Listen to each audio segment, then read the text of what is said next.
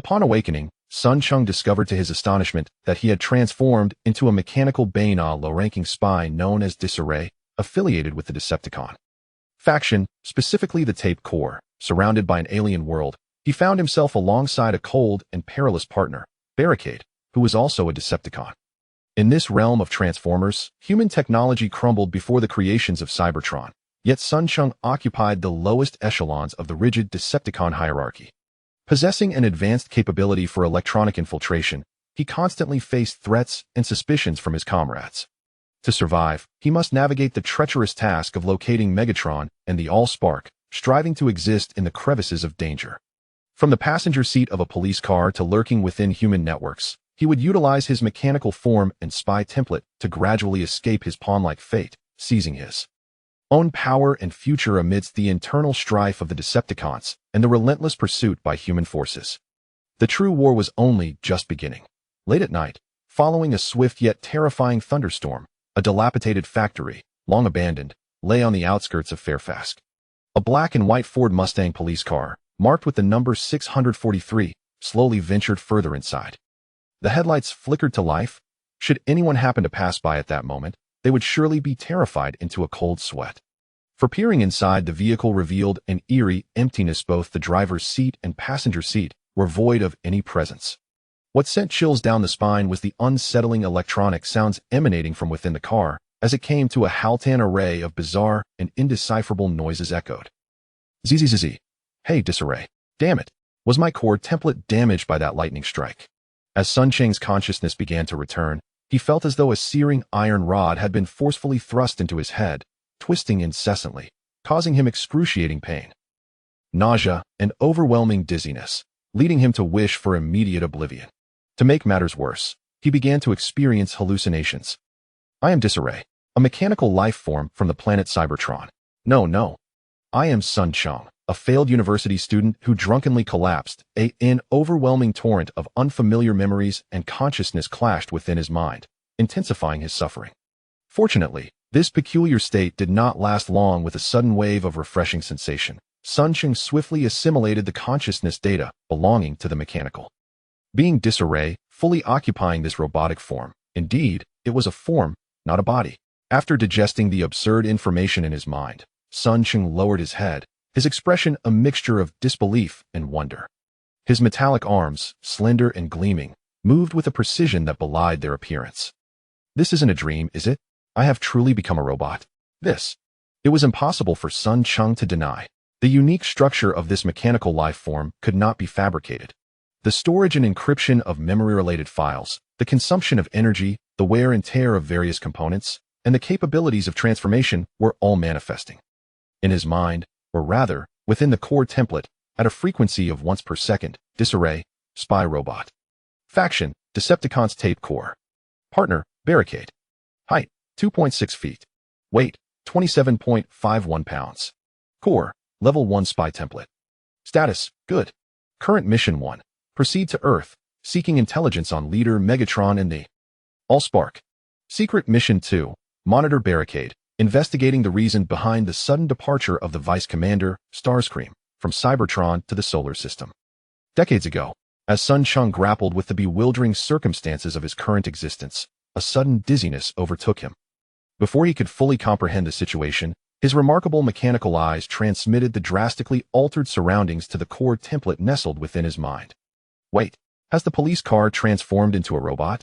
Is that my current partner, Barricade? Just as this thought crossed his mind, Sun Cheng quickly realized he was mistaken.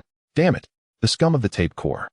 With an explosive roar, before Sun Cheng could even touch the ground, he felt his body being seized by powerful dark mechanical hands. Warning, exoskeleton showing minor damage.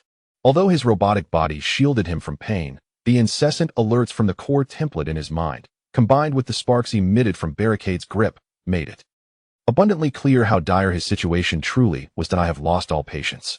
Wretched insect. Now, either tell me if the mission can proceed, or perish. Barricade's cold mechanical voice pierced through Sun Cheng's thoughts, and the escalating danger signals echoed in his mind, drowning him in an unshakable despair. In that moment, a voice from the depths of his soul echoed ominously, warning him, "You will die. You truly will die." Barricade.my template seems to have suffered some effects from the lightning strike. Instinctively, Sun Cheng responded, despite being acutely aware of the tremor and fear in his voice. A cruel smile flickered across Barricade's metallic visage, a visage that exuded both malice and violence. He appeared satisfied by Sun Cheng's terror, but as the glow in his two pairs of azure mechanical eyes flickered ominously, the chilling voice nearly sent Sun Cheng's core template into overdrive. Oh, so, I require a new assistant. The fear and unease intensified, stemming from the subconscious warnings of the original owner, Disarray. Having absorbed all of Disarray's memories, Sun Cheng finally comprehended the perilous predicament he now faced. He, Disarray, was a mechanical life form from the Decepticon faction of Cybertron, a member of the Tape Corps under the command of Soundwave. As a Decepticon intelligence operative, upon arriving in the distant solar system with Soundwave, he had received orders to team up with the Decepticon warrior known as Barricade, to search for their long-missing leader, Megatron, and the artifact known as the All-Spark, as intelligence suggested they could be on Earth. Furthermore, he had received a secret task from Soundwave. It was evident, however, that Barricade did not trust him. Sun Cheng instinctively swallowed, but only a garbled electronic sound escaped him. Amidst the pressing warnings, his mind began to operate at an unprecedented speed. My lord, although my condition has been affected, it does not impede the forthcoming mission. According to his understanding, while the Decepticons are mechanical life forms, their rigid hierarchy surpasses even the feudal era long since concluded among humans. The upper echelon of Decepticons exerts a stifling dominance over the lower ranks, a principle deeply embedded in the very core of these mechanical beings. This has rendered Sun Cheng, who currently inhabits the mechanical spy body known as Chaos, unable to muster even the slightest inclination to resist in the face of such hierarchical oppression. This undoubtedly heightened his unease. Oh, is that so? Upon witnessing the smirk of the imposing figure, who revealed a mouthful of jagged metallic teeth, Sun Cheng felt a tightening in his chest as the figure's grip on his own hand seemed to intensify, clearly not intending to let him off easily. Just as he was about to plead for mercy, a sudden flash of information surged through his mind, prompting him to exclaim, "Lord Barricade, if you kill me, it could be quite some time before the next intelligence officer arrives to assist you. I've heard that Lord Dizziness is nearing the solar system." As the words left his mouth, he felt himself tense up, fearing he had overstepped. However, the next moment, he was violently thrown out, colliding with a stone pillar within the derelict factory before crashing onto the filthy ground with a loud thud. Humph! After a disdainful grunt, Barricade's expression remained menacing as he loomed over Sun Cheng for a moment, before transforming back into a black and white Ford Mustang police car. With a mechanical whir, "Get in, let's go." The Decepticons' bodies are composed of memory metal, allowing them to recover swiftly from non-lethal damage.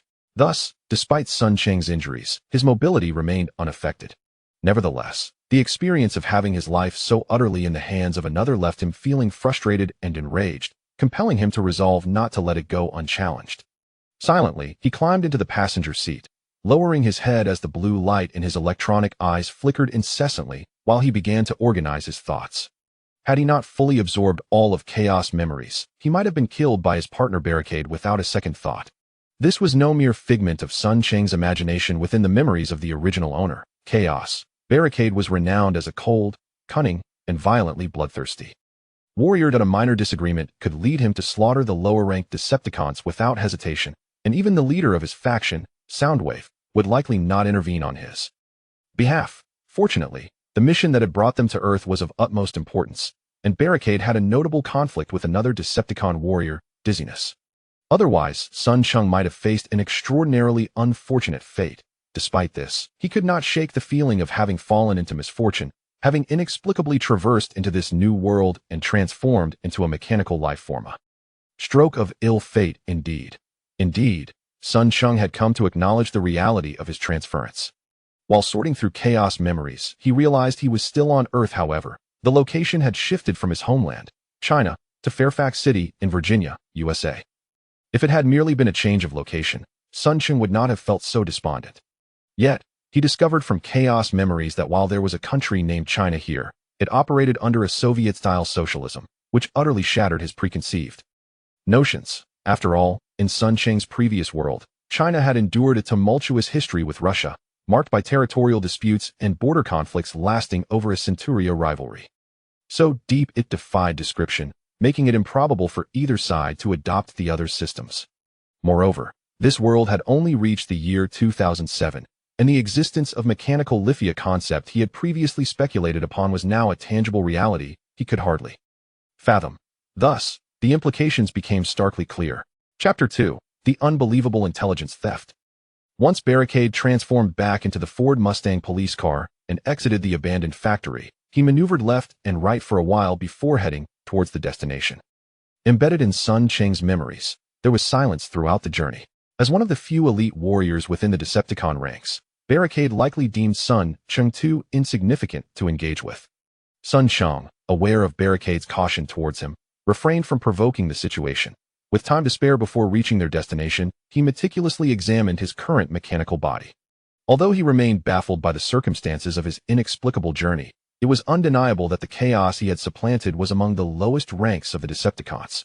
Distinguishing the levels of these mechanical beings was remarkably straightforward, far simpler than categorizing human socioeconomic statuses. The disparity in size between high-ranking and low-ranking Decepticons was vast. For instance, the diminutive Chaos stood at barely 1 meter post-transformation, while Barricade towered over 5 meters. This stark contrast stemmed from their respective cores. For the Decepticons, the core is of paramount importance, surpassing even the human brain and heart in significance. It is the essence of their existence, the central hub for all information processing and functional management. Different ranks of Decepticons are equipped with varying types of cores, classified from low to high as Template, Spark, and the legendary Matrix. The Template is undoubtedly the most inferior core, typically assigned to first and second tier Decepticons, and can be categorized into medical, spy, and production templates. The Spark, in contrast, is vastly superior, providing the Decepticons with enhanced energy for prolonged combat, and boasting a longer lifespan than any template. Regrettably, Chaos had limited knowledge of the Spark, only aware that it seemed to be the core used by ordinary third-tier warriors up to the Decepticon leader, Megatron. As for the Matrix, it exists only in the legends of Cybertron as a mythical artifact, purportedly crafted by a long-ago supreme leader. However, its authenticity remains unverified. The vehicle glided smoothly down the road at a brisk pace. After 21 minutes and 17 seconds, Sun Cheng was jolted back to reality as he leaned forward slightly to continue his examination. Peering through the car window, he recognized the familiar architecture outside, causing the blue light in his eyes to flicker. "We have arrived." A cold, electronic voice emanated from the driver's seat. Upon hearing this, Sun Cheng instinctively turned his head, only to discover that, at some point, a middle-aged Caucasian man with a vintage mustache had appeared in the previously empty driver's seat. That he appeared to be in his 40s, clad in standard American police attire, his gaze icy and expressionless, exuding an aura of lethal intent. He's not a real person, this is a projection. Despite the near-perfect realism of the figure beside him, Sun Cheng's hyper-accurate electronic eyes detected a faint shimmering aura surrounding him, leading him to realize it was merely a projection initiated by Barricade. Bang! The door of the passenger seat swung open unexpectedly. Sensing the presence of two piercing gazes upon him, Sun Cheng silently leaped from the vehicle, his diminutive frame rolling upon the ground before he dashed towards the wall of a nearby building without a backward glance. The esteemed George Mason University in Virginia, home to the Advanced Computer Technology Research Center. Inconspicuous within the city of Fairfax, this establishment is one of the few research institutions in the United States capable of providing the barely adequate internet speed required for Sun Cheng and his companions' mission. It is their destination for the evening. Warning: electronic surveillance devices detected. Evading security route as follows. Indeed, the mechanical spies of the Decepticons possessed formidable capabilities. The disarray electronic eyes not only boasted an astonishingly high resolution and night vision, but could also detect electromagnetic radiation and the operational frequencies of electronic devices within a certain range. Once this information was relayed to his core, it would automatically devise the optimal route for him to proceed. The spy template undoubtedly provided Sun Cheng with immense assistance, enabling him, a novice in espionage, to effortlessly circumvent surveillance cameras and the vigilant security personnel of the research center, nimbly infiltrating the building. Time: April 20th, 2007, 2:34 a.m. It was uncertain whether employees were working overtime at this hour or if security personnel were conducting their rounds within the building. Regardless, upon entering the research center, Sun Cheng discovered the front doors of the first-floor lobby ajar and the corridor lights illuminated. With a heightened sense of caution, Sun Cheng meticulously avoided several surveillance cameras and arrived at the door of an office on the second floor. After surveying the vicinity for a moment to ensure safety, he lifted his gaze to the keypad lock on the tempered glass door, which emitted a low electronic sound, a 6-digit numerical code.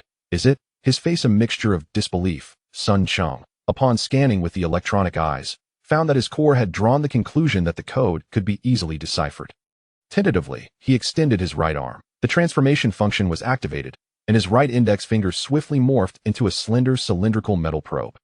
Inserting the modified finger into the repair hole of the keypad lock, the intrusion function of his spy template was immediately triggered, and within less than 0.0001 seconds, it had accessed all 7,842 input records stored in the lock's memory card. Through a straightforward filtering process, he identified the most frequently used set of digits, and in less than a second, the sequence 198,264 emerged in his mind.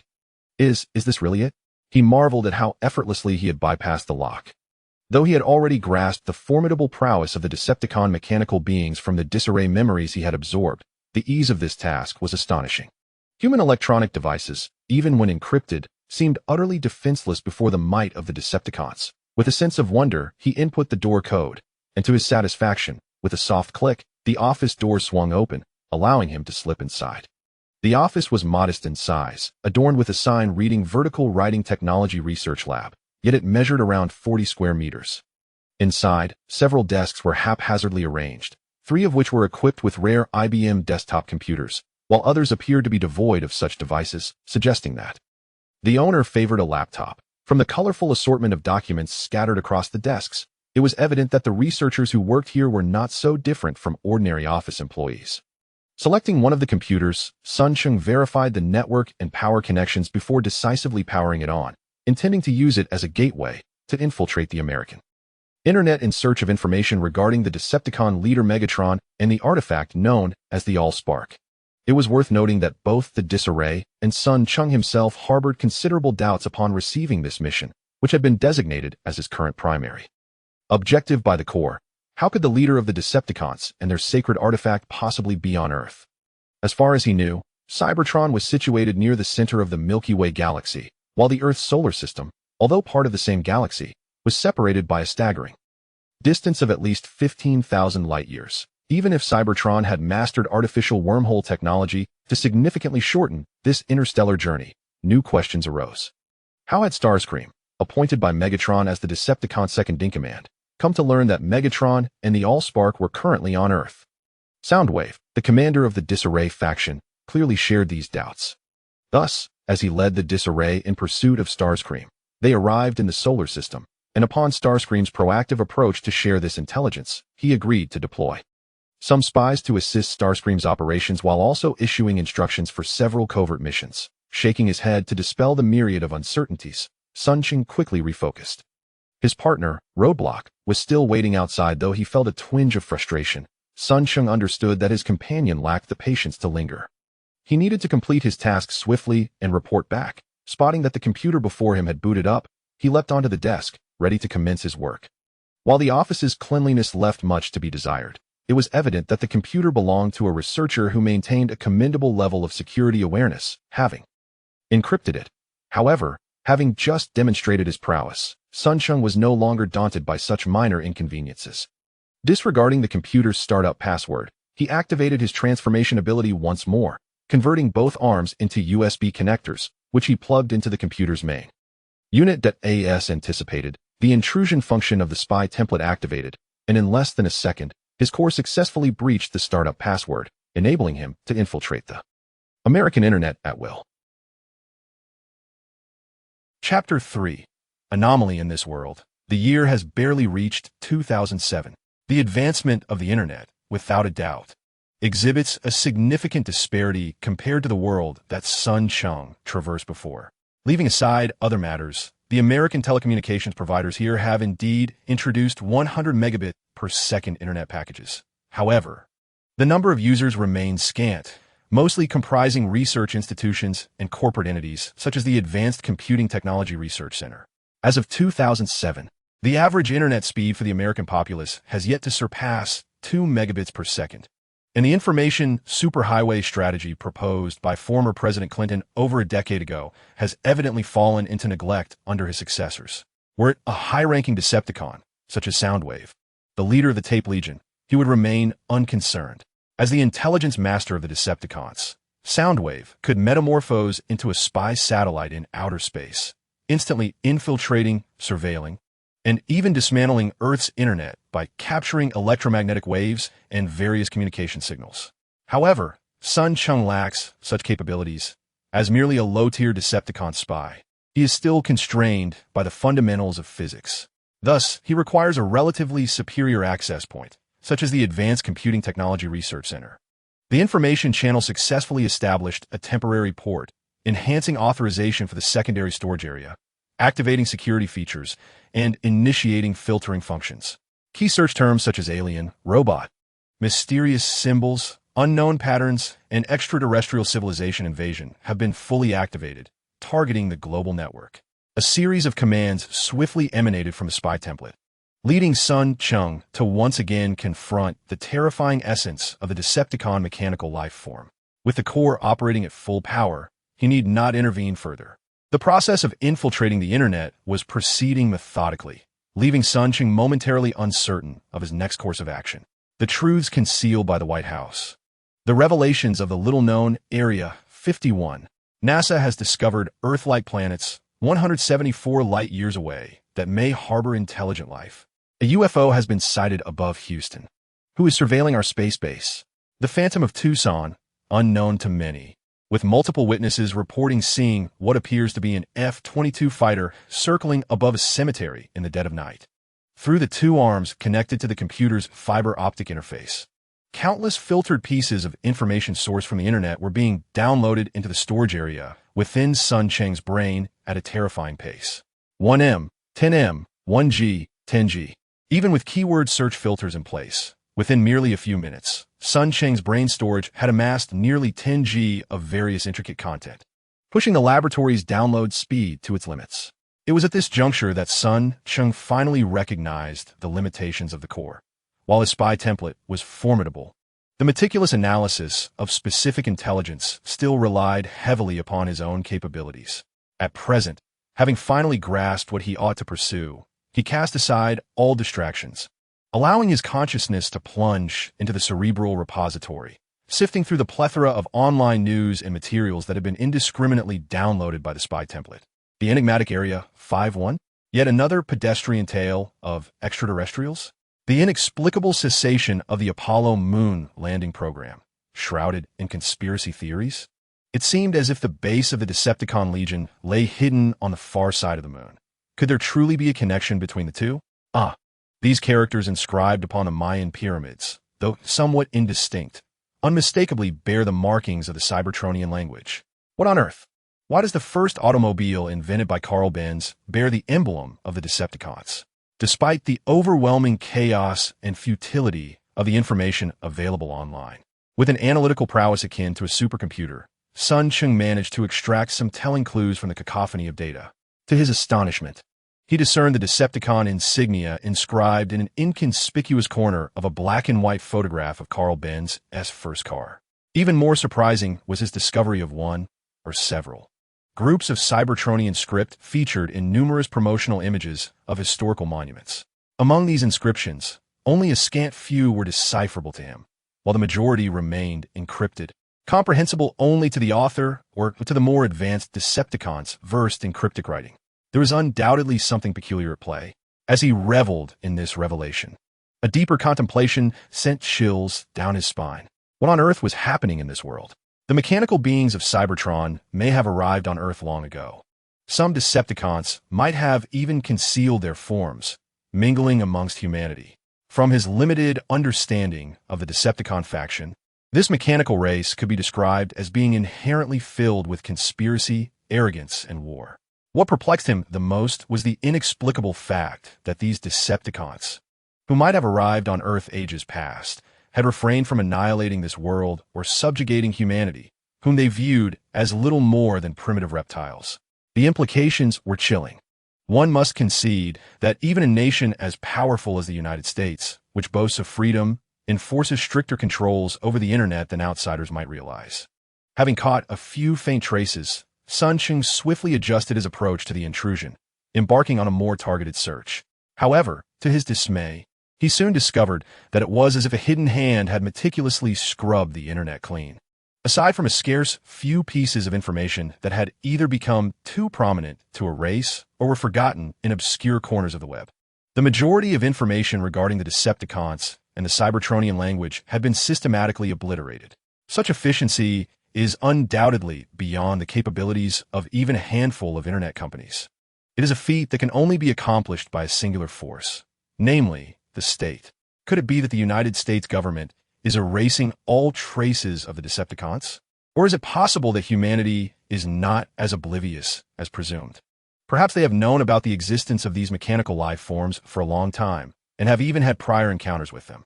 Doubts began to accumulate in Cheng's mind, and upon realizing that he could no longer uncover any further clues through ordinary networks, thoughts of retreat surged within him. He promptly disabled the intrusion function and withdrew the two arms connected to the computer's mainframe. However, at that moment, Cheng suddenly sensed a violent tremor emanating from his core. Before he could fully comprehend the situation, a wave of dizziness washed over him. When he regained his senses, he found himself no longer in the office he had just occupied, but instead within a small, spherical space radiating a gentle aquamarine glow. What was happening? The disconnection from his arms and body instilled an overwhelming sense of fear within him. As he realized he was suspended in midair, Cheng, unable to see his own expression, was certain it must have been one of sheer horror. Where is this? Cautiously, he scanned his surroundings, soon allowing himself a slight sigh of relief. In this sphere, no larger than a few square meters, there were no other figures present, save for two dim screens floating not far ahead. Nevertheless, after lingering cautiously for a moment, Cheng could no longer contain his impatience and drifted closer to one of the screens, halting warily before it. To his surprise, as if sensing his presence, the screen before him suddenly illuminated, revealing a small mechanical figure, proportioned at a mere 3 heads tall, quietly seated on a chair. A robot? Wait, why does this office seem so familiar? Is that not my current body?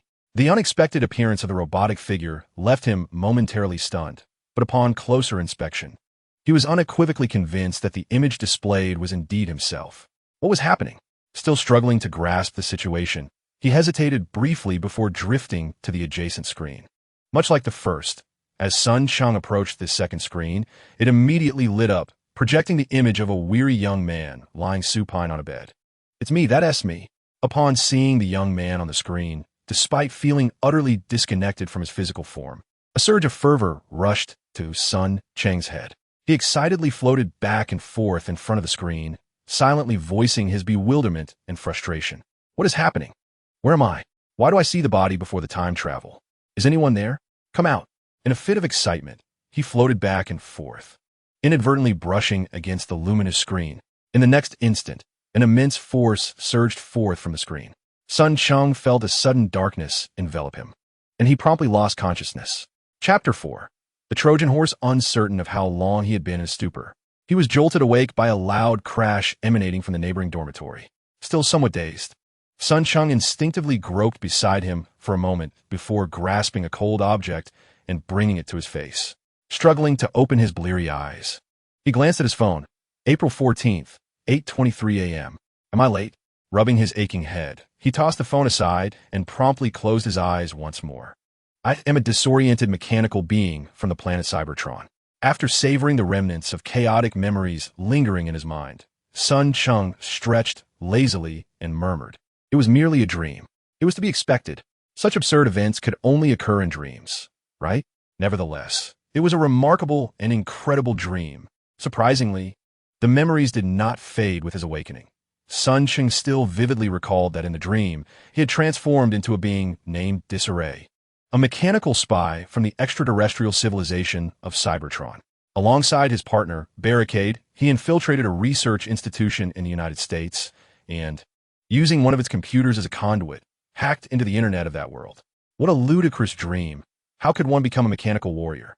With a self-deprecating smile, Cheng rose from his bed. He extracted the last cigarette from a withered pack on the corner of his desk and placed it between his lips. Just as he found a lighter to ignite it, he was drawn to the sounds of laughter outside. He moved to the window and peered through the balcony, observing the young college students below, radiating boundless vitality under the bright morning sun. A flicker of envy and regret crossed his eyes. How wonderful it would be if everything could begin anew. This thought had been circling in Sun Cheng's mind frequently over the past fortnight. He once shared such spirited moments, surrounded by friends who would engage him in late-night conversations about dreams, games, and gossip. Alas, now they were all gone.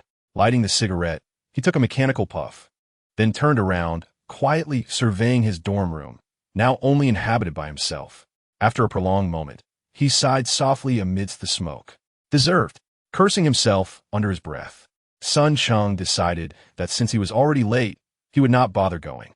He leisurely finished his cigarette, then became aware of the unpleasant odor from the previous night's revelry. Grabbing a basin, he headed to the bathroom across the hall to wash up. After completing his ablutions, he changed into fresh clothes. Upon returning to his room, he first grabbed a packet of instant noodles, tore it open, placed it in a bowl, and poured hot tea over it before carrying it to his computer desk. Before him lay a disordered computer desk, adorned with 3 empty bottles of early Yang Xiaosu, their lingering scent of alcohol still faintly perceptible. Beside the bottles, a plate of cold dishes and a plate with only a few strands of spicy and sour shredded potatoes exuded an unmistakable air of poverty, which weighed heavily on Sun Cheng's heart. With a sigh, he set down the instant noodle box and bent to retrieve the trash bin, disposing of the clutter strewn across the desk. Once this was accomplished, he found a cloth to wipe the surface clean, before finally taking a seat at the computer desk and powering on his device.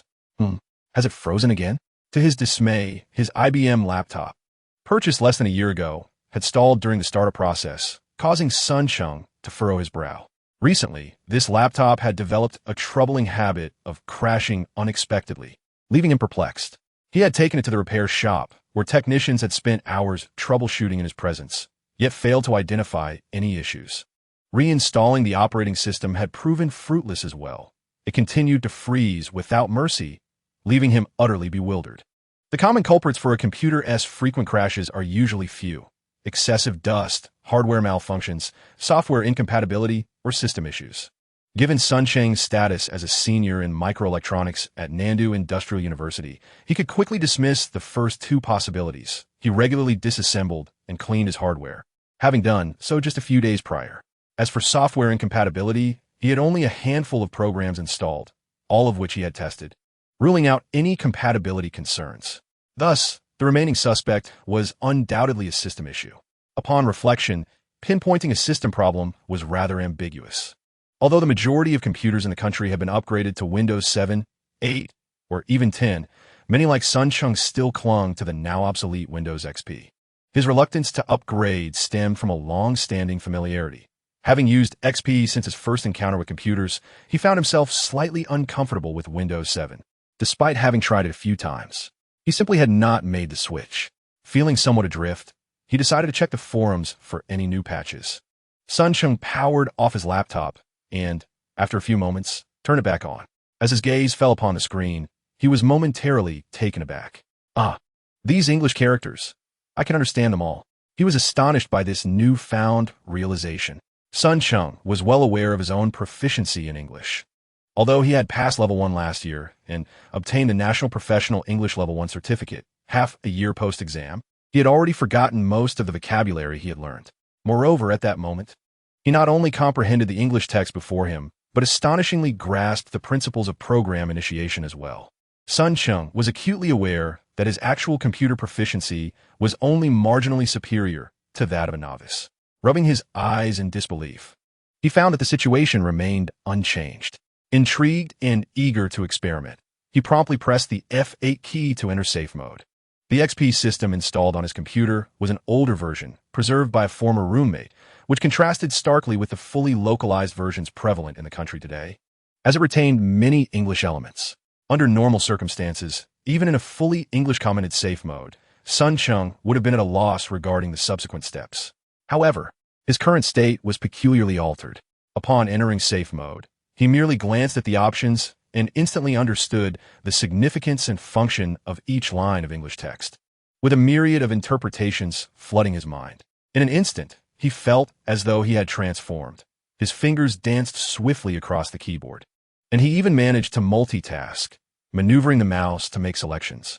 What had once seemed an enigmatic operating system now appeared entirely transparent to him, with every character and line of code devoid of any secrets. After a flurry of keystrokes, Cheng successfully initiated a comprehensive self-diagnostic of the system's hardware and software. As the self-check program commenced, he gradually regained his composure, sitting before the computer with an expression of incredulity, his eyes wide as he observed his hands. Then darted back to the screen, filled with astonishment. Is this truly my doing? The events that had just transpired were utterly perplexing. While he could attribute his understanding of the English characters in the system programs to his rudimentary knowledge of the language, how could he possibly account for his grasp of complex computer technology? In that fleeting moment, it felt as though a superconsciousness had emerged within him. Even the most elite hackers in the nation would hesitate to claim complete mastery over the XP system. Yet before this newfound awareness, its secrets appeared laughably simplistic. Cheng was acutely aware of his own level of computer expertise. As a microelectronics major, he was certainly more adept than the average individual. Yet he fell short of professional standards. Furthermore, he could not fathom how any renowned figure in the global computer arena could, within merely a minute or two of navigating safe mode, devise dozens of proposals to enhance the XP system. This was simply beyond belief. While he was deeply engrossed in pondering the extraordinary events unfolding within him, a sudden chime emanated from the notebook in front of him, causing him to frown. It turned out that the XP system had completed its in-depth self-diagnosis, yet no anomalies had been detected. Unwilling to give up, he reluctantly set aside his inquiries into the peculiar events surrounding him. With a flurry of keystrokes, he summoned the hidden crash logs from the system files. After perusing them for a while, a frown creased Cheng's brow. A folder within the C drive remained inaccessible.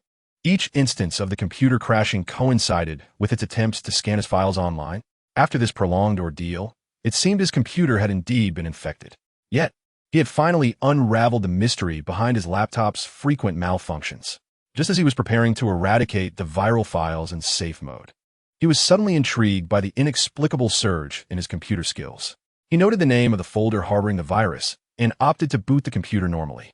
Once the system had restarted, Cheng promptly navigated to the C drive, locating the suspicious folder concealed among numerous system files, only to find access was denied yet again. Had it been a day prior, he would have been at a loss. However, now, Cheng merely furrowed his brow. Indeed, it was not mere coincidence. Upon realizing the folder's inaccessibility, various solutions inexplicably materialized in his mind. With a basic understanding of computers, he quickly determined that these strategies were indeed feasible. He chose the simplest approach. First, he elevated his computer permissions to the highest level, then attempted to access the folder again. And this time, he encountered no unforeseen obstacles. He easily opened it. To his astonishment, the file labeled Sutrasex turned out to be a Trojan. After examining the source code, his brow furrowed even deeper. The installation date was February 24th. Wasn't that the day his system had been reinstalled?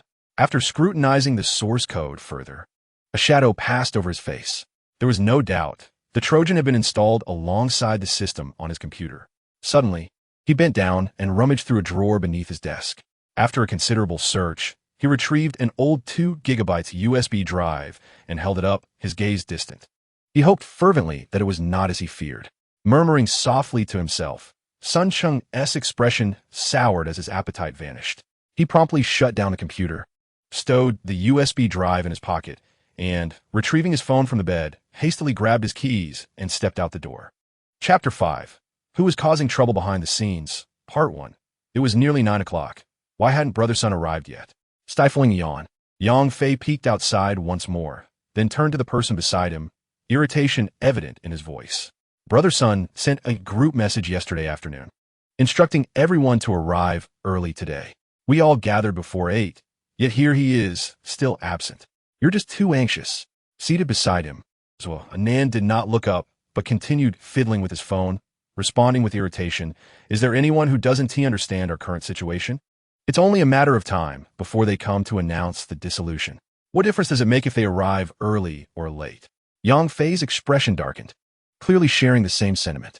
After a lengthy pause, he shook his head, lamenting the effort of everyone involved over the past 3 months. This remark elicited only silence from Xuanan. After a while, he irritably placed his phone on the table, resting his head on his arms in a quiet resignation. On the 3rd floor of an old office building within the campus, Sun Cheng hesitated for an extended moment before resolutely striding toward an office just a few steps away. Upon reaching the door, he felt several gazes converge upon him, causing his cheeks to flush. "Brother Sun, you've arrived." A chubby-faced young man stood up to greet him, his eyes sparkling with anticipation, which tugged at Sun Cheng's heartstrings. The young man, Yang Fei, was a junior in the computer science program, a fellow student from Nandu Industrial University, and perhaps the one with whom Sun Cheng shared the closest bond at present. Yang Fei's expectations were all too clear to Sun Cheng, and the mere thought of it caused a pang of pain in his heart. How had things come to this?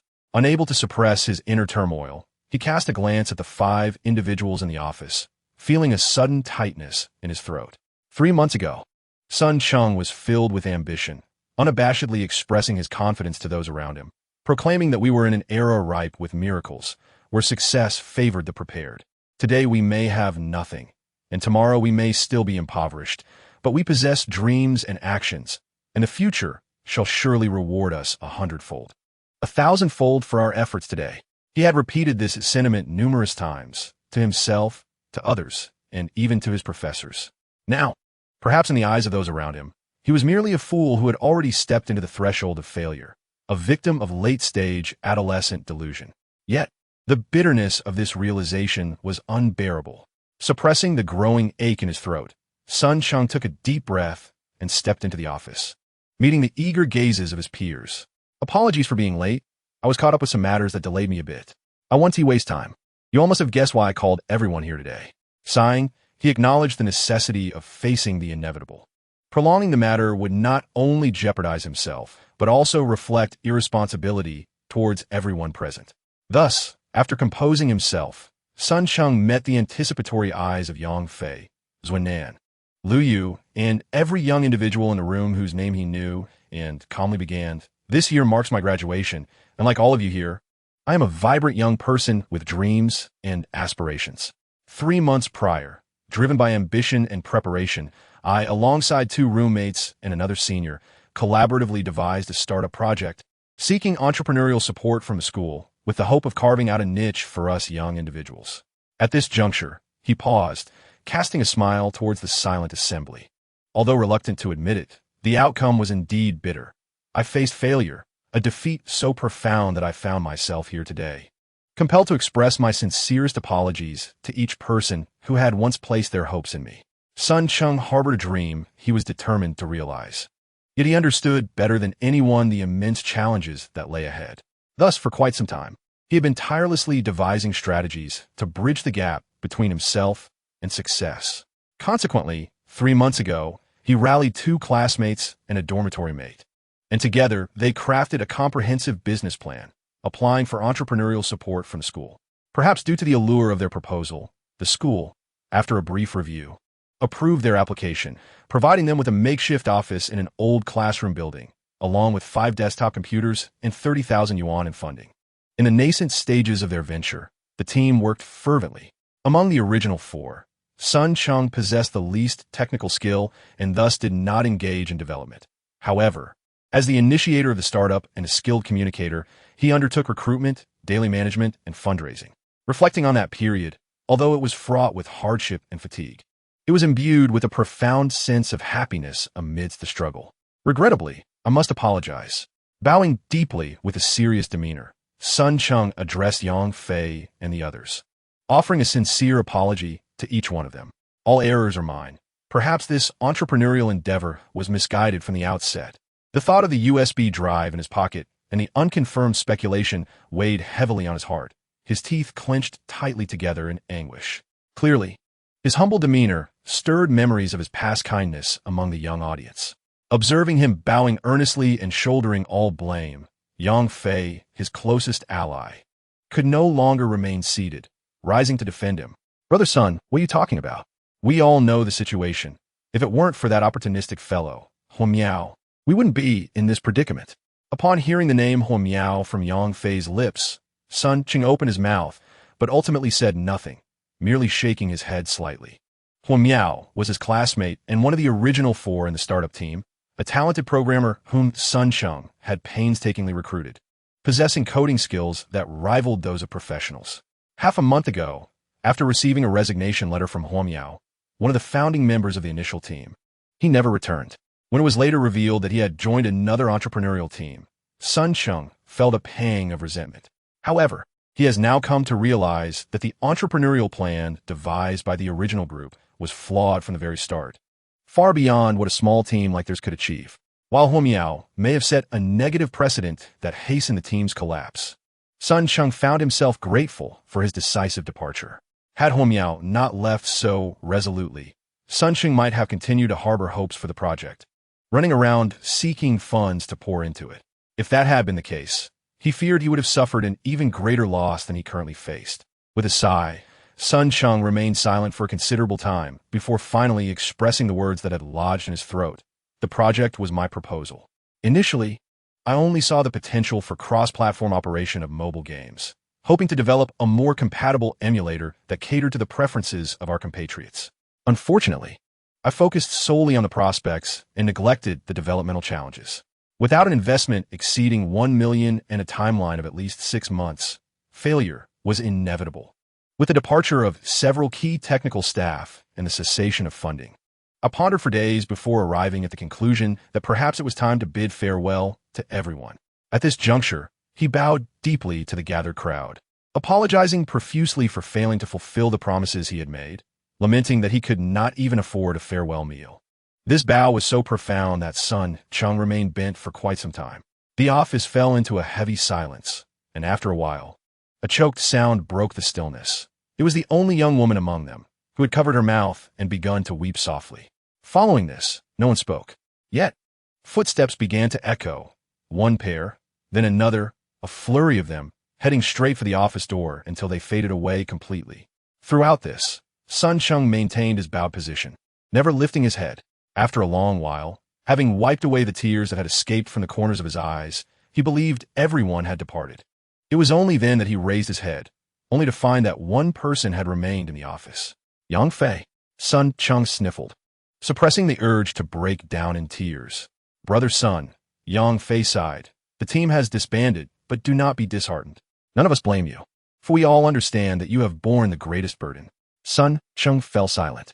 Over the course of 3 months of entrepreneurship, in pursuit of his dreams, he had borrowed amounts ranging from 3 to 5,000 from several roommates he had shared living quarters with for 3 years, and even up to 20,000. To sustain the team's daily expenses, he had borrowed 10,000 in his personal capacity from a campus loan platform, and an additional 50,000 in the name of the entrepreneurial project. In total, he now bore a debt of nearly 100,000. In this present age, entrepreneurial ventures have faltered, companionship has been lost, and emotional ties have frayed. All the burdens of blame and debt have befallen Cheng, who undeniably bears the brunt of this misfortune. Yang Fei, perceptive of the despondency reflected in Cheng's dim gaze and pallid complexion, attempted to offer words of solace. However, as the words lingered on the tip of his tongue, he found himself unable to articulate them. After a moment of hesitation, he sighed and softly remarked, "Brother I have placed the keys on the table for you. You are a person of great endeavors. One failure does not define you. Should you require my assistance, do not hesitate to call."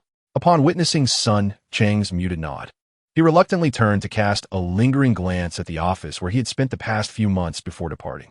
Chapter 6. Who is Stirring Trouble? Part 2 soon.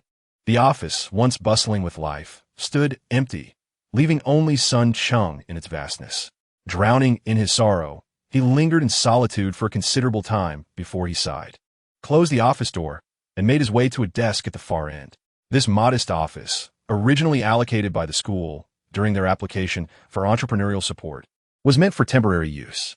Although it housed only a few desks and 5 mediocre desktop computers lent by the school, its simplicity was imbued with warmth, as it was here that Cheng and his companions had forged countless cherished memories. Regrettably, all of that was now lost. Approaching his frequently used desk, he found no trace of the high-end laptop his roommate had often brought, and the scattered documents that remained were cloaked in a fine layer of dust. suggesting a prolonged period of neglect. He traced a finger across the surface, feeling the rough texture of the dust, and after a prolonged silence, Sun Cheng withdrew a USB drive from his pocket, his eyes flickering with uncertainty. "Please, let it not be as I fear," he murmured softly, as if reassuring himself. Quickly regaining his composure, he moved to a nearby desk but did not take a seat. Instead, he powered on the computer. If his memory served him correctly, the school-provided computers were pre-installed with a domestically adapted version of Linux, akin to a Chinese variant of Microsoft XP. However, as some team members had struggled with it, a few machines had been replaced with Windows 7, though this did not hinder his current task. First, he entered safe mode, leveraging the newfound, albeit perplexing, computer skills he had acquired. With diligence, Sun Cheng began to inspect the office's computer for any anomalies. Nothing? Could it truly be a figment of my imagination? Doubt clouded his mind as he proceeded to examine the other computers, each yielding no sign of the Trojan he had discovered on his laptop. Returning to the initial computer, he stood before it once more, a mix of apprehension and determination swirling within him. After a moment's hesitation, he, still plagued by doubts in his heart, once again retrieved the USB drive and inserted it into the computer, preparing to install the system from the drive onto this machine to validate his suspicions. 40 minutes passed, a considerable stretch of time indeed, perhaps due to the prolonged strain of his gaze fixated on the computer screen. Sun Cheng began to feel a wave of dizziness wash over him. Rubbing his somewhat dazed forehead, he did not cease his actions. Once the installation was complete, he swiftly set himself the highest permissions and entered the C drive. In a mere matter of seconds, he discovered the inconspicuous Trojan folder amidst numerous system files. Instantly, Sun Cheng's expression darkened, and fragments of memories that had once been overlooked began to surge forth in his mind. "Ah Cheng, if you aspire to achieve greatness, I wholeheartedly support you. You are well aware of my family's circumstances. I cannot assist you financially, but if you do not mind, I can lend a hand. Do not scoff at the modest sum, Ah Cheng. I have managed to gather 7,000 yuan after much pleading. It should suffice for a while. Please do not refuse. Oh, your stubbornness is truly remarkable. Let us consider a loan, shall we?" Speaking of borrowing money, I overheard a classmate mention a campus loan platform the other day. It seems they offer favorable terms for student entrepreneurs, though I cannot vouch for its authenticity. What? Even the repair shop failed to detect any issues? Why not reinstall the system? Here, I happen to have a classic version of the XP installation package. The more he reminisced, the more he perceived the numerous ambiguities within those once profoundly moving words. Sun Cheng felt as though a heavy stone were pressing down upon his chest, intensifying the dizziness swirling in his mind. His head throbbed painfully. Could be a hangover from last night? In hardly any time at all, his vision began to blur. And despite his lingering confusion, Sun Cheng recognized that something was amiss with his body. He pulled a nearby stool closer and sat down heavily, intending to rest for a moment, hoping to regain his composure. However, as he closed the computer and pushed the keyboard aside, he felt the dizziness encroach upon him relentlessly, accompanied by a growing heaviness in his eyelids. Before he could lay down for even a few minutes, his vision darkened, and he fainted completely. What was happening? Upon opening his eyes, Sun Cheng discovered that he was no longer in the office within the old campus, but rather in an unfamiliar, yet strangely familiar aquamarine spherical space, prompting an involuntary exclamation. Alas, although he made the effort to shout, no sound reached his ears. Combined with the disorienting sensation of losing his corporeal form, he suddenly realized what had transpired. In the shimmering aquamarine sphere, devoid of physical sensation, could it be that everything that had occurred last night was not merely a dream? A flicker of insight flashed through his mind, and Sun Cheng's expression subtly shifted. To validate his conjecture, he, now akin to a phantom, swiftly lifted his head to gaze at the very center of this spherical space. Indeed, he discerned two equally sized luminous screens standing upright, one to the left and one to the right, at the core of this enigmatic realm. He promptly glided towards one of the screens, and as he approached, the previously dim surface illuminated to reveal the figure of a young man, hunched over a desk. The office at his eye. Suppressing the tumult of excitement and anxiety within, Sun Cheng, having had one prior experience, began to perceive that some changes had seemingly occurred within him. though he could not yet ascertain whether these alterations were beneficial or detrimental. Last night, in his fervor, he had not taken the time to scrutinize the luminous screen. Now, reassured that he could depart from this place, the urgency of the previous night dissipated, and he gazed with keen interest at the screen before him. Soon noticing details he had overlooked the night prior. There were two sets of numbers, appearing quite systematic, each accompanied by a differently colored star-shaped symbol. Blue star, 651,000. Red star, 51847, 5612. The first set of numbers posed no difficulty, yet Sun Cheng found himself perplexed, unable to decipher its significance after a prolonged stare. Conversely, the numbers following the black star diminished incessantly with his breaths, reminiscent of a countdown. After a moment of intense focus, he began to grasp a potential meaning, silently calculating in his mind, arriving at a conjectured figure. 36 days? Did this hold any special significance? However, with the information at hand being exceedingly scant, he could not fathom the meaning of these two sets of numbers, ultimately resigning to cease his investigations. He then resumed his examination of the luminous screen until he confirmed that no further information remained. Disheartened, he floated towards the adjacent light wall.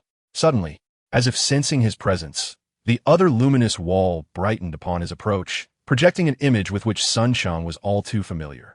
Was that the office of the research center I infiltrated last night? Why does this image persist? Had nothing changed since I abruptly fainted there? The screen displayed the very scene he had witnessed the previous night, a mechanical figure, diminutive in stature, tumbling from a chair. After a meticulous inspection, he quickly discovered two sets of numbers in one corner of the screen. One set mirrored the figures on the other wall, similarly adorned with a blue star, followed by 651,000. The second set, however, diverged from the former, marked by a white star and revealing an entirely new numeral, 11. This left Sun Cheng, who sought to analyze the data, feeling increasingly confounded. It seems that last night was not merely a dream, but what in truth is this place? What has truly transpired within my being? Could it be that these two luminous walls symbolize two distinct realms? What should I do? Should I venture to verify this? Despite the incessant warnings from his subconscious, the extraordinary and terrifying nature of his current predicament weighed heavily on him. Not to mention the sheer absurdity of an individual traversing freely between two worlds. Just recalling the harrowing incident from the previous night in the other world, where he narrowly escaped being crushed by a roadblock, served as a testament to the perilous nature of such an adventure, one that could jeopardize his very life. With a swallow, Sun Cheng's gaze fixated intently on the radiant wall before him. Yet, being a young man, after a moment of hesitation, he could not resist the allure of this serendipitous encounter. He glanced at the adjacent luminous wall, gritted his teeth, and, without looking back, plunged headlong into the glowing barrier before him. Chapter 7. Bloodshed. When he regained his senses, Sun Cheng's mechanical eyes flickered with blue light. Had he truly been unconscious for merely a second? Upon realizing the temporal shift within his core, Sun Cheng was evidently astounded, struggling to comprehend the situation. He hurriedly reconnected to the computer before him, calibrating the time with the interwoven network of this world, confirming that he had not erred. The lengthy night in the alternate realm, along with the subsequent morning's events, had not the slightest impact on this reality. It was as if a mysterious hand, wielding unfathomable power, had frozen time in this world the moment he traversed back to reality. Remarkable, unbelievable, he muttered in awe, although the words emerged as mere electronic sounds. Rising, he withdrew his right arm from the mainframe, having just shut down the computer in preparation to depart, when a sudden noise caught his attention. He turned to investigate, only to discover a palm-sized object had fallen from the chair beside him. On the ground not far away lay a diminutive smartphone, an item that should not exist. The ultra-clear lenses of his mechanical eyes captured the silhouette of the phone in the dim environment, causing Sun Cheng to momentarily freeze. Could this be my iPhone 5?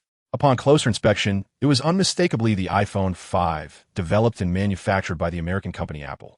Although this parallel world also boasted an Apple Incorporated. The timeline had only just reached the year 2007, let alone this model, which was touted as Apple's final classic smartphone. The first generation iPhone had only been released 2 months prior and had yet to see an official launch.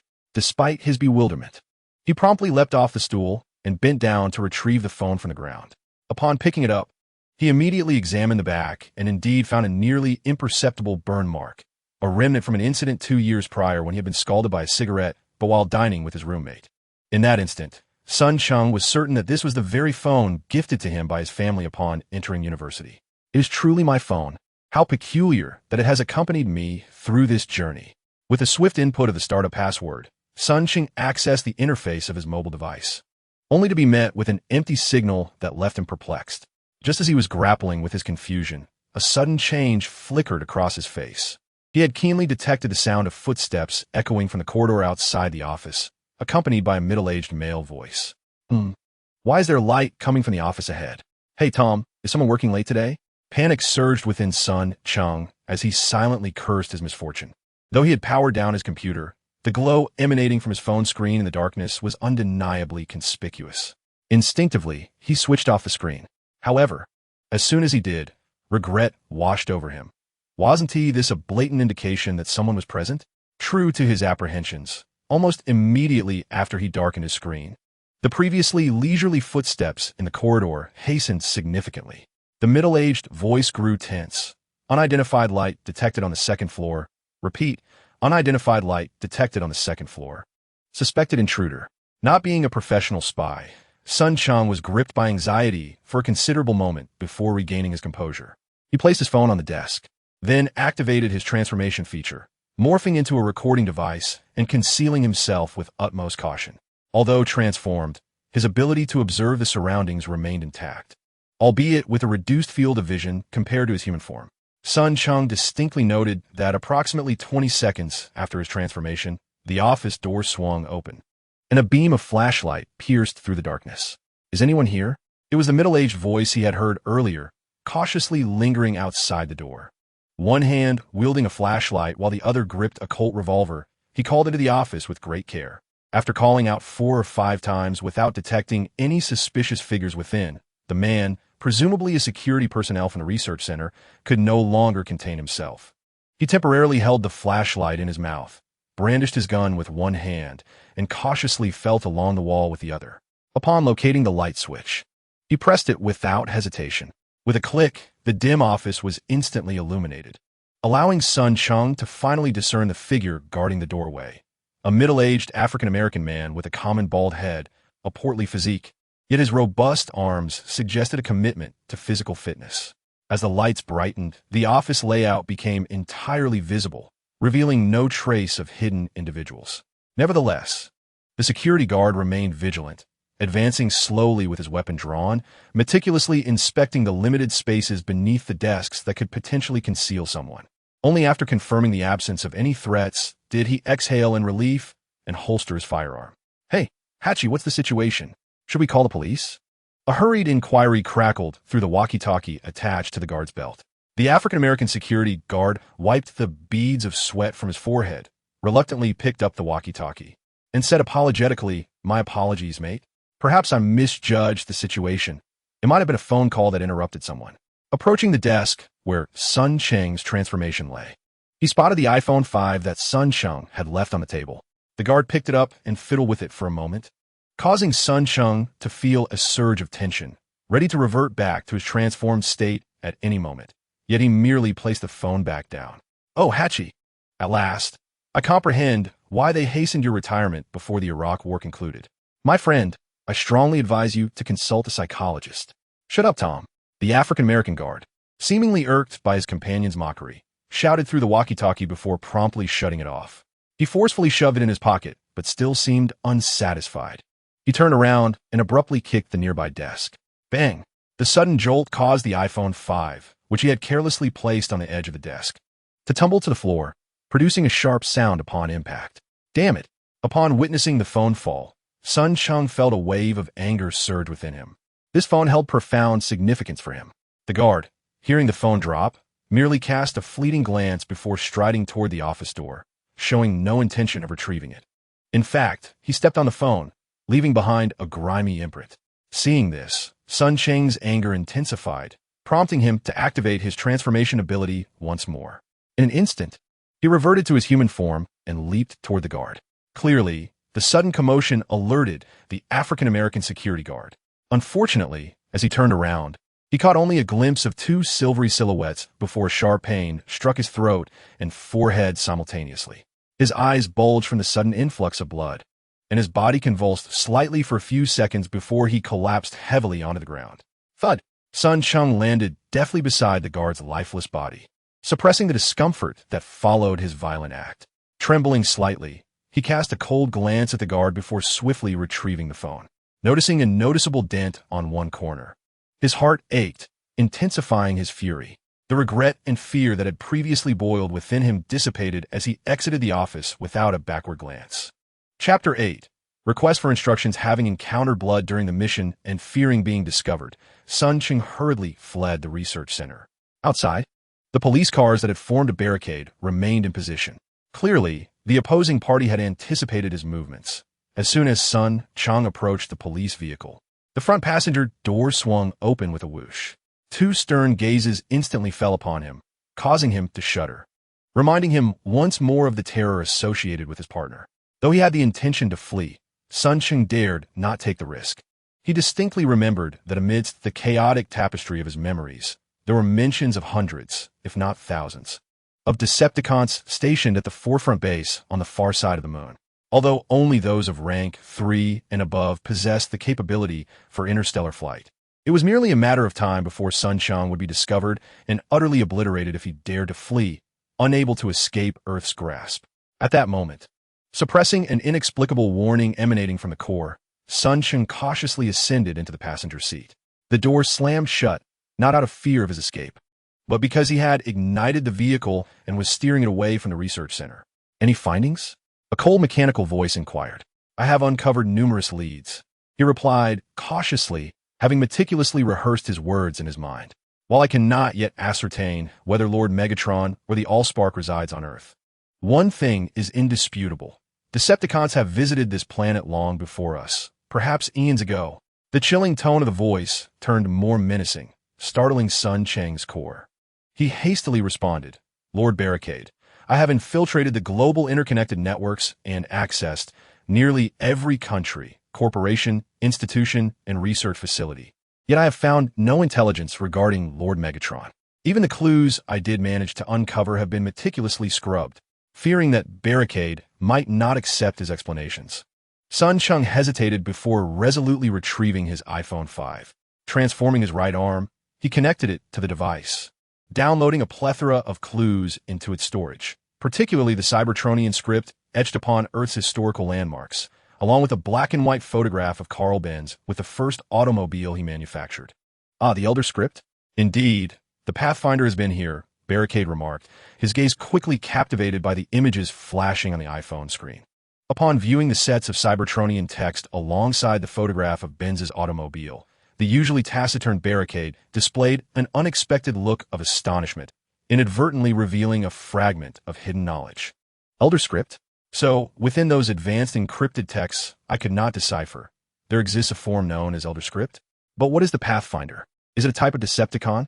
Sun Cheng mentally recorded the snippets of information Barricade had unwittingly divulged. However, despite his desire to unravel the mysteries of the Elder Script and the Pathfinder, he dared not inquire further. After a brief moment of contemplation, he finally ventured to ask, What shall be our next course of action, Lord Barricade? After a prolonged silence, Barricade finally replied, Continue the pursuit for intelligence on Lord Megatron. He made no mention of the source of flame, causing a flicker of blue light in Sun Cheng's eyes. After a moment of careful recollection, he realized he had been dispatched by the sound wave to assist in gathering intelligence on Earth.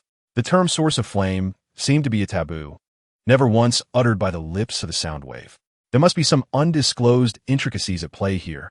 The more he pondered, the more he sensed a hidden scheme behind it all. Yet, the demeanor of his counterpart unexpectedly alleviated his anxiety. Immediately, he echoed, I have already breached the global internet, and I can confirm that there are forces on Earth that have specifically purged this type of information. Therefore, pursuing further through conventional means will be exceedingly challenging. As he spoke, suppressing the unease within, Sun Cheng decided to test the waters regarding the sound wave's current attitude towards him. Two piercing glares were swiftly cast upon him, causing Sun Cheng's core to tremble violently. Fortunately, it appeared he had won the gamble. although the sound wave let out a dismissive grunt and growled irritably. Finish your words. It seemed he was not inclined to further target Sun Cheng.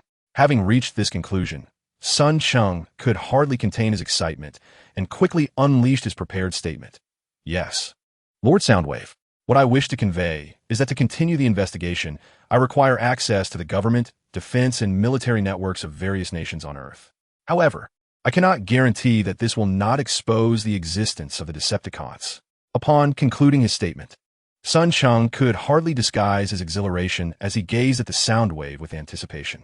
It was not that he desired authorization for the intrusion. Rather, he hoped fervently for a decisive rejection of his request.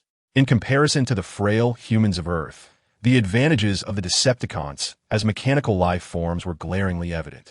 Even as the most basic Decepticon spy, he could easily overpower a squad of professional soldiers. Should elite warriors like Soundwave, who specialized in combat, engage directly against the military of a small nation on Earth, it would be an effortless endeavor. However, their innate strength did not imply that the Decepticons were entirely unconcerned about humans. In truth, due to a greater emphasis on enhancing individual combat capabilities, the advanced warriors of the Decepticons were equipped with alloys that could withstand most conventional weaponry found on Earth, as well as small-scale anti-ground and anti-air missiles. Nevertheless, they would still have to tread carefully in the face of tactical and strategic nuclear weapons produced by the human race. As far as he understood, the Decepticons were not only wary of human nuclear arms, but also aware that high-explosive bombs and depleted uranium penetrators employed by certain nations could severely damage them. Moreover, there were likely unknown technologies yet to be disclosed. The myriad risks and uncertainties associated with a full-scale war against humanity made it imperative that the Decepticons exercise caution. Unless they could summon their main forces stationed on Cybertron, spanning over 10,000 light-years, or appoint a madman to lead them, the Decepticons were unlikely to readily test the limits of Earth's nations.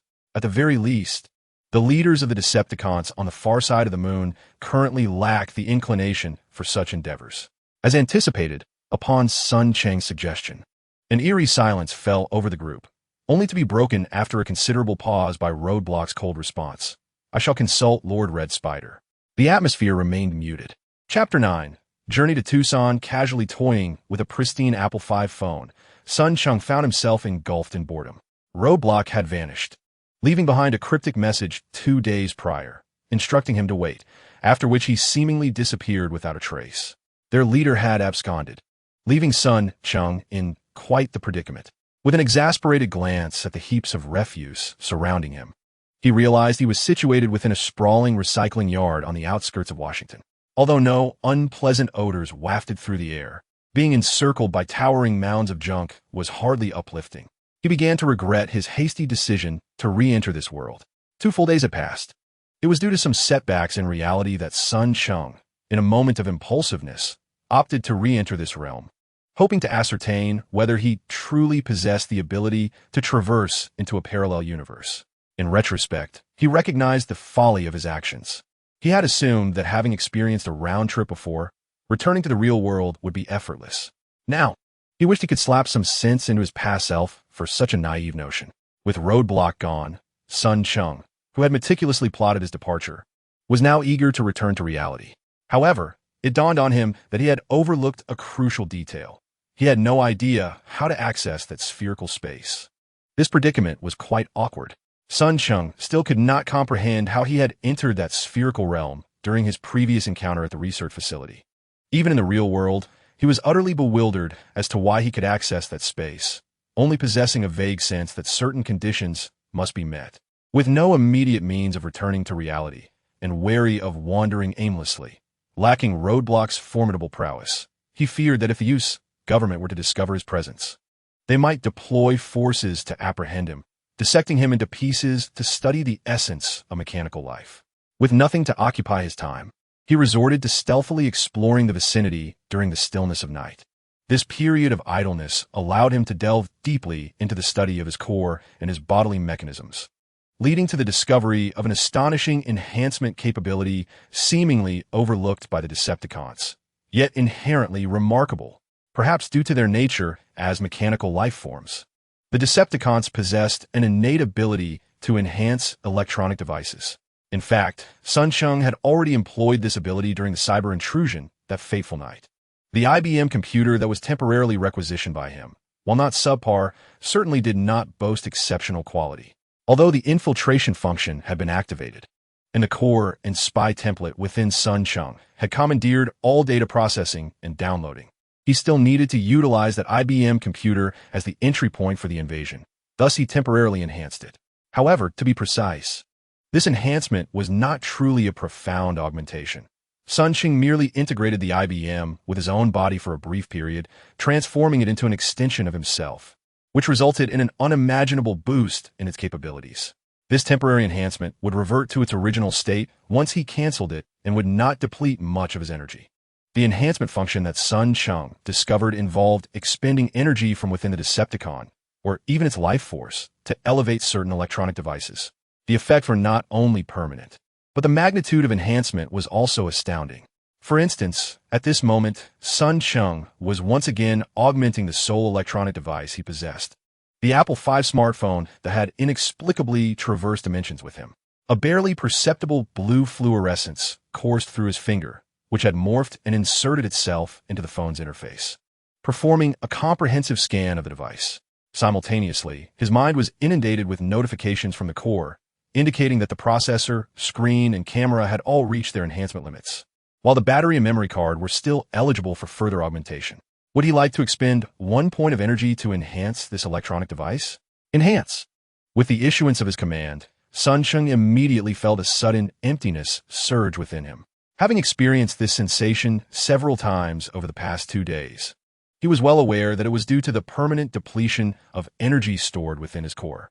The Decepticons, in terms of life and humanity, shared many similarities. Just as humans possess a heart and brain, they possess a core. For the Decepticons, energy is akin to blood for humans. Regrettably, while humans can continuously produce blood through red bone marrow, the Decepticons cannot. The amount of energy stored within the core of each Decepticon at birth determines their status and lifespan. For instance, a lowly Decepticon spy like Frenzy possesses approximately 750 points of energy within its core. Based on calculations for time on Earth, Frenzy would consume 1 point of energy roughly every 5 days, granting it a theoretical lifespan of about 750 days, just over 10 years. Of course, this is merely a theoretical calculation, as evidenced by a recent internet infiltration that drained 4 points of energy in a matter of minutes, illustrating that such low-level spies are merely expendable cannon fodder within the Decepticon ranks. Fortunately, the energy within the core is not irreplaceable. From Frenzy's memory data, Cheng learned that Decepticons who perform commendable acts are rewarded with energy to replenish their losses. This understanding is one of the reasons he was willing to expend energy to enhance his phone. However, it is somewhat regrettable that Cheng could not find any information regarding the advancements of the lower-tier Decepticons. It appears that this mechanical race, once birthed, is destined to assume a predetermined status. This is indeed disheartening news. The energy within him continues to flow incessantly into his mobile phone. Through the data monitoring function of the spy template, he perceives the transformations occurring within this device, his eyes shimmering with a blue glow. It is simply astounding. Though the phone gifted to him by his family years ago was indeed a top-tier model, it is, after all, an outdated version from 3 to 4 years prior, and its obsolescence and functionality is inevitable. However, after several enhancements over the past few days, this device, which had inexplicably accompanied him through time, has seen its core A6 processor performance nearly multiply by 8. The capabilities of this dual-core processor have been pushed to their limits, and even the screen and camera have undergone remarkable improvements. Yet, this is not the aspect that astonishes Cheng the most. What truly leaves him in disbelief is that the original lithium battery, which boasted a mere capacity of just over 1,000 mAh, has seen its capacity increase by no less than 20-fold after several enhancements. Most astonishingly, the memory card within the phone, originally limited to 64 gigabytes, has now expanded nearly 48 times, defying all reason. These revelations have undoubtedly captivated Cheng's vibrant energy for the time being. Lacking further references, he has turned his attention to self-exploration, leading him to discover the extraordinary advancements in energy and memory storage technology possessed by the Decepticons, a mechanical life form. While he is not well-versed in energy matters and is only partially informed, his background in microelectronics affords him a modicum of understanding regarding memory storage chips, preventing him from feeling utterly lost. Over the past few days, as he has meticulously studied his current body, Cheng has found that he, too, is equipped with 2 storage chips. One is embedded within the spy template, capable of storing an astounding amount of information, equivalent to nearly 440 PB when converted using human data formulas. The other is situated in a different region of his head, external to the core, serving as a storage chip for the information gathered through invasion and theft, with a capacity slightly inferior to that of the memory chip, yet still boasting nearly 165 PB. The memory storage chip of merely the lowest-tier Decepticon spy is astonishingly powerful, and upon grasping this knowledge, Cheng can hardly fathom the extent of technological advancement this mechanical race possesses in this realm. After dedicating a substantial portion of the day to the comprehensive enhancement of his Apple V phone, he had yet to test its new functionalities when he keenly detected a series of barking sounds. Just as he prepared to ascend the heap of scrap to investigate, Cheng suddenly froze as his core received an audio message. "Come out, it's me." That familiar tone belonged to the barrier, which had vanished for the past 2 days. Although he was curious about where this individual had vanished to for so long, he dared not voice his doubts. He swiftly grabbed his phone and exited his hiding spot, following the signal of the roadblock to a secluded corner of the scrapyard. There, a black and white Ford Mustang police car stood quietly, its passenger door wide open. Inside the driver's seat, a middle-aged Caucasian man, projected by the roadblock, stared sternly at Cheng as he climbed into the passenger seat. Upon meeting Cheng's gaze, the man's face contorted into a forced smile, cold and rigid. "Let us go. An important person wishes to see you." Cheng was taken aback. He intended to inquire about the identity of this individual, but hesitated, fearing the roadblock would withhold the information. After a brief moment of indecision, he finally asked, "Where are we headed?" Tucson. Chapter 10. Red Spider. Tucson, a city nestled within the desert valley, surrounded by mountains. It is located in Pima County, southern Arizona, and spans nearly the entire distance across the United States from Washington, D.C. Despite the considerable distance and the necessity of avoiding human attention, the police car, transformed by the roadblock, sped down the deserted roads like a gust of wind. It still took nearly 15 hours to transport Cheng to Tucson. The oppressive silence had nearly driven Cheng to distraction when he sensed the vehicle gradually decelerating until it came to a complete halt. "We've arrived," the roadblock announced. Peering through the window, Cheng felt a sense of unease. Even in the dead of night, devoid of surrounding lights, his keen eyesight allowed him to discern the nearby landscape. Is this mountainous terrain? Within 100 meters loomed shadowy mountain peaks, barely visible in the darkness, resembling monstrous beasts lurking, ready to pounce. This unsettling atmosphere heightened Cheng's discomfort, especially when the roadblock swung open the passenger door. Suddenly, his internal spy template emitted a warning. In that fleeting moment, it had detected a hostile gaze emerging from the abyss of darkness. "Get out," the roadblock urged impatiently. Reluctantly, Cheng leaped from the vehicle, immediately adopting a cautious stance. His 2 pairs of electronic eyes were fully engaged, scanning for the source of the hostility. Alas, disappointment awaited him. A clattering sound ensued, and as the metallic and gear-like noises subsided, Cheng felt an unexpected lightness in his body before he could comprehend what was happening. He found himself grasped firmly in the roadblock's hand. "Who are we going to see, my lord?" Though the roadblock merely held him in a firm grip this time, lacking the murderous intent of their previous encounter, the sensation of being at the mercy of another was profoundly unsettling. Cheng struggled to suppress any reaction that might provoke the roadblock, yet his core raced wildly, and warning sounds echoed incessantly in his mind. Seemingly quite pleased with Cheng's lack of resistance, the cold and indifferent roadblock continued its journey towards the distant mountains without pausing. Yet it responded to his inquiry, stating a significant figure. "You shall soon discover who he is." Roadblock moved with remarkable speed, and although it was escorting Cheng, it traversed the terrain with a swiftness that rivaled Cheng's own sprint. Instead of ascending the mountain, Roadblock veered around the foothills, covering no less than 4 to 5 kilometers, until they encountered a set of rusted iron tracks that had long been abandoned, extending straight towards the mountainside. An abandoned mine, perhaps? Following the tracks with his gaze, Cheng soon discerned the outline of a mine entrance, wondering if Roadblock intended to lead him inside. It was no surprise he harbored doubts, as the mine was clearly a relic of humanity, and judging by the rust on the tracks, it had likely been forsaken for at least a decade. The elevation of the cave entrance alone was not something a transformed Roadblock could easily navigate. In the midst of his confusion, the two arrived at the entrance of the deserted mine. As Roadblock came to a halt, Cheng was about to inquire about their next course of action when he suddenly felt a dizzying whirl around him. When he regained his senses, he found that Roadblock had reverted to its police car form, and he was now seated in the passenger seat.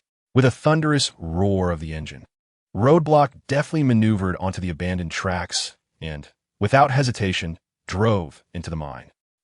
Despite the concealed nature of the setup, once they entered the mine, two pairs of electronic eyes promptly detected the fluctuations of surveillance equipment, prompting Cheng to emit a soft exclamation, deep in thought.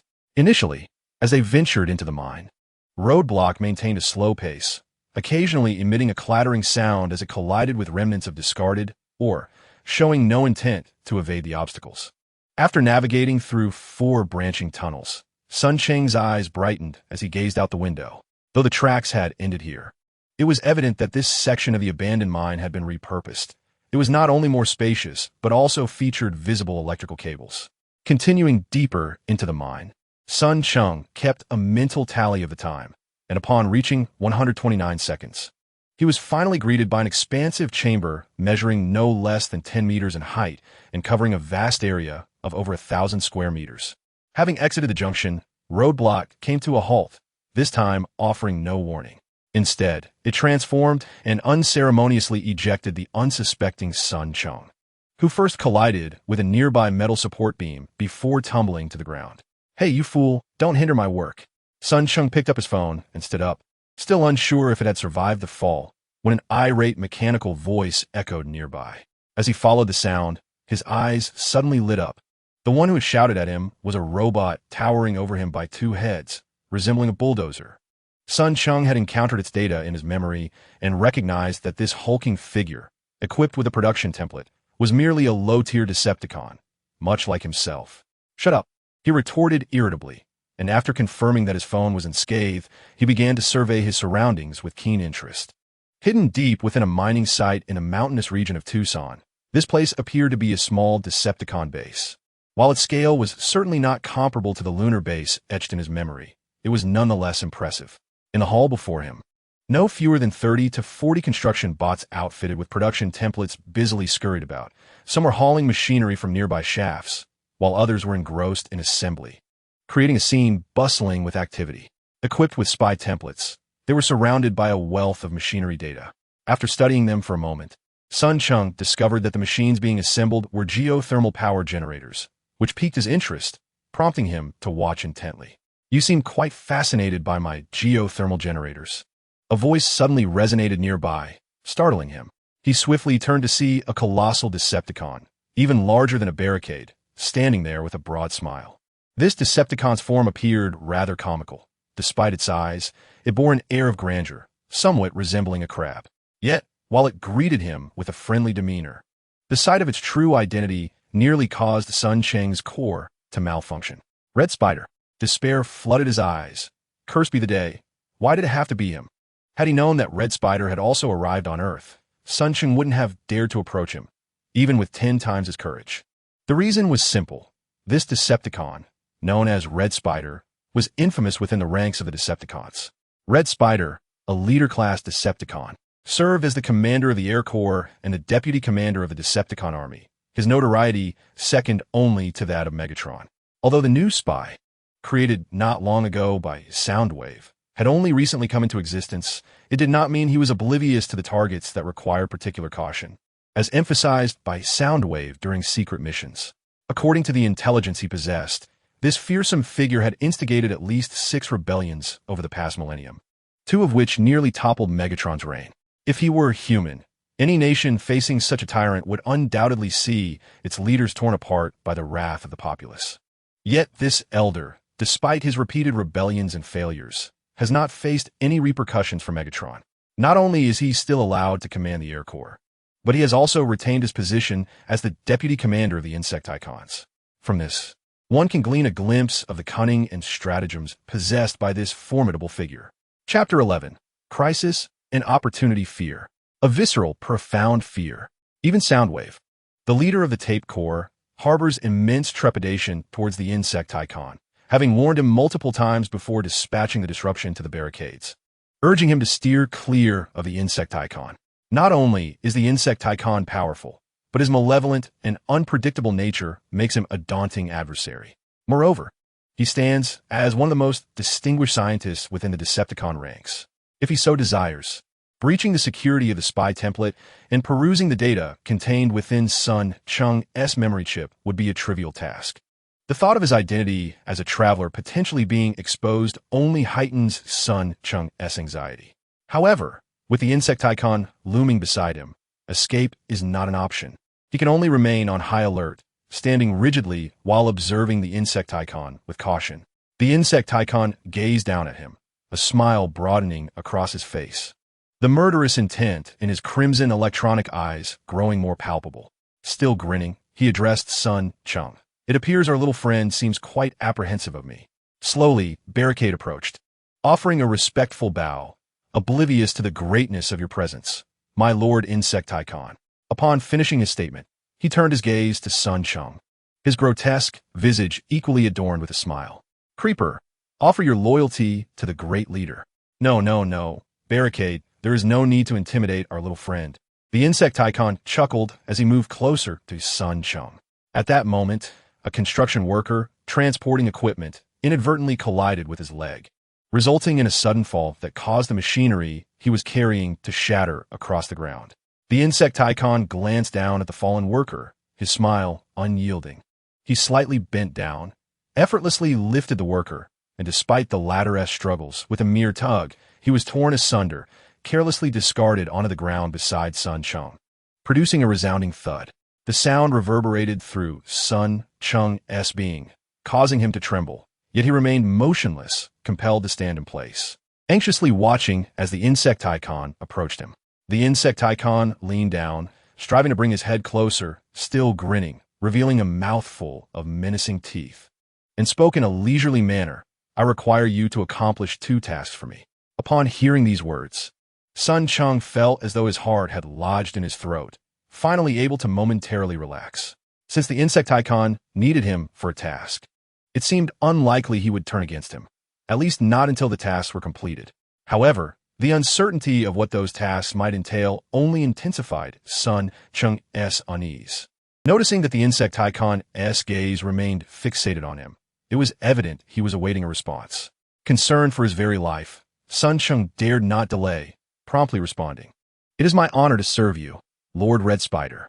However, despite his words, he had firmly resolved that once he departed from his perilous base, he must swiftly devise a way to return to his original world, for this place was fraught with danger. Red Spider, a cunning and scheming figure, observed Sun Cheng's ready compliance, yet the smile on his face abruptly vanished, and his gaze turned icy. "Do not attempt to deceive me. I will kill you if you disobey," he warned Sun Cheng, his tone calm, yet laden with lethal intent. A shiver coursed through Sun Cheng's body as he realized the gravity of the threat. He understood all too well that given Soundwave's formidable strength, he would never confront Red Spider for the sake of a lowly spy like himself, as the odds were insurmountable. He even doubted whether Soundwave would dare to engage Red Spider, even if his prized pet and confidant, Laserbeak, were to be slain. Unless, of course, Shockwave had also arrived on Earth, or his leader, Megatron, had returned. Upon swiftly recognizing his dire predicament, Sun Cheng dismissed any lingering thoughts of rebellion and immediately adopted a respectful demeanor, bowing to Roadblock. "As a Decepticon spy, I am at your service, Lord Red Spider.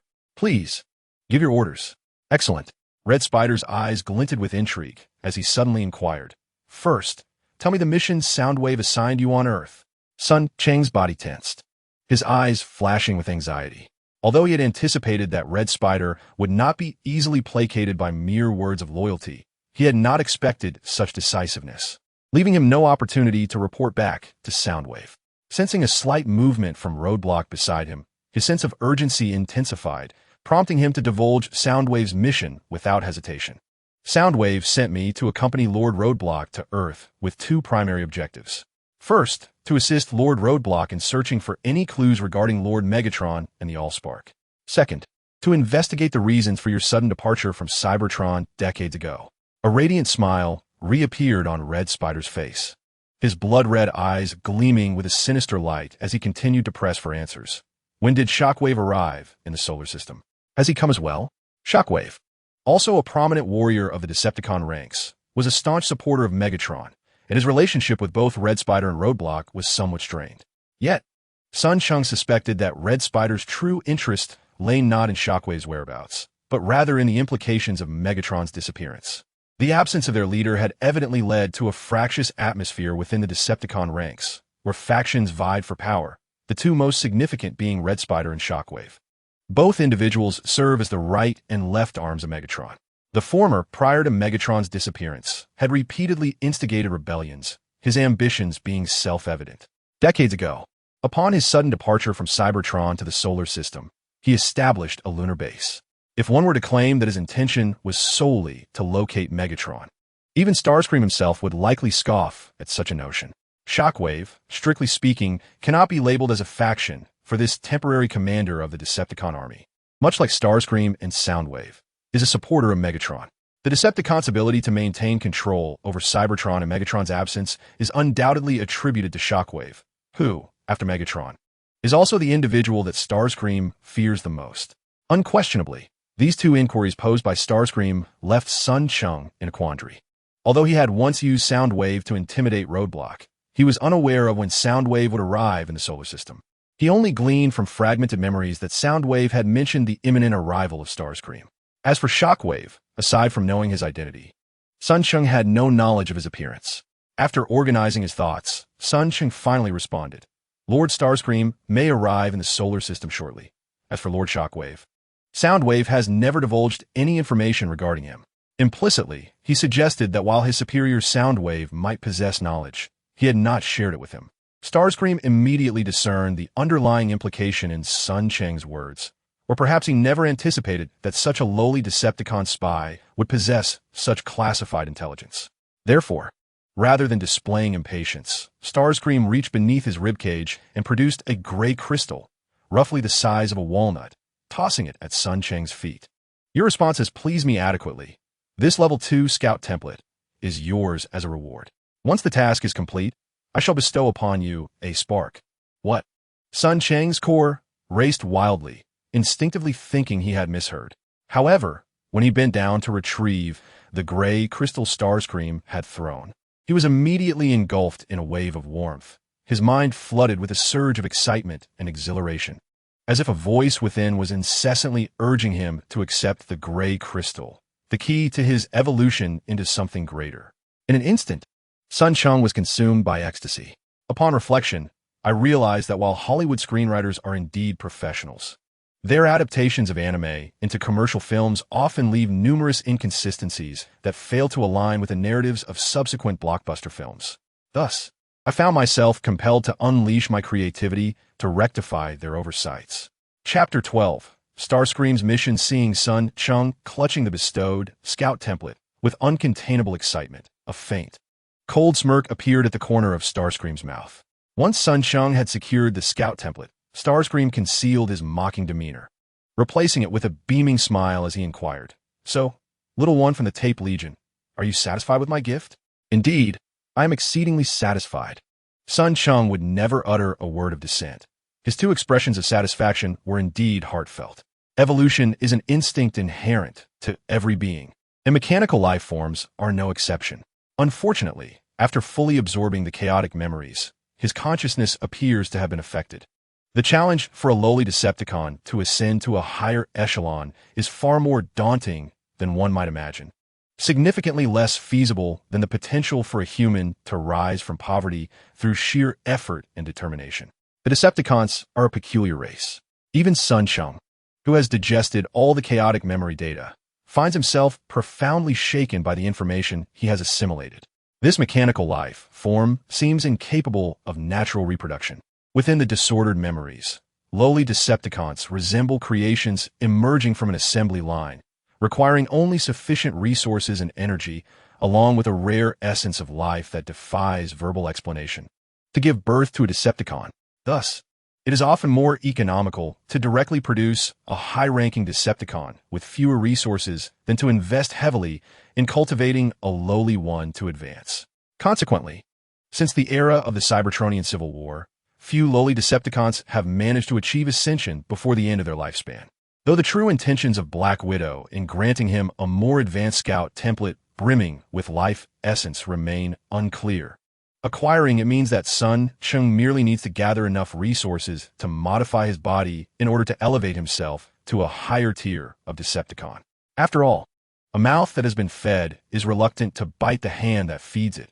Having received a boon from Black Widow, Cheng could not help but feel a surge of warmth in his gaze towards her. "Dear Black Widow, please feel free to command me." Although he was still uncertain about what she wanted him to do, the prospect of possibly obtaining an even more advanced spark upon the completion of the task intensified his excitement. "Assist me, and you shall reap the rewards." Black Widow grinned, looking down at him with eyes glowing ever brighter, and without any hesitation, she proceeded to outline her requests. "I require you to accomplish 2 tasks for me.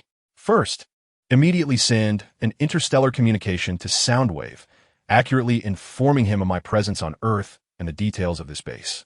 Cheng paused momentarily, his expression transforming drastically upon hearing the words interstellar communication. He understood what it entailed. It was one of the pinnacle technologies of Cybertron, a superlative means of transmitting information across planets.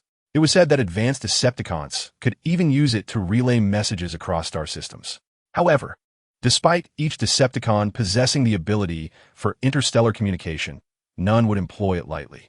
This is because every instance of such communication requires a colossal expenditure of energy, significantly damaging the core.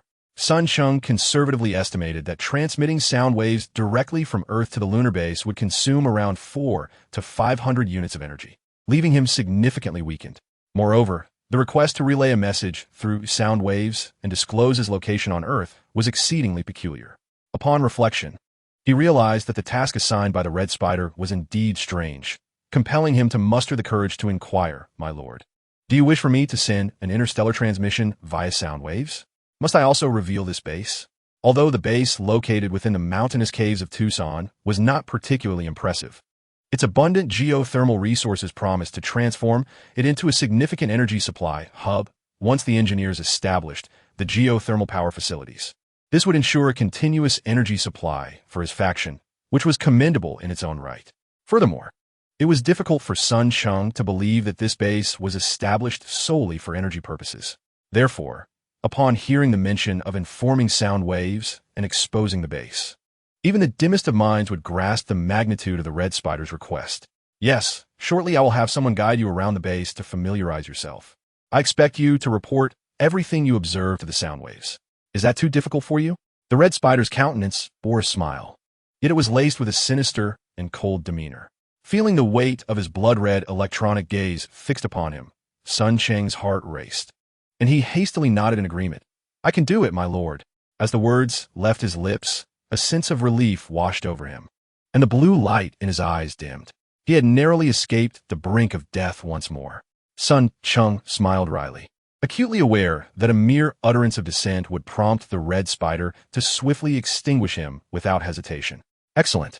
The Red Spider nodded, his gaze filled with satisfaction. After exerting both soft and hard coercion, he did not forget to offer a sweet reprieve, adding, "Do not worry about energy consumption. Barricade will escort you to the supply room to replenish what you use." This statement provided Cheng with a modicum of reassurance. He knew all too well that he had no power to resist this formidable Decepticon, and his greatest fears were not only the exposure of his secrets, but also the possibility of being discarded once he had served his purpose, or even worse, being obliterated. The Red Spider's reassurances, though perhaps merely a tactic, indicated that he still held some value in the eyes of his captor, at least for the time being, alleviating his concerns for the moment. Inhaling deeply, Cheng steeled himself to ask, "My lord, what about the other task you requested of me?" I require you to accompany Barricade and others to a human military base to procure certain items for me. The Red Spider replied flatly.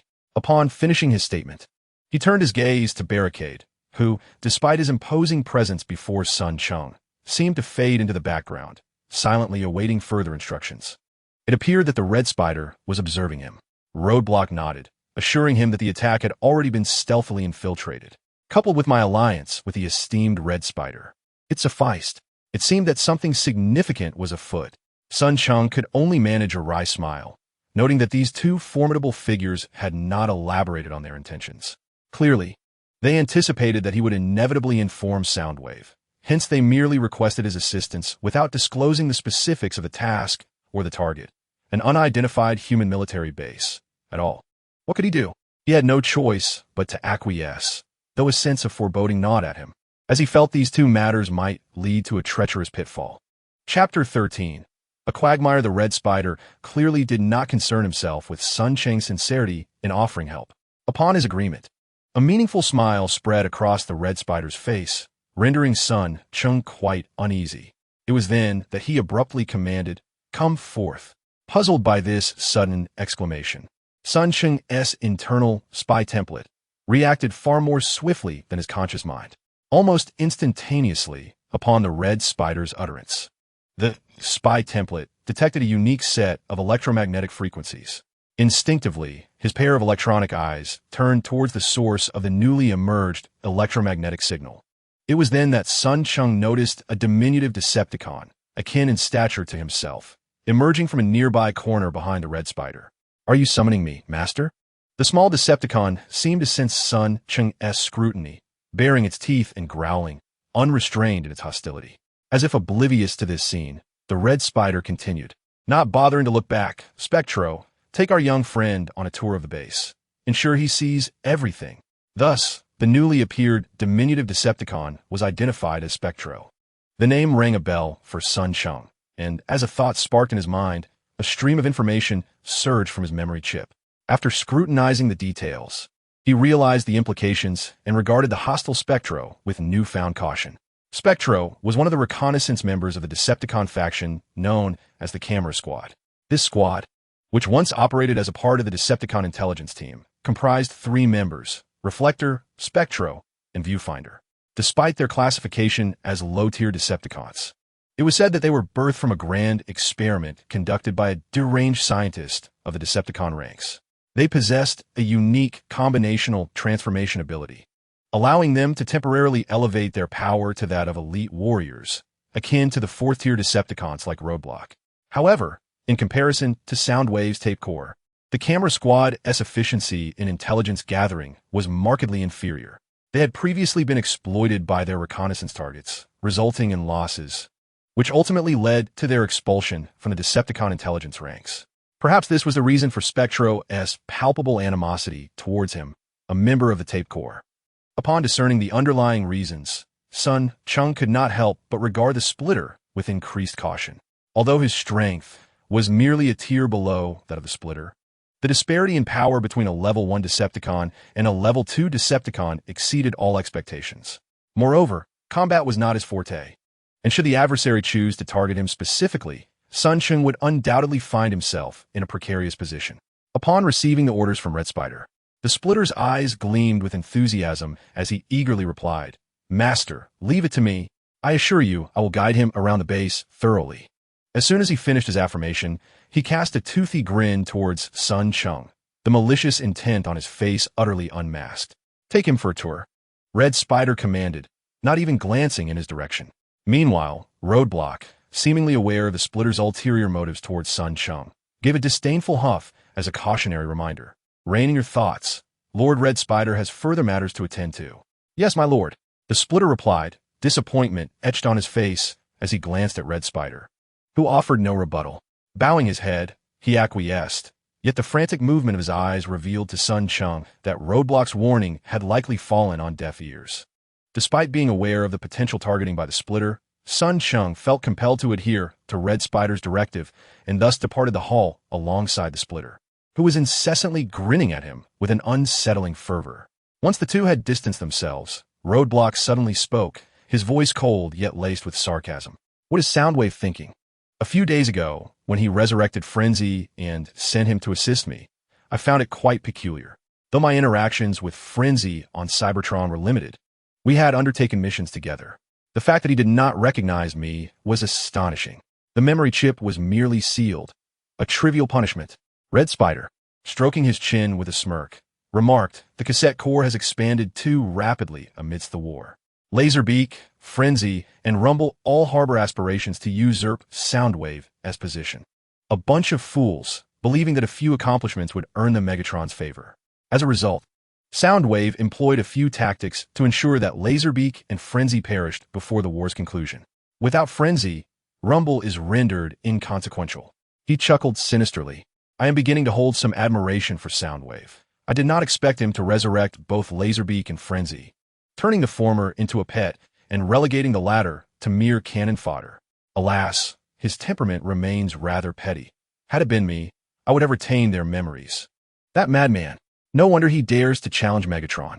Roblox's eyes flickered. The Cassette Corps is no longer a concern. Should we still harbor apprehensions toward Soundwave? Apprehensions? Red Spider scoffed. "Even if I vacate the lunar base and allow him to investigate, what difference would it make? Only 3 individuals are privy to that transaction. Megatron is absent, and that old coot is in slumber. The sole remaining confidant is myself. Shockwave may have sensed something amiss. Hence his haste in dispatching Soundwave. Yet all our preparations are complete. He has arrived too late." However, a shadow of displeasure crossed Red Spider's features as he quickly tempered his smile, realizing that permitting Soundwave to remain on the moon was untenable. "Another old fellow is about to awaken, truly worthy of the title of Elder. Each has left behind protective devices, and should one attempt to forcibly dismantle them, it would only hasten their awakening. It seems we must swiftly locate the source of the fire along with Megatron. Is that the reason you instructed me to bring chaos? To lure Soundwave to Earth?" asked Barricade. "Not solely for him," replied Starscream. "My reconnaissance unit dispatched to the asteroid belt was unexpectedly captured by one of your old adversaries a few days ago. He appears to have developed an interest in the solar system and has already arrived on Earth." "Old adversary?" Barricade paused in surprise. "The Autobot Bumblebee. It's him," Barricade exclaimed, his body trembling with excitement, the metallic joints of his hands cracking as he clenched them tightly. "Where is he now?" "I have sent Reflector and Mirage to track him down, but I have yet to receive any updates." "He is likely in another country or continent," Starscream noted, recognizing Barricade's eagerness for a confrontation with Bumblebee. Coldly, he reminded him, "You are not his match. Although you managed to pierce his throat last time, he severed half of your body in return. Currently, the only advanced warriors I have at my disposal are you and the attack unit. Before I locate the source of the fire and facilitate your ascension, do not engage in futile sacrifices.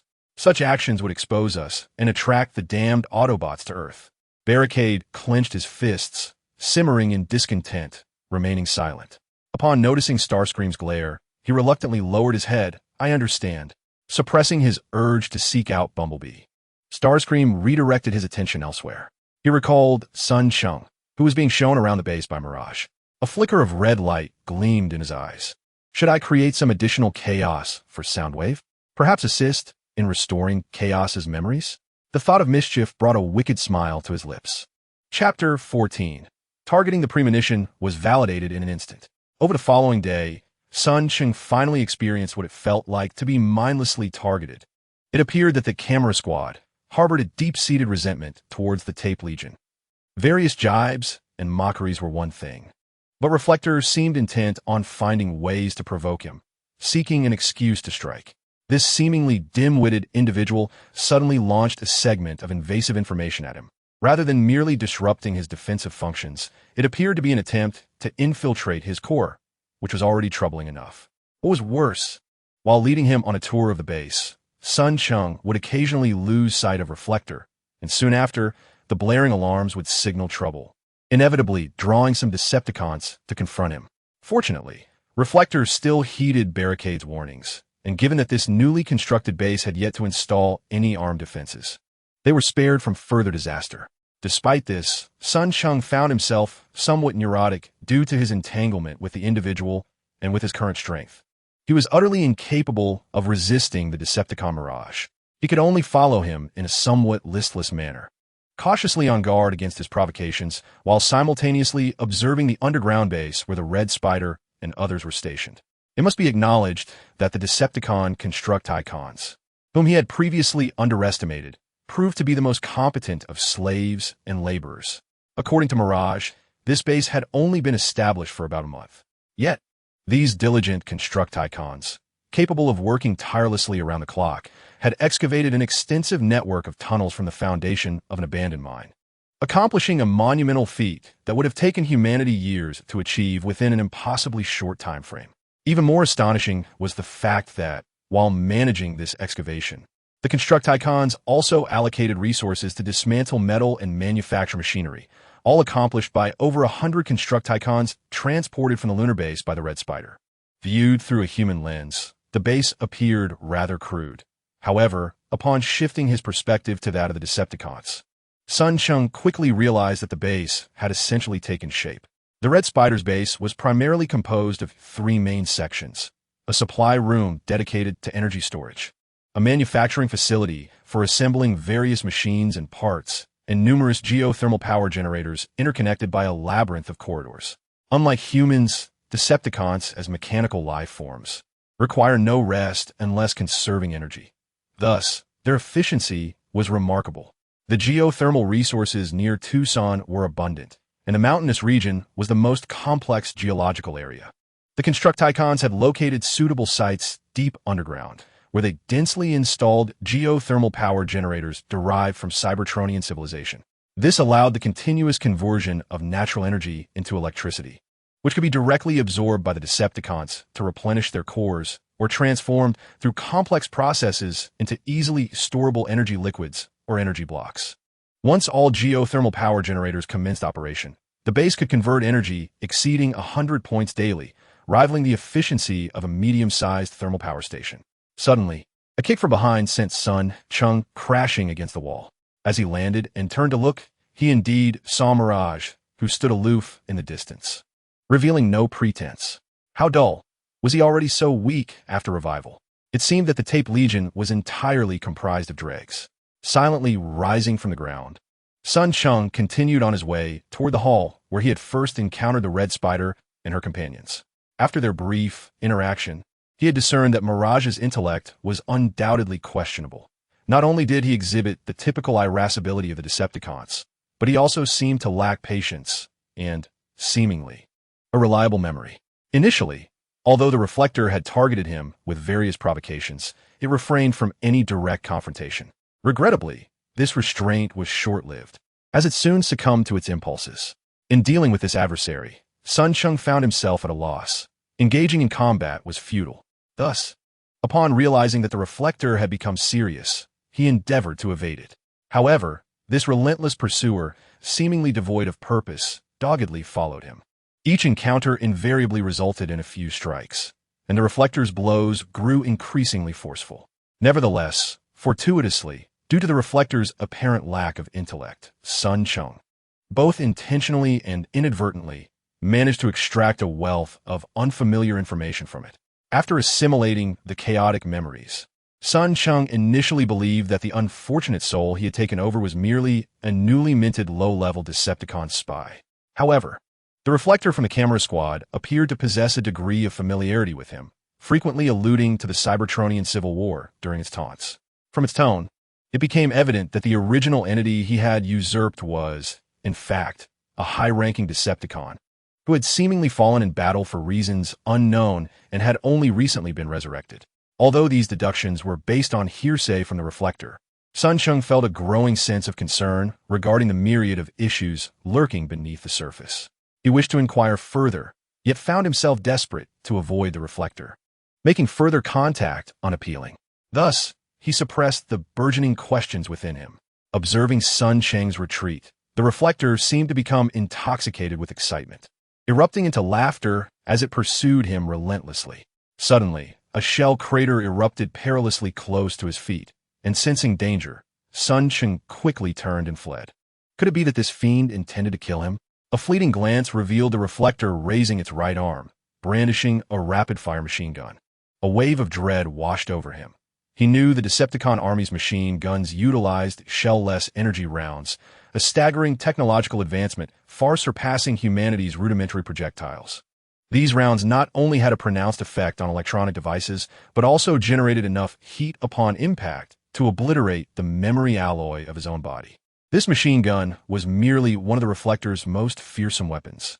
It also seemed to be equipped with a chemical cannon capable of corroding the advanced alloys of high-ranking Decepticons. If this maniac were to unleash its firepower upon him, Cheng could hardly fathom the possibility of survival. The barrage of bullets rained down upon him as he scrambled and leaped in a desperate attempt to evade. His eyes alight with a blazing blue glow. "Run, keep running."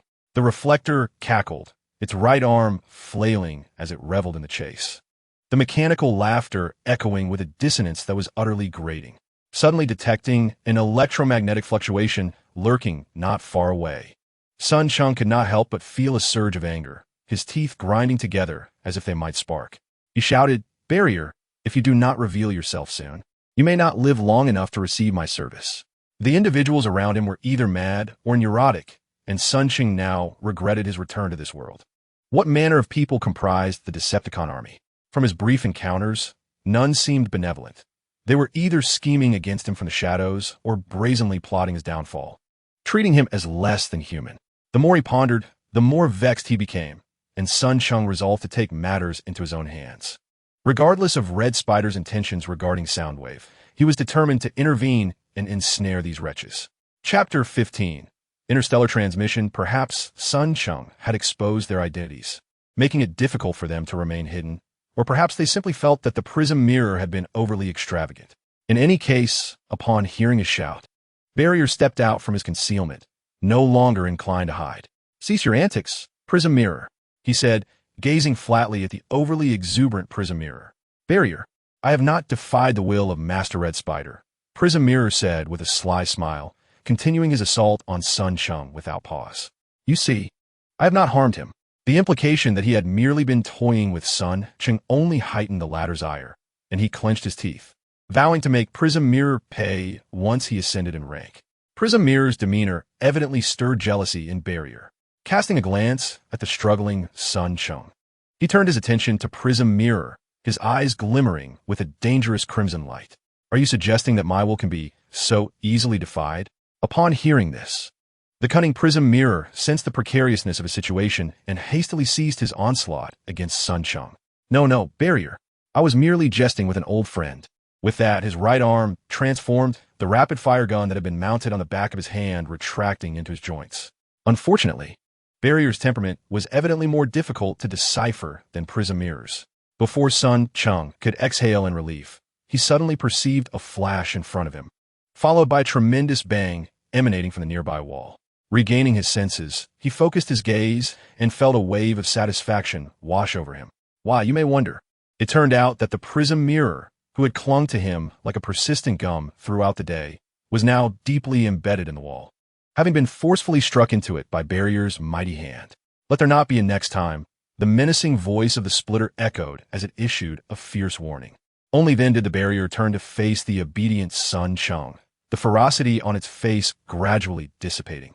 After a moment of flickering emotions, it finally spoke. "Follow me. Lord Red Spider is awaiting your arrival." Casting a glance at the splitter, Cheng noted the cracks that marred its frame from the earlier confrontation with the Barrier. However, he dared not express any dissatisfaction, for the creature's gaze had grown even more fierce since its emergence from the wall, seemingly blaming him for the incident. "Very well," he replied instantly, his eyes shimmering with blue light, resolute in his intention to gather resources swiftly and escape this place entirely. The Barrier wasted no time, leading him back to the hall where he had first encountered the Red Spider the previous day. Upon arriving at the hall, Cheng's astonishment was palpable.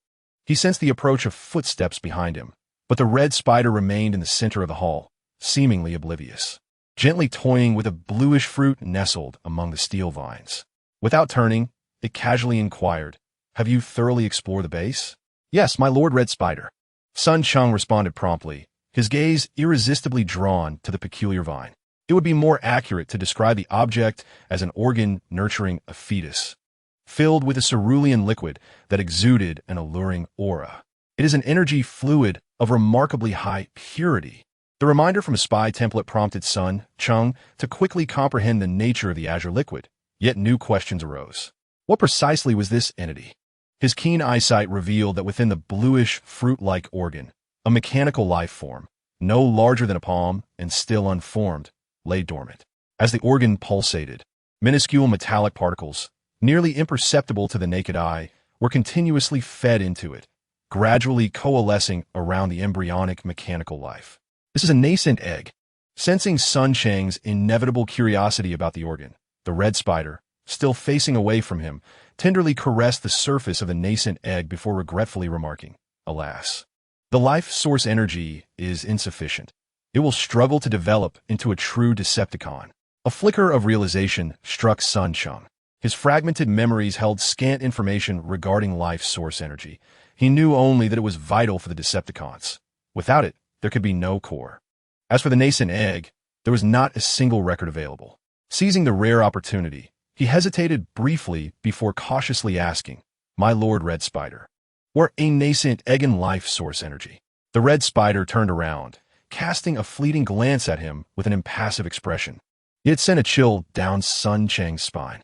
In that brief moment, he seemed to catch a glimpse of a flicker of hostility in the other's eyes. As for the essence of life energy, it was knowledge he need not possess at this juncture. Regarding the newborn egg, it represented the time-honored method of natural gestation for the Decepticons since the dawn of Cybertronian civilization. Regrettably, it demanded more time, energy, and life force.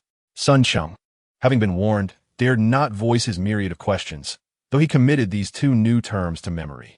Noticing that the red spider continued to observe him, he averted his gaze, feigning interest in other areas of the Grand Hall. Upon further inspection, he found himself increasingly astonished. Just yesterday, upon his arrival, he had noted the numerous metallic pillars and pipes within the hall, but at that time, he had given them little thought. Incredibly, within the span of a single day, those tireless Decepticon engineers had assembled all the metallic structures into the vine-like formations before him, designed for nurturing the newborn eggs. At a glance, there appear to be no fewer than 20 or 30 main trunks, with one or several newborn eggs already suspended from some of the vines. This was the cultivation chamber. After offering another explanation, the red spider seemed to grow impatient, his tone turning cold as he issued a direct command. "Since you have completed your tour of the base, swiftly send an interstellar message to Soundwave. You may compose whatever you wish.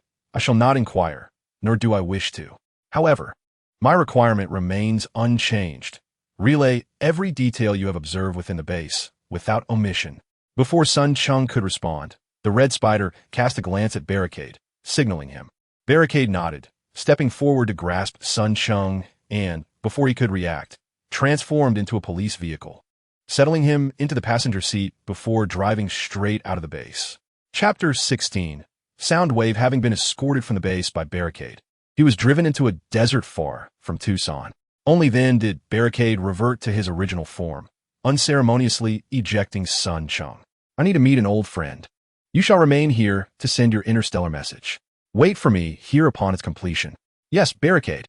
As Barricade swiftly transformed back into a police car and sped away in another direction, Sun Cheng gazed up at the enchanting starry sky, reminiscent of a celestial river, and sighed softly, settling down on the sandy ground to diligently compose the content of his interstellar message.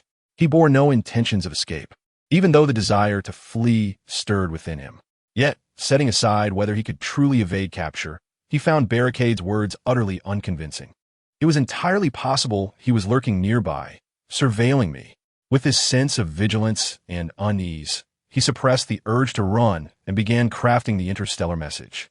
It must be acknowledged that the script of Cybertron was indeed remarkable. It resembled the programming languages created by humanity for computers, yet was infinitely more sophisticated. This mechanical civilization has flawlessly achieved the technology of compressing images and language into text. Each character, seemingly akin to the whimsical scribbles of a child, encapsulates the profound information left by its creator. Even more astonishing is the rumor that advanced Decepticons have mastered the art of text encryption, a notion that is nothing short of incredible. Sun Cheng has become aware that the Red Spider likely harbors ulterior motives regarding his superior, Soundwave. However, this individual seems to be confident in his assured victory, as he does not compel Sun Cheng to craft content according to his whims. This has afforded Sun Cheng, who has endured considerable frustration over the past few days, an opportunity to maneuver.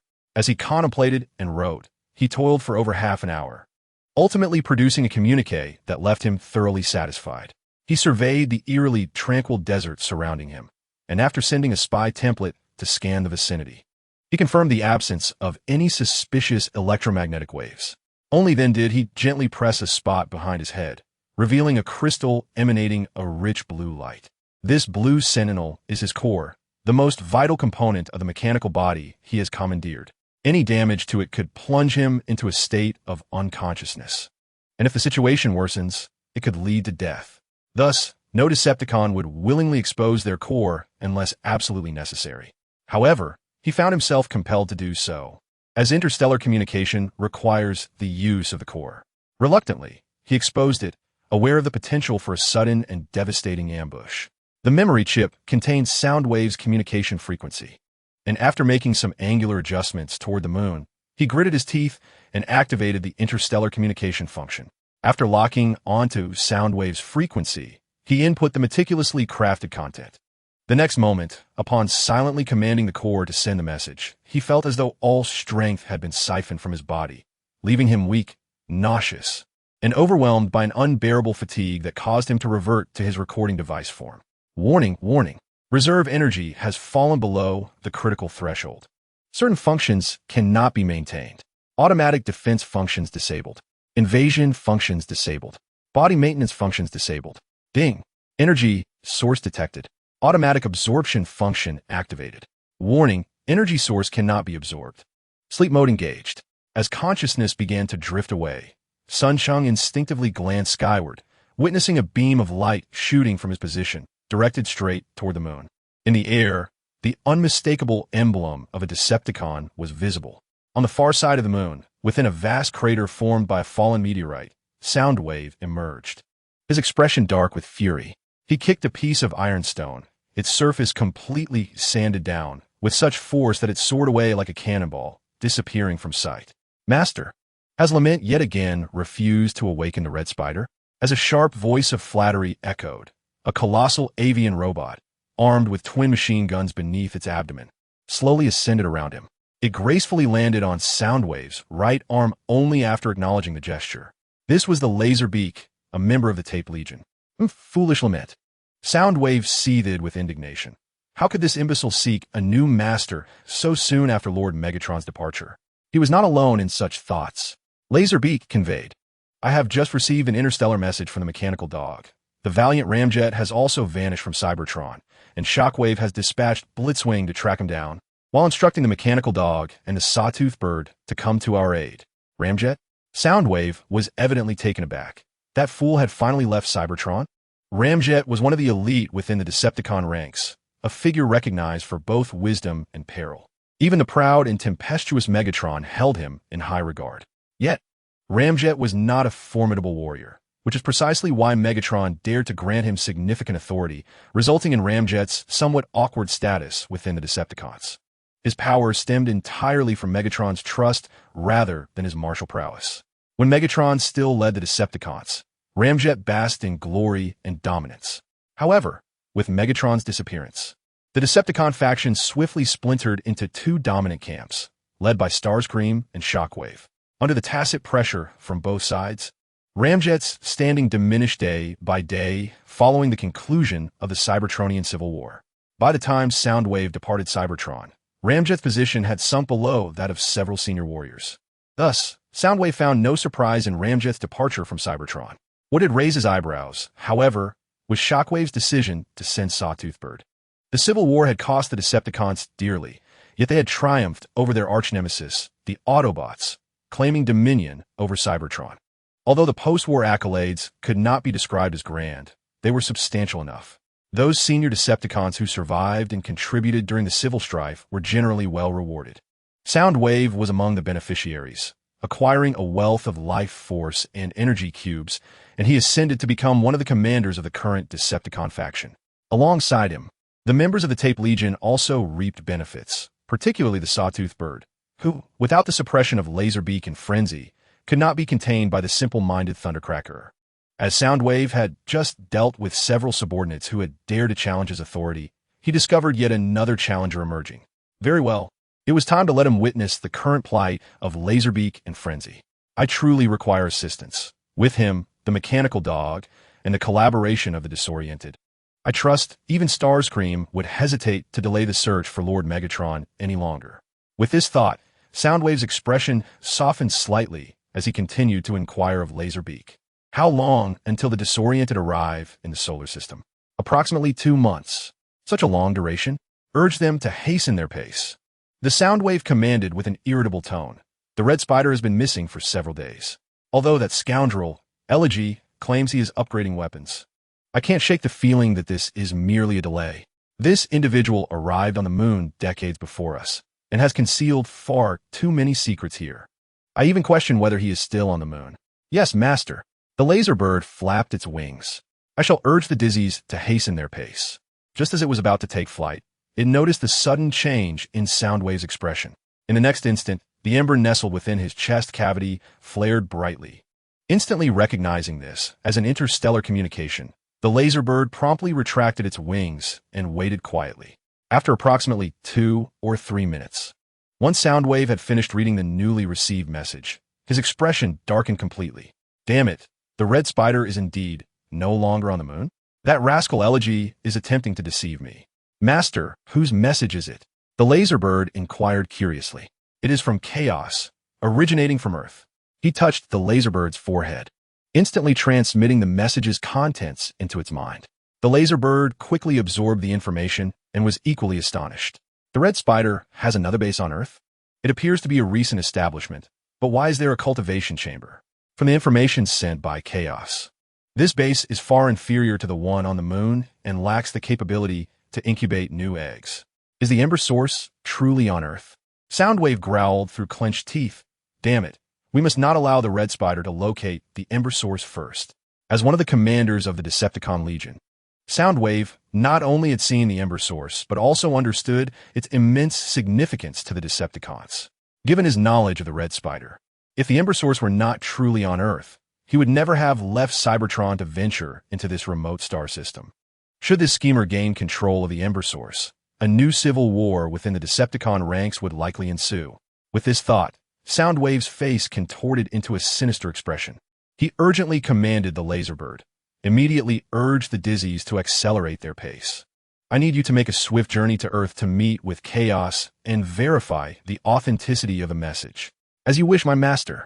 In the film version of Transformers, Bumblebee sent out a signal, and within mere days, Optimus and the others arrived to suppress the multitude of coffins. Some adjustments regarding time and speed would be made. I began to regret including the protagonist in the Decepticon lineup. In the past few years, while completing the Transformers animations, I had not paid much attention, but now, upon revisiting, it was undeniably a cabal of schemers. Chapter 17, Memory Unleashed awakened. Once again opening his eyes, Sun Cheng had yet to fully comprehend his surroundings when a cold mechanical voice echoed nearby. An unbearable sense of weakness permeated his body. Perhaps it was an illusion, but since his arrival in this realm, having seized control of a mechanical life form, he was experiencing the sensation of life entering its twilight for the first time. Heaven knows, when he awoke once more, he was struck by a profound sense that his existence was waning, as if he had already crossed into the twilight of life. Was this the inevitable decay of a mechanical being like himself? Although he had gleaned some warnings from the chaotic fragments of his memory regarding the significance of energy to his kind, he had never truly experienced it firsthand. Now, having depleted the majority of the energy stored within his core, he found himself in a state of feeble existence, teetering on the brink of oblivion. At last, he had learned his lesson, silently vowing never to repeat such a grave mistake. At that moment, Sun Cheng was seated in a moving police car. Without needing to glance around, he recognized the familiar interior decorations and understood that it was Barricade who spoke to him. I have completed the task assigned by Lord Soundwave, he replied, suppressing his weakness. As instructed, I have relayed everything I observe at the base to Soundwave, perhaps sensing the absence of honorifics in his address to Soundwave. Barricade fell silent for a moment before responding coldly. Understood. Upon our return, I will notify the supply room to replenish your depleted energy. Thank you, Barricade. Cheng exhaled a small sigh of relief. The sensation of excessive energy depletion was utterly dreadful, akin to an elderly individual recovering from severe illness. Every passing second felt unbearable. As they spoke, Barricade swiftly entered the mine through another entrance, and after winding their way through the labyrinthine passages, they finally returned to the underground base. Barricade drove him directly to the nurturing chamber before coming to a halt. Evidently, in the eyes of Lord Tarantulas, this base's sole point of interest was this chamber, for he spent the majority of his time therein. My lord, we have returned. Barricade transformed back into his humanoid form, this time refraining from carelessly tossing the weakened Sun Cheng aside. Instead, as Sun Cheng was propelled upward by the momentum of the transformation, Barricade deftly caught him. And once the transformation was complete, he gently placed the still diminished and disoriented figure, now resembling a recording device, to the side. At that moment, Lord Tarantula stood before a robust vine, inputting data into a projection screen emanating from the trunk, seemingly engaged in calibration. Is the mission accomplished? Upon seeing Barricade and Sun Cheng return, Tarantulas paused his task, inquiring leisurely. However, noticing the discerning glance he cast toward Barricade, Sun Cheng inwardly cursed his luck. Realizing that his suspicions were indeed correct, Tarantulas must have previously instructed Barricade to keep a close watch on him. The interstellar transmission has been dispatched, my lord. I am certain that Soundwave has received it and will soon arrive on Earth to verify the authenticity of the information. The recording device form was quite uncomfortable for him. So Sun Cheng endured the weakness coursing through him and forcibly reverted to his humanoid shape, responding earnestly. No, you do not understand him. The red spider cast a glance at him, a subtle smile playing on his lips. You intelligence operatives are always so suspicious. I know him all too well. If I am not mistaken, he will likely first send a laser bird to verify the accuracy of the message. Sun Cheng was momentarily taken aback, then fell silent, standing obediently to the side. He found himself at a loss for words, for as the red spider had pointed out, he truly did not possess much understanding of his superior, Soundwave, from the Tape Legion, perhaps due to the arrangements completed through his influence. The red spider appeared to be in good spirits, becoming unusually talkative. It was indeed pitiable. After your resurrection, you seem to have forgotten so much. This enigmatic statement caused a heaviness in Sun Cheng's heart, his gaze wavering. If memory served, the light diffuser had also employed this sarcasm against him more than once during their encounters. It seemed that the confusion stemming from his possession had led to an extraordinary experience prior to his revival. Otherwise, a figure like the red spider would not have retained such memories of him. Noticing that the roadblock seemed poised to speak, the red spider signaled him to remain silent before continuing to address Sun Cheng. You must still remember what resurrection signifies, correct? He paused momentarily, as if allowing Sun Cheng a moment to ponder. After a brief hesitation, Sun Cheng nodded. He understood the implications of resurrection as articulated by the red spider. For the Decepticons, a mechanical life form, the most crucial component is the core, which serves as both heart and brain, as well as the center for life and energy reserves. Thus, the destruction of the core signifies the end of life. However, even humanity, with the advancement of technology, can attain a form of second life through head transplant surgeries. The Decepticons, with bodies far more convenient and technologically advanced than humans, have long since achieved the legendary resurrection technology. For them, even if the core is destroyed, as long as the memory chip housed within remains intact, they can reconstruct the core and body based on it, thus achieving a near-perfect resurrection of a once-deceased Decepticon. Noticing Sun Cheng begin to contemplate, the red spider continued. After serving Soundwave for so many years, what have you gained in return? Just the inheritance of the alias confusion? Coming back to his senses, Sun Cheng heard these provocative words escape the red spider's lips, leaving him feeling inexplicably unsettled. A cloud of doubt began to rise in his mind, and after a moment of reflection, he dared to ask, My Lord Red Spider, does my name hold any special significance? As soon as the words left his mouth, Sun Cheng felt a sudden lightness, and upon regaining his bearings, he found himself grasped firmly in the hand of the red spider. who then lifted him before his own eyes. As he noticed the unease etched upon his face, the red spider grinned menacingly and uttered, "The sound waves must have tampered with your memory chip. Cease your resistance and allow me to assist you in unlocking it." No sooner had the words left his lips than two crimson beams emanated from his eyes, penetrating directly into Sun Cheng's pupils before he could react. In an instant, the core within him erupted in a cacophony of alarms. "Warning, warning! Unknown data intrusion detected. Activating proactive interception. Defensive systems engaged. Core data encryption misdirection initiated. Warning! Intrusion data exceeds interception threshold, breaching proactive defense systems. Warning! An unknown error has occurred. Defensive systems offline. Misdirection data system is being accessed. Warning, warning! Core data is being read." Boom! A thunderous roar reverberated within his mind. Amidst the frantic alarms, despite Sun Cheng's immediate command to the core for defense, the sudden onslaught from the red spider overwhelmed him. A torrent of terrifying data surged into his core, obliterating his defenses in an instant, followed by the fall of the secondary memory storage. In the midst of this relentless data assault, Sun Cheng soon realized he had utterly lost control over his body. The core had succumbed completely, and he was stripped of his bodily autonomy. Once the core fell, the memory chip was rendered entirely vulnerable to the red spider. Indeed, there was encryption. The sound waves were as meticulous as ever. The next moment, Sun Cheng felt an overwhelming influx of information surge within his mind. Unfortunately, not only could he peruse it freely, but the red spider, who had just decrypted his memory chip, could do so as well. Rather than withdrawing from Sun Cheng's horror, the red spider brazenly sifted through his entire memory data, line by line. It was an exceedingly dreadful experience, akin to an alien consciousness rummaging through all his memories right before his eyes, helplessly witnessing all his secrets being perused by this ambiguous figure, who oscillated between ally and foe, filled Sun Cheng with despair and resentment.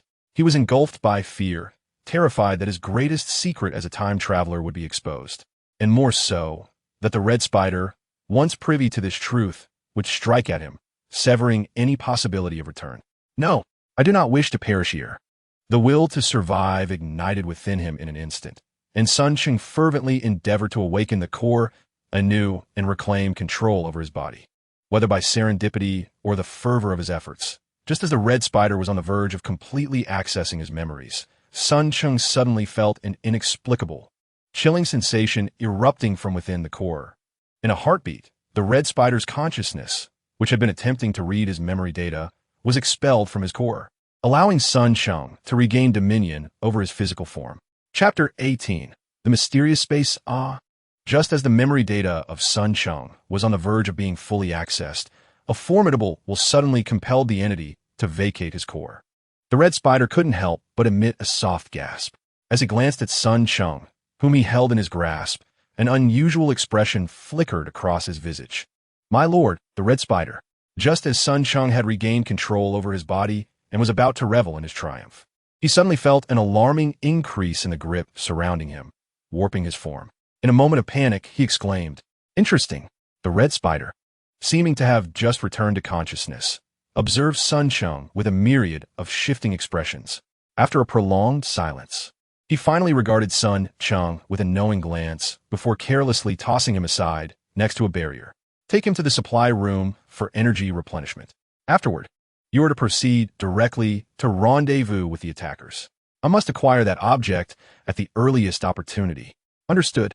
The barrier, evidently attuned to the subtle shifts in the atmosphere, refrained from inquiring further, having known the red spider for too long to dare ask the forbidden questions.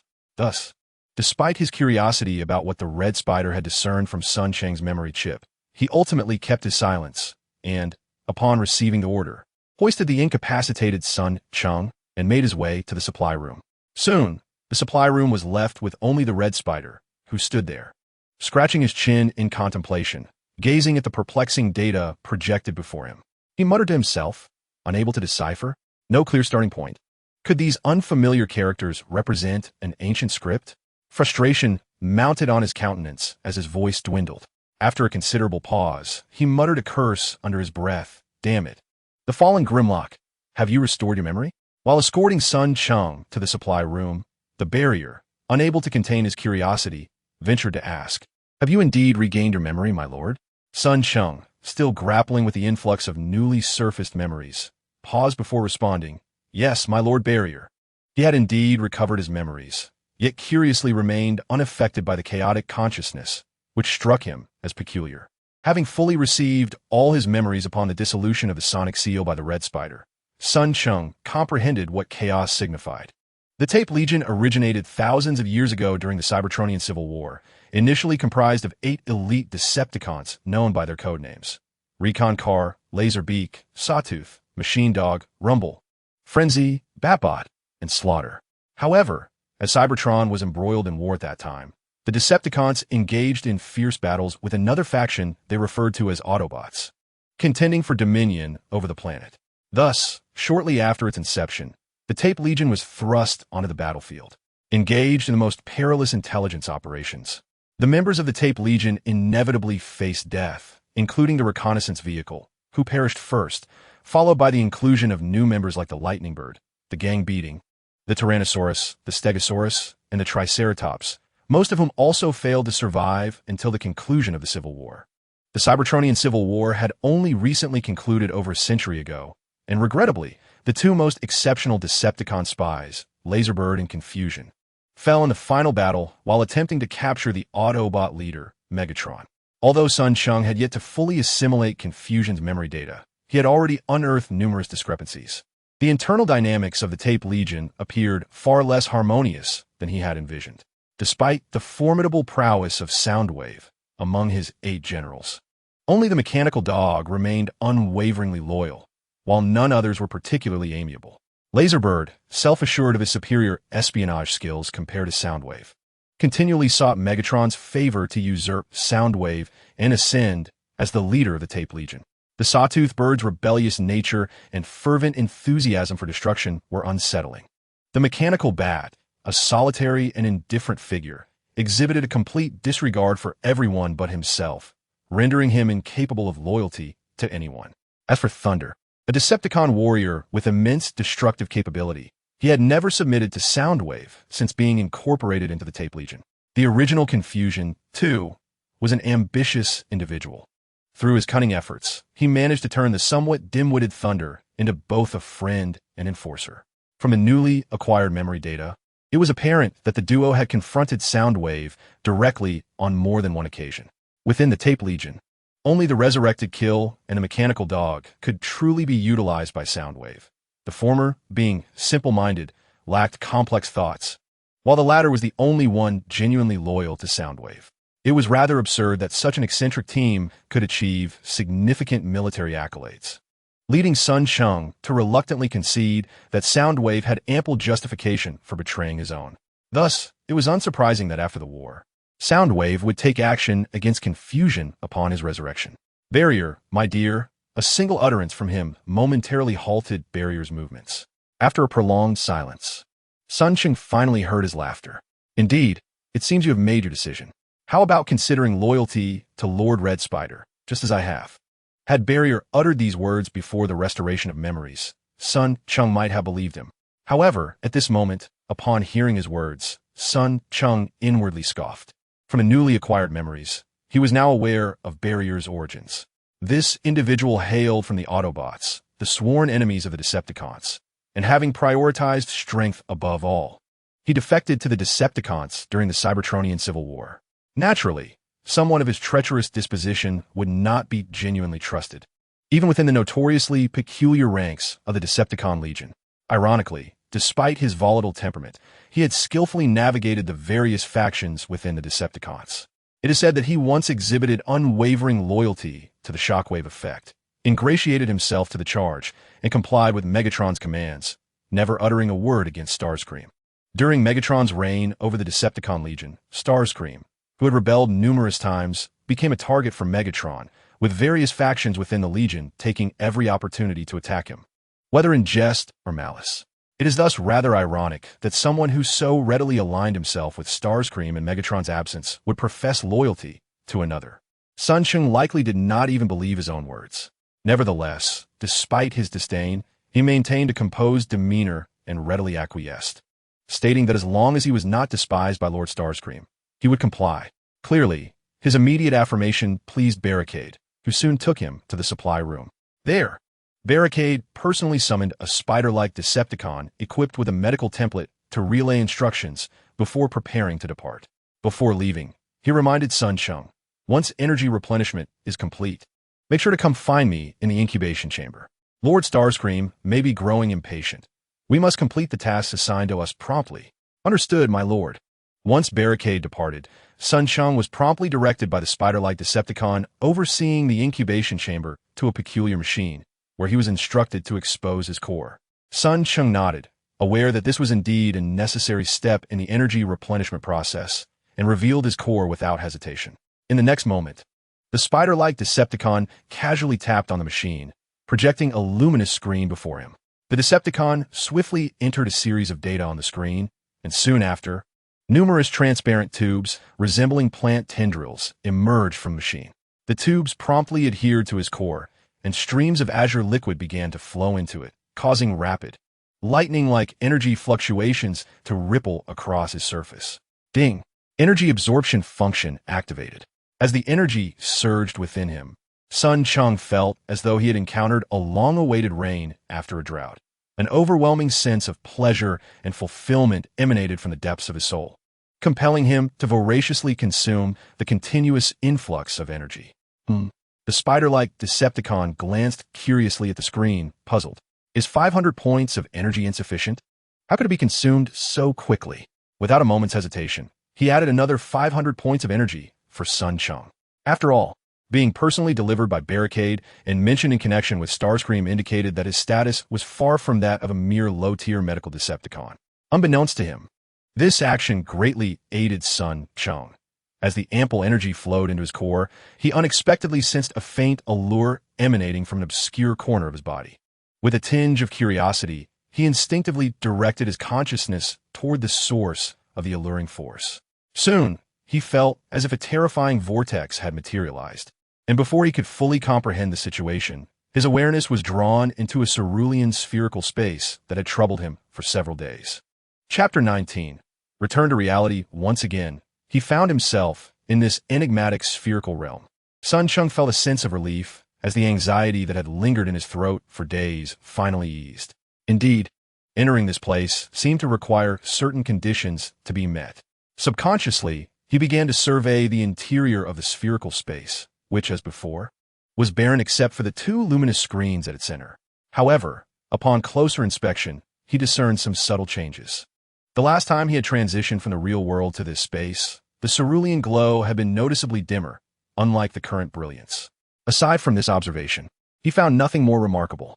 The emptiness of the spherical realm unexpectedly provided Sun Cheng with a considerable sense of security.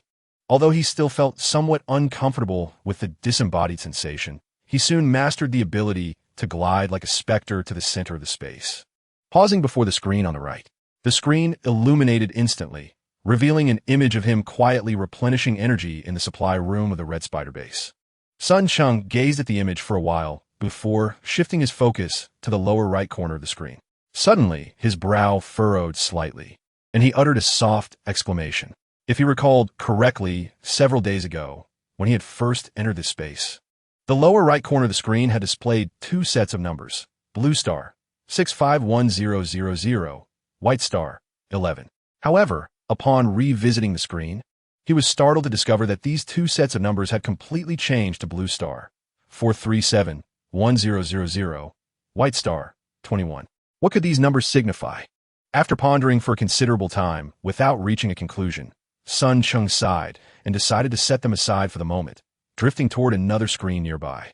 The screen on the left represented the real world, and as he approached it, the previously dim surface instantly brightened, revealing the image of a young man leaning over a desk. There had been no changes after all. Upon seeing that the scene was exactly as it had been when he departed a few days prior, Sun Cheng exhaled in relief. However, upon instinctively glancing at a corner of the screen, his eyes widened in surprise. Blue star, 4371000, red star, 44996, 1458. Had there been changes after all? The significance of the blue star and the sequence of numbers displayed behind it eluded Sun Cheng entirely. However, he had previously deduced that the red star and the accompanying digits likely represented time.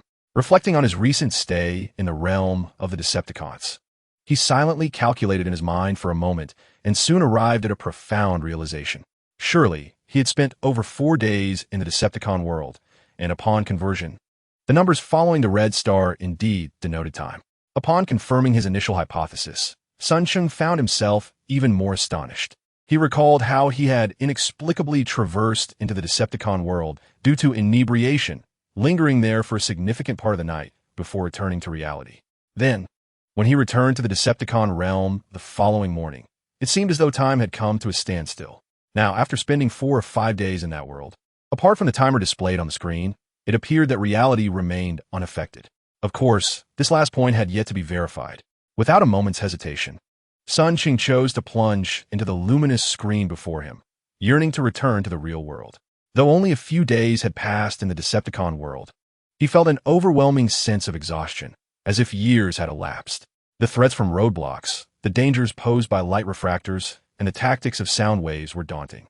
Most perplexing of all was the red spider. Engaging with these non-human entities was utterly draining. In his inadequacy, he could only rely on his intellect to manage, and fortunately, most of the formidable Decepticons he had encountered thus far had regarded him with indifference, affording him considerable leeway. Nonetheless, the experiences in this brief interlude within the alternate realm had taken toll on him. Now, finally returned to the spherical space, and faced with the choice of returning to his original world, Sun Cheng made his decision without a hint of hesitation. With a swish, a shimmering azure light burst forth, accompanied by an uncanny sensation of his soul being extracted and a fleeting dizziness. When Sun Cheng regained his senses, his eyes still slightly dazed, he instinctively glanced around and found himself back in his office. Had he returned? The mild dizziness from his traversal lingered, casting an illusion of unreality over everything he beheld. Unable to resist, he slapped himself, and the sharp sting on his cheek acted as a refreshing balm, dispelling the negative sensations. Rubbing his temples, he stood from his seat and instinctively touched his stomach, the emptiness within causing him discomfort. Returned? That was good enough. Comforting himself with this thought, he glanced out the window, basking in the bright sunlight. However, the experience of traversing between 2 worlds has rendered Sun Cheng's perception of time somewhat nebulous. Instinctively, he reached into his pocket, yearning to extract his phone for a glimpse of the time. Yet, as he plunged his hand into the pocket, his expression underwent a sudden transformation.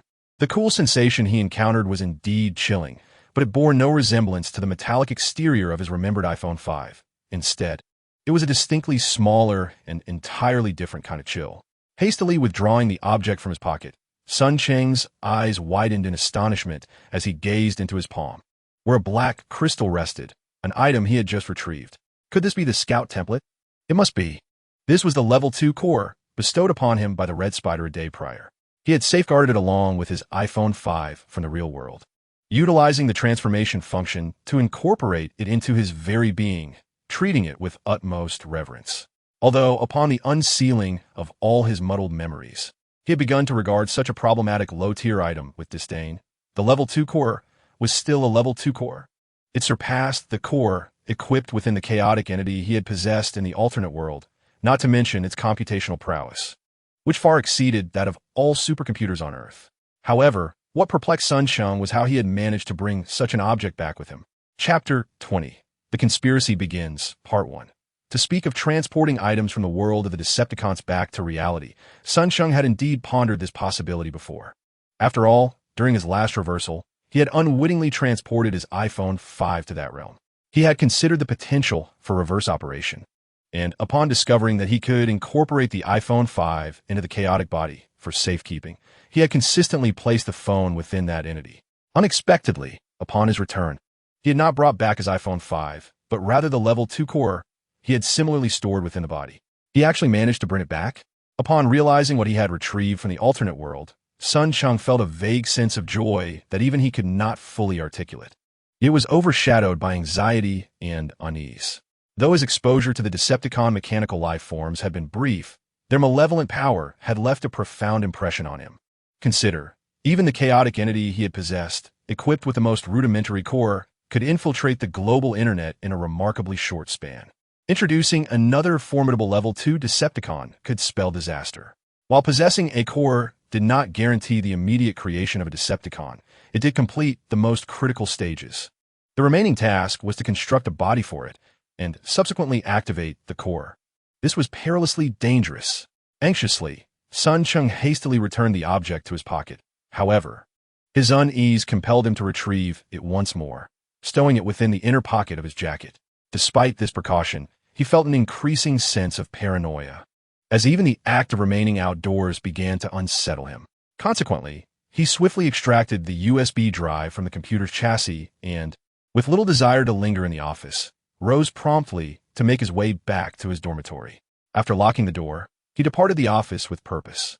As he traversed the expansive campus, the vibrant energy of students bustling by, their laughter and conversations, coupled with the warm sun hanging high in the sky, alleviated some of his agitation. It gradually dawned on Sun Cheng that this was no longer the oppressive and perilous alternate realm he had once known. Rather, he was merely an ordinary university student, neither a spy nor a robot.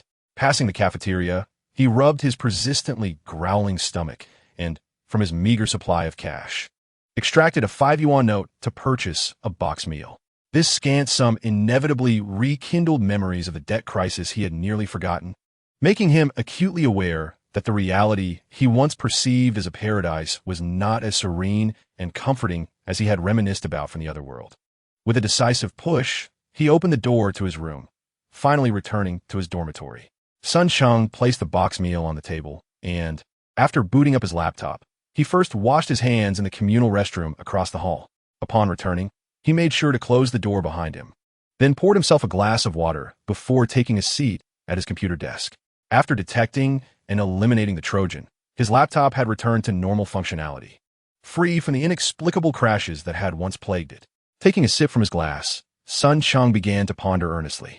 An indebtedness approaching 100,000 yuan is not a trivial sum for most university students, and he was no exception. It seemed he had been momentarily blinded by the exhilaration of entrepreneurship, leading him to make reckless choices involving continuous borrowing. Reflecting on his recent journey to the alternate realm, he realized that without that experience, he might not have been able to calmly evaluate the situation he found himself in now. While contemplating his entrepreneurial venture, he recognized the folly of his approach. The idea had merit, but the planning was grossly inadequate. As the primary initiator, Sun Cheng had undeniably failed in his responsibilities.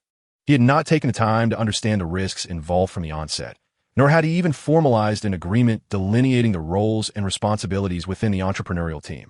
To make matters worse, he had been subtly ousted from the technical team by several partners, depriving him of the sole benefit of technical advancement that had arisen from their failed venture, while simultaneously shouldering the most arduous task of fundraising alone. Reflecting on it now, he realized just how foolish he had been.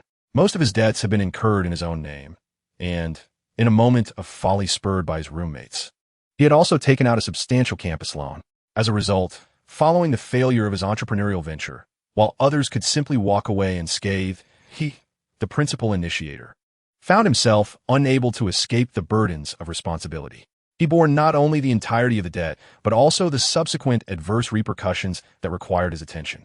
Had Sun Cheng been in his right mind, he would have never ventured into the treacherous waters of predatory campus loans.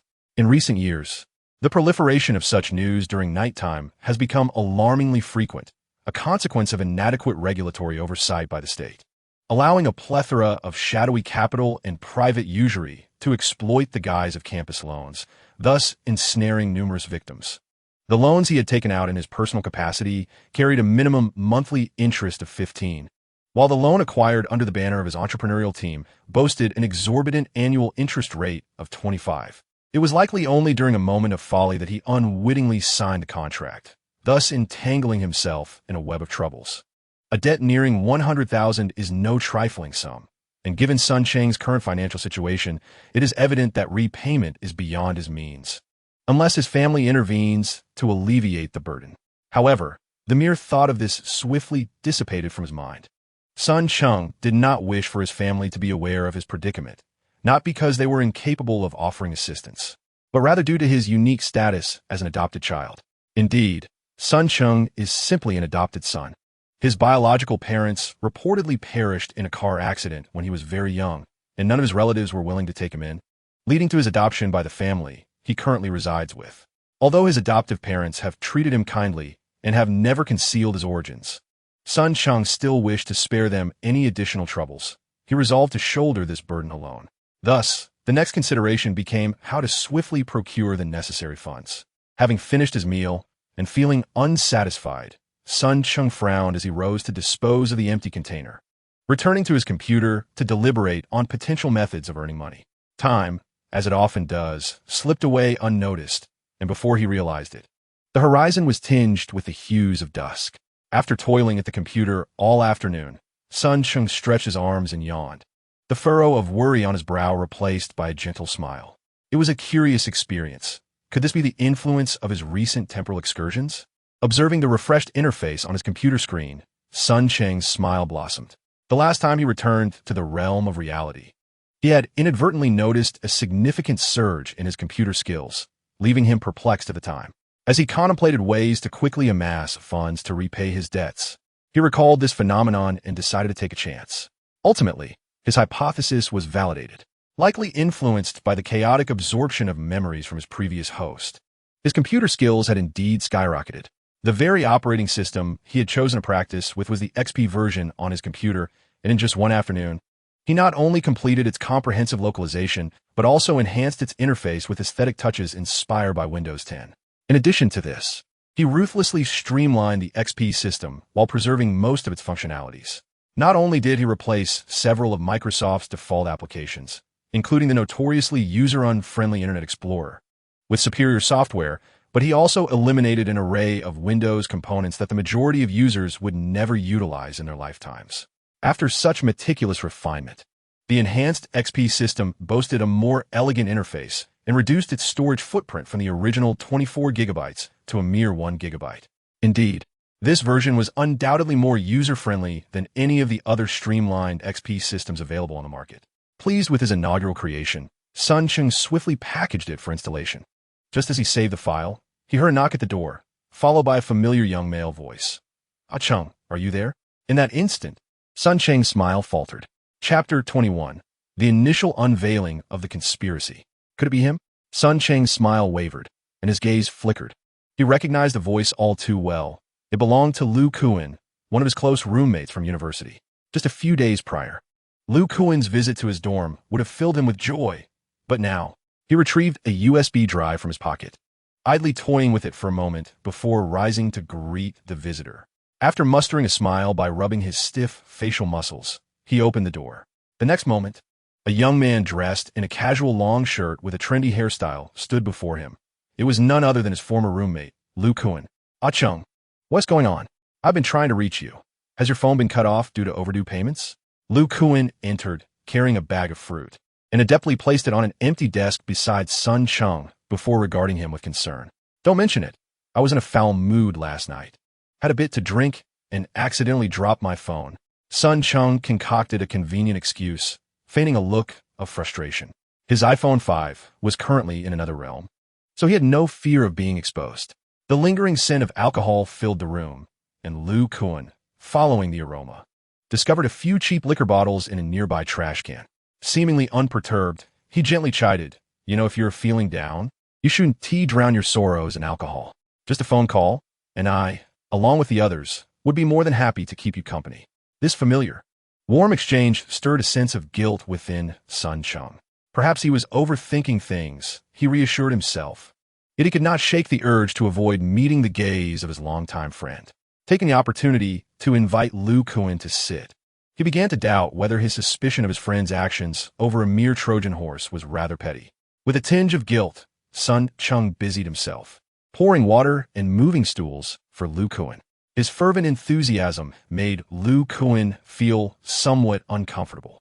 After taking a seat, he remarked, "Why are you being so polite? This is your dormitory, is it not mine as well? Haven't you all moved out?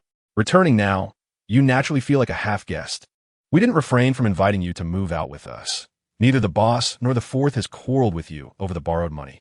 It's just that you've always felt uneasy about it." Lu Kuan suggested. So, how about we move in together?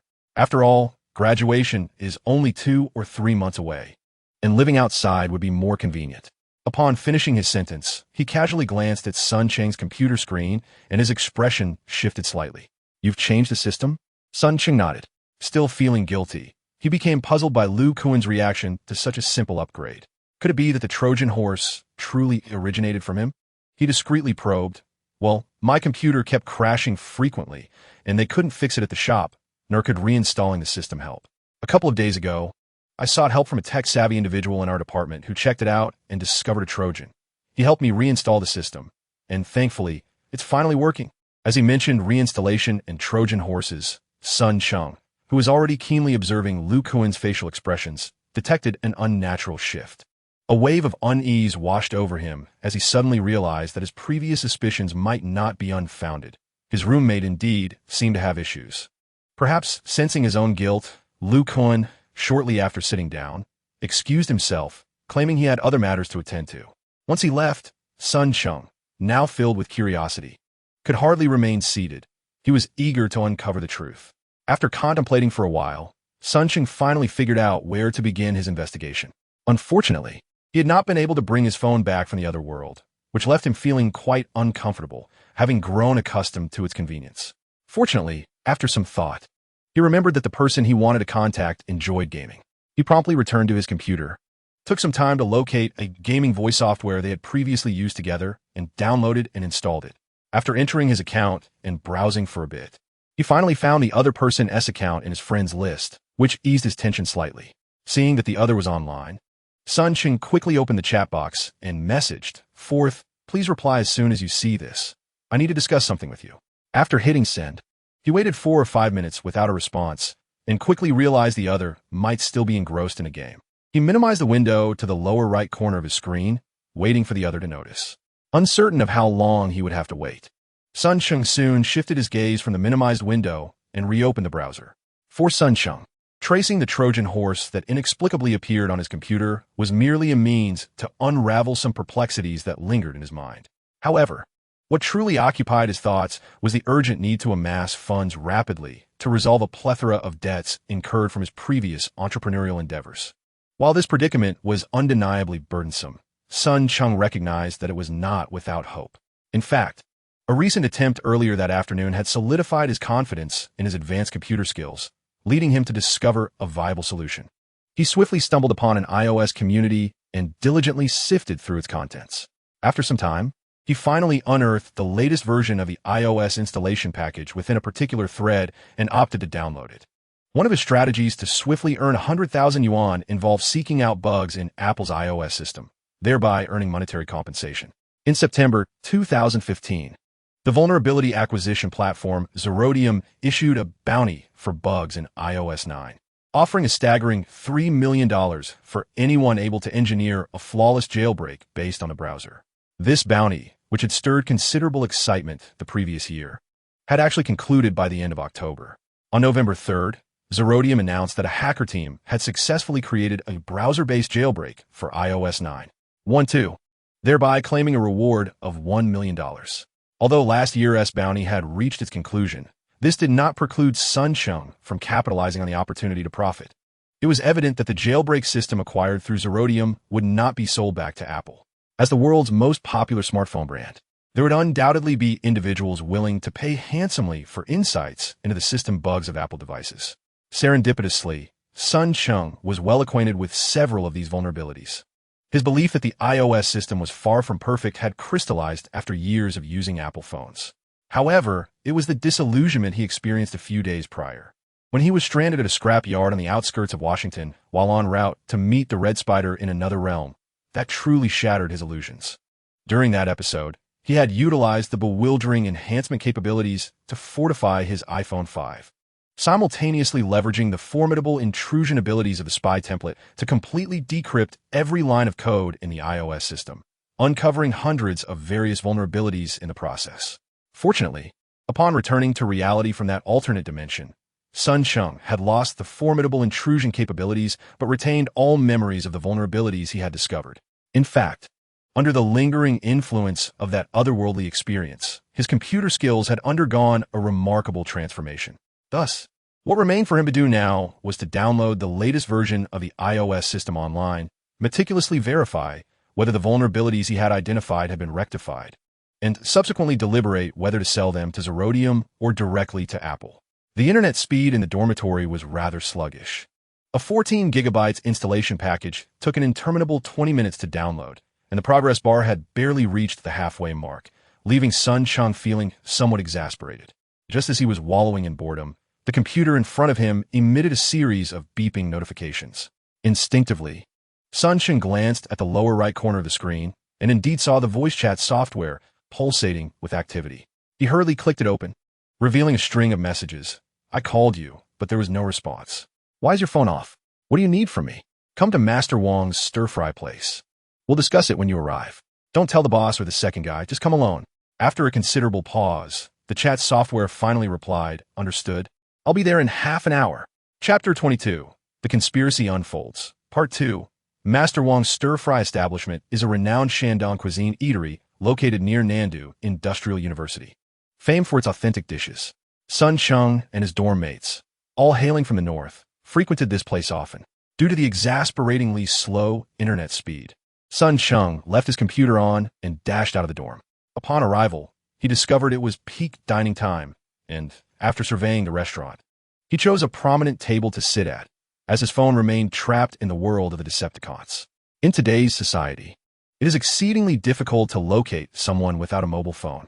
Would you like to order? No sooner had Sun Cheng settled in than a server approached him with a menu. With his funds dwindling, he opted for a modest selection of a cold dish, 2 vegetarian options, and 1 meat dish, totaling 4 items. Shortly after the cold dish was served, Sun Cheng, who had been fixated on the entrance, suddenly brightened when he spotted a slightly plump young man wearing black-rimmed glasses entering. He quickly stood up to wave. "Old four, over here." The slightly overweight, bespectacled individual was Li Meng, one of Sun Cheng's friends from the same dorm. Li Meng acknowledged him with a nod and made his way to sit opposite Sun Cheng. "Why is your phone off? I tried calling you," he inquired. "Last night, I was feeling down, so I drank 2 bottles of soda in the dorm and ended up breaking my phone." Sun Cheng resorted to this excuse. Li Meng glanced at him, but refrained from probing further. After all, they had been roommates for several years, and he was well aware of Sun Cheng's alcohol tolerance. Once seated, they exchanged a few pleasantries, and soon the dishes arrived. Li Meng, being rather impatient, quickly served himself some food and directly asked, "You call me out? And at ISNT to ask for money to fix your phone, is it? It's already mid-month, and I can spare you a few hundred, but I truly have no more." It seemed he had misconstrued the invitation as a request for a loan. Sun Cheng considered teasing him as he used to, but borrowing money among friends could indeed strain their relationship, so he simply shook his head in denial. "No, that's not it. I'm not fixing my phone for now. I'll wait a few days." Although his words were somewhat veiled, Li Meng appeared to understand, as he called over the server and ordered 2 bottles of beer with an expression of sudden realization. "Ah, your birthday is coming up in a few days. ISNT it? I see. Your sister is coming to visit." Upon mentioning Sun Cheng's sister, Li Meng's face was openly filled with envy. "Greetings. How disparate are our fates despite our shared kinship. You have an elder sister, while I am blessed with not 1, but 2. Yet, your sister possesses a kind disposition and shows genuine affection, visiting you regularly and never missing your birthday celebrations. In contrast, my 2 siblings, well, I shall refrain from elaborating." After venting my grievances, I lifted my gaze towards Sun Cheng, only to discover a rather forced smile adorning his countenance. Somewhat taken aback, Li Meng was about to inquire further, but Sun Cheng preempted him by changing the subject. "By the way, did you inform the eldest and the second about your arrival? Is it necessary for them to know that we are dining together?" Li Meng replied, a hint of displeasure in his tone. Noticing Sun Cheng's earnest gaze fixed upon him, he furrowed his brow and continued, "The eldest has classes this afternoon, and he had not returned when I left. Brother Kuan did ask me about my whereabouts, to which I simply stated that I had plans with friends. What is this? Have you had a quarrel?" Quarrel is hardly the term, merely some skepticism. Sun Cheng had contemplated revealing a morsel of information to Li Meng, as they had spent years together, and he was familiar with Li Meng's character, tight-lipped yet loyal. When the 4 of them resided together, it was primarily the 2 of them who were inseparable. The beer arrived. The server uncorked the bottle, and Li Meng poured a glass, handing it to Sun Cheng, who accepted it with a hint of skepticism, awaiting further elaboration. After taking a sip, Sun Cheng continued. Do you recall the persistent crashes on my computer? The other day, I sought the expertise of a specialist who uncovered a Trojan on my system. What? Li Meng appeared momentarily bewildered. Sun Cheng pressed on. The Trojan is inherent to the operating system. Indeed, the very XP system that the second brother provided me. As Li Meng was pouring himself more wine, his hand trembled at this revelation, causing some to spill. He hurriedly grabbed a few napkins to wipe the table, discarding them into the nearby bin, indifferent to whether he had succeeded or failed, and leaned closer to Sun Cheng. What do you mean? Are you insinuating that Brother Kuan installed a Trojan on your computer? As soon as the words left his lips, his expression darkened, his eyes blazing with anger as he glared at Sun Cheng. The warmth from earlier now dissipated. Third brother, I am aware of your entrepreneurial failures and the heavy toll they have taken on you. Yet that does not justify directing your frustrations at others. Brother Kuan owes you nothing. We all comprehend the challenges he faces at home. When you claimed to be penniless and sought loans, did Brother Kuan not readily offer his assistance without hesitation? With that, he wore a stern visage, devoid of any desire to engage further, and tilted his head back, emptying his glass of beer in one swift motion. Sun Cheng anticipated this reaction, shaking his head in silence. He finished his beer before clarifying, I trust the second brother. Yet the individual who assisted me in diagnosing my computer is also a close acquaintance. He cautioned me, and I feel compelled to heed his advice. I understand that you may not appreciate my words, but this time, my dear brother, I must adopt a somewhat dubious stance. I wish to inquire. Since you have moved out, has the second brother exhibited any unusual behavior of late? Such an explanation, evidently, could not quell Li Meng's inner turmoil. After all, he had shared a dormitory with Sun Cheng and Lu Kuan for several years, forming a bond that perhaps made him regard them as brothers. Yet now, Sun Cheng had explicitly conveyed his suspicions regarding another brother's dubious actions, nearly provoking Li Meng to a boiling point. Gloomily, he downed another glass of beer, ignoring Sun Cheng entirely, as he busily devoured several dishes, seemingly uninclined to speak. Sun Cheng, aware of Li Meng's anger, attempted to soothe him with gentle words for a while, ultimately expressing his disappointment. I knew this would upset you, but I have encountered numerous troubling incidents lately that compel me to investigate and seek clarity. If you choose not to respond, so be it. I shall continue my inquiries.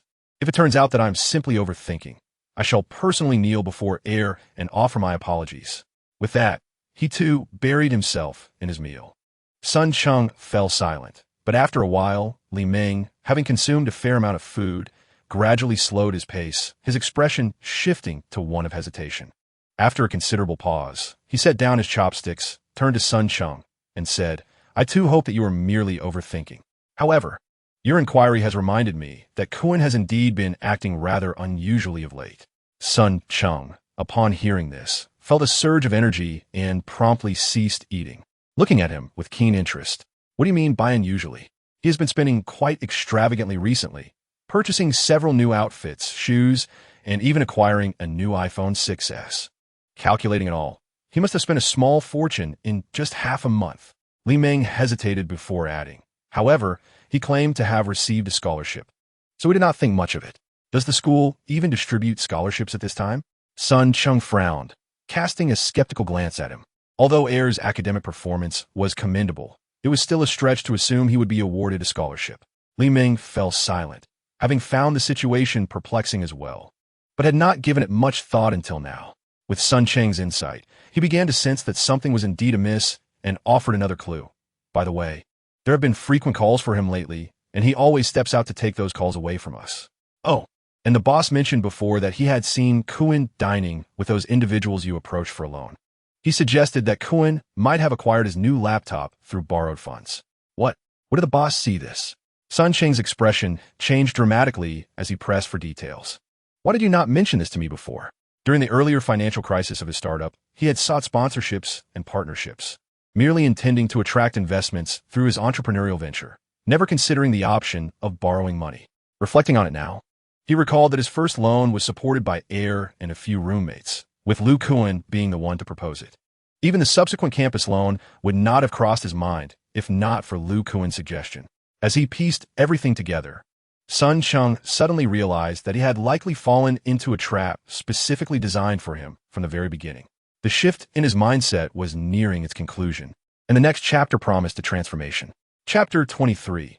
Confrontation. Upon returning to his dormitory, Cheng felt an overwhelming chill, as if he had just emerged from an icy abyss. In his pocket lay 300 yuan notes, forcibly pressed into his hand by Lao Si, who likely recognized that he was short on funds. This small act of kindness warmed his heart, yet it could not alleviate the profound cold that penetrated his being. Cheng was now acutely aware that he had been deceived, most likely by someone he had always considered a brother, who had stabbed him in the back. His experiences in a foreign world had not only broadened his horizons, but also matured his psyche considerably. Had this revelation occurred just a week prior, he might have foolishly confronted Lu Kuan at his door, demanding answers. After closing the door, he poured himself a glass of water and returned to his computer, settling down in silence. He needed to gather his thoughts and reflect. Although the specifics remained somewhat unclear, the overarching narrative had become unmistakably evident. Someone had set a trap for him, and Lu Kuan was likely just an accomplice. Cheng had known him for several years, and found it hard to believe that Lu Kuan could maintain such a facade from their very first meeting. This line of reasoning led to intriguing conclusions. Cheng possessed a degree of self-awareness. In previous years, he had indeed distinguished himself from millions of candidates, gaining admission to Nandu Industrial University, one of the nation's premier engineering institutions. However, within the competitive environment of Nandu, where talent abounded, he felt less remarkable. The university offered millions in scholarships annually to encourage student progress. Yet since his lucky win in his sophomore year, he had remained distant from such accolades. Before embarking on his entrepreneurial venture, Cheng could be considered merely another inconspicuous senior among the thousands facing graduation. So, who had set their sights on him? And what was the motive behind it? This was indeed a perplexing question. If it were related to his entrepreneurial project, it could be a matter of envy or ulterior motives. Since the introduction of the University Entrepreneurship Incubation Program at Nandu, the school had sponsored numerous startups, with at least 80 projects each year. Their cohort alone boasted over 130 initiatives, many of which, like voice-activated technologies and bike-sharing systems, held promising prospects. In contrast, their mobile system emulator, while less complex, lacked the allure of those other ventures. The more he pondered, the more elusive the answers became. After exhausting his mental faculties in this futile exercise, Cheng decided to cease his fruitless musings and turned on his computer screen. Before heading out, he powered on his computer to download the latest iOS system. The outcome was quite satisfactory, although the campus network's download speed was somewhat subpar. The considerable time allowed him to successfully acquire the newest iOS version. By the afternoon, having already researched various strategies online, Cheng had added not only the iOS system to his download queue, but also a virtual machine and several diagnostic tools. After installing and loading the software, with his rudimentary foundation, began to learn and explore, aided by his inherited chaotic abilities, which enabled him to grasp the intricacies with relative ease. Indeed, he found no errors here. The vulnerabilities remained undiscovered. When running the XX program, there was still a chance of the A9 processor overheating. The XX vulnerability persisted. If exploited, it could allow remote and uninterrupted emergency calls. Methodically comparing his findings with the iOS system vulnerabilities etched in his memory, Cheng diligently assessed them line by line. Soon, with a look of delight, he confirmed that the iOS system he had unintentionally cracked while using the chaotic mechanism in another world was indeed riddled with genuine vulnerabilities. Over 80% of these flaws had not yet been rectified by Apple in the latest iOS version and likely remained undetected. This signified that his anticipated financial plan was feasible. He promptly searched for Apple's bounty program for vulnerabilities, only to feel a wave of disappointment wash over him. Apple was undeniably stingy, although they advertised rewards for 5 categories of vulnerabilities. The highest reward for discovering flaws in the firewall that prevents unauthorized programs from launching was merely 200,000. Other reward categories included 100,000 for uncovering leaks of confidential information from the secure enclave, 50,000 for vulnerabilities accessing Apple's iCloud accounts, and 250,000 for accessing user data outside the secure sandbox. However, this was merely theoretical. Receiving even half of these amounts would be considered fortunate.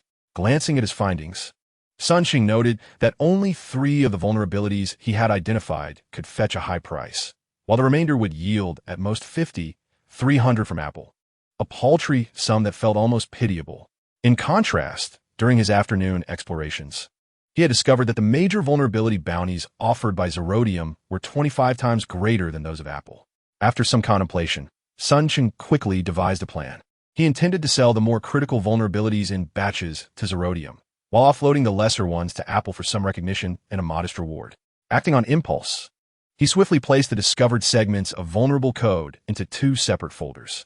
Among these, several less critical vulnerabilities were accompanied by comprehensive validation steps, while the more severe ones were merely noted by name, devoid of the essential validation steps and even the specific locations of the vulnerabilities. He then submitted these findings to Zerodium's official email. Once this task was completed, he promptly utilized his Apple account to send a similar email to Apple. All that remained was to await a response from both entities. It took him over an hour to finalize everything. And just as he was about to exhale a sigh of relief, a sudden knock echoed from outside his dormitory door, followed by a deep male voice inquiring if Cheng was present. Cheng had previously enjoyed a decent social circle, but after embarking on an entrepreneurial venture and accumulating debts, his friends had dwindled significantly. Now, the only ones who dared to approach him were likely the few from his old dormitory, possibly to remind him of his financial obligations. The voice was unfamiliar, and despite his efforts to recall, he could not place it, suspecting it was not someone he knew. Assuming it was merely someone from a neighboring dormitory seeking to borrow something, Cheng replied and casually closed his browser before heading to the door. At the threshold stood 2 young men, one tall and the other slender, neither appearing to be much older than he. Cheng regarded them with curiosity, finally inquiring, "Who are you? It's not convenient to talk outside. Let us discuss it inside." The shorter, seemingly amiable young man responded with a smile. However, his tone, reminiscent of a predator assessing its prey, caused Cheng's brow to furrow in discomfort. The commanding manner in which he spoke further exacerbated Cheng's irritation. Before Cheng could respond, the taller of the 2 unceremoniously pushed his way into the room. Feeling increasingly displeased, Cheng's tone shifted as he asserted, "Please, hold on. We're not familiar with each other, so it would be prudent to clarify who you are and why you are here." With a chuckle, the shorter young man stepped fully into the room, and the taller one closed the door behind them. "I was merely considering your interests, Cheng," he began. "I am Xiao Hong. My friend here kindly refers to me as young Master Hong. You may not know me, but you're likely familiar with student loans." Upon hearing the mention of student loans, which were the source of his considerable debts, Cheng's eyes narrowed. "Ah, so it is young Master Hong. My apologies for not recognizing you. What brings you to my humble abode today? Are you here for chat?" When it came to debts, he was not particularly anxious. Previously, although Cheng was eager to borrow money, he still possessed a modicum of discernment. He meticulously scrutinized each loan agreement, ensuring the absence of any onerous clauses before affixing his signature. The earliest repayment of principal was not due for 2 months, by which time it was evident that he would no longer be in one of such trifles. As for the interest, he had recently settled it. Otherwise, it would be implausible for him to find himself bereft of funds even before the month had fully elapsed. With a bemused expression, Xiao Hong appraised him up and down, his smile devoid of warmth, and declared, "Alas, it seems we must disappoint you, Cheng. In truth, we have come to collect a debt. The principle of repaying debts is, of course, sacrosanct. However, this must be conducted in accordance with the contract." Cheng maintained a composed demeanor, revealing no signs of emotional upheaval as he replied, "I have 2 months remaining to repay the principal to your student loan service, and I transferred the interest last week as per the agreement." "Well articulated," Xiao Hong responded, clapping his hands in mock approval, though his gaze now bore an added layer of derision. "In these enlightened times of the Republic, we must honor our signed contracts. Yet, we are indeed adhering to the contract." He retrieved a photocopied version of the agreement from his burly companion and handed it to Cheng. Upon examining it, Cheng recognized it as the contract he had signed for an entrepreneurial loan under the auspices of a startup project. A slight furrow appeared on his brow. Without perusing further, he fixed his gaze on Xiao Hong, demanding, "What is the meaning of this?" I have 10 months before the principal of the entrepreneurial loan is due. And regarding the interest, I have already transferred this month's payment to you last week. I have heard that your venture has concluded. Xiao Hong's sarcasm was now unmistakable, his tone sharpening. It appears that you have not thoroughly reviewed the contract. According to Clause 211 in the Annex, should the borrower be unable to ensure the project's continued operation, we reserve the right to demand early repayment of the principal to protect our legal rights. Therefore, we at the Student Loan Service have decided to terminate the loan agreement with you, Sun Cheng. Now, kindly return the principal of 50,000 yuan. Without needing a signal from Xiao Hong, the imposing figure beside him cracked his knuckles menacingly. Stepping forward with the unmistakable intent of enforcing the debt collection through physical means should Sun Cheng fail to comply. Sun Cheng's eyes narrowed as he recalled the specific clause he had indeed signed. However, beneath his simmering anger, there was no trace of panic on his face. Crossing his arms defiantly across his chest, he sneered, "Oh, are you well informed? I only announced my venture's closure this morning, and here you are at my doorstep by evening. Quite the impressive strategy you have employed. The surveillance Trojan on my computer, was that your doing?" By alluding to the Trojan, Sun Cheng observed Xiao Hong's eyes flicker momentarily. Unfortunately, this cunning individual betrayed no hint of discomposure, instead adopting an expression of feigned bewilderment. "What is it that you're insinuating, Sun Cheng? Are you suggesting that you intend to evade your obligations? Lu Kuan is undoubtedly one of your operatives, and I now harbor suspicions that your involvement was behind Huo Miao's sudden resignation. Certainly, after much scheming to ensnare me, I find myself merely intrigued. As an ordinary university student, what aspect of my existence warrants such elaborate machinations? Since Sun Cheng has identified the culprit, it is evident that mere words cannot deceive him. Unmoved, I continued my relentless inquiries, having completely turned the tables on him. His obstinate demeanor and acute awareness of the situation left Xiao Hong somewhat flustered. However, recovering swiftly, Xiao Hong's embarrassment morphed into anger as he coldly declared, "Repaying debts is a fundamental principle.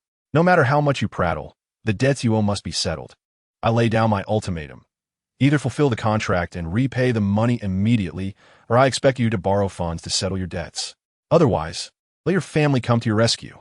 In a fit of indignation, he produced a fresh promissory note and tossed it towards me. With quick reflexes, I grasped it, and upon inspection, my face paled. It was a pre-prepared document demanding a repayment of 50,000 yuan for student loans, on top of which I was coerced to borrow 120,000 yuan from an unfamiliar company at a staggering monthly interest of 3,000, to be repaid in 6 months. This was usury beyond comprehension. I now understood the treacherous trap I had fallen into. This was no mere campus loan. It was a predatory scheme disguised in legitimacy, where once ensnared, one would face relentless harassment for repayment, spiraling into an abyss of debt that could lead to the selling of one's possessions, or even worse, one's very self. As I felt my heart race with dread, fury surged within me. In front of Xiao Hong, I tore the document into shreds and cast it into the trash bin. This morning, I casually baited a hook, and by nightfall, they could no longer restrain themselves. Did they truly believe me a fool? Now that I recognized the trap, would I allow them to manipulate me further? I sneered derisively at Xiao Hong, asserting that I too had a declaration to make. If repayment was demanded, it could either be done in accordance with the contract after 10 months, or else I would bring my legal advisor for discussions tomorrow.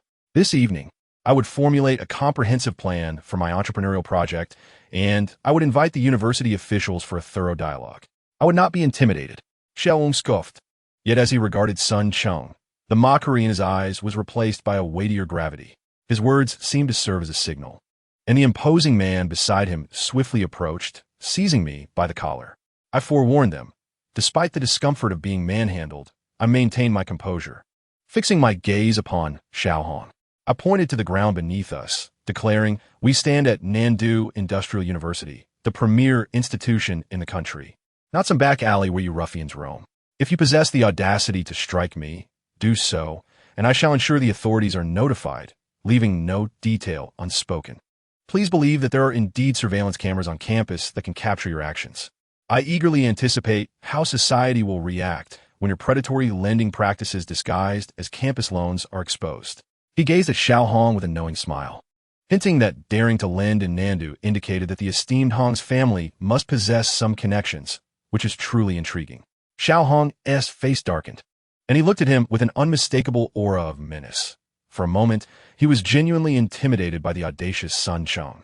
After a brief hesitation, he let out a cold snort, signaling to the burly individual beside him to release Sun Cheng, and then remarked with vehemence, "Well, I must admit, I did not perceive you as a noteworthy adversary, Sun Cheng.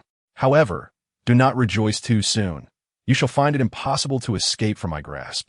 I shall grant you mercy today, but starting tomorrow, you will face the consequences. Deyun, lit you is deports." With that, a resounding bang echoed as the door slammed shut, and the two exchanged glances steeped in intensity before leaving without a backward glance. As a side note, the narrative concerning campus loans is inspired by a personal acquaintance who is currently in university and has found himself ensnared in such predatory lending practices. He borrowed a few thousand, only to be manipulated, threatened, and trapped, ultimately repaying over 30,000 with assistance from his family. I share this not for any ulterior motive. Although I have artistically embellished the tale, the underlying patterns remain consistent. Above all, I implore others to refrain from engaging with such nefarious schemes, as they are perilously exploitative. Chapter 24. Return to Transformers at long last. Sun Cheng managed to intimidate the two unwelcome visitors into retreating. After locking the door securely, he felt his legs weaken, collapsing onto the floor.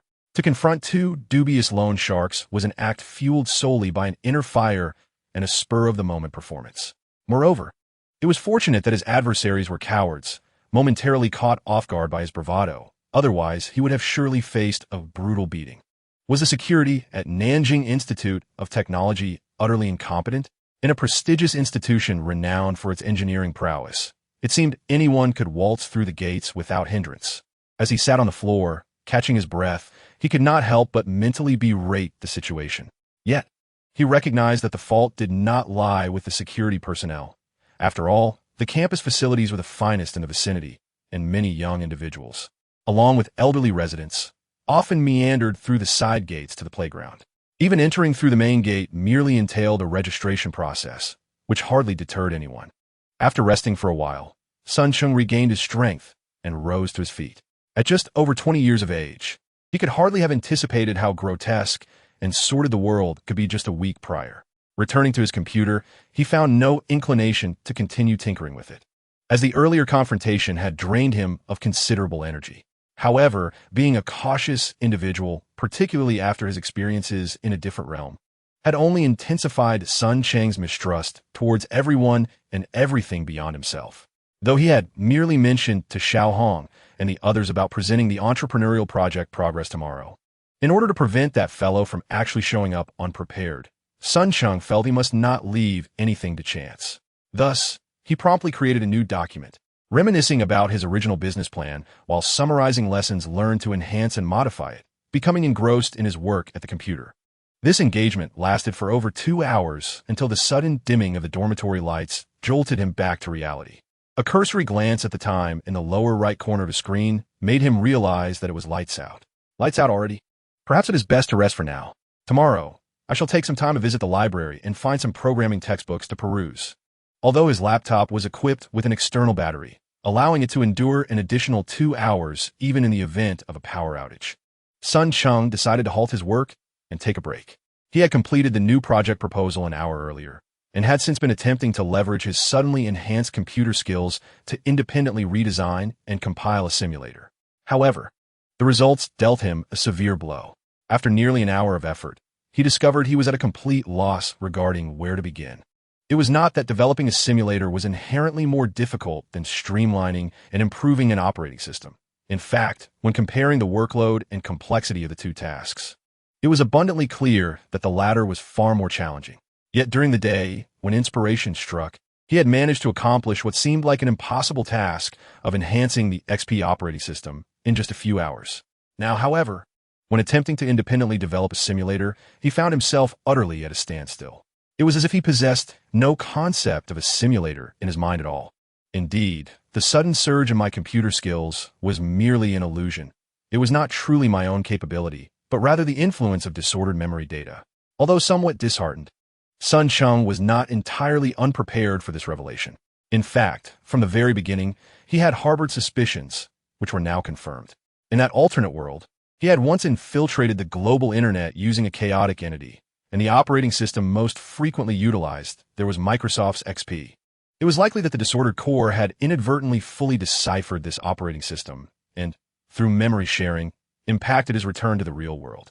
Now, as Sun Cheng aspired to develop a simulator, the chaotic memories he had acquired contained no concepts related to simulators, and in his current human form, he evidently lacked access to any artifact akin to the core of the Decepticons.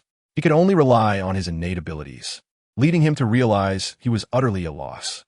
After stepping out to the washroom across from his dormitory and completing his ablutions in the dark within a few minutes, Sun Cheng returned to his room, shut down his computer, and climbed into bed. As he gently closed his eyes, it was not long before a wave of drowsiness washed over him, enveloping him in a haze of confusion. Simultaneously, he perceived a faint allure emanating from an obscure corner of his being. Wait, could this be? A spark of curiosity ignited within him, prompting Sun Cheng to muster his focus and instinctively reach towards the source of the attraction. In the next instant, he felt as though his consciousness had been ensnared by a vortex, and in the blink of an eye, he found himself once more within that cerulean spherical realm. Although this was not his inaugural visit to this extraordinary space, returning here once again filled him with an awe-inspiring sensation. How wondrous it was! This enchanting realm permitted him to traverse between two worlds effortlessly. Casting his gaze around, he reconfirmed the existence of only two luminous screens at the center of the azure sphere, leaving him somewhat disheartened. The scarcity of information rendered it increasingly challenging for him to decipher the nature of this place. Why did it possess the power of traversal? And what allowed him entry into this domain? Fortunately, Sun Cheng swiftly recalibrated his mindset.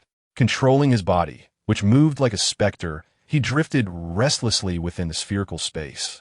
Soon succumbing to a sense of tedium, he desired to depart, and thus directed his form towards the luminous screen that led back to reality. With a whoosh, the screen illuminated, revealing his own tranquil figure resting on the bed, despite the late hour in the real world. After mentally estimating the duration between his awakening that morning and his recent slumber, he turned his attention to the lower right corner of the screen, comparing it to the rapidly diminishing numbers behind the red star, nodding to himself in understanding. There could be no mistake. The digits behind the red star indeed represented the passage of time. But what did it signify? What transformations would occur in the spherical space after 30 days? Or the real world? Given the limited information at his disposal, Sun Cheng found himself devoid of any leads. After furrowing his brows in contemplation for several moments, he resolved to quell his thoughts and dismiss their implications. Just as he prepared to return to reality, a fleeting glance caught his eye. He noticed a shift in the data behind the blue star, situated above the red star, which jolted his awareness. How curious! The figures behind the blue star had altered to 371,000. He distinctly remembered seeing 371,000 during his last visit. Upon reflecting with diligence, Sun Cheng was resolute that his memory served him correctly. He had indeed seen the number 371,000 before. Pondering the possibility that another screen displayed the same set of figures, he glided over to the adjacent luminous screen. As it flickered to life, he immediately glanced at the lower right corner, confirming that the numbers behind the blue star had indeed transformed from the original 371,000 to the current 371,000. There is no mistake. This set of data has indeed changed, and it has decreased. What does this signify? He scratched his head. A habitual gesture of Sun Cheng when he is troubled. Unfortunately, he now finds himself in a spectral state. Yet his worries remain undiminished by the temporary absence of his physical form. In fact, Sun Cheng feels an even greater burden of concerns weighing upon him, his mind teeming with questions that provoke him to ponder deeply. For instance, another question arises. Why has the numerical value behind the blue star suddenly diminished? He began to reflect. Sun Cheng recalled that during his time at the Red Spider base, while replenishing the disoriented machinery in the supply room, he had similarly detected fluctuations in the spherical space, which enabled him to re-enter this realm. At that time, the number displayed behind the blue star was still 371,000. Suddenly, a realization struck him. After returning from the Decepticon world, the figure behind the blue star had decreased by 200. Does this imply that the number represents some form of energy that allows me to traverse freely between the two worlds? This thought illuminated his mind, providing clarity. The remaining task would be to validate this hypothesis upon the next journey. As he gazed once more at the light screen, he soon made another discovery. His gaze inadvertently swept across the white star below, revealing that its data had also changed, decreasing from 21 to 11. Regarding the fluctuation of the white star's data, he felt no significant agitation, for he had already formulated some conjectures. He suspected that this set of data likely represented items that could be transported between the two realms, such as the iPhone 5 he brought from reality to the alternate world, or the Level 2 core he returned from the alternate world to reality. However, like the blue star, the true significance of the white star remains to be confirmed through further experimentation. Feeling a deeper understanding of the spherical space, Sun Cheng's mood brightened considerably, alleviating much of the anxiety and unrest brought on by the recent visit from Xiao Hong and others demanding repayment. Just as he prepared to return to the real world, his gaze inadvertently fell upon the chaotic machinery displayed on the light screen, prompting him to pause in contemplation. In the previous two journeys, he had acted passively, yet each had yielded significant rewards. The first journey revealed his ability to share chaotic memory data in the real world, while the second not only provided him with a means of repayment, but also enabled him to bring back a Level 2 core from the Decepticon legions. Though potentially perilous, mastering such an object could yield undeniable benefits. The substantial gains from these two passive crossings left a profound impact on him. Reflecting on his experiences in reality, the entrepreneurial venture that led to bankruptcy was only the beginning. He found himself ensnared in a web of high-interest loans, a situation meticulously orchestrated by others. Just hours after he had announced the dissolution of his startup team, Xiao Hong and his associates could hardly contain themselves, emerging with threats and intimidation that suggested they would not easily let him go. The once serene paradise of reality had transformed into a perilous place, with danger now looming over his family as well. Even the astute son Cheng had recognized that his only path to escape lay not in this reality, but in an alternate world, within the chaotic entity he had inhabited during his transference. This revelation stirred within him a tumult of emotions, rekindling the resolve he had previously made to avoid returning to that treacherous realm. Standing before the portal to this other world, he hesitated, his gaze oscillating between the two luminous screens that represented reality and the alternate dimension. After several moments of contemplation, he finally made his decision, gritting his teeth and plunging into the luminous barrier that promised to transport him to the other world. Chapter 25. Laserbird. Upon opening his eyes, Sun Cheng discovered that the spider-like Decepticon had ceased its energy replenishment. As he regained consciousness, he found the creature observing him with keen interest. How could you expend so much energy with just over 900 units restored? Are you seeking information about Lord Red Spider's plans? Sun Cheng retorted coldly. The spider-like Decepticon was instantly taken aback. Although it shared the same lowly status as Sun Cheng, its background was far less tumultuous. It was merely a medical variant, a mass-produced minion. The notorious reputation of Red Spider had clearly intimidated it, prompting the medical Decepticon to turn away, evidently too frightened to inquire further. With the replenished core reabsorbed into his being, Sun Cheng's expression turned contemplative as he absent-mindedly touched his chest, pondering. The Level 2 core he had brought back to reality was locked away in a drawer, distance from his body, which perhaps explained why it had not returned with him. Reflecting on this, he recognized a commonality between the initial act of bringing his Apple iPhone 5 into this world and the transportation of the Level 2 core back to reality. Both items had been in close proximity to him. Realizing this sparked a vague notion in Sun Cheng's mind, but before he could fully grasp it, his spy template issued a warning as he stepped out of the supply room. Roused from his muddled thoughts, he turned to find a rapid-fire machine gun aimed directly at him. The owner of the weapon seemed to be taunting him, continuously adjusting the aim towards his limbs, chest, and head, wielding a prism scope. Do you wish to court death? Sun Cheng scoffed, his eyes glinting with ferocity. Do not presume that my resurrection has diminished my strength, rendering me fearful of you pitiful camera squad scoundrels. Returning to this world once more, as he faced the prism once again, Sun Cheng felt no trepidation. Having fully absorbed the chaotic memories that had been sealed away, he had come to a comprehensive understanding of the trio known as the Camera Squad. And now he brimmed with confidence, aware that the Prism would not dare to strike against him. After the interference from the Barricade last time, this individual surely recognized that Red Spider currently needed him. Although the three miscreants of the Camera Squad each bore varying degrees of dysfunction, they excelled at evading responsibility and shunning danger. Otherwise, amidst the devastation of the Cybertron Civil War, countless high-ranking Decepticons had perished. Yet these three ineffectual beings had somehow survived the aftermath. Thus, Cheng was acutely aware that by merely exhibiting the haughty demeanor of his chaotic self prior to his demise and exploiting the asymmetrical information gap, he could gamble on the certainty that Red Spider would never allow his plans to be disclosed to the Prism. Undoubtedly, his gamble paid off. Upon keenly observing the stark contrast in Cheng's demeanor compared to their last encounter, a palpable sense of panic flickered in the Prism's eyes. "What has happened to your memory? Are you afraid?" He sneered. "With Lord Red Spider's intervention, I shall regain my former strength once the mission is accomplished.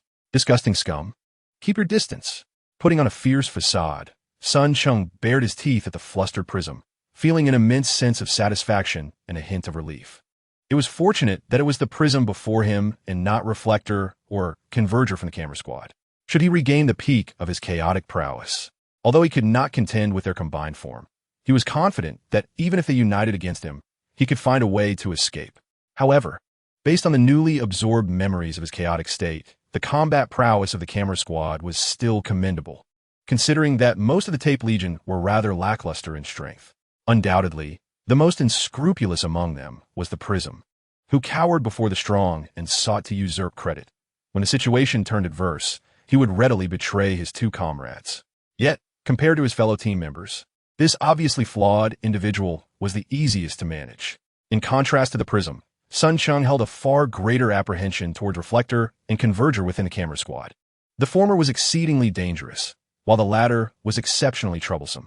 The leader of the Reflector trio, undoubtedly the most despicable among them, relished extorting those negligent or fearful of reprimand from their superiors. Arrogance may be his fatal flaw, yet his combat capability ranked among the strongest of the lower-tier Decepticons, daring to fire off a couple of rounds even against elite Decepticon warriors before making his escape. As for the Reflector, Cheng recalled that he was also an adept in intelligence. The scientist who initially created him within the Decepticon faction had tested a unique alloy on him. Although the technology at that time was not particularly advanced, the experiment endowed the Reflector with a physique comparable to that of elite Decepticon warriors, making it exceedingly uncomfortable for anyone ensnared by him. After a bout of intimidation effectively drove away the splitter, Cheng pondered thoughtfully, remembering that the camera trio was essentially inseparable. However, based on the splitter's demeanor, he surmised that the Reflector and the Mirror might have also been dispatched by the Tarantulas. He could only speculate about the number of clandestine schemes this cunning and treacherous mastermind was concealing. Recalling Tarantula's instructions prior to heading to the supply room, Cheng set his course for the cultivation chamber. Just as he was about to enter the hall, he suddenly felt a violent pulsation from the core. He immediately halted, closing his eyes and standing still for a good 10 seconds before reopening them. Tarantulas had indeed been correct. It was the Laserbeak. Just moments ago, he had received a remote communication, and the individual contacting him was none other than Laserbeak from the Tape Legion. As Tarantulas had suspected, Soundwave had dispatched Laserbeak to Earth, and upon his arrival, he promptly reached out to Cheng to arrange a meeting. After a brief moment of contemplation, Cheng had made a decision. Both Tarantulas and Soundwave were clearly formidable adversaries that he could not contend with at this stage. If it weren't for the chaotic experiences he had endured, he would have been eager to return to the Tape Legion and align himself with Soundwave. Unfortunately, with his memories of the turmoil now restored, he could not predict Soundwave's current stance towards him. Thus, he felt that remaining with Tarantulas might be more advantageous for him. Since the token of allegiance had been delivered, he needed to present it promptly, regardless of what schemes Tarantulas was plotting against Soundwave. Securing the spark that had been promised to him was the most beneficial course of action at this moment. With clarity of purpose, Cheng did not rush to respond to Laserbeak. Instead, he quickened his pace toward the cultivation chamber, preparing to report Laserbeak's arrival to tarantulas and await his next orders. Chapter 26. Target. Airplane Graveyard Sun. Cheng arrived at an opportune moment. Upon entering the cultivation chamber, he immediately spotted 3 imposing Decepticon warriors gathered together. Among them, in addition to the familiar tarantulas and the barrier, was an unfamiliar, earth-toned Decepticon warrior. The moment he stepped inside, Tarantula's gaze flickered as he turned his head and asked, "Is the energy fully replenished?" "Yes, my Lord Tarantulas," Sun Cheng replied respectfully. "I have come to report that I just received a remote communication from Laserbeak. He has arrived on Earth." "Commander, is this individual the Chaos from the Tape Legion?" The ochre-hued Decepticon interrupted his report with keen interest, lowering his gaze towards Sun Cheng, who was barely knee-high. The buzzing of his voice revealed a hint of bewilderment, as if he were astonished by Sun Cheng's apparent fragility. Soundwave had recently revived him on the lunar base, and in a soft tone, he explained that the ochre Decepticon was known as Bone Crusher. He noted that Sun Cheng might not recognize him, as he had departed Cybertron thousands of years ago in search of the Allspark. This fortunate endeavor was made possible thanks to the timely intervention of the commander, who replenished my energy. Otherwise, I might have remained dormant until the matrix was completely depleted. Bone Crusher's tone turned somber as he lamented the fate of his companions. Once commanded by Lord Megatron to embark on a quest for the Allspark, he was now the sole survivor of their group. Sun Cheng finally comprehended the situation. It was no wonder he had been puzzled by the sight of this evidently high-ranking Decepticon warrior, who bore faint rust spots on his chassis. Such marks indicated a severe depletion of energy, forcing the maintenance functions to shut down, a sign of a Decepticon entering a state of decline. Realizing that this warrior had been dispatched from Cybertron millennia ago, Sun Cheng understood why he, with his fragmented memories, could not recognize Bone Crusher. The Allspark was a sacred relic of Cybertron, its origins shrouded in mystery even to the likes of Soundwave, who knew only that it possessed a terrifyingly potent energy and could provide mechanical life with the vital essence necessary for evolution to a higher state. Clearly, the Allspark held the power to influence the dominion of Cybertron. Thus, at the onset of the Cybertronian Civil War, the Decepticon faction and their arch-nemeses, the Autobots, engaged in fierce contests over the Allspark. Ultimately, following a particular battle, the Allspark vanished along with a warship that had only recently taken flight. Thereafter, both the Decepticons and Autobots dispatched countless warriors to scour the far reaches of the universe in search of it, most of whom departed covertly, explaining why Soundwave was oblivious to Bone Crusher's identity.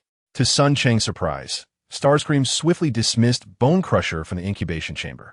Once Bone Crusher had departed, he turned back to Sun Cheng and inquired, "Did only Laserbeak come?" It was expected, for Soundwave had left Cybertron in haste, bringing no one but Laserbeak along. A flicker of crimson light danced in Starscream's optics as he pressed further. What was the content of the communication? Sun Cheng, without hesitation, relayed the message in its entirety, prompting Starscream to nod in satisfaction. He read quickly, but after finishing, he frowned and instructed, "Do not respond for now. Await my next command."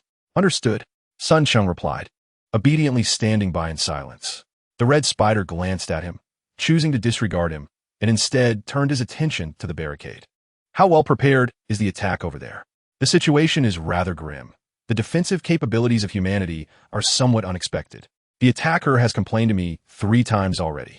If Your Excellency, the Red Spider, does not intervene personally, our chances of securing it rely solely on the 2 of us, which is less than 50%. Consequently, the attacker's recent preparations have been rather lackluster, and he has even expressed intentions to withdraw," replied the Barricade. "I cannot intervene." The Red Spider shook his head, furrowing his brow, and stated, "I have awakened the Bone Crusher. I had not intended to do so this early, but I will persuade him to accompany you. The aircraft, particularly the human aircraft." The Barricade, unexpectedly reassured by the Red Spider's promise, still spoke with palpable irritation. "None of us are triple changers, aside from the attacker, who possesses aerial capabilities. We are ill-equipped for such an endeavor. The area is heavily fortified with human aircraft, and once they take to the skies, it would be exceedingly disadvantageous for us." This cryptic exchange left Sun Cheng bewildered. Piecing together the context, he surmised that the Red Spider sought something located within a heavily guarded human military base, so fortified that even an early deployed Decepticon warrior, the attacker, deemed the mission formidable. Upon realizing this, Cheng understood why the Red Spider required his assistance. He proactively spoke up. "My Lord Red Spider, my Lord Barricade, if it is the human aircraft that concerns you, might it be prudent to allow me to infiltrate beforehand? I can disable their onboard electronic systems, rendering them unable to take flight." "It is not that simple." Barricade turned to him, frowning as he glanced at the Red Spider. Not seeing any directive from him, he elaborated to Cheng. "Our apprehension is not solely directed at the aircraft within the human base we intend to invade. With myself, the attacker, and the Bone Crusher joining forces, we should be able to dismantle them in the shortest time possible. However, there lies another base nearby.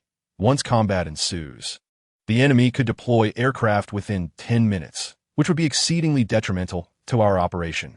Then why not divide our forces?" Cheng was taken aback. Such a straightforward matter seemed to perplex these Decepticons. "Divide our forces?" Barricade paused, then shook his head. "After dividing our forces, it would be challenging to obliterate that base swiftly." Perhaps intrigued by Barricade's hesitant demeanor, the Red Spider turned his gaze towards Cheng, his eyes glowing red with intensity. "Do you possess a solution? Speak it aloud." "Indeed, my Lord Red Spider." Cheng had been awaiting this prompt, and upon hearing the Red Spider's invitation, he confidently laid out his plan. "My strategy still involves dividing our forces. I propose sending either my Lord Barricade or my Lord Bone Crusher to the other base to create a diversion. Their task would be to wreak havoc, destroying all aircraft at that base in the shortest time possible, thereby crippling its support capabilities and drawing any potential reinforcements from nearby bases to that location before making a swift exit. On the other hand, I shall first infiltrate the base, striving to incapacitate its communication apparatus and electronic devices at the earliest opportunity once the operation commences, thereby assisting the assailants in obliterating as much aerial force as possible. Given our configuration, I believe the task shall not prove arduous." As I contemplated the obstacles, my eyes sparkled with realization, and I eagerly nodded in agreement. This plan is far more viable than the assault strategy. "Very well, you roadblock. Shall relay this plan to the attackers, and this evening we shall first send the distraction to that graveyard." Even the Red Spider regarded him thoughtfully for a moment before a smile finally graced her face. "Little one, my previous promise still stands. Procure that item for me, and I shall reward you with a spark of fire. If you diligently assist me, it won't be long before our familiar distraction returns." Chapter 27. What he aims to steal is nuclear weapons. The Red Spider appeared quite pleased with his proactive strategizing. After all, since emerging from the cultivation chamber, Cheng had sensed Roadblock's amiable demeanor. Yet, one cannot dismiss the possibility that this was merely a facade crafted by two cunning individuals. Nevertheless, another discovery made Cheng inwardly rejoice. I had suspected that the Decepticons, as mechanical beings, could not evolve flawlessly. Indeed, they possessed their own flaws. Though his encounters with the Decepticons have been limited since arriving in this world, he had still gleaned that, in the brief interactions he had, most of the Decepticons he encountered exhibited some degree of malfunction in their cognition.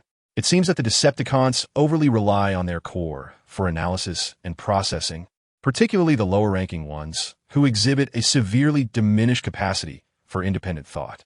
Even among the higher-ranking Decepticons like Roadblock, while they may present some challenges, they seem to lack the cunning and craftiness inherent to humans.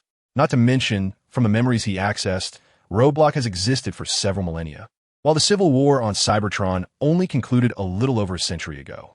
One could assert that a Decepticon warrior with such extensive combat experience should be well-versed in various military plans and strategies.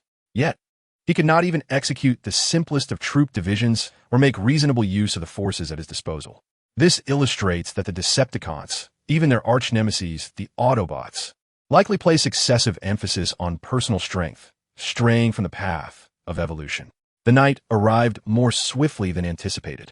After departing from the Red Spider's base through an entrance, Cheng remained quietly in the shifting police form of Roadblock, meticulously recalling any oversights regarding the mission. Unexpectedly, after less than an hour of travel, Roadblock abruptly halted in a desert region. "We have arrived."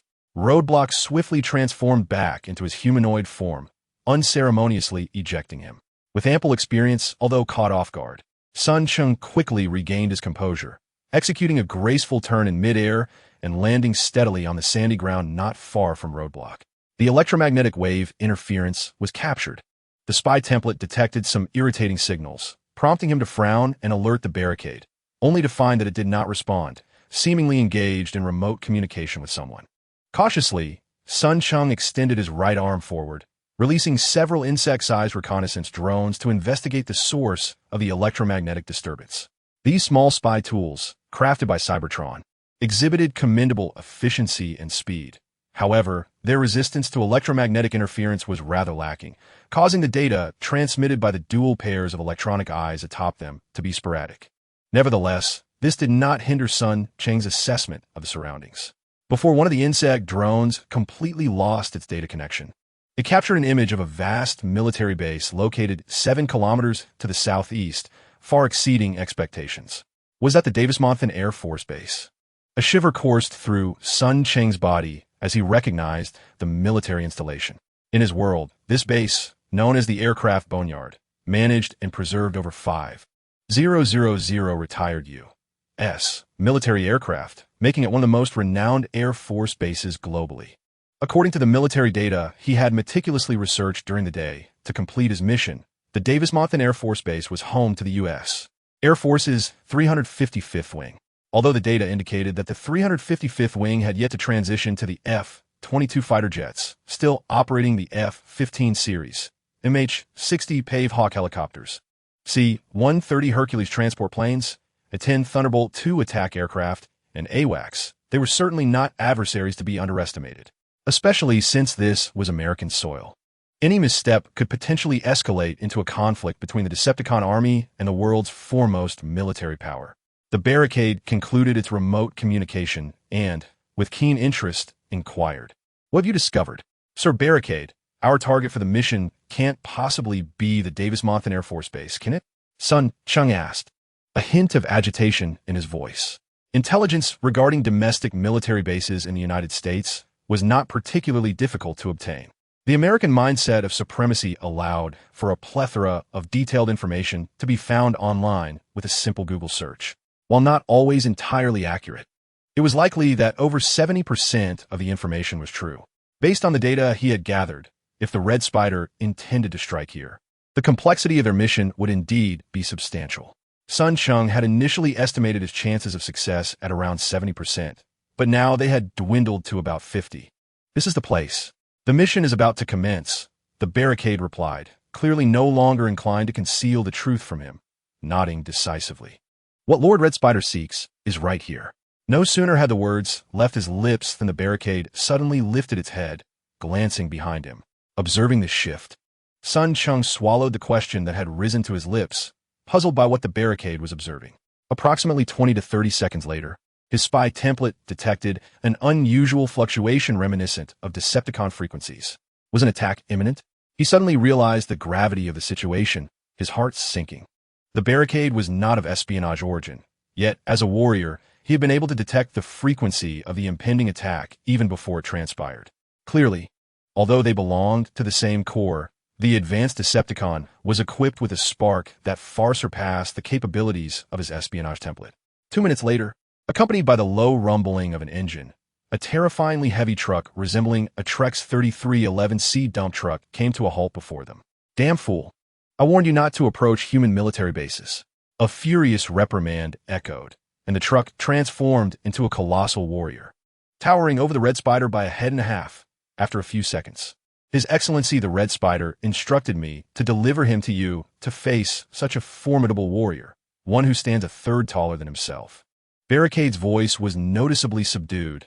"I will contact you later regarding specific task arrangements."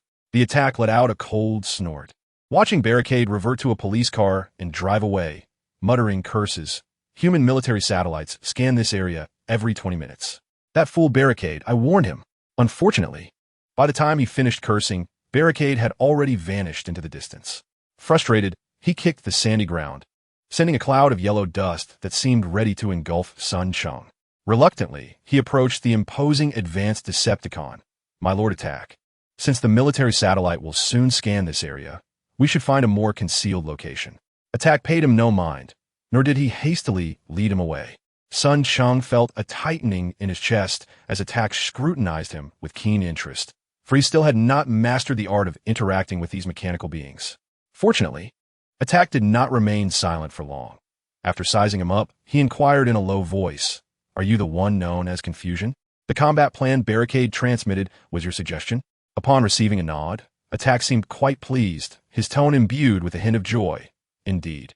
The Decepticon army is filled with fools whose heads are filled with oil. When battle commences, they charge forth, eager to perish faster than their adversaries. Fools!" Seizing Sun Cheng, he transformed back into the heavy truck, driving away while muttering, "The Red Spider wishes to steal nuclear weapons but only sent a dimwit to assist me. It's utterly vexing. I should never have succumbed to greed, thinking that this scoundrel possessed intelligence on the spark source, hastily agreeing to collaborate." This seemingly careless remark startled Sun Cheng, unveiling the cunning ambition of the Red Spider.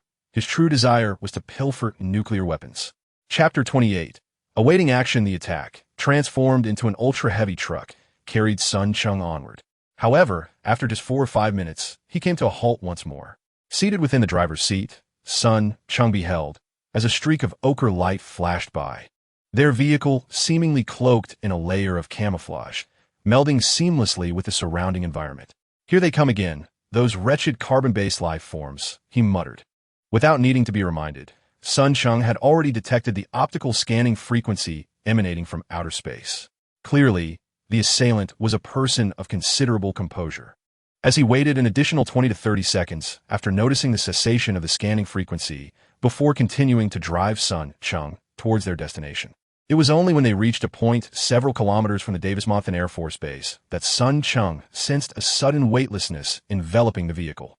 In the next moment, he observed that the assailant had entered a tunnel. This was an emergency passage once established by humanity, likely constructed during a previous wartime period, and had long since fallen into disuse. The assailant explained, "I discovered and modified this route, allowing me to infiltrate the base discreetly." Sun Cheng nodded, rummaging through the chaotic data of his memories to find information about the assailant.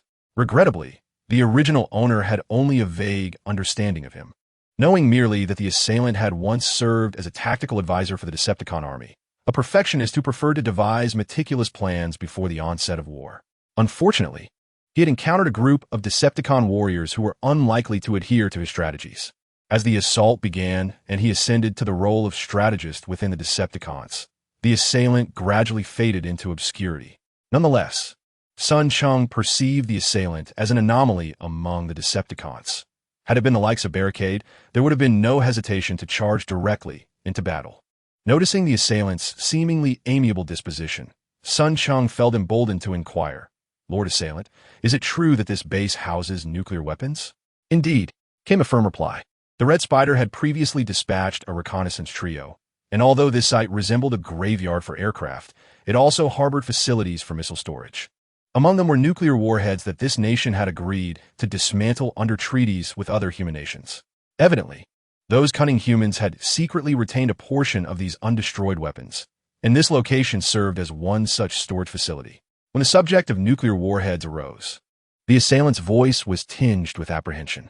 For the formidable mechanical beings known as the Decepticons, the threat posed by such weapons was significant compared to their eternal adversaries.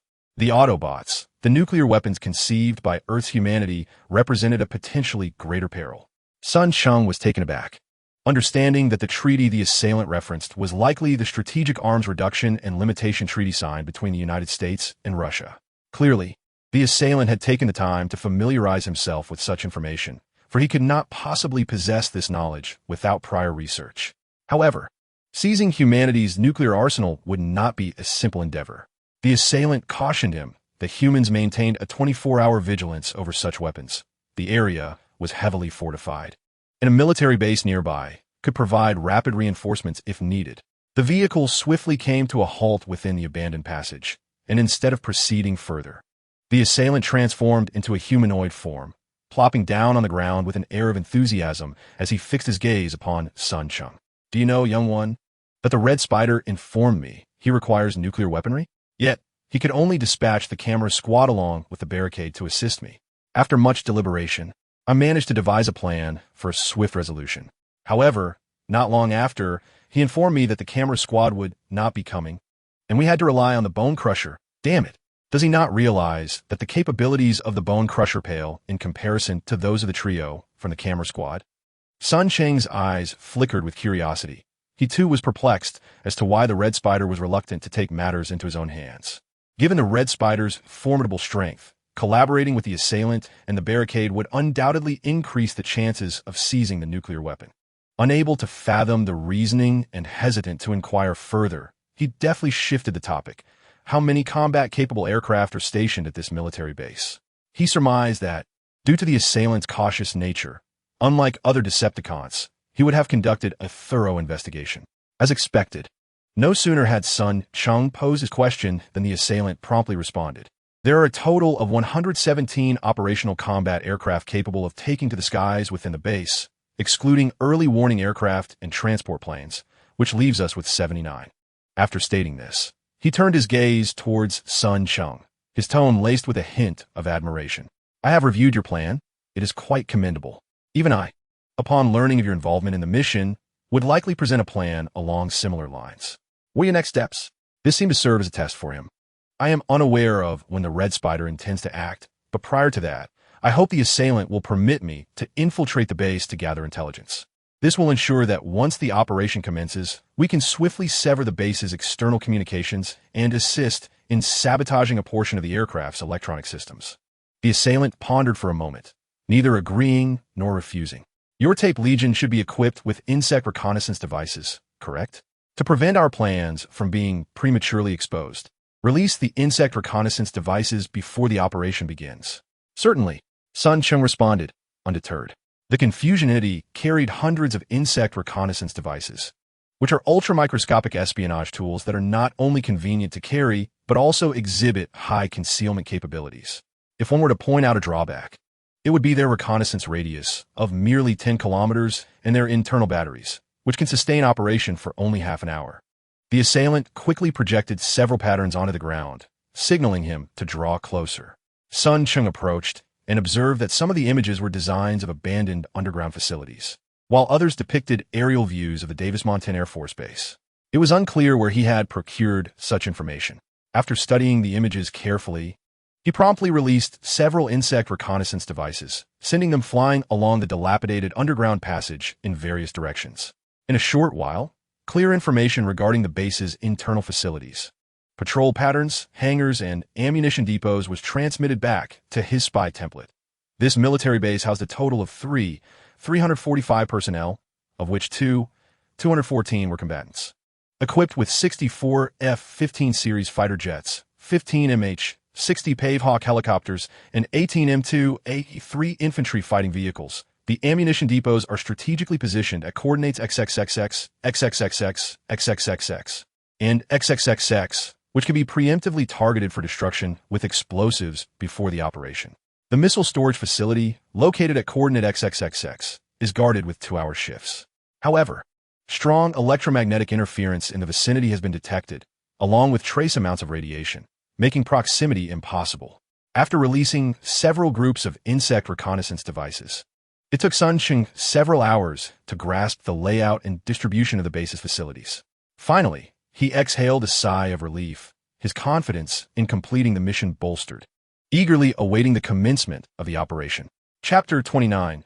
Decepticon strike. While lying in wait at Davis-Monthan Air Force Base, Sun Cheng and his team endured a prolonged 2-day vigil, with no word from Red Spider, leaving them in uncertainty. In contrast, Laserbird had sent him 4 long-range communications during this period. Due to Red Spider's previous instructions, Sun Cheng refrained from agreeing to a meeting and even encrypted his communication coordinates to avoid detection by Laserbird. Nonetheless, he maintained caution and replied to Laserbird, informing him that he was under constant surveillance by roadblocks, making it difficult to find an opportunity to depart. This communication was, of course, sent in the presence of the impending attack. After an agonizing wait, he finally received a long-range communication from the roadblock on the 3rd day. He and Bone Crusher had arrived, accompanied by spectrograph, indicating that Red Spider was determined to secure the nuclear warheads at Davis-Monthan Air Force Base. You fools! I warned you not to get so close to the base. Emerging from the concealed tunnel with the attack, Upon reaching the rendezvous point, the assailant transformed back into his human form, his face contorted with fury as he aggressively confronted the roadblock. "So you are the commander of this operation?"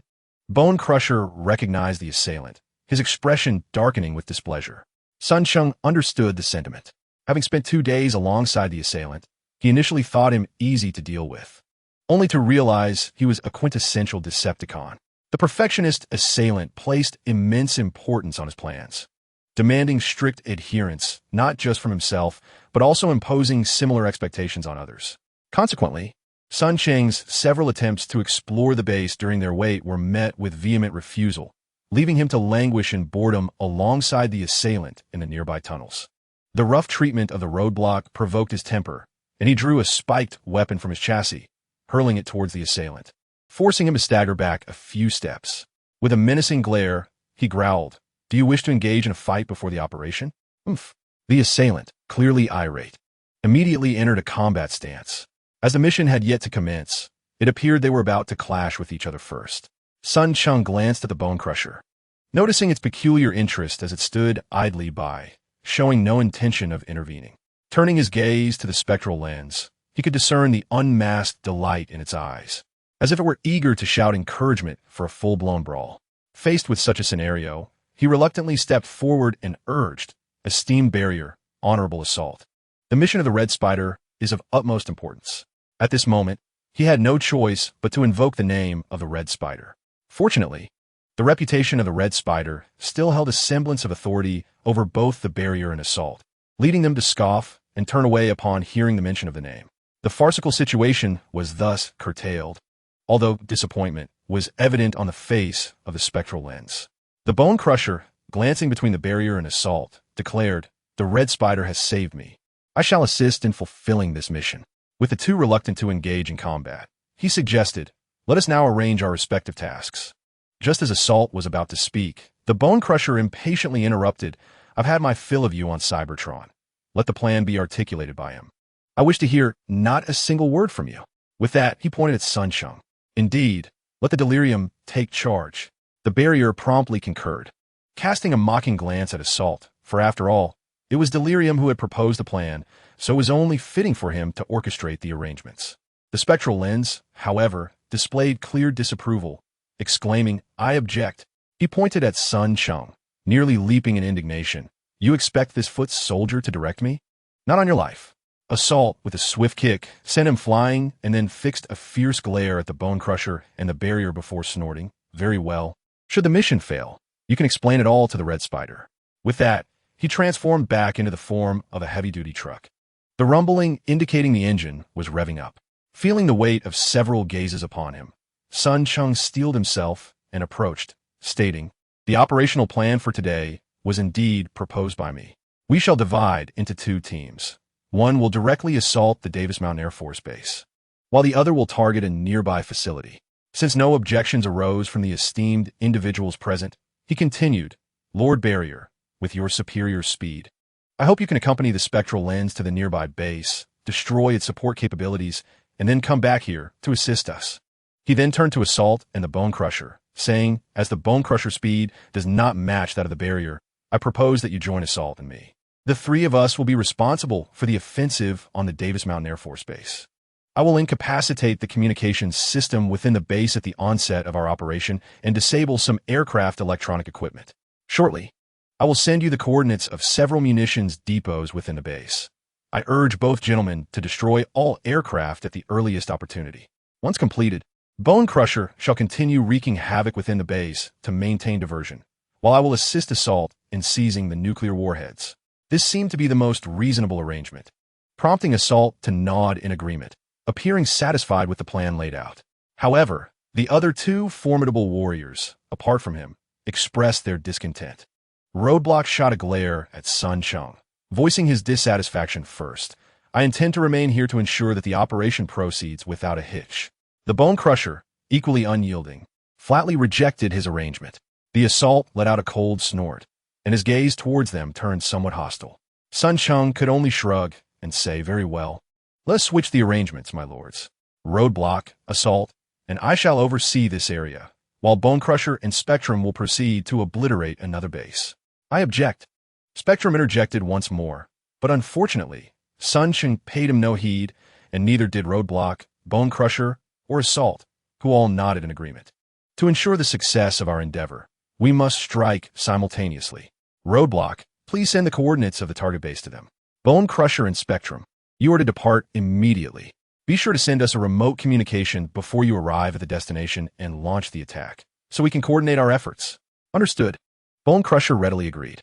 After obtaining the coordinates from Roadblock, he and Spectrum hurried towards another nearby military base. Thanks for the backing of the powerful in this era. Chapter 30. Pillar of Fire. Due to the previous near conflict, the atmosphere between Roadblock and Assault became rather awkward. Under the cover of night, Assault and Roadblock stealthily approached the Davis-Mont Mountain Air Force Base, patiently awaiting the remote communication from Bone Crusher, 5 kilometers away from the military perimeter. Sun Cheng, however, did not accompany them, tasked with the critical mission of destroying the base's external communication devices at the earliest opportunity. He stealthily infiltrated the base through a dilapidated tunnel previously used by Assault and transformed back into a recording device form within a barack closest to the communication station, patiently awaiting the signal to attack.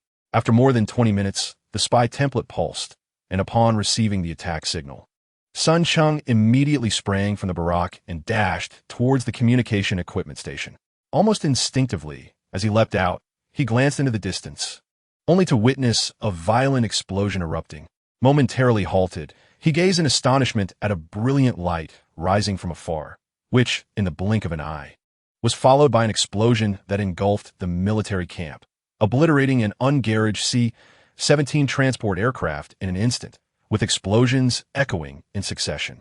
These fools, Sun Cheng seethed with annoyance, had explicitly instructed them to wait until he had completely severed communication before launching an assault, yet they had blatantly disregarded his orders.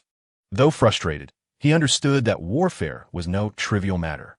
Resolving to hasten his pace, he quickly arrived at the communication equipment station, where he spotted 2 American soldiers guarding the entrance. With swift precision, he drew 2 poison darts and shot them at the vigilant soldiers, swiftly completing the execution. The door outside the communications equipment station was locked, yet this posed no challenge for him. His fingers morphed into a steel rod, which he deftly inserted into the lock.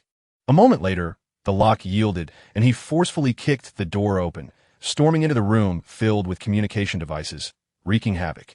Only after confirming that the equipment was irreparable did he depart, making his way towards the aircraft hangar. Enemy attack. All communication equipment has failed. Oh god damn it. We are under assault. Assistance, we need support here. The shrill cries echoed incessantly throughout the base. Sun Cheng swiftly deployed a multitude of insect drones to maintain a firm grasp on the situation within the base. Soon, a series of battle reports flooded into his spy template. At the forefront of Davis Mountain Air Force Base, the assailant had now assumed a humanoid form, towering at least 7 to 8 meters tall, wielding a massive firearm. With a calm demeanor, he steadily advanced, systematically demolishing everything in his path. The gun in his grasp intermittently emitted a blinding blue light aimed at various targets. With every explosion, at least 1 aircraft was utterly obliterated. It was evident that the explosions Sun Cheng had witnessed earlier were the result of this assault, in stark contrast to the methodical advance of the assailant. The combat style of the Barricade was entirely different. When one of Sun Cheng's insect drones captured his image, the figure did not transform, but rather sped into the base in the form of a police car. Although bullets fired by the U.S. military struck his vehicle, producing occasional sparks, they failed to inflict any damage whatsoever. He soon barreled into the cluster of aircraft yet to take off, enduring a hail of bullets before reverting to his humanoid form. With brutal ferocity, he wielded the spiked weapon in his hand. A single swing cleaved an F-15 in half, while another blow shattered the nose of another aircraft, sending debris crashing down and damaging a ground support vehicle. Suddenly, a Stinger anti-air missile was launched from a distance, striking the Barricade with precision and causing him to stagger back a few steps. However, that was the extent of its efficacy. It was clear that this anti-air missile, not designed to penetrate armored targets, was utterly incapable of breaching the Barricade's alloy armor. Nevertheless, the cacophony of gunfire and explosions served as a stark reminder to Sun Cheng that the stationed U.S. soldiers were far from intimidated. They were organizing a counteroffensive. I must expedite my actions, Sun Cheng reminded himself, quickening his pace towards the hangar, recalling its location. Although the Decepticons were formidable mechanical beings, they were not without vulnerabilities. Human-made nuclear weapons could indeed annihilate high-ranking Decepticons, and even certain heavy weaponry employed by human forces, such as high-explosive bombs, depleted uranium armor-piercing rounds, anti-ship missiles, and anti-aircraft missiles, could inflict considerable damage upon them. This urgency to dismantle human aerial capabilities was one of the primary reasons for their initial assault. As he passed by an ammunition depot, Sun Cheng swiftly dashed inside, unleashing a series of poison darts laced with radioactive elements, which felled several American soldiers. He then procured some C4 explosives from the military gear and promptly set them up, scattering them throughout the depot. Afterward, he fled in haste, barely entering a hangar when an earth-shattering explosion erupted behind him. The ammunition depot, brimming with weapons and shells, detonated, sending a towering column of fire skyward, illuminating the entire base in a blinding glow. To his dismay, the explosive force of the depot exceeded Sun Cheng's expectations. He was, after all, inexperienced. Initially, he had relied on cinematic portrayals, believing that destroying the ammunition depot would diminish the enemy's combat capability. However, the scene resembled a nuclear explosion, likely visible from dozens of kilometers away. It was easy to imagine that reinforcements for the American forces would arrive more swiftly and in greater numbers than anticipated, necessitating an expedited mission. He hastily collaborated to dismantle the electronic equipment of several aircraft within the hangar. Just as he exited one hangar and prepared to continue his sabotage, a sudden and violent explosion resounded near his next target. Looking up, he realized they were under attack. This formidable warrior, known as the Decepticon, had stormed in through the base's main entrance, annihilating nearly half of the base's defensive forces. Decepticon, Sun Cheng called out, rushing toward him, and the warrior hoisted him onto his shoulder. We must hasten our actions. That explosion was too conspicuous. Understood. Leave the distraction to me. The Decepticon turned and fired, obliterating an F-15 fighter jet that had just emerged from the hangar, simultaneously sending a communication to the nearby Barricade. Once the message was dispatched, the Barricade instantly transformed back into a police car, racing toward the duo. Get in. The projection of the Barricade urged impatiently. Sun Cheng nodded at the Decepticon, leaping off his shoulder and taking a seat in the passenger side. With a roar, the Barricade sped off, carrying Sun Cheng toward the missile storage facility they had detected. Chapter 31. Annihilation Stop. Damn it, this police car belongs to the Decepticon. We need an RPG. Sun Cheng felt a chill run through him as he sat in the vehicle. The Barricade showed no signs of slowing down, ruthlessly plowing through any American soldiers daring to obstruct their path, crushing or flinging them aside. The windshield before him had already turned crimson with blood. The individual with a reprehensible character seems to take great pleasure in the thrill of slaughtering the weak. Sun Cheng even observed that the roadblock extended 2 terrifying spikes from the position of the car's headlights. He surged forward at an astonishing speed, piercing any American soldiers caught off guard by these menacing protrusions, causing their legs to be impaled and severed, only to be sent soaring high into the air before crashing heavily to the ground. Such cruelty is appalling. Since arriving in this world, he has also been stained with blood for various reasons, yet he remains profoundly unsettled by it. In contrast to the two of them, the roadblock's grotesquely sadistic behavior has only deepened Sun Cheng's sense of trepidation. As he beheld the missile storage facility come into view, alongside numerous soldiers scattered in disarray and hastily erected defenses, the roadblock bellowed, "Swiftly resolve this." In an instant, he transformed back into his humanoid form while maintaining his high-speed approach, brandishing a weapon adorned with spikes and charging forth boldly. With a swift motion, Sun Cheng spun in mid-air before landing on the ground, instinctively leaping aside as he did so. The next moment, a violent explosion and shockwave propelled his body into the air uncontrollably. It turned out that some American soldier had spotted him and fired a grenade launcher in his direction. Had it not been for this spy template capturing the trajectory of the grenade's targeting, that shot could have proved fatal. After all, he is not the elite warrior that the roadblock is. With a swift flick, he hurled a poison dart, striking a machine gunner who relentlessly fired at him. Taking advantage of the moment, He rolled on the ground and sought refuge in the shadows. Engaging in such direct combat was no longer within his capabilities. The disarray was not a combat unit. After his revival, his only means of attack was a handful of poison darts containing radioactive elements. Although a direct hit could prove lethal to a human in a short time, he found himself with too few darts, and their lethality was rather limited. Thus, his only recourse was to conceal himself and wait for the roadblock to eliminate the nearby resistance forces. Clearly, while the roadblock's combat prowess may not rival that of an elite attacker, it remains a formidable force capable of easily decimating a human army. We require heavy weaponry. What manner of monster is this? Bullets and grenades fail to harm it. Requesting support? Hurry. Its target is the nuclear warhead. Davis Mountain Air Force Base. Once the site for the destruction of B-52 bombers as per U.S.-Soviet agreements, has since taken on the responsibility of storing aerial bombs, missiles, and even nuclear warheads. Major Aldous Carell was assigned by the military to oversee the protection of the nuclear warheads at Davis Mountain Air Force Base. This 46-year-old veteran, who had experienced 2 Gulf Wars, had lost an ear due to insufficient vigilance during combat, leading to an ingrained cautious nature. Even the slightest disturbance would set his nerves on edge. Tonight unfolded with such intensity. In fact, when the sudden sound of an explosion reverberated through the base, who had been on the verge of slumber was jolted awake.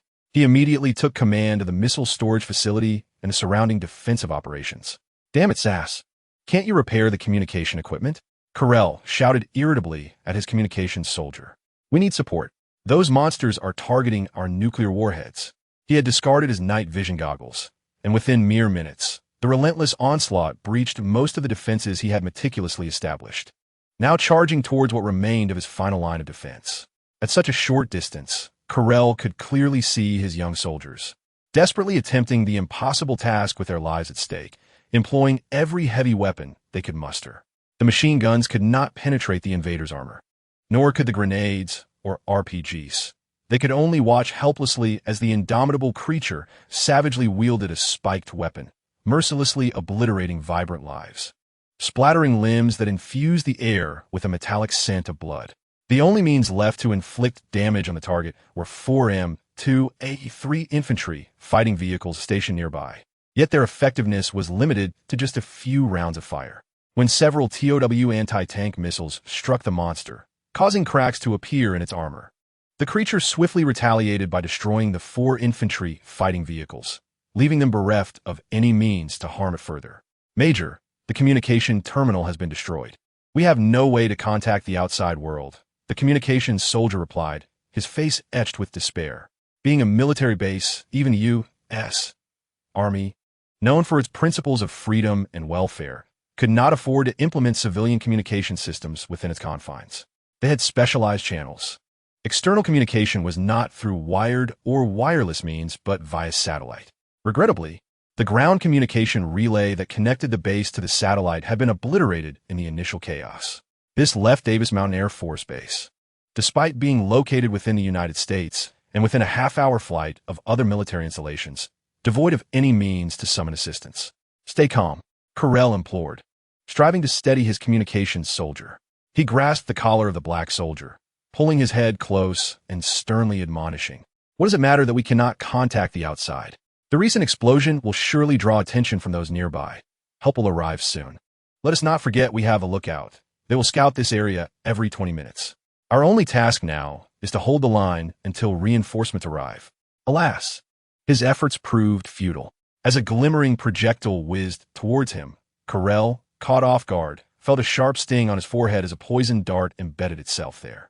His eyes widened in shock, and his body quickly succumbed, collapsing onto the communications soldier. Major on alert. The medical personnel, hurrying to the scene, quickly announced the tragic news of Major Carroll's sacrifice. Despair enveloped the American soldiers, who found themselves utterly at a loss on how to defend the missile storage facility against the approaching barricades. Their morale shattered completely. With a cry, several soldiers blocking the final line of defense fled in panic, prompting an increasing number of American troops to choose escape. The barricades observed the retreating defenders, reminiscent of ants scattering, showing neither intent to attack nor to pursue. Soon, the defense in front of the missile storage facility collapsed entirely. Sensing the area was now secure, Sun Cheng emerged from his hiding place. As he passed by Major Carroll's side, he paused momentarily, having stealthily approached the vicinity of the storage facility. He had witnessed the American officer attempting to organize a defense before he struck decisively. Sun Cheng had not anticipated that the American soldiers, accustomed to favorable battles, would disintegrate and flee so unexpectedly. Surveying the surroundings, he noted the absence of any obstructing defenders. The Barricade, feeling somewhat unsatisfied, flicked the bloodied spikes of its weapon before retracting it into its frame. Finally, it cast a glance at Sun Cheng, and without needing an explicit command, Sun Cheng swiftly understood and walked towards the missile storage facility, ready to decipher the door's access code. Chapter 32. The Acquisition of Nuclear Weapons with a Snap.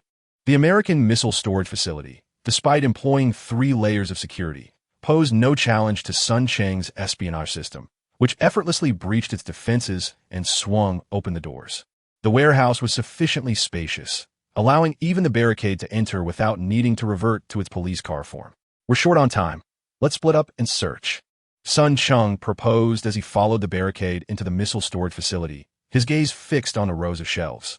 The missile storage at the Davis-Monthan Air Force Base contained not only nuclear warheads, but also high-explosive aerial bombs that required special storage, alongside infrequently used air-launched cruise missiles and long-range air-to-air missiles. The Barricade nodded and ventured deeper into the warehouse. What they sought were the AGM-129 series of strategic air-launched cruise missiles, manufactured by General Dynamics since 1987 and entering service in 1991. A total of 478 units were produced before its discontinuation in 1993. It was one of the few missile types capable of delivering nuclear warheads for the U.S. Air Force. The Barricade moved swiftly, disappearing from Sun Cheng's sight in no time. He did not rush to follow. Instead, he noticed a small office-like room not far from the missile storage doors. After a moment's consideration, he decided to head toward the office. As he approached the doorway, his gaze sharpened. The espionage template had detected a faint sound, akin to the noise a human makes when swallowing inadvertently. In this place, a man found himself in a state of bewilderment. After all, this was an important missile storage facility, and it was impossible that no personnel were assigned to supervise, inspect, and prevent open flames. Sun Cheng, unlike other Decepticons, possessed a more cautious temperament due to his experience of traversing dimensions. To avoid being ensnared or even triggering an explosion within the missile storage, he keenly sensed the presence of others in the office.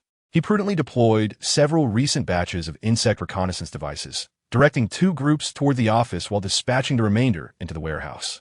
These astute little creatures did not disappoint him. One of the insect reconnaissance devices entered the tightly sealed office through a vent and quickly relayed the interior situation back to him. 2 men and 1 woman, armed only with handguns. Were they merely 3 clerical soldiers? The reconnaissance device noted that 1 individual in the office was occasionally glancing out the window, clearly aware of their intrusion into the warehouse. Having been exposed and with a grasp of the office's situation, Sun Cheng discovered that the office housed several computers, indicating the potential existence of critical storage data regarding the missiles. His interest was piqued. He promptly retrieved several poison darts, feigning ignorance as he strolled nearby before eventually approaching the office. After peering through the window a few times, he proceeded to the main entrance. The password-protected door posed no challenge for him, and after effortlessly breaching it, he sensed the tension among the occupants inside. With a sudden push, he flung the door open, leaping into the office while simultaneously aiming the poison darts at the concealed soldiers. With the assistance of the reconnaissance devices pinpointing their locations, his strikes were not only ruthless but also swift and precise, successfully incapacitating several American soldiers. Had they already discerned the changes occurring outside? A hasty glance allowed Sun Cheng to take in the entirety of the office. It was not large, with several desks scattered about, each hosting a computer, alongside a dedicated unit for receiving data from the warehouse's external surveillance cameras. A few satellite phones were carelessly strewn about, indicating that these soldiers had attempted to establish communication upon noticing the changes outside. After dragging the bodies outside, Sun Cheng leapt onto a chair, opening the computers to search for the data within. After 1 or 2 minutes of thorough examination, he emerged with a somewhat peculiar expression, quickly accessing the other 2 computers in succession. Upon completing his searches, he exhaled deeply, the blue lights of the electronic eyes flickering intensely. It was astonishing. Although he had heard tales of the chaotic military management of the American forces, he had not anticipated the extent of the reality. Not only in the real world, but even in this alternate realm, America remained the strongest nation on Earth, its formidable global military might admired by countless military enthusiasts. However, behind the shimmering halo, numerous issues have come to light. For instance, when Sun Cheng was in the real world, he often stumbled upon news articles online regarding the chaotic management within the U.S. military. Previously, he was largely skeptical, but now he has come to understand that many of these reports are likely true. He could hardly believe that from just a few computers at the base, he not only discovered the desired information regarding nuclear warhead storage, but also unexpectedly encountered a wealth of prohibited information. This included precise specifications for the AGM-129 series strategic air-launched cruise missiles, the AGM-86C air-launched cruise missiles, and maintenance and inspection diagrams for the AGM-65 series air-to-ground cruise missiles. Though only a half-hearted military enthusiast, Sun Cheng was aware that data concerning core weaponry is managed with utmost rigor, even during logistical maintenance and storage. For example, in China, ground maintenance for certain aircraft is meticulously documented in manuals, with each copy subject to strict real-name registration and management, prohibiting removal, let alone the creation of electronic versions stored on computers at a given base. These findings were indeed valuable. While merely possessing such data would not enable him to produce the weapons, should these details fall into the hands of America's adversaries, it would be tantamount to exposing a significant array of American Air Force cruise missiles. Sun Cheng meticulously packaged and copied all the gathered data onto his memory chip. While the information might not be of immediate use to him, considering the potential for a full-scale conflict with the United States, it could prove advantageous in the future. The unexpected discovery elevated his spirits. As the insect reconnaissance device relayed additional data, Sun Cheng quickly located the roadblock that was still rummaging about. Roadblock. I have pinpointed the storage location of the nuclear warheads. Follow me. The visibly irritated roadblock had clearly reached the end of his patience. Even he understood that chaos within the missile storage facility was unacceptable. A single misstep could spell disaster for him as well. Thus, upon hearing Sun Cheng had identified the nuclear weapon storage site, he immediately donned a more favorable expression, offering rare praise to Sun Cheng. He then followed closely behind as they made their way to a corner of the missile storage facility. In that corner, the Americans had concealed an underground storage compartment that required the entry of 5 secret codes to allow the nuclear warhead stored below to be elevated via a lift. This posed no challenge for Sun Cheng. He swiftly completed the task and successfully located 4 intact nuclear warheads originally intended for the AGM-86C air-launched cruise missiles. Unexpectedly, he found no warheads designated for the AGM-129 series strategic air-launched cruise missiles, only several smaller yield warheads. Sun Cheng was somewhat taken aback. However, seeing the roadblock's excited demeanor as he approached to prepare for transport, it was evident he was quite satisfied with the 4 W-80-1 small nuclear warheads, each with a yield of 200 kilotons, prompting Sun Cheng to remain silent. The assault ceased its restraint, urging for a swift rendezvous at the missile warehouse. The Barricade, evidently consumed by avarice, contemplated seizing all 4 warheads, despite his capacity to carry only 2. As the sounds of impending explosions drew near, the assault swiftly dismantled the warehouse doors, transforming into its ultra-heavy truck form and barreling into the interior. Upon declaring his intent to take everything, the Barricade hoisted a nuclear warhead before him.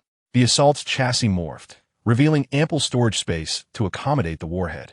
Sun Cheng, unable to lift such a behemoth, stood idly by, observing the laborious transfer. Once completed, the Barricade retained 2 warheads and reverted to its police car form. Sun Cheng initially intended to accompany him, but upon glancing inside the police car and noting the absence of space for himself, he resigned to the assault's cockpit. With the thunderous roar of the engine, the looting mission concluded, and they prepared to return. Chapter 33. A stunning shot. The group swiftly exited the missile warehouse, heading towards the Crimson Spider base. Sun Cheng gazed through the windshield, involuntarily inhaling sharply.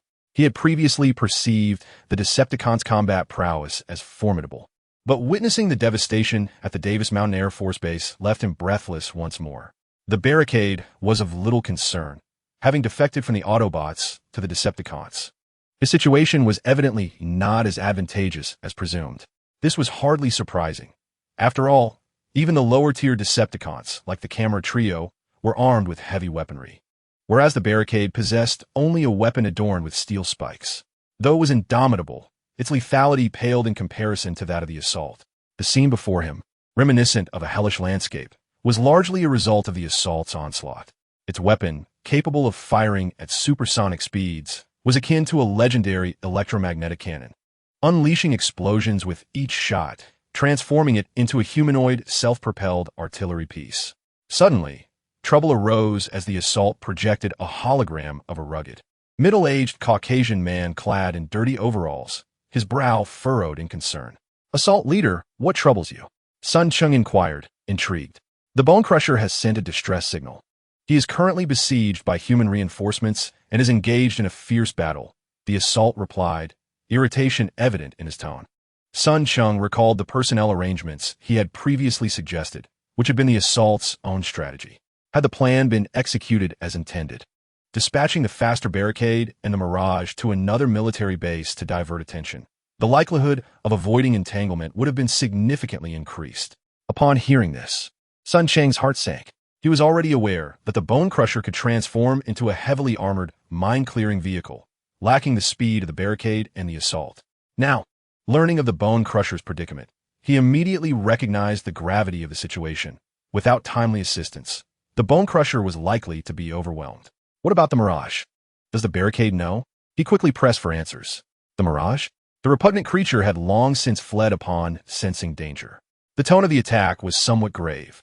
"I have already conveyed the message to Roadblock, who staunchly opposed any rescue efforts and insisted we expedite the return of the nuclear warheads to the base. This aligns with his understanding of the situation concerning the spectrograph and Roadblock.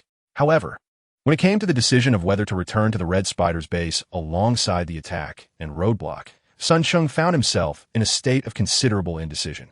Those who have encountered the Red Spider comprehend the essence of his character, a proud and arrogant tyrant with aspirations as lofty as the heavens. He dared to betray the former Decepticon leader, Megatron, time and again. Perhaps apart from himself, the Red Spider trusts no one. This cunning individual harbors intentions to seize several nuclear warheads from humanity, and it is not difficult for Sun Cheng to surmise that his ambitions are far from trivial. Now, having inadvertently aided him in accomplishing his objective, Sun Cheng could not dismiss the possibility that, despite the Red Spider's awareness of his betrayal by Soundwave, this treacherous figure might still sever the bridge he had crossed. The more Sun Cheng pondered, the more he felt he could not relinquish all 4 nuclear warheads to the Red Spider. He tentatively posed a question to the attack. "So, my Lord Attack, shall we return to the base, or shall we endeavor to rescue the Wreck-Gar?" After a prolonged silence, the attack suddenly inquired, "Since you are here, is it true that Soundwave has also arrived on Earth?" "Lord Soundwave is still stationed at the lunar base, but he did make contact with me through Laserbeak a couple of days ago." "Oh," the attack expressed surprise. Then his expression shifted to one of realization. "Thus, it appears that the Red Spider did not deceive me. Indeed, the Allspark must be on Earth." After a moment of contemplation, he continued, "I am uncertain of the Red Spider's intentions regarding the nuclear warheads, but entrusting such a madman with a weapon of mass destruction can only spell calamity. I intend to rescue Wreck-Gar and, in the process, dispose of 2 of the nuclear warheads." His final words carried an ambiguous undertone, but unfortunately, Sun Cheng could not decipher the thoughts behind them. Nevertheless, the attack's intention to flee resonated with Sun Cheng's own, prompting him to concur. "Previously, I was dispatched by Lord Soundwave to assist Roadblock in gathering intelligence on Megatron and the Allspark. My involvement in the Red Spider's operations has already consumed considerable time. Since you plan to rescue someone, please allow me to accompany you." In his eagerness to secure the attack's agreement, he added, "I can contact Laserbeak to summon him for assistance." Ever since arriving on Earth 2 days prior, Laserbeak had been attempting to reach out to him. Under the Red Spider's instructions, Sun Cheng had disseminated information regarding his base's location in Tucson. based on his understanding of Laserbeak. The creature would undoubtedly be lurking nearby until they met. Although Laserbeak had also suffered at the hands of Soundwave, upon his revival, he retained his ability to fly, and his speed became his forte. Sun Cheng had no doubt that, should he issue a signal, Laserbeak would arrive post-haste. Indeed, after some contemplation, the attack did not decline the offer to include him. He initially sent a communication to the Barricade, then, disregarding the Barricade's repeated lane changes in a futile attempt to thwart him, he deftly maneuvered his vehicle towards the direction of the Bone Crusher's distress signal. This left the Barricade, now irate, to revert back to its humanoid form and linger in place for a moment. It was only when Sun Cheng and his companions were nearly out of sight that the Barricade transformed back into a police car and sped towards the base of the Red Spider, carrying 2 stolen nuclear warheads. Once the Barricade was no longer visible, Sun Cheng greeted the assault and promptly sent a remote communication to the Laserbird, informing it of his current location. 3 to 4 minutes later, accompanied by a sudden sharp electronic sound from above, he looked up to see a massive bird-like robot, armed with 2 machine guns beneath its belly, arriving above the assault. "Assault, please open a door for me to board." The assault readily opened a hatch above the cockpit, allowing him to exit. Upon spotting Sun Cheng, the Laserbird hesitated momentarily, its demeanor somewhat unfriendly, before it finally landed beside him and inquired via encrypted communication. "Why did it take you so long to meet me? I suspect my interstellar communication was detected by the Red Spider. Ever since then, the Barricade has been keeping a close watch on me. It wasn't until I helped it complete a task later that I seized the opportunity to escape." "What task? Who is he?" "This is the assault. The Red Spider seeks humanity's nuclear weapons. We have acquired a total of 4 warheads, 2 of which were taken by the Barricade, and 2 are currently secured with him." Before the Laserbird could ask further questions, both he and Sun Cheng suddenly changed expressions. One took to the air, while the other leaped down from the front of the vehicle in a panic. In the next moment, a laser beam struck beside the evasive assault, creating a massive crater on the asphalt. "Enemy attack!" The assault bellowed, swiftly transforming back into his humanoid form, brandishing a large gun and firing a shot into the distance. Sun Cheng, having just rolled several times on the ground before regaining his footing, turned to look in the direction of the gunfire, only to faintly discern a bright yellow figure speeding away in the distance. Was that a sports car? Chapter 34. The arrival of sonic waves. Damn it, it's the Autobots. The assault glared furiously at the distance, his eyes practically ablaze with wrath. Sun Cheng was not surprised. As he understood it, the Decepticons and Autobots, 2 remarkably similar mechanical life forms, had been locked in a fierce struggle for dominion over Cybertron for millions of years, mortal enemies who would not hesitate to annihilate each other upon meeting. However, what piqued his curiosity was how Autobots had come to exist on Earth. It's Bumblebee. The Laserbird attempted to pursue for a while, but soon returned, grasping a small, struggling Decepticon known as Reflector, who had deserted during the operation with the Bone Crusher. "Let me go, you bastard from the Tape Legion." Despite being held aloft by the Laserbird, Reflector remained restless, defiantly shouting incessantly. The assault was not a fool. After retracting his firearm into his chassis, he turned his gaze toward the Prism, his tone tinged with displeasure. "Was it you who lured him here?" The Prism's eyes glimmered with a persistent red light. Although he fell silent, thus refraining from further chatter, it undeniably affirmed the accuracy of the assault's suspicion. The abrupt encounter with an Autobot, nearly resulting in a devastating strike, was indeed the fault of this scoundrel. The Laserbird, incensed, sent him plummeting from the sky. Unfortunately, while the fall caused the unsuspecting Prism to crash to the ground, it achieved little more than that. The assault, perceiving his irritation, let out a huff and transformed back into his heavy truck form, resuming his journey toward the distress signal of the Bone Crusher. Sun Cheng boarded the vehicle, not entering the driver's cabin, but rather perched atop the cab. This time, the Laserbird did not descend, instead soaring in the skies, lost in thought. The group sped along, soon hearing the cacophony of gunfire and the increasingly frequent explosions. Preparing for battle, the assault spotted the Bone Crusher being mercilessly bombarded from above by a cadre of American fighter jets. After issuing a loud command, he transformed into his humanoid form and raised his weapon, targeting an AH-1Z armed helicopter that was relentlessly attacking the Bone Crusher.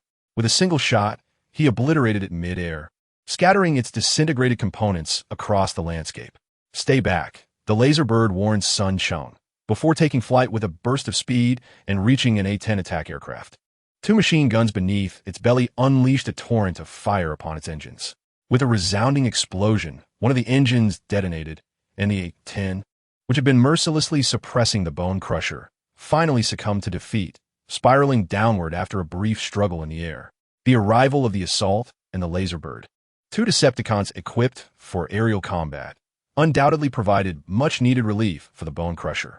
This unfortunate creature, lacking the capacity for aerial retaliation and burdened by sluggish speed, could barely withstand the onslaught, were it not for the specially reinforced alloy armor adorning his frame, capable of withstanding most human heavy weaponry. He would not have endured until reinforcements arrived. Even so, Sun Cheng gazed from a distance at the Bone Crusher, noting its dire state. The body was riddled with cracks, and the front half of its left arm had been blown off, illustrating that even a formidable high-ranking Decepticon warrior was not invulnerable. "Damn these repugnant insects," he cursed, witnessing how the arrival of the assault and the laser bird swiftly turned the tide in their favor. Yet, the Bone Crusher, devoid of aerial capabilities, could only remain on the ground, seething in frustration. After a single shot shattered an F-16 aircraft belonging to the United States National Guard midair, the assailant glanced at the remaining few jets that had retreated in disarray, shook his head, and retracted his weapon. "Let us depart. More reinforcements should be arriving shortly. We cannot afford to delay." The Bone Crusher emitted a low grunt, but refrained from retorting. It was evident that there was a disconnect between him and the assailant. Nonetheless, the Bone Crusher understood that had he not intervened today, he might not have survived this encounter. Despite his desire to argue, his lack of confidence compelled him to silently revert to his armored, mine-clearing vehicle form, without even expressing gratitude, and set off toward the Red Spider base. The assailant surmised that this individual would likely not thank him. He turned to Sun Cheng and Laserbird, inquiring, "Are you both also preparing to return to the Red Spider base?" "No, my lord," Laserbird interjected, its sharp electronic voice responding first. "I believe it is no longer safe there." Sun Cheng had not yet spoken, but it seemed Laserbird was quick to voice its concerns. "Not foolish at all," the assailant remarked with a slight scoff, glancing at the Bone Crusher, which was gradually fading from view. "I have another hideout elsewhere. Since Soundwave and the Autobots have arrived, it is likely that the Allspark is indeed on Earth. Furthermore, there is Lord Megatron," Sun Cheng suddenly interjected. Just moments ago, an epiphany had struck him. The Red Spider, having arrived on Earth decades prior, might have already ascertained that both Megatron and the Allspark were located on this planet. The evidence was not hard to find. During his earlier intrusion into the global network, he had discovered numerous Decepticon insignias and Cybertronian techs. The reason the Red Spider had not sought Megatron was perhaps due to ulterior motives involving another potential uprising. Thus, the Red Spider sought nuclear warheads, for only a weapon of such catastrophic power could hope to obliterate someone as formidable as Megatron. Moreover, when Barricade partnered with him, he never mentioned the Allspark. It was conceivable that the Red Spider had acquired partial information regarding the Allspark, intending to monopolize it to harness its power and forge an army of his own. Of course, these conclusions were merely the result of piecing together the information presently at his disposal. There remained many puzzling aspects, such as why the Red Spider would willingly expose its base to Soundwave, seemingly attempting to lure him to Earth. The assailant regarded him silently, then, having reverted to his heavy truck form, urged, "We must also take our leave." Indeed, Laserbird flapped its wings and swiftly ascended into the sky. Sun Cheng cast an envious glance at it before sighing and climbing into the assailant's cabin. Snap! In the fleeting moment of the door closing, a flicker of blue light flashed in his eyes. Just moments ago, the Laserbird had sent him an encrypted message, informing Sun Cheng that the Soundwave had become aware of the events unfolding on Earth and would soon arrive from the lunar base. The thought of the Soundwave, who had already been ensnared by the Red Spider using his own hand, was approaching. Memories of the chaos following his resurrection weighed heavily on him. His previously light-hearted mood, having temporarily evaded the Red Spider's gaze, was abruptly overshadowed by a sense of foreboding. Chapter 35. Good evening, Mr. President. At 2:54 in the morning, the abrupt knocking at his bedroom door roused Richard Bruce Cheney, the President of the United States, from a sweet slumber, igniting his ire. Just as he prepared to deliver a cold reprimand, The voice from beyond the door dispelled any remnants of sleep. Mr. President, our 2 domestic military bases have been attacked, and several nuclear warheads are missing. After hastily splashing cold water on his face, Cheney soon convened with several high-ranking defense and intelligence officials in his office, including Defense Secretary John Voight, CIA Director Michael Hayden, and FBI Director Robert Mueller. Incompetent fools. All of you. Cheney fumed. The CIA's budget increases annually, and the FBI has not been shy about requesting funds. Yet, what can you tell me, gentlemen? How is it possible that our heavily fortified military bases on American soil were attacked, and simultaneously at that? Cheney's anger was understandable. The proud American mantra of keeping war beyond its borders, cherished since World War II, was crumbling under his administration. A few years prior, a self-staged 9/11 incident had stirred the furious American populace to donate money and even lives, facilitating their carefully orchestrated wars, without even considering the repercussions of those conflicts. The United States was now facing its first meticulously planned military assault from hostile forces since World War II, resulting in the destruction of 2 military bases and the theft of 4 nuclear warheads. If this news were to leak, the ramifications would be catastrophic, shaking not only America, but the entire world. Cheney's anger was palpable as he drummed his fingers on the desk, his tone icy. Are you seeking to make me the first president in the history of the United States to be ousted by the people? Such words struck a nerve. Voight, Hayden, and Mueller exchanged glances, and ultimately, it was Secretary of Defense Voight who stepped forward, his expression equally grave. Mr. President, the situation is not as straightforward as you presume. I have already communicated with the CIA and FBI, and I can assure you that no hostile military force could have infiltrated the United States to wreak havoc. Cheney's frustration boiled over. Are you implying that extraterrestrials have attacked us? That may indeed be the case, Voight replied, his face a mask of grim seriousness. Preposterous. Cheney let out a cold snort. As the President of the United States, how could he not have been aware of the urban legends surrounding Area 51? He understood it to be merely a highly classified military base for the research of advanced aircraft. However, due to the extreme secrecy and the deliberate misdirection of certain individuals, it ultimately became renowned worldwide as a hub for extraterrestrial studies. Voight seized his silence and extracted a dozen images from the folder tucked under his arm, laying them before Cheney. After casting a casual glance at them, Cheney's expression shifted dramatically. He hastily picked up the images, scrutinizing them repeatedly before asking, his face grave, where did these images originate? A portion of them was captured by military satellites from high altitudes. These somewhat blurry images depicted the assailants of the Davis-Monthan Air Force Base. The final few clearer photographs were taken by the Air Force at the Langley Base. We attempted to analyze the armor strength of these mechanical warriors, which far exceeds all alloys currently under technological evaluation in the United States. Voight sighed, stating thus, we believe these assailants may be extraterrestrial beings. Extraterrestrial beings. Cheney rose irritably, pacing back and forth for a while before turning to his subordinates, exclaiming in frustration. And then what? Where do these robots originate? Why are they attacking America? What do they intend to do with our nuclear warheads? Is war about to erupt once more? Most importantly, how am I to respond to the media and our citizens? Am I to simply say we were attacked by aliens? Let me ask you all first. Do you believe that? The office fell into an oppressive silence. CIA Director Hayden hesitated momentarily before breaking the tension, saying, Mr. President, we may not be entirely ignorant of these mechanical warriors.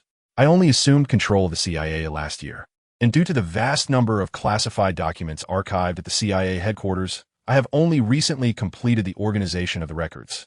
If memory serves me correctly, there exists a research plan regarding mechanical warriors in the CIA archives. However, I do not possess the clearance to access that document. It requires your authorization in conjunction with that of the Secretary of Defense. Such a plan exists? Cheney was momentarily taken aback. Upon hearing Hayden's words, vague recollections stirred in his mind, as if he had encountered a similar document before. Nevertheless, as the President of the United States, there were countless confidential matters requiring discretion. So much so that even he, serving 2 terms, had yet to peruse numerous classified documents left by his predecessors.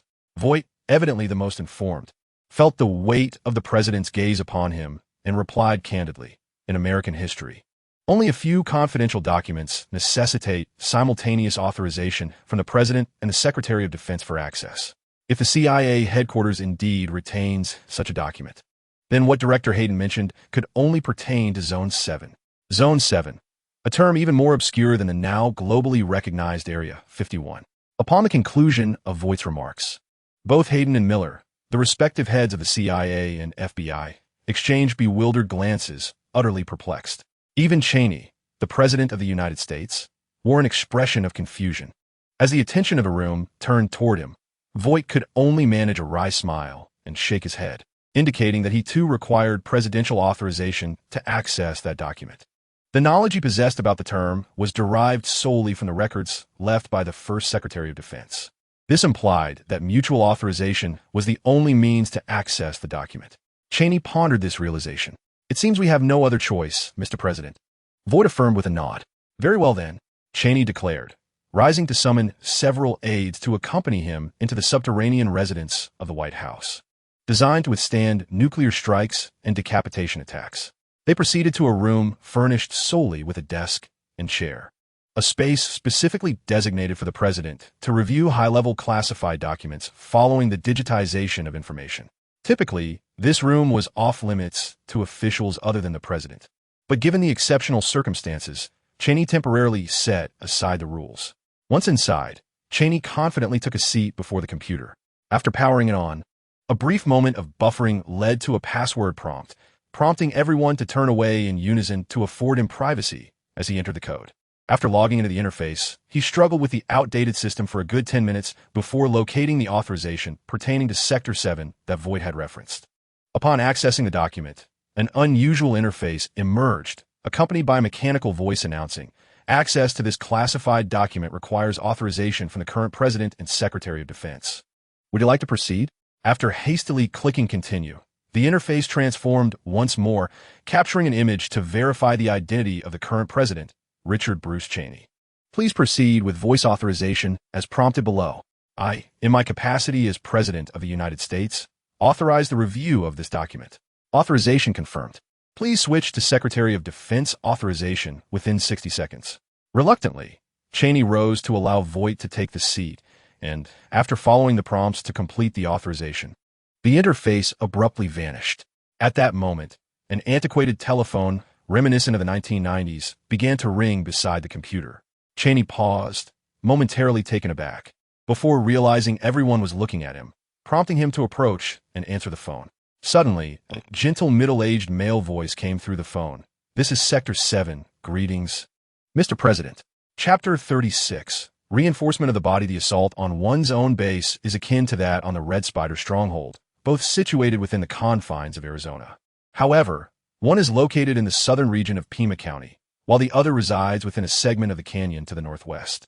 As dawn approached, the group, having hurried through the night, finally arrived at their destination. The assailant made a reminder and swiftly transformed back into human form. Clearly, he exhibited greater caution than the Red Spider, not only choosing a base far removed from human presence, but also implementing several contingencies, such as the latent surveillance perceived by both Sun Cheng and the Laserbird. "Let us descend." From a vantage point above the canyon, the assailant gestured downward before leaping downwards. Upon closer inspection, Sun Cheng discovered that this was a recessed mountain structure. Although it appeared lofty, a platform jutted out cleverly several dozen meters below, indicating that the assailant's base was concealed within the mountain behind the platform. This height posed no challenge for him. Without calling for the Laserbird to assist him down, Sun Cheng mimicked the assailant's leap. After a brief moment of weightlessness, he landed smoothly on the platform. Steadying himself, he looked ahead and indeed found a vast cavern carved into the mountain behind the platform. The assailant had evidently camouflaged the cave entrance. Had one not observed closely, they might easily mistake it for a natural cave formed by geological processes in ancient times. The assailant moved swiftly, disappearing around a bend inside the cave. Not wanting to delay, Sun Cheng followed the Laserbird into the cavern. Within the cave, the assailant had set up numerous surveillance devices. As Sun Cheng walked, he took in his surroundings, unexpectedly realizing that this place did not appear to be recently constructed, although it seemed far more rudimentary than the Red Spider's base. A A careful inspection revealed that the marks of excavation on the cave walls suggested it had likely existed for several years. After traversing just a few minutes deeper into the cavern, the group found themselves in a spacious area. The assailant's base was less convoluted than the Red Spider's. Within the expansive cavern, an array of peculiar machines filled the space. Additionally, some low-ranking Constructicons were actively engaged in maintenance and inspection, appearing to be of a higher caliber than the foot soldiers in the Red Spider's base. It remained unclear whether the assailant was genuinely amiable or merely accommodating out of respect for the true power behind the two, Soundwave. After leading Sun Cheng and the Laserbird back to his base, the assailant's tone seemed notably gentler. Please refrain from damaging my machines. Apart from that, you are free to explore. After the Laserbird descended, it unexpectedly transformed into a pink mechanical being. Its humanoid form appeared to be only slightly taller than Sun Cheng. Yet the intricate composition of its body revealed that, although Soundwave had indeed interfered, it had not been excessively harsh upon the Laserbird upon its resurrection. Especially when compared to the unfortunate Sun Cheng, certain aspects were more discernible. Disregarding Sun Cheng's unabashedly envious gaze, the Laserbird scanned its surroundings. The orange and yellow light in its eyes flickered incessantly. Lord Shockwave, how long have you been on Earth? 10 years and 7 months? No, perhaps it's 9 months. I can hardly recall. Shockwave responded nonchalantly, dismissing 2 engineers who attempted to continue maintaining a machine before him with a wave of his hand. I know what you wish to inquire. Since Soundwave is also here, it must be concerning Red Spider. After fiddling with the machine for a moment, he turned to answer. Unless the source of fire truly exists on Earth, no matter how you provoke me, I will not intervene. This seasoned Decepticon evidently harbored little regard for Megatron, as he had shown no interest in the Decepticon leader from the very beginning. Perhaps this indifference was one of the reasons he chose to collaborate with Red Spider. The Laserbird's gaze flickered momentarily, yet it chose not to pursue the inquiry further, clearly harboring deep reservations about Shockwave. However, one could hardly blame him. While Shockwave was not the formidable presence of a triple changer, the power he had demonstrated in recent actions unmistakably highlighted the strength of this veteran Decepticon warrior. He likely possessed the capability to contend with Soundwave and even Red Spider, and though there might be a disparity, it would not be insurmountable. Such a formidable entity, should he ever harbor malicious intent towards him and Sun Cheng, would likely spell their doom. In contrast to the Laserbird, Sun Cheng displayed less apprehension toward Shockwave. Observing as Shockwave gently tapped a machine before him, a holographic screen was projected, revealing what appeared to be the design of a long-barreled weapon. Curiosity piqued, Sun Cheng inquired. Lord Shockwave, what is this? An orbital cannon, a weapon design I unexpectedly discovered on Earth. Shockwave replied without hesitation, revealing what was presumably his own innovation. The fragile and diminutive humans have occupied this planet for good reason. Their creativity is worthy of admiration, and the orbital cannon is one such example. I intend to further refine this design to enhance my own body. As he manipulated his fingers, the single-barreled weapon design on the holographic screen was swiftly transformed into a dual-barrel version. Shockwave re-engineered everything from the launch unit to the internal structure, and before long, a brand new design of an elongated dual-barreled cannon emerged. Enhancing your body? Sun Cheng mused, his interest piqued. Previously, due to concerns about the Red Spider and fearing that any missteps might lead to self-detriment, Sun Cheng had remained on high alert. Even after acquiring a level 2 core that could potentially elevate his status, he found himself too preoccupied to contemplate advancement. Now, as he faced a series of impending fierce battles, his inadequacies in combat had been starkly revealed during the recent incursion at the Davis Mountain base.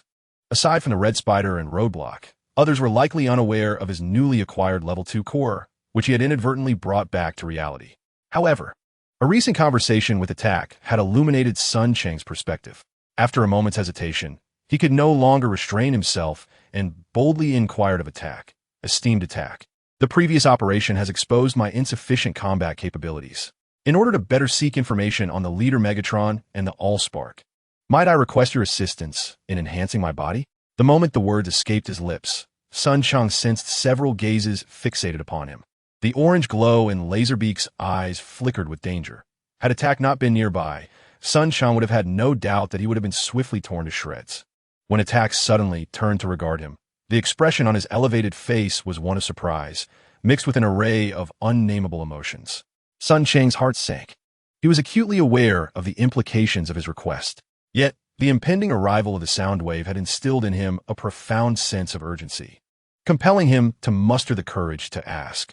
For a mechanical being such as the Decepticon, seeking assistance in enhancement, while not equivalent to advancement, was akin to a declaration of loyalty. After all, allowing others to modify one's body could lead to unforeseen restrictions or hidden dangers, putting one's very life in the hands of another. Nevertheless, Sun Cheng felt he had no choice but to seize this opportunity. He understood that missing it would not only hinder his chances of self-advancement, but would also make further strengthening of his current body a daunting endeavor. Regrettably, it seemed he had made an ill-fated choice. As the expression on Laserbeak grew increasingly menacing, a chill ran down Sun Cheng's spine, and he began to rue his earlier impulsiveness. Just as he contemplated how to placate this formidable figure, he was abruptly lifted into the air by attack. Looking up, he met Attack's gaze and instantly perceived the glimmer of a new toy in his eyes. How intriguing. Coincidentally, I too require assistance with certain matters. Thus, I shall acquiesce to this request. P.S. This is the first update. There will be another chapter shortly. I apologize for the delay. I had written half and upon review found it unsatisfactory, leading me to discard it entirely and start anew, resulting in a later update. Chapter 37. The new body. It appears that after agreeing to enhance Sun Cheng's body, the assailant became acutely aware of the perilous situation he now faced. The laser bird hastily departed from the assailant's base, not even bothering to fabricate an excuse, and the assailant made no effort to impede his exit. The only one harboring concerns was Sun Cheng, who remained in a state of unease for the following days, unable to shake off the memory of the laser bird's murderous gaze before leaving. 4 days after the night raid on the Davis Mountain Air Force Base, the scene returned to the assailant's base. Upon bringing Sun Cheng back, the assailant could hardly conceal his smile, exclaiming that all necessary preparations had been completed, and it was time to upgrade his body. Gazing at the lustrous metal before him, reminiscent of platinum, Sun Cheng's eyes sparkled with a blue light. This metal, known as hafnium alloy, was a prized possession he had recently pilfered from the Special Materials Laboratory of the Thor Company. It is a high-quality alloy characterized by its elevated melting point, oxidation resistance, and corrosion resistance. During the days spent alongside the assailant, Sun Cheng had significantly evolved from his former self, gaining a deeper understanding of the modifications and upgrades to the Decepticon bodies. Through the assailant's intentional or unintentional introductions, he learned that among the higher echelons of the Decepticons, there existed numerous adept individuals skilled in various enhancement and modification techniques. He mentioned many Decepticons whose names were unfamiliar to Sun Cheng, yet he managed to remember a select few: Shockwave, Black Arachnia, Soundwave, and the assailant himself. Shockwave and Black Arachnia require no elaboration, as they are renowned as two of the most distinguished scientists within the Decepticon ranks. The illustrious Triple Changer Warriors are a testament to Shockwave's genius. After undergoing his modifications, Shockwave engineered these extraordinary warriors, unlike any previously seen among the Decepticons. They not only retained a robotic form common to most Decepticons, but also possessed flight capabilities and formidable ground combat forms. Though scarce in number, each Triple Changer warrior surpassed the vast majority of elite warriors in combat prowess from the moment of their inception, a clear reflection of Shockwave's technological prowess. As for Black Arachnia, she too is an exceptional scientist. The Decepticon Air Force, modified under her expertise, boasts an absolute aerial advantage over the Autobots. Furthermore, she has designed and contributed several efficient geothermal energy conversion devices to enhance the Decepticon energy supply lines. Notably, while the technology of mechanical life forms combining and transforming was not originally her invention, it is a technology that had vanished amidst the millennia of warfare stemming from the ancient era of Cybertron.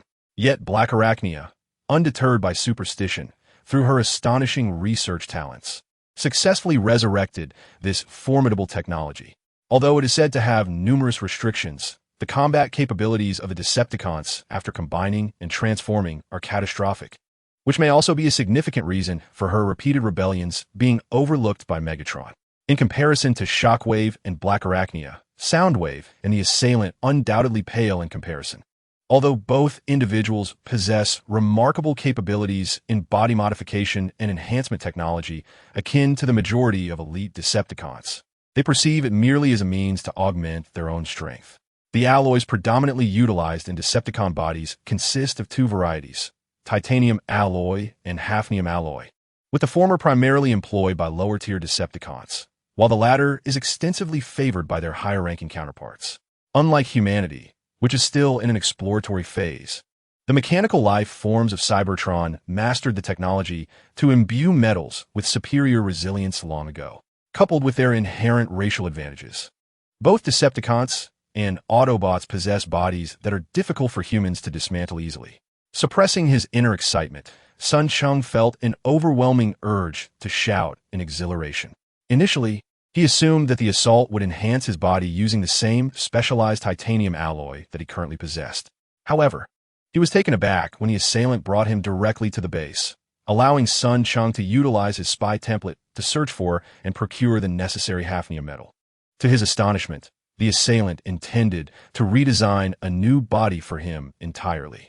With preparations complete, the assailant was ready to commence the creation of his new form.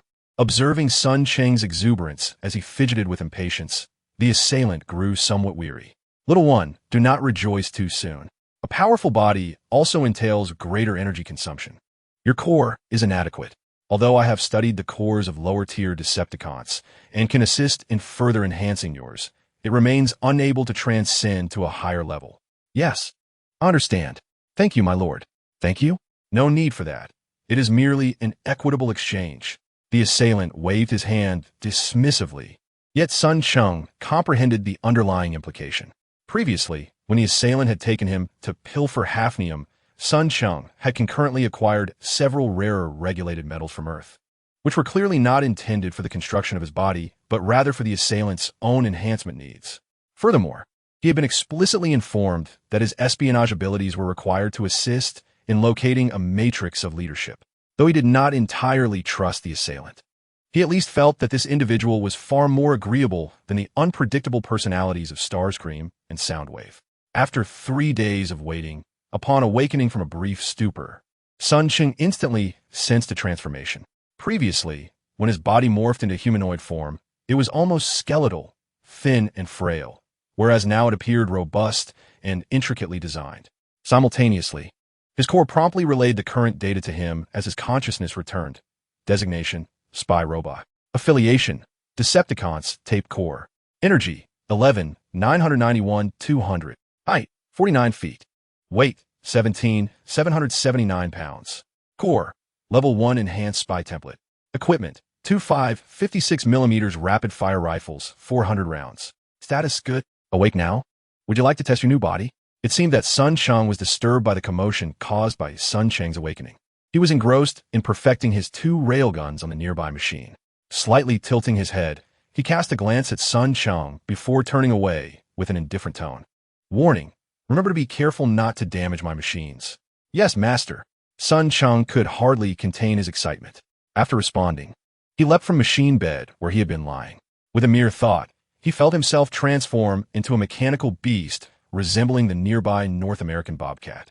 Transitioning from human form to beast form, he surprisingly felt little discomfort. Curious to test his newfound speed, he dashed forward, reaching the cave entrance in mere seconds. With a powerful leap from the platform above, he briefly soared through the air before landing steadily on the ground and sprinting away with exhilaration. After running several dozen kilometers, Cheng finally felt a sense of relief, pausing atop a large rock in the canyon. After a moment of silent contemplation, his eyes brightened. In this beast form, he surmised that his top speed, while sprinting, must approach 300 kilometers per hour. Although this was far from the speed of an obstacle, it was sufficient for a swift escape. Noticing that the assault had equipped him with 2 rapid-fire machine guns as weapons, Cheng eagerly attempted to summon them. Instantly, he felt 2 machine guns protruding from the exterior of his forelimbs. Excited, he aimed at a distant boulder and unleashed a barrage of fire. The bullets pounded the boulder, leaving behind a series of indentations. However, the ammunition used was of human make. While it appeared to have comparable firepower to the rapid-fire guns of the optical mirror, its durability was significantly inferior. With a sigh, Sun Cheng did not blame the assault.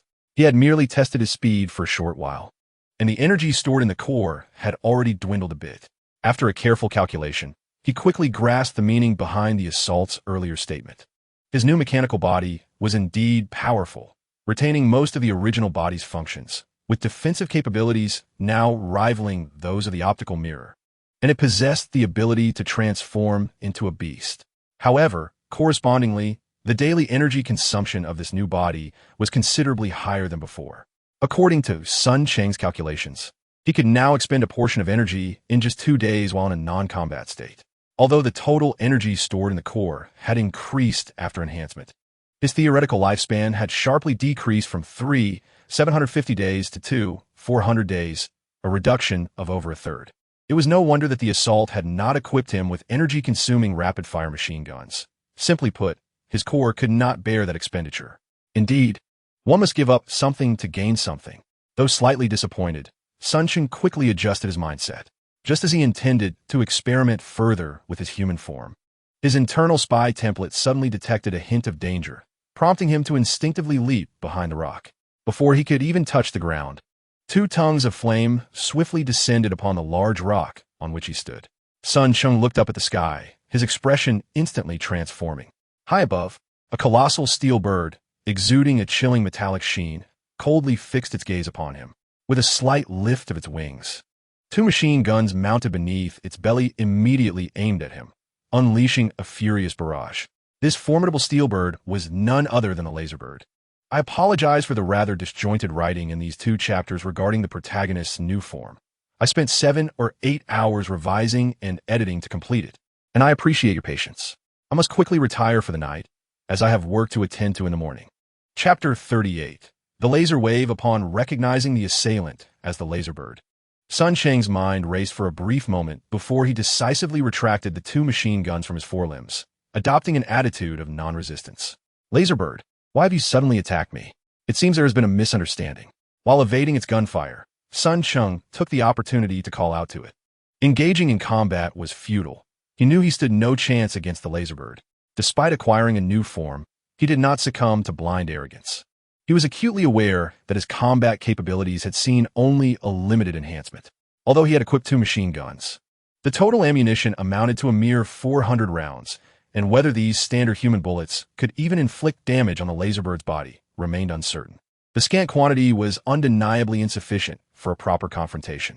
As for fleeing, Sun Cheng had contemplated it, but the thought was swiftly dismissed. The laser bird possessed exceptional flight speed. Although not on par with the Red Spider or the air combat team, it was nonetheless a formidable Decepticon known for its velocity. Capable of traversing the distance from Earth to the Moon and back within mere days if it exerted its full power. Sun Cheng understood that he was thoroughly countered by the laser bird. Unable to fight back and with no chance of escape, he was compelled to devise an alternative strategy. Evidently, the laser bird was not entirely unprepared for the resurgence of the sound wave.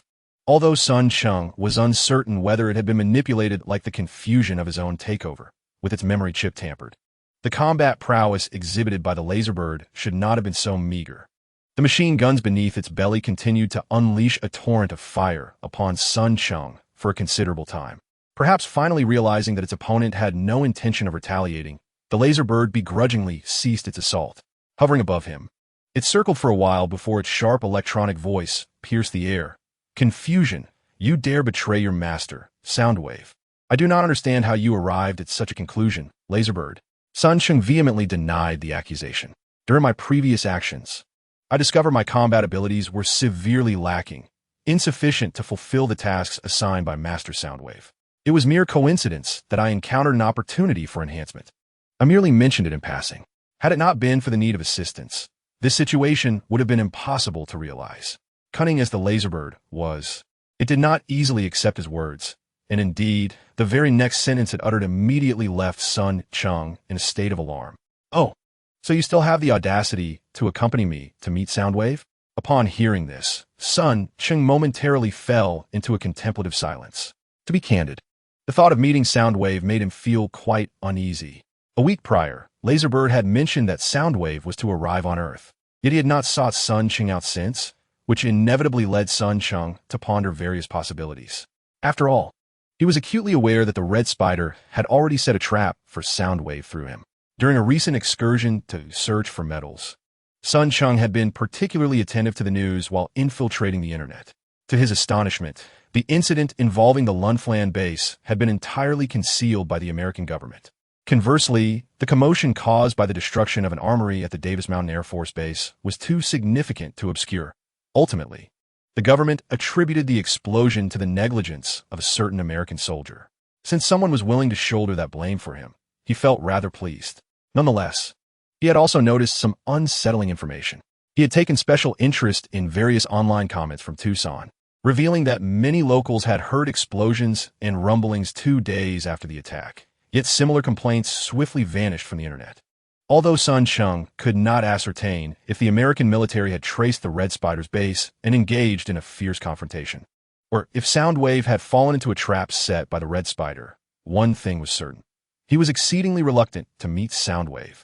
However, after a moment's reflection, he acquiesced, stating, "No problem, as long as Lord Soundwave requires my assistance. I am at your beck and call." With Laserbird persistently attached to him, escape was not an option. Cheng resolved to take a chance, considering that perhaps Soundwave was entirely unaware of his sordid entanglement with the Red Spider. Laserbird scrutinized Cheng intently for a while before finally speaking in its sharp electronic voice. "Very well.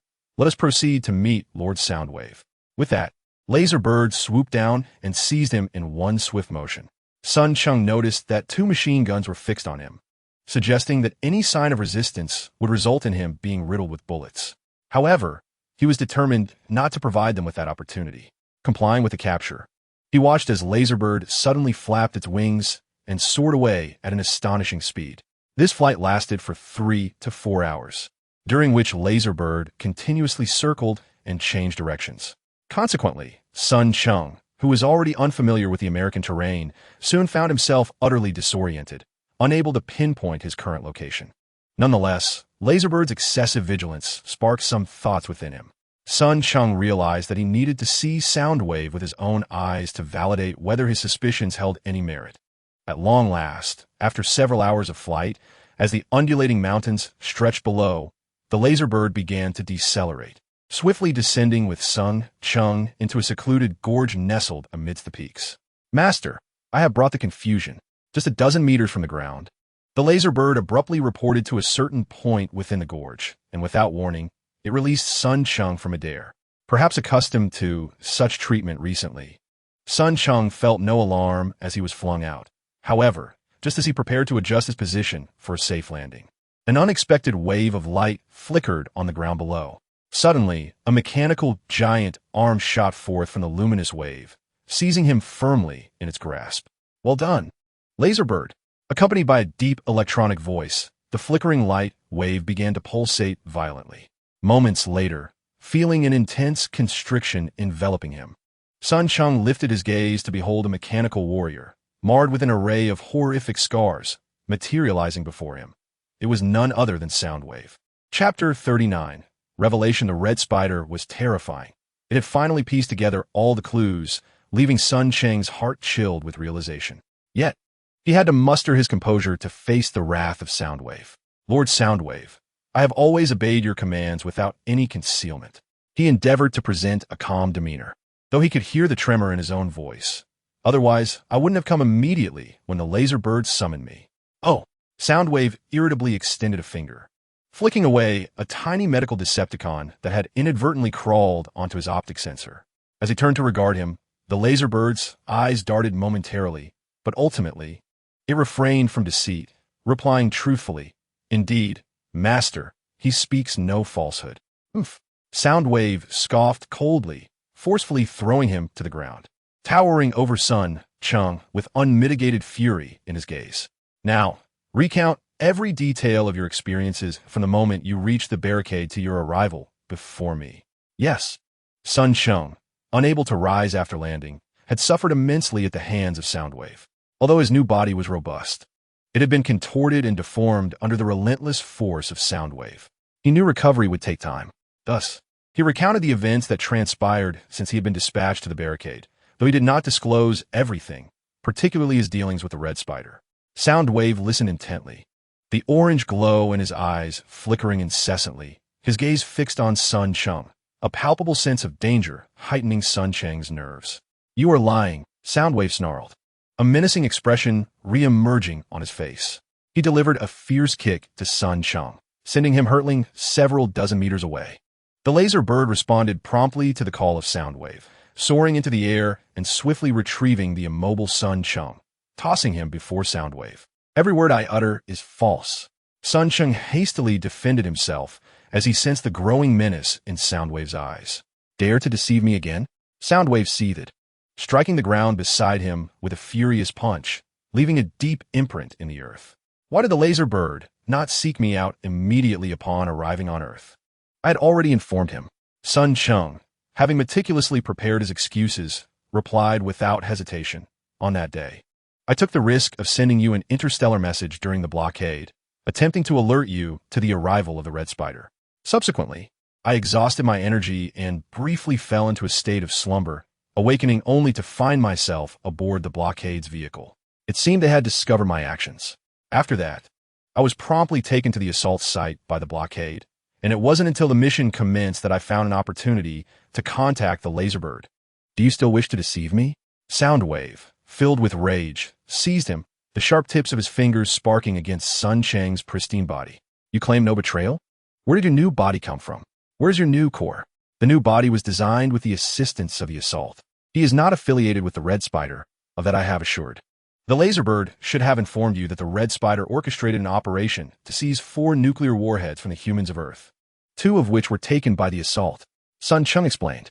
"The assault aided me in acquiring a new body so that I might assist him in locating several rare metals on Earth, which he requires to forge a new artillery piece to strengthen himself.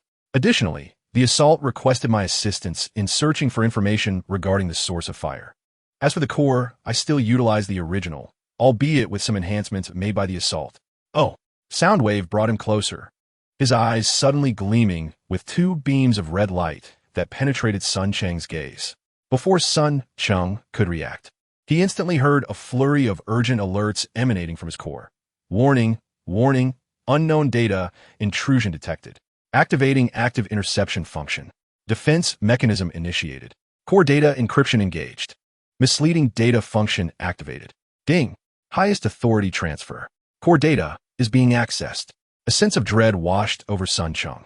His core had withstood the confrontation with the Red Spider, yet before Soundwave, it offered no defense whatsoever, surrendering its highest authority and placing his very existence firmly within Soundwave's grasp. Having closely followed the assault and experienced numerous events, he now understood that the confusion had begun long ago. From the moment of his revival, Soundwave had tampered with his core, allowing others to brazenly scrutinize his core memory data. This truly is an exceedingly unpleasant experience, akin to an alien consciousness suddenly manifesting within one's mind, perusing through all of one's memories right before one's eyes. Previously, Sun Cheng had undergone a similar ordeal, which instilled in him an extraordinary trepidation towards the Red Spider. Even after the mission concluded, he refrained from accompanying the roadblock back to the base to claim the Ember he had promised himself, uncertain of how much of his memories had been scrutinized by the other party. Now, having encountered the auditory wave, Sun Cheng felt a surge of fury within, fearful that the wave had glimpsed things that ought not to be seen, particularly the revelation of his greatest secret as a traveler. "Damn it, I swear this shall never occur again." Fueled by anger and a sense of injustice, his will to survive was ignited in an instant. Sun Cheng fervently endeavored to seize control of the core, forcefully expelling the data that the auditory wave had intruded upon. It seemed as if sensing his defiance, a bizarre yet potent surge of data erupted from some unknown recess of his being. In that fleeting moment, the invading data from the auditory wave was entirely banished from his core. When Sun Cheng regained his composure and instinctively sought the data once more, he found it had vanished into oblivion. The failure of the forced memory retrieval elicited a soft gasp from the auditory wave. However, quickly realizing the situation, he coldly tossed Sun Cheng back to the ground, looking down upon him with a mocking expression. "I wonder why you felt so off. It turns out you have already unraveled my seal." Casting a glance at the nearby laserbird, he frowned slightly before commanding, "Go on alert nearby." "Yes, master." The laser bird, though surprised by the shift in the auditory wave's demeanor, dutifully complied and swiftly disappeared from their view. As soon as the laser bird departed, the auditory wave turned its indifferent gaze towards Sun Cheng and spoke in a flat tone. A few days ago, the laser bird suddenly informed me that you had betrayed me. I was quite astonished. In your current state, it's impossible for you to break my seal. Was it the red spider? Or an ambush? Sun Cheng, now aware that the auditory wave had discovered his seal had been lifted, felt a sense of relief upon realizing that it seemed not to have accessed much of his memory data. Maintaining his original tone, he calmly replied, "Does it make a difference? Lord Auditory Wave, for you now, crushing me is merely a fleeting thought. You have underestimated me." The auditory wave scoffed, yet the next moment, it oddly fell into silence. As Sun Cheng anxiously speculated whether the auditory wave was contemplating how to deal with him, he heard its cold electronic voice once more. "Since you have regained your memories, let us engage in open dialogue. Thanks to your intelligence, I was led into an ambush at his base, and now I must prepare for dormancy to recover from my injuries. However, do not rejoice too soon. The Red Spider may well be orchestrating some sinister plot. Decades ago, he abruptly departed from Cybertron to arrive here, undoubtedly possessing crucial intelligence regarding the Allspark or perhaps even the leader. With a cold glare that betrayed no hint of mercy, Soundwave fixated on Sun Cheng, declaring, "I have tampered with your core. For now, I shall spare your life. The dizziness will reach Earth in a fortnight. Until then, exert every effort to uncover intelligence regarding the leader and the Allspark. When I awaken again, I shall evaluate your endeavors and decide whether to grant you continued existence. Now, depart from me, and do so at a great distance." Chapter 40. Clue having been unceremoniously dislodged by the laser beak from midair, Sun Cheng leveraged a towering North American redwood to propel himself, executing a graceful rotation before landing securely on the ground. Once he regained his footing and peered skyward, he found no trace of a laser beak. It was evident that the creature had returned to safeguard the slumbering Soundwave. After a brief search confirmed the absence of humans nearby, Sun Cheng reverted to his humanoid form and sat down heavily on the ground. His life had been preserved. This was undoubtedly the most fortunate circumstance he could hope for. Sun Cheng had not anticipated the Red Spider's decisive action against Soundwave, a fellow member of their faction. Yet in retrospect, this development could prove beneficial for him. Given the severity of Soundwave's injuries, it was likely that he would require a slumber of 3 to 5 years to fully repair his body. Perhaps this was the reason for his mercy towards Sun Cheng. It was clear that Soundwave harbored deep concerns regarding the Red Spider's potential to locate the Allspark during his incapacitation. Having arrived on Earth decades prior, the Red Spider must have acquired precise information about the Allspark. Otherwise, he would not have dared to so brazenly attack Soundwave. While Soundwave lay dormant and vulnerable, he must have entrusted his protection to the ever-loyal Laserbeak. However, this left him devoid of any resources to command. Sun Cheng contemplated that this was likely the reason Soundwave, upon discovering the restoration of his memories, refrained from immediately disposing of him. Instead, he resorted to threats and inducements in an attempt to coerce Sun Cheng into servitude. Relieved to have temporarily escaped the peril of death, excitement surged within Sun Cheng. Soundwave was evidently unaware that he was no longer the disoriented individual he once was.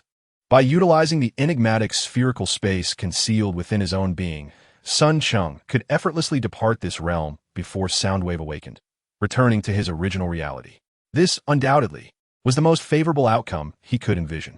After organizing his thoughts, Sun Cheng rose and prepared to leave the unfamiliar forest. Although he understood that attacking that individual would pose no concern for himself, he nevertheless sent a remote communication, informing the other party of his intention to meet Soundwave and that he would not be returning for the time being due to a new task assigned to him. After dispatching the message, he surveyed the lush forest surrounding him. The laser bird had inexplicably deposited him in an unknown location, yet this did not daunt Sun Cheng. He had since transformed from the individual he was days ago. Having acquired a new body, his strength had markedly increased. While he was still far from the caliber of stalwarts like Roadblock, who could confront an entire army, his self-preservation capabilities had risen sharply, granting him the ability to undertake missions independently. By simply aligning himself with the sun, Sun Cheng discerned his direction and reverted to his beastly form. Dashing towards what he believed to be the southern direction, occasionally utilizing discovered animal trails and streams to adjust his course. After racing for over half an hour, he finally spotted remnants of timber from previous logging activities. Realizing he was on the verge of exiting the forest, he felt a surge of excitement. Noticing that the day was still young, he prudently lingered at the forest's edge until nightfall before quietly departing. As he ventured closer to nearby human settlements, Cheng felt a pang of disappointment. There were no bustling cities as he had anticipated. At most, there was a small town that seemed capable of accommodating only a few hundred households, were it not for the proliferation of American-style country villas. He thought the population was even less than that of a village in the Midwest back home. After a thorough exploration, his disappointment deepened. The place was a quintessential American rural town, primarily engaged in logging and agriculture, and its residents resembled the roughnecks often depicted in Western films. Not only did he find no signs of computers in the numerous homes he stealthily entered, but he also sensed an overwhelming absence of modern amenities. Fortunately, directional signs confirmed that he was indeed within the borders of Oregon, a mere few dozen kilometers to the south lay Nevada, while over 200 kilometers to the east was Idaho. Having finally ascertained his location, Cheng began to contemplate his next course of action. He resolved to infiltrate a larger human city to seek clues regarding the source of fire. This was not due to any genuine desire to serve Soundwave, but rather a realization that his core had been tampered with, serving as a stark reminder of his pressing need for the source of fire. From the moment of his crossing, he had come to understand that the core was fundamental to the Decepticons. Initially, he had not grasped the significance of this truth. It was only after the attack had facilitated the design of his new body that he recognized the futility of possessing a powerful body without an equally formidable core. However, acquiring a core was no simple task. He was entirely unaware of the manufacturing process. Even elite warriors like the attack knew little about the core. It seemed that only the likes of Black Arachnia, Shockwave, and Megatron possessed knowledge of its creation. Previously, the Red Spider had engaged in a transaction with him, during which Cheng acquired a level 2 core. However, he now hesitated to request the promised higher-grade Ember, setting aside the dubious nature of the words spoken.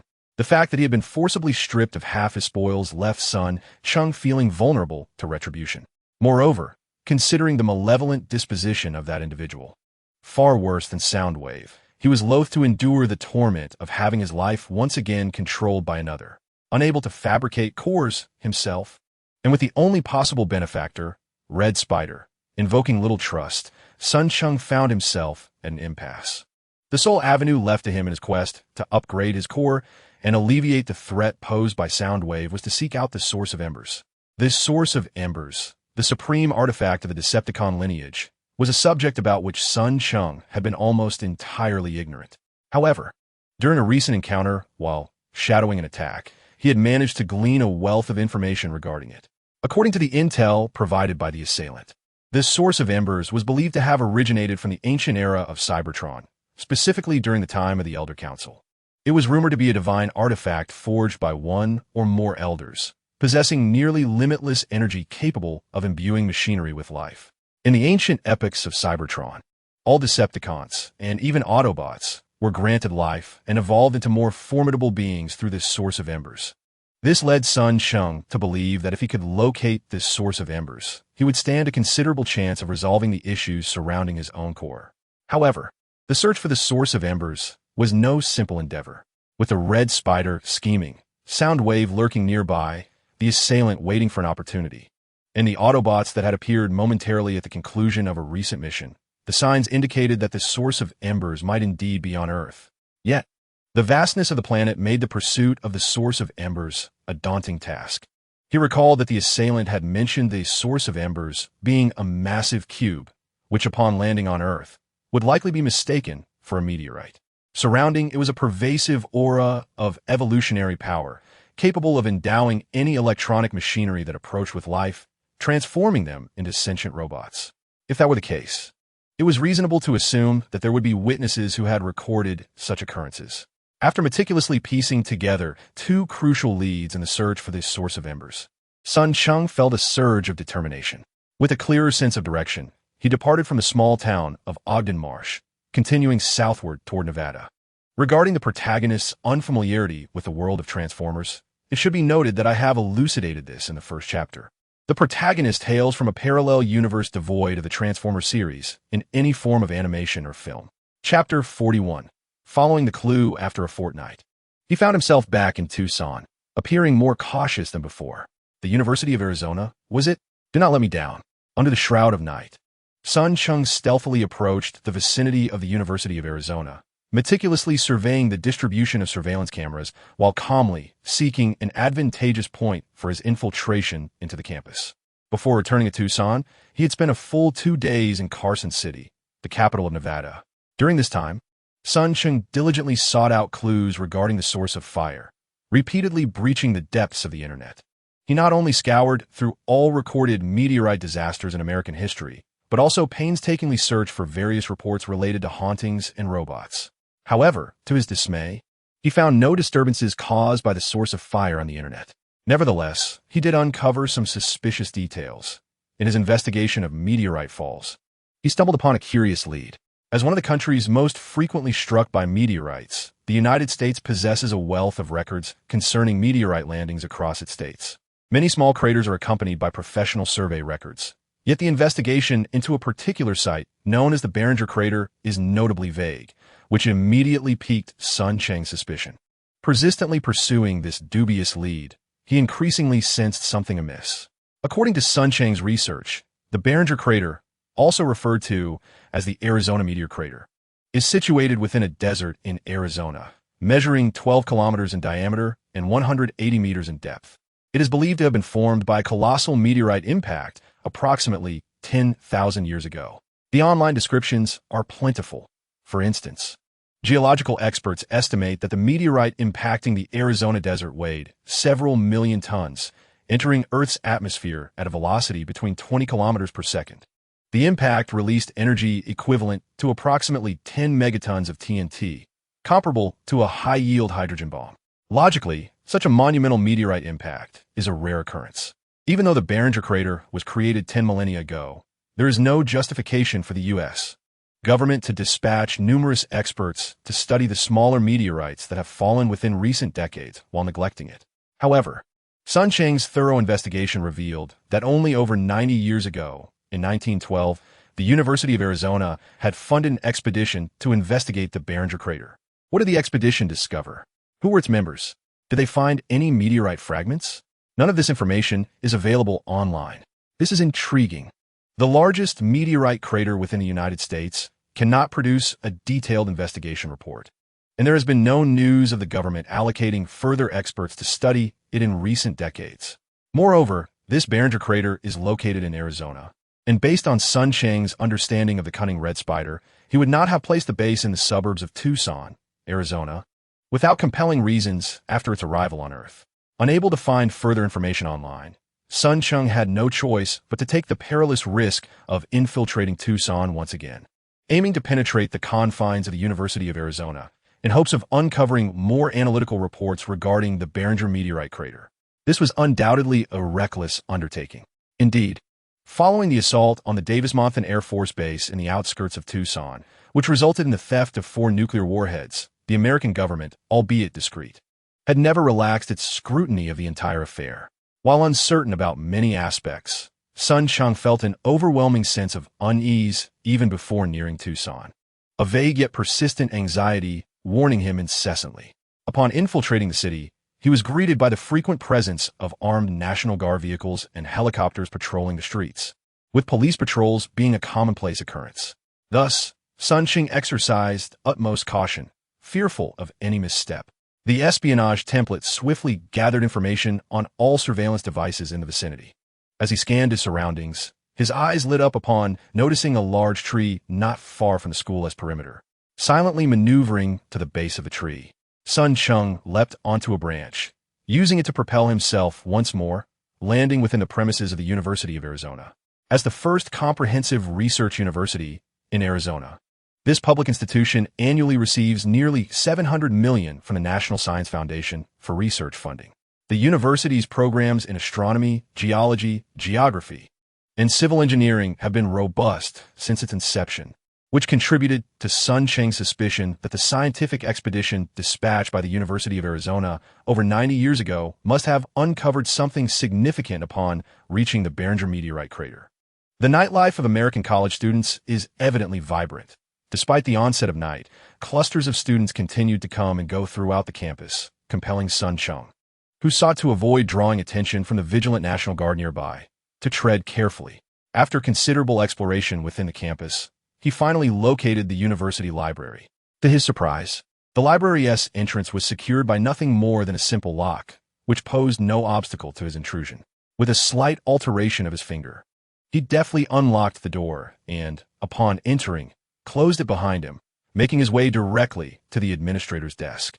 As expected of a prestigious global institution, the University of Arizona's library was quite expansive, reportedly housing 472 million volumes and exceeding 30 million electronic books. Finding the specific information he sought amidst such a vast sea of literature proved to be a daunting task. The administrator's desk featured 2 computers, and upon activation, Sun Cheng could have easily infiltrated the campus intranet.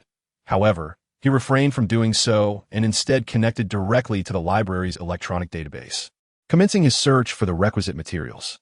For more than half an hour, he searched, and to his disappointment, Sun Cheng could only find 2 names in the university's historical archives stored in the e-library: Neville Octavian Brewster and Wallace Wilson Claremont. According to the records of the University of Arizona, both were professors at the institution, one specializing in geology and the other in geophysics and seismology. The historical account noted that they had initiated a research project in 1912, subsequently departing the following year, after which their whereabouts became elusive. Despite Sun Cheng's relentless efforts, he could not uncover any further information regarding the 2 men. Undeterred, he pondered for a moment and then, by utilizing the computer, pinpointed the location of the historical records and geological survey materials related to the University of Arizona. He then closed the computer and spent over 2 hours manually sifting through the archives on the 4th floor of the library, ultimately discovering that Wallace Wilson Claremont had a son named Benjamin Roderick Claremont. He proceeded to the cabinet housing geological materials, meticulously examining each volume. Finally, his diligence bore fruit. Within a memoir titled The Fascinating Earth, donated by an alumnus, Sun Cheng stumbled upon intriguing information. A classmate from Coconino County had mentioned to him a sacred site of the Native Americans near Flagstaff, reputed to be a bottomless pit several kilometers wide, believed to be a place of divine visitation. When he casually mentioned this to Professor Brewster, the professor expressed keen interest and suggested it might lead to an unprecedented discovery. Indeed, we refer to it as a meteorite crater, and if the Native American legends are true, it could very well be the largest meteorite impact site in American history. In July 1912, Professor Brewster's proposal was approved, granting him a budget of $200, sufficient for him to travel to Flagstaff during the holidays. He extended an invitation to me, but I intended to buy a car and planned to work during the summer, which left Professor Brewster somewhat disappointed, though he expressed understanding. Upon the new semester's arrival, I did not encounter Professor Brewster, and upon inquiring, I learned he remained in Flagstaff, having applied for an additional $2,000 from the university, while also including Professor Claremont in the research team. The absence of the rigid professor might have been a welcome change. As Christmas approached, Professor Brewster wrote to me, sharing his delight that the report he and Professor Claremont submitted to the North American Geological Society had generated considerable excitement. Numerous individuals from Philadelphia, New York, and Washington came to witness our findings in Flagstaff, particularly the captivating meteorite he frequently mentioned. He relayed that a gentleman named Vince Mijos Lawson from the Philadelphia fraternity proposed that the U.S. government should request to transport and conceal the meteorite for further study. Professor Brewster decided to resign and inquired if I would join him in studying the meteorite. However, my father wished for me to return home to take over his fertilizer factory, leading me to decline his offer, which greatly saddened him. In the subsequent years, we maintained a correspondence, albeit for only 5 or 6 years. When I last inquired about his place of work, he mentioned the Black Canyon, after which I never received another letter from him. Chapter 42. Encounter at the 7th District, the Baglan Crater, is undeniably peculiar. Sun Cheng could not contain his excitement as he discovered a book titled Interesting Earth, an autobiographical novel penned by an American under the pseudonym Burt Quinton. Returning to the front desk on the first floor with the book in hand, he utilized the computer to search online, only to find that no information about Bert Quinton could be located. It was evident that he was not a well-known American author. However, the book did validate some of his thoughts.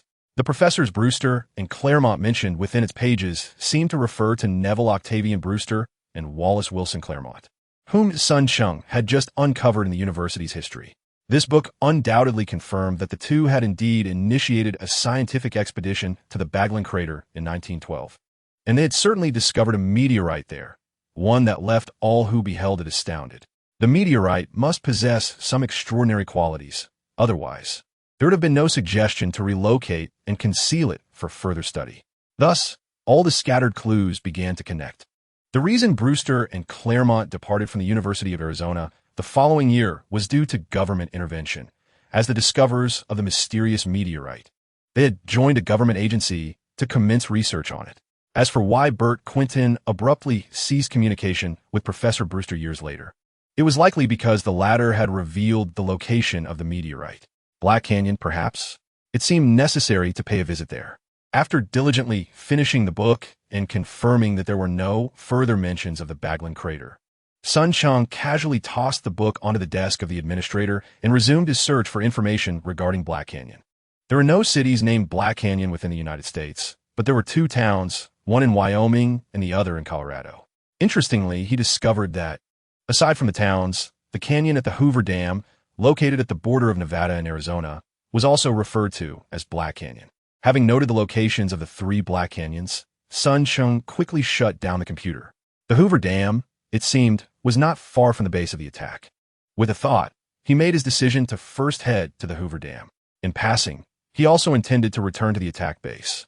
Through continuous exploration over the past few days, Sun Cheng had sensed that while the new mechanism was indeed powerful, it was not without its imperfections and required some adjustments, which he planned to request from the base. Having finally uncovered a hint regarding the source of the fire, his spirits began to lift as he swiftly departed from the University of Arizona. The National Guard patrolled the streets quietly, and Sun Cheng deliberately avoided the area where the Red Spider's base was located, planning to take some time to leave the downtown area of Tucson from another direction. Shortly after departing from the University of Arizona, he found some clues that momentarily eased his vigilance. However, as he passed an intersection, he inadvertently exposed himself to a machine resembling an ordinary electric meter, which was discreetly placed in the corner. Suddenly, the machine emitted a piercing series of beeps, causing Sun Cheng's sense of impending danger to surge. Reacting instinctively, he glanced at the machine and noticed a needle marked 21 that was continuously oscillating. His spy template immediately detected fluctuations from several surveillance devices. Warning! Warning! The D4G-19 area radiation detector has detected an energy anomaly. Not far away, a vehicle that Sun Cheng had assumed was parked normally suddenly emitted a shrill communication signal, and its doors swung open. He immediately saw 3 or 4 robust men in black suits, each armed, rushing out. The leader, a man in black, spotted Sun Cheng, who had no place to hide. He approached cautiously, threatening. "This is the American Sector 7 office. Suspicious intruder, stay right there and do not move." Panic surged within Sun Cheng.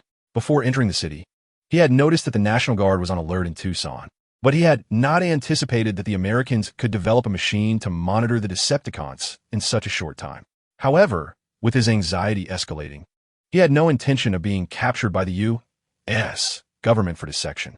Activating all functions of his spy template, he swiftly transformed from human to beast form and dashed away without hesitation. "Damn it, he is trying to run," the black-clad man shouted, raising his UMP-45 and opened fire on Sun Cheng. The sharp sound of gunfire soon stirred quite a commotion in the vicinity. But trouble soon befell Sun Cheng. Having just managed to elude the men in black through his speed, he quickly heard a deafening roar from above. Soon after, several blinding searchlights had locked onto him. "Warning! Intruder! Immediately cease your escape and remain still. This is your final warning. Stop resisting and stay right there. All alert units. Be advised. The D4G-19 area has detected a suspected high-energy radiation target, which is fleeing toward the D5 area. Attempt to capture alive." The spy template intercepted a stream of communications from the surrounding humans, but Sun Cheng fearfully realized that despite pushing his speed to its limits, It was challenging to evade detection in the urban environment. However, the armed reconnaissance aircraft of the American military, soaring above the heavens, adeptly utilized its altitude and agility to firmly lock onto his position, relentlessly bombarding him from the skies. The rapid-fire bursts of gunfire, though formidable, posed little threat to Sun Cheng's current mechanical form. After he withstood several rounds, it became evident to his adversaries that they were not causing significant damage. Nonetheless, they persisted with their assault, clearly intent on capturing him alive.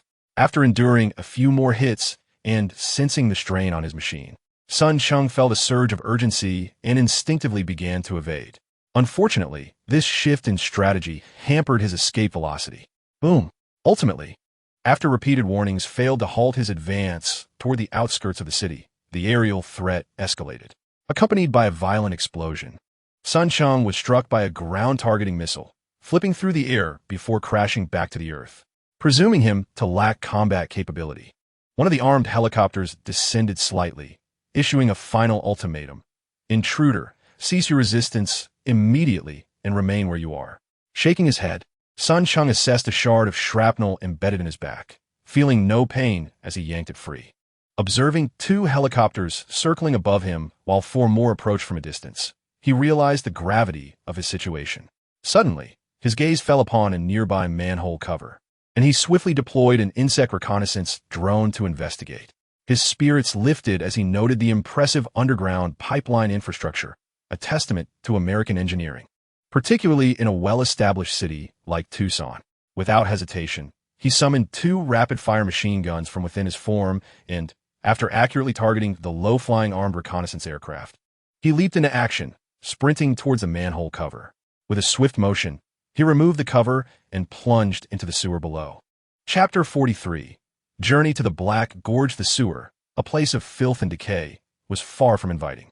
Although the Titan's mechanical body lacked a human respiratory system and was impervious to the potentially noxious odors, Sun Cheng was acutely aware that the presence of rats and cockroaches made the sewer an undesirable refuge, especially when a cockroach inadvertently landed on his face. Nonetheless, survival was paramount, and he promptly transformed back into his beast form, racing toward the city center. His choice to flee toward the heart of the city rather than the outskirts stemmed from the realization that, despite being closer to the suburbs, the commotion he had caused would undoubtedly draw the city's entire law enforcement presence to that area. Logically, one would assume he would continue his flight toward the suburbs after entering the sewer. At that moment, he suddenly fled in the opposite direction, significantly increasing his chances of escape. As for the detection devices wielded by the Americans, he was not particularly concerned. Although the sewers of Tucson were well constructed, they were not luxurious enough to allow a motorcycle pursuit. Thus, even if they possessed detection equipment and eventually pinpointed his escape route, catching up with him would prove exceedingly difficult. Indeed, after more than 40 minutes, when Sun Cheng emerged from a sewer in the suburban area from another direction, he encountered no one blocking his path. The harrowing journey through Tucson had nearly terrified him. Fortunately, Sun Cheng was quite astute. After successfully evading capture, he sped northward, reaching the limits of his speed, and within a few hours, he arrived in Flagstaff, a city in northern Arizona. The Barricade meteor crater, which he was now investigating, is located in Flagstaff. Although many years had passed, and he himself doubted whether any clues remained, he still ventured there, driven by the slim hope of avoiding a missed opportunity. The Barricade meteor crater lies on the desert plateau southeast of Flagstaff, characterized, like much of Arizona, by its arid and desolate climate. Following his earlier experiences in Tucson, Sun Cheng's demeanor had undoubtedly grown more cautious. Before reaching the Barricade meteor crater, he deployed 2 sets of insect sensors to scout the vicinity, ensuring there were no ambushes or other individuals present before he swiftly approached the site. It must be acknowledged that upon witnessing the Barricade meteor crater from such proximity, Sun Cheng was momentarily taken aback. With a diameter of 12 kilometers and a depth of 150 meters, one could only surmise that the impact must have been caused by a massive meteorite, perhaps 30 to 40 meters in diameter. However, despite being astonished by the force of the meteorite, he quickly began calculating some data after a close observation, stirring his intrigue. A colossal meteorite that fell to Earth 10,000 years ago even if shattered and weathered upon impact, could hardly have been insignificant in size.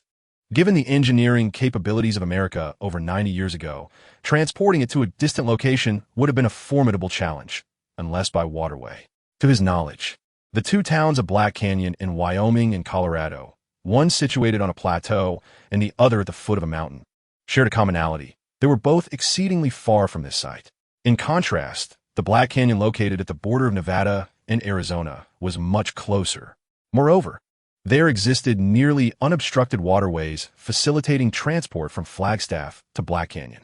If given the choice, Sun Cheng would undoubtedly have opted to transport the meteorite there over 90 years ago. The premise is that the meteorite must be the source of fire. Otherwise, one could hardly fathom why the Americans would expend such vast resources to transport a large stone from a place that is already difficult to uncover to another, even more obscure location. Even if it is indeed a meteorite. After circling the meteorite crater for a while, Sun Cheng even descended into the pit to meticulously search for clues. As anticipated, he found nothing of value, yet he did not feel disheartened. After all, it had been over 90 years since the meteorite was removed, and time had long since erased any potential traces that might have remained. Flagstaff was not far from the base of the assault located in the Grand Canyon, merely 300 to 400 kilometers away. For Sun Cheng, who had relaxed his pace after the danger alert was lifted, it would take no more than 2 or 3 hours. A few hours later, he arrived at the Grand Canyon, returning to the site of the assault. My apologies for the intrusion, Lord Assault. On the platform outside the base, he first sent a communication to the interior of the cave as a courtesy.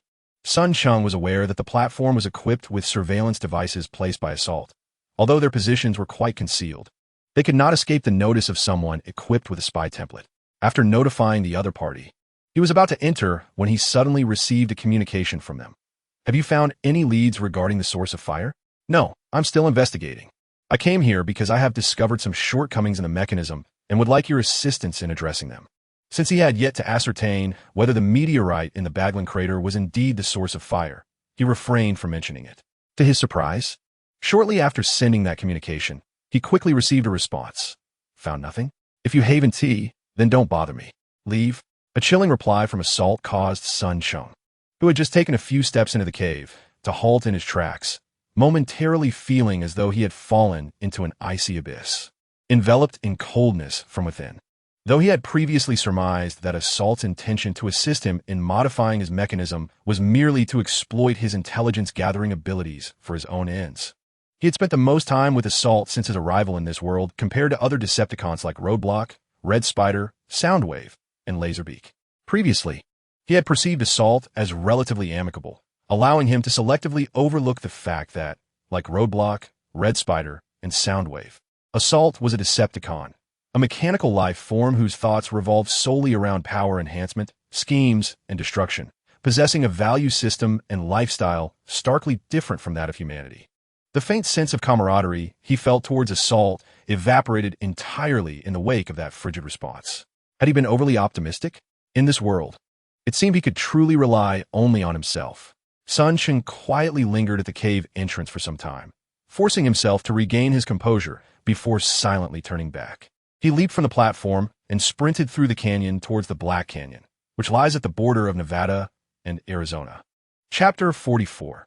The source of the ember to describe the Black Canyon near the Nevada and Arizona border as either vast or small is a matter of perspective. Prior to his arrival, Sun Cheng had conducted thorough research, discovering that the Black Canyon spans several hundred square kilometers. However, much of the surrounding area consists of arid desert, making it relatively easy to eliminate possibilities. After wandering for half a day upon reaching the Black Canyon and realizing he had completely lost the trail, he reluctantly shifted his gaze to the most renowned landmark in the vicinity, the Hoover Dam. Since he was already there, he figured he might as well take a look. After all, he had nothing to lose. Although he harbored doubts that the Black Canyon mentioned by Professor Brewster, who once taught at the University of Arizona, referred to this very place, he did not dwell too much on the Hoover Dam. After all, based on his findings, the mysterious meteorite discovered in the Barricade crater was transported away around 1912, while construction on the Hoover Dam did not commence until 20 years later, during the Great Depression. The two events were separated by nearly 2 decades, leaving no room for him to connect them in any conceivable manner. Had he misinterpreted Brewster's words? Was the Black Canyon he mentioned not this one at all? As the night deepened, Cheng stealthily approached the Hoover Dam, his mind rife with uncertainty. Over the past few hours, thanks to the extraordinary mobility of his new body, he had scoured all the suspicious locations nearby, yet had found nothing of interest, leaving him somewhat disheartened. Just as he ventured 2 kilometers into the darkness surrounding the Hoover Dam, he suddenly sensed that his spy template had detected surveillance equipment, prompting him to halt cautiously. After a moment's hesitation, Cheng deployed 2 sets of insect reconnaissance devices towards the direction of the Hoover Dam. Now, even the base he had initially considered a temporary supply station was no longer easily accessible. With the loss of this supply point, aside from ammunition, his only recourse was to infiltrate the ubiquitous weapon shops in the United States. As for his insect reconnaissance devices, they were single-use, while they possessed formidable capabilities. Their range extended only 10 kilometers, and their short battery life rendered retrieval nearly impossible. The 2 sets of insect reconnaissance devices diligently approached the Hoover Dam, transmitting the images they captured back to him. To his surprise, he noted the numerous surveillance devices installed near the Hoover Dam. On the steep cliffs of the canyon's edge, Cheng utilized the images from the insect reconnaissance devices to scrutinize the Hoover Dam, beginning to waver in his decision about conducting a nighttime exploration of the site. Upon reviewing the data received by the insect reconnaissance device, he was astounded to discover that within a 2-kilometer radius of the Hoover Dam, the device had detected several hundred surveillance installations, a density surpassing even that of the Davis-Monthan Air Force Base, which he had previously infiltrated. It is indeed fitting that the Hoover Dam stands as a pivotal hydraulic nexus on the Colorado River, in addition to the myriad surveillance apparatuses. The insect reconnaissance device also noted the presence of upwards of 100 security personnel stationed around the dam. The images captured by the device revealed that the security personnel were not only equipped with an array of light and heavy weaponry, but also included surface-to-air missiles. Truly, it is a significant hydraulic hub of the United States.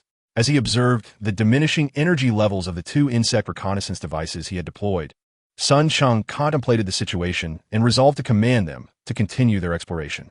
He directed them to navigate through the elevator shaft and exhaust pipe to probe the interior of the dam. Like many countries, the Hoover Dam allows for public visitation, with reports indicating that the admission fee is quite reasonable and access is granted 7 days a week. However, given Cheng's current appearance, it was likely that any onlooker would raise an alarm, crying for his capture. The instinctive reaction of any nation upon encountering a lone extraterrestrial entity, especially one that is robotic, would likely be to seize and dissect it. One group of insect reconnaissance devices that descended into the dam's interior failed to uncover anything novel. The images they transmitted depicted scenes readily available online, which Cheng had nearly all perused.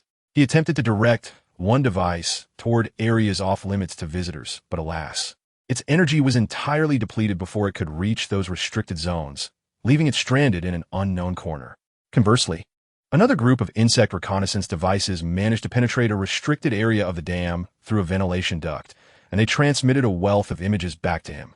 Even more astonishing was that just before their energy waned, they relayed a set of images that left him utterly astounded. Wait, were there hidden passages within the mountain adjacent to the Hoover Dam? The discoveries made by the insect reconnaissance devices startled Cheng. His research had indicated that the mountains surrounding the Hoover Dam were primarily composed of resilient andesite and gravel rock. The prospect of carving out passages in such terrain, especially with varying sizes, some evidently designed for human access, was intriguing. Among the larger passages, he noted the installation of railway tracks, clearly intended for the transportation of heavy machinery. This revelation immediately piqued his interest. Strange, did these facilities genuinely pertain to a hydraulic project?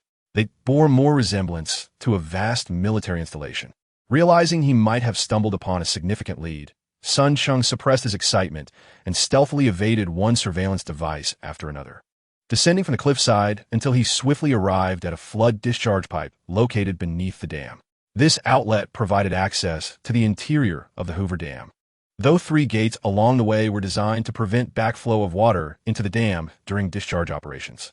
However, this did not pose a challenge for Cheng, as it was the flood season of the Colorado River during April and May.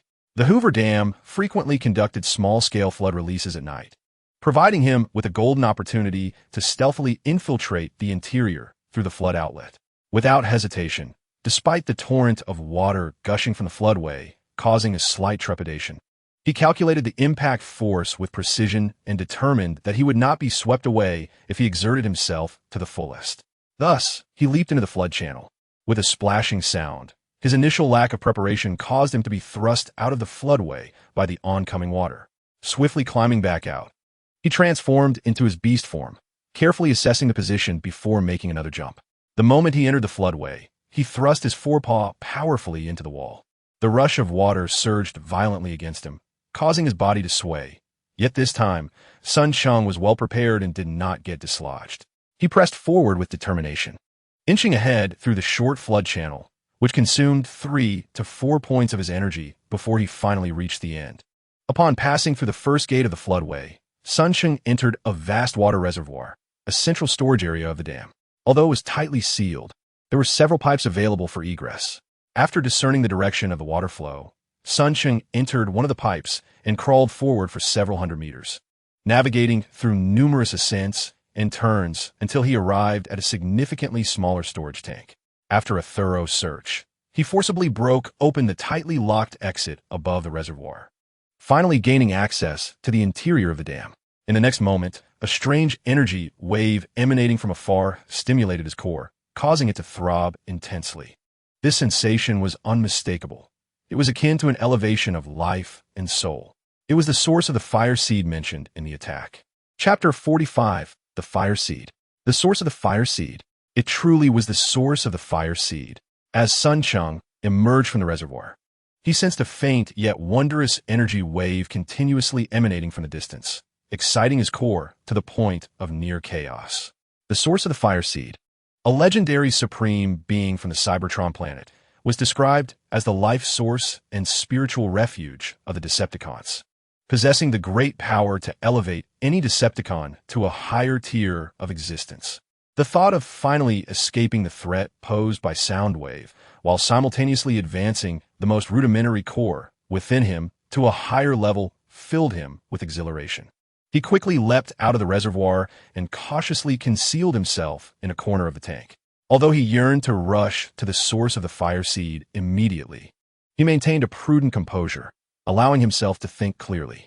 Beneath the Hoover Dam lies a world of intrigue.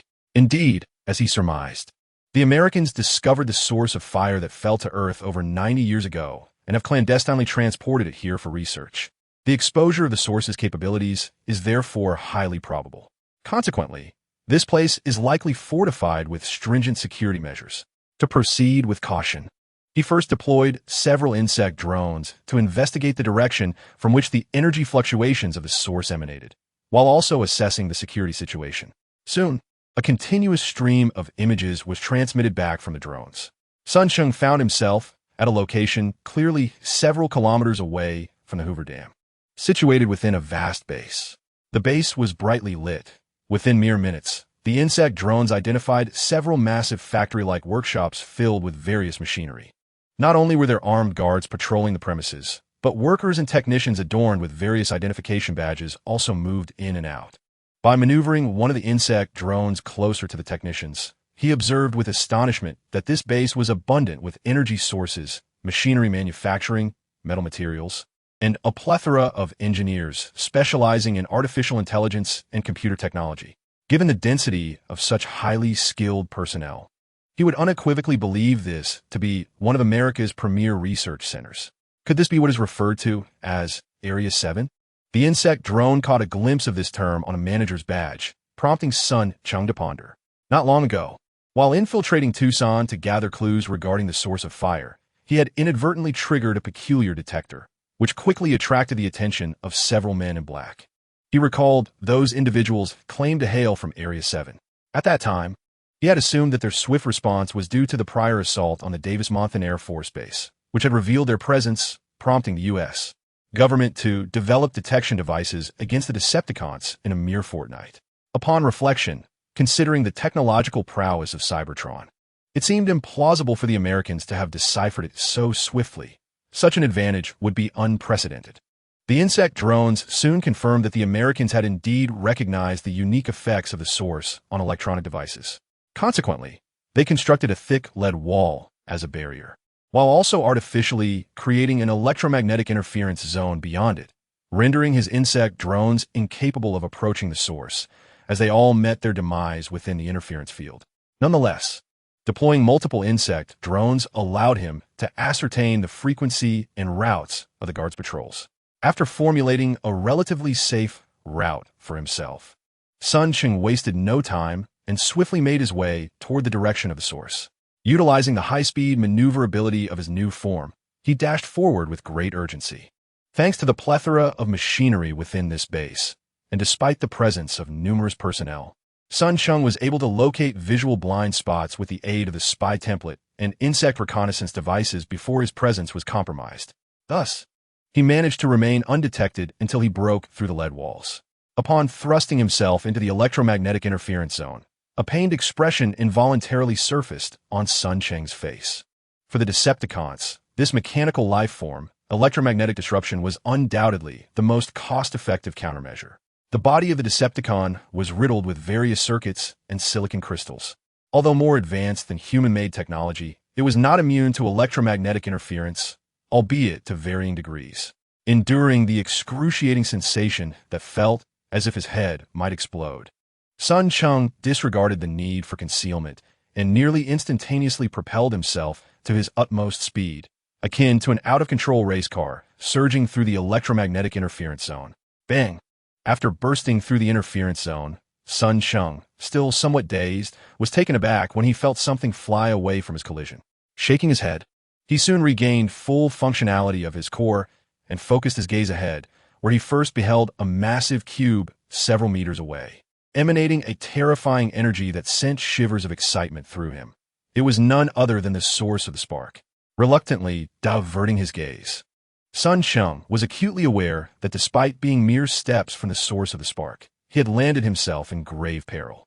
The bloodstains nearby, alongside a corpse and a frantic white engineer wearing a hard hat just a few steps away, unequivocally indicated one thing. Cheng had been exposed. Although the NBE, non-biological extraterrestrial, took a moment to regain its composure, the white engineer immediately shrieked in a panicked, piercing voice. Cheng's heart sank. Instantly reverting to his human form, he raised his right hand, aimed at the engineer who had spotted him, and with precision, unleashed 2 rapid-fire shots from the concealed submachine gun in his palm, sending the engineer to meet his maker. Nevertheless, he had achieved his aim. The engineer's anguished screams, coupled with the sudden gunfire, alerted the group of technicians nearby who were studying the source of the spark. They either cried out for help or fled in terror, as a shrill red alarm blared immediately. Damn it, my time is running out. Recognizing the gravity of the situation, Cheng resisted the urge to flee and sprinted towards the massive source of the spark. Soon, he realized just how right his decision had been. As Cheng approached within 3 to 5 meters of the source of fire, he distinctly sensed a surge of energy continuously flowing towards his being from the source of fire. In that fleeting moment, he felt as though he were enveloped in a warm spring, his entire body radiating comfort. Upon finally standing before the source of fire and eagerly reaching out to touch it, the ethereal blue electric light surrounding it danced wildly, soon enveloping Cheng within its embrace. An even more tumultuous energy, accompanied by a profound force that even he could not articulate, surged into his body in a frenzy, rapidly converging towards the core, nestled within his mind after a brief cycle. With an excruciating pain that threatened to shatter his consciousness, a wave of intense dizziness washed over him. Cheng managed to recall his whereabouts and summoned every ounce of strength to resist losing consciousness entirely. This ordeal persisted for several minutes until he sensed that no further energy or information was entering his body.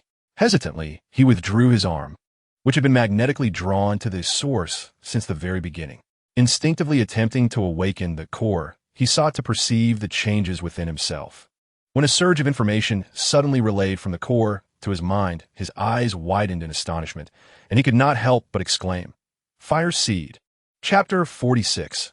Carving a path through blood. Having rushed back from Tucson, Senior Agent Seymour Simmons bore a grim expression. "By heavens, we have truly embarrassed the 7th District." So many people surrounded a single NB, and yet it managed to escape. Simmons, they did their best. Tom Banajek, who oversaw advanced technology research in the 7th District, offered a comforting word to his old friend, though his smile was somewhat strained. This is dire. I tell you, Tom, we may be in serious trouble. You did not witness the atrocities committed by those NBs in Tucson. I dare say even an entire army from Russia or China could not inflict such devastation upon Davis-Monthan Air Force Base. Simmons shook his head vehemently, his agitation palpable. And yet, the president expects us to uncover those hidden NBs within the United States within a month. But did you see the footage I brought back from Tucson? Those abhorrent machines can transform. Tom nodded, his expression filled with helplessness, as it was indeed a matter of great concern for him. As one of the senior officials in the 7th District, he had personally led the research on the extraterrestrial meteorite for many years and was well acquainted with the formidable entity designated NB-1 discovered in the Arctic. However, after years of research, the 7th District had only scratched the surface of understanding. Yet, if that were all, they would not be too disheartened.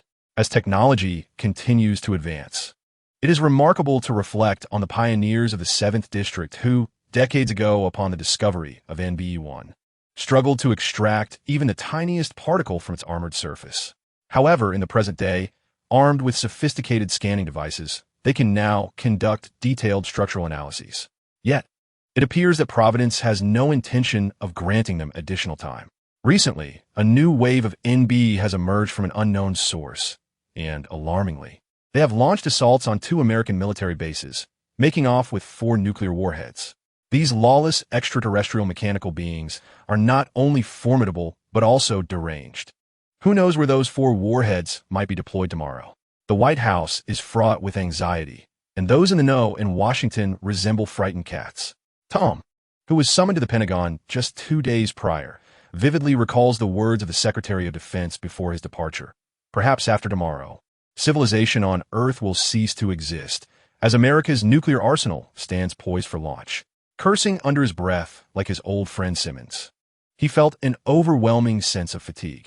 The daunting task of locating an unknown number of extraterrestrial mechanical entities, particularly those capable of transformation, weighed heavily on him. And he could only helplessly inform Simmons, "Seymour, it appears the burden will fall upon you." Before he could finish his sentence, an alarm blared throughout the base. Tom was taken aback, but Simmons reacted swiftly, his face paling as he shouted, "What is happening? Is it a fire alarm?" One of his agents produced a phone and inquired with the command center, returning with a ghostly pallor to report. The PB, Pandora's box, laboratory has been breached. The intruders are NB. Cursing vehemently, Simmons drew his weapon and shouted to those around him, "Why are you still standing there? Elevate the base S security to the highest level. Dispatch a team to the NB-1 hangar. Do not allow the intruders to approach. I command the entire security force to mobilize. Everyone, follow me." Upon receiving the fresh core data in his mind, Cheng felt as though he might leap from excitement. Confusion, intelligence expert. Faction, Decepticons, Tape Legion. Energy, 2, 750, 0, 27, 500. Height, 189, 5 centimeters. Weight, 41, 712 kilograms. Core, Level 3, enhanced by Spark. Equipment, 2.5, 56 millimeters caliber rapid-fire rifles, 397 specialized armor-piercing rounds, 8 sets of advanced insect reconnaissance devices. Status good? Truly. It must be said that the relic of Cybertron, the All-Spark, has bestowed upon Cheng a profound upgrade through mere fleeting contact, far surpassing the enhancements he had recently undergone. The enhancements to his body were strikingly evident. The design of his body prior to the assault was commendable, yet possessed numerous shortcomings.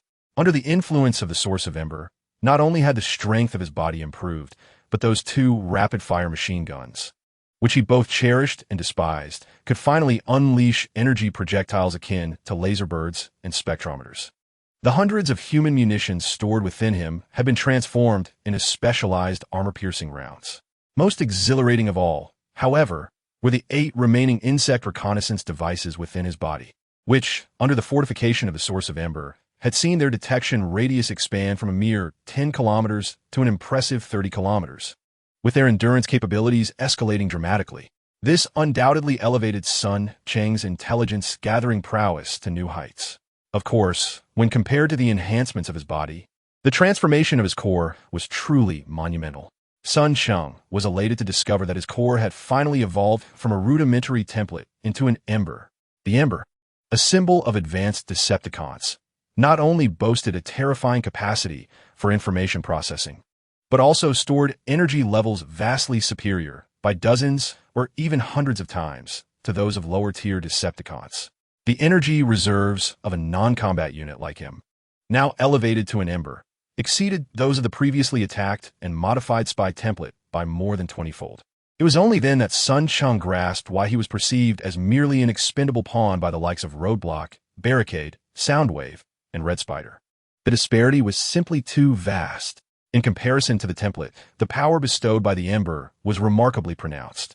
With his current body, it would take him 6 or 7 days to deplete merely 1 point of stored energy.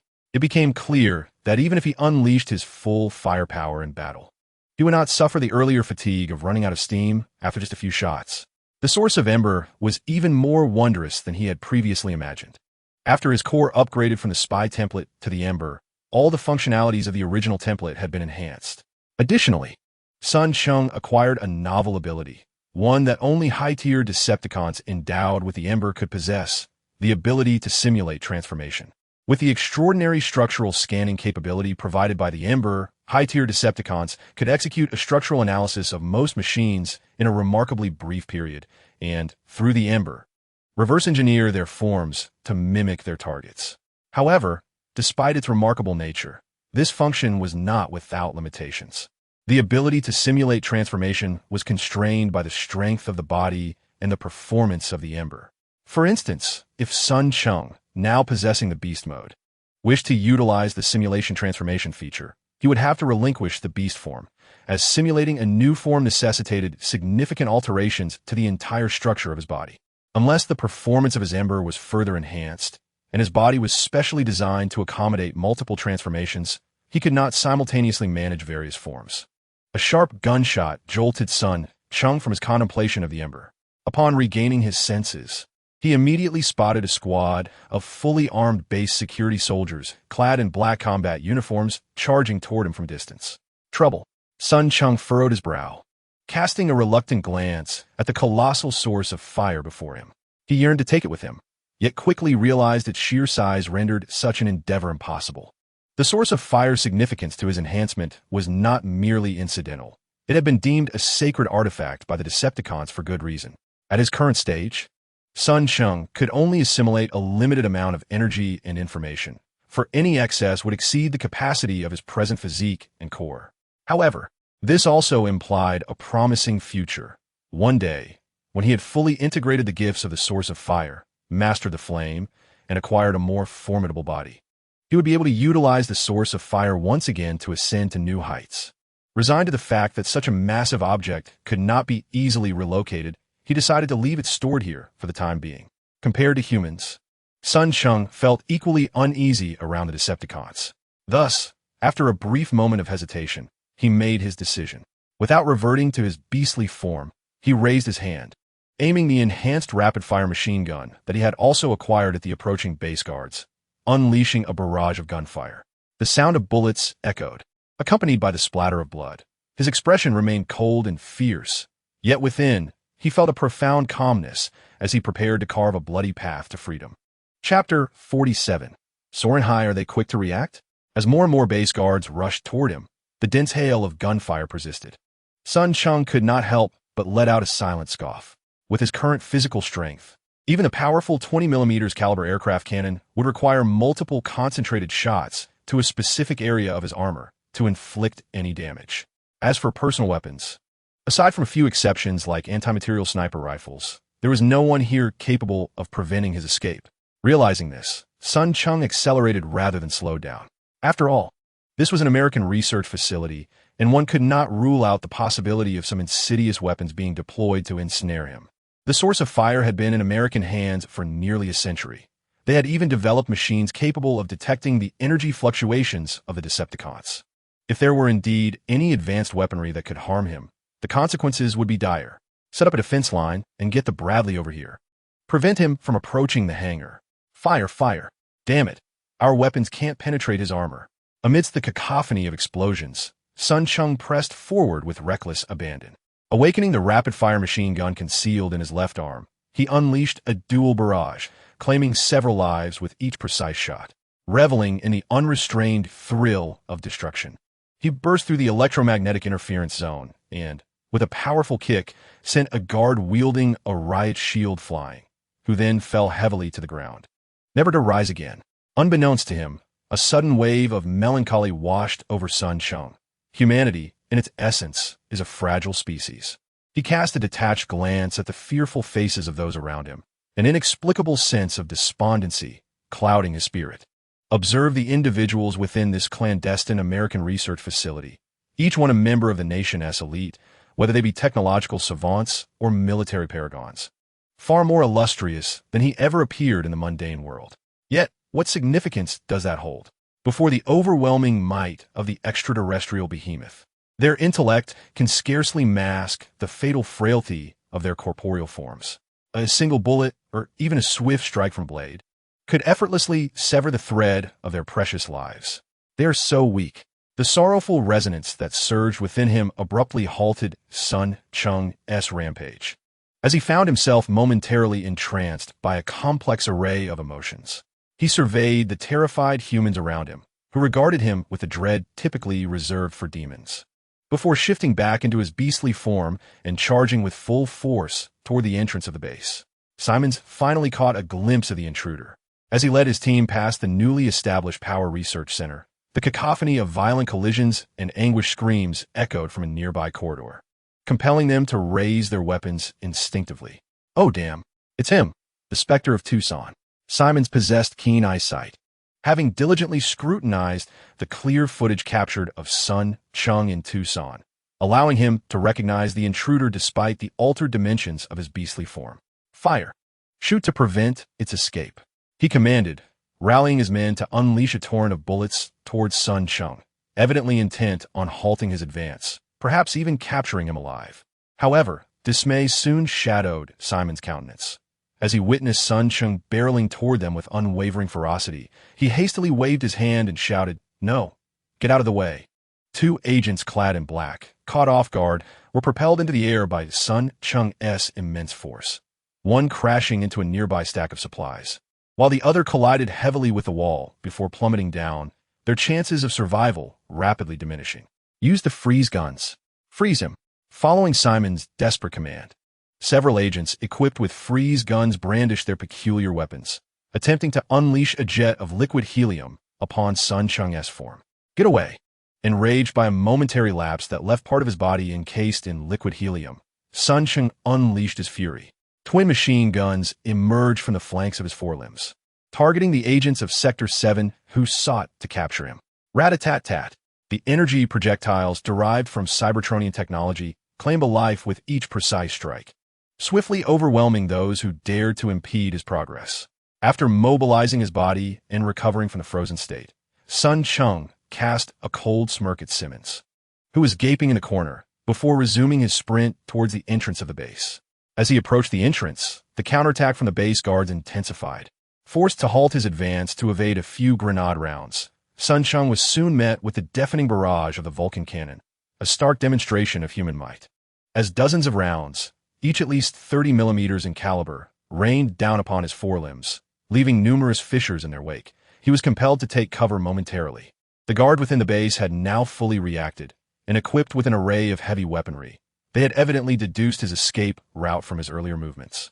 Consequently, a significant portion of the base's defensive force was concentrated against him. To be fair, they effectively obstructed his progress, releasing a swarm of insect drones. Sun Cheng's brow furrowed upon spotting a cluster of armed Hummers and several M2 infantry fighting vehicles blocking his path. Particularly concerning were the M2s, armed with TOW anti-tank missiles capable of shredding through barriers, especially since he was still some distance away from the obstacles. Fortunately, although lacking the firepower of the barriers, having acquired the spark had granted him a semblance of strength. Utilizing the evolved insect drones, he unexpectedly discovered that the guards had concentrated their forces along one exit route, while another direction was scarcely defended. He promptly altered his course, commanding the insect drones to probe the less guarded side. He soon identified another exit leading outside the base. With a determined leap, he braved the cost of sustaining further damage to his body to destroy the two formidable Vulcan cannons that he feared the most. Before hastening towards the exit, minutes later, having reverted to his human form, he kicked open the tightly sealed door and emerged from the elevator amidst a hail of gunfire. Finding himself at a guard camp near the Hoover Dam, raising his weapon, he dispatched a few more lives. As he stepped out of the elevator room, a casual glance nearby caught his eye, and he was startled to behold a bluish-gray silhouette. Curiosity piqued, he approached for a closer look, his expression morphing into one of peculiar intrigue. An MQ-9 Reaper drone? He had not anticipated the American forces would deploy one here. Despite the cacophony of footsteps, alerts, and shouts nearby, Sun Cheng was not in a rush to vacate the area. His gaze lingered on the MQ-9 Reaper drone stationed within the camp for a considerable duration. Relying on the computational power granted by the Spark, he deduced that he could simulate transformation. Ultimately, he could not resist the allure of the sky. He promptly abandoned his recently acquired beast form and opted to scan the Reaper drone instead. Moments later, a brand new Reaper drone ascended from the base, swiftly vanishing into the night sky. Chapter 48, Research Base. Once again, President Cheney was roused from his slumber, his expression dark and foreboding. However, he refrained from erupting in anger and instead donned a robe before stepping outside. "What now?" he asked his secretary, his tone laced with irritation despite his efforts to suppress his emotions. Every American president has several secretaries during their tenure.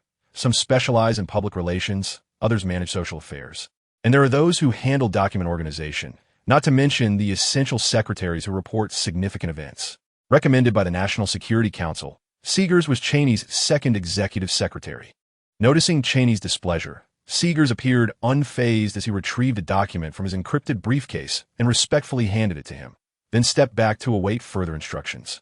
Cheney glanced at the document hastily, only to cast it aside in frustration onto the adjacent desk.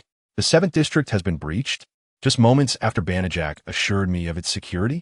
His anger was palpable, despite his previous understanding of the 7th District's historical significance and its contributions to the United States. Any president would be reluctant to allow such a highly classified entity, which even the president could not easily intervene in, to continue existing unchallenged.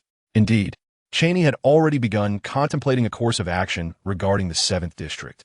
In his view, it could be preserved but must be subjected to direct government oversight, and a substantial portion of its vast research base needed to be dismantled. Cheney could scarcely believe that Roosevelt had once permitted the 7th District to autonomously establish itself and recruit agents and security personnel. Upon learning that the 7th District withdrew hundreds of billions of dollars annually from the Treasury under the guise of special government funding, his initial favorable impression of Banijak began to wane, and thoughts of disbanding the 7th District became increasingly insistent. "Mr. President, it is evident that the existence of the 7th District has been compromised. Should we not consider relocating the critical research materials within?" Seegers, a member of the National Security Council and an important aide in Cheney's shadow cabinet, was already well acquainted with the details regarding the 7th District. "It is difficult," Cheney replied, shaking his head. Banijak mentioned that the alien meteorite housed in the PB laboratory possesses formidable radioactive properties. If removed from the specially designed laboratory, its energy could cause nearby electronic devices to malfunction. Furthermore, MBE-1 undergoes comprehensive testing annually. They suspect that any fluctuations in temperature or pressure could result in that extraterrestrial entity spiraling out of control. However, it cannot be allowed for them to continue their reckless antics any longer. This time, the 7th District has encountered an invasion by mechanical warriors, presumably extraterrestrial in origin, which undoubtedly provides Cheney with a compelling reason to intervene. After pondering for a while, he commanded Seegers, "Go. Compile this information and deliver it to the Pentagon for Secretary Voigt, so that he can arrange for a military deployment to secure the 7th District." Pausing for a moment, Cheney added, "If there is any public scrutiny regarding this matter, we shall assert that the FBI has received intelligence about terrorists who have infiltrated the United States with plans to detonate the Hoover Dam." "Understood." Segas promptly departed to inform the Pentagon and the Secretary of Defense. Realizing that sleep had completely evaded him, Cheney let out a weary sigh. These accursed extraterrestrial beings. Why could they not remain subdued? Contemplating the 4 missing nuclear warheads and the mechanical life forms lurking in the vast expanse of the United States, a throbbing pain began to resurface in his head. At 1 o'clock in the morning, in the desolate outskirts of Savage County, Colorado, lay an abandoned American Titan I intercontinental strategic missile silo. The long-sealed cover was suddenly lifted, releasing a wave of murky air imbued with trace radioactive elements. From the depths of the silo emerged a dark gray mechanical warrior, none other than Sun Cheng. Has night fallen? I am truly unaccustomed to residing in such a place. It feels akin to living like a subterranean rodent. Although he was aware that few would venture here, Sun Cheng remained vigilant, scanning his surroundings before grumbling to himself. However, the thought of his impending task soon brightened his countenance. Glancing at the sky, he utilized the positioning of the satellites suspended in outer space to ascertain his direction, then leapt skyward, transforming into a Reaper drone, soaring towards Colorado Springs. 5 days had elapsed since the invasion of the 7th District and their subsequent withdrawal. Despite possessing accurate intelligence regarding the source of embers, he chose to conceal it and did not inform the Red Spider or launch an attack. These 5 days have been remarkably fulfilling for Sun Cheng. As he traversed the expansive territory of the United States and ultimately settled in a long-abandoned nuclear missile silo in the outskirts of Savage County, Colorado, Sun Cheng intended to transform this location into his base, just as he had done with the Red Spider. With the acquisition of the Ember, his speed had experienced a remarkable enhancement, now exceeding 900 kilometers per hour. Although the distance from Savage County to Colorado Springs was considerable, to him, it felt akin to a leisurely stroll. As he approached the outskirts of Colorado Springs, still several dozen kilometers away, Sun Cheng began to slow his pace and exercise caution. In the vicinity of Colorado Springs, there exists a multitude of military installations related to air defense, including Peterson Air Force Base, Schriever Air Force Base, and the headquarters of North American Aerospace Defense Command. The air defense early warning system here is relatively well established, and even Sun Cheng is hesitant to engage lightly with the United States Air Force. After infiltrating the city of Colorado Springs through cunning disguise, Sun Cheng made his way directly into an old factory on the outskirts. Upon spotting several cargo containers arranged in the factory's open space, an uncontrollable smile of excitement spread across his face. He had arrived. Elated, he performed a backflip in the expansive factory, his pride unmistakable, since he had been closely following the attacks and learned that many high-ranking Decepticons enhance their combat prowess by continually fortifying their own bodies. He had conceived the idea of constructing an advanced laboratory for himself in the future. Although he could not procure advanced machinery from Cybertron through his connections with the attackers and Black Widow, Sun Cheng was not one to be underestimated. By infiltrating the American banking system, he managed to transfer hundreds of millions of dollars from thousands of dormant accounts in a mere 10 minutes. He then registered various shell companies online to launder the funds and, under the guise of these companies, procured a significant amount of advanced machinery, equipment, and raw materials, which were delivered to the factories he had leased in several major cities throughout Colorado. Throughout this entire process, he liaised with agents online, ensuring that each link in the chain was meticulously designed. Even if one aspect faltered, it would not affect the others. The factory located on the outskirts of Colorado Springs was one of his receiving points. Here, a 5-axis CNC machine, a metal laser cutter, and 2 diesel generators had already completed the acceptance procedures. Naturally, the recipient was also someone he had recruited online. His task was to transport these machines under the cover of night and subsequently utilize the unique capabilities of the Decepticons to upgrade them, studying ways to further enhance his own body. Chapter 49. The fusion of parallel worlds after an uninterrupted period of busyness lasting over 10 days. Sun Cheng gazed at the revitalized underground nuclear missile silo, a look of satisfaction glimmering in his eyes, having witnessed the prowess of the Americans at their Sector 7 base. He found himself somewhat admiring their capabilities. Indeed, to carve out a massive base within the rugged cliffs decades ago was no small feat in terms of engineering. Following his takeover of this underground nuclear missile silo, Sun Cheng became even more convinced of the Americans' formidable engineering capabilities. The extensive 15-kilometer tunnel and the over 60,000 square meters of underground construction area undoubtedly provided him with ample room for expansion. After meticulously reconfiguring the electrical circuits and completing the installation of all procured machinery, Cheng activated the diesel generators. With a deep rumble reverberating through the long-abandoned underground missile silo, lights flickered back to life for the first time in nearly 40 years. Redesigning a more powerful body for himself was proving to be an arduous endeavor for Cheng, fraught with challenges and seemingly insurmountable obstacles. Despite the formidable computational prowess of the Fire Seed, he possessed no experience in mechanical fabrication or weapon design, compelling him to covertly infiltrate several American universities to acquire textbooks and embark on a journey of self-education from the ground up. In stark contrast to his struggles in body enhancement design, Cheng made commendable strides in other domains, particularly in his primary field of microelectronics and even computer science.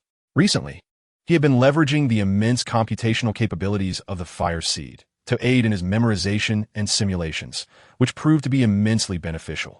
Having spent nearly a month in this world, Cheng found himself yearning for home, contemplating that it was time to return to the realm of reality. Upon reflection, he estimated that the countdown displayed on one of the luminous screens within the mysterious spherical space concealed within him was nearing its conclusion. Although he had yet to decipher what this countdown signified, it was not difficult to surmise that once it reached its end, something significant would transpire. However, it remained unclear whether this would bring about changes within the spherical space itself or directly affect the real world. With a focused thought, the exoskeleton armor at the lower abdomen of his body suddenly split open, revealing an iPhone 5. After tenderly caressing the device for a moment, despite a tinge of reluctance, he soon placed it in a corner of his laboratory.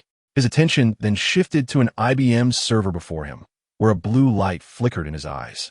This server, introduced by IBM at the end of the previous year, had cost him over $70,000, representing the pinnacle of enterprise-grade servers. Yet, through the lens of a future individual and the capabilities of the Decepticon, he realized that this server, touted as the most powerful enterprise-grade server for the next 5 years, was rather unremarkable.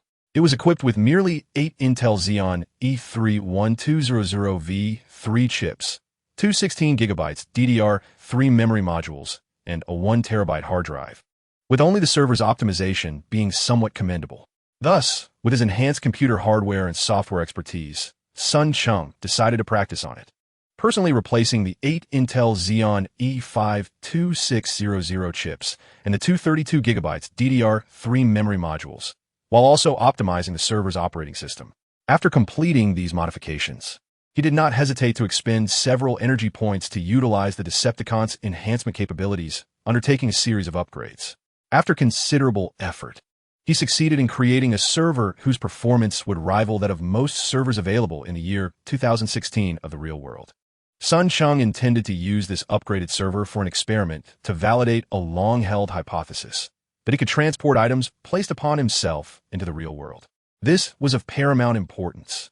If the last time he brought back that level 2 core obtained from the Red Spider to reality was not mere coincidence, it would hold profound significance for him, who possesses the ability to traverse between two worlds.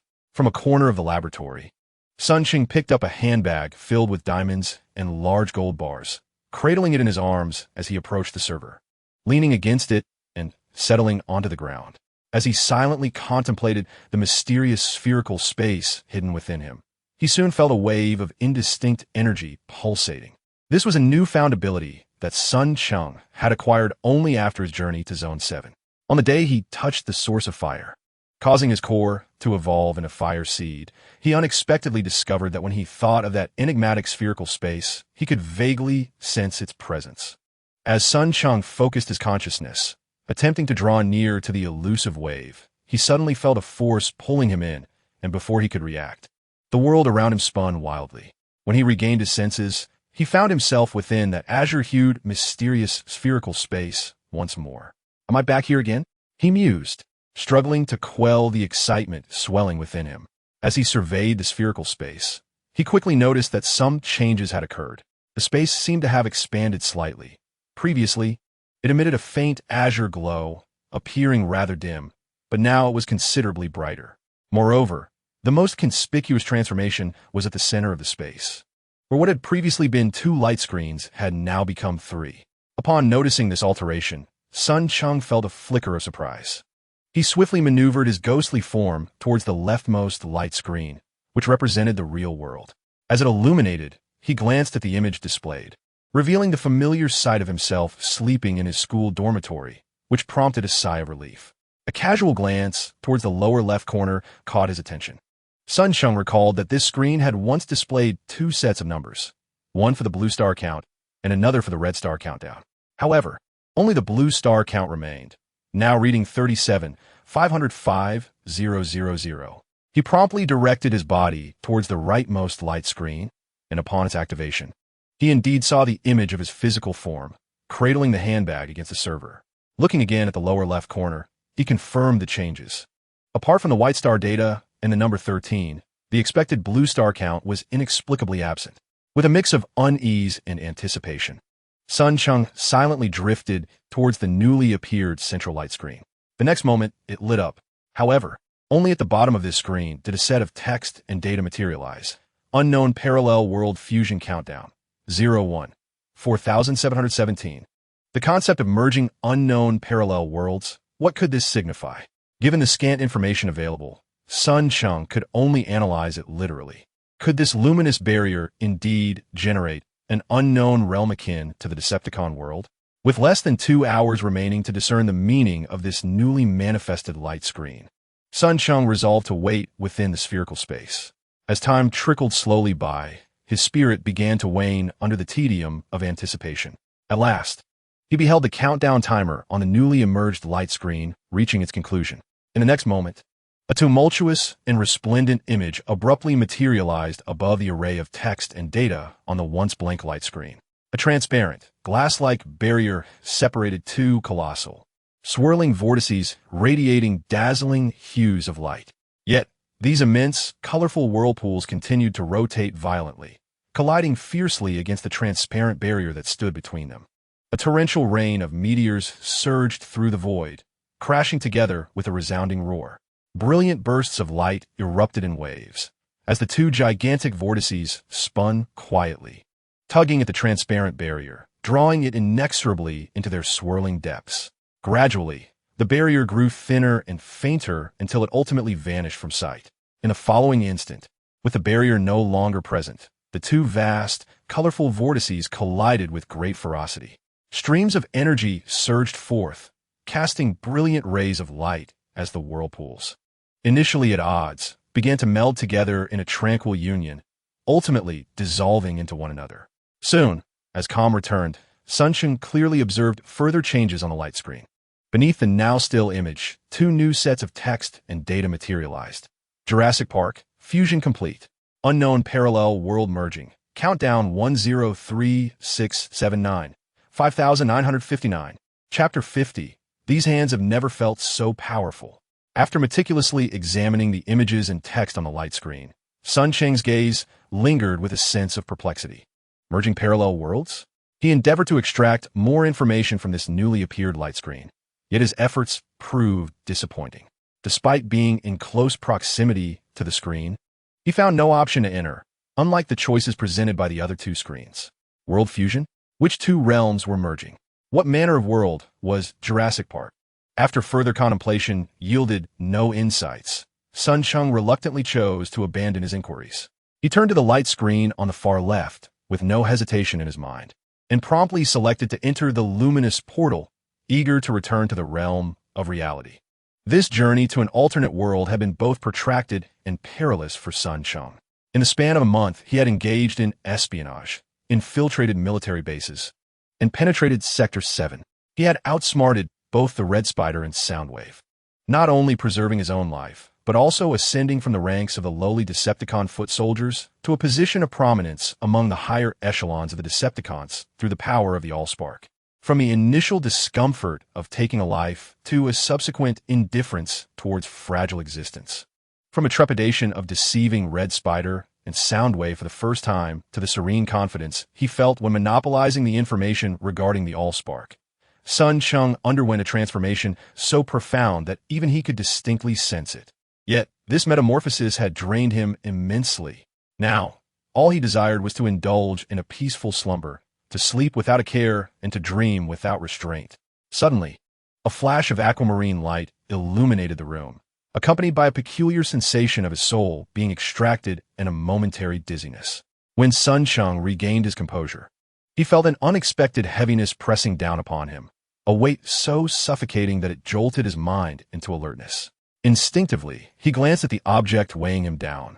To his surprise, he discovered a massive, silver-gray cabinet-like apparatus that was firmly resting upon him. It was none other than the IBM server he had painstakingly enhanced in another realm. Coughing beneath the weight of the several hundred-kilogram server, he grew increasingly uncomfortable within mere moments. He struggled to lift it, managing to extricate himself from beneath the machine, and curled up in a corner of his bed, gasping for breath. The student dormitory of Nandu Industrial University was typical of domestic universities, featuring a lofted bed with a cabinet beneath. While the bed might be sturdy enough to accommodate 2 people, the addition of a server weighing several hundred kilograms posed a different challenge altogether. Casting a glance at the dimly lit window, he adjusted to the brightness of the room before cautiously stepping down from the bed, navigating around the desk below. He rummaged through the drawer to retrieve a flashlight, illuminating his path as he climbed back onto the bed. After stabilizing the server, he opened the cabinet. Originally designed by IBM as a standard tower server, Sun Cheng had substantially modified it during its upgrade, utilizing the Decepticon enhancement capabilities to allow for easy disassembly of its internal components, akin to rack-mounted and blade servers. This arrangement not only facilitated hardware upgrades in the real world, but also created additional space within the server itself, prompting him to embark on a second experiment. With a swift motion, he opened the cabinet, revealing a plethora of components inside. Holding the flashlight, Sun Cheng's gaze did not linger on the upgraded hardware he had previously utilized in the other world through Decepticon enhancements. Instead, he directed his attention to a distinct black plastic box located at the lower right side of the server, which stood out sharply from the other components. Hastily, he extracted the black plastic box from the server, feeling its substantial weight, and an unmistakable excitement illuminated Sun Cheng's face. In his eagerness, he even disregarded the server, carelessly tossing it onto the bed. With a sense of urgency, he descended from the bed, swiftly pulled out a stool, and seated himself at the computer desk, brusquely pushing aside his beloved laptop. Illuminated by the beam of a flashlight, Sun Cheng impatiently opened the black plastic box. In the next moment, as a yellow and black Taser X-26 and a sleek black Glock 17 pistol revealed themselves, the tension and subtle unease that had coalesced on his brow dissipated entirely. His expression once again returned to tranquility as he sat quietly at the desk, calmly picked up the taser, fiddled with it for a moment, and then placed it back into the box. He then turned his attention to the Glock 17, the most popular handgun in America, and began to examine it meticulously. Power dictates everything. This was the singular truth he had gleaned from his brief interactions with the Decepticons over the past month. Despite his relentless efforts and scheming without power, he remained merely a pawn in the eyes of others, summoned and discarded at their whim. From the raid on the Davis Mountain base, the relentless carnage at roadblocks, to the humiliating chase through Tucson and the reckless abandon following the promotion to Zone 7, all underscored the Decepticon simplistic and brutal worldview. Thus, even though he understood that the real world was far safer, he felt compelled to prepare thoroughly, having lived in constant fear in another world. Given the divine opportunity for autonomous choice, Sun Cheng resolved never again to allow his safety to be dictated by others. The cold, metallic surface of the Glock 17 provided a peculiar tactile sensation that continuously stimulated his nerves, gradually calming his excitement and exhilaration, banishing even the remnants of sleepiness. This endeavor, indeed, proved to be extraordinarily fruitful. After toying with the Glock 17 for a significant while, he returned it to the box with great care, securing it meticulously. Once more, he turned his gaze toward the heavy server resting on the bed, his eyes gleaming with intensity. During his last return to the real world, he had brought back the Level 2 core bestowed upon him by the Red Spider. Though he had felt trepidation at the time, he had recognized its value and the significance of that serendipitous event. Thus, he had meticulously prepared for this return. Before confirming his return to reality, Sun Cheng had not only amassed a bag containing nearly $10 million in diamonds and gold, but also this valuable server and the weapons concealed within its chassis. However, he felt a twinge of regret for not being able to bring back those precious diamonds and gold. However, another server he had utilized for experimentation, which concealed weapons within, was unexpectedly returned to reality, allowing Sun Cheng to swiftly cast aside any lingering regrets. A surge of euphoric exhilaration became increasingly difficult to contain, bursting forth within his heart. Although Sun Cheng had only conducted a single trial and remained uncertain about various aspects, such as whether only electronic devices could be retrieved or if two-way transmission was feasible, he gazed down at his hands. For the first time in his life, he felt an unprecedented strength coursing through them. Chapter 51. A world beginning with an end after more than 2 hours of labor. Exhausted and breathless, Sun Cheng finally managed to disassemble the server, which weighed several hundred kilograms, from his bed and set it down on the floor. He then reassembled it, and by this time, daylight had fully emerged. His stomach growled with hunger, prompting him to wash up briefly before venturing outside to procure some breakfast. Upon returning to his dormitory, Sun Cheng locked the door behind him. After all, the room now housed a valuable server, a level 2 Decepticon core, and 2 weapons he had brought back from another world.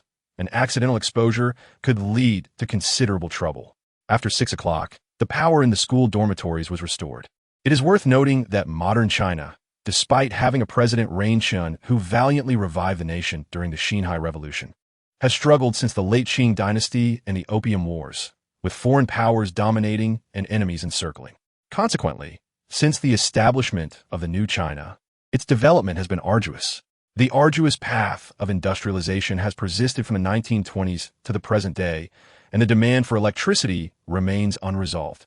With an estimated annual shortfall of 510 billion kilowatt-hours, which is reportedly continuing to expand. Thus, many institutions, including schools and government facilities, still implement a tiered electricity conservation policy established by the Ministry of Industry half a century ago. From 11 o'clock at night until 6 o'clock the next morning, the majority of campus facilities, with the exception of a few research laboratories, experience power outages. Pouring himself a glass of water, Sun Cheng returned to his desk with his breakfast. He did not rush to eat. Instead, he opened his computer to check for replies to the emails he had previously sent to Apple and the vulnerability acquisition platform Zerodium. The computer booted up in just a few seconds, clearly showcasing the efficiency of a new XP system he had optimized by removing unnecessary plugins, far surpassing the previous version. He accessed his email and perused it carefully for a while, feeling somewhat disappointed that neither company seemed to have noticed his emails yet, as no replies had been received. Quickly closing the email, Sun Cheng opened the browser, but soon shut it down again, feeling a sudden sense of ennui as he found himself at a loss for what to do next. After a moment's hesitation, he finally opened the E-drive on his computer. After tinkering for a while on my computer toolbar, a hidden folder was revealed. Reference materials. This was the name Sun Cheng had assigned to this concealed folder. Although it resembled the typical method many adolescent boys use to store romantic films, it contained nothing of the sort. Grabbing a bun, he took a hearty bite and swiftly opened the folder, exposing several neatly organized video files. A world beginning at the end, sunny day, hallelujah, strange great universe, darling, and I long to see you again. Controlling the mouse, he clicked on the file, labeled a world beginning at the end without a second thought. After a brief buffering of 2 or 3 seconds, the screen illuminated with the image of a young girl, adorned with headphones, seated before a microphone, ready to sing. Despite his profound familiarity with her appearance, seeing her again filled his mind with awe. How could one describe such beauty? Surely, the heavens had favored her, gifting her with a visage so perfect that no man could easily divert his gaze. With bright, expressive eyes and a delicate nose, the small, nearly imperceptible beauty mark beneath her left eye did not mar her perfection, but rather added an air of fragile elegance. Her long, straight black hair cascaded down to her chest, each strand glistening like pearls. Even though she was seated, Sun Cheng could not help but envision her graceful figure. Today, I wish to sing a Japanese song that I hold dear for someone who may never hear it. The song is titled A World Beginning at the End, and I hope he understands my feelings. As the video was a compilation of a live broadcast, comments occasionally flashed across the screen. Sun Cheng furrowed his brow at the crude or affectionate remarks in the comments, irritably dragging the progress bar forward by several seconds. In the next moment, A melodious yet slightly melancholic voice began to fill the air. To be able to smile at each other is a wonderful thing. This is the truth you have made me understand. Since childhood, I have known everything. Your preferences, your desire to align with your ideals. Yet, you quietly confided in me. You prefer older, beautiful women. It is too late to change, so I use my powers to return to the past. There, to encounter you once more, to fall in love with you again. You, with tears streaming down, searching everywhere. Suddenly, my figure vanishes from your world. You should return quickly. But the ability only allows one-way passage. I cannot return to the future. The girl in the video sang this song in Japanese, while the lyrics were displayed in Chinese subtitles below. Cheng was entranced by the captivating melody, and a gentle warmth filled his eyes. I wish to convey that I have journeyed from afar. However, I have come to realize that this is an impossibility. Gazing at my elder self, you inquired of me, as I sought someone strikingly akin to you. Do you have any knowledge of this? It became utterly chaotic on the day of the search, longing to reconnect two souls that have been separated. Please, I am right here. Yet, you resolved to depart as spring once more graced the earth. If only you would leave behind the words, if you were that person. Amidst the melodious strains of a beautiful song, a hint of sorrow began to envelop the notes. Evidently, the girl performing poured her heart and soul into the rendition, perhaps infusing it with her own emotions. Love, a luxurious sentiment. At last, the memory surfaced. Thus, with all my strength, I grasped that hand. Weeping uncontrollably, I revealed the truth to you. Fragments of the past became ensnared in the fabric of time. Upon awakening, I found myself in a world shrouded in gray. Clutched in my hand was an aged photograph, a relic of a bygone era. In the image, a youthful smile radiated innocence. To encounter you, my journey commenced from this point. Softly humming, the girl seemed to have adjusted her mood, her voice growing resolute. Can I smile once more? In this world, release your photograph and take a step forward. As the final notes played, the girl swiftly concluded her performance. In the video, generous donations cascaded like a torrential downpour of comments, unceasing. The girl before the microphone quickly dabbed at the corners of her eyes, her face blooming with a radiant smile as she expressed her gratitude to the audience, beginning to address some of the comments. I am single, yet I have someone I admire. I'm not an only child. I have a younger brother. This song was composed by a friend of mine, and I wish to dedicate it to someone special, hoping he understands my sentiments. The brief video, lasting only a few minutes, came to a swift end. Glancing at the now-closed video player, Cheng silently swallowed the last morsel of his bun and reached for the table. With a thud, the bag containing the buns trembled, dislodging a nearby wallet, which fell to the ground with a soft thud. Cheng instinctively lowered his gaze, and his expression faltered. A photograph, rather unceremoniously, tumbled from the open wallet that had fallen, revealing a snapshot of a pair of young lovers. Upon closer inspection, the boy bore a striking resemblance to Cheng, while the girl, of similar stature, affectionately clung to his left arm, was none other than the singer who had just graced his screen. Extracting a tissue, he carefully wiped his fingers before bending down to retrieve the photograph and the wallet. He held the photograph in his hand, gazing at it for quite some time, gently caressing the girl's cheek with his fingertips. After a moment of solemn contemplation, he carefully placed it back into his wallet, murmuring to himself, "The issue of the student loan must be resolved swiftly, and my plan for the future must also be expedited." Soon, he tossed the wallet aside, shut his computer, and devoured a bun in just a few bites, quickly finishing off 7 or 8 of them. After taking a sip of water and tidying up the table a bit, he rummaged through a thick stack of documents from the drawer. After a brief search, he found several necessary papers, which he perused for a while before rising to leave. Just as he approached the dormitory door, a thought struck him, and he turned back to retrieve the taser from his box, fastening it to his person before collecting the documents and stepping out. Chapter 52. The new XP system. After spending the entire morning at the business bureau, Cheng emerged, a subtle smile gracing his face as he looked at the documents in his hand. These papers were precisely the studio registration materials he had personally handled for his entrepreneurial team upon their initial application. At that time, perhaps due to their lack of expertise, or, more likely, their fear of assuming responsibility, no one objected to Cheng registering the studio under his name. This, however, led to many members of that rather unprofessional team departing at will, causing their whimsical venture to dissolve into nothingness. Yet now, these documents offered Sun Cheng considerable convenience. After consulting with officials at the Business Bureau, he was assured that with a mere payment of additional fees, he could effortlessly transform the previously registered studio into a private company. Sun Cheng intended to change the nature of the studio once he received the remuneration from Apple and the vulnerability acquisition platforms Erodium, thus establishing his own company in the real world.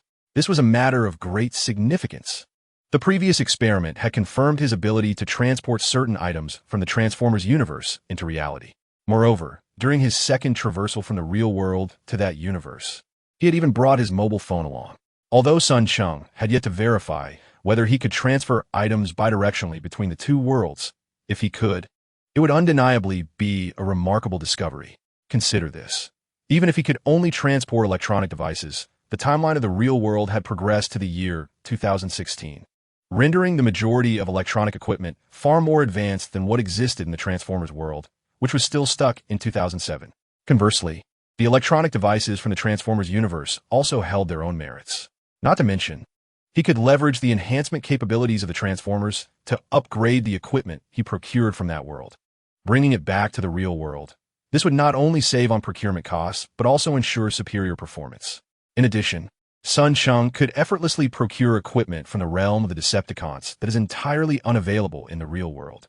Previously, he had attempted to acquire a 5-axis CNC machine in the United States, an advanced and highly precise tool specifically designed for machining complex surfaces. Such machinery is crucial for various sectors within a nation, including aerospace, military research, precision instruments, and high-tech medical devices. It is one of the many types of equipment that countries strictly regulate for export, both in the alternate world and in reality. Logically, one might assume that in the timeline of the real world, now reaching the year 2016, the significance of the 5-axis CNC machine has diminished compared to that in the Decepticon world, especially with the existence of even more advanced 6, 8, and 9-axis CNC machines rumored to have been developed. However, the reality is quite different.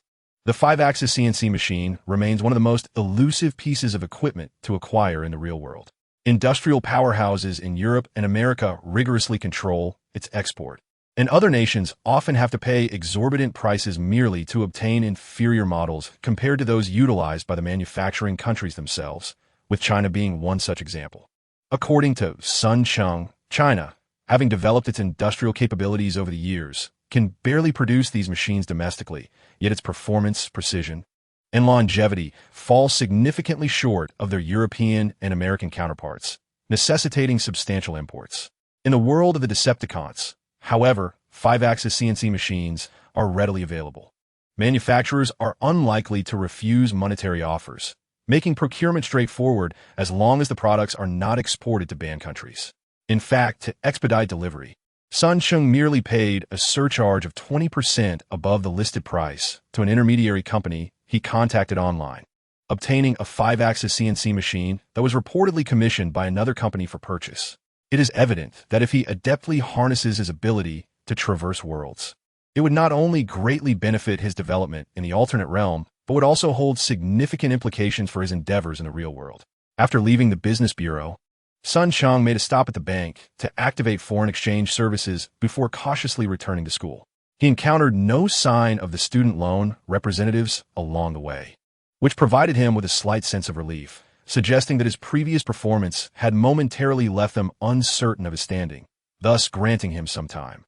Upon applying for entrepreneurship at the school, he was permitted to forego classes without affecting his examinations. Thus, free from concerns about credits, upon returning to campus, Sun Cheng effortlessly retrieved several meals from the cafeteria, saving him from having to venture out again during dinner time. Soon, he was back in his dormitory, locking the door securely behind him before settling at his computer desk with the meals he had procured. His gaze lingered momentarily on the server placed in a corner of the room before he promptly turned his attention away.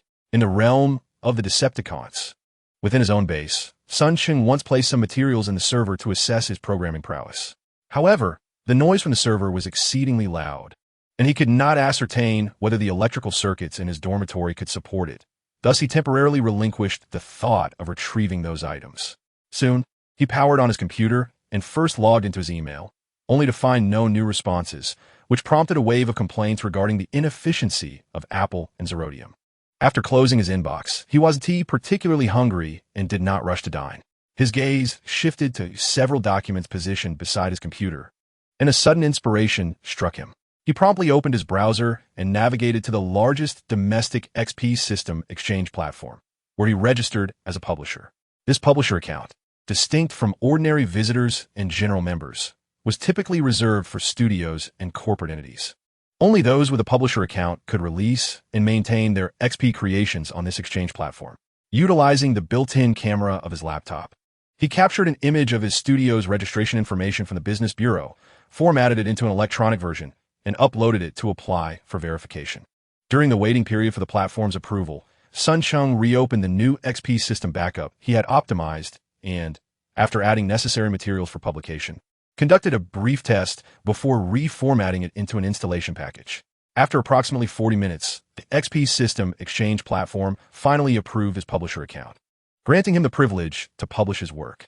Without hesitation, Cheng swiftly accessed the platform's publishing backend, completed the description in a few minutes, and began uploading the installation package of his optimized new XP system.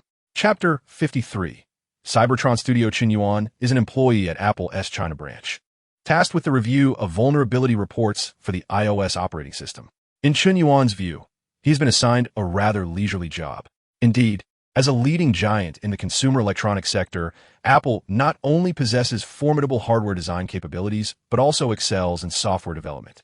The iOS system undoubtedly epitomizes Apple's software engineering prowess. Despite being born nearly simultaneously with Google's Android system, iOS has vastly outperformed Android in terms of performance and security, becoming the most favored mobile operating system worldwide. However, no product is without flaw, and Cheng is aware that the iOS system indeed harbors vulnerabilities. Therefore, in addition to having a dedicated team within his company to detect iOS vulnerabilities, Apple has also launched a public vulnerability reporting reward program, akin to those of foreign internet giants like Facebook and Google. Nevertheless, the technical prowess of grassroots enthusiasts in China regarding vulnerability detection lags significantly behind that of their counterparts in Europe and America. Since the inception of the White Knight program in China in 2015, only 4 or 5 dozen iOS system vulnerabilities have been reported and discovered. Most of these are trivial issues that do not impact system stability. In contrast, last year alone, numerous high-severity vulnerabilities were reported abroad. Thus, Cheng's work seems almost trivial. Aside from a brief flurry of activity when handling forwarded vulnerability reports, he often finds himself idly daydreaming or playing small games. Today, for the third time, Cheng opened the chess application, eager to test a new strategy he had found online. Although company policy strictly prohibits playing games during work hours, simple games like chess and solitaire, which come pre-installed on computers, often go unnoticed by supervisors when the staff are not busy. Are you not bored? Playing chess on a computer every day, doesn't it get tiresome? Remarked Fu Chun, another employee from the iOS vulnerability review team at Apple's China branch, who was also lost in thought. Given that the company often goes 10 days to 2 weeks without receiving any reports, only 2 reviewers have been assigned to this branch. At this rate, it seems even the 2 of them are excessive. Cheng shot him a glance. Better than you're sneaking off to download movies, right? Be careful not to get caught and face another reprimand. Fu Chun chuckled. The office's 100 megabit fiber optic connection is vastly superior to my home's 4 megabits. Since I have nothing to do anyway, why not download a few high-definition movies to enjoy later? Cheng rolled his eyes. He was merely playing the system's built-in games, which required no internet connection, so he chose to ignore the comment. After all, they were both comrades in the monotony of their daily work. Just as Cheng was about to make his first move as the red side, eager to showcase the brilliance of the Ming Dynasty's remnants, a maintenance notification suddenly popped up on the right side of his computer screen. Startled, he quickly realized it was a forwarded vulnerability report from the complaints department. Instantly invigorated, he exclaimed, it seems we have a vulnerability report. Shall you review it, or shall I? Why don't you take a look first and confirm if it's indeed a valid report? Fu Chun replied without turning away from his computer, where he was covertly downloading movies. Cheng nodded, hastily closing the chess game that had barely begun. He promptly opened the vulnerability report email, skimming through it quickly. His brows furrowed as he discovered 17 vulnerabilities within the iOS system, with even more to come.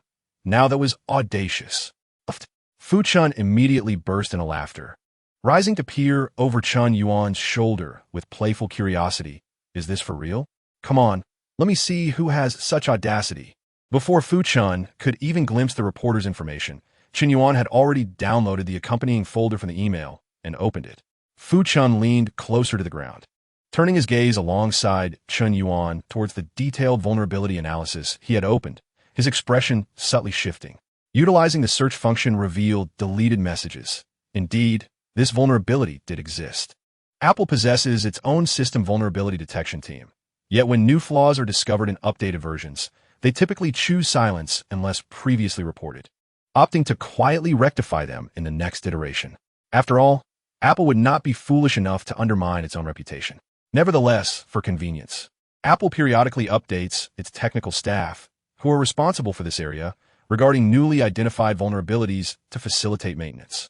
Coincidentally, Fu Chun recalled a recently confirmed vulnerability from the headquarters in the United States.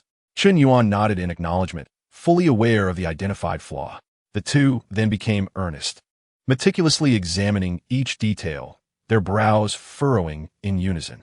5 vulnerabilities had already been detected by the headquarters, affirming the accuracy of these reports. As for the remaining ones, though uncertain, the likelihood of them being correct remained high based on similar patterns. After Chen Yuan spoke, he bent down and retrieved several Apple phones and diagnostic devices from the drawer beneath his desk, placing them on the tabletop. Without further prompting, Fu Chun powered down his computer and approached to assist. The two diligently compared and tested for considerable time, ultimately confirming the validity of all these vulnerabilities. Momentarily dazed, Chen Yuan then pulled a USB drive from the drawer, organizing the reports and detection records before transferring them onto the device. Upon completion, he stood and said to Fu Chun, "I will head to the copy room to print the documents. Fu Chun, please call the supervisor." Fu Chun nodded gravely. The revelation of such numerous vulnerabilities, all verified for authenticity, would surely startle their supervisor, necessitating a report to higher authorities.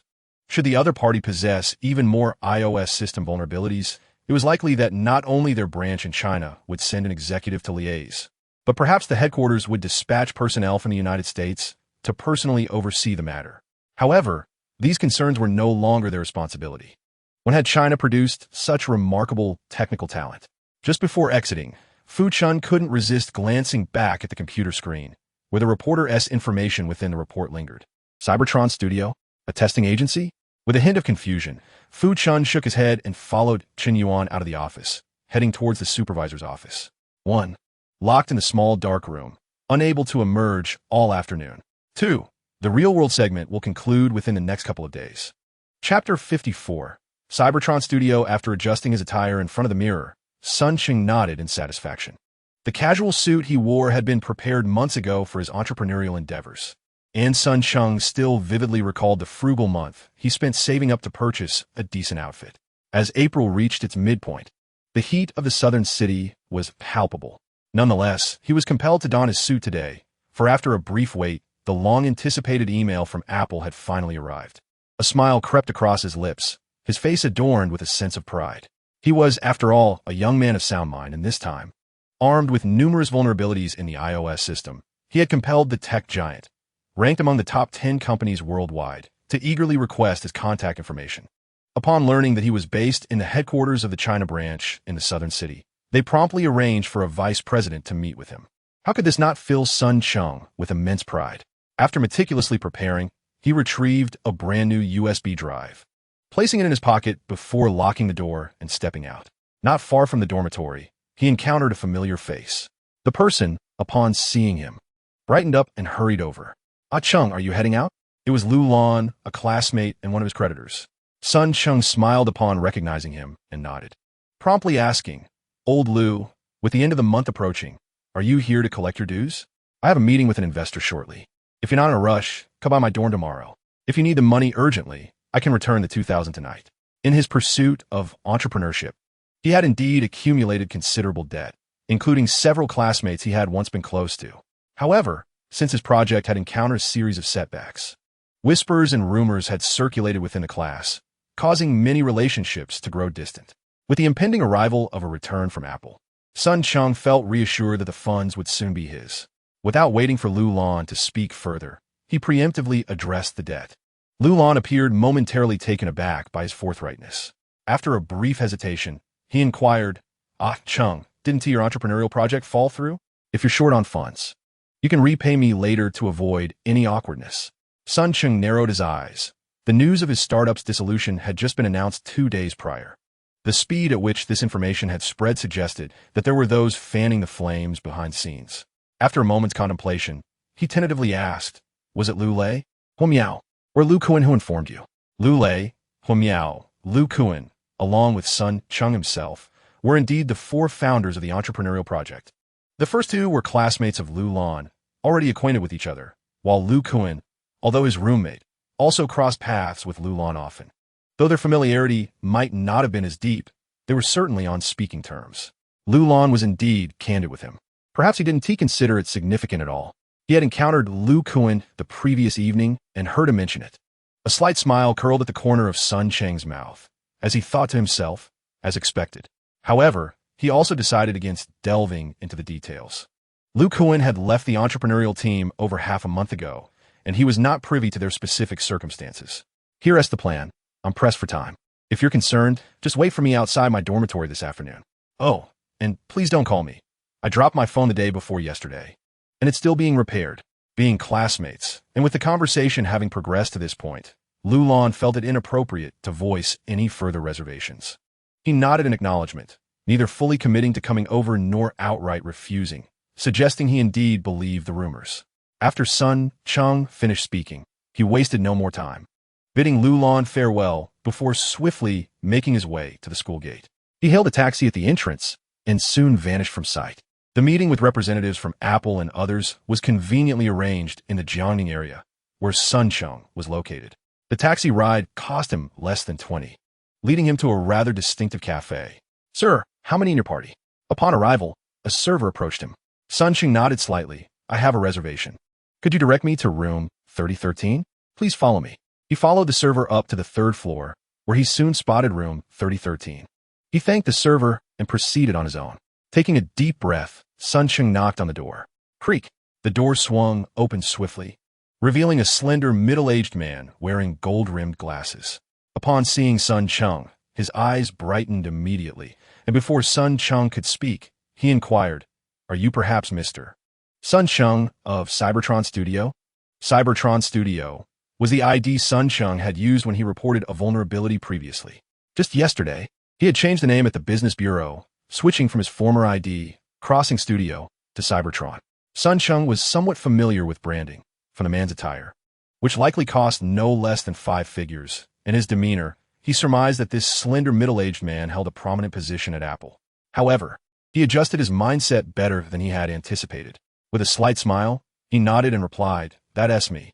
The middle-aged man extended his hand for a shake, exclaiming, No wonder they say each generation surpasses the last. Mr. Sun Cheng, you possess such profound computer skills at such a young age. At your age, I was still fretting over my thesis at MIT. Although he mentioned the prestigious Massachusetts Institute of Technology, Sun Cheng did not react much. While it was indeed a renowned institution in the West, his own university, Nandu Industrial University, was also one of the top higher education institutions in the country, and he held on to that pride. After a brief pause, the middle-aged man continued, I haven't introduced myself yet. I am Lu Qingmin, Vice President of Apple's China Division. Indeed, he was quite a significant figure. After introducing himself, Lu Qingmin warmly invited him into the private room. As Sun Cheng stepped inside, he immediately sensed several pairs of eyes upon him. Upon closer inspection, he discovered that there were 2 men and 1 woman already seated. Apart from the young woman in professional attire with black-framed glasses, the men appear to be in their 30s or older. Once Sun Cheng settled in, Lu Qingmin proceeded with the introductions. Allow me to make a brief introduction. These 2 gentlemen are our company's vulnerability assessors, and this is our legal advisor, Miss Chen Wei.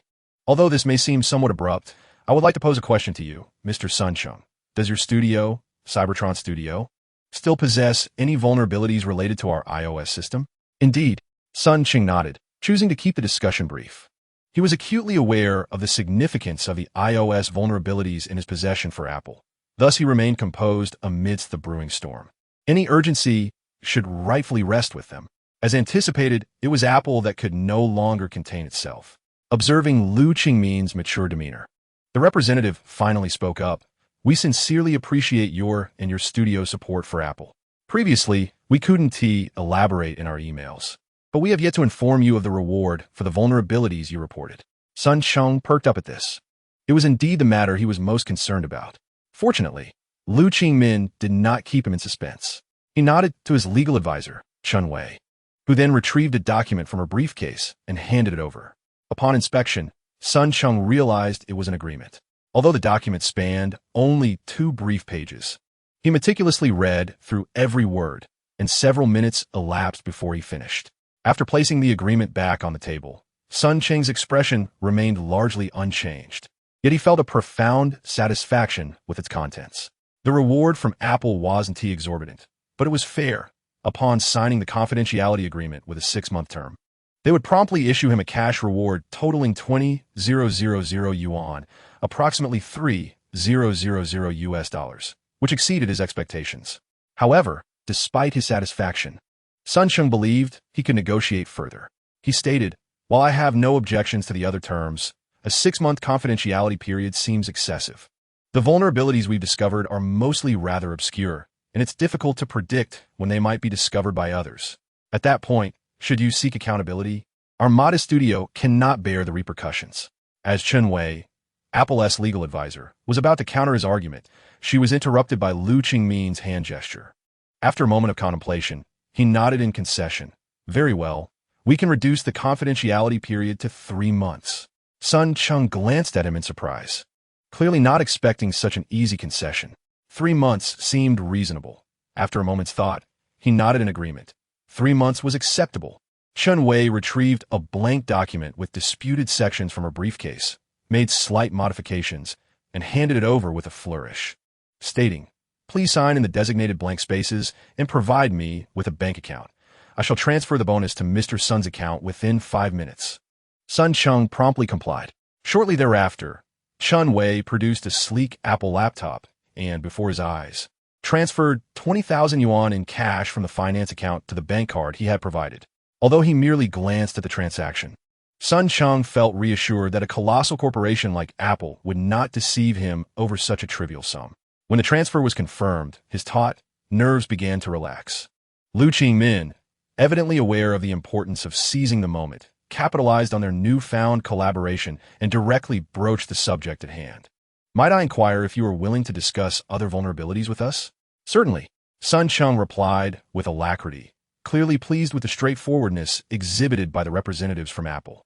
From his pocket, he produced a newly acquired 2 GB USB drive and handed it to Lu Qingmin, containing 31 iOS vulnerabilities along with my discovery process and detailed analyses. The revelation of so many vulnerabilities caused visible shifts in the expressions of the Apple team.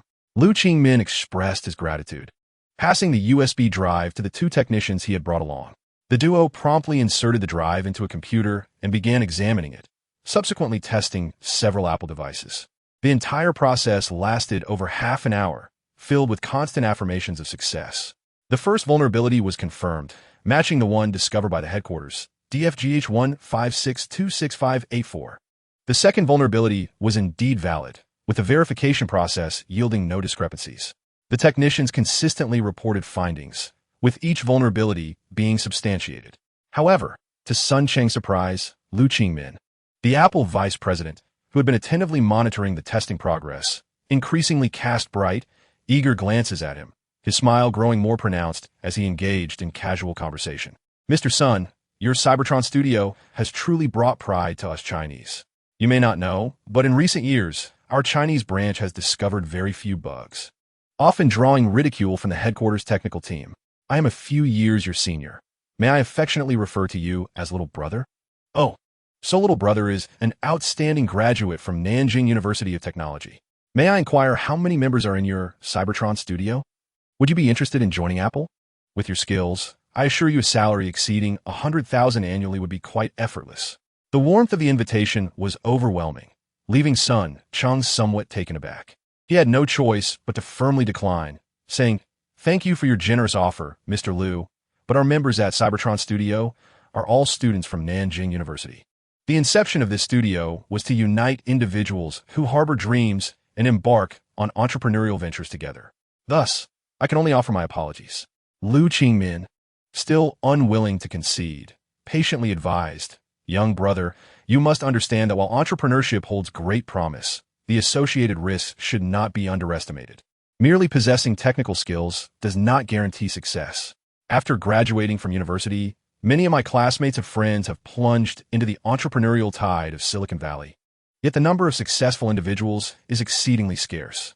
Sun Cheng merely smiled and nodded, his heart unmoved by the counsel. He was currently blessed with fortuitous encounters, and his future prospects were boundless. How could he possibly consider working for someone else?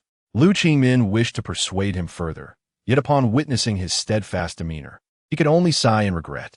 Nevertheless, he left the door open for future engagement. "Very well. I wish you the best of luck in your entrepreneurial endeavors. Of course, if you ever reconsider, feel free to reach out.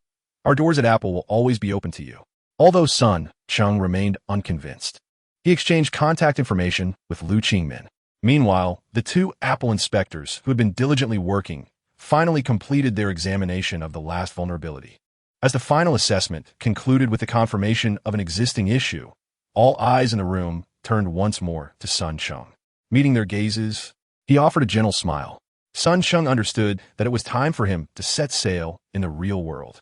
Chapter 55. Night review. After casually purchasing a domestic Android smartphone for 1,000 yuan at an electronics market, Sun Cheng inserted his newly reissued SIM card into the device. "I'll make do with this until I can retrieve my iPhone 5, he reassured himself.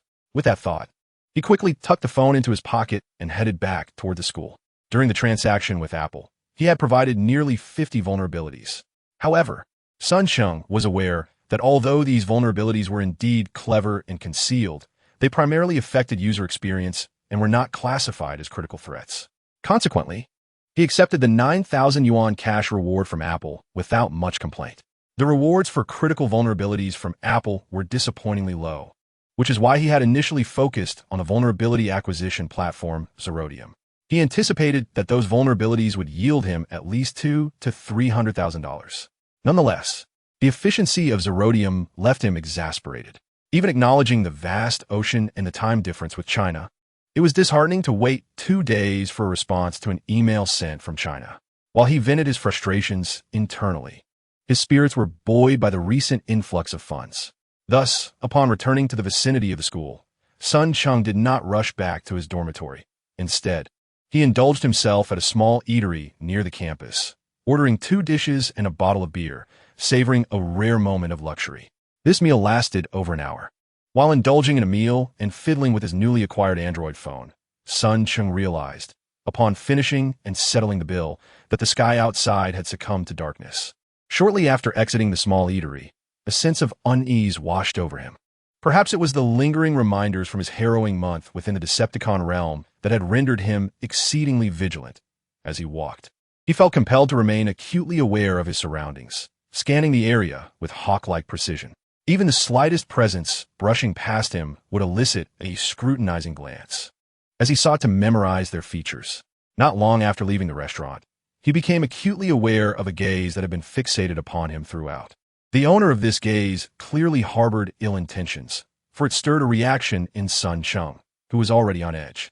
Initially, he dismissed it as mere paranoia.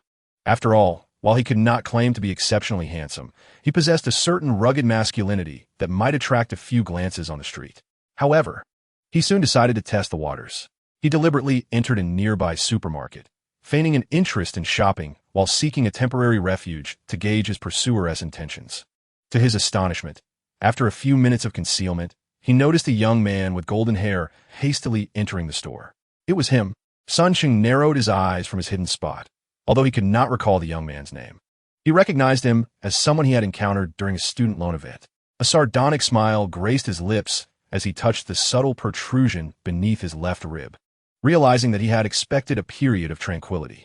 As he observed the golden-haired stranger pulling out his phone, seemingly preparing to make a call, a sudden realization struck him. This was an opportune moment to uncover the motive behind the other's machinations, especially with his adversary, now unaccompanied. He feigned ignorance of the young man's presence, casually purchasing snacks and beverages before heading to the checkout. The sudden appearance of Cheng startled the golden-haired youth, who momentarily wore an awkward expression before seemingly recognizing that Cheng had not acknowledged him. He hastily retreated to the nearby shopping aisles. After settling his bill, Cheng discreetly confirmed that the young man was still closely monitoring him, and a slight smirk appeared on his face as he exited the supermarket. However, rather than proceeding directly to the school as initially planned, he decided to leisurely stroll to a nearby park, aware that he was being followed. To avoid raising suspicion, he took out his newly purchased phone, dialed an automated time announcement service, and spoke loudly into the receiver. "Hello? Are you still waiting for me in the park?" "Understood. I will be there shortly." Upon arriving at the park, Cheng tucked away his phone and ventured into a densely wooded area. After ensuring no one was around, he swiftly concealed himself behind a large tree. A few minutes passed before he noticed the golden-haired individual enter, engrossed in sending text messages. With a cold glint in his eyes, Cheng drew a taser from the holster beneath his arm. As the unsuspecting target approached within close proximity, he steeled himself and fired a shot at the golden-haired man's chest. Crack! Accompanied by a muffled gunshot, the defenseless man jolted violently, letting out a pained cry before collapsing to the ground in convulsions. "Fear not, he won't die." Emerging from the shadows, Cheng coldly retrieved a disposable magazine from his pocket and loaded it into the taser. Approaching the fallen figure, he picked up the phone and perused its contents, his icy demeanor intensifying. "Young Master Hong, I just spotted that kid near the school. All right, I understand. I will keep following him. Hurry, or it will be troublesome if he enters the school. I'm still tailing him. This guy just turned into the park near the entrance of South University. You need to come quickly." Disposing of the phone carelessly, Cheng stood before the golden-haired man and coldly demanded, "Tell me why Xiao Hong set me up." The taser may not be lethal, but enduring a jolt is by no means a pleasant experience. The golden-haired man lay on the ground, trembling for quite a while and struggling to regain his composure, his voice trembling as he uttered, "You're looking for death." With a swift kick, Cheng unleashed all his pent-up fury, sending the man soaring a few feet before he rolled to a stop some distance away. "Speak. Why did Xiao Hong set me up?" Cheng approached the golden-haired man again, his tone devoid of emotion. The man gritted his teeth in hatred, his eyes burning with animosity, seemingly ready to erupt. Cheng had no doubt that if the man could stand, he would surely engage in a physical confrontation. However, despite his rage, the golden-haired man remained silent, locking his gaze on Cheng, neither responding nor provoking him further. Cheng, fully aware of the man's intent to buy time for his companions, coldly chuckled and delivered another powerful kick, sending him flying once more. Raising the taser again, he aimed it at the man, his voice chilling. "This weapon may not kill, but you have tasted its sting." There are accounts abroad of individuals who were left paralyzed after enduring a couple of shocks. Care to experience it? The golden-haired man's eyes widened in fear as he glanced at the taser, yet he remained silent, unwilling to engage in further dialogue. Cheng aimed the weapon at the incapacitated man and fired again. A scream echoed, seemingly longer and more anguished than before. Cheng continued to regard him with an icy demeanor, yet this time he uttered not a single word. Silently, he retrieved another disposable magazine from his pocket and affixed it to the taser gun, aiming it squarely at his adversary, seemingly poised to fire once more. The pain from the earlier kicks had left him sore, but given his robust physique, he could endure it. However, the golden-haired man, after enduring 2 electric shocks, was truly tormented by a sensation akin to electrocution, feeling as though he were suffering a fate worse than death. Moreover, he was startled by the hidden threats embedded in Cheng's words.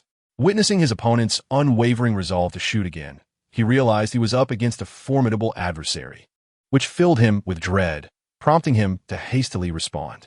The clumsy fellow was well aware that he must comply with Red Sister's insistence. Initially, due to the successive shocks, he struggled to articulate his words, but after regaining his composure, although his speech remained slow, it no longer resembled the indecipherable dialect of a distant region.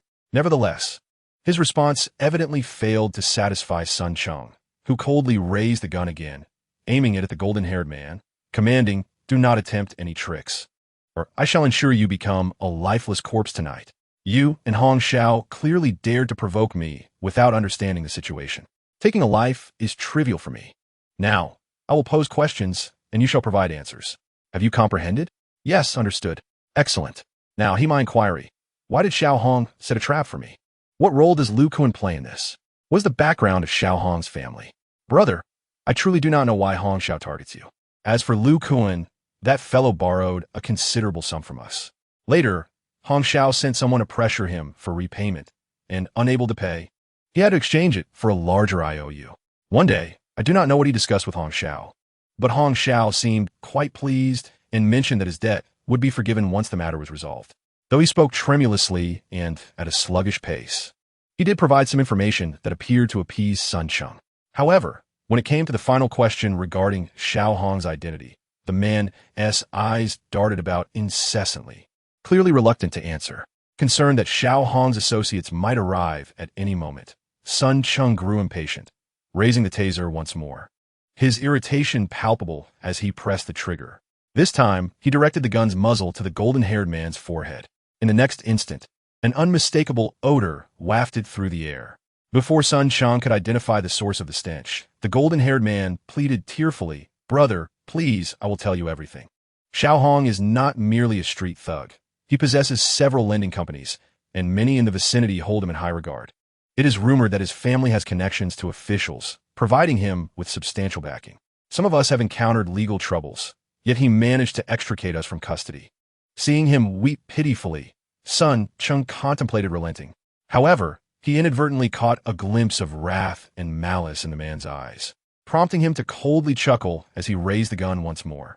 This time, he aimed it at the man's chest and said with detachment, "By your expression, I gather you still wish to take vengeance upon me. If you survive, convey a message to Xiao Hong. This matter is far from over." Before he could finish his sentence, he calmly squeezed the trigger. With a sharp crack of gunfire, the golden retriever on the ground convulsed violently, trembling, and suddenly rolled its eyes back, slipping into unconsciousness. Retrieving the taser, Sun Cheng cast a cold glance at the creature, extracted several bullets from its body, and prepared to depart. However, after taking just a few steps, he turned back to pick up the yellow-haired individual's phone that lay abandoned nearby. It was surprisingly an Apple device. Unfortunately, when he attempted to view the contact list, a password barrier thwarted his efforts. After a moment's contemplation, Sun Cheng ultimately decided to take the phone with him as well. The young man, named Xiao Hong, evoked in him a long-forgotten sense of unease and panic reminiscent of his encounters in the world of the Decepticons.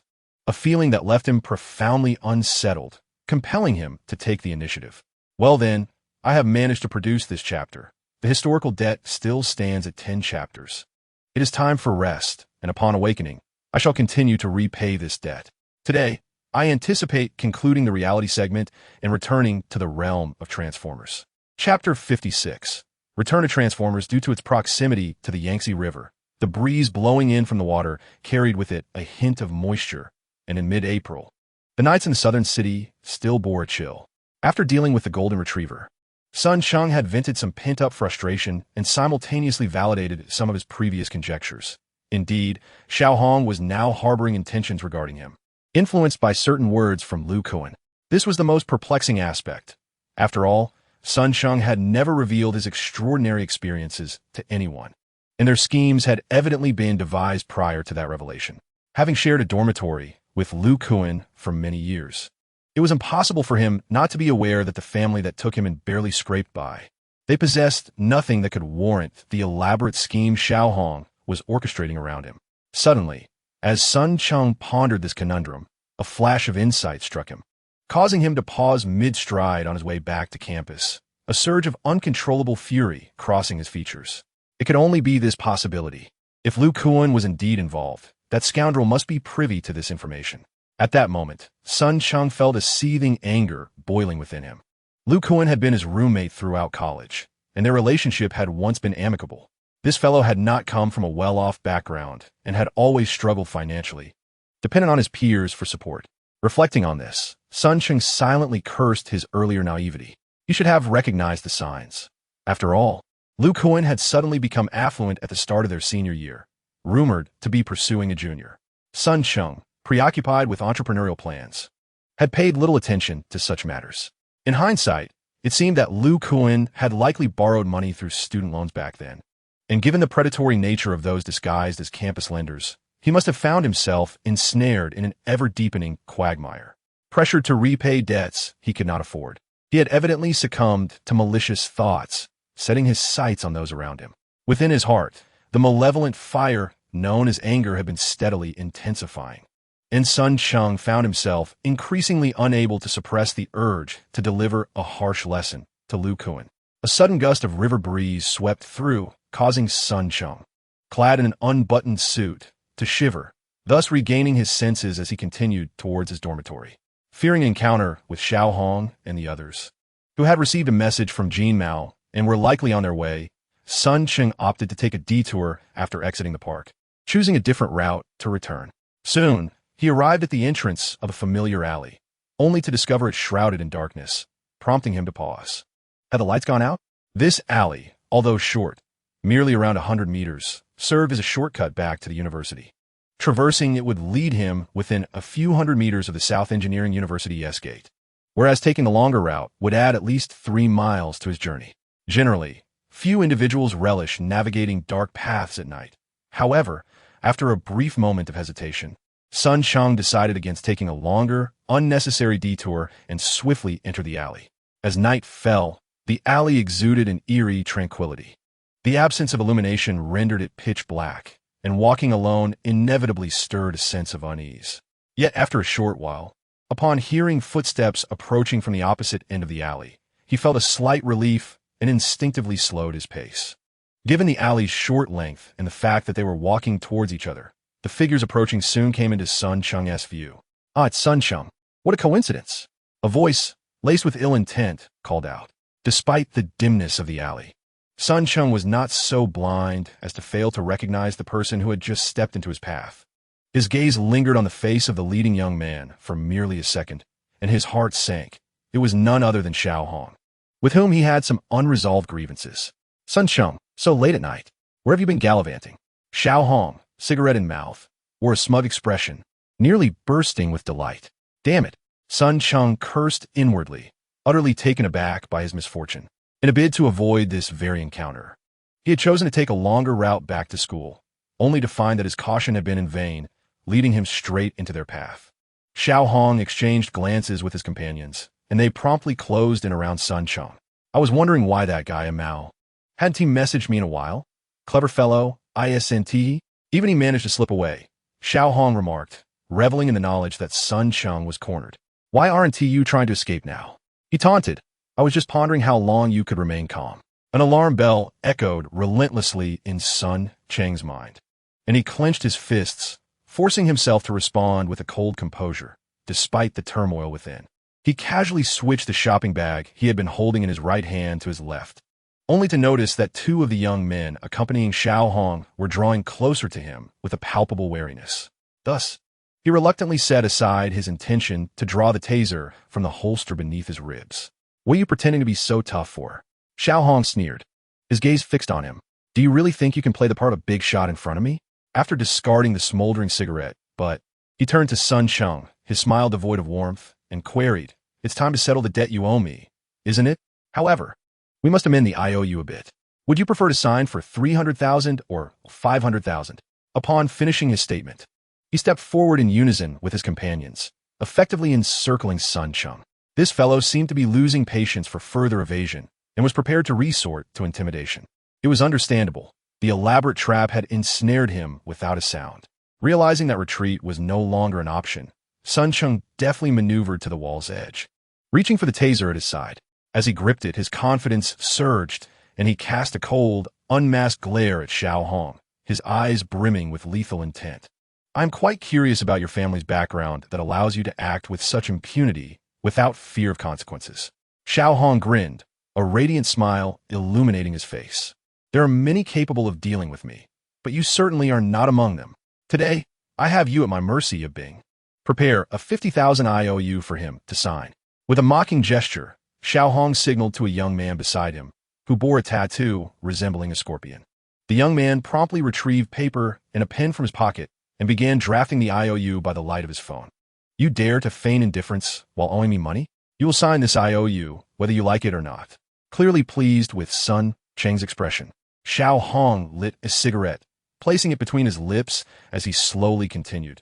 We are all civilized individuals here, and I have no desire to resort to violence against someone like you. Sign the IOU today and prepare to repay your debt. If you lack the funds, we shall involve your family. If they cannot provide the money, they will have to sell a house, a kidney, or even themselves to settle this. By the end of his declaration, a menacing and savage expression had overtaken Xiao Hong's face. It was evident that this sort of intimidation and coercion was something he had engaged in frequently, despite being only a few years younger than Sun Cheng. Finally, after chambering a round into his taser, Sun Cheng breathed a sigh of relief, remaining vigilant of his surroundings. As he observed the two men beside him fumbling for cigarettes and passing a lighter, his guard began to lower. With a sudden resolve, Sun Cheng swung the shopping bag in his left hand forcefully toward the face of the young man, blocking his path, while simultaneously drawing the taser from his side. Aiming directly at Xiao Hong's chest, strike the face before the body, capture the leader before the followers. Although Sun Cheng had engaged in only a few skirmishes, it did not imply a lack of common sense. Confronting 5 opponents was an endeavor destined for failure. Thus, he must seize every opportunity to escape. Eliminating Xiao Hong was a crucial step in this plan. With a resounding crack, accompanied by the deep echo of gunfire, Xiao Hong, who had dared to resist, was struck down by Sun Cheng's bullet. His body jolted violently before a piercing scream escaped his lips, and he collapsed, convulsing on the ground. With a forceful kick, Sun Cheng dispatched the tattooed man preoccupied with the IOU, seizing the moment of surprise to break free from the encirclement. Without a second thought, he dashed towards the opposite end of the alley, leaving no time for his assailants to react. Stop him! Having sprinted only a few meters, the young man whom Sun Cheng had struck with his shopping bag, tears streaming down his face, bellowed in rage as he pursued him. The others quickly regained their composure. One knelt beside the writhing Xiao Hong, attending to him, while 3 others launched a furious chase after Sun Cheng. Seeing their furious expressions, Sun Cheng knew that if they caught up to him, he would surely face a brutal beating. He pushed himself to endure, the light at the alley's end growing ever brighter. With a deep breath, he steeled himself, gathering every ounce of strength to propel himself forward. Yet, his speed was no match for the streetwise thugs who had spent years in brawls and mischief. The shouts and threats from behind drew ever closer. Suddenly, a chilling scream echoed from behind him. Though he sensed something had transpired in the alley, caution urged him not to halt. It was not until he reached the alley's mouth that he dared to glance back over his shoulder as he rounded the corner. In that fleeting moment, he caught a glimpse of an unfamiliar figure emerging from the shadows. In the next heartbeat, he had fully exited the alley, losing sight of the unfolding scene. What Sun Cheng was unaware of was that as he fled for his life, a lithe figure had gracefully descended from the 2nd floor of a nearby building, stealthily hurling a dagger into the thigh of a thug less than a meter away from him. With a cry of pain, the pursuing thugs halted in their tracks. The injured young man, agony contorting his face, roared at his companions, "What are you staring at? Get her!" Clearly, they recognized the unexpected assailant as a woman. The agile figure, seemingly displeased by her task, remarked quietly as the 2 men charged towards her, unfazed by their approach. As the impending fist was about to strike her cheek, she deftly pivoted on her toes, tracing a graceful arc. Her hands moved with lightning speed. One firmly pressed against his chest while the other, akin to an iron clamp, secured his swinging punch. Then, with a powerful thrust of her right arm, she aimed directly at the man's elbow joint, delivering a resounding blow. A sharp crack echoed, and the man's face turned pale, tears immediately welling in his eyes. How pathetic! She raised her hand, delivering a fierce chop that landed precisely on his arm, causing him to roll his eyes back and lose consciousness. Just as another assailant lunged toward her, she narrowed her left eye slightly, a sly smile curving her lips. Unsteady on his feet, she quipped before suddenly lowering herself to execute a sweeping kick that sent the thug sprawling to the ground. Following that, she unleashed a powerful kick to his chest, the tremendous force propelling him several meters into the air before he crashed into a wall, utterly unconscious. How tiresome! She glanced up at the retreating figure of Sun Cheng, who had vanished from her sight, then languidly stretched her limbs. As she sauntered toward the terrified thug who lay there nursing a wound, she retrieved a metal box adorned with a cross-shaped emblem formed by 4 inverted triangles. Extracting a few syringes from within, she mused, the materials are somewhat lacking, yet still usable. Approaching the injured ruffian, she smiled and softly said, "Be good. After this injection, you won't feel any pain anymore." Accompanied by a blood-curdling scream, the alley was soon enveloped in an eerie silence once more. Sun Cheng could not recall when he had lost the taser gun, nor could he remember when he had returned to his dorm room. Just moments ago, he had resolved to take the initiative against Xiao Hong and his ilk, determined to rid himself of these loathsome pests. However, reality swiftly taught him a lesson, reminding him that plans are always subject to change. The taser gun had been exposed, undoubtedly bearing his fingerprints, and he was uncertain of its whereabouts. As for Xiao Hong, there would be no more compromises after today. A wave of anxiety plagued him, preventing his mind from settling. Sun Cheng sat listlessly in his dorm room, at his desk, anxiously tallying the mistakes he had made that evening. It was not until the familiar ring of his phone pierced through his unease that he jolted awake from his spiral of anxiety and guilt. Picking up the newly purchased domestic Android device, he cast a fleeting glance at the familiar number flashing on the screen, his eyes widening in surprise.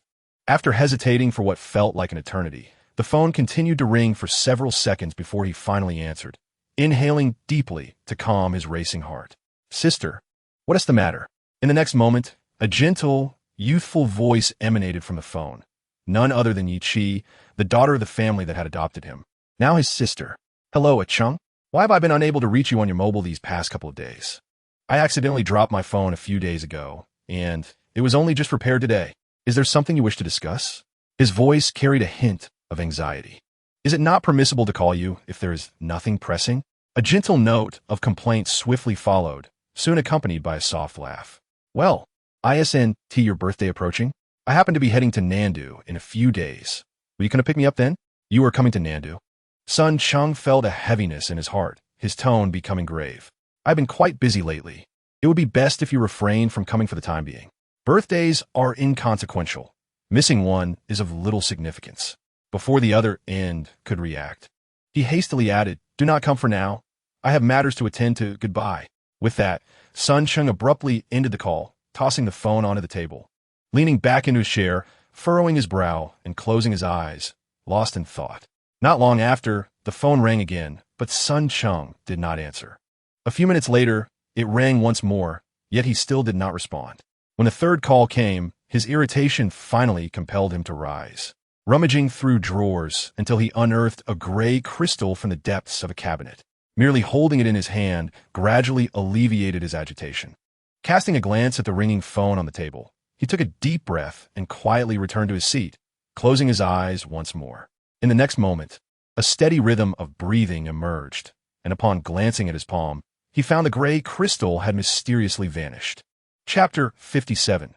The encounter seated quietly on the ground of the base. Sun Cheng gazed down at the gray crystal cradled in his palm, his face betraying no emotional fluctuations, save for the flickering blue light in his eyes, revealing the unrest within. After a considerable time, he slowly rose, exhaling a long breath reminiscent of humanity, feeling utterly disheveled. Disheveled. This was the only term he could conjure to describe his hurried return from the realm of reality. Reflecting on his previous return to the real world, Sun Cheng had been brimming with confidence, even believing he was well prepared. Yet reality had imparted another lesson. Having lost the body of the Decepticon, he was no different from others, merely experiencing a slightly altered reality. A mind as fragile as any other, a body equally delicate. A trio of individuals with knives could easily threaten his life. How laughable it was that he once thought bringing some weapons back to the real world would allow him to manage everything, forgetting that firearms in reality could be wielded without restraint. Once a life was taken and his identity exposed, everything he had in this world would come to an end. Naively absurd, self-mockingly, he rose from the ground, glancing at his clenched fist, sensing the power derived from the Decepticon's body, a force existing solely for destruction. The agitation, fear, and unease that accompanied his return from reality gradually began to dissipate. Indeed, it has dawned upon me that deep within my heart, I have long recognized that this place is truly where I belong, a realm capable of altering the course of my destiny, yet I have been reluctant to admit it. Initially, I had planned to remain in the tangible world for at least a month to thoroughly resolve my financial troubles and lay down the foundations for my return. However, plans invariably falter in the face of change, and I, too naive in my youth, suffered the consequences of my assumptions, compelling me to return prematurely. This time, Sun Cheng has resolved to exert himself with fervor. He will not merely drift through this world without making a mark. The next time he ventures back, he shall be impeccably prepared. He shall never again return to the mundane realm unarmed. Shaking his head slightly, he swiftly cast aside those vexing emotions. Strictly speaking, this return to the real world has not been entirely fruitless. At the very least, Sun Cheng has ascertained 3 significant truths. First, while traversing between the 2 realms, he is capable of carrying certain items with him. Second, each transition, whether from the real world to this realm or back, demands a consumption of a specific energy stored within his spherical space, each journey costing 200 units. Third, it appears that the spherical space can potentially evolve through the absorption of energy, an upgrade that would benefit him greatly. He deduces that he can now carry 3 items during his crossings, an increase from the initial singular capacity. These insights were calmly distilled after his turbulent journey through reality, representing the soul gains from an otherwise dismal expedition. Sun Cheng's base is vast and desolate. He is no match for the likes of Red Spider or the Assailants. One an established deputy commander of the Decepticon faction, the other an elite warrior, both of whom have operated on Earth for a considerable time. Even in the event of a near assault, there are numerous Decepticon foot soldiers at their disposal. However, as he lifted the level 2 core acquired from Red Spider, Sun Cheng furrowed his brow in contemplation. This level 2 core was initially used by Red Spider as bait to entice him, a moment that had truly exhilarated him. In that fervor, he had unwittingly assisted Red Spider in digging a deep pit, luring Soundwave to Earth where he fell victim to Red Spider's cunning, ultimately forced into a state of dormancy to recuperate from his injuries. Initially, Sun Cheng had intended to use this level 2 core as the foundation for creating a new body for himself. In retrospect, it was fortunate that he had inadvertently brought it back to the real world. Otherwise, considering Soundwave's cunning, he is certain that this malevolent character would have tampered with the core. With a flicker of thought, Sun Cheng's eyes emitted 2 beams of blue light that penetrated the level 2 core in his hand as he meticulously began his examination. Having encountered the source of flame, he cannot help but concede that it is indeed a wondrous artifact. It enabled the basic core he had equipped, the spy template, to ascend to source of flame. The most significant enhancement was not merely the increased capacity for energy storage, but rather the wealth of information transmitted to him from the source of flame. For the Decepticons, they would undoubtedly prefer to describe information in terms of life force. However, Sun Cheng was more accustomed to interpreting matters through a human lens. Thus, he employed the term information to refer to the life source as articulated by the Decepticons. The immense Allspark, currently preserved within the 7th District base by the Americans, is not only teeming with vast energy, but astonishingly also contains an abundance of information. For mechanical beings, information holds paramount importance. It is akin to lines of code within countless computer programs. These codes can be woven into various software, endowing the machine with enhanced problem-solving capabilities.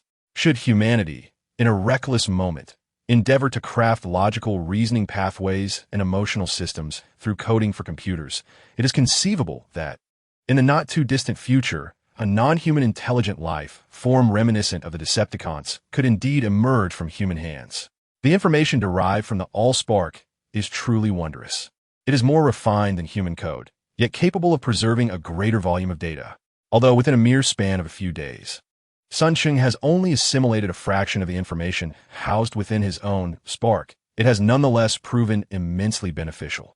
For instance, he has extracted insights akin to the infiltration abilities wielded by characters like Black Widow and Soundwave in breaching the core. The level 2 core in his possession, still dormant and yet to generate its own personality and consciousness, posed no hindrance or counteraction to Sun Cheng's aggressive intrusion. Consequently, he effortlessly commandeered the core's full functionality and commenced his data retrieval. After meticulously sifting through the information, he found no anomalies. Yet his apprehension lingered, prompting him to conduct 2 more thorough examinations, which still yielded no discernible differences. Determined, he resolved to activate the espionage functions of the Spark entirely, dedicating 3 to 4 days to scrutinize each segment of information within this Level 2 core, ultimately uncovering several peculiarities. The exhaustive effort dimmed the blue light in his eyes slightly, upon discovering the hidden machinations of Black Widow within this Level 2 core. He could not suppress a wry smile. "Let me see what tricks you have concealed," he mused as he disabled defensive functions, accessed memory data, and unveiled a concealed secondary personality. Utilizing his infiltration and analysis capabilities, he completely unraveled the sinister traps laid by Black Widow in this Level 2 core. Despite his preparations, he was taken aback by the ruthlessness of her tactics, breaking into a cold sweat. This individual is truly malevolent. It is no wonder that the entire Decepticon Legion describes Black Widow as insidious. Such a term could not be more fitting. Even within the low-level core he received, she did not shy away from embedding such treacherous designs, covertly concealing a secondary personality entirely beyond Sun Cheng's control, merely contemplating the possibility of unwittingly equipping this core, and one day in the future encountering the awakening of another personality hidden within it, is unsettling. Not only would it contend for control of the core with Sun Cheng, but could also extend its influence over his very physical form. Upon contemplating this, Sun Cheng felt a chill run down his spine, secretly relieved that he had refrained from utilizing it. After expending some effort to erase the clandestine traces left by the red spider within the core, he hesitated momentarily, but ultimately decided against eliminating the nascent personality concealed within. In this world, having always been solitary, with not even a companion to assist him, Sun Cheng had long entertained the notion of employing this Level 2 core to create a subordinate. With the information previously injected by the red spider, he found himself spared considerable exertion. Now, he merely needed to reconfigure the nascent personality while retaining some control measures to ensure its unwavering loyalty. Nevertheless, this undertaking was substantial, conservatively estimated to require at least half a month. During this interval, Sun Cheng had no intention of allowing it to languish. Lacking the capability to independently manufacture a body, he recognized a location he must visit. It seemed he would need to return to the site of the attack, calculating that the sonic disorientation would soon reach Earth. With this in mind, he temporarily stored the Level 2 core within his machine's memory and promptly departed the base, flying towards the site of the assault. Today's update was slightly delayed, primarily due to my oversight regarding the date, today being the 19th. My sister's birthday is on the 19th of April, and mine is on the 20th. We usually celebrate together. This year, however, was different as she preferred not to celebrate with me, which caused a slight delay. Nonetheless, this would not affect the update. At most, it will be posted later, but I assure you there will be at least 3 updates today. Chapter 58. Dizziness. After hovering in the air for a considerable while, Sun Cheng finally descended into the canyon. Calculating the time, he realized that it had been 6 or 7 hours since his departure from the base. It appeared that the previous disturbances had made the Americans more cautious. Having reverted to his human form and noticing that he was nearing the platform at the entrance of the attack base, he ambled over leisurely. Indeed, the distance from his own base to the site of the assault was not particularly great, even without flying at full speed. He estimated he could reach it in about 2 hours. However, shortly after departing the base without flying far, he sensed something amiss. The Spark frequently captured reconnaissance signals from high-altitude satellites, as well as electromagnetic waves emitted from dense radar stations on the ground. It was evident that their recent aggressive incursions into military bases and covert infiltrations of Area 7 had incited considerable ire among the Americans. And until they confirmed whether these non-human mechanical life forms were still lurking within their borders, the nation's nerves would remain taut. Leaping onto the platform, Sun Cheng noticed that surveillance equipment had detected his presence, but he paid it no heed. Unlike before, he did not feel the need to issue a courtesy notification prior to his visit. He simply proceeded towards the cave. Just a few steps in, he received a communication from the assault team, their tone clearly impatient. "Haven't I warned you not to bother me unless necessary? Are you certain you wish to drive me away?" With the spark source at his side, he felt emboldened.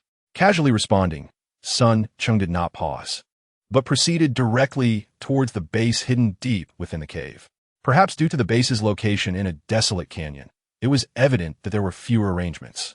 Although he walked at a leisurely pace, it wasn't long before he entered the only main hall of the base, where he encountered the visibly agitated Attack. Upon hearing footsteps, Attack turned around, appearing to be in a state of frustration, likely due to the complications in the manufacturing process of his new equipment. Just as he was about to reprimand Sun Cheng, he suddenly snapped to attention, his gaze instantly sharpening as he noticed the changes in Sun Cheng. The spark? You have found the source of the spark. Sun Cheng nodded slightly, remaining silent as he met Attack's intense stare. He understood that once Attack laid eyes on him, his transformations could not be concealed. Not to mention the powerful wave frequency unique to the spark. The very body he now possessed was originally crafted by Attack, albeit enhanced by the special energy of the source of the spark, resulting in a notable increase in quality. Seeing Sun Cheng's acknowledgement, Attack's heart soared with joy, so much so that he carelessly knocked over a precious machine beside him, oblivious to the chaos. He strode forward with urgency, reaching Sun Cheng in a few strides, and eagerly inquired, "Where is the source of the spark? Take me there quickly." His demeanor suggested that he had likely mastered all the information within him, and that access to the source of the spark would enable his spark to ascend once more. Standing at less than 2 meters tall, he was dwarfed by the massive form of Attack, who loomed over him with an intense gaze. Despite Sun Cheng's inner confidence, he couldn't help but feel a twinge of unease.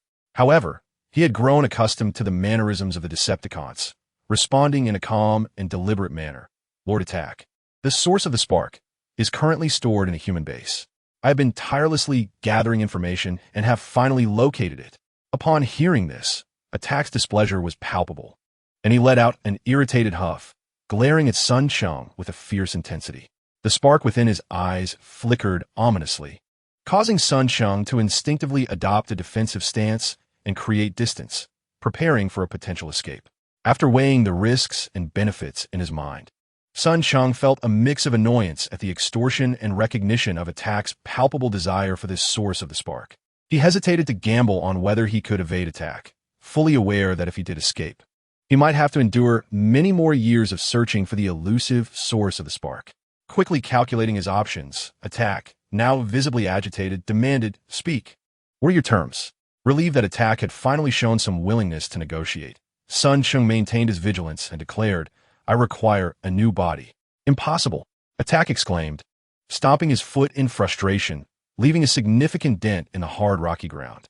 He glared at Sun Cheng, his eyes betraying no concealment of murderous intent. The resources required for the advanced Decepticon S-frame were not something that could be amassed in just a year or two.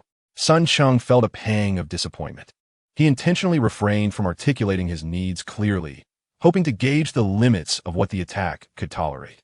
It appeared that he could not procure his new frame from this formidable warrior. Reluctant to sever ties with such a powerful Decepticon, he opted for a more modest approach, saying, "There is no need for such a robust frame. The design you previously crafted for me will suffice. Additionally, I require an engineer." The glimmer in the Attacker's eyes suggested that he could begrudgingly accept this request. However, being threatened by a junior whose strength paled in comparison to his own stirred considerable ire within him. Just as he was about to engage further, Sun Cheng added, "Once the items are in hand, I assure you I will take you to the source of the spark." After a moment's hesitation, he ultimately acquiesced.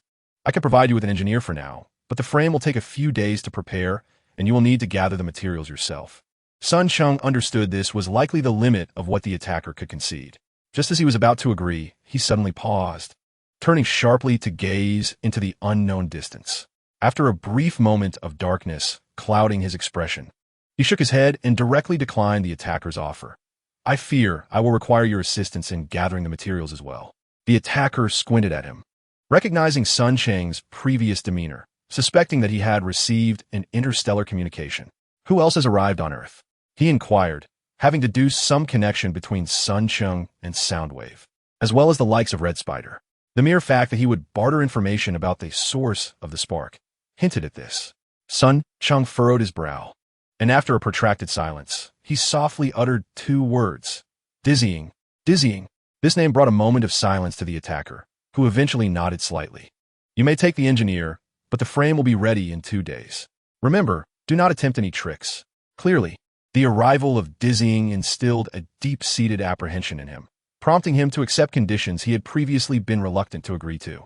Cheng nodded slightly, and after obtaining his consent, he casually picked up a low-level Decepticon engineer from the attacker's base and departed. He needed to hasten to deliver it to his own base, and then confront a troublesome individual. Chapter 59.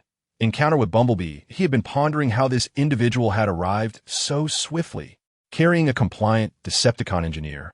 He sent a reply to dizzying as he exited the attacker's base. Upon returning to his own base, Sun Cheng's demeanor transformed. The earlier trepidation had vanished from his face. If dizzying was indeed as manageable as he had gleaned from his disorienting memories, he would be far easier to handle than Soundwave or Red Spider. As one of Megatron's most trusted lieutenants, dizzying had always stood out among the ranks of Decepticon warriors. What is particularly challenging is the unwavering loyalty of this individual to Megatron, which is especially commendable amidst the ever-present selfishness and scheming of the Decepticons. This character is not difficult to engage with. Aside from a select few, such as Megatron and Shockwave, he shows little interest in interacting with others. From the chaotic memories inherited from Sun Cheng, it is evident that this individual is a self-assured doer, likely to act independently even without the involvement of Soundwave. However, he finds himself somewhat perplexed by the communication he received, summoning him.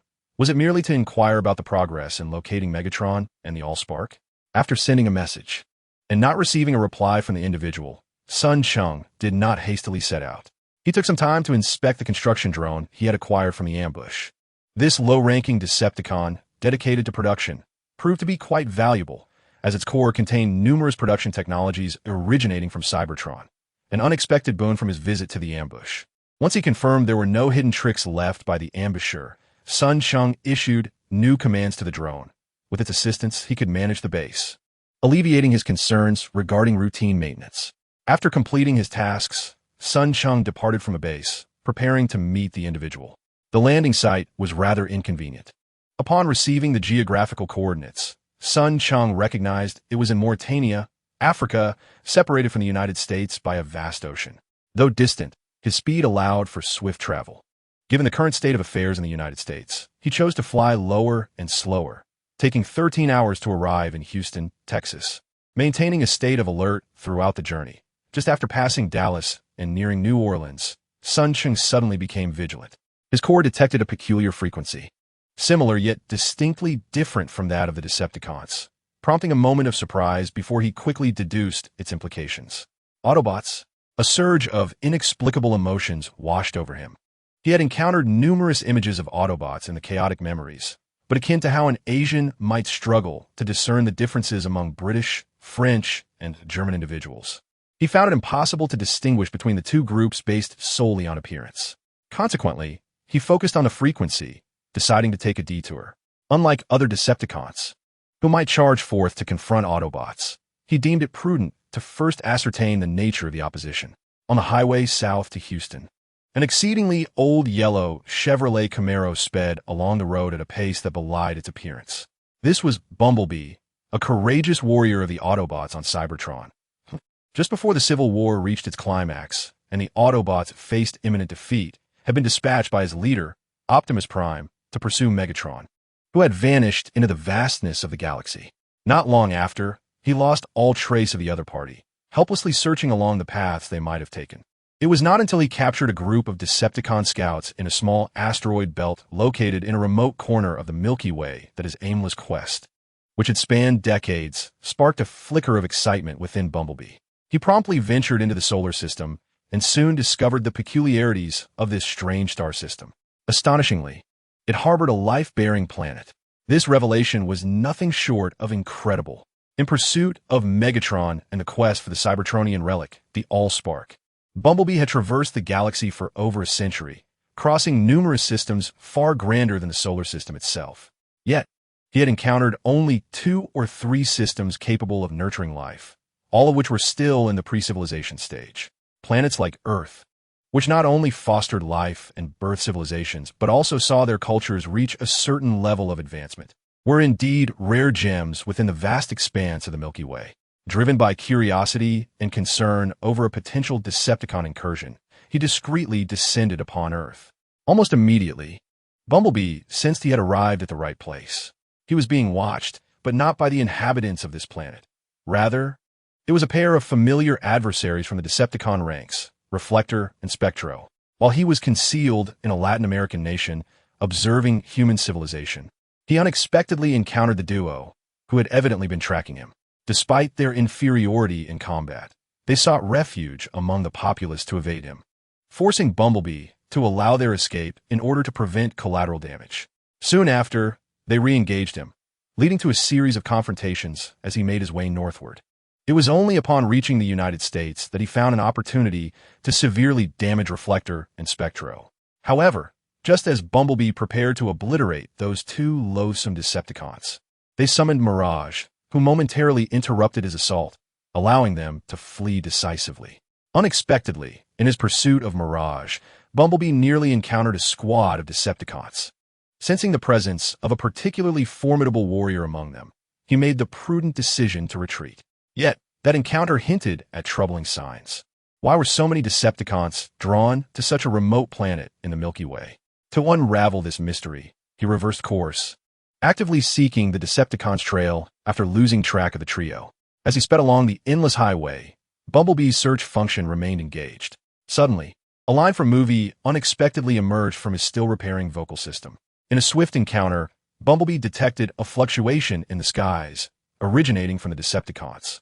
With a composed demeanor, he pinpointed their location and meticulously scanned the vicinity before veering onto a less crowded side road, distancing himself from the busy highway. Noticing that the adversaries were relentlessly tracking him, a smirk crept across his face. As his pursuers descended slightly, he abruptly transformed back into his humanoid form, raising his laser cannon and firing a shot into the heavens. Chapter 60. Dazzled following the captured frequency, Cheng made his way to Houston, where he was taken aback upon nearing and locking onto his target. A yellow sports car? The familiar silhouette evoked memories of past encounters, particularly when he had supported Bonecrusher alongside Laserbeak. In an effort to compare this vehicle with the information stored in his memory, Cheng instinctively reduced his altitude to less than 100 meters above ground. However, just as he lowered his flight height, the Autobot he presumed was unaware of his presence suddenly transformed back into humanoid form while speeding along the highway. Raising a small laser cannon, the Autobot aimed and fired directly at him. The unexpected shot caught Cheng off guard. Fortunately, his core functionality was continuously operational. Sensing the impending danger, he instinctively accelerated. Yet, he could not evade entirely, as the sudden blast struck one of his wings, causing him to spin several times in the air before plummeting downwards. Infuriated, Cheng regained his composure after the Corps processed the information, finally retrieving details about his assailant. Bumblebee? The elite warrior of the Autobots. The Autobot that had ambushed him was named Bumblebee, a formidable fighter whose strength was far superior. Even the likes of Barricades and Bonecrusher would struggle against him. Only an experienced Decepticon, like Shockwave, might be able to subdue Bumblebee. Bumblebee's prowess clearly surpassed his own, as the laser shot left dozens of cracks on Cheng's armor. Reinforced by the Allspark, realizing that his flight stability and speed had been compromised, he steadied himself mid-air before transforming into his humanoid form and landing on the ground. With a resounding thud, Cheng barely dodged another shot from Bumblebee's cannon as he leaped backward, only to see the towering figure of Bumblebee charging toward him with remarkable speed. With his wings slightly damaged and mobility hampered until self-repair was complete, Cheng felt a surge of anger, raising his hand to reveal the barrel of a rapid-fire machine gun. He unleashed a barrage of bullets aimed directly at Bumblebee. The sharp, crisp sound of gunfire echoed relentlessly, yet the Bumblebee showed no inclination to evade. Instead, it extended its left arm to shield its chest, bravely absorbing the onslaught and charging forward. This fiend excelled in close combat, and a sense of dread washed over Cheng as he perceived the approaching threat. He quickly realized that although his opponent wielded a laser cannon, its true prowess lay in hand-to-hand combat. Acknowledging this, he began to run, simultaneously aiming his machine gun at the Bumblebee's chest and head, unleashing a steady stream of fire. The Bumblebee moved with remarkable speed, likely on par with that of Barricade. Although Cheng endeavored to create distance, he soon recognized the futility of his efforts. The Bumblebee was evidently a speed-oriented warrior. This predicament was dire. He could not afford a prolonged confrontation. His rapid-fire machine gun struggled to inflict lethal damage, merely leaving shallow red marks on the bumblebee. While the laser cannon posed a significant threat, with Sun Cheng estimating that 2 direct hits would shatter his frame. Just as he felt the pressure of being cornered, he caught sight of a human vehicle abruptly skidding towards him. Upon realizing it was about to collide with him, a glimmer of hope ignited in his eyes. He astutely noted that the bumblebee hesitated upon the car's arrival, retracting its formidable laser cannon. Apologies. With a swift sidestep, he evaded the oncoming vehicle, offering a silent apology to the terrified middle-aged Caucasian man at the wheel. In the next moment, positioned behind the car, he delivered a powerful kick to the Ford SUV, launching it several meters into the air, sending it crashing towards the bumblebee. Subsequently, Sun Cheng leaped and transformed back into his Reaper drone form, spiraling into the sky. From his elevated vantage point, he resumed his assault on the bumblebee. As the bumblebee caught the descending SUV, the sound of gunfire erupted anew, prompting it to nimbly retreat, increasing the distance between itself and the vehicle. Once stabilized, irritation flickered across its face as it glanced skyward at Sun Cheng, who circled above. Raising its arm, the bumblebee manifested its laser cannon once more and fired at the sky. However, Sun Cheng deftly evaded the attack. The exchange intensified, with machine gun fire and explosions resonating in a fierce volley. Yet, despite the thrilling confrontation, both parties soon lost the will to continue their engagement. Once vigilance was established, it became exceedingly difficult for the adversary to strike at me. Although I possessed aerial superiority, my machine guns proved ineffective against him. Realizing this swiftly, Sun Cheng tentatively retracted 2 machine guns, choosing not to squander his energy further. Before long, he observed the large bumblebee gazing at him with a hint of surprise for a brief moment, only to retract its laser cannon as well. Before his very eyes, it transformed back into its automobile form, accompanied by the roaring of its engine as it sped away toward the distant highway. After diligently scanning and noting the adversary's appearance, he circled in the air for a moment before swiftly ascending to an altitude exceeding 10,000 meters, directing his flight once more toward Africa. By the time Sun Cheng traversed the Atlantic Ocean and reached the Sahara Desert, over 30 hours had elapsed since he received the disorienting interstellar communication. The meeting place was not in Mauritania, but rather in a desert within the southwestern province of Kufra in Libya. The new coordinates had been sent to him by the impatient figure a few hours prior. It was evident that upon arriving on Earth, the disoriented one did not linger near the landing site, awaiting his arrival. It seemed he had meandered throughout Africa. Why did it take you so long to arrive? The disoriented one inquired impatiently. He was an exceptionally tall Decepticon, although not as massive as others. He stood a head shorter than the Red Spider. Among the Decepticons, while height does not always correlate with strength, the vast majority adhere to this principle. Sun Cheng surmised he might encounter such a scenario when questioned by the disoriented one. He promptly projected the image of Bumblebee, which he had recently encountered. Lord Disoriented, I encountered Bumblebee on my way here, and it took considerable effort to extricate myself from his grasp. Curse those Autobots. The disoriented one's ire was palpable as he accepted Sun Cheng's excuse. Upon seeing the projected image of Bumblebee, he slammed his fist into the ground beside him, his eyes aflame with fury. Have the Autobots also come to Earth? It seems that Lord Megatron and the Allspark are indeed here. The disoriented one then turned his attention back to Sun Cheng, coldly surveying him before pressing further. Speak. After so long of investigating on Earth, have you not uncovered more leads? Having prepared his response in advance, Sun Cheng wasted no time in projecting the various images and photographs he had discovered during his previous incursions into the internet. It can be confirmed that the leader and the Allspark are undoubtedly on Earth. However, based on our analysis, they're likely concealed by a certain nation here, complicating our search efforts. Earth possesses weaponry capable of inflicting harm upon us, so useless waste. The disoriented one interjected impatiently, waving his hand dismissively. I shall handle the remainder. Before the main forces arrive, select an appropriate base and keep a close watch on that traitor, the Red Spider. Chapter 61.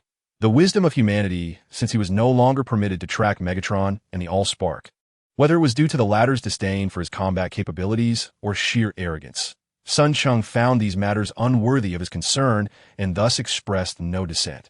As for the order to monitor Black Arachnia, he had not forgotten it in the least. What a jest! ever since Soundwave fell victim to Black Arachnia's treachery. Although she had ceased to contact him directly, he had repeatedly detected suspicious Decepticon activities within the United States.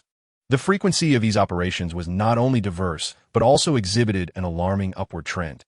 What troubled him further was that many of the Decepticon signals did not exist in his database.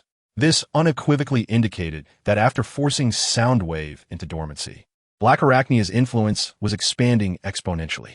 Cheng had no doubt that if she were to learn of his possession of information regarding the Allspark, she would not hesitate to eliminate him. Therefore, after being disdainfully dismissed by Black Arachnia, he relished the opportunity to relax, leisurely returning to his base in Colorado. He had not heard from Barricade, uncertain whether the latter had fulfilled his promise regarding the completion of the new model, which rendered Cheng in no rush to seek him out.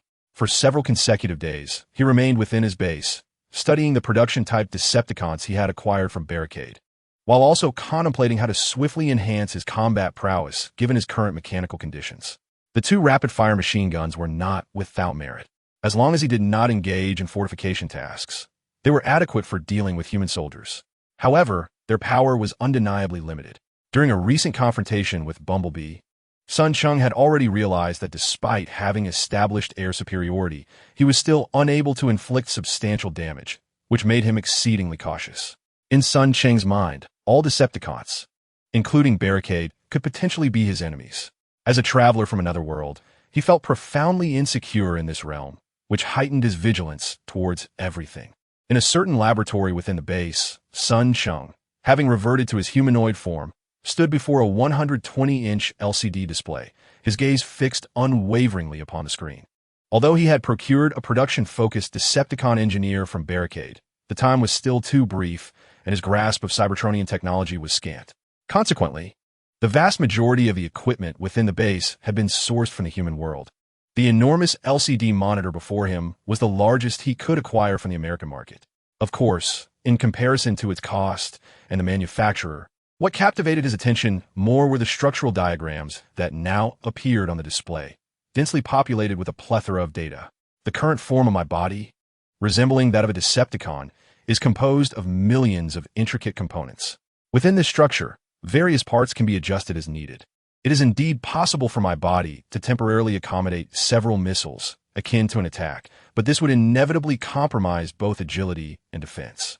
Furthermore, the capacity for storage is certainly not comparable to that of others. With arms crossed over his chest, Cheng appeared less like a Decepticon and more akin to a human lost in thought.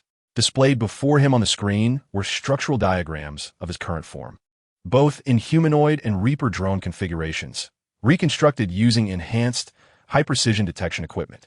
After repeated analyses, Cheng was disheartened to discover that unless he could master more of Cybertron's military technology, altering his current body seemed implausible. This was indeed a dismal realization. Unbeknownst to him were the design philosophies and ideas that Attack had when crafting this body. He even harbored doubts that minor modifications to certain components could disrupt the normal functioning of others. However, there is always a glimmer of hope. Upon realizing that he could not emulate Attack by designing powerful new weapons to integrate into his body for immediate enhancement, Cheng experienced a moment of disappointment. But he swiftly shifted his perspective. He began to contemplate the utilization of existing resources to achieve his desired augmentation. For instance, equipping his body with human missiles. This idea sprouted from his current Reaper drone form. In previous studies of this form, Cheng had infiltrated the database of General Atomics to explore design information. It was during this research that he noted the use. Military's Reaper drone was equipped with combat units, which had undergone rigorous testing and even participated in combat scenarios. This revelation sparked an epiphany within him. Could he also arm himself with human missiles to enhance his lethality? Continuing along this line of thought, after meticulously analyzing his current body structure and conducting further simulations, he arrived at a conclusion that brought him immense joy. Yes, it was entirely feasible. The U.S. military's Reaper drone is armed with AGM-114 Hellfire missiles. Although the size of the Hellfire may prevent it from being housed internally, it is not excessively heavy. With some minor adjustments to his body, he could externally mount at least 8 Hellfire missiles while in Reaper drone mode. With this realization, inspiration surged forth within Cheng. The U.S. military's Reaper drone is not equipped with additional combat units. However, I could experiment with designing an aerial rocket pod or a large-caliber aircraft cannon for myself. Such weaponry would undoubtedly surpass the firepower of the two small-caliber Gatling guns I currently possess.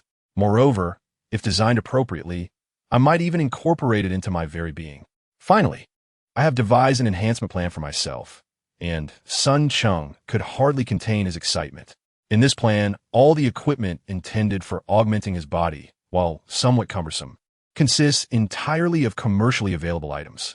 As far as he knows, whether it be the GU, an aircraft cannon, the 19-tube rocket pod along with its rockets, or the Hellfire missiles, all can be procured from the arms market. Since these items can be acquired with currency, for Sun Cheng, financial constraints are not a concern. Boasting an unparalleled ability to surpass human invasion capabilities, he could transfer vast sums of money from any bank on Earth for his personal use if needed.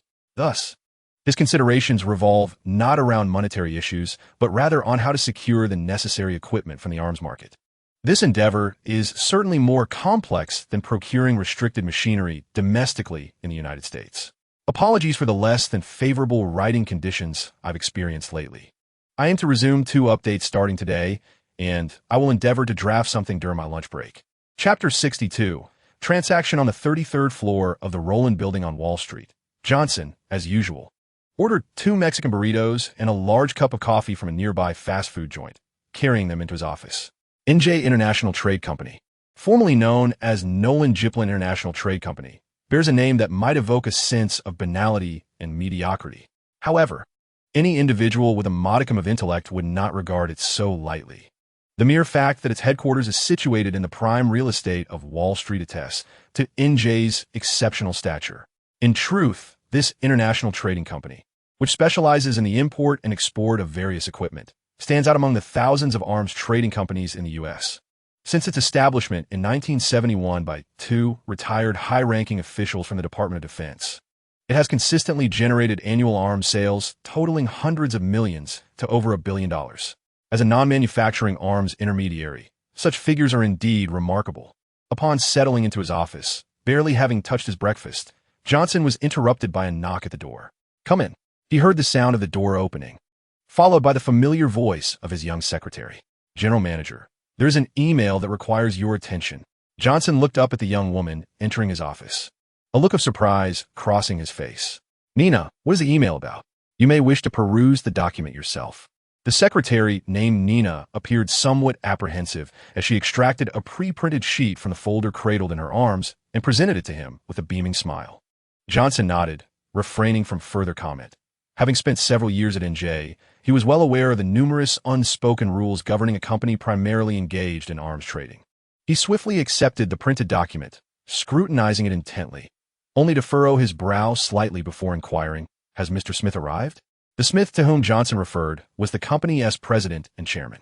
NJ boasted a well-defined structure, with him managing client relations, overseeing operations, and handling financial matters, while typically steering clear of the intricacies of arms trading. If this email was not merely a prank from an outsider, it indeed represented a substantial business opportunity, albeit with some rather sensitive implications. Nina shrugged, informing him that the boss had gone on vacation to Florida. Johnson nodded, acknowledging her. "Understood, you may leave now." After dismissing the secretary, he returned his attention to the document in hand, his expression contemplative. The contents detailed an order for 8,000M for A1 rifles, 200 units of M60 general-purpose machine guns, and 105 M92 Stinger anti-aircraft missiles. Having worked at NJ for several years, Johnson was adept at discerning the nuances of such transactions. After weighing the risks and rewards of this deal in his mind, he quickly resolved to act. He picked up the telephone on his desk and dialed a number. The phone rang for a moment before a languid, middle-aged voice responded. "Yoni, if you cannot provide me with a satisfactory explanation for why you have disturbed my holiday, then you will owe me a French dinner this Thursday." Yoni was a familiar moniker for Johnson, and it was evident that this was said in jest. The other party understood that his call was a disturbance arising from company matters. "It seems that you will be treating Mr. Smith," Johnson chuckled as he proceeded to elaborate. The company's inbox received a message from a foreign entity wishing to procure a substantial order from us. The prospect piqued Smith's interest, and he inquired eagerly, what is the quantity involved? Some conventional weaponry, estimated at around $17 to $18 million. However, those are mere trifles. They're also interested in procuring sensitive items, including 500 Hellfire missiles, Johnson replied. This time, Smith fell silent for a considerable moment before gravely asking, who is the buyer? Although Hellfire missiles are active U.S. military equipment, they are not strictly prohibited from export and can be sold to certain allied nations. NJ, with its military background, also undertook the responsibility of managing outdated military equipment for the U.S. Armed Forces. Take the Hellfire missile, for instance. From the initial AGM-114A model to the most advanced AGM-114MNL, nearly 4 decades have elapsed. The United States Army and Air Force have procured nearly 60,000 Hellfire missiles. And apart from routine training and operational consumption, approximately 40,000 remain in stock. Among these, 3/4 are the outdated first-generation variants, which not only occupy storage, but also lack the potency of the more advanced second and third generations. Consequently, NJ occasionally undertakes the responsibility of assisting the military in disposing of some of these obsolete Hellfire missiles to generate funds for the procurement of newer third-generation models.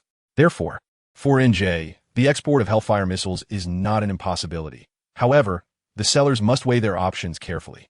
The Nebrina Trading and Import-Export Company expressed interest in purchasing this batch of missiles. Upon learning that the buyers were Brazilians, Smith felt a wave of relief wash over him. He recalled that the United States had previously provided Brazil with 10 Apache helicopters, as the plot requires. Given the historical context of U.S.-Latin American relations, which have not always been amicable, Brazil stands out as one of the few pro-American nations in South America. Especially under the current president, Brazil has actively sought to align itself with the United States, which explains the prior military aid in the form of active equipment. If the buyers are indeed Brazilians, it is likely that the military will not impose significant barriers, and, at most, they may select a batch of relatively older missiles. Thus, he readily agreed, believing that there would be no issues if it involved Brazil. As for the price and delivery date, he instructed to initiate discussions with the Brazilians, planning to personally negotiate the specifics upon his return from vacation in a couple of days. Well done. After receiving the goods, I will transfer the final payment to your account. After hanging up the phone, Cheng exhaled deeply, a smile blossoming on his face. Although he had taken quite a detour, the shipment he desired was essentially secured. Just a few days prior, having confirmed his intention to acquire a batch of Hellfire missiles along with rocket launchers to bolster his capabilities, Cheng had been engrossed in this endeavor. The sensitive nature of the items made securing them quite laborious. Fortunately, his infiltration skills were exceptional. He initially pinpointed Brazil as a potential country for the U.S. to sell Hellfire missiles. Cheng then conducted detailed reconnaissance on several Brazilian companies specializing in arms import and export. Upon discovering that a senior executive at the Nebrina Trading and Import-Export Company had engaged in numerous illicit transactions and accepted kickbacks, he seized this individual as a point of leverage, contacting them to issue a blend of intimidation and inducement. Ultimately, he successfully coerced the individual into agreeing to facilitate a connection with another U.S. company authorized to export Hellfire missiles in the name of Nebrina Trading and Import-Export Company, fulfilling his procurement requirements. Apologies for the recent delays. From noon until evening, I spent over 7 hours composing just over 2,000 words. Sitting in front of the computer, he found himself unable to produce any results. Chapter 63, The Fire God Cannon. Due to the pressing urgency from Cheng, coupled with the onset of dizziness, he was truly unclear as to when the next fierce battle would commence. Thus, enhancing his own strength had become an imperative task. Typically, large-scale military transactions between nations could take not just months, but even years for delivery, which was not a matter of surprise. Cheng had recently learned through investigation that there existed a peculiar nation known as India, which had engaged in a rather unfortunate arms trade with Russia, the principal successor of the now-defunct Soviet Union. It was said that at the turn of the last century, the Indians had reached an agreement with Russia for the purchase of an aircraft carrier, with payment already made. Yet, as of the year 2007, the aircraft carrier remained under refurbishment in Russia, with officials indicating that delivery might still take another 3 to 5 years. Though the aircraft carrier undoubtedly reigned supreme in military trade, The construction timeline from inception to delivery generally spans a minimum of 3 to 4 years, and often extends to 6 or 7 years. It was evident that the Indians had been severely taken advantage of by Russia. Of course, these matters bore no relevance to Sun Cheng. Given his urgent anticipation for the delivery, he could not remain idle. Thus, he summoned the Brazilian military trade executive he had ensnared, urging them through the name of the Nibrina Import and Export Company to expedite the process. His sole request was for a reduced quantity in the initial delivery, yet with the guarantee of promptness. Naturally, Sun Cheng willingly paid an additional 20% in fees for this urgency. As a spy-type Decepticon, he possessed extraordinary infiltration capabilities, and within the realm of the current technological landscape, there were no barriers sufficient to prevent him from appropriating bank assets. Therefore, any amount of money, to him, was merely a collection of digits. With a crackling sound, sparks danced around him as Sun Cheng sat quietly on the ground, absorbing the unknown information derived from the source of fire, while allowing the Decepticon engineer before him, acquired from the site of the attack, to continue its work on him. Is it not yet finished? He had been seated for several days. Although mechanical life forms do not experience fatigue when energy is abundant and require no rest, Sun Cheng, being human at his core, began to feel weariness after such an extended duration. He inquired in a muted tone, "Master, the increased strength of your frame has made the task more challenging. According to the design specifications, it will require a few more days to complete." The Decepticon engineer, bestowed with the name Atlas, responded in the language of Cybertron, not understanding Earth's tongue. Looking down at the several externally mounted ports that had been painstakingly affixed to his chest, which severely marred the aesthetic of his frame, Sun Cheng remained indifferent to such concerns. After a soft grunt of resignation, he closed his eyes once more, allowing Atlas to continue its work undisturbed. Enhancing the body of the Decepticon is no simple task, as Sun Cheng had learned from the reports of previous attacks long ago. Although the capabilities of each individual vary, the electromagnetic rail cannon designed by the Assault, mimicking human technology, would significantly augment his already formidable power if realized. However, the elevated standards set by Assault imply that the new turret will not be completed in a day or two, as evidenced by his persistent revisions and the discarding of earlier designs. Unlike Assault, Sun Cheng's expectations are less demanding.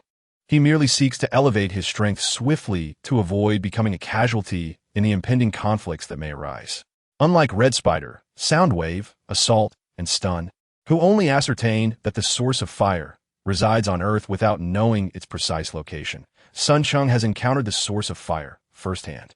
Thus, with the increasing presence of Decepticons, and even their arch-nemeses, the Autobots, on Earth, his unease grows ever more palpable.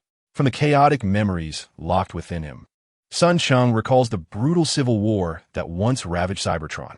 The mighty Decepticons could obliterate Autobots with a single blast, while the sharp blades of the Autobots could effortlessly slice through Decepticon armor.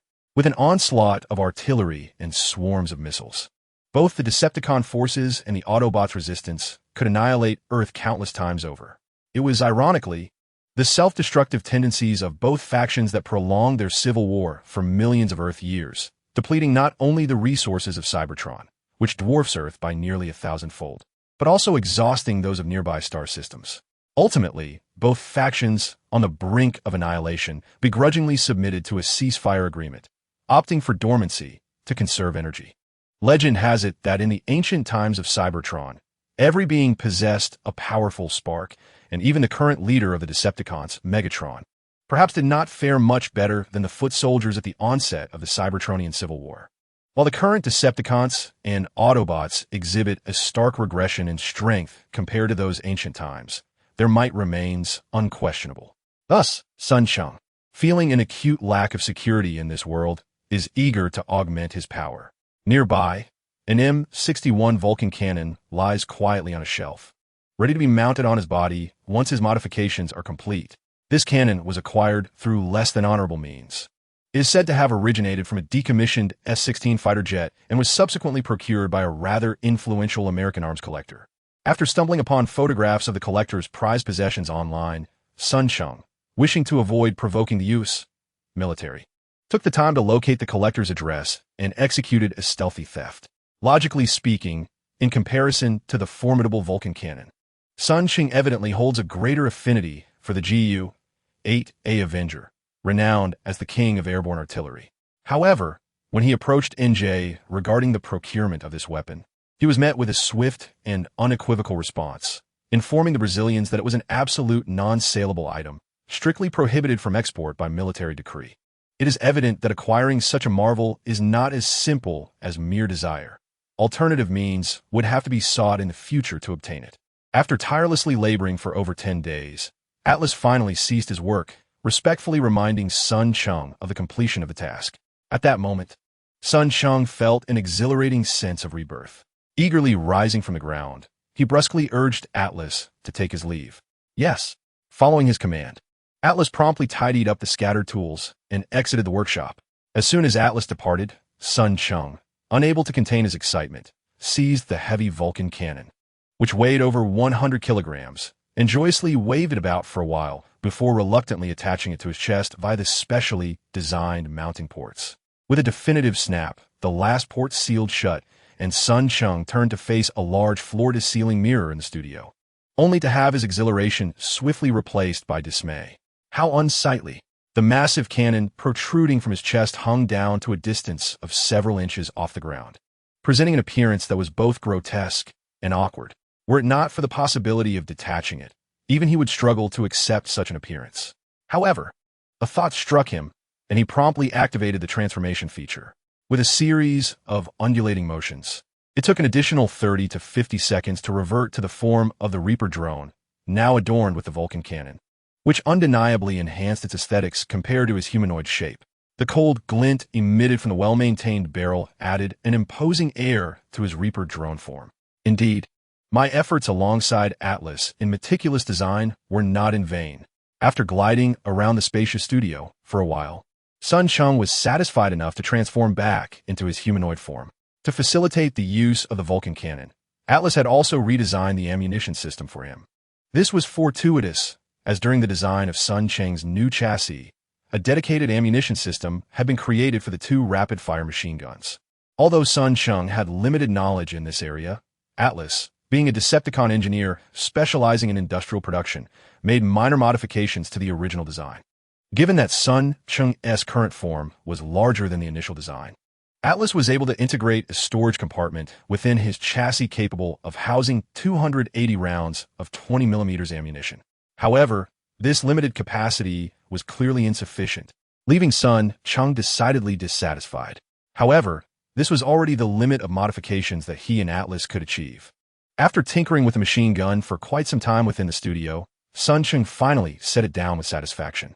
Just as he was about to leave the studio to continue pursuing a new idea in the laboratory, he suddenly received a remote communication. Instinctively glancing at it, he could not help but sneer in amusement. So, they finally reached out to me, the assailant? Your impatience is rather amusing. I'm curious to see what you've been occupied with these past 20 days. Grasping the God of War cannon he had just put down, Sun Cheng retrieved a box of Brazilian-made 20mm caliber aircraft ammunition from the armory to fill the magazine. He then departed from his base, heading towards the assailant. Chapter 64. Farewell to the assailant. Navigating through radar, electromagnetic waves, and satellites, Sun Cheng arrived at the assailant's base, and upon seeing him, was momentarily taken aback. Assailant, what has happened to you? Despite having contemplated countless possibilities regarding why the assailant had not summoned him in over 20 days, Sun Cheng had speculated that this individual might have been tracking him in search of the source of embers. He also considered whether the assailant would proactively contact the Red Spider again, given the assailant's formidable strength. Even after devouring 2 nuclear warheads from the Red Spider, that schemer could likely endure. However, when Sun Cheng beheld the visible cracks on the assailant's frame, his expression changed drastically. The assailant stood quietly, indifferently nodding and greeting. Observing the assailant limping forward, Sun Cheng pointed to a clearly designed body stationed in the corner of the base's hall and remarked, "This is what you requested. The materials are inferior to yours, and I was unable to procure some of the metals." Nodding in acknowledgement, Sun Cheng felt a tinge of disappointment but did not dwell on it. After all, this body was not for his own use, and its significance in his mind had naturally diminished. Furthermore, he had unexpectedly acquired Atlas from the assailant earlier, which had been of considerable assistance to him recently. Subconsciously glancing at the assailant's leg, he involuntarily gasped. The stark discord with the assailant's body was unmistakable, and having devoted considerable thought to this area of research lately, he could discern that it was likely a recent replacement. After a moment of hesitation, Sun Cheng could no longer suppress his curiosity and cautiously inquired, "Assailant, whom did you clash with?" "The Red Spider." The assailant grinned, a surprisingly excited smile adorning his fierce visage. "Did you not already surmise? Indeed, on this earth, the only entities capable of inflicting such grievous harm upon him, apart from a handful of human nations, were likely limited to the Red Spider. Given the assailant's rigid and calculating nature, he would only act if there was a significant advantage to be gained and a high probability of success. Otherwise, he would not strike easily. The last transaction with Sun Cheng was indeed such. I distinctly sensed the spark from him, confirming that he had undoubtedly encountered the source of the spark. However, this individual exhibited a temperament of remarkable steadiness. His speed paled in comparison to Sun Cheng's, rendering him hesitant to wager on the unpredictable outcome of failing to subdue him in the initial moment. Thus, he opted for a more secure path, engaging in a trade with him. Following this line of reasoning, it is not difficult to deduce that the only entity capable of inflicting harm on him to such an extent is likely the Red Spider. Nevertheless, despite this deduction, Sun Cheng remained perplexed as to why this fellow would have clashed with a Red Spider. Was it merely over those 2 nuclear warheads? Despite sustaining significant injuries, the attacker appeared surprisingly in good spirits. Seemingly perceiving the questions swirling in Sun Cheng's mind, he proactively inquired whether Sun Cheng had received a particular set of coordinates. Puzzled, Sun Cheng regarded him with a look of confusion. The attacker chuckled, revealing, 6 days ago, a set of obscure coordinates was suddenly broadcasted from a location in the Arctic. An urgent communication inscribed in ancient symbols. Though it rapidly enveloped the entire planet, it appeared that only we elders received the message. Out of curiosity, I ventured to the North Pole, where I encountered the Red Spider. He had discovered a peculiar device, an automatic communicator left behind by an unknown individual, set to activate after a century. At this juncture, he abruptly ceased speaking, refraining from disclosing the circumstances surrounding his conflict with the Red Spider, suggesting that a confrontation had indeed occurred. However, the expression on his face indicated that either the Red Spider's current condition was not vastly superior to his own, or he had managed to gain the upper hand in some other regard. Sun Cheng, still enveloped in confusion, noted that the attacker had chosen to curtail his explanations, thereby amplifying Sun Cheng's sense of intrigue. A communicator from over a century ago, it seemed to be an artifact of considerable importance, perhaps left by a significant figure.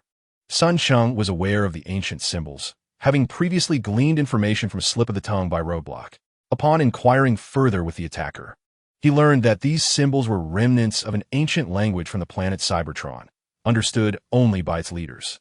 Eager to delve deeper, Sun Cheng sensed that the other had no intention of continuing the discourse, compelling him to set aside his myriad questions for the time being.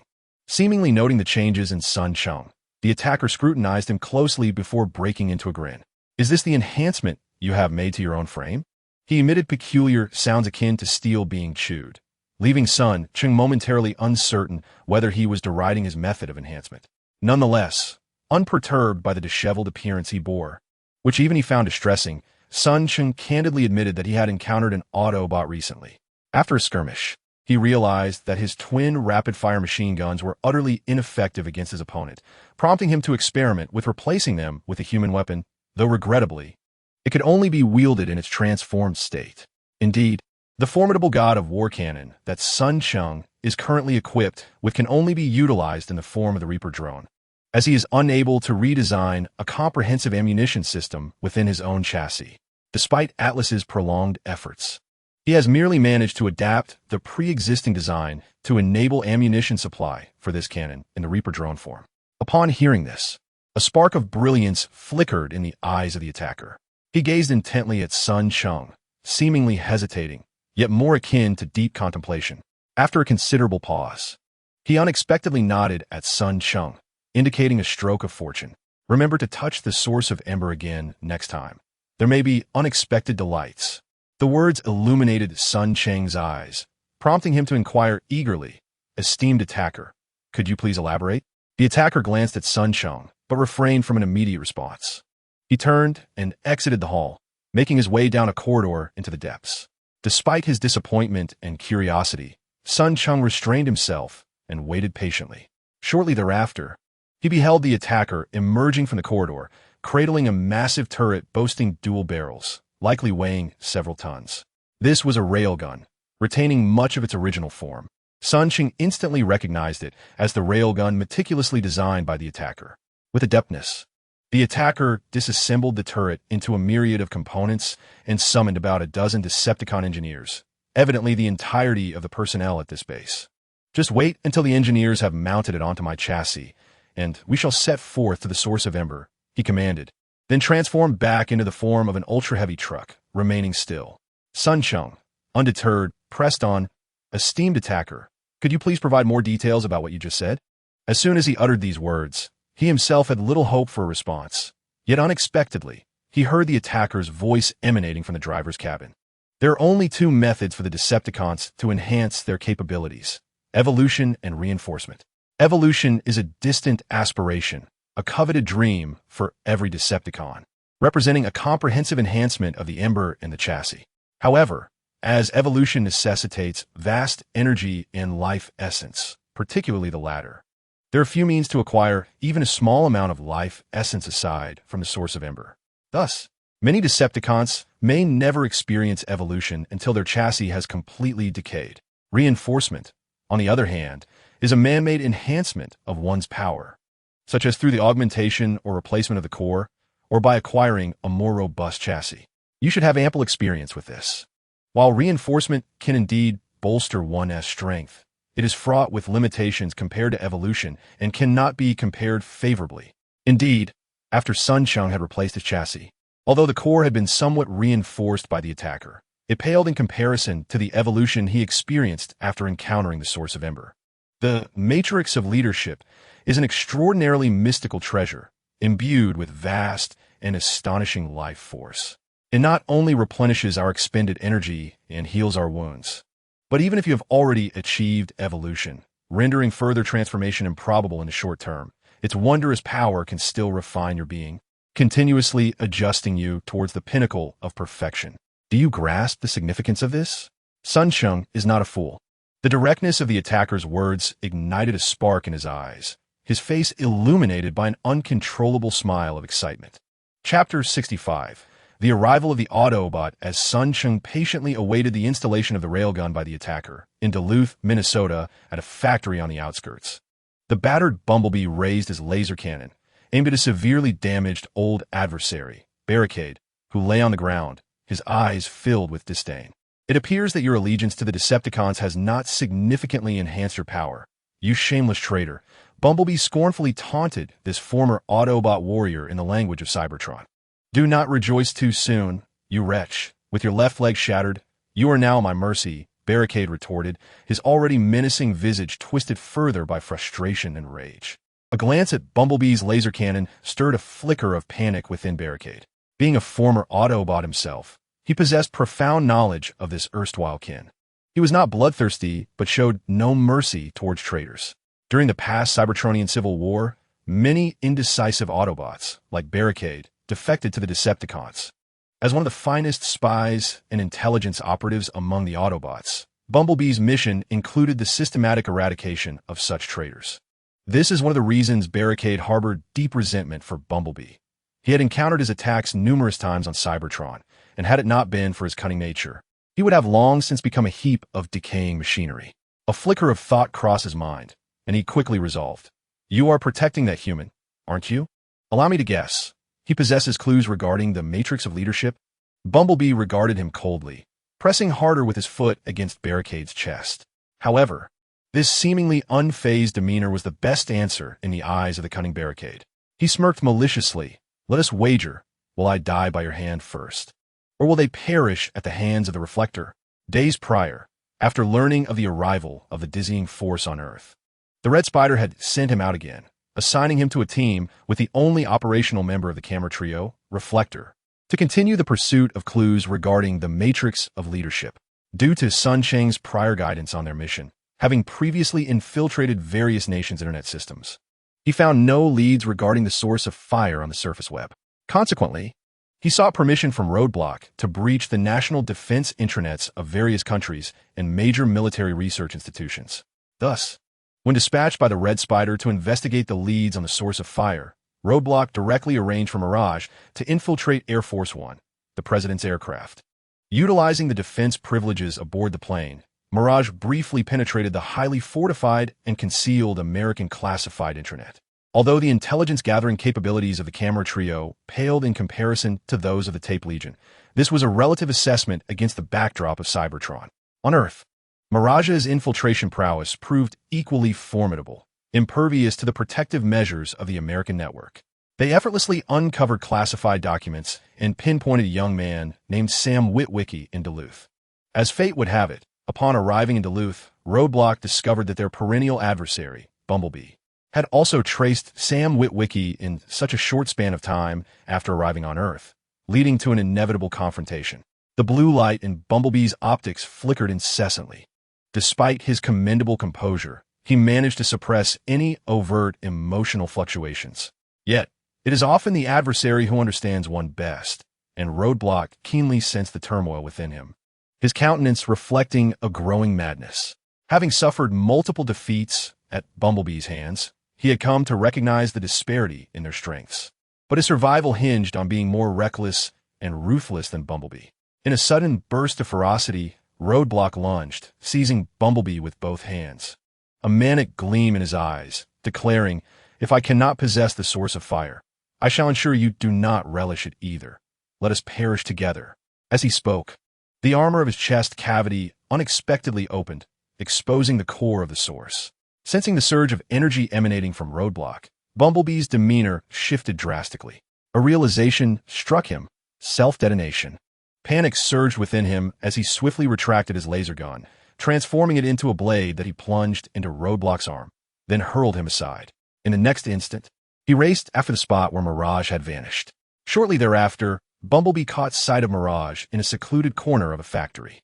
The rogue was smugly toying with Sam and another young human girl, his submachine gun incessantly spraying fire at the ground beneath them, while he mockingly uttered in Cybertronian, "Pitiful insects, scream louder. What a vile character." Bumblebee cursed internally before conjuring his laser cannon and firing a shot directly at Mirage. The unfortunate fellow was evidently overconfident, completely unprepared for the impact of the blast, which left his machine riddled with scars. He was forcefully propelled several meters away, landing heavily on an open patch of ground. After a prolonged silence without the expected sound of detonation behind him, Bumblebee regained his composure, internally cursing the despicable nature of the situation. Despite his pride, he had no intention of pursuing the barricade any further. He approached the young human couple, standing a short distance before them, silently observing their expressions of astonishment and uncertainty. "What is this?" the young girl asked softly, her voice tinged with a mix of anxiety and defiance. Bumblebee discerned a hint of fear in her eyes and attempted to smile in a gesture of goodwill. Alas, it seemed that humans lacked the capacity to comprehend the expressions of their robotic counterparts. Is it a robot, or perhaps a highly advanced machine for Japan? It must be made in Japan. After arriving on Earth, Bumblebee had repeatedly infiltrated and researched various nations, and he was aware of Japan's remarkable prowess in advanced manufacturing. Though he felt a twinge of irritation at being regarded as merely a machine by such a fragile human, the thought of the Cybertronian relic, the Allspark, being hidden on Earth, coupled with the possibility that the young girl might hold the key to finding it, quelled his displeasure. He resolved to engage in conversation with them, hoping to gather more clues before their leader arrived on Earth. Meanwhile, in a different corner of America, Sun Cheng remained blissfully unaware of the unfolding events. He was quietly stationed within the assault base, watching with envy as he awaited the equipment change for the attack. Time passed slowly, and after the assault had transformed back into humanoid form, an entire day had elapsed. The human was not without merit. Standing still, the assault closed his eyes for self-diagnostics, seemingly satisfied with his current state. This marked the second occasion that Sun Cheng had heard him commend humanity, suggesting that the dual-barreled railgun he wielded was indeed formidable. Though he was only beginning to explore weapon design, Sun Cheng realized the sophistication of the weapon upon closer inspection.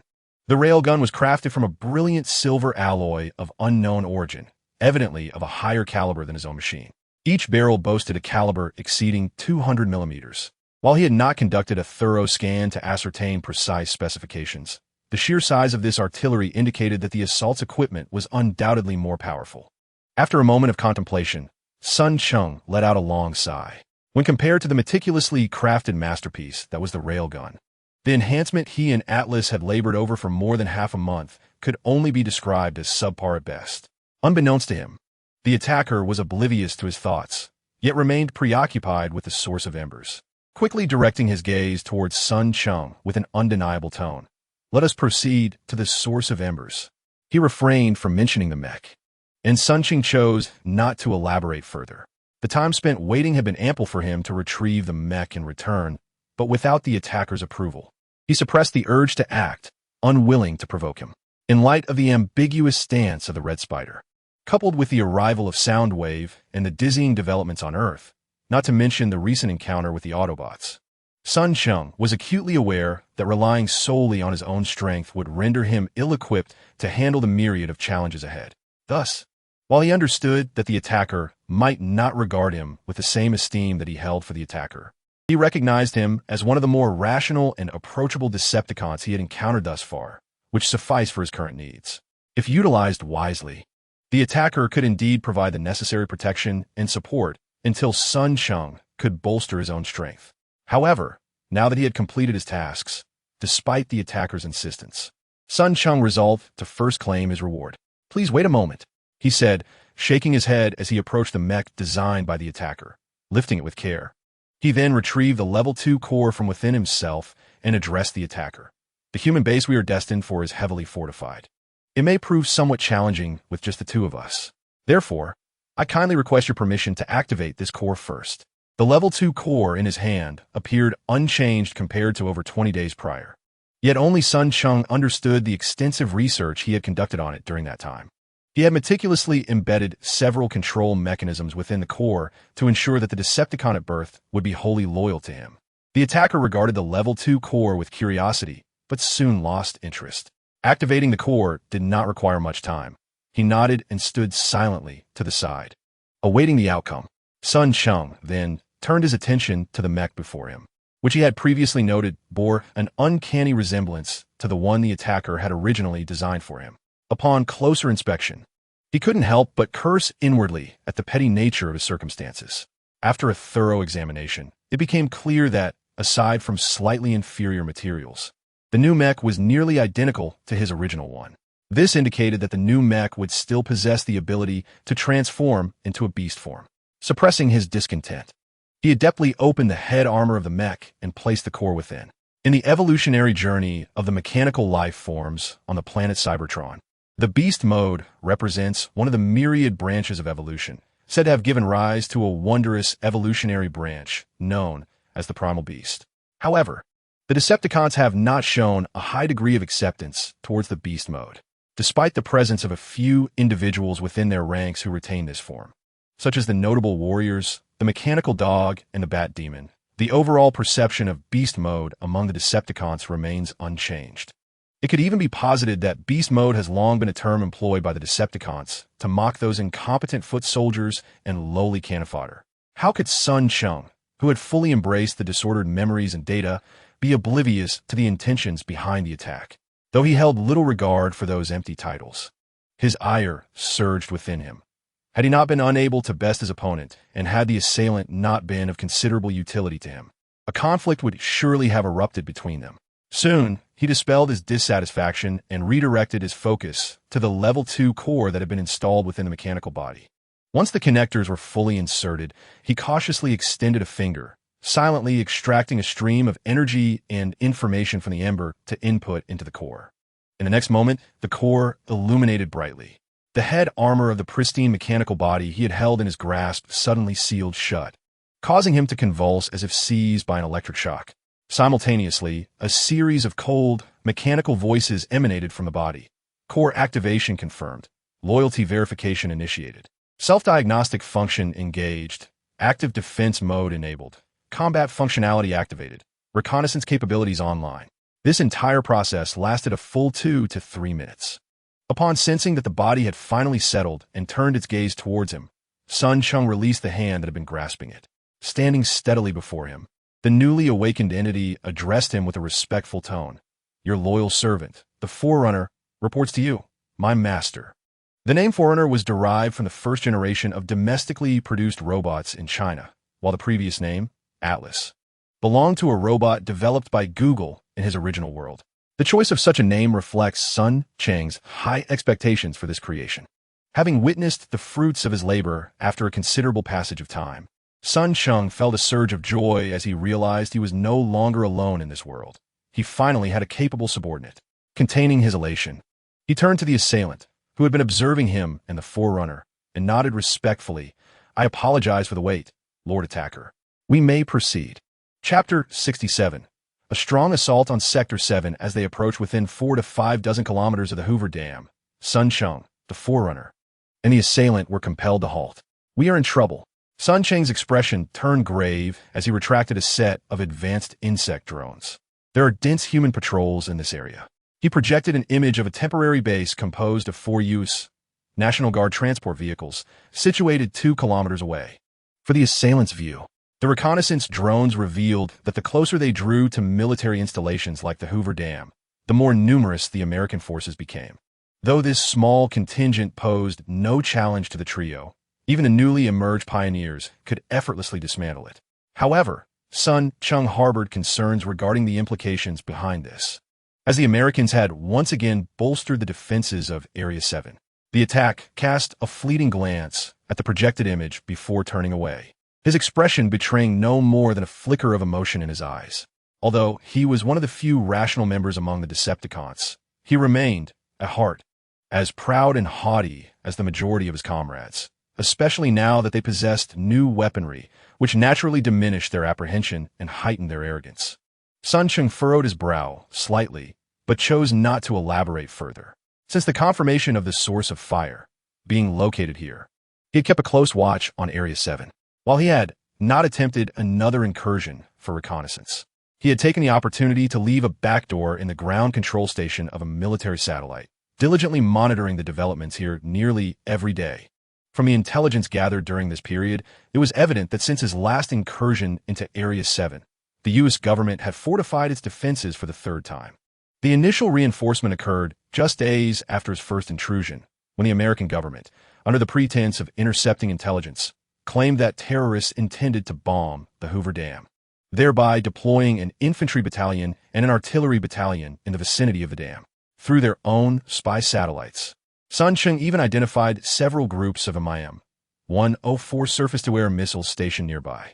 A week later, the Department of Defense transferred the National Guard's 119th Attack Helicopter Battalion from Trinidad to Las Vegas, situated just a few dozen kilometers from the Hoover Dam. This time, not only was an independent brigade of the National Guard dispatched, but the U.S. Air Force's 30th Space Wing also re-established its presence in Las Vegas. Sun Cheng pondered, realizing he had not made any recent moves. Therefore, if it was a Tian attack, it must be the disorientation from the long absence of contact.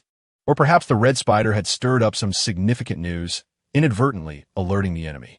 He cursed inwardly, recognizing the heightened vigilance surrounding Area 7. Cautiously, he considered retreating until the situation calmed and defenses became less stringent before attempting infiltration.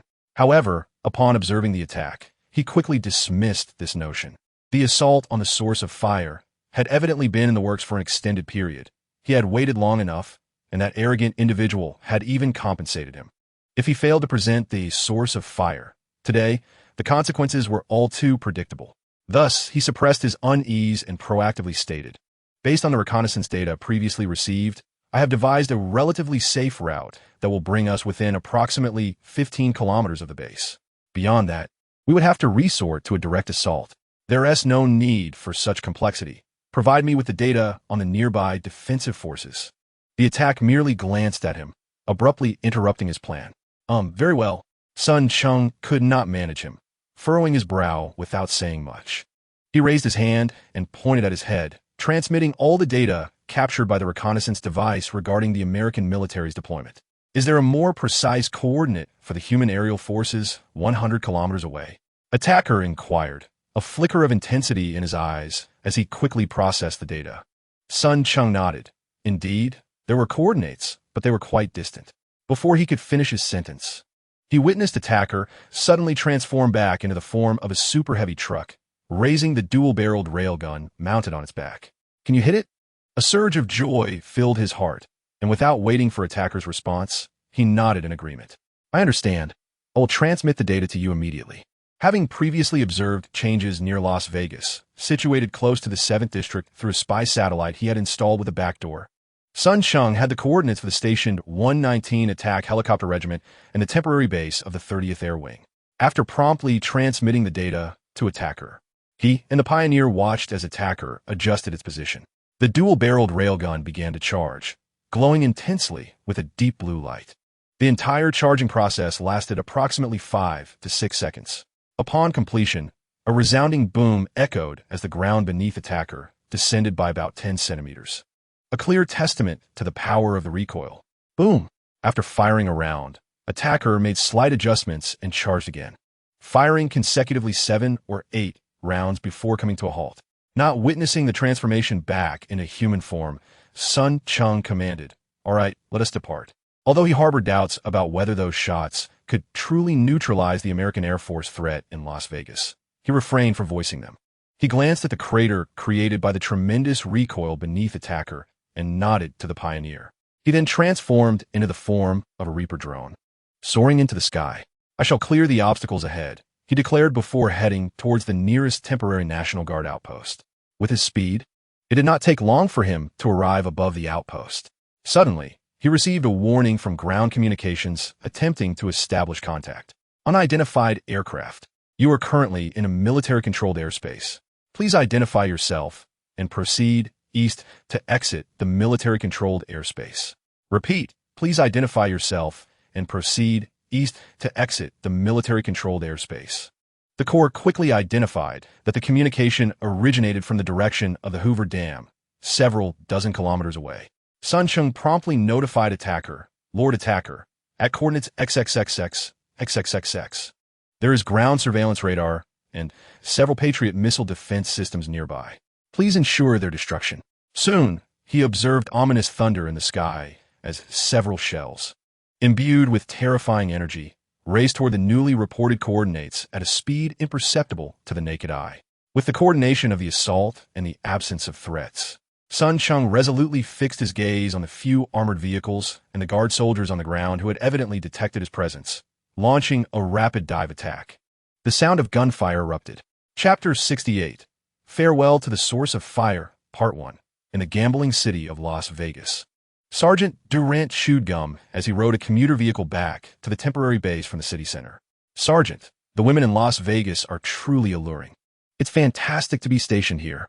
The members of the commuter vehicle were all from the 119th Attack Helicopter Battalion of the National Guard. Durant smiled but refrained from responding. Despite the external praise of the National Guard, boasting about equally rigorous training, ranking among the top 5 in Army combat effectiveness and second in Air Force capability, the reality is that Americans are acutely aware that many who join the National Guard are often those with connections or simply seeking to evade conscription. Serving in the military in the United States is a perilous profession. With frequent overseas conflicts, the risk of casualties is ever present, compounded by the unfortunate reality of domestic attacks, which can claim lives, a notion particularly difficult for Americans to accept. Following the Vietnam War, in response to the growing number of young individuals refusing military service, the U.S. government was ultimately compelled to implement a volunteer enlistment system in 1973, commonly known as the All-Volunteer Force. Yet, despite promises of generous compensation, attracting sufficient quality recruits remained a challenge, leading the government to turn its attention towards illegal immigrants, even offering green cards in exchange for service. Nevertheless, a significant gap in quality recruits persists annually, prompting the government to operate another registration system for conscription, often referred to as involuntary enlistment. The U.S. regular military differs from that of other nations, operating numerous overseas bases. Most new recruits are required to serve abroad, with a fortunate few assigned to more peaceful locations, while many face the likelihood of deployment to the Middle East. This reality drives some young individuals keen to meet the government's enlistment requirements, to pay for connections to enter the National Guard, allowing them to serve domestically with comparatively lighter training. Sergeant Durant and his comrades, upon being reassigned to Las Vegas by the state government, found themselves with ample opportunities to unwind, as their base was still under construction and no significant tasks had been assigned recently. Thus, they spent a day exploring downtown Las Vegas, and, as the time to regroup approached, they leisurely gathered and drove back. As they neared the base, Sergeant Durant, who had been idly staring at the ceiling in the back seat of the commuter vehicle, unexpectedly caught a glimmer in the sky out of the corner of his eye. He initially thought it was merely a figment of his imagination. However, after blinking, he suddenly noticed the light growing larger, and he couldn't help but exclaim, "Oh, it seems there is something in the sky." No sooner had he uttered these words than his mouth fell agape in astonishment, his eyes now filled with panic. Enemy attack. In a state of disarray, he shouted these words, but before the others on the vehicle could react, the point of light above had distinctly transformed into two clusters of eerie blue, hurtling towards their encampment not far away. Boom! With two deafening explosions, Durant and his companions felt a wave of heat wash over them. Looking towards the distant encampment, they saw two mushroom clouds ascending into the sky. This temporary base on the outskirts of Las Vegas had come under attack. "We're done for. Hurry back to base." In his moment of panic, Durant had swallowed the chewing gum in his mouth, but he had no time to concern himself with such trivialities. He anxiously glanced towards the attacked base and urgently commanded the driver to accelerate back. "Look, Corporal!" A voice filled with despair came from the nearby private. Instinctively, Durant followed the direction of his pointing finger towards the sky, his eyes instantly glazing over. Up above, the two clusters of eerie blue light had grown even larger, their trajectory unmistakably aimed at their base. Yet this was not the end, as more of the ominous blue descended from the sky. Continuous explosions echoed from the direction of the encampment. The few on the commuter vehicle were utterly stunned, even at this distance. They could feel the searing heat from the explosions, underscoring their tremendous power. In that instant, everyone comprehended the grim reality. The base was doomed. Boom! As he fell heavily from air, Cheng raised his palm and, using the rapid-fire machine gun extending from his hand, swiftly dispatched several American soldiers attempting to shoot at him from a distance. Once he confirmed that all resistance had been quelled, he contentedly paused, releasing two advanced insect drones to scout towards the nearby Hoover Dam while awaiting the arrival of the Harbinger and the assault. My lord, it wasn't too long before the beastly Harbinger arrived to rendezvous with Cheng. Cheng nodded slightly, choosing not to elaborate. A few minutes later, the assault, in its super-heavy truck form, finally arrived. Its speed was even slower than that of the Harbinger, which was not surprising given its massive frame. With the addition of the railgun, it likely weighed over 100 tons, naturally affecting its speed. Lord Assault, the perimeter has been cleared, and the source of embers is located within that base. Seeing that the assault had not reverted to its humanoid form after stopping, Cheng pointed towards the nearby Hoover Dam to remind him. As he spoke, the advanced insect drones he had released began transmitting a wealth of data back to him. After a moment of contemplation with his eyes closed, Cheng slightly furrowed his brow. The base had recently been equipped with numerous powerful electromagnetic jammers, rendering my reconnaissance devices ineffective. Thus, I remained oblivious to the current situation within the base. "Let us strike directly." Attack smirked, revealing a menacing grin. Cheng could discern the palpable excitement radiating from him. This was hardly surprising, considering that the spark source had been missing for many years. In pursuit of it, Megatron had dispatched hundreds of elite warriors across the far reaches of the galaxy. An attack was among them. Now, as the prospect of locating the spark source drew near, it was no wonder he was so exhilarated. Cheng nodded, intending to inform him that there should be ample access points suitable for his considerable size in the vicinity. However, before he could voice this, Attack, already caught up in his excitement, had summoned his long rifle and, aiming at the dense power transmission grid and transformer units outside the dam, fired off several rounds. He then made his way to the nearby cliff and boldly leaped down. "Master, what shall we do?" the Forerunner inquired, stepping forward. Possessing intellect of his own, he had clearly perceived the underlying tension between Cheng and Attack prior to this moment. "Wait for me outside, and do your utmost to remain concealed. If you detect the arrival of human reinforcements, be sure to notify me." "Understood." After instructing the Forerunner to hide in the vicinity, Sun Cheng followed closely behind attack as he leapt from the cliff. Chapter 69. Farewell to the Spark Source. Part 2. As the creators of a civilization far more advanced than Earth, the Decepticons were in no way comparable to the rigid robots designed by humanity. Although it was Attack's first visit to the Hoover Dam, and he was entirely unfamiliar with the area, his experience and intelligence allowed him to quickly navigate through the passage constructed by humans beneath the dam, locating an entrance to Zone 7. Just as Sun Cheng descended from the cliff beside the dam, he witnessed Attack raise his long rifle and fire a shot at the entrance. As the explosion reverberated and the smoke cleared, a deep and spacious passage was revealed. This passage is too narrow. You go first. Attack frowned, peering inside before turning to him. Sun Cheng nodded. This passage, which led directly from the dam to Zone 7, was evidently one of the few routes designated for transporting large equipment, yet it was designed entirely according to human standards. While it measured 5 or 6 meters in width, the height was a mere 4 meters, necessitating that the stout Attack revert to his heavy truck form to enter. I understand, he replied, just as he was about to proceed. His gaze inadvertently swept over the bright lights within the passage, sparking a sudden thought. He turned to the concealed Forerunner and commanded, "Sabotage the power generation equipment outside the dam and incapacitate its power supply system as much as possible." Sun Cheng had just realized that both he and Attack possessed night vision capabilities. Even in pitch-black caverns, they could engage in combat without hindrance. But the same could not be said for humanity. Moreover, based on his previous reconnaissance with several insect probes, it became apparent that the facility was heavily fortified with numerous electromagnetic interference devices. Should the power system sustain damage, these bothersome contraptions would inevitably cease operation. "Leave it to me, my master." The pioneer promptly responded to his communication, and shortly thereafter, the sound of explosions erupted nearby. Satisfied that action had commenced, Sun Cheng boldly surged into the depths of the dam. Upon advancing merely a few dozen meters into the base, he was met with a barrage of 40mm armor-piercing rounds. A sense of alarm surged within Sun Cheng. Such projectiles, designed by humanity, were sufficiently lethal to inflict harm upon his frame. Thus, he deftly dodged the oncoming fire, accelerating his pace while brandishing his rapid-fire machine gun, firing as he ran. The bullets from human rifles merely struck his form, producing only fleeting sparks.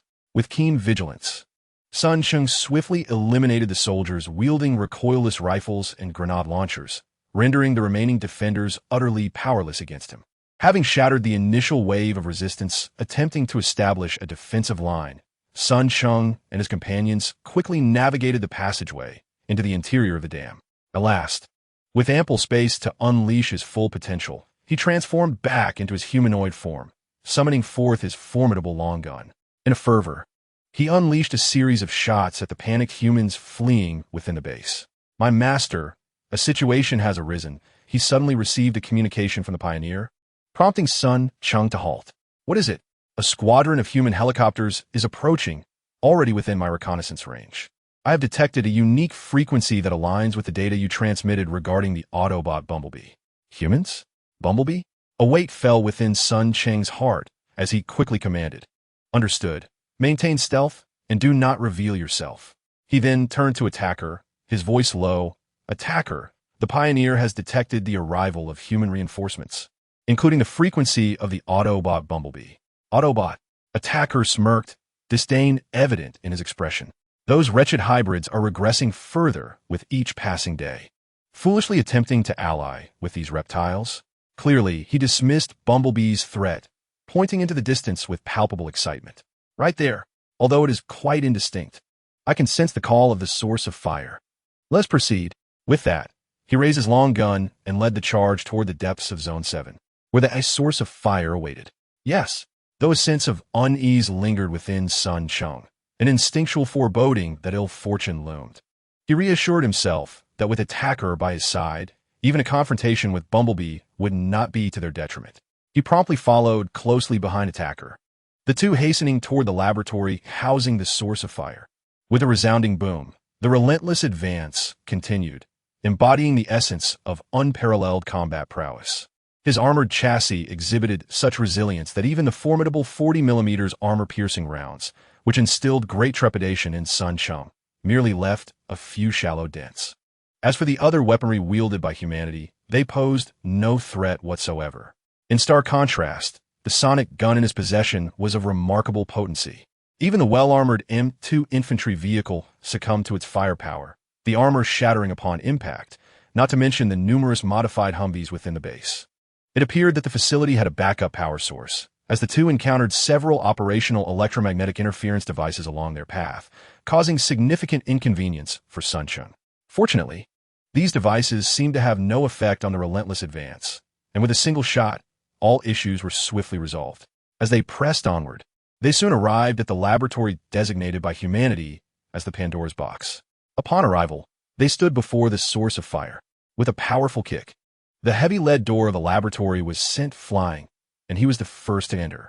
Upon seeing the enormous cube, his face lit up with an intoxicating excitement, and he sprinted towards the source of fire. Despite his towering physique, he appeared diminutive before the vast cube. Sun Cheng observed as he retracted his weapon into his body and, filled with exhilaration, extended a trembling hand towards the source of fire. In an instant, a frenzy of azure electric arcs erupted around the source of fire, enveloping him entirely. Sun Cheng widened his eyes in astonishment, watching as the electric energy danced around him, seemingly conscious as it penetrated his chassis. As more and more azure electricity was absorbed, his form visibly transformed at an astonishing rate, becoming even more robust and formidable. With a shimmering layer of silvery gray light flickering across his armor, evoking envy in Sun Cheng. The duration of this evolutionary process was evidently longer than Sun Cheng's own. After a moment of vigilant observation, a thought struck him, recalling a statement made by the other party during his time at the assault base. He carefully scanned the surroundings, deploying 2 sets of insect reconnaissance devices for additional vigilance, before he approached the source of fire, alongside the other, extending his hand once more to touch it. Instantaneously, the leaping azure electric arcs surged forth, enveloping him as well. Chapter 70. The Battle Against the Giant Hornet. Months later, as Sun Cheng once again made contact with the source of fire, a torrent of wild energy surged into him, and he quickly discerned that a vast array of information was simultaneously emanating from the source of fire, relentlessly flowing toward his core. After a moment of introspection regarding the transformations within his body, he soon succumbed to disappointment. So it was because he had recently undergone an evolution. A continuous influx of energy and information surged into his being from the source of fire, reshaping and adjusting Sun Cheng's physique. However, he observed that aside from the minimal amount consumed during the transformation process, the energy and information ultimately absorbed by his fire seed were significantly less. The vast majority of the energy and information that flooded into him, surrounded by an ethereal blue electric light, ebbed away, returning to the source of fire. How unfortunate! Sun Cheng felt a pang of sorrow, yet found himself powerless to alter the situation. As the assault had indicated, his core had only recently evolved into a fire seed under the influence of the source of fire. Presently, Sun Cheng had not fully digested all the information within him. Thus, any further enhancement obtained from the source of fire would be limited. Fortunately, he could seize this opportunity to adjust and refine his physique. Enough of this, he thought. Greed can lead to one's downfall. Having evolved to possess a fire seed, though he could not attain significant enhancements this time, adjusting his physique would not be in vain. With this self-reassurance, Sun Cheng felt a slight uplift in his spirits and began to focus on the modifications the source of fire was imparting to him. The energy and information from the source were actively refining his body, and with this gradual transformation, Sun Cheng could distinctly sense his physique being optimized. A flicker of hope ignited within him, given the source of fire's remarkable nature. He wondered whether this adjustment could accommodate the newly equipped god of fire cannon within his being. As soon as this thought crossed his mind, he felt a considerable amount of energy and information, previously dispersed around him, converge towards his chest as if summoned by an unseen command, beginning to alter the structure within his thoracic cavity and the externally suspended god of fire cannon. Could it be that the modifications by the source of fire respond to my thoughts? The sudden change startled Sun Cheng, yet he quickly regained his composure and found himself invigorated by the prospect, silently wishing for an accelerated pace. In the next moment, as if in response to his desire. Another wave of energy and information surged into him from the source, gathering towards his abdomen and legs, initiating another phase of transformation and adjustment. Sun Cheng felt a surge of joy. He had not anticipated that such a fleeting thought would unveil yet another wondrous aspect of the source of fire. Thus, driven by an insatiable curiosity, he eagerly endeavored once more. He yearned for an enhancement in the protective capabilities of his armored frame and hoped for an increase in its size. A torrent of energy and information enveloped him, initiating a comprehensive transformation from top to bottom, inside and out. In an instant, Sun Cheng felt as if his entire being was ablaze, a fervor he had not experienced since seizing the chaotic entity, intensifying his awareness. It was not until a strange sensation of fullness washed over him, and he sensed that the source of fire had abruptly ceased supplying further energy and information, that Sun Cheng hesitantly withdrew from it. Instinctively, he awakened the core to check the time, only to discover that the seemingly prolonged changes had lasted merely a matter of minutes. When the core suddenly transmitted a piece of information to Sun Cheng's mind, his eyes brightened. Chaos. Intelligence expert. Faction. Decepticons Tape Legion. Energy. 3, 015, 030, 150. Height. 2, 774 centimeters. Weight. 9, 975 kilograms. Core. Level 3 Enhanced Spy Type Fire Source. Equipment. 1.5, 56 mm caliber rapid-fire machine gun, 120 mm caliber aircraft cannon, for insect-type reconnaissance Decepticons. Status good. Looking down his armored chest, he could no longer see the clumsily attached M61 Vulcan cannon that had once appeared grotesque. At this moment, the armor on his chest was not only smooth and shiny, but also devoid of any blemishes. With a thought, Sun Cheng suddenly raised his right arm and extended it forward. As he glanced down, he quickly observed a transformation in his arm, particularly in his right hand, which eerily morphed into the barrel of the Vulcan cannon. Following the modifications by this source of fire, this cannon had been fully integrated into his frame. It turned out that the unnecessary structures and components designed by humanity had been completely dismantled by this source of fire into their fundamental metallic elements, repurposed for the enhancement of his body. Now, this Vulcan cannon could not only directly utilize the energy within him for combat, but also retain the ammunition system designed and modified by Atlas, allowing him to continue employing human-made bullets in battle. Indeed, this source of fire had delivered once more, although I did not evolve this time. Both the fire source and my body have attained further enhancements. After conducting a comprehensive internal and external self-diagnostic check, a smile finally graced Sun Cheng's face. His journey to Zone 7 may not have yielded monumental gains, but it was far from fruitless. The enhancement of his body and the transformation of the Vulcan cannon were undeniably worthwhile, not to mention the 4 advanced insect reconnaissance devices now residing within him, unexpectedly transformed into Decepticons by the source of fire. Though these little beings are merely the most rudimentary cannon fodder, far inferior to the chaotic entity he had possessed at the onset of his journey, they are nonetheless Decepticons. And the addition of 4 usable soldiers is indeed a pleasant surprise. With a sudden uplift in spirits, Sun Cheng quickly turned his gaze towards the still-anchored attack at the source of fire, his eyes filled with envy. This individual's accumulation of power is truly profound. How much energy and information does he intend to absorb? As he gazed enviously at attack, a sudden change flickered across Sun Cheng's expression. Earlier, 2 groups of insect drones he had dispatched captured a glimpse of a yellow sports car swiftly approaching this source of fire, carrying a young man and woman, none other than Bumblebee. It seemed that Bumblebee quickly sensed he was being observed, and a strange electrical wave emanated from him, causing Sun Cheng to lose all connection with the 2 groups of insect drones he had sent out. Could it be that he is truly allied with the Americans? With no time to ponder further, and knowing that attack had yet to complete its evolution, Sun Cheng realized that if attack were to falter, his chance of re-entering Zone 7 would dwindle to less than 30%. If the Americans had already received news of the attack here, reinforcements would likely arrive shortly. Now, if Bumblebee had indeed entangled himself with the Americans, the likelihood of escaping solely on his own strength seemed almost negligible.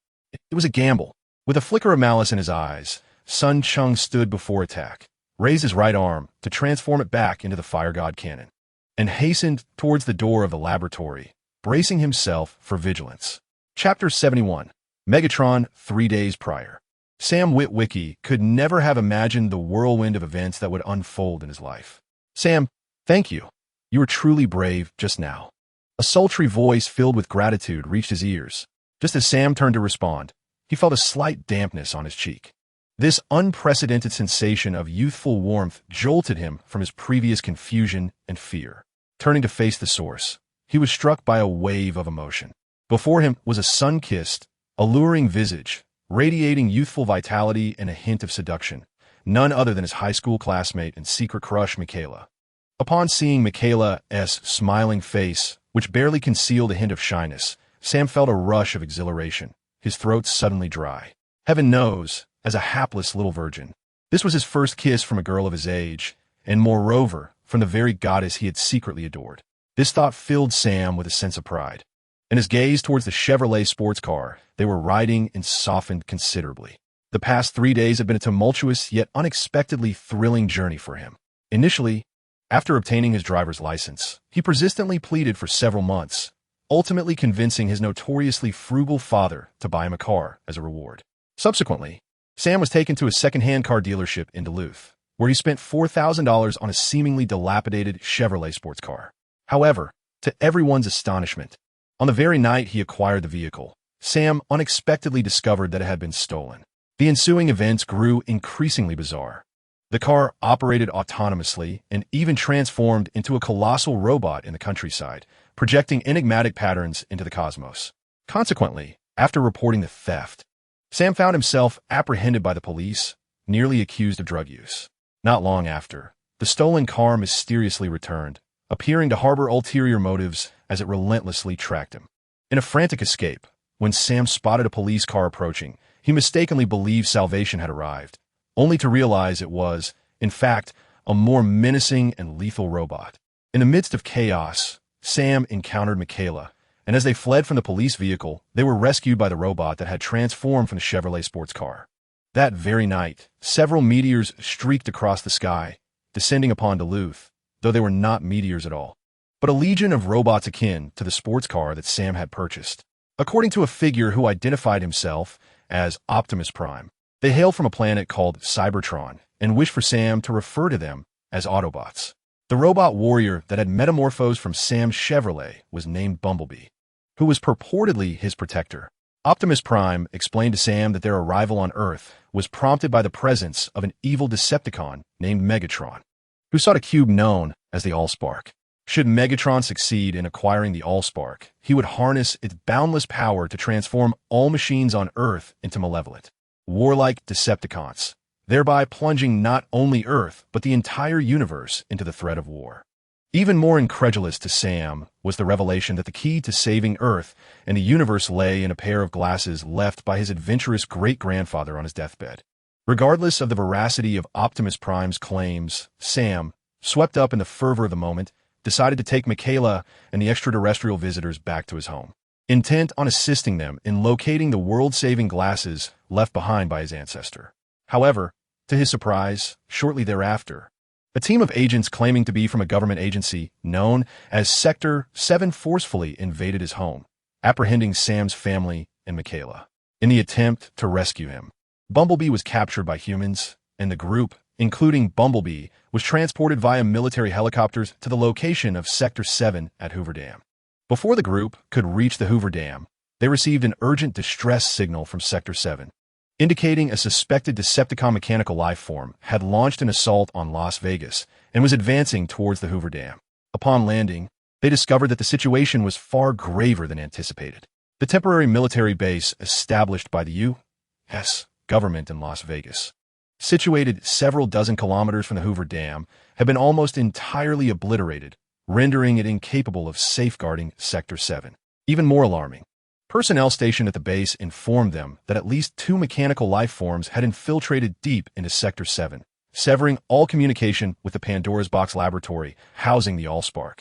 When the Secretary of Defense, who had arrived nearly simultaneously at the Hoover Dam, revealed that reinforcements would take at least half an hour to arrive, despair set in.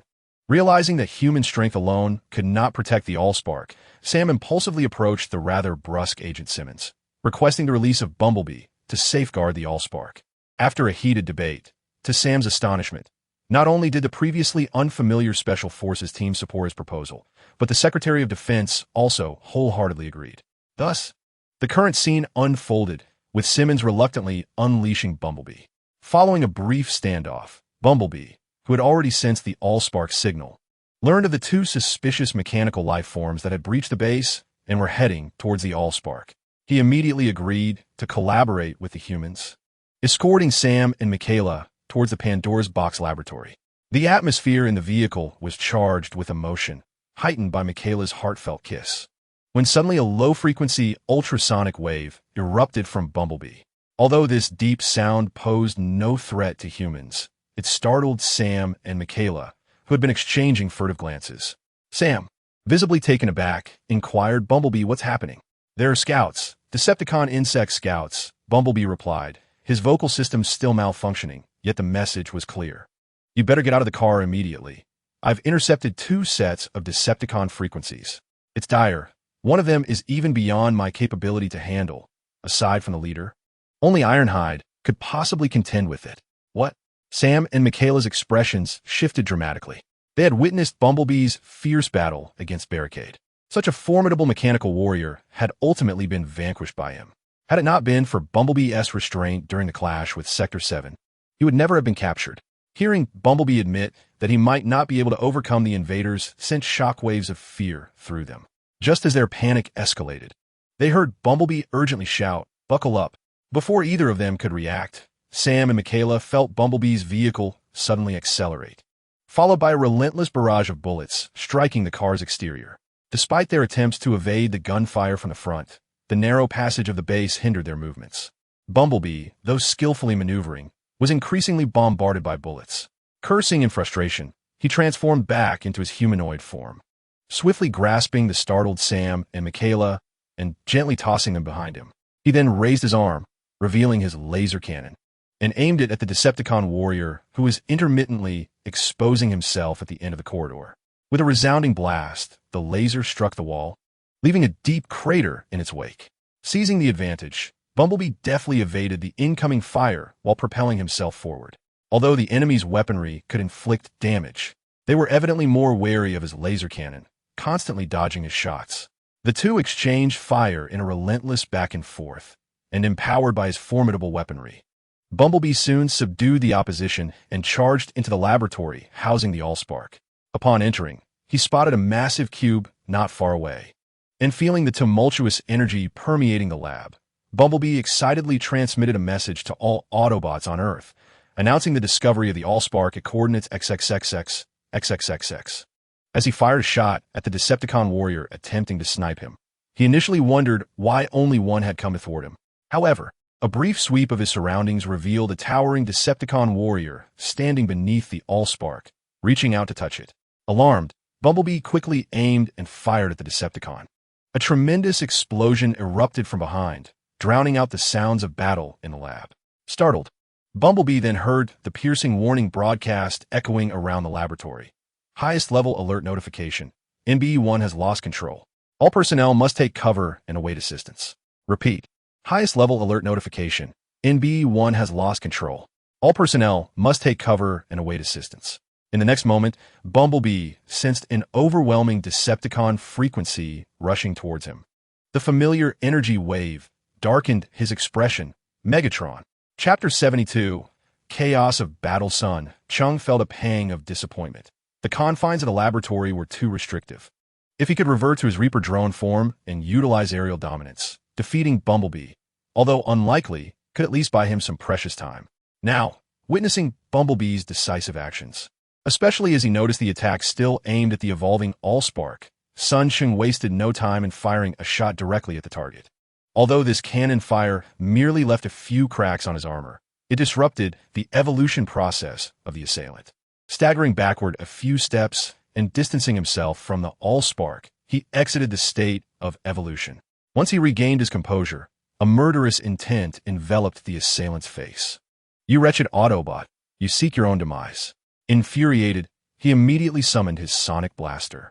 This weapon, seemingly influenced by his recent evolution, had noticeably increased in size. Yet its power was magnified even further. Sun Cheng cautiously peeked out from his hiding place and witnessed the assailant, filled with rage, fire 2 shots. One shot forced Bumblebee to leap in place to evade, while the other struck him squarely in the abdomen, accompanied by an explosion. The immense force sent Bumblebee tumbling through the air, crashing violently against the wall of the laboratory.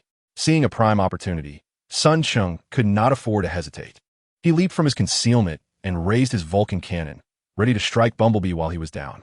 However, just as he lifted the weapon, he was suddenly locked onto by a powerful wave of energy, and an authoritative, domineering voice resonated in his mind. Stand down. Let that Autobot retrieve the Allspark. Then surround him. This unexpected voice startled Sun Cheng. Although he had encountered numerous invaders, including Red Spider and Soundwave, who had previously breached his core and even accessed some of his memory data, never before had someone effortlessly invaded his mind and left a message while all his core functions were active. Momentarily alarmed, Sun Cheng grew vigilant, scanning his surroundings. Yet, when he noticed the unusual expression on the assailant's face, a mix of delight tinged with apprehension and an indescribable emotion, he pondered for a moment before discerning that this sentiment seemed to be one of regret. Who could this individual be? Was there a more formidable Decepticon on Earth? Aside from Red Spider, Stun, and Soundwave, a sense of doubt arose within Sun Cheng as he prepared to inquire with the assailant. However, a transmission had already been sent from the assailant, commanding him to comply. The tone left no room for dissent. Sun Cheng paused, realizing that the assailant had received orders from the other party and showed no intent to resist. A chill ran through him. Among the Decepticon ranks, very few could command a seasoned warrior like the assailant.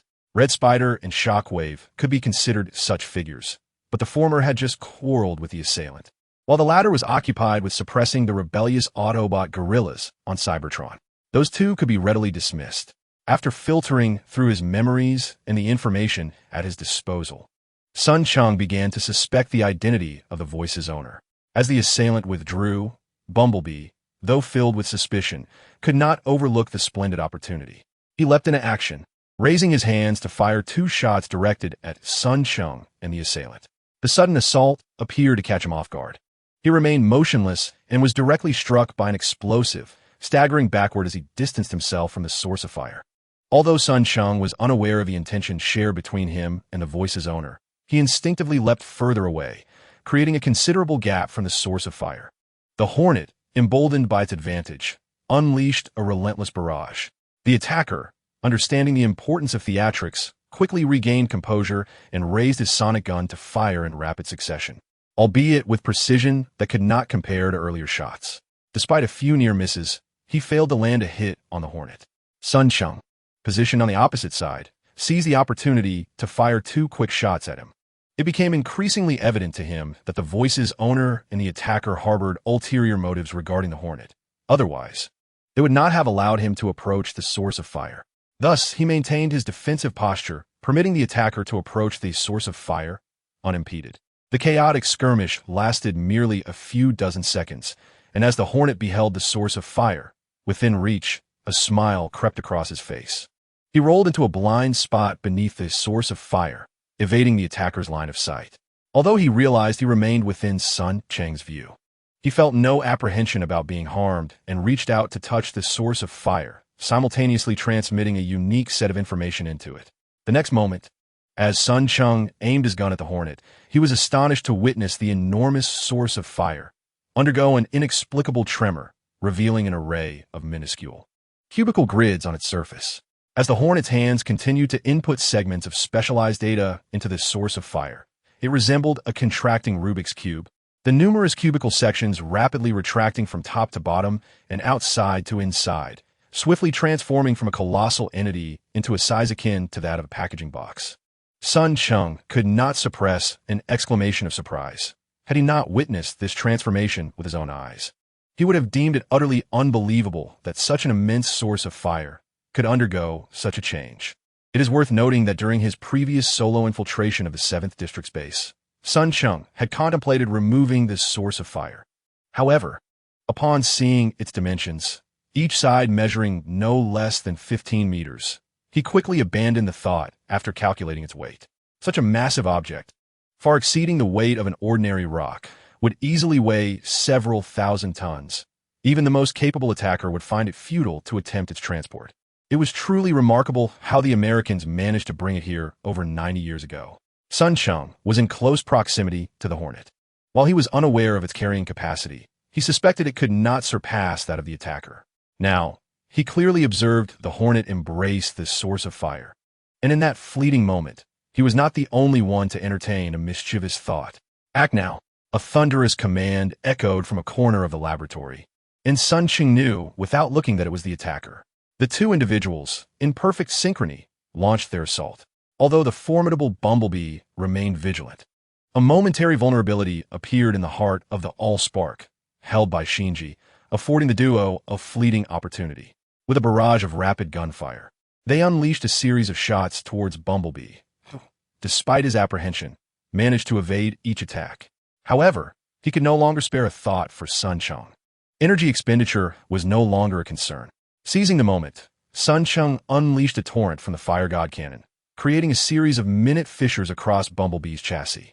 The newly enhanced Fire God cannon, post-Allspark modification, boasted an unyielding rate of fire, its efficiency markedly improved. With nearly 100 rounds landing every second, even Bumblebee, whose structural integrity was commendable, found his expression shifting dramatically after enduring 2 successive rounds of fire amidst his evasive maneuvers. He could no longer afford to withstand the onslaught and began to divert his attention to dodging. Amidst their tremors, an ominous series of explosions resonated from afar, causing both the assailant and Sun Cheng to exchange glances of alarm, while Bumblebee intensified his offensive, revealing a desperate resolve. The trio sensed a staggering surge of energy rapidly approaching from the distant base. Soon, accompanied by a deep, resonant roar, Sun Cheng was momentarily blinded, only to behold an unidentified aircraft crashing into the laboratory. As it landed, the vehicle transformed into a towering iron giant, even more imposing than the assailant. Before Sun Cheng could process the sight, the assailant knelt before the figure, exclaiming, "My Lord Megatron, seeing you well puts my mind at ease." Sun Cheng's countenance shifted. He had not anticipated that the voice belonged to none other than Megatron. Quickly recovering, he too knelt in reverence alongside the assailant, paying homage to the tyrant of Cybertron, proclaiming, "Hail Megatron! Long live the Decepticons!" Just as he lowered himself, he felt 2 piercing gazes fixate upon him. Without the need to lift his head, Sun Cheng knew it was Megatron. The latter observed him in silence, seemingly lost in thought. As Sun Cheng's anxiety mounted, a sudden flurry of gunfire erupted, and before he could react, he was struck by a projectile, causing his body to soar and collide with the laboratory wall. Upon landing, he glanced down to discover a dozen terrifying cracks adorning his chassis, igniting a blend of anguish and fury within him. He hastily rose and aimed his weapon, only to find it was Bumblebee. This adversary, despite having acquired the Allspark, was effectively trapped within the confines of the laboratory. With the arrival of the Decepticon leader Megatron, Bumblebee feared he might be cornered. Yet the ritual of homage performed by the assailant and Sun Cheng provided him with a fleeting opportunity. Raising his weapon, Bumblebee unleashed a series of shots that struck both the assailant and Sun Cheng, forcing Megatron to momentarily evade. Recognizing the golden opportunity, Bumblebee transformed into a Chevrolet sports car and, with desperate speed, charged towards freedom. Where to run? Megatron maintained his composure, casting a cold glance at Bumblebee, who had retreated into the depths of the corridor and transformed back into an unrecognizable aircraft. Without informing Sun Cheng and his companion, he hastily pursued. Chapter 73. Intense Battle with the Autobots, Part 1. The legend was indeed true. As Megatron and Bumblebee's figures vanished at the corridor's end, Shockwave appeared contemplative.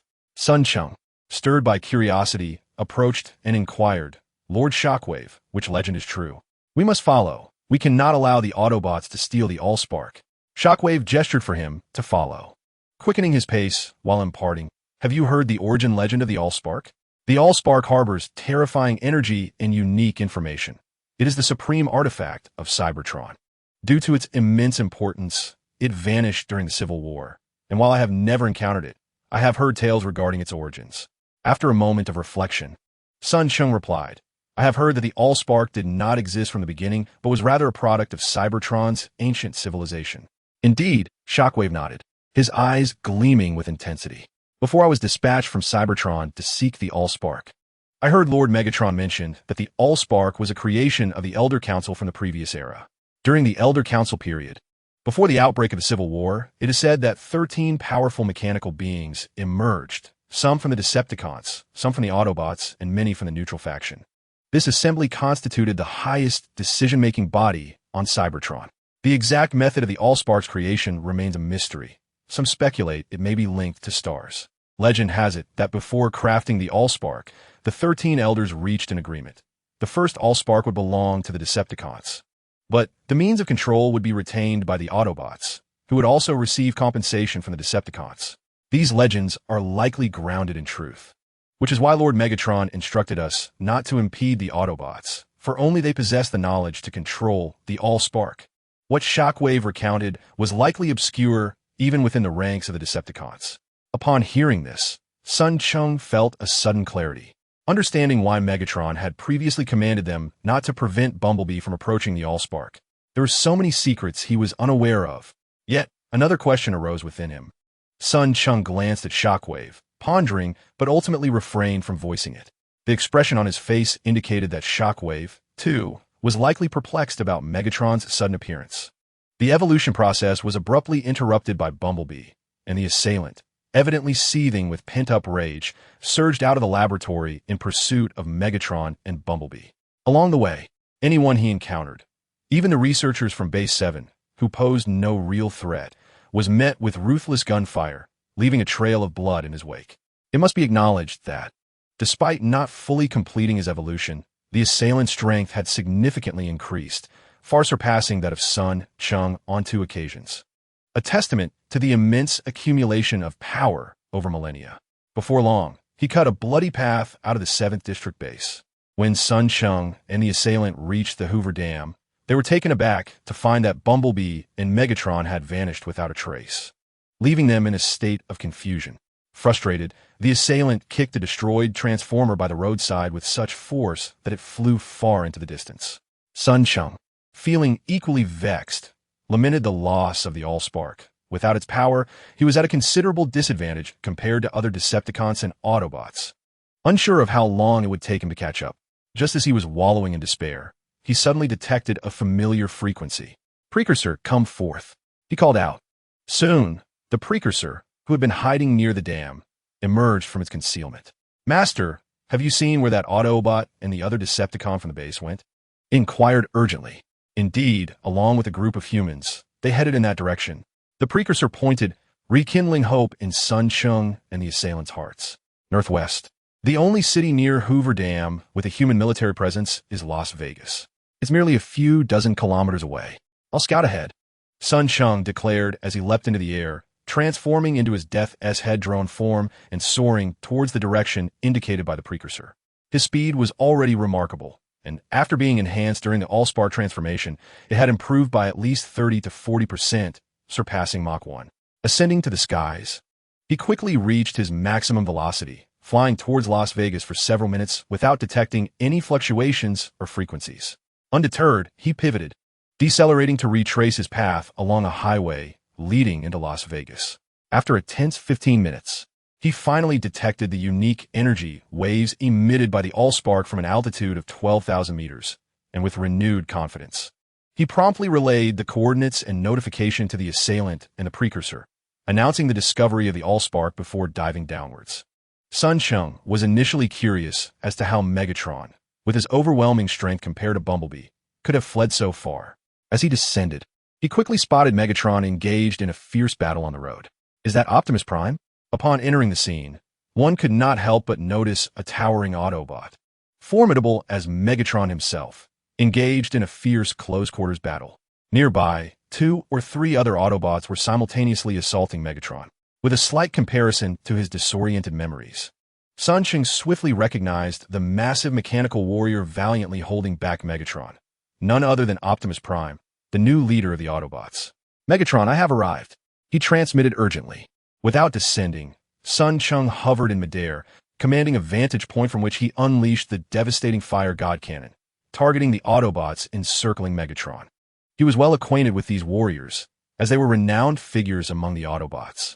Leading the charge was Ironhide, a fierce combatant seemingly armed to the teeth. Serving as Optimus Prime's second-in-command and one of the Autobots' most celebrated elite fighters. He had distinguished himself during the Cybertronian Civil War, having dispatched no fewer than 800 Decepticons. Determined to eliminate Megatron first, Ironhide boldly absorbed a barrage from Sun Cheng, then unleashed a powerful shot from his own cannon, striking Megatron from behind. Caught in a precarious position. "Curse you!" Megatron roared, his eyes flashing with fury as he absorbed Ironhide's assault, maintaining pressure on Optimus Prime, who was forced into a defensive stance. With a swift kick, Megatron sent several silver-gray Autobots, slightly shorter than Bumblebee, flying. He then lunged at Optimus Prime, aiming his steel-like weapon with malicious intent. Chapter 74. Intense Battle Among the Autobots, Part 2. Although Optimus Prime was not as powerful as Megatron, he remained the leader of the Autobots. As the steel spike approached him menacingly, he strained to extend his right hand, gripping the spike tightly to prevent it from piercing him. "You still fight for the weak. Optimus, you once possessed a crown equal to mine. I once believed you could surpass Unicron, yet you have disappointed me." Megatron spat, his face a mask of malice, and he exerted more force, causing the spike's tip to breach Optimus Prime's outer armor. "You have lost your mind, Megatron," Optimus Prime retorted, one hand grasping the steel spike while the other formed a fist that he drove forcefully into Megatron's ribs. "War, plunder, expansion. You will lead Cybertron into damnation. Such cowardly rhetoric." Megatron scoffed, suddenly seizing Ironhide, who had attempted a sneak attack. With a fierce growl, he lifted Ironhide and slammed him violently against the ground several times, leaving him dazed before tossing him aside. This momentary lapse afforded Optimus Prime, whose strength was not much inferior to Megatron's, a chance to retaliate. With a fierce kick, he drove Megatron back, then sprang to his feet, summoning a blaster aimed squarely at Megatron's chest, ready to fire. With a resounding explosion, Megatron was forced to stagger back several steps before regaining his footing. He bared his jagged, menacing fangs, glaring fiercely at Optimus Prime, his eyes ablaze with murderous intent. "It seems you have chosen your grave. Allow me to escort you on your final journey," he roared, charging violently towards Optimus, who, astonishingly, did not evade the attack but instead adopted a defensive stance in an attempt to block him. Consequently, he was swiftly overpowered, Megatron's superior strength sending him retreating, leaving deep, cracked marks on the pavement. Meanwhile, Sun Cheng showed no intention of descending to the ground, instead raining fire upon the Autobots from his aerial vantage point. Below, Megatron was drawing their ire, and the Autobots seemed inclined to seize the opportunity to eliminate their longtime adversary, the Decepticon leader. Such chances to engage multiple foes at once were indeed rare. However, was Megatron truly so easily vanquished? As the most formidable Decepticon, possibly the strongest mechanical warrior on Cybertron, he epitomized power, effortlessly handling 4 foes at once, with opponents either being Autobot leaders or elite warriors, never faltering. Sun Cheng's own mechanical fortitude paled in comparison to the brawlers below, so with Megatron absorbing the animosity, he relished the chance to sweep across the sky. The modified Vulcan cannon beneath his drone was impressive in its own right, while not as potent as Bumblebee's laser cannon. Anyone struck by its barrage would certainly bear the marks of its assault, with numerous small cracks marring their chassis. Just as he was relishing the skirmish, a cold voice echoed in his mind. "Go pursue Bumblebee and bring me the Allspark." "Yes." Sun Cheng hesitated momentarily, but promptly complied, adjusting his trajectory and altitude to chase after Bumblebee and a human convoy that had long since vanished in the distance. He was acutely aware that he was no match for Bumblebee, but such was Megatron's command, a tyrant who would brook no disobedience. He might indulge Starscream's repeated rebellions, but he would brutally suppress him each time, awaiting the next challenge with malevolent anticipation. In the face of such a tyrant, Sun Cheng wished to keep his distance, and this command, albeit daunting, inadvertently benefited him. Soaring through the skies, he made a swift decision and set his course for Las Vegas. The vicinity of the Sector 7 base was now heavily populated with human military forces, and considering their tendency to band together, he surmised they would likely gather there despite the recent attacks. He flew swiftly, soon catching up with the convoy racing along the highway, and there, at the heart of the convoy, he spotted Bumblebee, heavily guarded. As the altitude was lowered, Sun Cheng dove and unleashed a barrage of fire, swiftly neutralizing two human escort vehicles. He was poised to continue his assault, aiming to obliterate all American soldiers aside from the Bumblebee. Suddenly, accompanied by the piercing alarm of the spy template, Sun Cheng's expression shifted dramatically. He hastily maximized his speed and adjusted the nose of his craft, launching skyward at an almost impossible 90-degree angle. The ground echoed with the deafening roar of explosions. And it was then that Sun Cheng noticed a squadron of aircraft approaching in the distance. 16 F-16s, to be precise. A wave of concern washed over him. He quickly accelerated to gain altitude. Yet, it soon became apparent that this strategy was futile. While the F-16s could not sustain the supersonic speeds he could, their top speeds were still notably faster than his current velocity. If they locked onto him with the might of American missiles, enduring 3 to 5 strikes would spell his doom.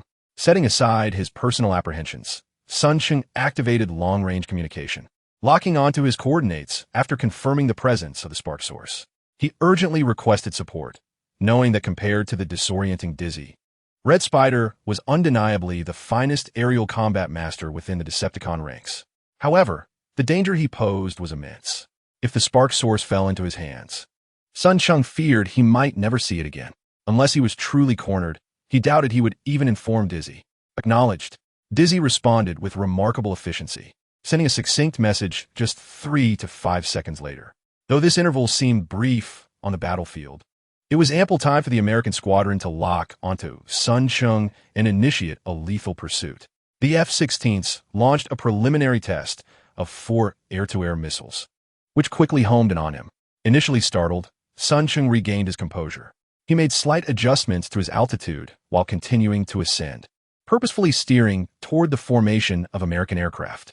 The initial volley of 4 AAM-120 medium-range air-to-air missiles, reaching speeds of 4 Mach, swiftly closed in on him. However, his reflexes were equally sharp.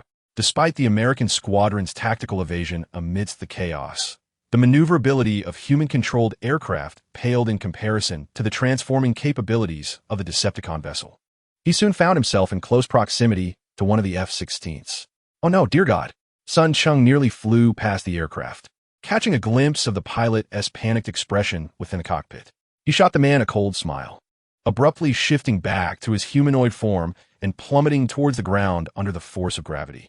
In the next moment, several missiles accurately struck the unfortunate F-16, resulting in a cataclysmic explosion that reverberated through the air. Apologies for the tardiness. After work today, I ventured to an internet cafe with my closest friend for a few rounds of gaming. My lackluster skills turned the brawl into utter chaos. In the climactic moments of Chapter 75, Intense Battle with the Autobots, Part 2, Sun Cheng seemed to witness the unfortunate fate of an American fighter jet as its ejection seat was propelled away.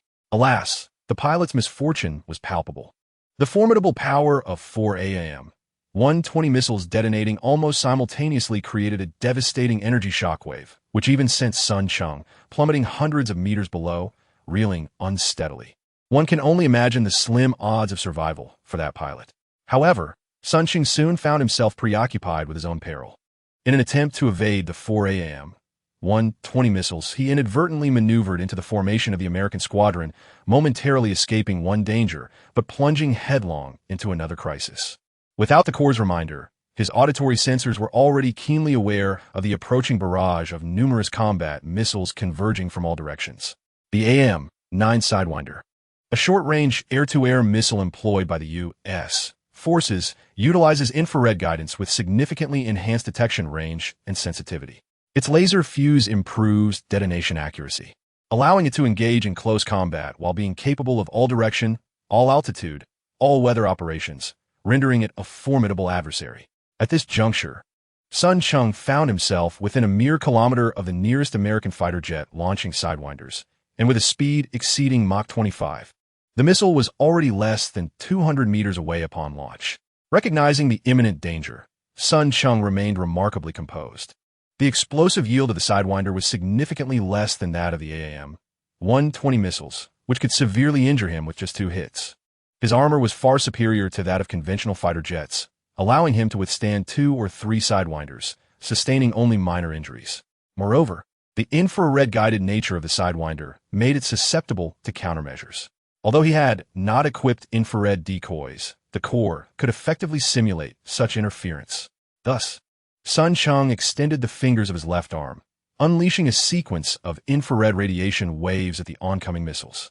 After briefly disrupting the trajectory of the sidewinders, he swiftly summoned the Vulcan cannon, raising his right arm to unleash a torrent of fire. The sky erupted in a series of explosions, causing Sun Cheng to sway like a sailboat amidst a tempestuous sea. Just as he was about to descend to the ground, he transformed back into the Grim Reaper drone, suddenly accelerating upwards and targeting the F-16 that had been pursuing him most aggressively. Following adjustments made through the source of embers, one of Sun Cheng's rapid-fire machine guns had been disassembled back into metallic atoms and integrated into his frame. Meanwhile, another machine gun, initially mounted on the wings in drone form, had been repositioned to the nose of the craft, facilitating close-range dogfighting. As Sun Cheng approached within a mere 100 meters of the ground, he suddenly made an adjustment that evidently caught the pilot of the pursuing F-16 fighter jet off guard. Although the pilot, seasoned and experienced, signaled his nearby wingman for cover, he simultaneously attempted to elevate his altitude and unleashed a barrage of cannon fire at Sun Cheng, aiming to create distance and prevent close engagement. The earlier models of the F-16 demonstrated commendable performance in dogfights, not rivaling the likes of the F-15 or F-14, yet they had few adversaries globally. However, with the evolution of warfare, engaging enemies at medium to long range had become a pivotal strategy for air forces worldwide, leading to an increasing reliance on air-to-air missiles by the newly equipped F-16s of U.S. military. Once engaged in close combat, these aircraft found themselves at a significant disadvantage. Since he had ambushed the American military base, Sun Cheng had anticipated the possibility of future confrontations with U.S. forces. Consequently, he had diligently studied various countermeasures, extensively reviewing the insights of military experts from around the world online, thus gaining profound knowledge of the U.S. military, particularly its aerial capabilities. The rapid-fire machine gun's efficacy in close-range dogfighting, within 100 meters, clearly surpassed that of the larger caliber Gatling gun, especially given that his weapon had been enhanced by fire source. A precise burst easily penetrated the cockpit glass made of advanced synthetic resin, resulting in the instant demise of the pilot. After the pilot of the single-seater F-16 was killed, the aircraft lost control and collided directly with a nearby wingman, causing a violent explosion that jolted Sun Cheng's aircraft. Once he stabilized, he accelerated again, enduring another round of cannon fire as he forcefully engaged another F-16 in close quarters, compelling it into a dogfight. This tactic proved remarkably effective. The air-to-air missiles that he feared could not be fired due to the risk of friendly fire, allowing him to exploit his aircraft's agility to the fullest. Modern fighter jet cockpits possess inadequate bulletproof capabilities, primarily constructed from specialized resin glass that can withstand bird strikes but falter against their own aerial cannons. Moreover, Sun Cheng cunningly targeted the pilot within the cockpit from close range. After downing 4 or 5 F-16s, the U.S. Air Squadron finally reacted, adjusting their formation by dispersing the originally paired aircraft, ensuring that any attempt by Sun Cheng to approach an F-16 would expose him to fire from others.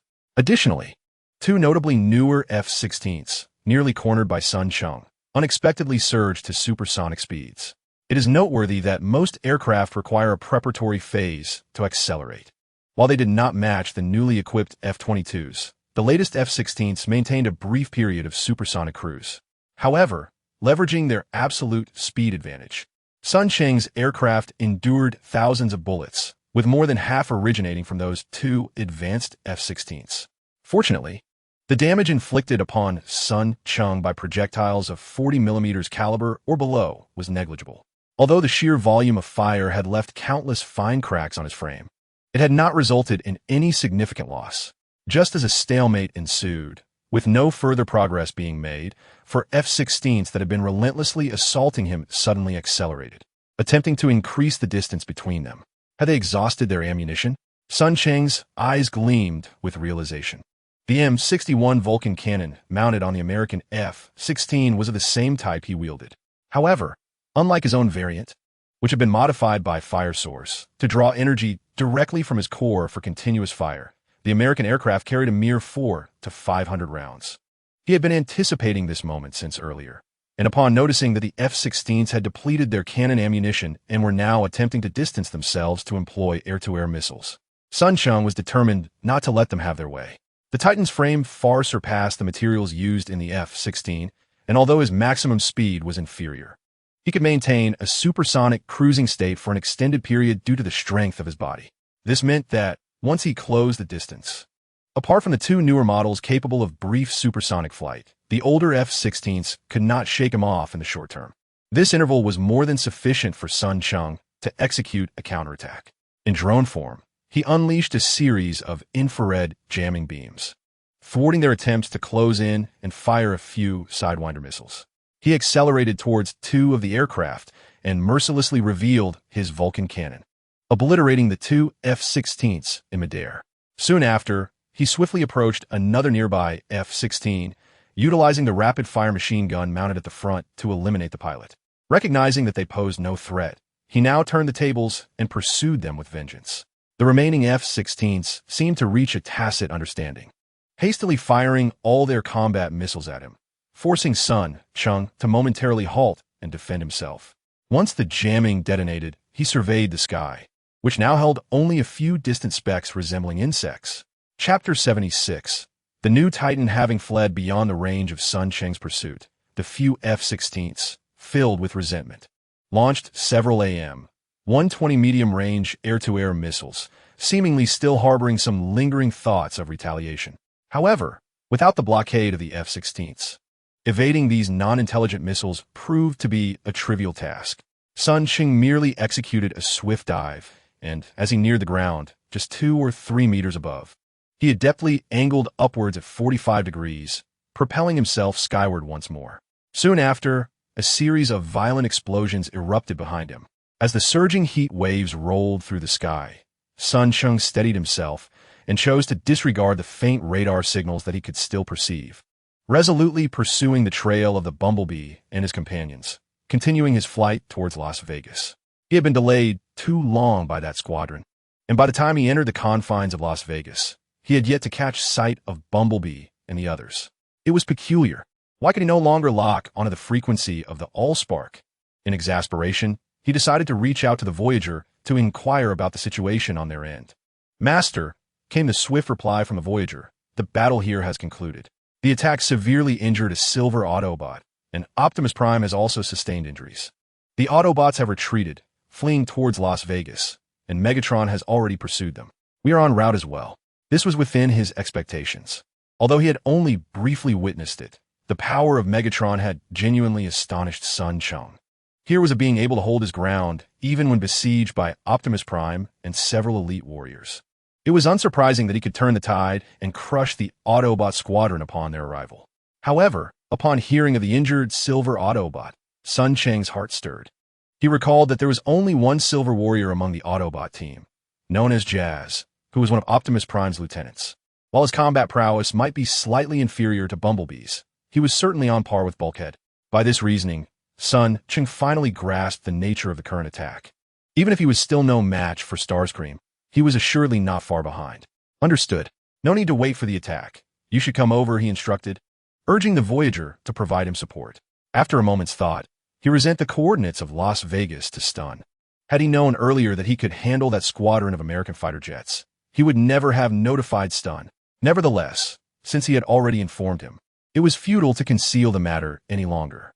Rather than have him dwell on it later, Cheng opted for clarity, realizing that his chances of securing the Allspark had become exceedingly slim.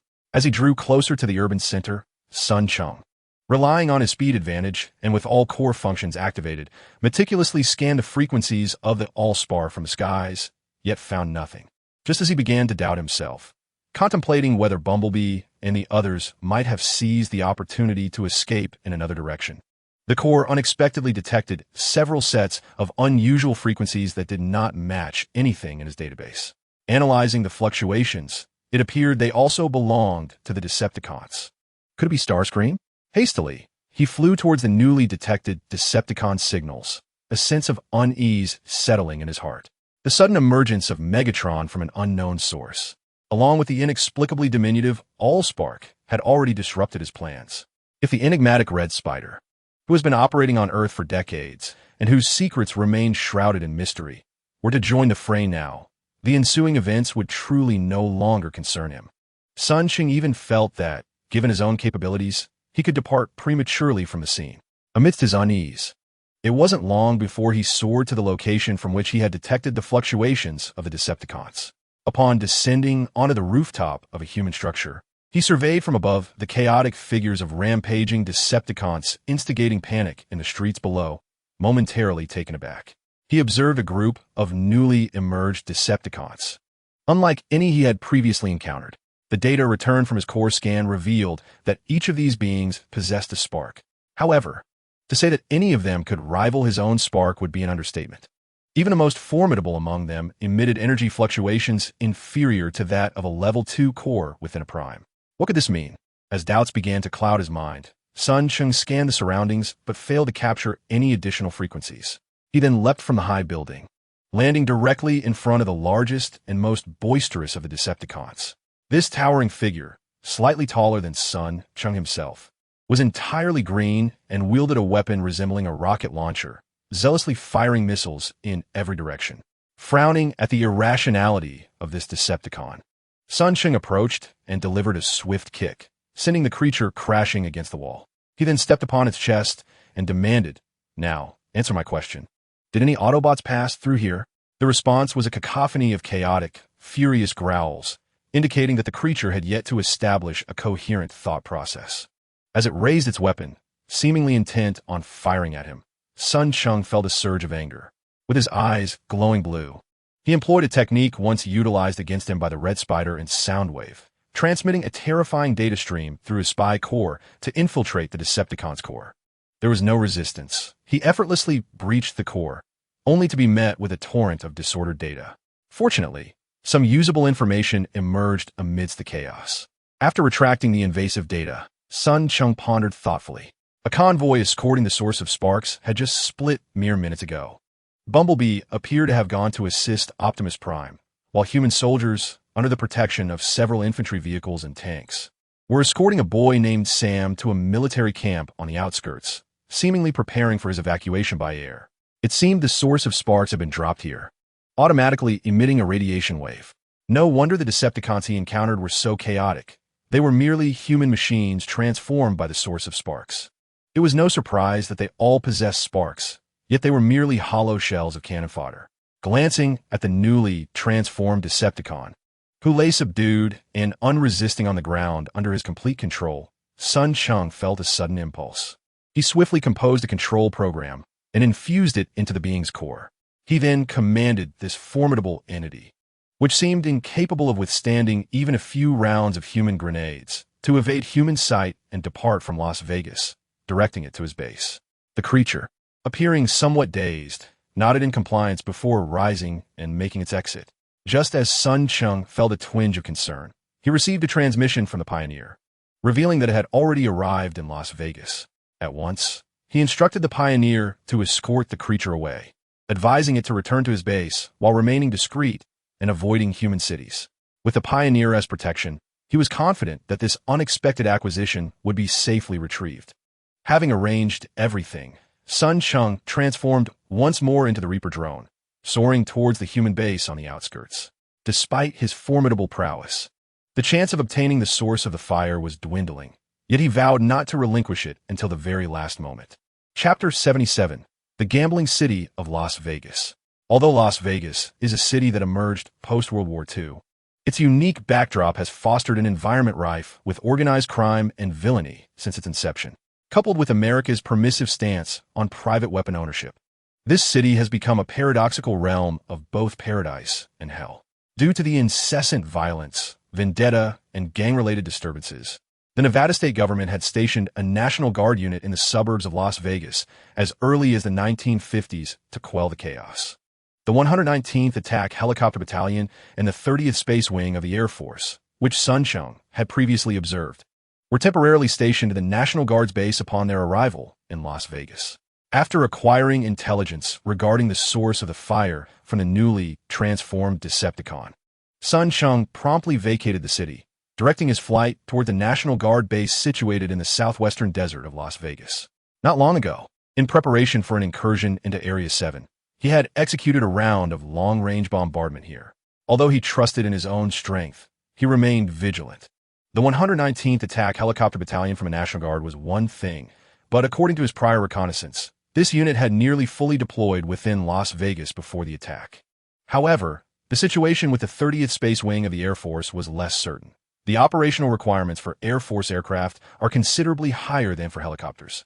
In his earlier investigations, he had only heard of one squadron from the 30th Air Wing being stationed in Las Vegas, while the rest had been temporarily relocated to a larger military base nearby.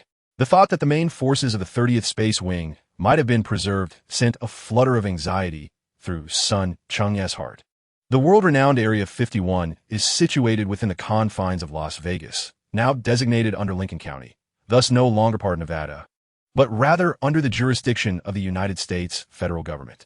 Contrary to the widespread speculation, this location is not the clandestine base for extraterrestrial research as commonly believed. That distinction belongs to Area 7. According to intelligence obtained from Cheng's incursion into the defense network, this site was initially selected by the U.S. government as one of the testing grounds for nuclear experiments. Subsequently, adjustments were made, and the Department of Defense repurposed it for the research and testing of advanced aircraft. The U.S. military not only attracted technical personnel nationwide to develop more sophisticated military weaponry, but also conducted secret tests of advanced aircraft and missiles developed by aerospace giants such as Boeing, Lockheed Martin, and Raytheon. Consequently, Area 51 stands as one of the most heavily guarded military facilities in the United States, with ground radar stations, subterranean sensors, and a dense deployment of missile defense systems underscoring the military's profound regard for this site. This is a matter of considerable concern for Cheng. From previous conflicts, it was bewildering to discover that the Autobots had inexplicably allied with the Americans. Should the Allspark indeed be transported to Area 51, the stringent defenses and the assistance of the Autobots to contain Megatron would render any concerted assault a formidable challenge. Amidst his worries, wisps of smoke appeared faintly in the distance. Cheng discerned that the remnants of smoke originated from the National Guard base he aimed to reach and promptly cast aside his tumultuous thoughts, directing his course towards it. From an altitude of 10,000 feet, the ground below revealed itself as a bustling swarm of minuscule figures, akin to ants scurrying about. Cheng, having detected no electromagnetic waves emitted by radar, pondered the implications. It appeared that prior to entering Area 7, the recent wave of assaults had proven remarkably effective, likely annihilating the majority of forces stationed at this base. As he prepared to descend slightly, he suddenly sensed a wave of energy brush past him, as if his core had been locked onto by something. Quickly realizing that he had been targeted by a mechanical life form, he circled cautiously in the sky, remaining vigilant. After approximately 30 to 40 seconds, accompanied by a sonic boom in the distance, an aircraft of a design unlike any terrestrial vehicle, significantly larger, entered Cheng's core scanning range. Megatron. A sigh of relief escaped Cheng, though unease soon returned. Now, tell me, where's the Allspark? Almost instantaneously, Megatron appeared beside him, circling ominously, his deep voice laced with lingering hostility. Your Majesty Megatron, the Allspark has likely been brought to this base by humans. I was entangled with a squadron of human aircraft, and only after vanquishing them did I manage to trace my way here. He answered with a hint of unease, expressing that humanity was unaware of the means employed, as Cheng had been unable to detect any fluctuations from the source of fire until just now. Clearly, he was apprehensive that this response would not satisfy Megatron. However, to his surprise, Megatron made no further inquiries upon hearing the answer. Instead, he dove directly downwards. As he approached within mere meters of the ground, he suddenly transformed back into his humanoid form and landed, only for a cacophony of explosions to erupt around him shortly thereafter. Observing this, Cheng assumed he had been mesmerized by the source of fire and followed suit to the ground. No sooner had he landed than he was greeted by a barrage of incoming shells. These projectiles were not aimed at him specifically, but rather He had merely chosen an ill-fated landing spot. He hastily dove forward and rolled to evade a shell that would have landed near him, then traced the trajectory of the artillery fire and soon spotted several M60 tanks a few hundred meters away. The National Guard had long since adopted the newer M1 series tanks, leaving the outdated M60s to remain in service only with the National Guard. He attempted to summon the god of fire cannon, aimed it at one of the M60 tanks, and unleashed a volley of fire. The whistling energy projectiles struck the tank's armor, producing a series of deep, resonant booms. It was not until the third round of fire that he witnessed the tank erupt in a brilliant explosion. Despite the formidable power of the god of fire cannon, enhanced by this source of fire, Sun Cheng could not help but feel disdainful as he casually obliterated an M60 tank with a single shot, something Megatron had previously admired in his new weapon. Chapter 78. Carnage. Evidently, Sun Cheng and his companions arrived just in time. Shortly after the explosions began to resonate within the base, a squadron of modified Black Hawk helicopters, the road paver Eagles, surged in from the distance. Before they even approached, they had already locked onto Sun Cheng and Megatron, especially the latter, unleashing a barrage of Hellfire anti-tank missiles that streaked towards them with a roar. Annoyed by the pests, Megatron impatiently raised his weapon and effortlessly shot down one of the road paver Eagles, causing it to explode mid-air.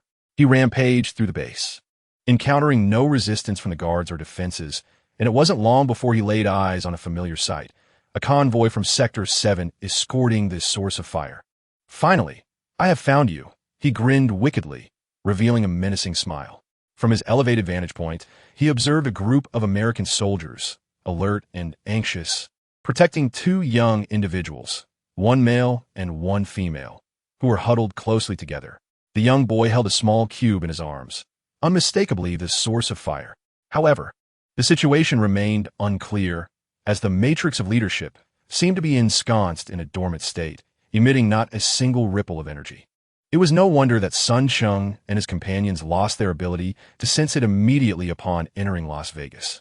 After evading several Hellfire missiles, Sun Cheng transformed into a Reaper drone and ascended swiftly towards the approaching Harriers, whose origins were a mystery. The fierce battle he had previously engaged in with a squadron of F-16s had significantly enhanced his aerial combat experience. Thus, dealing with these helicopters, which lacked the agility of the F-16s, required little effort on his part, igniting flames across the sky. Lord Megatron had just received a communication from the formidable Shockwave, who encountered the Decepticon leader battling the Autobots en route.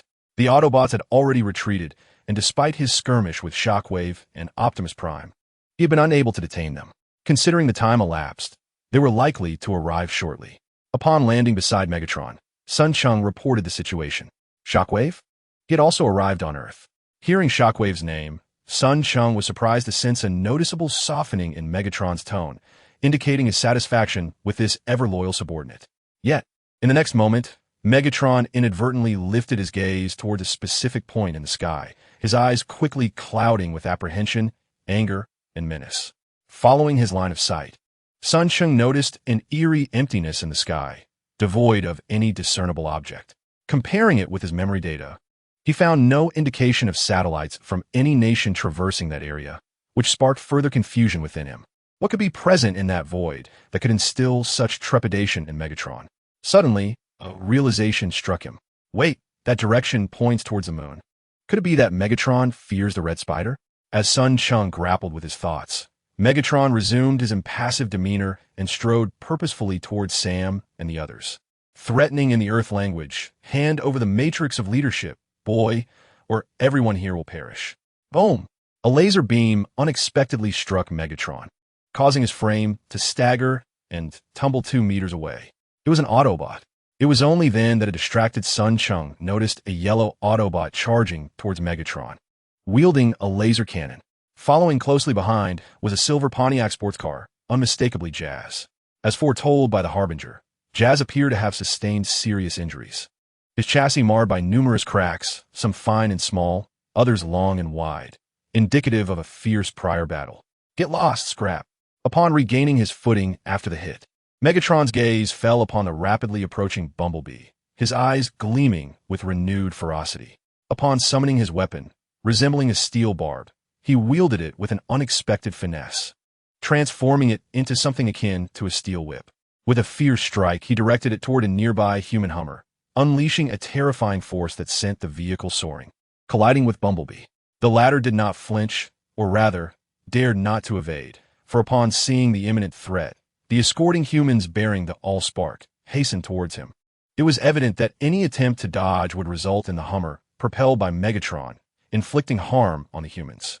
With a mocking glint in his eyes, Megatron observed Bumblebee's refusal to retreat, clearly familiar with the nature of his longtime adversaries through countless encounters.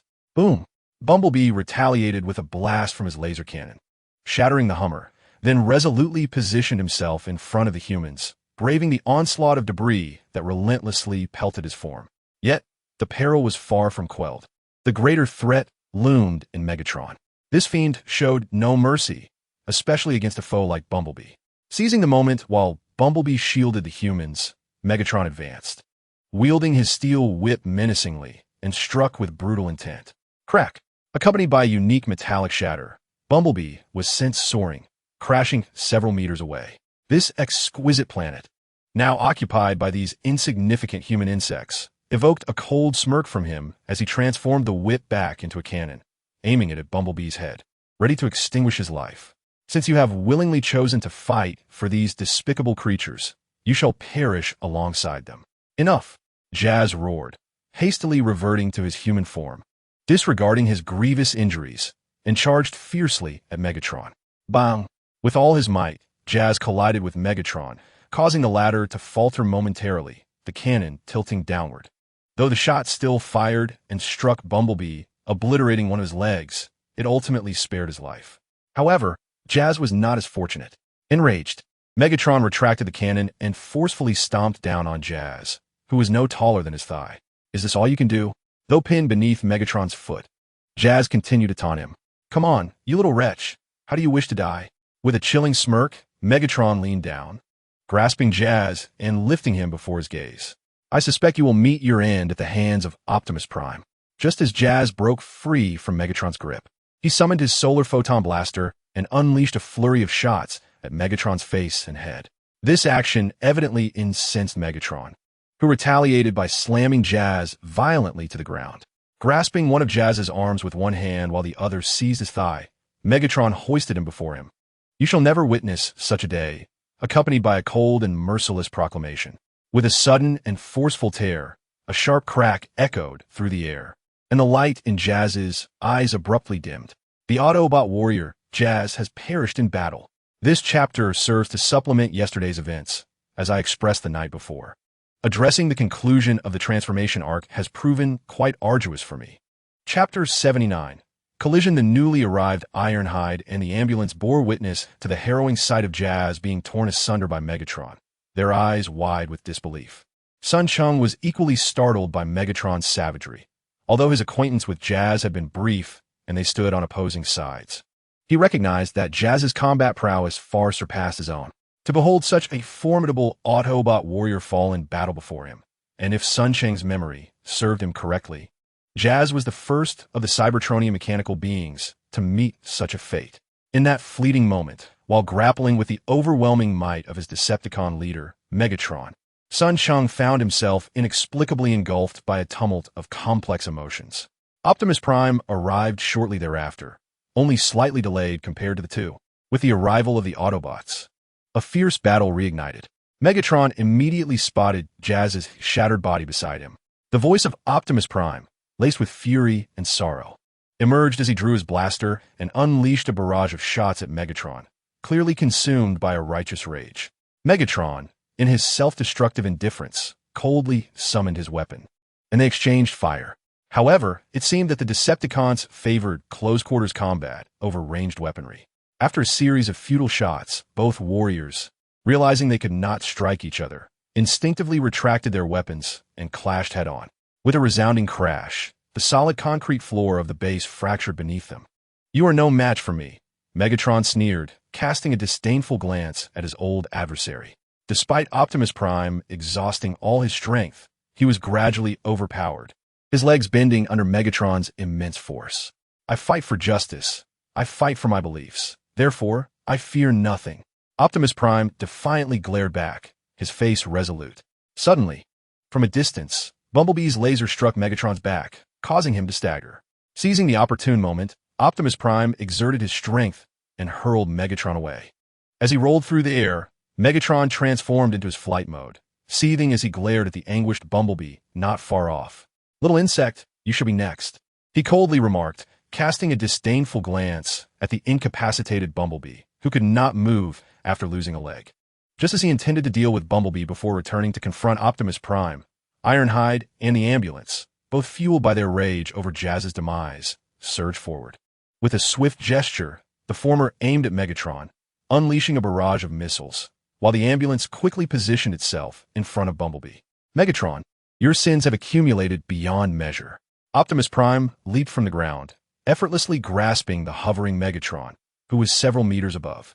He attempted to climb onto Megatron's back, but was soon flung away by an irate roll from the Decepticon leader.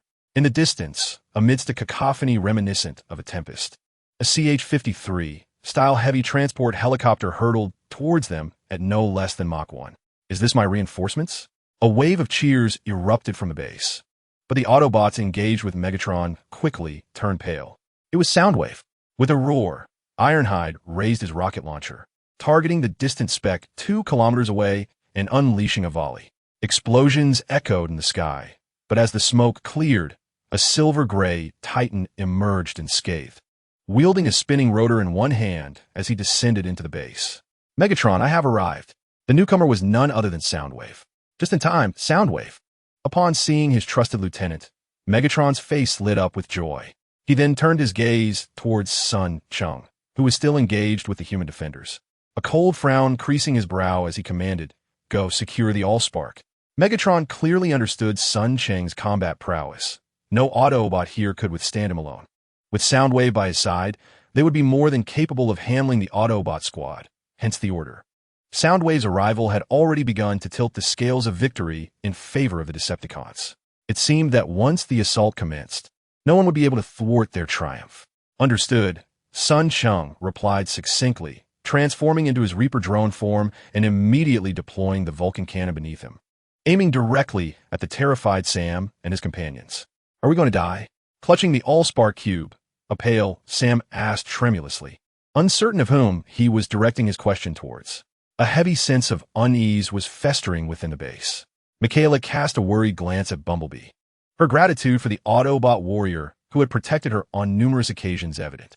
Meanwhile, the Special Forces members, William and Robert, were equally filled with trepidation. But unlike the still teenage Sam and Michaela, they were trained soldiers, accustomed to the battlefield, and though anxious, they could not afford to show it. Captain Sam William tightened his grip on the weapon in his hands, urging himself to trust in his extraterrestrial allies and in the strength of his nation. The distress signal had long been dispatched. They needed only to hold on a little longer, for reinforcements were surely on their way. Sergeant Robert, an African-American soldier, swallowed nervously, reminding him to look skyward. There, the ominous figure of a black demon was approaching once more. In comparison to the Decepticons, the soldiers who had fled from Sector 7 to Las Vegas were perhaps most fearful of Megatron, whose sheer size dwarfed all the Autobots.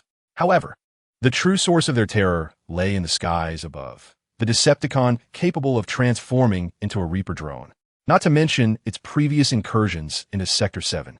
The American soldiers had suffered significant casualties at the hands of this Decepticon, with hundreds perishing along the route from Hoover Dam to their current location. This certainly instilled deep psychological scars in the American troops, who had been indoctrinated with a zero-casualty strategy. Captain William instinctively looked up at the sound, and indeed, he saw the Decepticon leap into the air, transforming once again into its drone form, turning its weapons toward them as it flew closer. "What do we do?"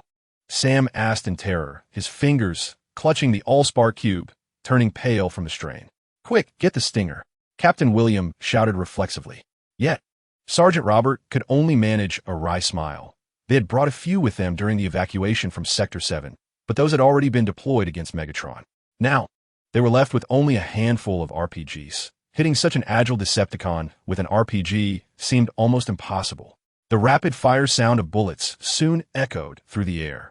with explosions erupting around the few Humvees and infantry vehicles where the group had taken refuge. What are we going to do? Where are the reinforcements? Some soldiers had begun to quietly weep in despair.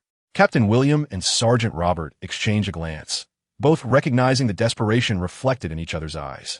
Their weapons were ineffective against the enemy, while the Decepticons' weaponry, resembling a Vulcan cannon, could penetrate the Humvee's armor with a single shot, rendering the infantry vehicles equally vulnerable to its efficient barrage. Just as they were gripped by anxiety, an unfamiliar voice suddenly crackled through the infantry vehicle's communication system. "Cheetah calling base. Cheetah calling base. Our squadron is nearing the base's airspace. Please mark our combat targets." The elite Air Force from Area 51 had finally arrived on the battlefield.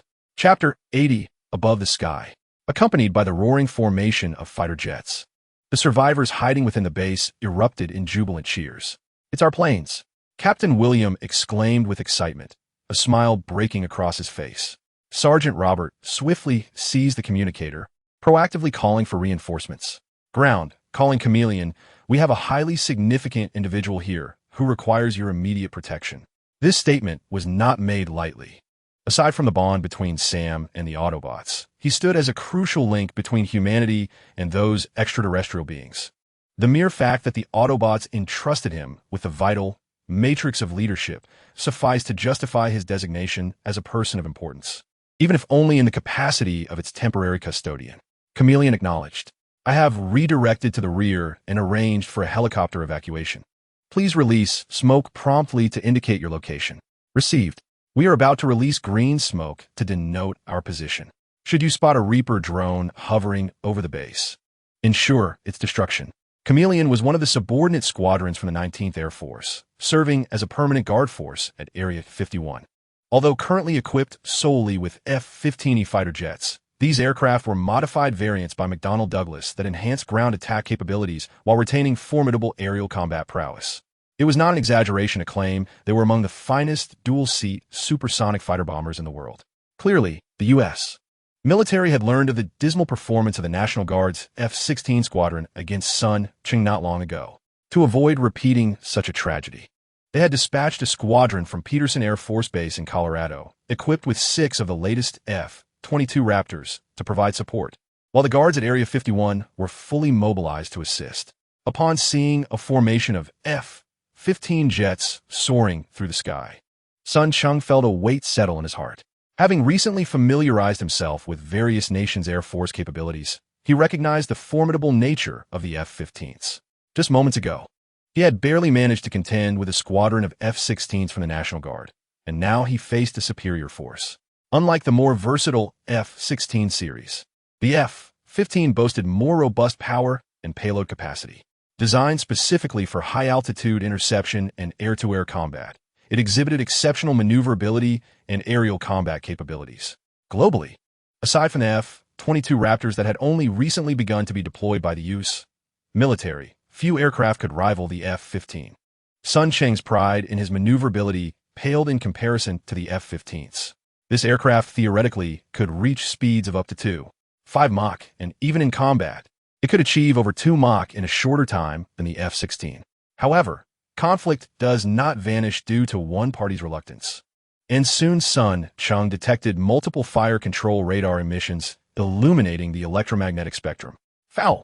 4 a.m. 7M Sparrow missiles were homing in on him, forcing Sun Cheng to abandon his assault on the escort team of the Spark Source and address the aerial threat looming above. The Corps had long since detected the electromagnetic fluctuations of a dozen F-15 fighter jets circling in the sky, so Sun Cheng refrained from ascending to higher altitudes.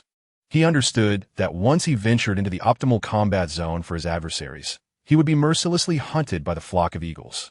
Remaining in the low-altitude vicinity would instill a sense of caution in his foes.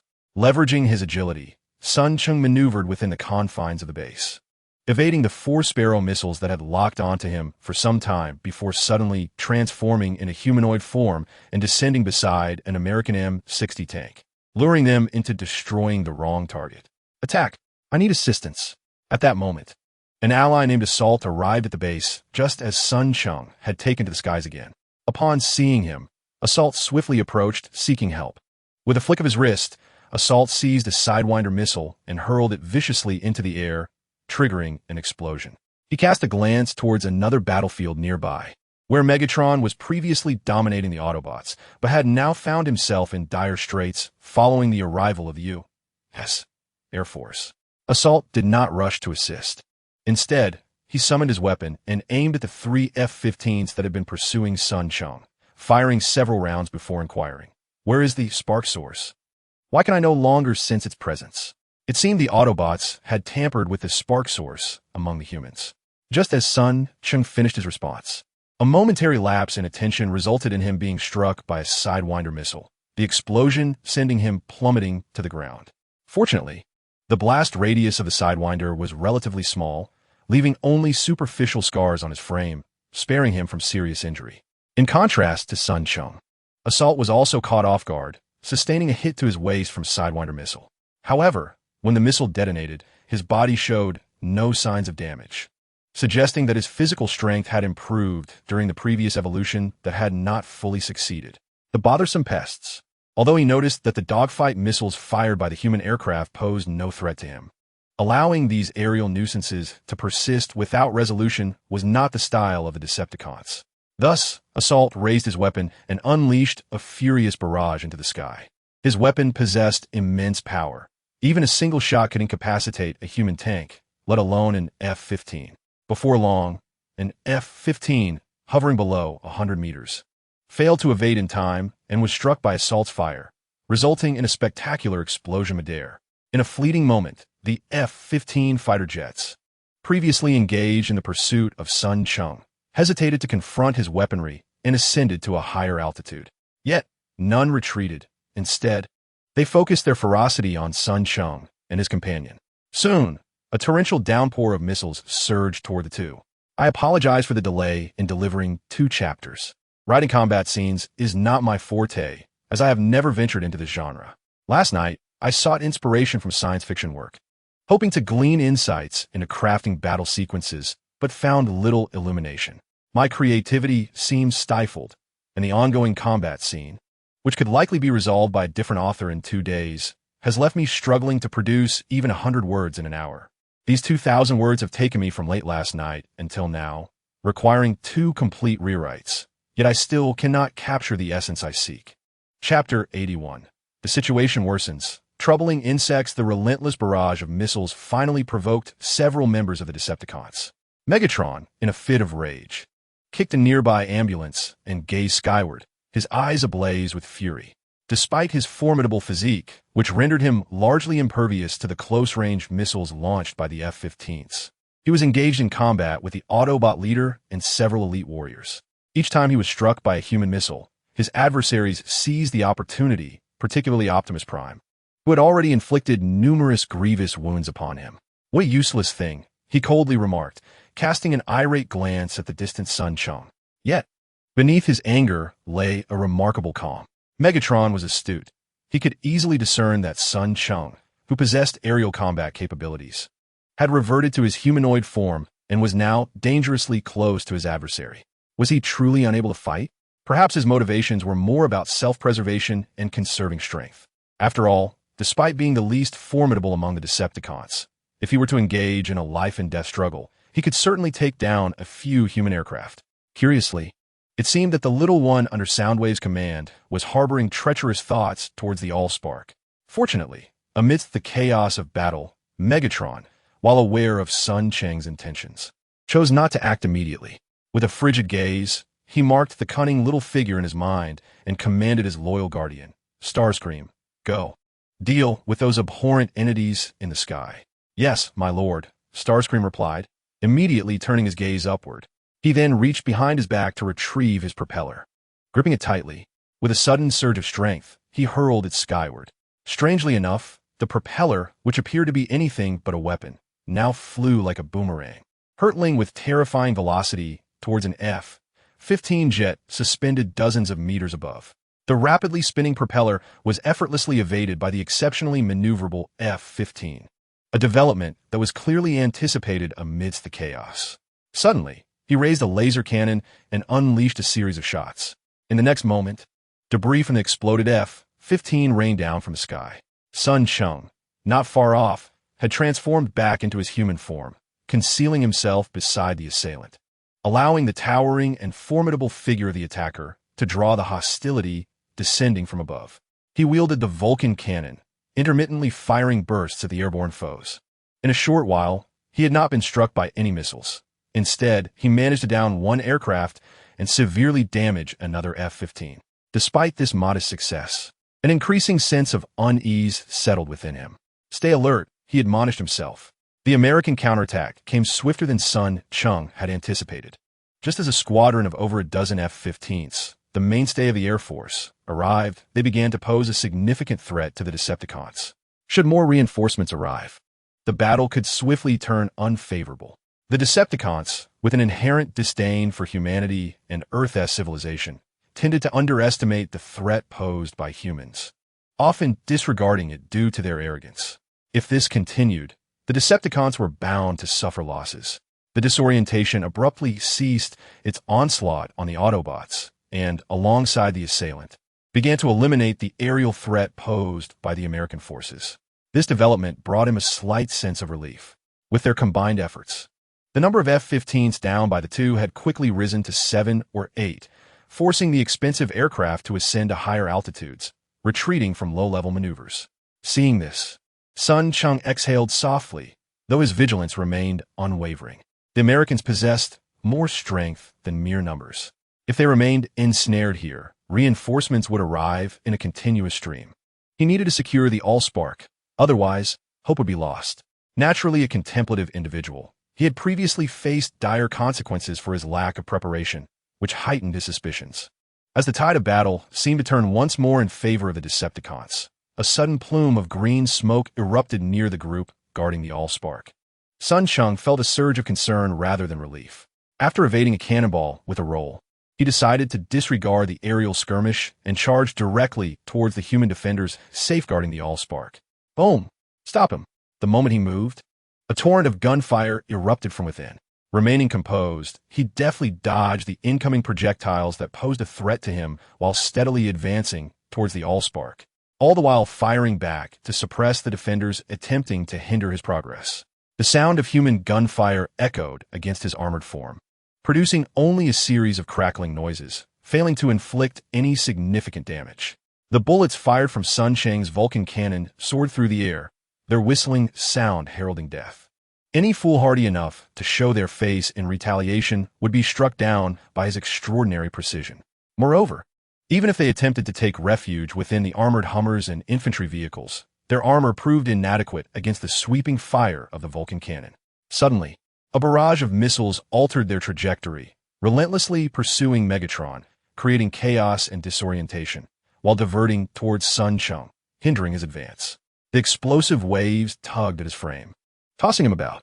Just as Sun Cheng regained his balance, his core detected several laser designations, prompting him to glance down and notice numerous laser points dancing across his chassis. Following the direction of the lasers, he soon spotted a group of human soldiers emerging from the Hummers and infantry vehicles, daringly brandishing their weapons and utilizing the laser designators to lock onto him. Wait, were they guiding an aerial strike? A realization struck Sun Cheng. He quickly aimed his weapon at the American soldiers attempting to provide laser guidance and activated his core's warning system to the maximum. Before long, a heavy noise erupted from the sky. Looking up, Sun Cheng's expression shifted dramatically. The A-10 Thunderbolt II, affectionately known as the Warthog, manufactured by Fairchild Republic, is a single-seat, twin-engine attack aircraft.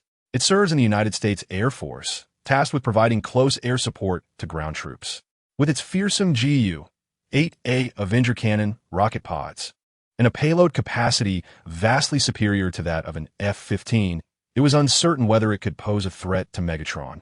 Yet it was more than capable of tearing Sun Cheng's frame to shreds. Even more alarming, he noticed, amidst the 6 approaching Warthogs, the ominous silhouettes of 2 AC-130U gunships in the distance, armed with 105mm howitzers, which could easily penetrate his structure. In that moment, Sun Cheng comprehended the peril facing the Decepticons. I apologize to everyone. I had a rough couple of days and struggled to find my rhythm for consistent updates. Since the inception of this story, various reasons have led to a backlog of approximately 25 to 26 chapters.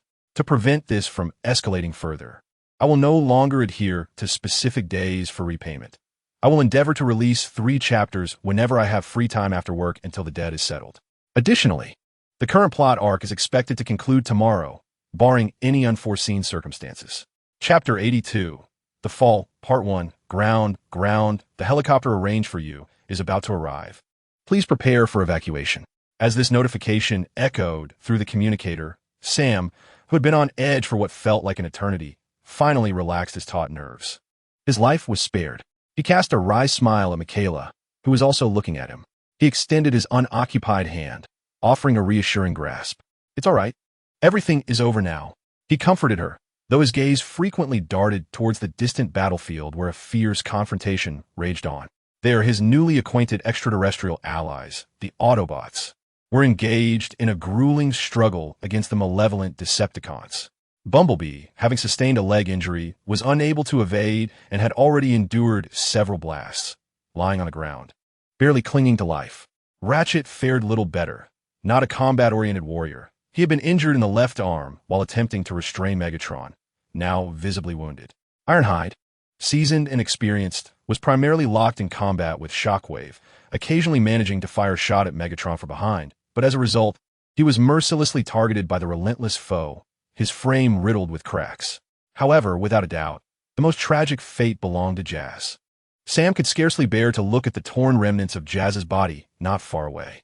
Though his acquaintance with this Autobot had been brief, the heroism of Bumblebee, who had risked his life to save him, and the noble authority of Optimus Prime had left a profound impression on him, fostering a fondness for the Autobots within Sam's heart. Robert released the smoke. Captain William of the Special Forces commanded. Immediately, Sergeant Robert rallied 2 soldiers to rush out from the infantry fighting vehicle, and together they discharged several green smoke signal grenades into the air. Captain, the signal coordinates have been sent. Robert quickly returned to the open door of the infantry vehicle, poking his head inside to announce. Sam, Lisantome. The helicopter will arrive shortly. We will all rush out to help you both escape, Captain William stated seriously, having set aside the communicator. Sam, feeling a wave of unease, tightened his grip on the cube of the Allspark. What about you? There isn't enough space for everyone, he questioned, concern etched on his face. William's expression darkened as he shook his head. The Decepticons' firepower is too overwhelming. Even F-15s cannot suppress them. Reinforcements are on their way, but they require time. You're not like us. We are soldiers, warriors. This place needs us. We cannot abandon it. Sam swallowed hard, yet when the words lingered on his tongue, he found himself at a loss for how to articulate his thoughts. In a flurry of panic and helplessness, he glanced at Michaela, only to find her gazing back at him with the same expression of concern. Unable to bear the thought of revealing his distress to her, he quickly turned his gaze towards the battlefield, fixating on Bumblebee, who had remained motionless for far too long. Sergeant Robert was perplexed by his own reaction, his expression shifting as he was about to inquire further. Suddenly, a violent explosion erupted nearby. The faces of those aboard the infantry fighting vehicle changed dramatically. Robert, the first to react, craned his neck to look, and his already grim countenance darkened further. It was the Decepticon, advancing towards them, poised for battle. A wave of dread washed over William, as he instantly comprehended who Robert was referring to. The only entity capable of instilling such trepidation in seasoned combatants like them. Apart from the unknown Decepticon that had wreaked havoc in Sector 7 and relentlessly pursued them from Hoover Dam to Las Vegas, was this very foe, capable of transforming into a lethal drone. Boom! The cacophony of explosions reverberated around them, and William noticed that the F-15 fighter jets above had been compelled to retreat from the low altitude, soaring to several thousand meters high. He promptly commanded, "Prepare for combat. Everyone, protect this source of fire." With a click, Robert equipped his weapon with a grenade launcher. They had learned from previous skirmishes that conventional rifles, while formidable against human foes, were utterly ineffective against the Decepticons. The only threats that could pose a danger to them were missiles, artillery, and large-caliber armor-piercing rounds. Grenades were their sole means of inflicting harm. "Let us move. This place is no longer safe." William patted Sam's shoulder. urging him and Michaela to vacate the infantry vehicle with a wry smile. Sam, his expression stiff, nodded in agreement. Just moments prior, they had witnessed another infantry vehicle obliterated by the Decepticons' relentless barrage, the Bradley's armor crumbling like that of a civilian car under gunfire. As they disembarked, Sam quickly noticed a dark green smoke rising around them. Following the source, he discovered several small canisters resembling grenades scattered on the ground, emitting signals, equipment used by U.S. Special Forces. The air was rife with the sounds of gunfire and intermittent explosions. Upon exiting the vehicle, Sam spotted the familiar, diminutive Decepticon brandishing its transformed arm into a cannon, furiously firing at them while attempting to advance. The human defense line protecting it appeared rather impotent. Several Humvees and Bradley infantry vehicles were engaged in counterattacks, but the Decepticon showed no inclination to evade. The bullets ricocheted harmlessly off its form, failing to pose any real threat. In the sky, we need support. William quickly called for assistance from the circling F-15 squadron, and upon receiving their affirmative response, he immediately ordered a nearby soldier, "Quick, provide laser guidance for the aircraft." "Roger that." The soldier, along with several comrades, cautiously dodged stray bullets, using their weapons' built-in laser emitters to lock onto the Decepticon. Swiftly, a barrage of missiles was unleashed upon the Decepticons attempting to approach. "Captain, it's futile." Robert grimaced as he fired a few rounds of grenades, soon closing in on William with a frown. The opponent was exceedingly cunning, evading nearly every missile aimed at him. William furrowed his brow, observing the diminutive Decepticon deftly dodging the missiles launched from the F-15s above, his worry mounting to an almost palpable tension. Just as despair began to settle in, a voice crackled through the communicator, invigorating their spirits. "Ground forces, reinforcements have arrived in your vicinity. Lightning Squad will provide fire support. Please mark your targets." Overjoyed, Robert eagerly glanced skyward, where he discerned several small silhouettes. Familiar with U.S. military equipment, he immediately recognized them as A-10s. "Goodness, there are 6. But those 2, could they be gunships?" William, quicker to identify the newly arrived aircraft, surged forward with excitement, raising his weapon to mark Cheng with a laser designator. In the sky, the 6 A-10s and 2 AC-130 gunships swiftly acknowledged the laser designation. A response echoing through the communicator. "Lightning Squad has marked the target. Ground units, please take cover." The Decepticon, realizing it had been targeted, reacted swiftly, aiming its weapon at William and his comrades, unleashing a hail of gunfire. William promptly dove behind a nearby infantry fighting vehicle for cover, while Robert, slightly slower, felt the searing energy round from the Vulcan cannon graze his shoulder, causing him to wince in pain as he pulled a fellow soldier to safety. Unfortunately, others were not as fortunate. Aside from 2 soldiers who narrowly escaped, the ground was soon littered with casualties, many falling fatally wounded. "No," William seethed, biting his lip until it bled, his gaze fixed furiously on the distant Decepticon. He slammed his fist against the infantry fighting vehicle in frustration, his hatred intensifying. After glancing at Robert, who signaled he was relatively unscathed, William turned back, eagerly watching the diminutive foe as the fire suppression from Lightning Squad commenced. "Apologies for the delay. I had just made a repayment commitment yesterday afternoon, and was assigned a new task that kept me occupied until nearly 8:30 this evening. By the time I returned home, it was already past 9. I shall commence repaying the debt tomorrow." Chapter 83. The Fall, Part 2. The 6 newly arrived A-10 attack aircraft and the 2 AC-130 gunships, upon reaching the battlefield, swiftly engaged in combat. Perhaps having received laser guidance from the ground-based Fire Source Protection Squad, they promptly locked onto Cheng as their target. The thunderous roar of artillery enveloped the surroundings, capturing the attention of most survivors within the base, who were momentarily swept away by the arrival of the formidable warplanes. "We are saved," Michaela exclaimed, her hands clasping her cheeks, tears shimmering in her eyes. However, William and Robert exchanged skeptical glances, shaking their heads in unison. As survivors of the Special Operations Command Station at the Qatari base, they were acutely aware of the horrors they had faced during the disorienting assault.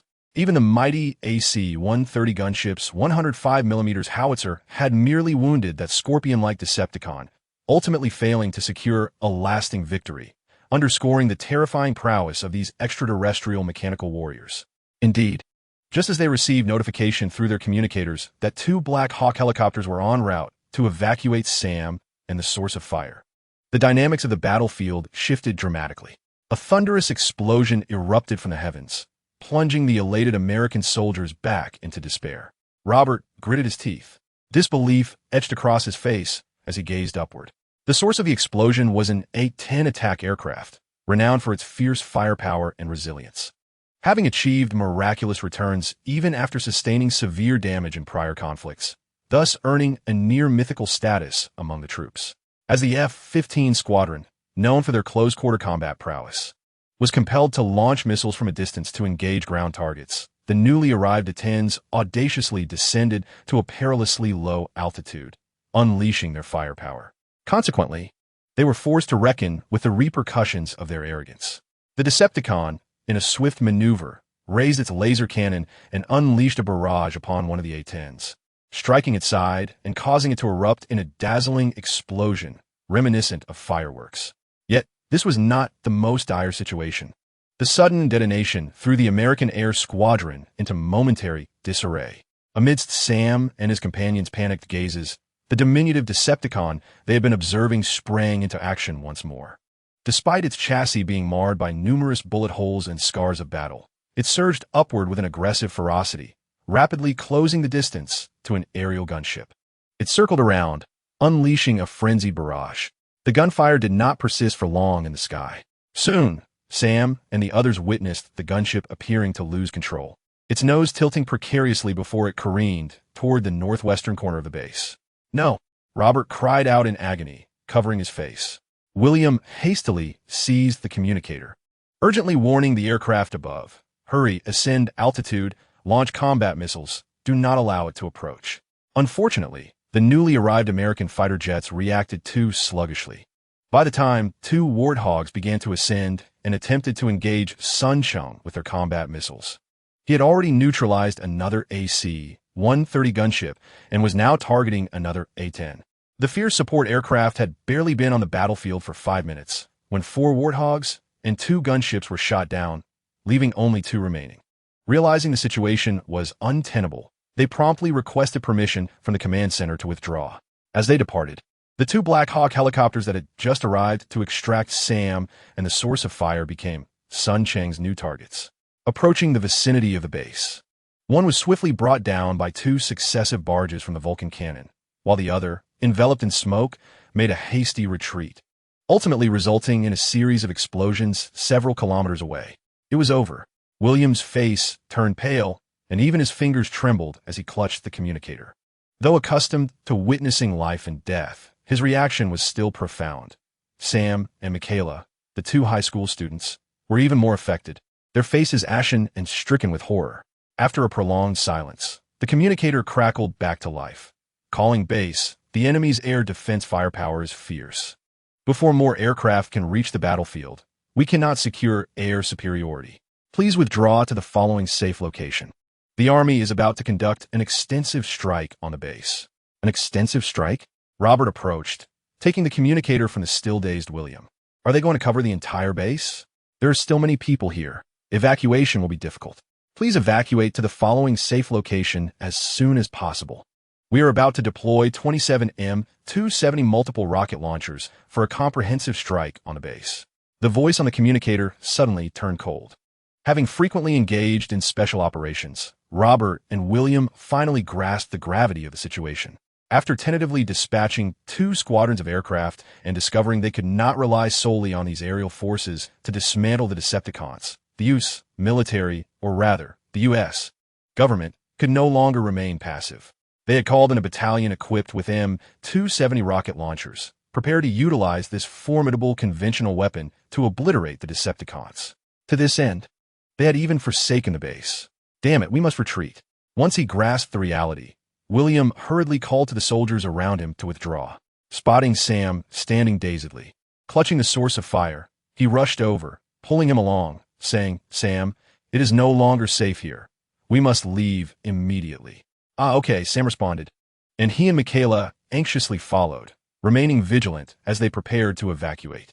Having walked merely a few dozen meters, A cacophony of a heavy object crashing to the ground echoed from several meters away. The onlookers soon recognized it as the ominous Reaper drone, which had morphed into its robotic form, descending while brandishing weapons and threatening them to surrender the source of fire, promising safe passage in return. "No, Sam. We cannot yield to him," Robert exclaimed as he raised his grenade launcher, aiming it at the advancing Sun Cheng. A single round was fired, but Sun Cheng deftly evaded it. As he aimed the Vulcan cannon directly at himself, a wave of anxiety surged through him, and he swallowed hard, fearing for his life. Unexpectedly, a massive silver-gray object collided with Sun Cheng, sending him hurtling away. Sam and the others soon realized it was the lower half of Jazz's body. They turned to see Bumblebee, who had propped himself up in the distance, despite his grievous injuries and inability to move. Ever vigilant of Sam and the source of fire, he had struggled to rise and even hurled his comrade Jazz's body part to their rescue. The impact of the 1-ton Jazz's body threw Sun Cheng violently aside, rolling across the ground for several meters before finally coming to a halt. After regaining his footing, he cast a cold glance at the remains of Jazz and Bumblebee before lowering his gaze to inspect the dents in his own frame. He then raised the Vulcan cannon again, seemingly intent on seizing what he desired without further ado. However, at that moment, an intense alarm blared from his core. Sun Cheng quickly looked skyward, only to see the Reaper drone transform back and accelerate away towards the base at full speed. In no time, the base erupted into a raging inferno. As for my uncle's situation, last night he had a few brothers over and got them intoxicated, leading to some unfinished business that requires 2 more chapters. My father has never had a good rapport with him, and, as the younger generation, we generally maintain our distance. I never anticipated being embroiled in this affair, thinking I would merely attend a gathering over the weekend. Yet, my father insisted I help, and when I declined, he became irate. After 2 days of frantic preparations, I must assist him tomorrow. If I can finish before 12:30, there will be an additional chapter. If not, I will owe another one. I need to be there by 7 or 8 in the morning to lend a hand. Chapter 84. The Fall, Part 2. The rocket artillery barrage from the northwest raged for a full 7 minutes, retaining some lingering attachment to the source of fire. Sun Cheng hovered nearby, only to return and witness the base in utter disarray. The ground was pockmarked with innumerable craters, and the high-grade concrete surface was riddled with fissures from the explosions. Scattered remnants of military vehicles, including Humvees, infantry fighting vehicles, and tanks, smoldered amidst the chaos. He even stumbled upon the remains of some American soldiers who were unable to evacuate, their bodies and severed limbs mostly charred, while others were barely recognizable. Their contorted faces and hands clawing at their throats, vividly illustrating the agony they had recently endured from the explosive force and the prior frequency of ballistic strikes.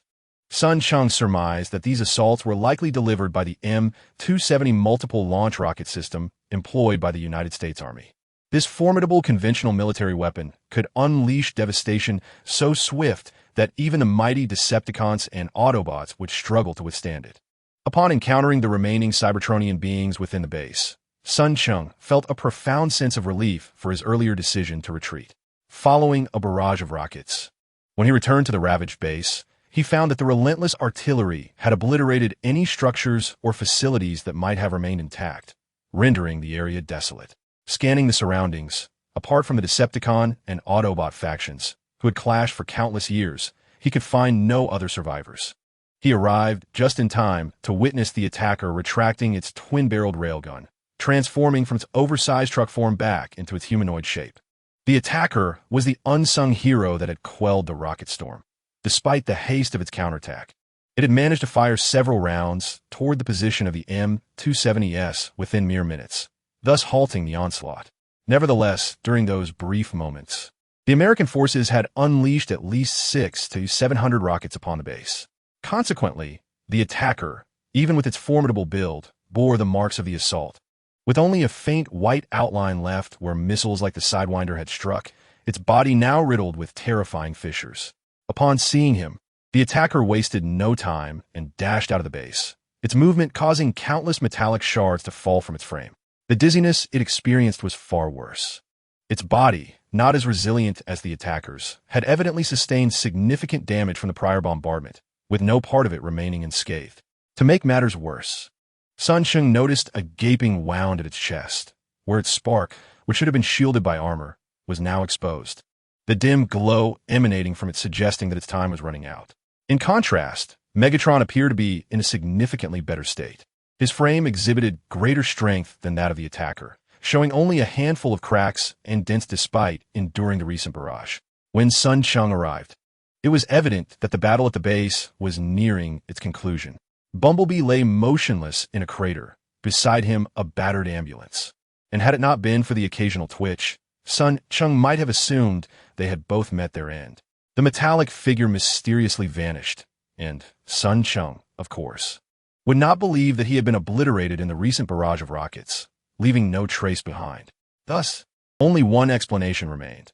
He had received orders from Optimus Prime to safeguard the Allspark and depart. In the heart of the base, the battle between the Decepticon forces from Cybertron and the leader of the Autobots was drawing to a close. Megatron, injured by the humans he so despised, must now be feeling quite a different sensation. A hint of sarcasm laced Optimus Prime's voice, had one not witnessed his current predicament. Even Sun Cheng might have believed that he held the upper hand. Yet, the reality was that Optimus Prime found himself pinned beneath Megatron.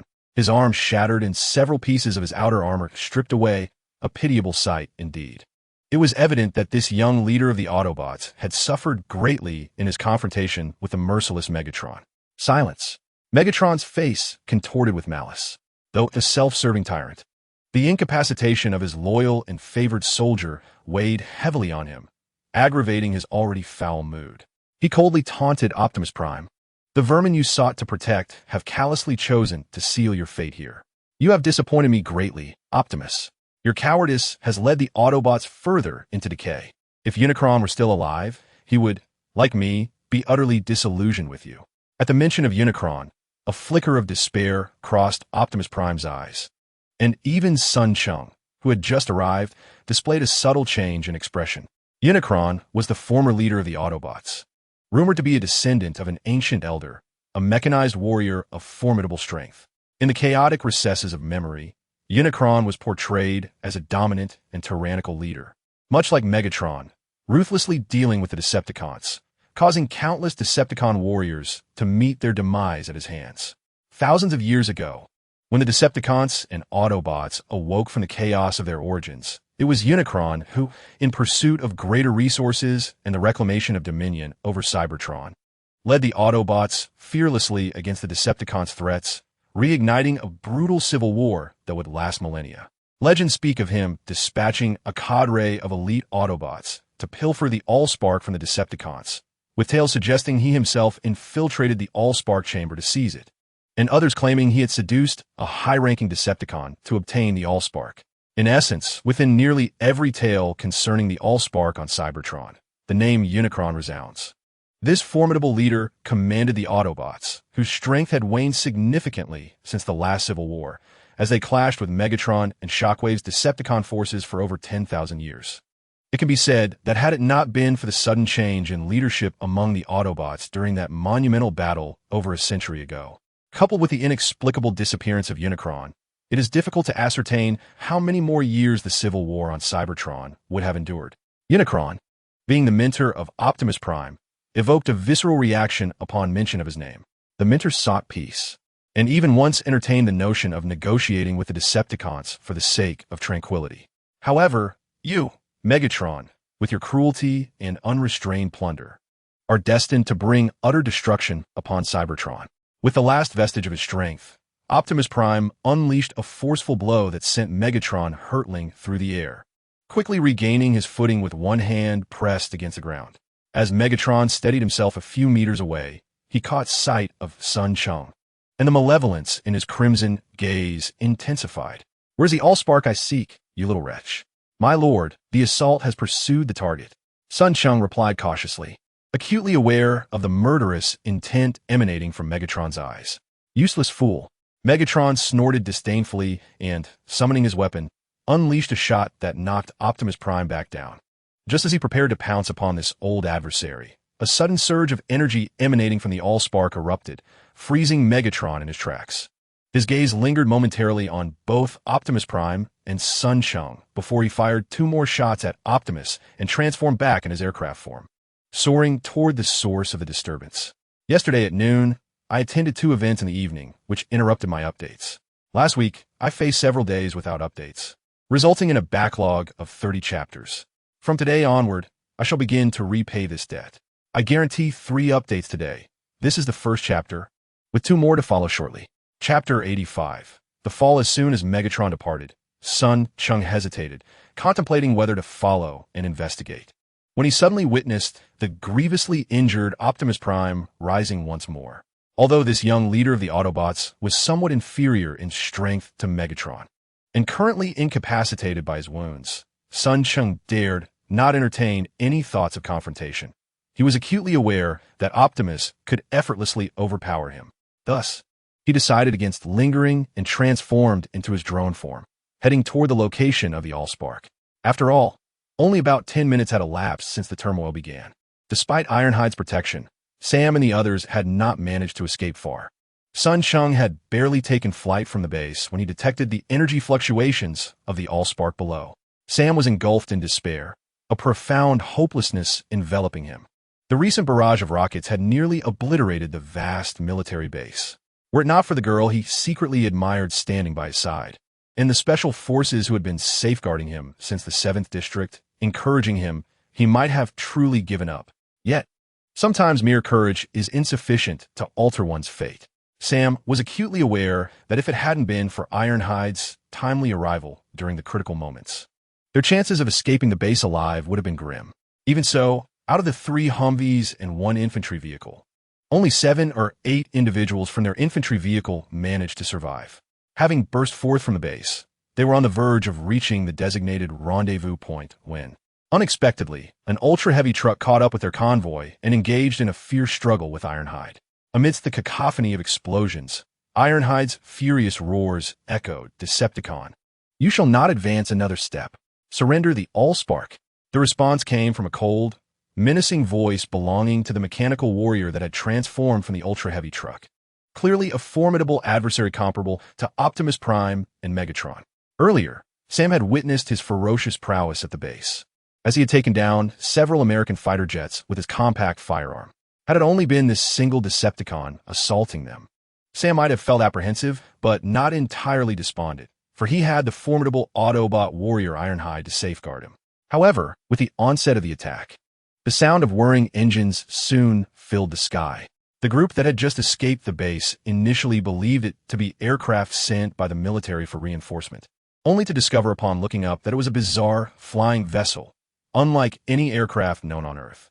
Those who had previously encountered this peculiar craft felt a wave of dread wash over them. It was Megatron. Robert, the African-American soldier, looked up at the sky with a bitter smile, his expression devoid of any further reaction. The remaining special forces, including William, were no less shaken. Some trembled, others turned pale, and one, whose fortitude was notably weaker, even began to silently weep, covering his mouth in despair at the sight of Megatron. "We're done for," uttered a U.S. Special Forces soldier, a statement that resonated with Sam, who felt an urge to concur. Indeed, he harbored the same sentiment. "Sam, protect the Allspark cube." It was Captain William, a newly minted father, who first regained his composure. Drawing a deep breath to steady his trembling voice, he addressed Sam, who appeared anxious. "We are not far from the rendezvous point. Take this," he said, producing a signal flare from his military belt and handing it to Sam. "Once you reach the rendezvous point, ignite the flare, and an aircraft will come to escort you and the Allspark away." Sam instinctively accepted the flare, but soon realized, no, I can't do it. His evident fear from the preceding battles was palpable, and his frantic demeanor understandably irked William. Grasping Sam's collar, he pulled him close, his eyes wide with urgency as he admonished, "Listen, Sam, you are no longer an ordinary high school student. The nation requires your courage, and humanity needs your bravery. You must rise as a warrior." This soldier, who had always shown you kindness since your initial encounter in Zone 7, suddenly adopted a serious demeanor, startling Sam, who was already filled with trepidation. He widened his eyes, gazing blankly at William, as the latter continued to issue commands. "You must take this source of fire, cube, and return it to the military. We will hold our ground here. And even if it costs us our lives, we will do our utmost to buy you time." After speaking, he turned to the seemingly inconspicuous high school girl, Michaela, and said, "You too, leave with him." Once he had given his orders, he swiftly re-entered the infantry vehicle, seizing the communicator to call for assistance on the prior channel. "This is Team XXXX. Current coordinates XXX, requesting support. We are protecting a vital individual and a crucial item, pivotal to the safety of the United States and indeed all of humanity. If you hear this, please arrange for aerial support at once." After multiple calls, he finally received a response. "Request acknowledged. The Raptor team has arrived in your airspace. Please call for support on channel XXX. Evacuate to location XXXX. I will arrange for a helicopter for you." Team XXXX acknowledges. "We are here." Before Captain William could finish his sentence, he felt the infantry vehicle suddenly jolt violently. Regaining his composure, he looked outside, only to be drenched in cold sweat.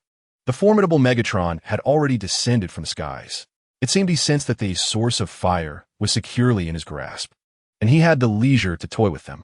With a thunderous crash, he flung the 20-ton infantry vehicle aside, allowing it to roll several times before casually striding forward, coldly demanding from within the vehicle, "Hand over the source of fire, boy."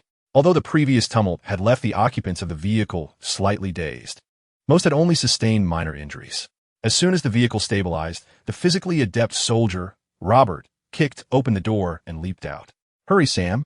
Take the source of fire cube." Robert, alongside William, helped Sam and Michaela escape. Megatron observed them with keen interest, leisurely advancing as he awaited Sam's emergence with the source of fire. A sinister smile crept across his face.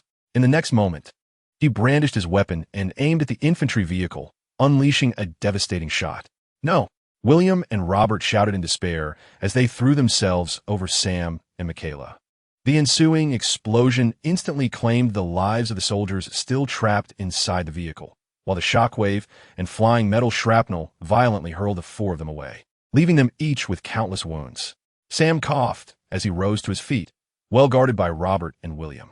Aside from a few scratches, he had sustained little injury. However, he felt the lingering effects of having fallen while cradling the Allspark, the cube having pressed against his chest, leaving him gasping for breath.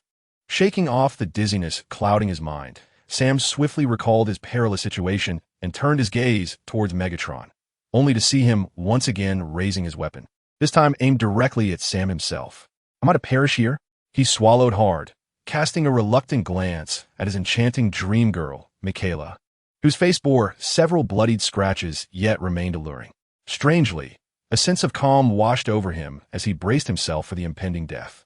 Just as he awaited his fate, a thunderous roar erupted from another direction, and almost instantly, Megatron, looking down upon Sam with a contemptuous gaze, as if viewing an ant, was unexpectedly hurled away. "Megatron, you shall not claim the Allspark." The familiar authoritative mechanical voice stirred joy within Sam. He quickly sought the source of the sound, and there, several dozen meters away, stood a valiant Autobot warrior, resplendent in red and blue, armed and ready. It was none other than his old friend, Optimus Prime. Sam moved. Optimus called to him before charging towards Megatron. "Humph, I spared you once. If you seek death, then so be it."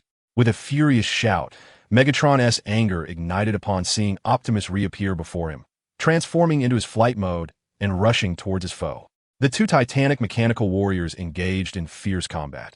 Despite the Decepticon's unmatched strength and Optimus's grievous injuries, the frailest of creatures still possesses a fighting spirit. He could at least hold Megatron at bay for a while. William and Robert returned to Sam's side, having endured considerable suffering to protect him and Michaela during the recent explosion. Despite their bulletproof vests, they were both battered and bruised, with unfortunate Robert suffering a shard to his left eye, rendering it nearly useless. "Sam, we need to move," William urged, supporting the weakened Robert as they watched Sam anxiously observe the struggle between Optimus and Megatron. "Indeed, Sam, we cannot assist them by remaining here. We must leave," Michaela implored. Fully aware of the urgency, though concerned for Optimus's safety, Sam nodded in agreement. The four of them, supporting one another, prepared to make their way to the designated safe zone when suddenly, the piercing sound of aircraft filled the air. Startled by the unexpected noise, the quartet instinctively looked up, their faces lighting up with smiles. "It's the Raptors," William exclaimed excitedly, licking his cracked lips. "Our air support has arrived." Above, 6 of the United States military's latest fourth-generation F-22 Raptors flew in formation overhead, seemingly aware of the situation below, maneuvering gracefully as they circled the area. "Calling Raptors. This is Team XXXX. We are escorting an important individual and a crucial item for humanity's safety. Please provide immediate support." William swiftly retrieved the personal communication device from Robert's lower back and adjusted it to the designated frequency, attempting to establish contact with the F-22 Raptors. His efforts were soon rewarded with a prompt affirmative response. "Raptors received. We are on our way to assist you." At that moment, Sam reacted, snatching the communicator from William's grasp. He shouted towards the imposing figure of Megatron, who was poised to strike a lethal blow against Optimus Prime. "Do you see that silver-gray robot battling the red and blue Autobot? Lock all missiles onto him." Raptors received. In no time, dozens of missiles descended from the sky, whistling as they accurately struck Megatron. "Did we succeed?" Michaela inquired anxiously, her eyes fixed on Megatron, who was being relentlessly bombarded by the missiles, surrounded by explosions. "No," Robert replied, his smile fading almost instantly, replaced by a grim expression. "Our missiles cannot inflict any significant damage on him." William gazed despondently at Megatron, who had withstood numerous missile strikes without sustaining visible injuries. It was evident that the air-launched AM-9 Sidewinder's GBU-32 Joint Direct Attack munitions and GBU-39 small-diameter bombs merely left superficial marks and dents on Megatron's exterior. The only munitions capable of causing him harm were the high-explosive, armor-piercing AIM-120s, which only resulted in a few minor cracks on his body and exposed his spark. The damage inflicted by a single AIM-120 was scarcely greater than that of a rocket fired from a tin can, the so-called mightiest aircraft of humanity. After exhausting its supply of missiles, was left with only its aircraft cannon, which proved utterly ineffective against Megatron. Consequently, the Raptors team, having just arrived on the battlefield, awkwardly realized their obsolescence. Infuriated by the missile barrage, Megatron, proud as ever, seethed with rage. Seeing that the Raptors had resorted to using their aircraft cannon, he contemptuously tore off Optimus Prime's remaining arm and flung it far away, then kicked it towards Sam out of sheer malice. Afterward, Megatron lifted his gaze to the sky and, in an instant, transformed into his jet mode, soaring upward at breakneck speed. Before the Raptors could react, he was already beside one of the F-22s, unleashing a barrage of energy blasts from his wings, causing it to explode mid-air. As if unaffected by the explosion, he soon approached another F-22 several hundred meters away. Upon reaching its altitude, Megatron abruptly transformed back into his humanoid form, landing on the back of the Raptor. With one hand gripping a wing, he summoned his weapon with the other, aiming it at the F-22 beneath him and firing. In a brilliant explosion, Megatron began to plummet through the fiery chaos. He quickly stabilized himself in midair and transformed back into his aircraft form.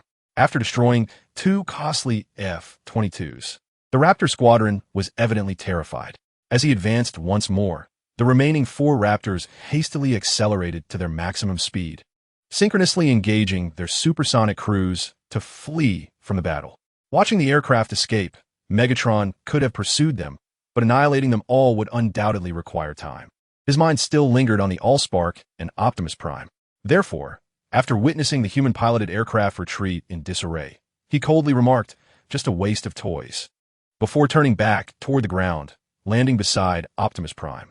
"Sam, hurry. There's no time left. I beg you, quickly insert the Allspark cube into my chest." It turned out that Optimus had been urging Sam to place the Allspark into his essence, hoping to forcibly erase this fragment that belonged to the Decepticons with his leader-class Super Spark. "Well done, little one. You have pleased me greatly," Megatron sneered, kicking Optimus aside and glaring at Sam with a menacing grin that revealed his sharp fangs. "Now, hand over the Allspark to me, and I will spare your life." This was clearly not a commendation. Sam, regretting his earlier compassion, understood the gravity of Megatron's words. He looked up to meet the arrogant, mocking gaze of Megatron and, after swallowing hard, suddenly had a stroke of inspiration. "Mr. Megatron, I can give you the Allspark, but will you fulfill one of my requests?" "No, Sam." Before he could finish, Optimus, lying not far away, urgently shouted, "You must not give him the Allspark. If you do, not only your planet, but the entire universe will fall into the hands of the Decepticons." With a resounding blast, Megatron struck Optimus again, then leaned closer to Sam with interest and asked, "Speak, little one. What is your wish? Perhaps I shall grant it." "Sam, I misjudged you," came the disappointed voice of his beloved Michaela from behind. Sam, however, chose to ignore her. He first glanced at the matrix of leadership in his hand, then raised his gaze once more to confront Megatron. With a fleeting moment of calculation, he gauged the distance between himself and Megatron's exposed core. Taking a deep breath, his voice trembled as he addressed the formidable Megatron. "Esteemed Mr. Megatron, my sole request is this. I hope you shall perish." With what seemed like the last vestiges of his strength, Sam bellowed the final 3 words, forcefully shoving the matrix of leadership cube into Megatron's unprotected spark. This sudden turn of events caught everyone off guard. Not only Optimus Prime, but also Michaela and William, and even the cunning Megatron, whose arrogance and disdain for humanity had blinded him to the impending danger. Thus, he could only watch in disbelief as the cube was violently thrust into the very core of his being, akin to a searing brand. With a mix of fury, dread, and regret, Megatron emitted a deafening cry of pain. Even someone as powerful as he could not emerge victorious, becoming yet another fallen Cybertronian life on Earth. This is a lengthy chapter of over 5,500 words, which I completed in one fervent effort. And thus, I shall not divide it into sections for the comfort of readers. My portrayal of the Transformers' abilities diverges significantly from that of the films, primarily because the cinematic adaptations have regrettably diminished their strength for the sake of filming convenience. While I have not reverted entirely to the animated series, I have made some adjustments to their combat prowess based on the films, ensuring they do not appear overly feeble. There remain 29 chapters. I shall continue to repay my literary debts until they are fulfilled. Chapter 86. Fragments. Megatron is dead. Such a formidable force as Megatron has met his end. Just moments ago, he was mercilessly battling Optimus Prime and delivering powerful blows. Yet now he lies lifeless? If not for the repeated confirmations from the core, which clearly indicated to Sun Cheng that he could no longer detect Megatron's spark fluctuations, he would have found it hard to believe the reality of the situation, even as he had been lurking nearby, witnessing the entire event unfold. The leader of the Decepticons, the supreme dictator of Cybertron, has been vanquished by a mere human on Earth. The momentary shock quickly faded as Sun Cheng's gaze ignited with fervor, fixating on the scene before him. Both the severely injured Optimus Prime and the lifeless form of Megatron were treasures in his eyes, particularly the latter. Megatron's body was constructed from a substantial amount of super alloy, renowned for its extraordinary hardness, exceeding that of ordinary steel by over 700 times. This alloy, resistant to corrosion and capable of withstanding extreme temperatures, could only be produced in the internal laboratories of the Shockwave Institute on Cybertron, a feat achieved solely by the advanced technology of the Eshemite people.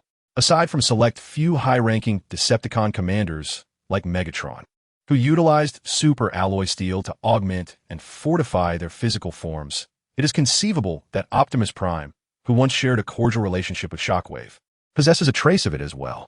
It is said that the valiant warrior known as Ironhide among the Autobots was crafted using a modest amount of super alloy steel. Thus, it is hardly surprising that Sun Cheng would covet the lifeless body of Megatron. With Megatron deceased and Optimus Prime gravely injured, the threat he posed was significantly diminished.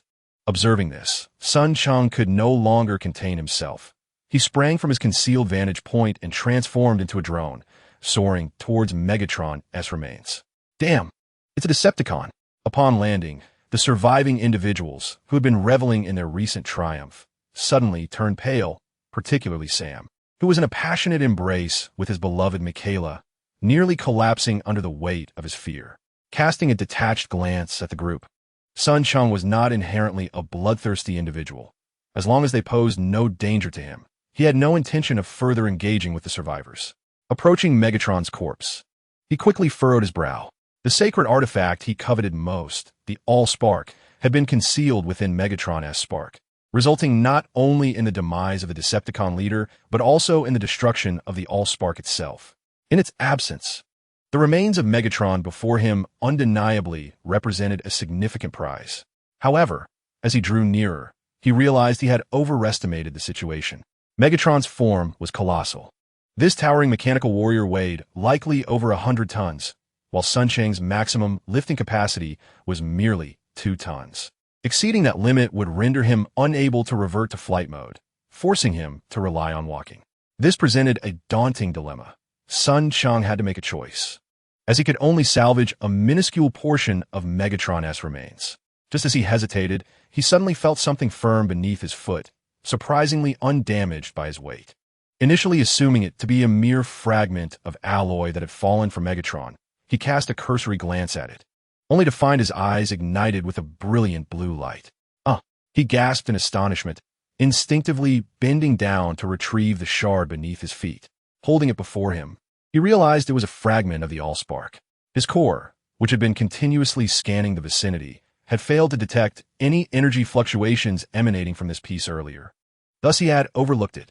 Yet now, as he cradled the shard, roughly the size of an adult's pinky finger, he finally sensed an enigmatic and chaotic stream of informational energy contained within it. Without a doubt, this was what the mechanical beings of Cybertron referred to as the essence of life. A valuable find, although this fragment no longer possesses energy. Acquiring it is not a daunting task. Sun Cheng could effortlessly infiltrate any nearby human power plant and replenish his energy reserves after a few days, compensating for the depletion incurred from his recent battles. However, knowledge remains elusive, apart from encountering it within the core and spark source. He has yet to discern any means to procure it.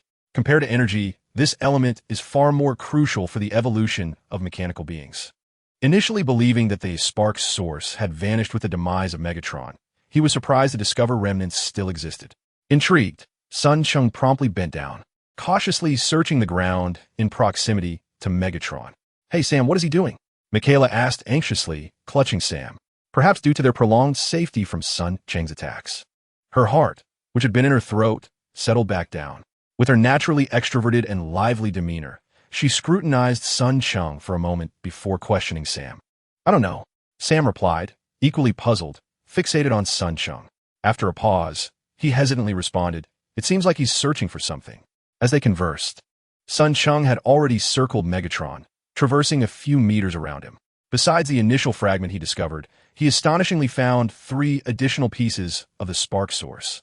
2 were smaller than the first, yet one was larger, roughly the size of a child's fist. Just as he was about to continue his search, Sun Cheng suddenly felt a warning from the core. Instinctively, he rolled away from his previous position. With a resounding explosion, a silver-gray Autobot emerged. Hastening toward them with a weapon raised, shooting at him incessantly, it was Ironhide. Damn, an attack. Previously, Ironhide had been preoccupied with the assault, and Sun Cheng had not paid much attention to this Autobot warrior.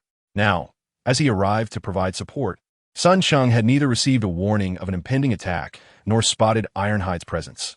He dared not linger in the area. Realizing his oversight, he hurriedly stored the 4 collected spark source fragments within himself. Ascending into the sky, he transformed into drone form, casting a regretful glance at Megatron's body on the ground, lamenting that he had not dismantled a portion of it upon his arrival. With enemies surrounding him, the attack's whereabouts unknown, and the potential for further reinforcement from U.S. military looming, he dared not tarry any longer. Reluctantly, he shot one last regretful glance at Megatron's remains before soaring swiftly in a southeast direction. Chapter 87. The victor, after causing a considerable uproar in Las Vegas, Sun Cheng was well aware that they had stirred a monumental catastrophe. The situation has escalated dramatically, with nearly 30 American military aircraft shot down or crashing, alongside 2 bases suffering varying degrees of damage. Without even mentioning the casualties, the loss of weaponry and equipment alone is sufficient to incite a furious desire for retribution within the American government. If this were to occur in any other nation, the realization that an external force was provocatively intruding upon their territory would surely provoke an equally intense response. In a bid for caution, Sun Cheng took a detour through Idaho, traveling north through Washington state and into Canada, making a significant circuit before re-entering the United States from Minnesota. Thus, when he returned to his base, an astonishing 2.5 days had elapsed. After stealthily circling the perimeter of the base and confirming its safety, Sun Cheng accessed a concealed exit leading into the nuclear missile launch silo. I have returned. Atlas, Forerunner. Come here, he commanded, dropping the items he was carrying to the ground and promptly notifying the two to come meet him. Before long, he observed Forerunner leading the way, followed by two Decepticons of differing heights as they entered his main laboratory. Master, you have returned, Forerunner said, slightly bending his knee in a respectful gesture. His gaze swept across the ground and paused in astonishment at the two items Sun Cheng had brought. Sun Cheng noticed his surprise and, following his line of sight, could not help but smile as he revealed, "These are my trophies." On the laboratory floor lay a grotesque metallic skull and a half-corrupted carcass crafted from an unknown alloy. The former belonged to the valiant Decepticon warrior Dreadwing, while the latter was the upper body of the Autobot warrior Jazz, torn apart by Megatron, both acquired from the base. Without a hint of hesitation, Sun Cheng sat down on the floor, his smile broadening. Although he could not procure Megatron's body, he had cleverly recalled the remnants of several Decepticons and Autobots still available at the base when he was forced to retreat from Ironhide. Initially, Sun Cheng's primary interest had been the skulls of the Decepticons and Autobots, as the anatomical structure of these mechanical beings closely resembled that of humans. They typically housed their cores, especially the memory data chips, in their heads, making them invaluable treasures for anyone with a discerning eye. Regrettably, after effortlessly severing the lifeless head of Dreadwing, he was unexpectedly caught off guard while attempting to deal with Bumblebee. In a surprising turn of events, the ambulance stationed at the nearby military base in Las Vegas had performed emergency treatment on him in a remarkably short time, stabilizing his condition from the brink of death to merely gravely injured. Upon witnessing Sun Cheng's return to the base, he had remained vigilant, particularly when he observed Sun Cheng attempting to slay the critically wounded comrade, Bumblebee. Unable to contain himself, he summoned his weapon and unleashed a barrage upon him. Sun Cheng was taken aback by the unexpected combat prowess of this individual, as evidenced by the numerous bullet wounds left by his revolver on his body, especially the armor on his chest, which was torn apart, revealing his newly awakened spark. Even one as formidable as Megatron, upon exposing his spark, fell victim to a mere human boy. Thus, the cautious Megatron relinquished his pursuit of Bumblebee's life, but retaliated by seizing the upper half of Jazz's remains. Though the Primes were unaware of the disorientation, they were familiar with Jazz, recognizing him as a powerful Autobot warrior. Now witnessing his demise and the retrieval of his remains by Sun Cheng, the intelligent Prime promptly congratulated him, stating, "Congratulations, Master. Your valor shall resonate through the Decepticon ranks." Flattery is universally appreciated, and Sun Cheng was no exception. Although Jazz did not perish at his hands, Megatron's downfall rendered him the greatest loser of the conflict. Following the fierce battle, nearly all Autobots, save for Ironhide, had fallen, and they had failed to acquire the Allspark. Had it not been for the American boy, Sam, usurping Megatron, they would undoubtedly have emerged as losers as well.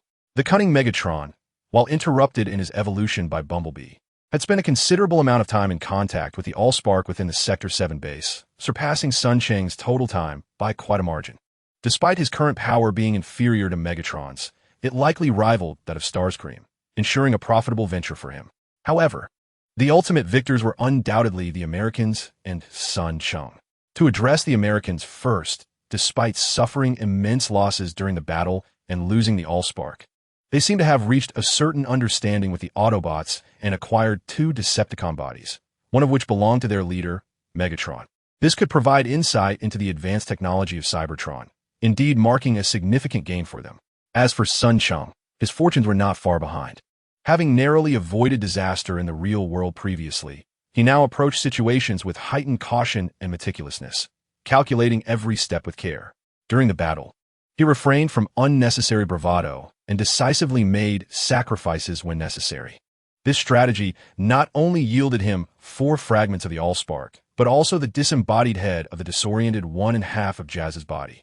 Given some time for thorough assimilation, even Soundwave would find it challenging to contend with him upon awakening. Amidst the myriad of thoughts that raced through his mind, spurred by the Prime's compliment, a broader smile graced Sun Cheng's face. "Enough of this idle chatter, Atlas. Prepare laboratory number 2. I shall require it shortly." "Yes, Master," Atlas replied, descending to make the necessary arrangements. This diligent and steadfast low-ranking Decepticon engineer had indeed proven to be a great asset to Sun Cheng in the past. Gulu's peculiar sounds emanated from a newly emerged Decepticon, inadvertently birthed by the energy waves of the Allspark that he had discovered within the city of Las Vegas. This creature bore a striking resemblance to a human afflicted with hyperactivity. The moment Atlas departed, its head could not help but spin restlessly, exuding an air of impatience. Sun Cheng observed it, rekindling his interest. When he had first encountered it in Las Vegas, he had conducted a hasty examination, primarily focused on tracking the Allspark, thus neglecting a more thorough study. To his knowledge, this entity had yet to form its own core, rendering its body exceedingly fragile, and its intellect paled in comparison to the cannon fodder Decepticons birthed from lower-tier cores. Perhaps having come to regard this base as a second home, after several days of wandering, it had momentarily cast aside its various scheming thoughts. Sun Cheng, intrigued, commanded the nascent Decepticon to approach. He intended to seize the opportunity to delve into the mysteries of this newly born being, spawned from the Allspark. Chapter 2, with another chapter due for an update shortly. Time swiftly passed, and half a month slipped by in the blink of an eye. In the dead of night, deep within a disused nuclear missile silo nearly 100 meters underground, Sun Cheng immersed himself in a room that had been transformed into a laboratory. He was engrossed in the rows of data displayed on a colossal monitor, his expression contemplative. So this was the case. Exhaling deeply, after days of effort, Sun Cheng had finally succeeded in extracting the memory chip from the disoriented core. Coupled with the willingness of the newly named green-skinned Decepticon to serve as his test subject, and drawing from some ancient legends buried within the chaotic memories, Sun Cheng felt he had begun to grasp certain secrets regarding the core, template, spark, and even the Cybertronian civilization. The concept of the spark had existed since the dawn of Cybertronian civilization. According to legend, the spark is the source of life for the Cybertronians, the essence of their souls. It constitutes the most vital part of mechanical life. In ancient times, Cybertron was rich in resources, seemingly enjoying a prolonged era of peace. During the early days of Cybertronian civilization, an extraordinarily glorious Primus dynasty once flourished, though it is now beyond verification. At the inception of civilization, Cybertronians possessed a sophisticated life-birthing system, akin to that of humans on Earth, wherein young mechanical beings could be naturally birthed from their progenitors, possessing a spark from the moment of their birth. However, Cybertron subsequently endured an invasion by the Quintessence, who cruelly dominated the planet for an extended period. It was not until the rage born from exploitation erupted that the Cybertronians, through a revolution, expelled the Quintessence, ushering in the most illustrious and technologically advanced era of the ancient council on Cybertron. The Cybertronians have long employed various templates, akin to modules, to distinguish among scientists, warriors, and laborers. Much like the professions of humanity, these templates are likely the predecessors of the core. The era of the Elder Council represents the zenith of ancient Cybertronian civilization, leading Sun Cheng to speculate that the templates may have originated during this illustrious period. Decay often follows splendor. It appears that towards the end of the Elder Council's reign, the once enlightened ruling class began to decline, their prolonged existence leading them to indulge in power struggles and hedonism, which in turn fostered exploitation and a hierarchy of nobility and commonality. Conflicts with extraterrestrial civilizations, such as that of the Eshems, further exacerbated internal strife within Cybertron, ultimately prompting the discontented to rise against the decaying authority of the Elder Council. An interminable war, lasting an unfathomable number of thoughts, erupted, culminating in the successful overthrow of the Elder Council by the rebels representing the exploited class, who simultaneously obliterated one of the most glorious epochs of Cybertronian civilization. Yet, the victors of this conflict could scarcely enjoy lasting peace. During the twilight of the Elder Council, interspecies divisions began to emerge among the Cybertronians. Militarists, colonizers, and conspirators coalesced, aspiring for external expansion and greater power, thus giving birth to the initial Decepticons. Conversely, factions advocating for reflection, restraint, and the cessation of resource extraction from Cybertron also emerged, championing peace and identifying themselves as Autobots.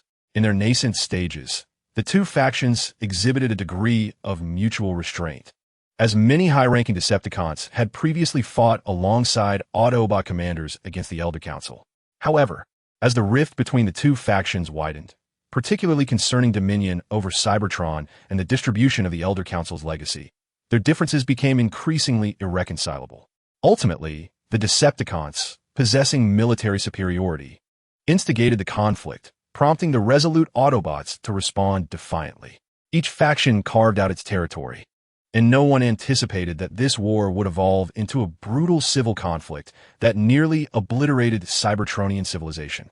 The relentless warfare persisted for countless years, until incessant earthquakes, volcanic eruptions, and even the desiccation of the seas compelled both Decepticons and Autobots to recognize that their civil strife had brought Cybertron to the brink of annihilation. They were reluctantly compelled to convene at the negotiating table, and after arduous deliberations, they ultimately forged a ceasefire agreement of little binding power. The successive wars had wreaked havoc on Cybertronian civilization, leading to the cessation of natural mechanical life, resource depletion, cultural regression, and a significant technological chasm. Following the conclusion of the First Civil War, in a bid to ensure their survival, both Decepticons and Autobots tacitly chose the same path: the destruction of all interstellar coordinates, sealing off Cybertron and entering a prolonged slumber. It was not until over 10,000 years later that the Decepticons and Autobots awoke from their slumber, soon igniting a second civil war that would endure for millennia. Core. This concept did not emerge during the ancient epoch of Cybertron. It is said to have possibly originated from the hands of Shockwave, the grand scientist of the Decepticon Legion, who, in an effort to compensate for the loss of natural reproductive capabilities and the consequent depletion of the Decepticon forces, researched a simplified and lower-spec version of the Matrix based on the template. This innovation endowed the Decepticon Legion with a continuous supply of cannon fodder and workers. Thus, strictly speaking, Cheng's previous classification of the Matrix as a type of core was indeed a misinterpretation. As for why the newly birthed Decepticons from the Allspark radiation are inferior to their lower-tier counterparts equipped with a core, Cheng has a rough idea of the reason. The strength of the Decepticon bodies influences the performance of both the core and the Matrix. The green-skinned individual was merely an unremarkable coin-operated beverage vending machine within Las Vegas, and thus its foundation was hardly impressive. Furthermore, the information and energy injected during the transformation by the Allspark were exceedingly limited, resulting in the emergence of a mere shell with a spark but devoid of responsive strength. Just as he was intently examining the data on the screen, he suddenly heard footsteps approaching from afar, and with a glance, Cheng instantly recognized it was the Forerunner he had dispatched on a mission days prior. He promptly chose to save his findings, storing his achievements over the past few days into the server's hard drive. Shortly thereafter, the voice of the Forerunner resonated: "Master, the task you assigned me has been completed. I have returned." Chapter 89. The Cunning Rabbit Has 3 Burrows. The return of the Forerunner was indeed a pleasant surprise. Hearing that the mission had been accomplished, Cheng could not suppress a smile. Completed? Come, tell me about it. 10 days prior, the Nebrina Import and Export Company in Brazil had successfully received the first batch of American military arms he had procured. Due to Cheng's inability to be physically present, he had instructed an insider at the Nebrina Company to discreetly transport the acquired arms to a plantation in Brazil that he had recently acquired. The Forerunner was subsequently dispatched to Brazil with a singular task: to evade human detection and find a location within the vast Amazon rainforest or the sprawling Highland Mountains, where human footprints could not reach, in preparation for establishing Base 2. Indeed, the cunning Cheng had begun to prepare a new hideout for himself. The Forerunner immediately projected a map before him, indicating 2 suitable locations. "I have identified 2 appropriate sites. One is in the Oman Bay Mountains, where I found a deep and concealed underground cavern among the peaks. The other is near the eastern coast of Brazil in the Mao Mountains, where there exists a valley filled with miasma, completely inaccessible to humans." His choice to avoid the rainforest was anticipated by Cheng. The venomous snakes and fierce beasts of the rainforest posed little threat to anything other than humans. However, the Amazon rainforest is crisscrossed with rivers and situated along the equator, where the humid and sultry climate not only poses a hellish challenge for equipment, but also elevates the maintenance demands for these mechanical beings. The Pioneer subsequently released dozens of photographs taken in proximity for Sun Cheng's consideration. Each of the two locations has its merits. The miasmic valley of the Mar Mountains is favored for its proximity to the eastern coast of Brazil, which facilitates the transportation of equipment. However, this advantage is counterbalanced by a heightened risk of exposure. In contrast, Sun Cheng finds himself more inclined towards the subterranean caverns within the Omanbai Mountains, which offer remarkable concealment. Although this choice complicates the logistics of transporting equipment, as mechanical life forms, they can traverse mountainous terrains with far greater ease than any human conveyance. Thus, he reached a decision to provisionally select the underground cavern in the Omanbai Mountains. Once he confirms the geological structure of the nearby mountains, he plans to procure materials and equipment through various channels for direct shipment to Brazil. Yes, master. The Pioneer promptly descended, leaving Sun Cheng alone in the laboratory. After a prolonged silence, he retrieved a Nokia N73, which had only recently been released in this dimension. Holding the phone before him, a glint sparked in Sun Cheng's eyes as the N73 powered on and dialed a number. After several rings, an impatient voice finally came through. "Haven T, I told you not to call me casually." The voice belonged to a man speaking English, laced with a thick Philadelphia accent. "Spare me the theatrics, Colvin." Sun Cheng responded in his cold, electronic tone. "I have already transferred the funds to your father's overseas account as you requested. You withdrew the $2 million 3 days ago. Yet, you have yet to provide me with an answer regarding the matter I asked you to inquire about. His previous dealings with an insider at the Brazil Neblina Import and Export Company, which successfully circumvented the scrutiny of American intelligence agencies and secured a substantial cache of military arms, had left a lasting impression on Sun Cheng. In this timeline, his identity as a mechanical life form from Cybertron precludes him from making appearances in public. Nevertheless, certain matters cannot be resolved solely through the internet. Sun Cheng requires human assistance, particularly from those with considerable influence. Following the conclusion of the Las Vegas battle, he conceived the idea of establishing a human intelligence network dedicated to serving his interests within this world. Consequently, in his efforts to grasp the movements of the U.S. government, he became particularly eager to ascertain the whereabouts of the remains of Megatron and Starscream, as well as the extent of collaboration between the U.S. government and the Autobots. Thus, while he diligently capitalized on the dividends from the Las Vegas conflict, he also began laying the groundwork for his own plans. The United States possesses the world's largest intelligence apparatus, encompassing numerous agencies across governmental departments and military branches. In this temporal space, the Russian publication Pravda once published an article in 2006, speculating that over 270,000 employees within the United States were working for its myriad intelligence agencies. While the statistics presented by the Russians were undoubtedly exaggerated, the vast scale of American intelligence operations is indeed a matter of public record. However, the complexity and multitude of these agencies provided significant advantages to Sun Cheng. Utilizing his network intrusion capabilities, he swiftly acquired information regarding the leadership of several American intelligence organizations. Subsequently, he monitored the banking and expenditure data of their personal and familial members on a global scale. It wasn't long before he identified several individuals with dubious dealings, who soon became his targets. Among them, Colvin Brennan, an intelligence analysis assistant director at the Office of the Director of National Intelligence, emerged as the most valuable target. This individual was no ordinary person, having served in the military and spent nearly a decade at the National Geospatial Intelligence Agency under the Department of Defense. He possessed formidable counterintelligence skills. In fact, during Sun Cheng's initial attempt to contact Colvin while impersonating a military attaché from the Russian embassy, Colvin recorded their conversation.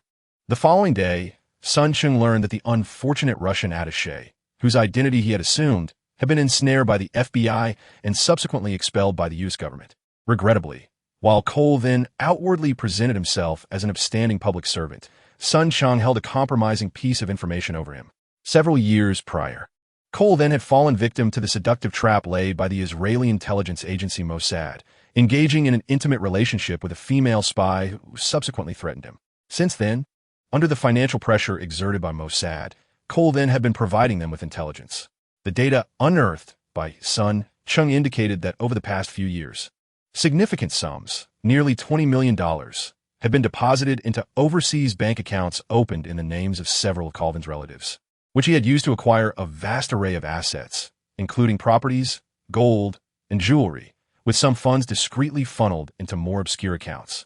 Had it not been for Sun Cheng's ability to effortlessly infiltrate global banking networks and scrutinize any information he desired, it is uncertain whether he could have ultimately compelled Colvin to capitulate. The adage "a fly does not bite a seamless egg" clearly resonated with Colvin, who recognized the gravity of his situation. Thus, when Sun Cheng reached out to him a second time and casually referenced several transactions he had with Mossad, Colvin quickly grasped the reality of his predicament and agreed to provide intelligence within the scope of his duties. To ensure Colvin's compliance, Sun Cheng offered a reward far exceeding that of Mossad, initially paying him $2 million. His first request was for Colvin to leverage his position to gather information regarding the mechanical beings that had surfaced in Las Vegas. Chapter 90. A bad omen. The phone remained silent for a considerable time, were it not for the sound of footsteps. Sun Cheng would have doubted whether Colvin had departed from the line. He patiently waited until a voice finally emerged, inquiring if the phone was indeed secure against eavesdropping. "Do not tell me you haven't had anyone attempt to dismantle the device. Rest assured, it is impeccably safe," Sun Cheng replied confidently. His phone, enhanced with espionage capabilities and embedded with anti-eavesdropping software, facilitated their communication via a high-altitude satellite from Iridium Corp. Sun Cheng had even infiltrated Iridium to procure the highest level of access to this satellite. It was safe to assert that, as long as the user did not engage in self-destructive behavior, there was no reason for concern regarding interception. Whether Colvin felt reassured was uncertain. He soon shifted focus, stating, "Well, I have investigated your matters, but we must engage in frankness. I have consulted the FBI, and you are not a Russian military officer." It was evident that Colvin was no ordinary individual. His ability to work for Mossad for so many years without exposure hinted at even deeper implications. Colvin was clearly probing for information, but Sun Cheng had no intention of revealing his identity, responding with a firm refusal. Transparency was acceptable, but not at this juncture. "I have already transferred your remuneration. Trust in our capabilities. Even the Samid cannot compare to us," he subtly implied, his words laced with an undertone of menace. Once again, Colvin fell silent, perhaps contemplating which intelligence agency Sun Cheng represented. Yet, the man was perceptive enough to recognize that Sun Cheng had leverage over him, and, having accepted his payment, had no option but to comply. He promptly relayed the information he had uncovered. Half a month ago, a military base in Las Vegas had indeed suffered an attack by unidentified biological entities. The White House had confirmed that they originated from an extraterrestrial mechanical life form, and the military might have obtained a specimen of this mechanical entity, though its current location remained undisclosed. Sun Cheng listened intently as Colvin shared the intelligence, but he could not suppress a disdainful scoff within. This man was truly adept at intelligence work, revealing only half the truth. He had failed to mention anything about the Autobots, and even transformed the two captured Decepticon bodies into merely one in his account. Acknowledging Colvin's cunning, Sun Cheng felt no anger. They had only just begun their association, and Colvin, having been coerced into cooperation, was likely brimming with resentment regarding his predicament. Thus, Sun Cheng recognized the value in nurturing Colvin's potential and was willing to invest time and effort for future endeavors. Nevertheless, his calm demeanor did not preclude him from delivering a pointed critique. Some admonishment was warranted. With a low, mocking chuckle, he remarked, "If this is all you have, Colvin, you leave us greatly disappointed. Your task can only be deemed half completed. As far as I am aware, the American government has recently had encounters with extraterrestrial beings. Given my position, the resources at my disposal are rather limited." Corwin's thoughts were discerned, though only subtly through his tone, which quickly returned to its usual demeanor, albeit with a hint of irritation as he questioned him. "Do not attempt any tricks. Collaborating with us would undoubtedly be most advantageous for you." Sun Cheng replied with a cold smile, "I demand all intelligence regarding the American government and military's interactions with these mechanical beings within a week. In return, we would be more than willing to orchestrate a few traffic accidents, sending those at Mossad who hold leverage over you straight to meet their maker." This proclamation evidently startled Corwin. Having collaborated with Mossad for many years, He likely had left a detailed dossier within the Israeli intelligence agency due to his status and position. The demise of a few individuals would hardly suffice to resolve the matter. It is not an exaggeration to say that should Sun Cheng make any move, given Mossad's notorious ruthlessness, he could easily be labeled a traitor, and the consequences would be dire. In that moment, he hastily called out to Sun Cheng, his voice softening. Please do not act recklessly. I understand. I will inquire into this matter promptly. Finally capitulating, Sun Cheng was indifferent to whether Corwin was willing or not, promptly severing the call. He then switched to another phone, contacting an NSA agent over whom he also held some leverage, assigning a new task. And only then did he feel satisfied hanging up. The situation in America has been quite tumultuous lately, imbued with an oppressive sense of impending disaster. This is not merely a figment of Sun Cheng's imagination. In fact, during the fortnight following the conclusion of the Battle of Las Vegas, he had ventured out several times to collect the machinery and equipment he had ordered. Each excursion heightened his awareness of the escalating military alerts across various regions, which seemed to be intensifying. This inexplicable observation only served to augment Sun Cheng's apprehensive intuition. He had not heard from attack in quite some time, and both Red Spider and his minions had seemingly vanished. The whereabouts of the Autobots were also shrouded in mystery. The plethora of uncertainties left him with an ominous feeling that something significant was about to transpire. Sun Cheng held firm in his disquieting premonitions, which is why he hastily dispatched a forerunner to Brazil to establish a base far removed from America. Consequently, he began discreetly recruiting and selecting individuals among humanity who could provide him with intelligence and other services. Should he initiate contact with attack, he placed his phone back in a corner of the laboratory, feeling somewhat troubled. Given the sudden and inexplicable demise of Megatron, he believed that only attack remained on Earth as a potential ally worth courting in critical moments. However, Sun Cheng also acknowledged that his gains from the Battle of Las Vegas had been exceedingly substantial. Recently, after relentless attempts to absorb the information stored within the 4 fragments of the source of fire, he has come to realize that this enigmatic artifact is indeed his greatest treasure. Not to mention the astonishing fact that these magical shards have begun to gradually restore their energy. The information contained within them is nearly sufficient to enable him to evolve once more on a future occasion. The failure to achieve a complete evolution within the confines of the 7th District base raises the question of whether the knowledge of the source of fire fragments would incite an attack against him. It is precisely this uncertainty coupled with his lack of confidence in his current abilities that has caused Sun Cheng to hesitate. Ultimately, he refrained from making any proactive contact with the assailant and instead immersed himself in reaping the benefits from the battle in Las Vegas. Chapter 91. Return to reality. Time flies, and a week has swiftly passed.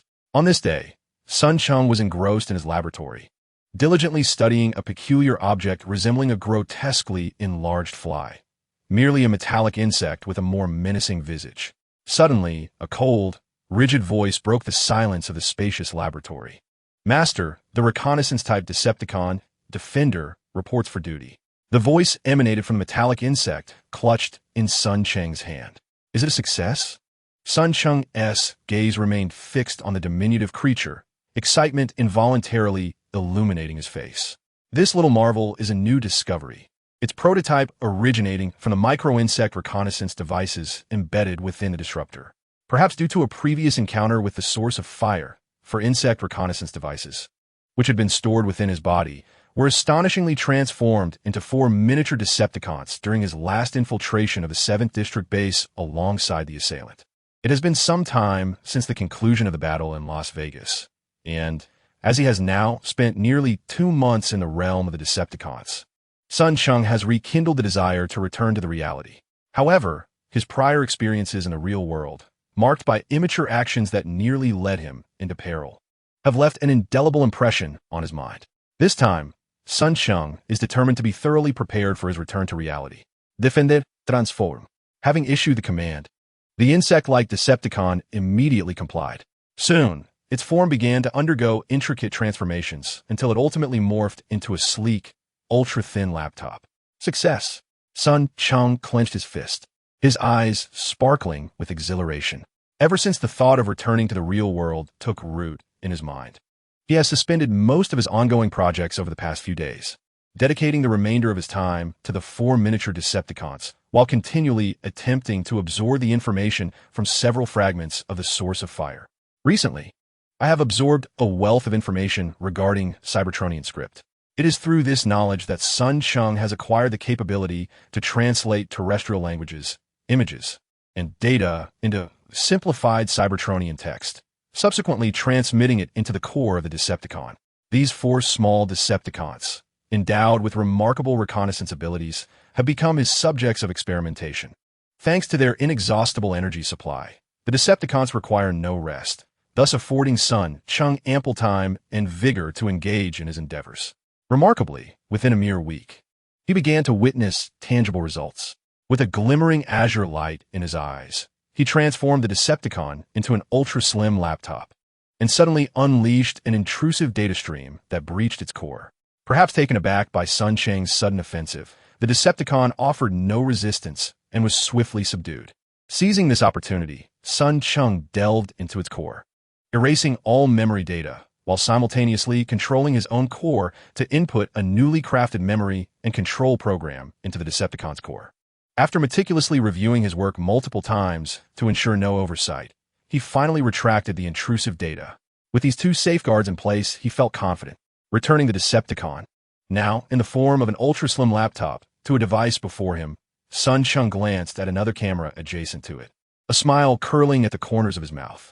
These 2 small Decepticons served as his insurance for the imminent return to the real world. He completely eradicated their self-awareness and reprogrammed a control protocol to reside within their cores. While this rendered them devoid of autonomous thought, it simultaneously facilitated his control over them in reality.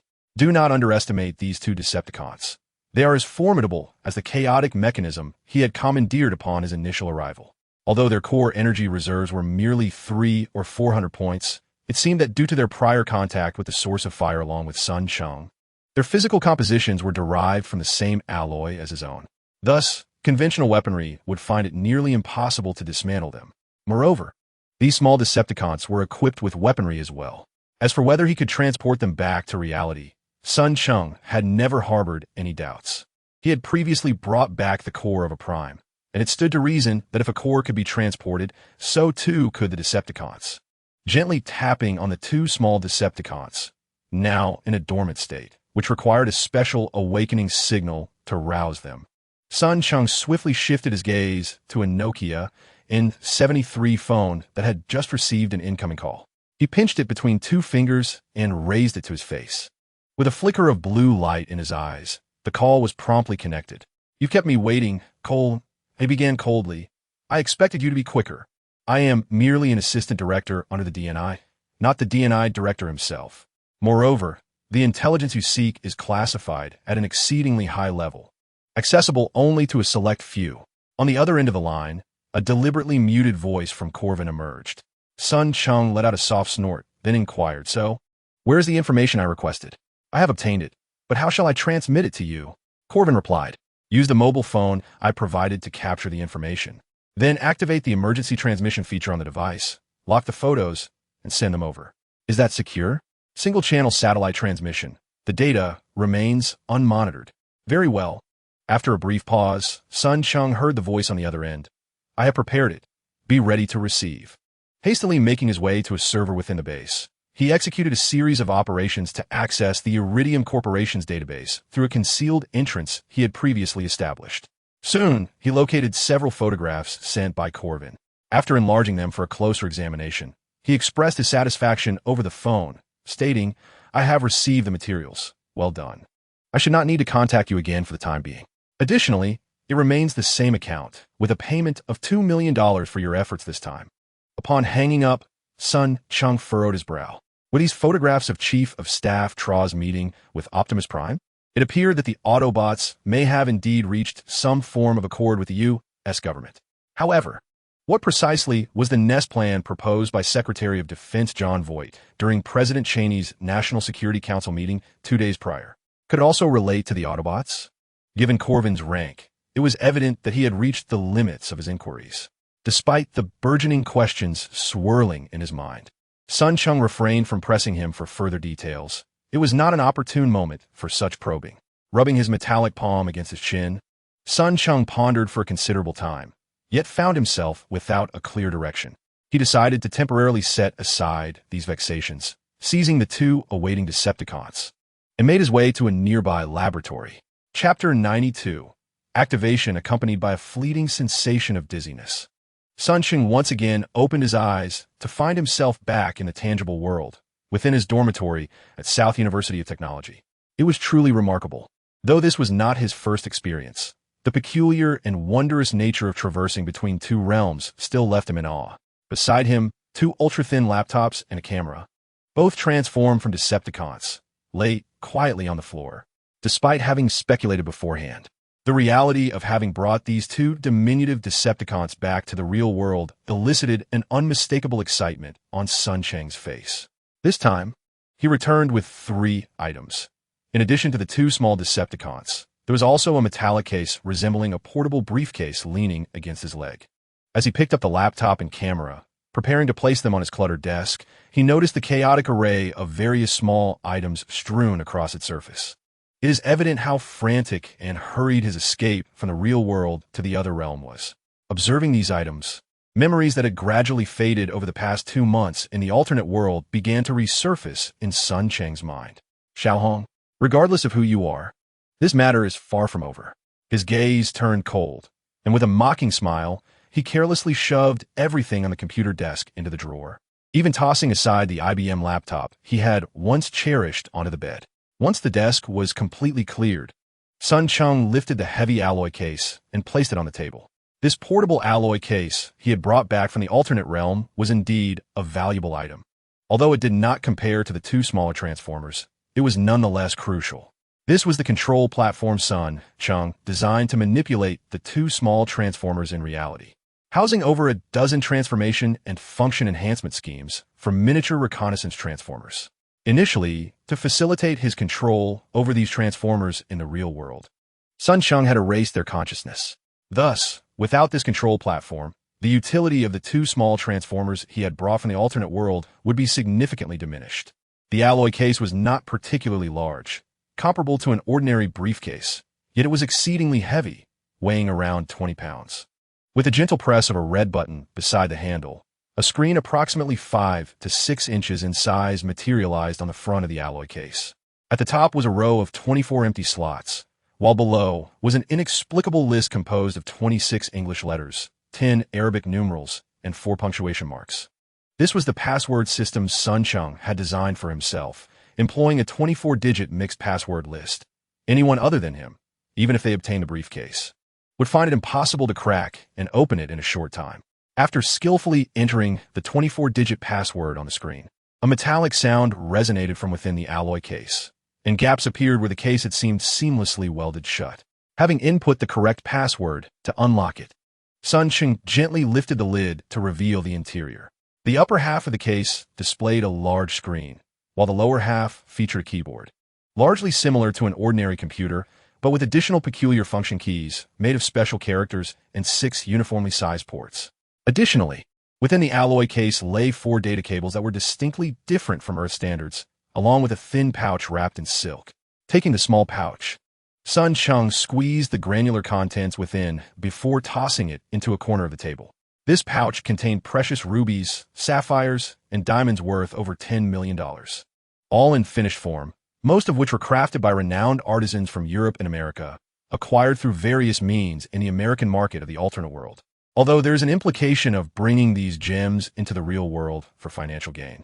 This bag of jewels is actually intended as experimental specimens to validate the rules regarding the transportation of items across dimensions. The last time he returned from the other world, unexpectedly, 2 weapons hidden within the server were brought back with him.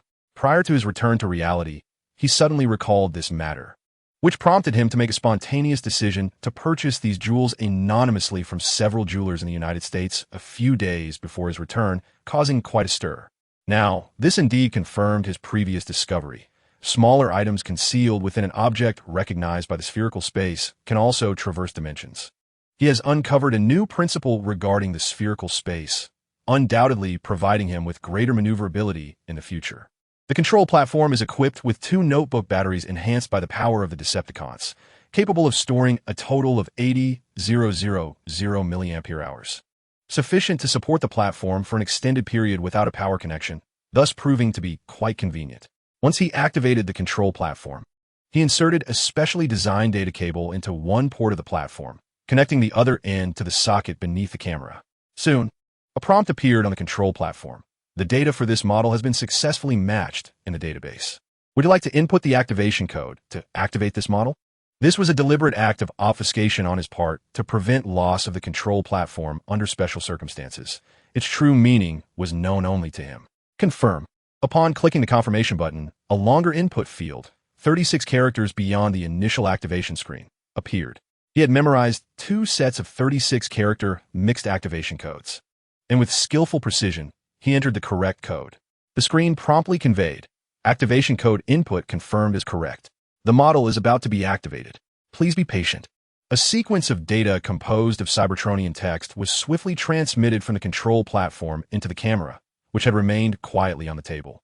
Transformed from a small reconnaissance Decepticon into an insect form. After a brief interval of 3 to 4 seconds, it reverted to its insectoid shape, its eyes glimmering with blue light as it gazed at the slightly anxious Sun Cheng. "Master, the reconnaissance Decepticon, Revenge, reporting for duty." The cold, mechanical voice emanated from its mouth. The familiar Chinese language brought a wave of relief to Sun Cheng. He knew he had succeeded. Today, there's only one update. On one hand, I returned home late from work, and after dining and freshening up, it was already past 10 when I began typing. On the other hand, the next chapter of this book will introduce a blended storyline with Jurassic Park and another film. However, I discovered that my computer only has the other film and not Jurassic Park. I found that iQIYI has it available for viewing, but upon clicking, I could only watch for a few minutes. I must first search for resources to download, as I need to catch up on the plot of Jurassic Park. Chapter 93. Short message from the XP Home Master. The reconnaissance-type Decepticon has reported in. Once again activating the Decepticon, Sun Cheng commanded 2 small Decepticons to take a few steps. Just as he was preparing to continue his experiment, an all-too-familiar melody suddenly echoed from the table. It was his phone ringing. Bringing the device closer, he noticed a flicker in his gaze, and, after a moment's hesitation, he answered the call. "Hello, Cheng. Has something happened at school?" The voice on the other end was that of a young woman, tender yet tinged with urgency and concern, warming his heart. This woman was none other than his sister, Yi Chi. "Sis, don't overthink it. I didn't explain clearly earlier. I applied for entrepreneurial funding from school this semester for a STAR project. I've been quite busy lately, and I fear I won't have time to accompany you if you come." Although only a few minutes had passed in the real world, Sun Cheng had traversed nearly 2 months in the alternate realm. With such an extensive period for contemplation and reflection, he had shed the previous turmoil. His tone now calm and gentle, devoid of any emotional fluctuation. Perhaps the caller sensed nothing amiss, and after a few more hesitant exchanges, she finally ended the call. What a bother. After hanging up, Sun Cheng frowned and tossed the phone aside. Ultimately, he had not received a definitive answer from his sister, and it seemed she was resolute in visiting him. "Tomorrow, I must thoroughly resolve the troubles here in Nandu." His gaze shifted to the 2 reconnaissance-type Decepticons that remained silently on the table, awaiting his command. Sun Cheng steeled his resolve, dismissing the trivialities of reality, and resumed his attempts to control the 2 Decepticons. As night deepened, time slipped by unnoticed, swiftly approaching the dormitory's lights-out hour. The sudden dimming of the room jolted Sun Cheng from his intense focus on exploring the capabilities of the newly transformed ultra-thin laptop. Rubbing his eyes to adjust to the darkness, he instinctively glanced at the lower right corner of the laptop's status bar, only to discover that the Decepticon could still maintain a network connection through the captured wireless signals. How intriguing! With newfound interest, he paused his exploration of the laptop's features and began to surf the internet. He first attempted to open a browser and casually clicked on several prominent domestic portal websites, discovering that the internet speed was not only stable but remarkably fast. After validating the speed for a while, Sun Cheng suddenly recalled his previous return to reality, during which he had uploaded an optimized version of the simplified XP system under the name of Cybertron Studio to the largest XP system community in the country.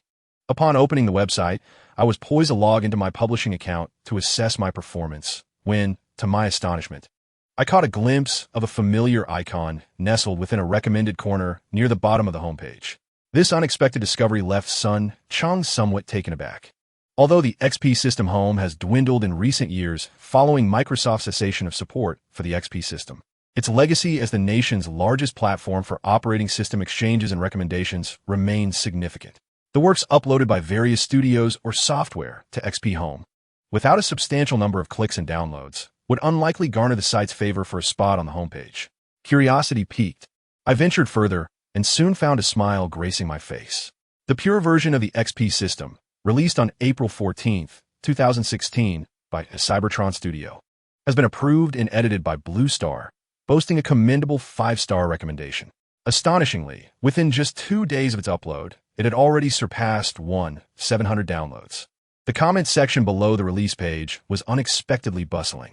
Wow, what an incredible piece. Cybertron has truly showcased their remarkable skills. An operating system from over a decade ago has been optimized to rival the latest version of Windows 10, and it must be recommended. All unnecessary plugins have been stripped away. The greedy Microsoft has indeed stuffed the system with too much useless clutter. After such thorough simplification, it's simply phenomenal. Highly recommended. I have been using XP for years, but after recently purchasing a new computer and switching to Windows 7, I felt quite out of place. Just as I was about to revert to the old XP, a friend recommended this version. After trying it, I found it to be exceptionally smooth and efficient. Truly impressive. It lives up to its name as a pure version, with all extraneous features removed, leaving nothing but essential for the average user. Cybertron Studio has effectively extended XP's life by a decade. Given that it had only been uploaded for 2 days, the comments section, while lively, contained a modest total of merely around 100 remarks. Nevertheless, as Sun Cheng patiently perused the comments, he discovered that an overwhelming 99% were filled with praises, recommendations, and positive reviews. The few complaints were clearly nitpicking, primarily from individuals in programming fields lamenting the absence of certain plugins and official work software. However, there were no criticisms that seemed genuinely warranted. Realizing that the pure version of the XP system he had uploaded was gaining considerable traction, Sun Cheng felt a surge of excitement. He promptly logged into his publishing account and, to his delight, found a message from the XP Home official team awaiting him in his inbox. Dear publisher, greetings. I am Blue Star, the review editor at XP Home. Following our assessment, we believe your published work possesses significant value for signing and promotion. Please contact our signing editor at your earliest convenience after reading this message. Indeed, XP Home has reached out to him via an internal message. However, what piqued Sun Cheng's curiosity was the realization that such privately modified, non-copyrighted works could possess value in terms of contracts and promotion. It is worth noting that his initial motivation for uploading this pristine version of the XP system was twofold. First, he felt it was a waste to keep such a remarkable creation solely for his own use. Second, he sought to bolster the visibility and popularity of his Cybertron studio. He certainly did not anticipate that this action would lead to such developments. After a moment's contemplation, Sun Cheng considered that since his upload was intended to enhance the reputation of his studio, receiving a recommendation from XP Home would undoubtedly prove beneficial and save him considerable effort. Consequently, he promptly logged into his long-and-used Panda OO account, entered the account details of the editor era, and submitted a friend request with his information. Chapter 94. The Mysterious Invitation, Part 1. Just as he was preparing to log off, to his surprise, a message promptly appeared on OO, indicating that the other party had accepted his friend request. A bit taken aback, Sun Cheng noticed that the other party identified as female and was intrigued that she had not yet retired for the night. With the familiar sound of an incoming message, a dialog box quickly popped up on OO. Upon opening it, he found that it was indeed era initiating a conversation with him. Hello. Are you the publisher of the pristine version of XP from Cybertron Studio? Yes, that's me. Hello, editor era. Oh, greetings. The pristine version of XP is truly an extraordinary piece. When Blue Star recommended it to me yesterday, I was skeptical, but upon downloading and trying it, I realized it is indeed remarkable. Such a pure and stable work is hard to find, not only domestically, but even on renowned international Microsoft system forums. Therefore, I would like to inquire if you're interested in signing a contract with our website. It must be said that this individual types at an impressive speed. Sun Cheng merely stood up to fetch a cup of water and returned to find a continuous stream of messages awaiting him. May I ask? The copyright of XP belongs to Microsoft. For works like this, which are generally unauthorized, how can commercial promotion be conducted? He was genuinely curious about this aspect. In China, particularly following the Xinhai Revolution and under President Yu Chen's administration, copyright protection has been notably stringent. Even though Microsoft is a foreign entity, the lack of authorization raises questions about how XP Home intends to promote the pristine version of XP he had created. The response from the other party was swift and straightforward. Openly, it is not feasible, but skirting around the edges is entirely acceptable. You have indeed purchased a system disk, haven't you? Consider this. The typical legitimate Microsoft system disks have previously been priced in the thousands, even with the gradual price reductions in recent years. A reasonably priced authentic Windows 8 disk still costs around $100 to $200, although there is support for genuine products in our country. How many households are willing to forego a 10 yuan localized disk to purchase Microsoft's official version? Upon realization, Sun Cheng immediately understood that this was, in fact, a matter of pirated disks. This indeed skirts the edges of legality. Creating pirated disks is not particularly challenging, and a small workshop can manage it with an investment of just a few $100,000. Yet, when Microsoft conducts investigations, it becomes exceedingly complicated. Even if they trace back to websites like XP Home, those sites can merely assert that the shared works were indiscriminately appropriated by private pirates. After all, sites like theirs, which have developed around promoting the XP system, do not impose restrictions on downloads. Upon further discussion, Sun Cheng learned that XP Home only receives a mere 30 cents for each disk they sell under authorization. After returning from another world with a collection of valuable jewels, his interest in XP Home's so-called contract dwindled. However, with the intent of promoting the Cybertron studio, he ultimately consented to grant XP Home authorization, permitting them to utilize his works freely. The stipulation was that, whether for internal or external promotion, or during the sale of the discs, they must clearly indicate that the work was produced by Cybertron Studio, ensuring the logo remains intact and removing any embedded information within the installation package regarding the creator. Perhaps due to a turn of fortune, just before preparing to download Panda 00, Sun Cheng casually opened his email, intending to check if a response from the vulnerability acquisition platform Zerodium had arrived. To his surprise, nestled among a plethora of unread emails, he discovered one entirely in English, timestamped precisely 3 hours prior in the real world. At that moment, if his memory served him correctly, he had been cornered in an alley by a few individuals led by Xiao Hong and had barely managed to escape. Although he had returned with millions of dollars worth of jewels intended for experimentation, selling these items in the real world required some deceptive procedures, which was indeed rather troublesome. Therefore, the substantial remuneration from Zerodium held considerable importance for Sun Cheng. He promptly clicked into the email to read the message from the foreign correspondent. Dear Mr. Sun Cheng, allow me to extend my respect to you and your team at Cybertron Studio. Our testing personnel have validated the data you submitted and confirmed the existence of the iOS vulnerabilities. In appreciation, Zerodium will compensate your team with a reward of $54,000, as agreed, and we hope you can promptly complete the subsequent data. In your email, you mentioned discovering 2 exceptionally hidden high-risk vulnerabilities in iOS, which has piqued great interest within Zerodium. We eagerly await your response, and rest assured regarding the remuneration. Zerodium is a platform of high repute. Zerodium, self-proclaimed as highly reputable, nearly evoked a laugh from Sun Cheng. In the Western world, particularly within the United States, this platform for acquiring vulnerabilities, which has been in constant conflict with Microsoft, Google, and Apple since its inception, could rightly be termed notorious. From what Sun Cheng gathered, countless vulnerabilities related to Microsoft's operating systems, Google's search functions, and iOS have been acquired by Zerodium and transformed into profitable tools sold to governments, intelligence agencies, and various internet enterprises in the West. Its survival to this day is indeed remarkable. However, despite Zerodium's infamous reputation, Sun Cheng had not heard of any instances where individuals selling vulnerabilities to Zerodium were deprived of their earnings, although his bank card had been enabled for foreign exchange transactions.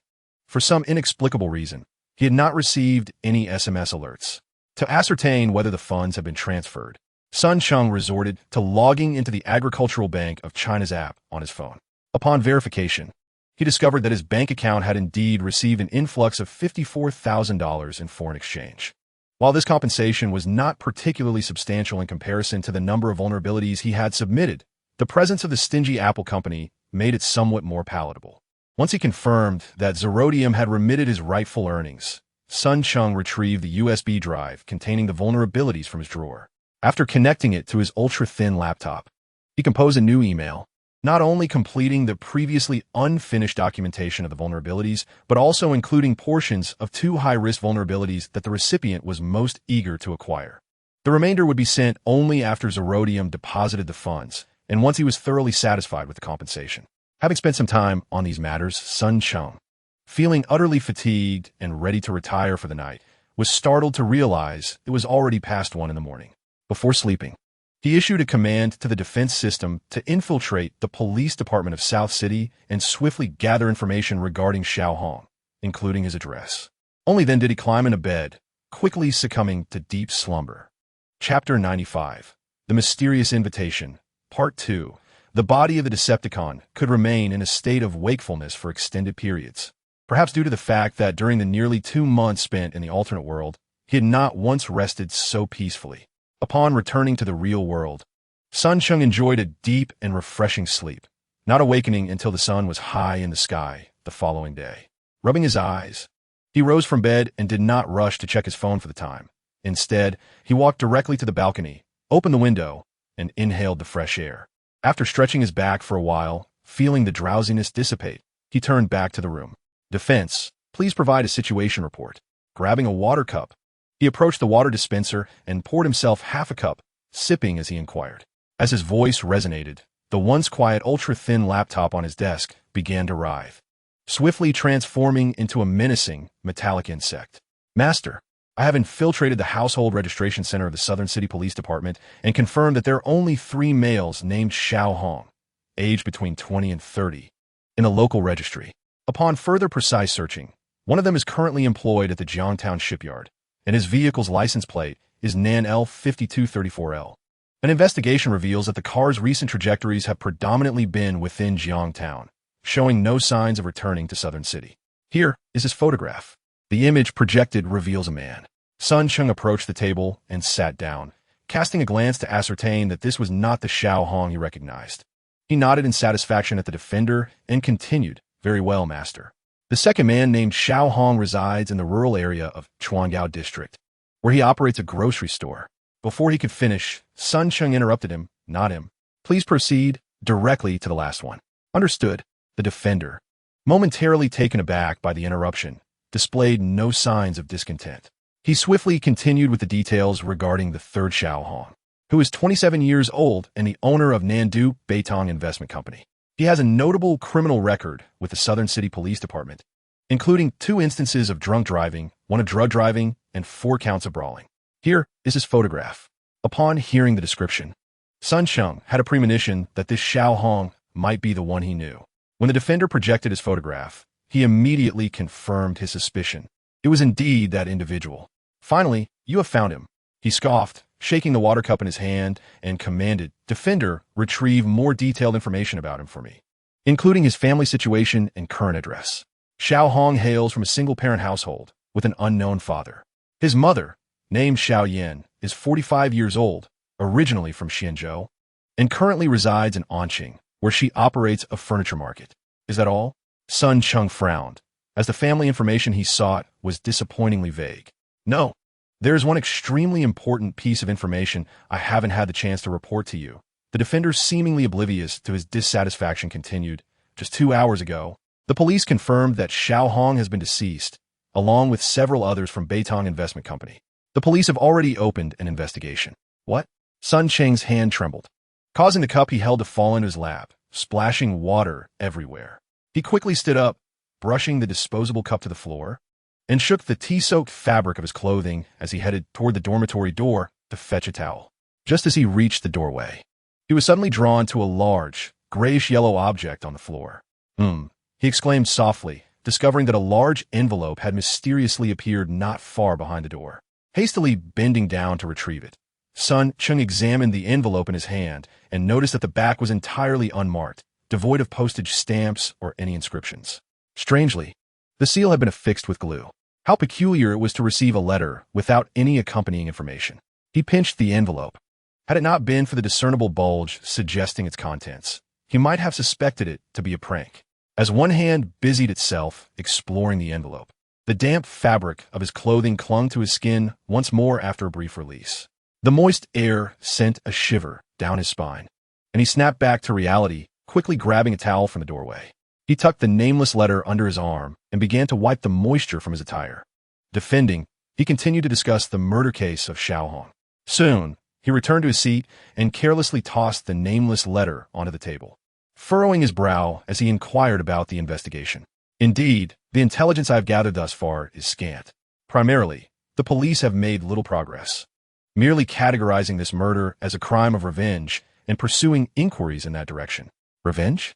Sun Cheng's brow furrowed deeper as he asked, "Do you have photographs from the crime scene?" Without uttering a word, the defender projected a series of dozens of images before him, allowing Sun Cheng to scrutinize them. Perhaps having grown accustomed to death in a different realm, Sun Cheng felt no discomfort as he examined the numerous photographs of corpses laid out before him. However, his expression soon darkened. Despite the darkness of that fateful night, his vision had not deteriorated to the point where he could not discern the faces of those before him. A cursory glance quickly confirmed that all the deceased depicted in the photographs were precisely those who had surrounded him in the alley that very night. None missing, all accounted for. Astonishingly, each had met their demise by the blade, each one dispatched with lethal precision, revealing the ruthlessness of the assailant. After a meticulous examination of the photographs, Sun Cheng soon comprehended why the police classified this as an act of revenge. Each knife wound had pierced throats and hearts, indicating that the perpetrator was indeed a formidable character. However, he found himself puzzled as the assailant appeared to harbor animosity towards Xiaohong as well. Not only had a fatal blow been struck to the heart, but the body bore numerous stab wounds, suggesting a profound vendetta. Had the assailant not spared the face, even Sun Cheng might have struggled to recognize the corpse as belonging to Xiaohong.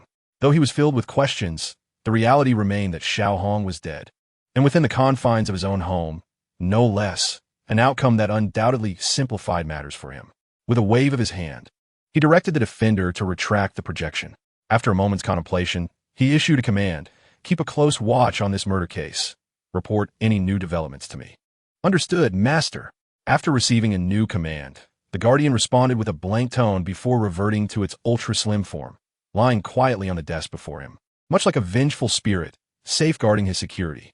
With a burden lifted from his heart, Sun Cheng's mood brightened considerably.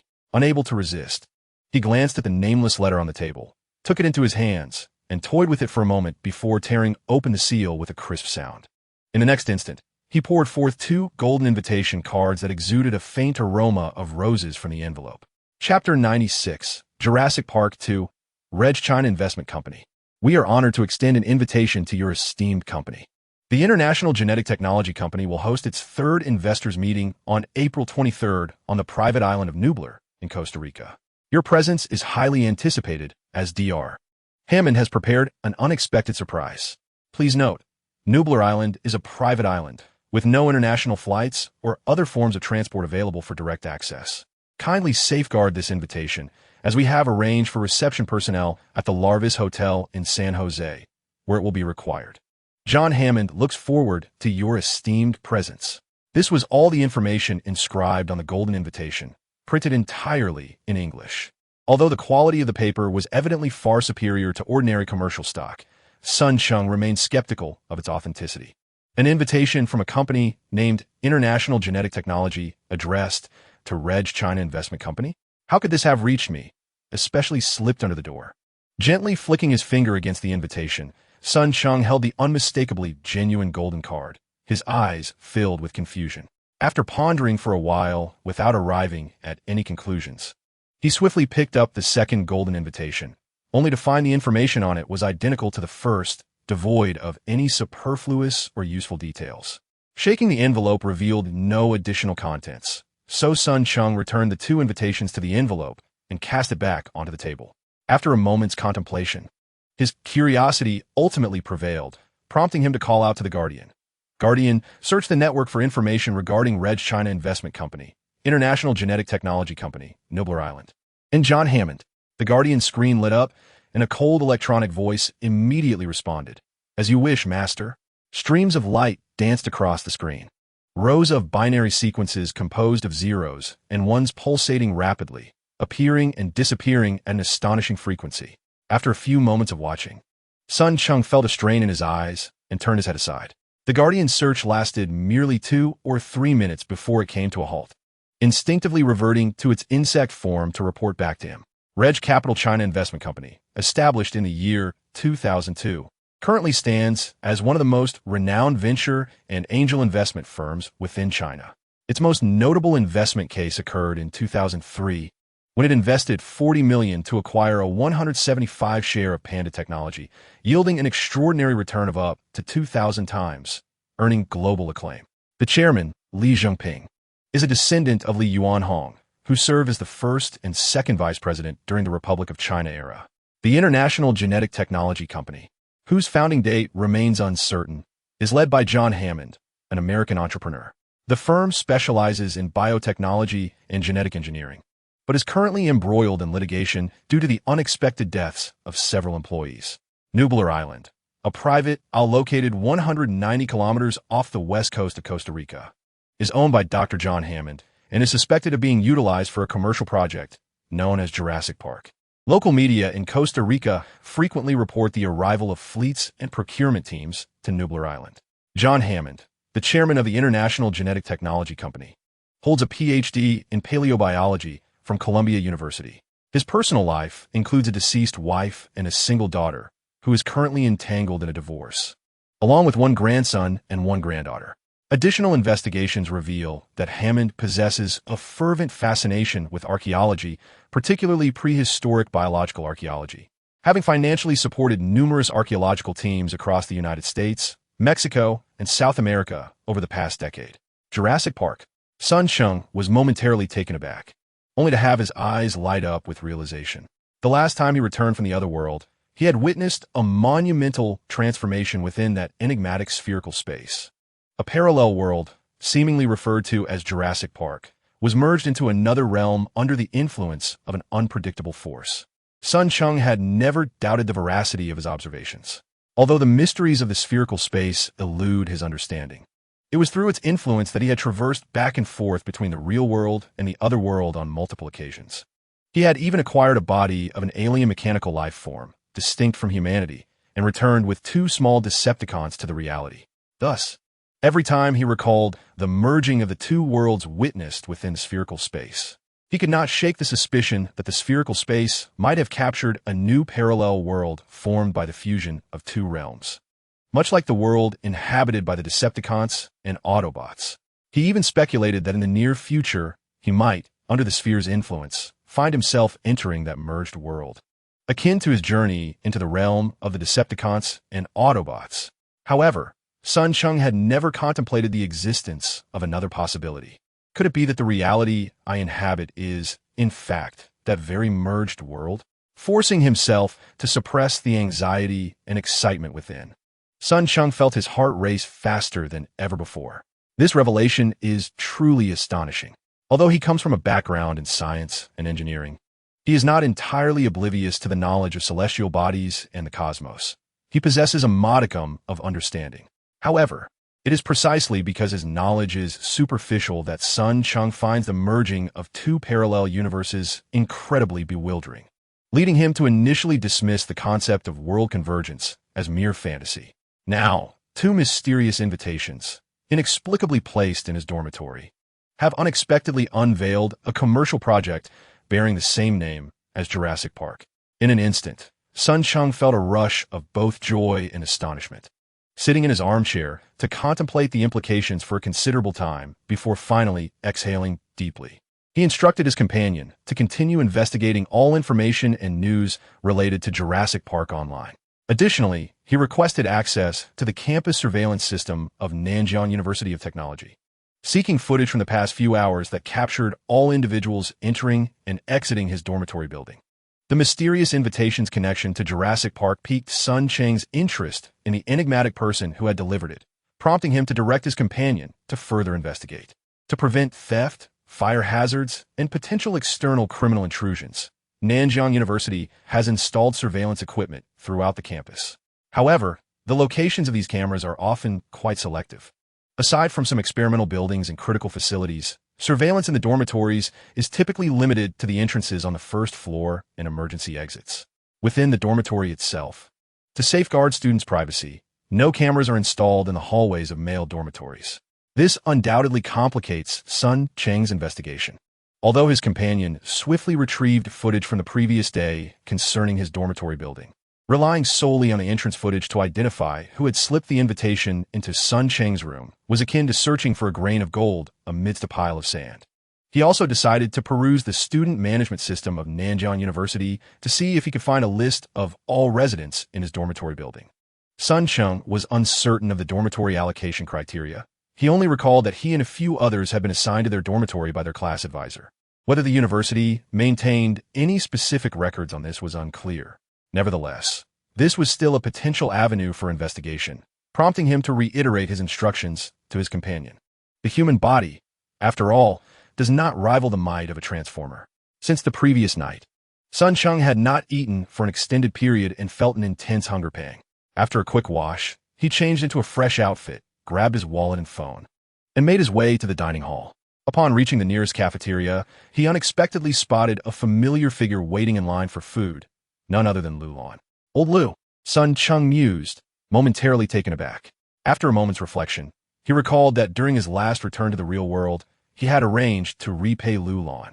However, that night he had become entangled with Xiao Hong and his companions, returning to the dormitory quite late, leaving him uncertain if Lu Lan had come looking for him. Fortunately, he remembered to bring his wallet.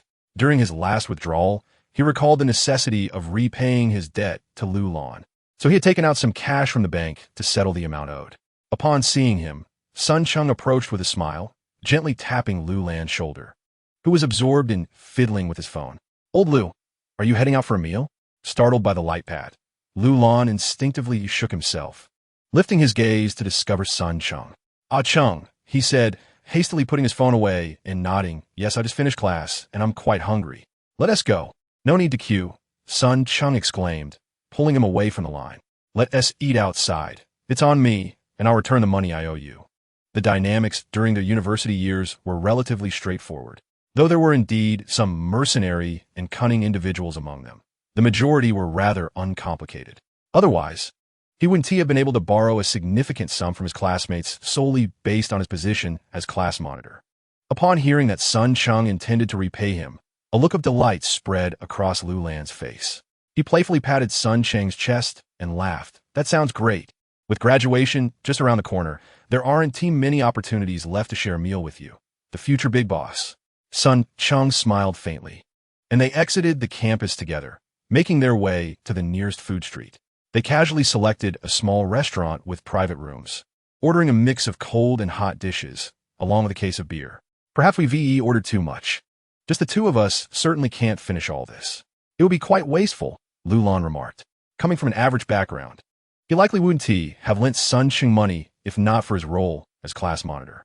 Although 2,000 wasn't a considerable amount, it surely represented his frugal savings. Sun Cheng chuckled. No worries. I haven't eaten breakfast, so I'm quite hungry now. Perhaps due to the relatively low number of patrons at that hour, the owner promptly delivered 3 or 4 dishes. Sun Cheng took the initiative to open a bottle of beer and handed it to Lu Lan, pouring himself a glass as well. He raised his glass and lightly clinked it with Lu Lan's. Old Lu, I owe a debt of gratitude to everyone.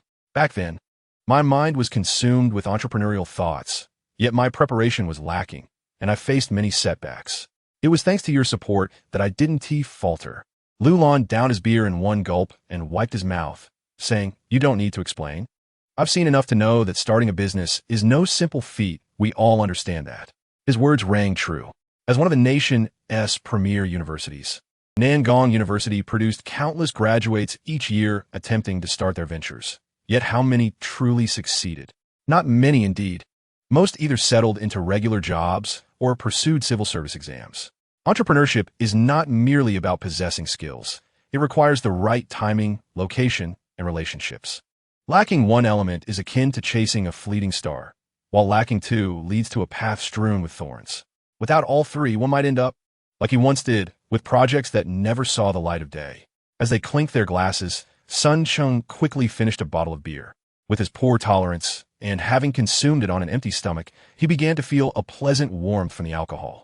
In an effort to avoid becoming inebriated and forgetting matters of importance, Sun Cheng, while still reasonably sober, extracted his wallet and counted out 500, promptly returning it to Lu Lan. Without unnecessary words, he instructed Lu Lan to count the money. However, Lu Lan merely pocketed it with a hint of surprise, inquiring about the current state of Sun Cheng's project, which he had failed to clarify the previous day. You haven't been to class in the past fortnight. I heard from Lu Kuan that the project has fallen through. Lu Kuan had indeed reminded Sun Cheng, who nearly overlooked the fact that there was still one person unaccounted for. Sun Cheng's eyes flickered, and he shook his head, saying, "It's nothing. I was so preoccupied with seeking investments that I neglected the development aspect. Consequently, some were insatiably greedy, while others were busy causing trouble, which nearly led to the project's demise. However, their departure might be a blessing in disguise. I can now approach this anew, revise the previous proposal, and secure a fresh round of investment. I'm ready to embark on something substantial." He refrained from mentioning Lu Kuan, yet this former confidant had nearly put Sun Cheng in a perilous situation. The recent shocking incident involving Xiao Hong and the mysterious invitation letter had consumed much of his attention, almost causing him to forget about Lu Kuan altogether. Now, with Lu Lan's reminder, Sun Cheng was determined not to err again. As they conversed casually, his mind began to strategize how to deal with his erstwhile roommate. With matters weighing on his mind, and his already poor tolerance for alcohol diminishing, he found himself eating more frequently than before. The meal stretched nearly an hour, and perhaps due to his hunger, he ordered an array of dishes, managing to waste none, as most ended up in his stomach. Unlike him, Lu Lan had no classes in the afternoon. However, with graduation exams approaching, he intended to spend some time in the library. After a brief chat, he rose to take his leave. Sun Cheng did not attempt to retain him, but just before he departed, he entrusted Lu Lan with a message. "By the way, old Lu, I might be too busy to manage things myself lately. A few classmates have borrowed money from me. Please let them know that I'll return it through an online red envelope via Panda OO in the next couple of days." "Sure, I'll take care of that," Lu Lan replied, and soon after, he left. Once he was gone, Sun Cheng too settled the bill and exited the small establishment, hailing a cab at the corner. As he planned to move out and rent a place of his own, he had returned to his hometown today, causing a slight delay in uploading his updates. This marked the first of 3 installments, a compensation for the previous night's indulgence. Chapter 98. Lu Kuan Lao Kuan, Liu Kuan. Startled back to reality by a firm shove, turned to see his roommate Li Ming. He stretched his neck and asked, "What is up, Lao Si? The boss wants to go out for a meal. Are you coming?" Li Ming replied, his expression lacking the enthusiasm of yesteryears, evidently affected by his prior conversation with Sun Cheng regarding the changes in Lu Kuan. "Going out to eat? Go ahead, I'm not particularly hungry at the moment," Lu Kuan said, lightly touching his somewhat empty stomach. His pallid complexion betrayed his true feelings as he shook his head, politely declining the invitation to join his 2 friends. Just as the elder was about to persuade him further, Li Ming tugged at his sleeve, prompting him to nod in agreement. "Very well, we shall take our leave." Once the 2 departed, the atmosphere in the shared apartment shifted dramatically. Lu Kuan's already wan visage grew even darker and more foreboding. How could someone die so suddenly? What if the police trace it back to me? What shall I do? He murmured, engulfed in a rising tide of dread. Unable to suppress his anxiety, he buried his face in his arms on the table, trembling slightly. This world is so fundamentally unjust. This sentiment had been haunting Lu Kuan for a long time. Despite his relentless efforts, he was born into a destitute family in a central province. The dire circumstances not only failed to improve upon his admission to the prestigious Nandu University of Technology, but worsened due to the exorbitant tuition fees. Initially, with his family's relentless sacrifices and by taking on odd jobs during his university breaks, along with the occasional support from kind-hearted roommates, Lu Kuan's life at Nandu University had significantly transformed him. However, everything changed when he met her. Her name was Lu Tian, a cheerful girl whose very name exuded sweetness. And she was a junior in his major. They crossed paths unexpectedly during a departmental event in their final year. From the moment Lu Kuan laid eyes on her, he felt as if he had been struck by lightning. Her image consumed his thoughts entirely. Encouraged by his roommates, he finally mustered the courage to confess his feelings. Although he did not receive an outright affirmative response, he was granted the opportunity to pursue her. What followed was an exhausting endeavor to win her affection, filled with countless romantic gestures. However, Lu Kuan, whose financial resources were already limited, soon found himself ensnared in the comedic yet tumultuous web of love. With the loss of his part-time income and the finite support his friends could offer, he racked up debts with many around him. Yet, he remained hopelessly enraptured by the romantic fantasy she had woven for him, ultimately leading him to commit a grievous error, borrowing money from a predatory lender disguised as a student loan. "I am truly cursed." Each time he reflected on this, an overwhelming sense of regret washed over him. What manner of individuals engage in such predatory lending? They were the offspring of officials, the children of the affluent, and even gang members. Any hint of conscience among them was absent, as they seemed intent on devouring their prey whole. Reflecting on his own experiences, he realized that he was not exempt from this grim reality. Initially, he borrowed a few thousand yuan from the student loan, not intending to encounter a serendipitous event on the girl's birthday that led him to purchase a new phone. In the blink of an eye, after exhausting that money, he found himself compelled to borrow more. To his astonishment, the lender welcomed him back with open arms, readily extending the funds once more. Thus, time and again, he found himself ensnared in this cycle.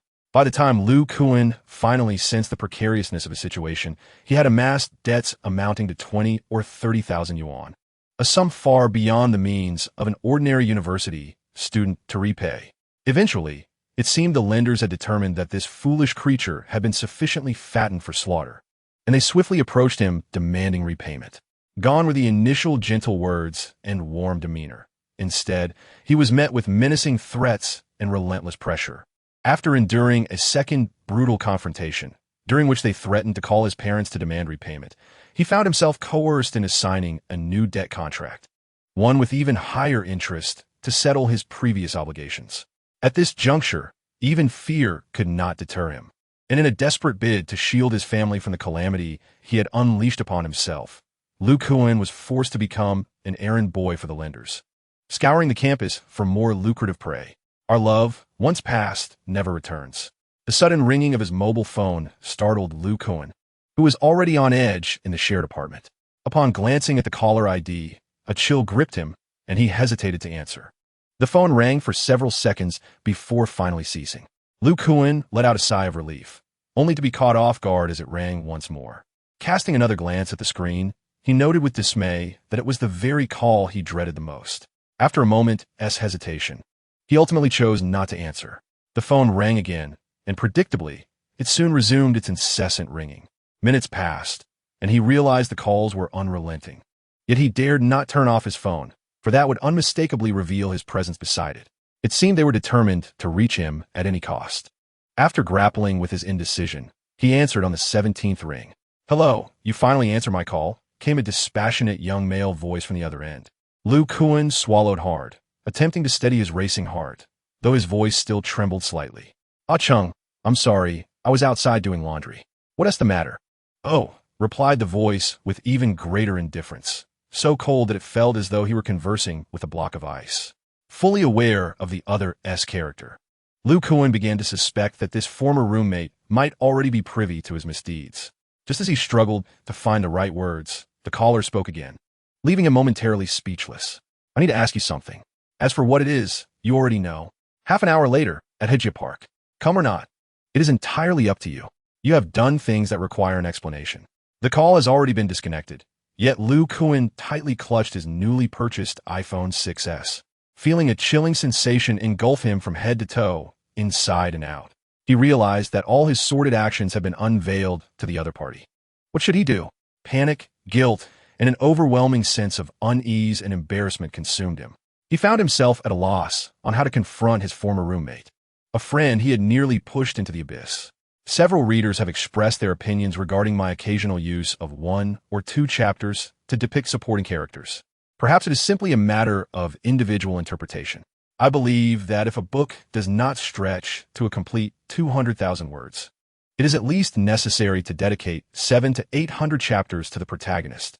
Why should supporting characters be deprived of a chapter of their own? After all, they are also essential to the narrative, and perhaps they only have this one opportunity to shine, so I ask for your understanding.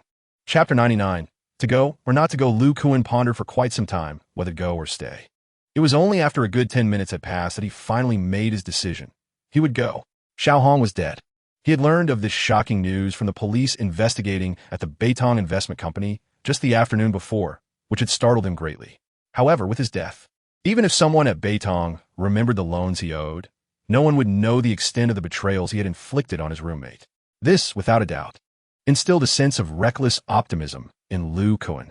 He surmised that even if Sun Cheng sensed something amiss, it would be challenging for him to uncover any evidence. That was sufficient. With resolve, he picked up his phone, hastily adjusted his attire before the mirror, and swiftly departed the shared apartment. He hailed a cab at the corner and raced towards the agreed-upon park. Arriving just in time, he soon spotted a familiar face seated on a bench not far from the park entrance. It was none other than Sun Cheng. Perhaps it was the weight of his conscience.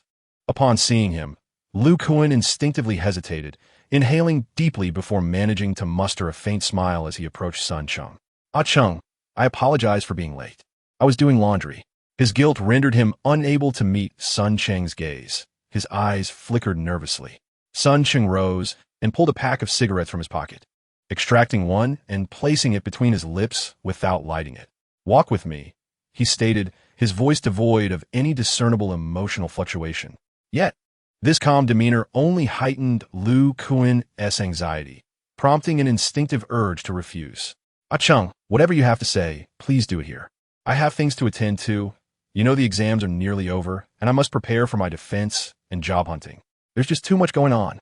Here, Sun Cheng's cigarette moved slightly as he looked at Lu Kuan, his gaze questioning. "Yes, let us talk here." Lu Kuan finally met his eyes and replied after a moment of hesitation. "Very well, as you wish." Exhaling a plume of smoke, Sun Cheng approached him with deliberate nonchalance, suddenly raising his hand to deliver a resounding slap across Lu Kuan's cheek. The force of the blow was both heavy and fierce, leaving 5 distinct red marks on Lu Kuan's face, causing blood to trickle from the corner of his mouth. Clearly taken aback by this unexpected assault, Lu Kuan quickly regained his composure upon noticing Sun Cheng's intent to strike him again. He barked, "Sun Cheng, what are you doing? On what grounds do you strike me?" "On what grounds? You are nothing but a scoundrel," Sun Cheng retorted, launching another slap. As Lu Kuan attempted to evade, Sun Cheng's eyes blazed with fury. He delivered a brutal kick to Lu Kuan's abdomen, sending him crashing to the ground. "You bastard, we've known each other for years. I have never wronged you nor taken advantage of you. Yet here you are, borrowing money for usury, and when you can't repay, you attempt to ensnare me. You planted a Trojan horse in my computer, spreading rumors and sowing discord. Aside from you few, no one at school even knows I have a sister, let alone that she sings live on the Laurel Network. Yet, how does Xiao Hong possess her photo? Lu Kuan, you truly lack any sense of decency. Do you dare to resist?" With a flurry of punches and kicks, Lu Kuan, initially stunned by the pain, struggled to rise and retaliate with a few weak blows. Unfortunately, Sun Cheng's wrath was unrelenting, his strikes calculated and merciless. Eventually, Lu Kuan, overwhelmed by guilt and fury, succumbed to the ground, curling into a ball, surrendering to Sun Cheng's outburst. Hey, don't fight, young man. If you continue, someone might get hurt," shouted an onlooker. "Assistant, call the police if this goes on." The park, busy with passers-by, became a focal point as Sun Cheng's violent encounter with Lu Kuan drew attention. Concerned bystanders quickly gathered, some attempting to intervene and persuade Sun Cheng to cease his assault. After a cathartic release of pent-up anger, Sun Cheng's fury began to dissipate. He cast a cold glance at the cowering Lu Kuan, who groaned in pain on the ground, before finally relenting. Adjusting his disheveled clothing, he declared, "I am blind to your true nature, mistaking you for a friend, but this is the last time. Stay as far away from me as possible. If I hear of you plotting against me again, no one will be able to save you." With that, he snorted disdainfully and turned to leave the park at a leisurely pace. "Hi, Lu Lang. Thank you for notifying everyone in the group. Yes, I've repaid the money. No need for formalities. I didn't give much fearing you might feel awkward accepting it. Enough with the pleasantries. My new project is launching soon. Would you be interested in helping me? I believe you can adjust your schedule. I'll offer a monthly salary of 3,000 for the first 3 months, and I can pay you a month's salary in advance. Would you assist me? Rubbing his bruised cheek, Sun Cheng furrowed his brow in contemplation. Today, I have been closely following the defense of the case regarding the murder of Xiao Hong. I discovered that the police department of Nandu City has opened Xiao Hong's personal computer in pursuit of additional clues. To their surprise, they unearthed hundreds of photographs of young girls, including several images of them in the nude, holding their identification cards alongside student loan documents. Furthermore, amidst thousands of photographs, they found a collection featuring a female streamer who was captured singing on a live streaming platform, none other than his sister, Yi Chi. Previously, Sun Cheng had suspected that Lu Kuan may have accrued significant debt while pursuing a younger female student, and in a desperate attempt to alleviate his financial troubles, he resorted to nefarious schemes, ultimately targeting new victims. It was evident that Sun Cheng, who was grappling with financial difficulties due to his entrepreneurial endeavors, became the unfortunate target of Lu Kuan's machinations. This individual displayed a complete lack of morality, evidently informing Xiao Hong about Sun Cheng's sister working as a streamer on Yuegui Network. Consequently, Xiao Hong not only sought to continue extorting Sun Cheng, but seemingly also harbored ill intentions towards Yi Chi. This revelation confirmed Sun Cheng's earlier suspicions and ignited his fury. After a fierce confrontation in the afternoon, during which he vented his anger, he felt a significant sense of calm. Though the identity of Xiao Hong's murderer remained uncertain, Sun Cheng surmised that Lu Kuan, now filled with resentment, would no longer be of concern to him. Gazing into the mirror, he examined the bruises on his face, furrowing his brow once more. Perhaps it was an illusion, but when Lu Kuan had struck him in self-defense, the force of the blows had not inflicted much pain. Now, as he observed his slightly swollen cheek, devoid of any discomfort, he increasingly sensed that something peculiar had transpired within him. Just as he pondered this, his phone, which had been set aside, suddenly rang. Sun Cheng tilted his head slightly, his brow furrowing at the sight of a familiar name flashing on the screen. Upon disembarking, he purchased a pair of inexpensive sunglasses from a roadside stall near the station and dialed a number on his phone. "Hello, sister. I've arrived at the main entrance of the station. Where are you?" The person he had just called was his sister, Yi Chi, who, as in previous years, had come to Nandu to celebrate his birthday once again. "Are you the one wearing sunglasses? I see you." He heard a voice nearby. As he turned, he spotted a young girl wearing a pink baseball cap, smiling softly while holding her phone. Despite having seen her face since childhood, each time he beheld her, Sun Cheng was left in awe. What words could truly encapsulate such beauty? Heaven must have been excessively indulgent towards her, bestowing upon her a visage so exquisite that any man, upon first glance, would find it difficult to divert his gaze. With bright eyes and pearly teeth, a delicate mouth and a refined nose, the minuscule beauty mark beneath her left eye, barely perceptible, only enhances her delicate and somewhat ethereal charm. Her long, straight black hair cascades down to her chest, each strand seemingly as smooth and lustrous as a pearl, complemented by petite leather boots and pencil pants. Her figure is rendered as perfect as that of a model, and wherever she appears, she swiftly becomes the center of attention. Regaining her composure, her eyes scan the surroundings, absorbing the greedy, astonished, and unabashed stares directed her way, prompting a slight furrow in Sun Cheng's brow. "Give me the bag. Let us depart," he said, reaching out to take the evidently heavy travel bag from Yi Chi's hands, his gaze softening once more. "There's still ample time before your dormitory closes. I haven't even had dinner yet. Are there any local delicacies nearby?" "Sister will treat you," she said, comfortably placing the bag into his hands and affectionately linking her arm with his as she smiled. "Shall we dine out?" Sun Cheng pondered before replying. "Let us opt for hot pot. It's been a while since I last indulged, and I know you relish it as well." "That sounds delightful. I've been struggling with acne recently, and I haven't had it in ages." With her agreement, Sun Cheng smiled gently. "Then we needn't eat out. Let us go. I've moved out of school and rented a 2-bedroom apartment. I just settled in yesterday. We can stop by the supermarket to purchase more ingredients and perhaps a rice cooker."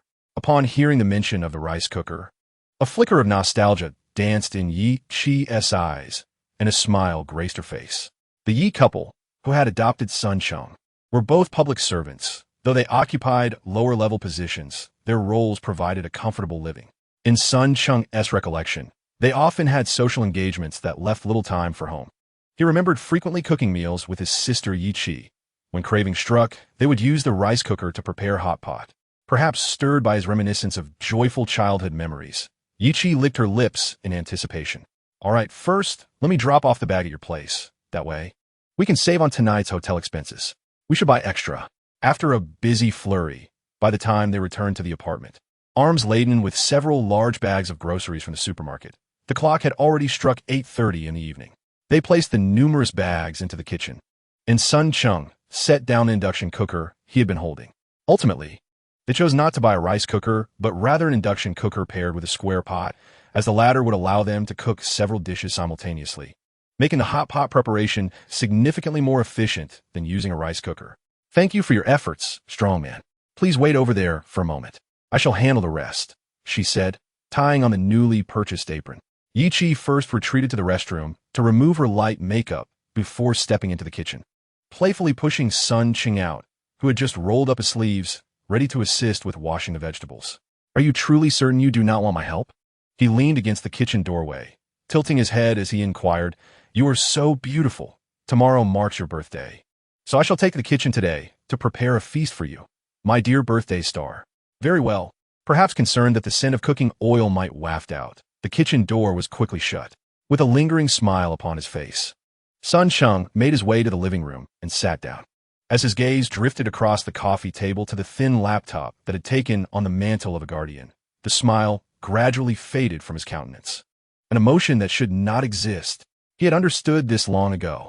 Yet, humans are peculiarly strange creatures. The more one suppresses their feelings, the more difficult it becomes to dispel those errant thoughts. His gaze shifted once more towards the kitchen, despite the glass window separating them, revealing only a blurred figure bustling about within. Sun Cheng felt a growing calmness envelop him. The first inkling of a complex emotion towards his sister, Yi-Chi, likely emerged during the second year of his adoption. Although the Yi couple treated him as their own, he felt an inexplicable barrier due to having been adopted at the age of 10. In contrast, Yi-Chi, just 2 years his senior, possessed a gentle nature and showered him with affection. Gradually, Sun Cheng found himself drawn to her presence, his spirits soaring when she was near, only to plummet in her absence. It was only after entering high school that he began to comprehend the nature of those intricate feelings. Unconsciously tapping his fingertips on the coffee table, Sun Cheng's thoughts wandered extensively. His sister had never dated, a fact he had inquired about directly more than once. Furthermore, considering their lack of blood relation, this forbidden affection remained buried deep within him. Several months ago, he took a bold gamble to embark on an entrepreneurial venture, even incurring considerable debt, all in the hope of achieving success and securing the Yi couple's approval to marry Yi-Chi in the future. However, Sun Cheng was acutely aware that persuading the Yi couple, who held esteemed positions in society, to consent to such a morally ambiguous relationship would be akin to scaling a mountain. The sparkle in his eyes gradually dimmed as he counted the 127th tap of his fingertips on the coffee table before halting. It seemed he needed to hasten his pace. A future without Yi-Chi was certainly not the future he desired. Merely contemplating it made him yearn to obliterate that bleak and colorless existence.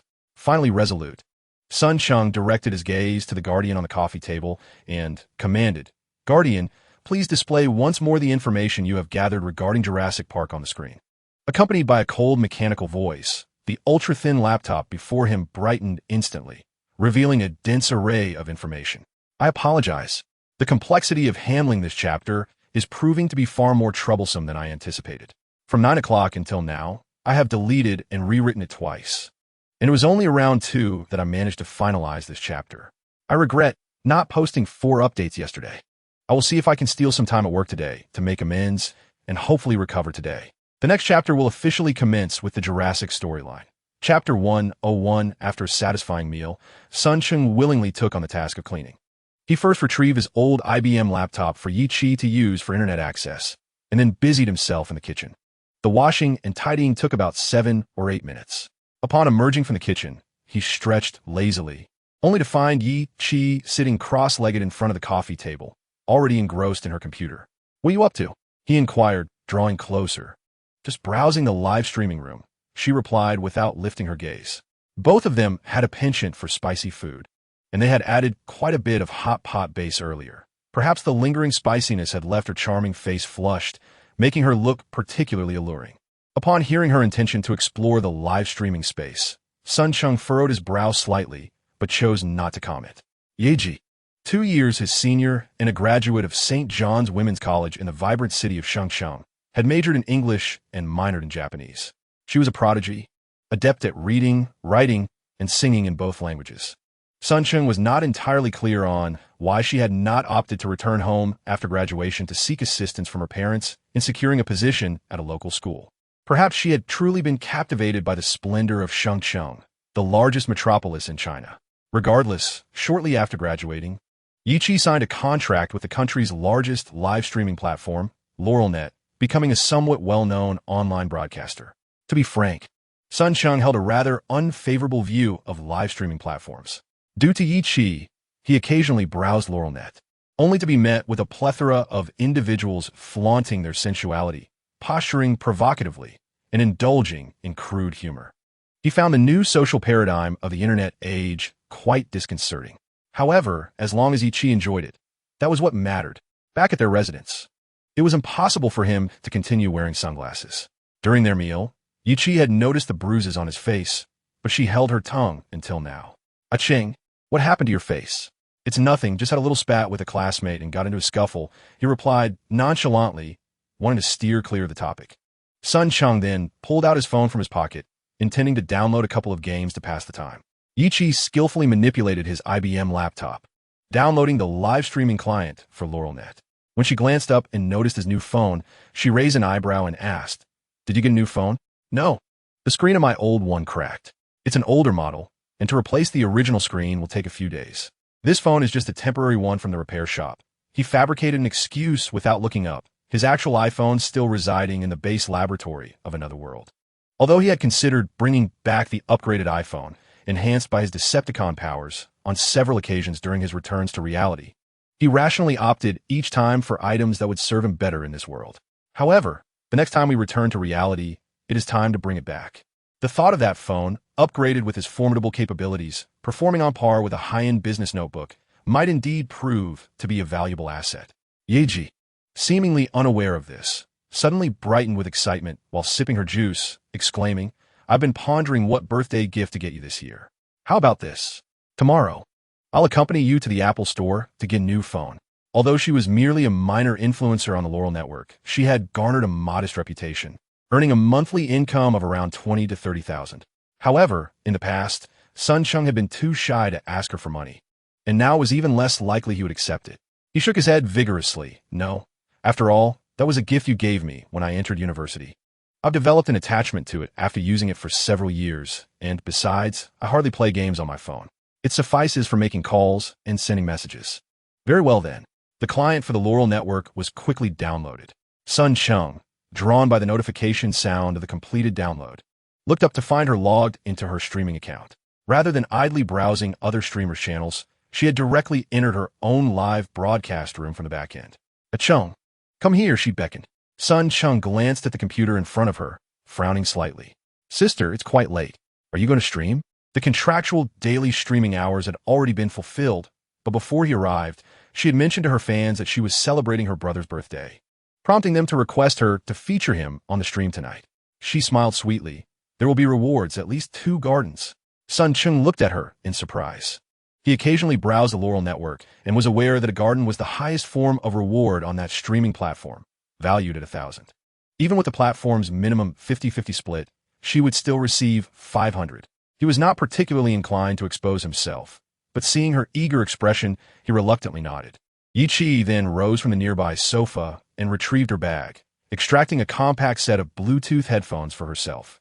After fumbling for a moment with the headphones and the computer, she quickly connected them, settled back in her seat, and adjusted the camera angle. Casting a glance at the screen, Sun Cheng was momentarily taken aback. He hadn't anticipated that even at this hour, there would be hundreds of viewers lurking in a live room that had yet to commence streaming. It was a testament to the undeniable presence of internet culture among homebound individuals. Chime is online. Come and watch. Streamer sing. I want to hear Sexy by Heathers. Chime mentioned going to Nandu for her brother's birthday. Ah, I envy you for having a doting sister. Adore my beautiful Chime. If it weren't for Brother June, I would unfollow, perhaps buoyed by her online presence. The live room quickly became lively, swelling to a scale of 4,000 to 5,000 viewers, with a barrage of comments escalating rapidly, some of which were rather eyebrow-raising. Sister, what made you want to become a streamer? Sun Cheng inquired softly. Yichi had just adjusted her camera and was preparing to engage with her viewers when she was taken aback by his sudden question. She quickly pressed her Bluetooth headset to mute the sound. Tilting her head in contemplation, she finally replied, "Perhaps it's because I do not wish to be merely a translator, nor do I want to return home to become a teacher. Besides, how delightful it is to sing here." She chuckled, then pulled Sun Cheng beside her, wrapping her arm around his. As she turned the sound back on, she addressed her audience. "Hello everyone. Today, I mentioned that I would be celebrating my brother's birthday in Nandu, and here he is, this handsome young man. Do not underestimate him. He is a top student at Nandu University of Technology. Come on, Ah Cheng, greet everyone." Sun Cheng forced a smile, nodding at the camera. "Hello everyone." He soon noticed the increasing number of lewd jokes and inappropriate comments on the screen. Frowning slightly, he turned to Yichi and said, "Sister, you all enjoy yourselves. I still have some work to handle, so I'll be busy." With that, he gently disengaged from Yichi, nodded slightly to the camera, and stood up, picking up his ultra-thin laptop as he walked towards the adjacent master bedroom. Chapter 102. Ida Wong, revised. After spending an exhilarating day exploring Nandu City with Yichi, Sun Cheng finally saw her off on the train to Shanghai on the morning of the 21st, delayed by her visit for several days. He was now ready to immerse himself in his responsibilities. Utilizing his abilities, Sun Cheng obtained his passport from the Nandu City Police Department in under half an hour without submitting any documents. That same morning, he purchased a ticket for an afternoon flight to Panama City. Placing his bag on the security scanner, he also set down his camera hanging around his neck and his ultra-thin laptop. After patiently waiting for the security check to conclude, he picked up his luggage and proceeded toward the boarding bridge. "Indeed, I was overly concerned," he mused, glancing at the camera and laptop in his possession. He had initially worried that the two small transformers might not pass through security, especially since the Americans had previously employed detection methods to uncover him in another world. However, reflecting on it now, it was clear that in the real world, devoid of the Allspark in Sector 7, human detection devices were incapable of capturing the unique fluctuations emanating from the transformers. Guided by the flight attendants, he boarded a Boeing 747. Given the considerable distance, Sun Cheng opted for business class, ensuring that his rest would not be unduly disturbed. Although China and Costa Rica had a visa waiver agreement, there were no direct flights available. The aircraft departing from Nandu could only fly to the capital of Panama. Fortunately, Panama and Costa Rica were neighboring countries, allowing for a convenient transfer to San Jose, which would only add about an hour to the journey. "Sir, your seat is here." Following the flight attendant's guidance, after locating his seat in the business class, Sun Cheng offered a slight nod of appreciation to the tall attendant. A glance across the cabin revealed numerous vacant seats. Not far from his own, a pair of young lovers appeared engrossed in their affectionate exchanges, perhaps due to its position at the front. Adjacent to the entrance of the business class, Sun Cheng's seat was a solitary one, perfectly situated by the window. Aside from the seat directly opposite him, there was only one other similar arrangement in the entire business class, which was quite favorable. After assisting him in placing his luggage in the overhead compartment, the flight attendant noticed that he had set his camera and ultra-slim laptop on the table before him. With a smile, she gently reminded him, "Sir, please adhere to the regulations regarding the use of electronic devices." Sun Cheng nodded in acknowledgement. His phone was already set to flight mode, and all other electronic devices were powered down. While the use of electronic devices on the aircraft is not entirely prohibited, it is primarily due to the potential interference with the aircraft's electronic systems. Thus, devices like laptops and phones are generally not permitted to connect to networks during the flight. Most of the time, the use of electronic devices is restricted prior to takeoff and landing to avoid any disturbances to the aircraft. Presumably, those who can afford business class are aware of such regulations, so the attendant soon bowed slightly and exited the cabin, perhaps to attend to other duties. Once she left, Sun Cheng felt at ease, sinking into his seat and allowing his thoughts to wander. His sudden decision to travel to Costa Rica was not merely to ascertain the authenticity of the two mysterious invitation letters. Sun Cheng had another matter he wished to verify, to defend the information he had tracked online regarding Jurassic Park, which ultimately led him to discover mere fragments of information, all pointing to the International Genetic Technology Company and the private island of Nublar within Costa Rica. Thus, after thorough preparation, he embarked on this journey to Central America. Arriving early for boarding, he soon observed that the business-class cabin began to fill, no longer as empty as before. Although he appeared to be resting his eyes, his heightened vigilance, cultivated in unfamiliar surroundings, compelled him to open his eyes whenever someone approached, instinctively assessing their potential threat. With the faint sound of high heels striking the cabin floor, Sun Cheng soon heard the previously subdued conversations rise in volume. "Hey, look, that new beauty who just boarded. What a figure. She's a goddess. Honey, if you dare to look at her again, I'll pluck your eyeballs out. Hey, dear, don't actually do it." The keen sense of smell detected an alluring fragrance, prompting Sun Cheng to instinctively open his eyes, preparing to gaze in the direction from whence the aroma emanated. To his surprise, upon opening his eyes, he found himself face to face with an exceptionally captivating young woman seated in the adjacent single cabin. With her short chestnut hair and brown eyes, she appeared to be of mixed heritage, embodying the soft beauty characteristic of Eastern women, while also exhibiting the allure and sensuality often associated with Western features, notably in her brows, nose, and lips. Clad in a coffee-colored plaid business suit. Although Sun Cheng could not discern the brand, the attire appeared particularly well-suited to her figure. Her physique was striking, the buttons of her top fastened, yet her ample bosom pushed the collar upward, revealing glimpses of skin and a hint of lace-trimmed undergarment through the gaps. Despite her seated position, the short skirt of her professional attire showcased her long, elegant legs, accentuating her statuesque form. Sun Cheng, subconsciously estimating her height, was taken aback. Even without the assistance of heels, she must have stood around 1.75 meters tall, surpassing even the tall stature of Yi Chi. Once seated, she retrieved a file from her stylish women's business bag and placed it on the table before her. She then summoned a flight attendant with a practiced gesture, elegantly instructing, "I would like a cup of red tea, with half a spoon of sugar and 4 spoons of milk." Her tone and demeanor suggested that she either hailed from an esteemed lineage or was a successful young entrepreneur. The moment she entered the business-class cabin, she instantly became the center of attention. Sun Cheng, unable to resist the allure, found himself distracted by her presence for a few fleeting seconds. Seemingly accustomed to such attention, she merely glanced around as she issued her request to the attendant, before returning to her seat. From the file she had placed on the table, she extracted a thick document. In the midst of her movements, a golden card, roughly the size of a greeting card, inadvertently slipped out and floated down to land at Sun Cheng's feet. Instinctively, he picked up the card, intending to return it to the young woman. However, as his gaze fell upon the card, he experienced a subtle shift in expression. Addressed to Atlas Venture Capital Fund. "It is our honor to extend an invitation to your esteemed fund for the 3rd investor meeting hosted by the International Genetic Technology Company on April 23rd, on the private island of Nublar in Costa Rica. Your presence is highly anticipated, as Dr. Hammond will present an unexpected surprise. Please note, Nublar Island is a private island, with no direct international flights or other means of transportation available. Kindly safeguard this invitation, as we have arranged for reception personnel at the Larvis Hotel in San Jose, where it will be required. John Hammond eagerly anticipates your presence." This time, he received a golden invitation identical to the one he had previously received, once again from the International Genetic Technology Company. In an instant, countless thoughts raced through his mind. Yet, Sun Cheng's actions were not sluggish. He picked up the invitation and approached the young woman, presenting it to her. "Miss, you dropped this." "Thank you," the woman replied, rising with a smile and extending her hand.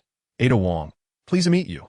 There are two prevailing opinions regarding Ada Wong's heritage, one asserting pure Chinese lineage and the other suggesting a blend of mixed blood, with the former being more widely accepted. However, I have a particular fondness for the 3D film Resident Evil, Damnation, which features this version of Ada Wong. Recently, my personal narrative has been somewhat disjointed, leading to a slower progression, but I shall elevate it soon. Chapter 103. The Larvis Hotel, Sun Cheng. As the woman stood, Sun Cheng could not help but raise an eyebrow. He had always found her to possess an exceptionally tall stature, although she wore high heels at that moment. He felt an illusion that she was nearly his height. Sun Cheng was acutely aware that staring at someone was impolite, so he briefly assessed her before subtly averting his gaze. However, as his eyes inadvertently skimmed over the delicate lace choker adorning her pale neck, or more precisely, the thumb-sized blue crystal embedded within it, Sun Cheng felt his heart leap violently. For the first time, the spherical space concealed within him stirred, sending an inexplicable thrill coursing through him. It felt like a mere mirage, and by the time Sun Cheng regained his composure and shifted his gaze elsewhere, his emotions had calmed, as if the sudden surge of feelings had been but a figment of imagination. Yet, when his attention once again turned to the blue crystal on Ada Wong's choker, a more intense urge for possession surged within him, causing his eyes to redden with fervor. Hey! This time, it took considerable effort for him to successfully divert his gaze elsewhere. When Sun Cheng finally came to his senses, he noticed that although the woman still bore a faint smile, her eyes could not help but dart towards the right hand he still held firmly. My apologies, Sun Cheng quickly expressed, releasing her hand, though his brow subtly furrowed. It has been some time since he acquired the spherical space, which is crucial to him. During his leisure moments in the other world, Sun Cheng had indeed conducted some research on the spherical space. However, upon discovering that each time he entered the spherical space with his soul, it would cost him 200 points of energy, he prudently ceased further investigations, realizing that it was not merely a waste of energy to traverse to another world. Although his exploration of the spherical space was far from profound, Sun Cheng was aware of one remarkable fact. The enigmatic spherical realm concealed within his soul was indeed extraordinary. Moreover, it had never once reached out to him unless he summoned it himself. Thus, the inexplicable reaction he experienced was quite astonishing. Despite his lack of understanding regarding the situation, he could not fathom the idea of robbing someone upon their first encounter, especially when the individual in question was a woman. Consequently, Sun Cheng could only commit this matter to memory, refraining from casting another glance at the young woman who identified herself as Ada Wong. He spoke apologetically. I was lost in thought and may have been impolite. I hope you can forgive me. At that moment, the space served her the red tea she had ordered, effectively alleviating the tension. Ada Wong regarded him with a smile that was neither warm nor cold, then nodded and returned to her seat, signaling her disinterest in further conversation. The plane soon announced its impending departure, yet it was evident that he had underestimated the wariness of the woman named Ada Wong. Before the flight reached Panama City, despite his attempts to engage her in conversation, he received nothing but indifferent responses. After several fruitless attempts, Sun Cheng decided to abandon his inquiry regarding information on Jurassic Park and close his eyes for a brief respite. Several hours later, the plane finally landed in Panama City. Sun Cheng had anticipated that Ada Wong would, like him, choose to fly directly from Panama City Airport to San Jose, the capital of Costa Rica.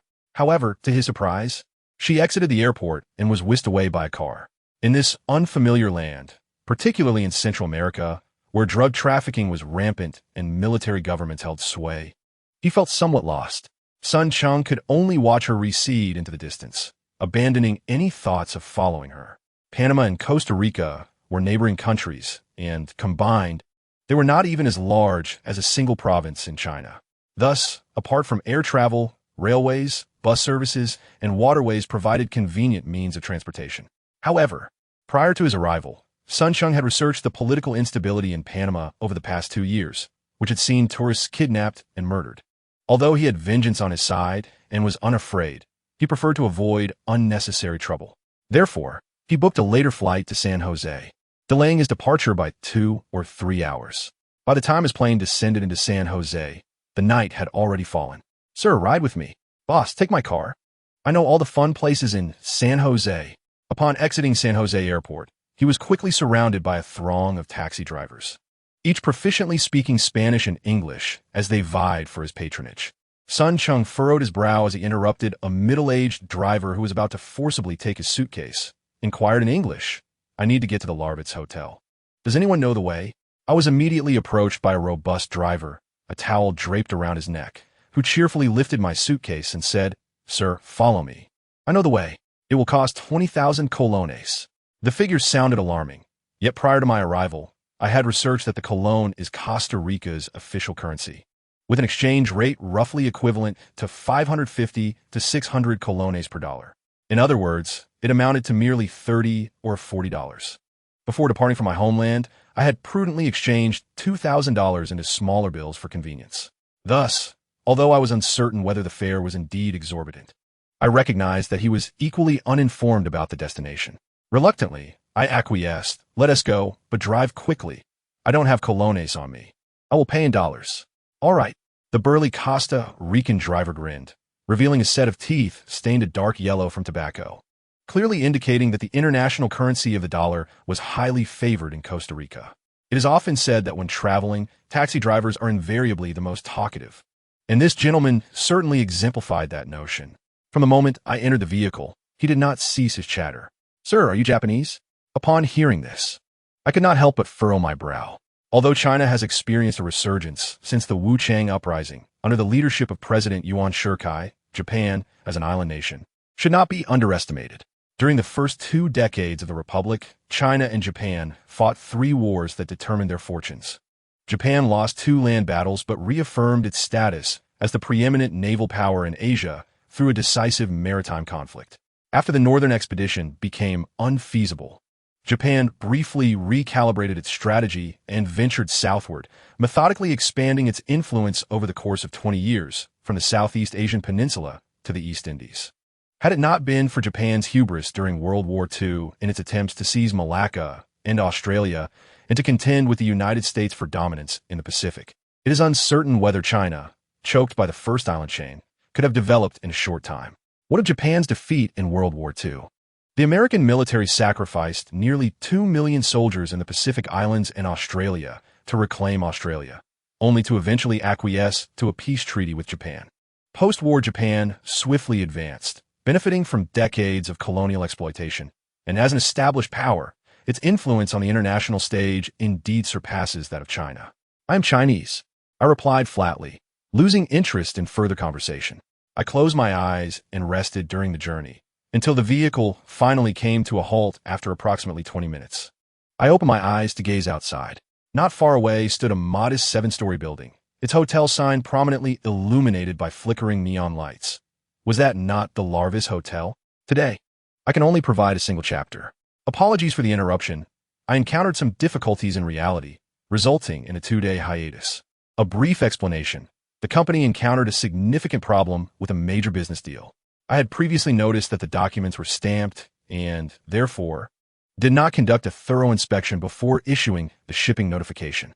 Consequently, the blame fell upon me, and I found it impossible to evade responsibility.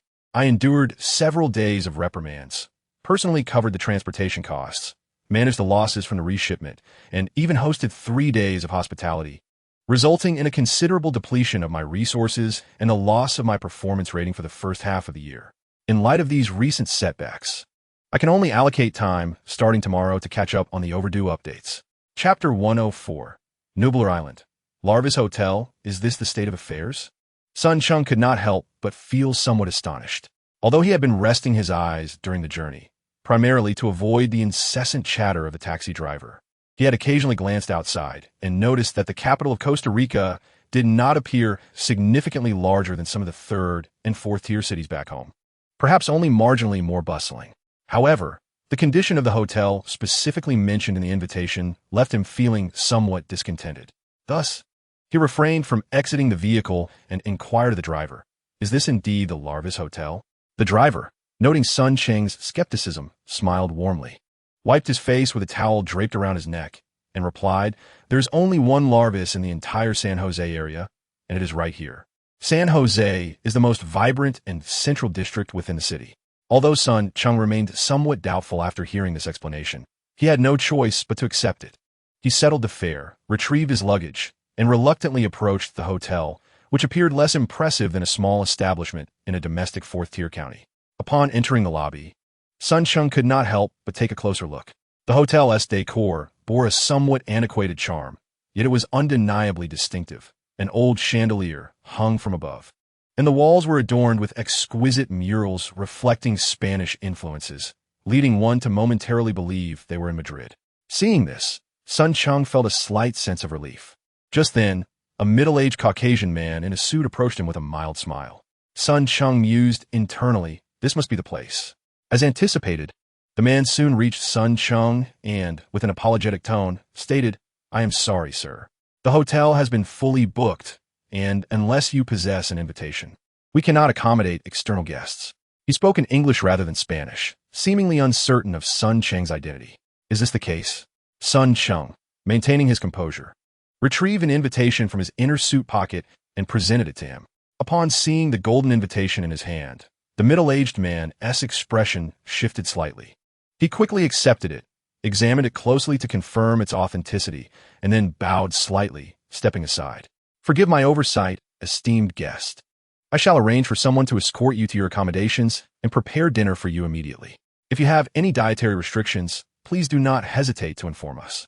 Regarding your journey to Nublar Island, we will coordinate a unified departure for all guests tomorrow afternoon once everyone has arrived." He did not return the invitation letter to Sun Cheng. However, it appeared that this inexplicably received invitation was indeed authentic, which left Sun Cheng both delighted and astonished. He was pleased to find himself a step closer to Jurassic Park, but was taken aback that he could not uncover any clues regarding the two mysteriously appearing invitations before departing from Nandu. Nevertheless, Sun Cheng chose not to reveal these concerns in front of others, fully aware that excessive words could lead to missteps. He simply nodded slightly and, pushing his suitcase alongside a female attendant who had been summoned, made his way into the hotel. The Larvis Hotel, while unassuming from the outside, revealed a rather decent interior. Though it did not rival a five-star establishment, it certainly surpassed many domestic chain hotels in terms of elegance. Guided by the attendant, they entered a room on the 5th floor to take a moment of respite. After placing his suitcase inside and surveying the surroundings, Sun Cheng found himself reasonably satisfied. He turned to the attendant, who lingered nearby rather than rushing to leave, and inquired in English, "Do you speak English?" "Indeed, sir. Everyone at our hotel is proficient in English," she replied. The attendant appeared somewhat elderly for her age, particularly past 30, making it difficult to gauge her exact years. Sun Cheng scrutinized her attentively. She possessed an unremarkable appearance, with a slightly stout figure, reddish-brown skin, thick lips, and prominent cheekbones, clearly indicating her local heritage. He asked, "Was the person who attended to me earlier the manager of your hotel?" "No, he's a client who has temporarily booked our hotel," the attendant answered. Though her patience seemed to wane, she added, "Sir, if you have not yet dined, you may proceed to the 2nd floor for your meal. If there are no further instructions, I shall take my leave, as there may still be work awaiting me in the lobby. Go ahead." Although Sun Cheng had not dined yet, he had indulged in a few local delicacies while waiting for his flight at Panama City Airport not long ago, and he was not particularly hungry now. After closing the door, he quickly retrieved his slim laptop, transformed from his Defender, along with his camera, repurposed from Revenge, and placed them on the table. "Defender, can you connect to the internet?" "Certainly, sir." The Defender swiftly established a connection, awaiting his commands to search for information regarding Ada Wong and the Atlas Venture Capital Fund.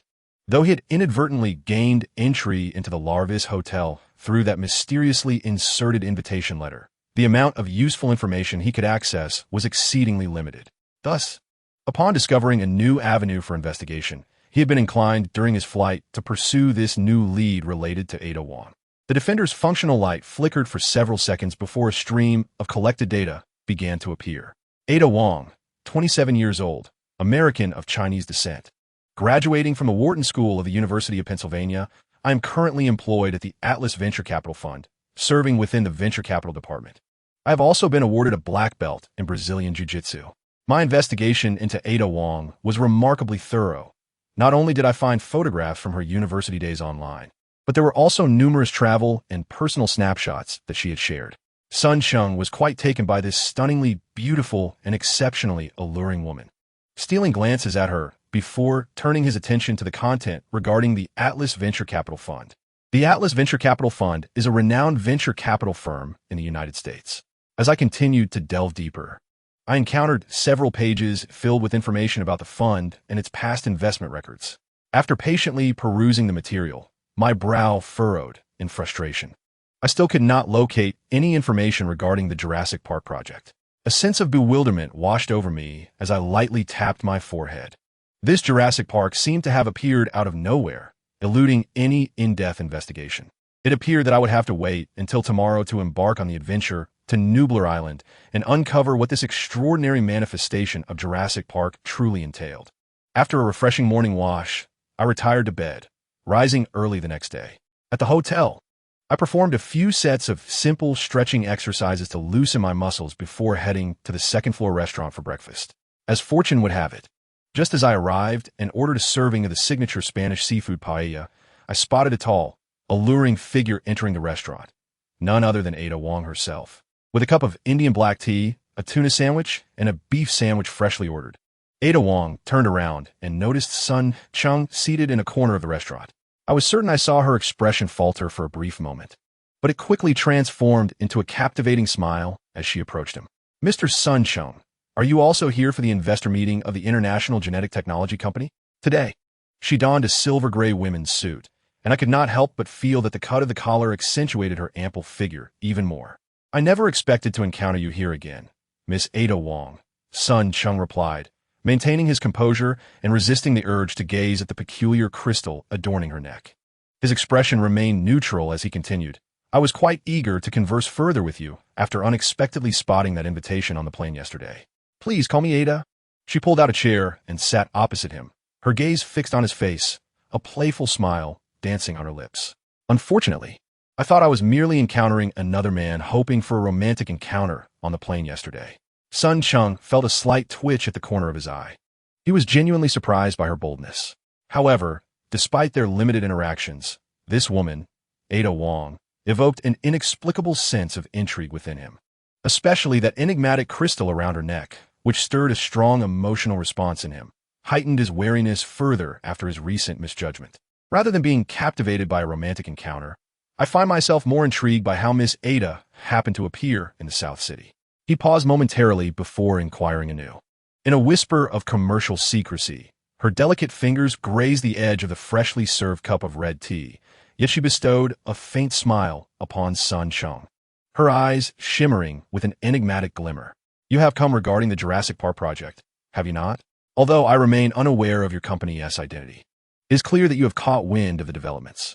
I have heard that the technology of the International Genetic Technology Company has reached maturity. This afternoon, we shall be taken to the island for a tour. Why not consider a collaboration between our two enterprises? Together, we can secure the entirety of the C-round investment. This is undoubtedly a golden opportunity for guaranteed profit."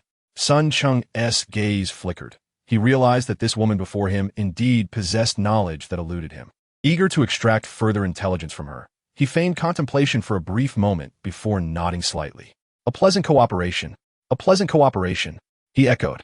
Perhaps it was merely an illusion, but Sun Cheng felt as if, at the very instant he acquiesced to her proposal, he caught a glimpse of some inexplicable subtle gestures from her, a tongue lightly licking her lips.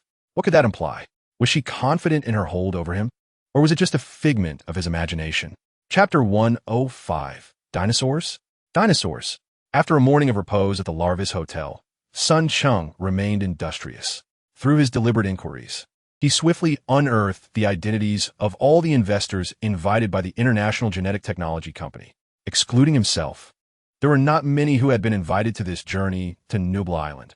Only 9 individuals in total, all hailing from the American venture capital sphere, encompassing renowned firms such as Sequoia, Monroe, CERT, and Atlas, all of which even Sun Cheng had heard of.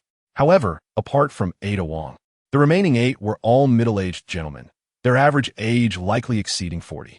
In such a circle, had he truly been affiliated with the Ride China Investment Company, blending in would not have posed much difficulty. Yet, Sun Cheng had no connection whatsoever to Ride China.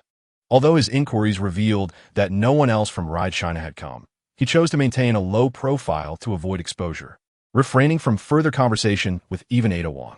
At 1:15 in the afternoon, 2 S-76 helicopters finally touched down in San Jose.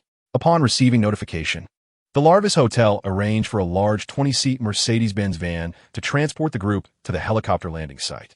Sun Cheng left his suitcase at the hotel, taking only the 2 small Transformers, Defender and Avenger, and prepared to journey to Nublar Island. "Sir, please do not make it difficult for us," Photography is prohibited on the island. As he approached the boarding area, Cheng was unexpectedly halted by a formidable Caucasian man descending from the helicopter. Cheng immediately halted, regarding the imposing figure before him with a calm demeanor. Your international genetic technology company has recently experienced several safety incidents. Therefore, we at Raj Company are exercising caution regarding our participation in the third round of financing for the Jurassic Park project. We require some references, and I trust that Dr. Hammond would agree to my capturing a few non-confidential photographs to instill confidence in the company's executives. My gaze was irresistibly drawn to the deep blue baseball cap worn by the individual before me, emblazoned with the image of an upright creature, accompanied by the inscription Jurassic Park in English. Jurassic Park could indeed be, as I surmised, connected to dinosaurs. A conjecture regarding Jurassic Park from Sun Cheng's mind incessantly arose, disrupting his thoughts. To avoid revealing any slip due to distraction in such a setting, he resolutely suppressed those absurd notions and fixed a stern gaze upon the white man obstructing his boarding. The white man appeared somewhat troubled. After a moment's contemplation, he retrieved a walkie-talkie and quietly inquired, "David, there's an invited guest intending to bring a camera to Nublar Island. How should we proceed?" "Good grief, they are formidable individuals. Let him through for now. Once we arrive on the island, I shall report to the boss and allow him to handle it." "Very well." Upon receiving instructions, the white man permitted Cheng to board the helicopter with his camera. Half an hour later, after refueling and procuring supplies on the island, two S-76 helicopters departed from San Jose, heading towards Nublar Island, over 180 kilometers off the western coast of Costa Rica. After flying over the boundless ocean for nearly 2 hours, a cheer erupted as they approached. Cheng instinctively glanced out the window and was greeted by the sight of a mountainous forest, lush with vegetation, an exquisite green island sprawling before his eyes. "We are about to land. Please fasten your seatbelt or hold on tightly," came a reminder from the co-pilot's seat. Cheng and the others felt a mixture of confusion as the helicopter plunged into a canyon extending from the island, directly flying towards the land. Beside the canyon, a middle-aged investor, evidently accustomed to helicopter rides, glanced briefly at the surroundings before hastily fastening his seatbelt. This was Cheng's first helicopter ride. As he marveled at the experience, a sudden jolt nearly dislodged him from his seat. Realizing the peril, he quickly grasped the armrest beside him. Subsequently, the helicopter began to decelerate, swaying erratically amidst the turbulence, which left Cheng, a novice to such aerial excursions, quite shaken, until it finally landed on a helipad created before a waterfall at the end of the canyon. "Are you all right?" Noticing the unease on Cheng's face, Ada Wong approached and casually inquired. Mifine. Cheng shook his hand. He had merely been unprepared for the jarring ride, but he genuinely felt no harm. Finally arrived at Nublar Island, he cautiously surveyed his surroundings, his eyes narrowing slightly. On the island, security personnel were stationed, armed with rifles. Not far from the helicopter landing pad, a group of robust men clad in camouflage stood vigil, each wielding an American-made M16. A glance at their bulging waistbands revealed not only handguns, but likely other dangerous implements nestled within their tactical belts. Beside this contingent of security, 2 Humvees and a minibus were parked, all emblazoned with the emblem of Jurassic Park. The fearsome creatures depicted seemed eerily reminiscent of the 3D dinosaur renderings Cheng had encountered online. Once Cheng and his companions disembarked from the helicopter, a somewhat lean, middle-aged Caucasian man stepped forward from the security team. "I am Valez," he announced, "assigned to escort you to the island. Please follow me." Noticing the camera in Cheng's hand, Valez frowned slightly, but opted not to comment further. After they boarded the minibus, the security personnel climbed into the 2 Humvees, one leading and the other trailing, effectively sandwiching the minibus in between as they proceeded deeper into the island. The convoy had not traveled far when it took a turn and arrived at a formidable security gate. Cheng, ever vigilant, scanned the area and soon realized the gate was no ordinary checkpoint. It was flanked by a concrete and steel barricade, rising 4 to 5 meters high, charged with 10,000 volts of electricity extending for dozens of meters in both directions, disappearing into the distant woods. Only a singular passage, delineated by steel frameworks, permitted access. With iron gates on either side that could only be opened simultaneously, rendering entry impossible otherwise. Within the minibus, Cheng was not the only investor present. Several representatives from international genetic technology firms accompanied them. Observing the attention drawn to the imposing security measures, the middle-aged Caucasian man, David, who had previously pocketed Cheng's invitation at the hotel, smugly remarked, "This is one of the many security facilities we have prepared for the dinosaur theme park." Such electrified steel barriers extend over 50 miles across the island. The mention of dinosaurs piqued Cheng's interest, causing his eyes to narrow slightly. Chapter 106, Dr. Hammond Island was far more expansive than Cheng had anticipated, showcasing an unexpectedly diverse terrain. After departing from the helicopter pad, nestled deep within a canyon, the convoy meandered through the island, leaving behind the forested mountains and traversing a jungle before swiftly arriving at a grassy plain. Hammond had an eye for quality. The island's environment was exceptional and considerable in size, a property that could easily attract buyers even at $50 million. In the midst of the journey, Cheng, who had been focused on the scenery outside, noticed that the vehicle was slowing down. Soon after, the vehicle veered off the paved road and into the grassland, leaving the passengers perplexed before the convoy came to a halt. "Ladies and gentlemen, Dr. Hammond has arranged a banquet here to welcome your arrival. Please disembark." At David's call, the invited investors in the minibus exchanged glances, and murmurs of discontent began to surface. A banquet in this place? Surely, there must be some mistake. The first to voice his dissatisfaction was a man named Bertrand, a senior project manager from Sequoia Capital, who, with over a decade of experience in venture capital, exuded a certain arrogance. David chuckled, assuring him, "Sir, there is no mistake." Though other complaints arose, David appeared undeterred, proudly being the first to step off the vehicle. Instead of lingering at the door, he strode purposefully away. Ida Wong, clutching her Louis Vuitton commuting bag, followed closely behind. As the only woman in the group departed, the murmurs of discontent from the others momentarily subsided, and soon they too began to disembark in succession. Cheng, seated toward the back, was the last to leave the bus. Upon stepping down, he joined the throng moving forward, and just a few meters ahead, 3 elongated heavy-duty Mercedes-Benz trucks were parked in a line. As they walked briskly past the trucks, the group was suddenly dazzled by the sight before them. Behind the trucks, on a patch of grass, 5 barbecue stations had been set up, where an array of meats and fresh vegetables were skewered and placed on grills. A jovial elderly man, with white hair, a straw hat, and glasses, dressed in a casual shirt, stood laughing beside the barbecue stations, directing a team of robust workers who were unloading an assortment of prepared ingredients, beverages, and drinks from the truck's freezer. When David and his party approached, their footsteps and chatter quickly caught the old man's attention. Turning around, he smiled and, leaning on his cane, welcomed them warmly, "My friends. Please forgive me for not being able to greet you personally upon your arrival."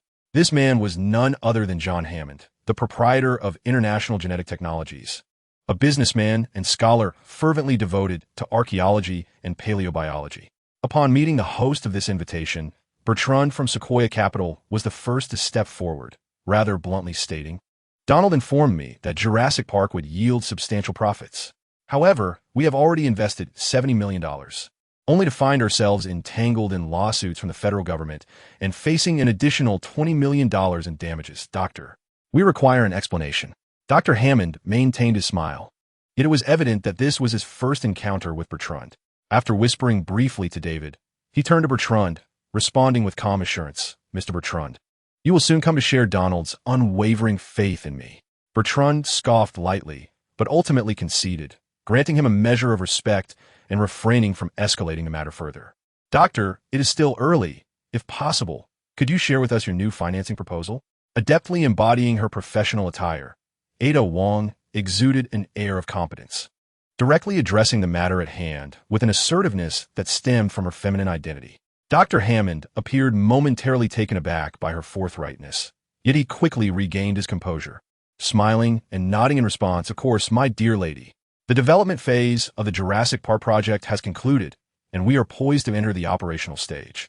I require an additional influx of capital." He gestured with his cane, addressing the assembly directly. "The International Genetic Technologies Company is willing to relinquish 12 of its shares, and I shall contribute another 3. I demand at least $1.5 billion in funding." A collective intake of breath filled the room. Cheng feigned surprise. for he not only lacked the necessary funds, but was also entirely unaware of the specifics of the Jurassic Park project. "Are you out of your mind?" Burton interjected, his demeanor cold and his mockery unabashed. "Doctor, the entire Jurassic Park project wouldn't even fetch $1 billion. No, Mr. Burton," Hammond replied, maintaining his jovial demeanor. "The Jurassic Park project has been my lifelong aspiration, and I am fortunate enough never to have relinquished it. My company possesses the most advanced genetic engineering technology in the world. Resurrecting long-extinct creatures is not an insurmountable challenge, merely requiring the right opportunity. Fortunately, I have succeeded." "Succeeded?" Burton regarded him with incredulity, only to be met with Hammond's unabashedly proud smile reminiscent of a child. "Indeed, I have succeeded. No, we have succeeded." He raised his cane high, drawing son Cheng's attention to its peculiar features. The orange-yellow orb at the grip appeared to be no ordinary stone or plastic. Could it possibly be jade? As he scrutinized it, Sun Cheng experienced a familiar yet inexplicable sensation within him. A response from the mysterious spherical space that had previously reacted to the unusual crystal on Ada Wong's necklace. Something is amiss. This object certainly possesses some hidden significance. He quickly averted his gaze, the strange sensation from the spherical space dissipating once more. Subconsciously, he glanced at Ada Wong, only to find that the enchanting woman was also observing him, prompting him to hastily redirect his attention. Why did the spherical space react to these two objects? It seems that this journey to Nublar Island was indeed fortuitous. Stealing another glance at the unidentified orange crystal on Hammond's cane, Sun Cheng tightened his grip on the protective device he had been holding, resolutely deciding to procure it under the cover of night. "Dr." Hammond's laughter evidently failed to persuade the assembly. The murmurs of dissent and skepticism only grew louder and more fervent. Sun Cheng stood quietly to the side. His curiosity piqued as he observed a group of the world's foremost investors engaged in a heated debate, their faces flushed with fervor over matters of profit. He was also intrigued by the mystery of what Hammond had in store. Amidst the clamor, a subtle tremor emanated from the ground below. Sun Cheng, who had refrained from joining the fray, was the first to notice this unusual vibration. Was it an earthquake? Yet, to his surprise, Hammond, encircled by skeptics and facing numerous inquiries, caught wind of his remark and, with a triumphant smile, replied, "No, not an earthquake, but a miracle." Hammond raised his cane once more, gesturing toward a specific direction beside the crowd. As the onlookers followed his indication, they collectively gasped. There, several dozen meters away, stood an enormous creature, likely 50 meters tall and weighing over 100 tons. It ambled leisurely, taking deliberate steps toward a cluster of trees, where it raised its head to feast upon the tenderest branches and leaves. In an instant, all who beheld it were rendered speechless. A dinosaur? Chapter 107. The Restless Night, Part 1. It was a Brachiosaurus, potentially the largest herbivorous dinosaur on Earth. While the crowd remained in awe of the colossal creature, a voice filled with restrained excitement broke through the silence. Sun Cheng turned to locate the speaker, discovering it to be a middle-aged Caucasian man with slightly tousled light brown hair, clad in a rather ordinary blue long-sleeve shirt. He appeared almost as if on a pilgrimage, unabashedly expressing his thirst for discovery as he gazed at the Brachiosaurus, murmuring to himself. This was Dr. Grant, one of the most renowned dinosaur experts in American archaeology. Hammond waved at Grant with a smile, but regrettably, his greeting went unacknowledged.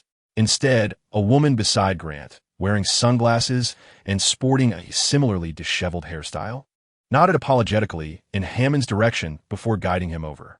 This lovely lady was Dr. Sattler, an authority in ancient botany. The childlike enthusiasm of Dr. Hammond, undeterred by Grant's dismissal, only grew as he eagerly introduced the woman.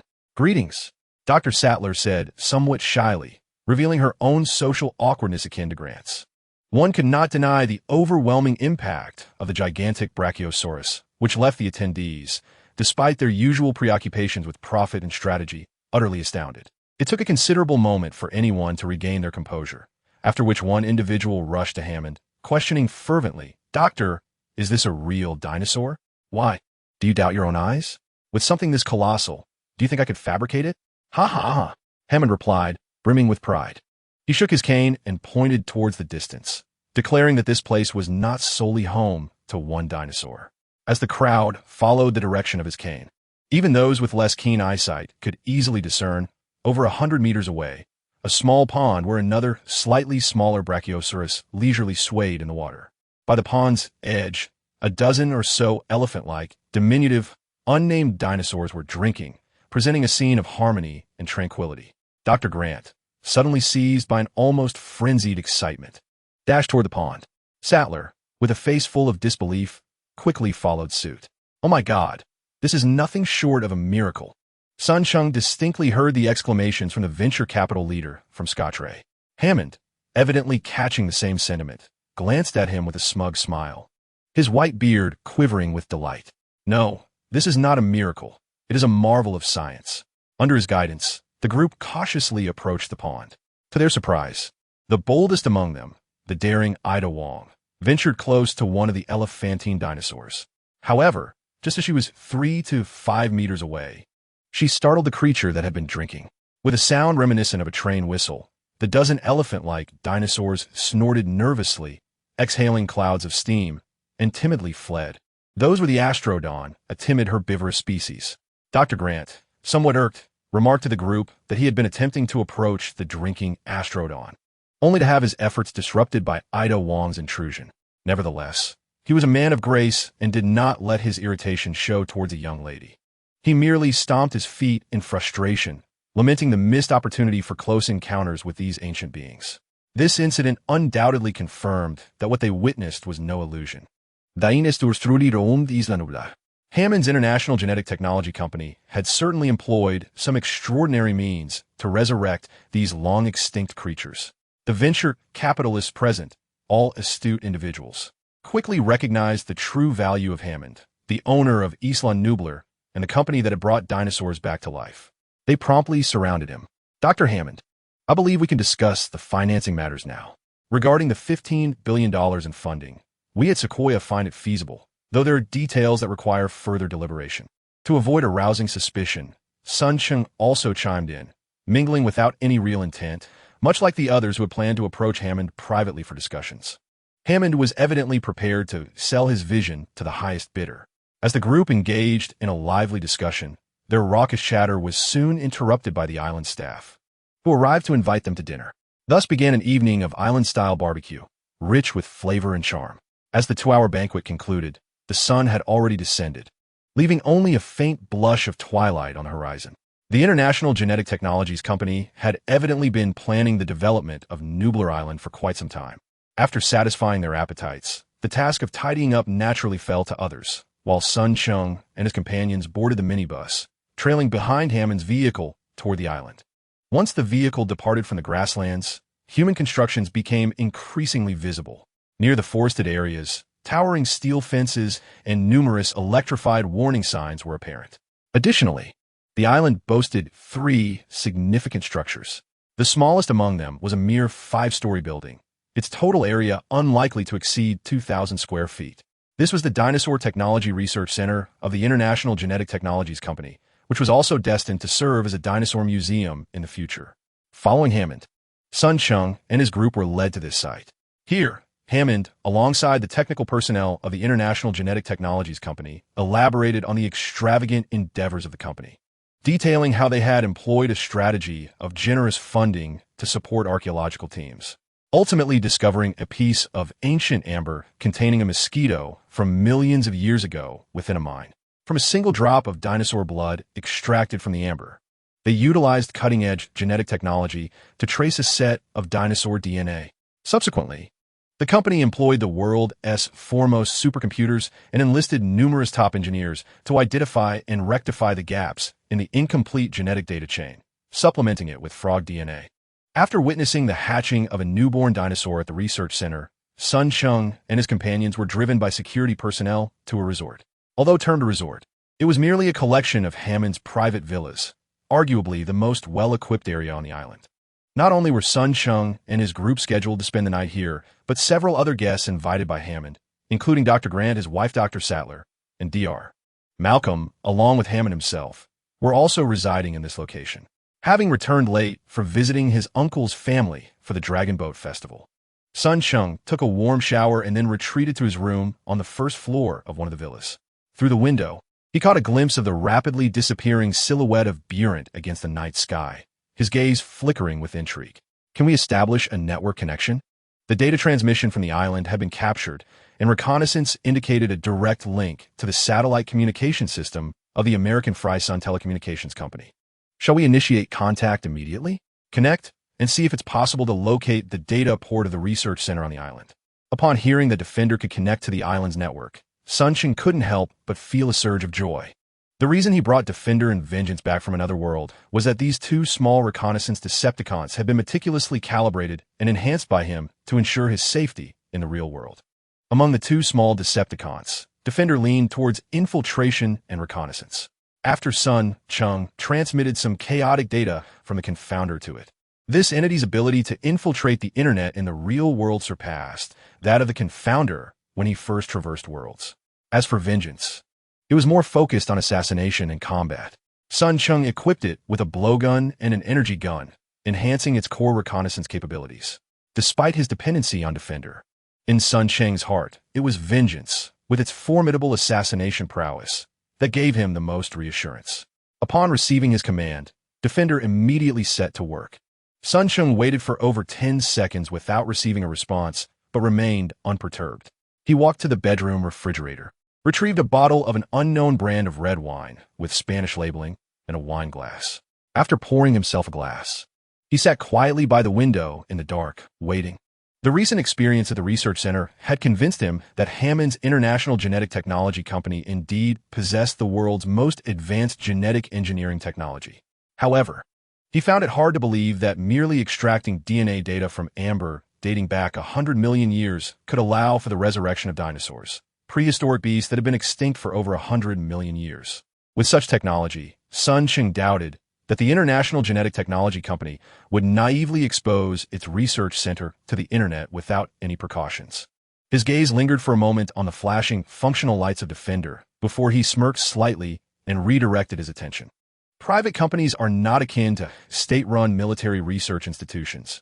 Even the most meticulous security measures would be rendered as worthless as parchment before a Decepticon like Defender.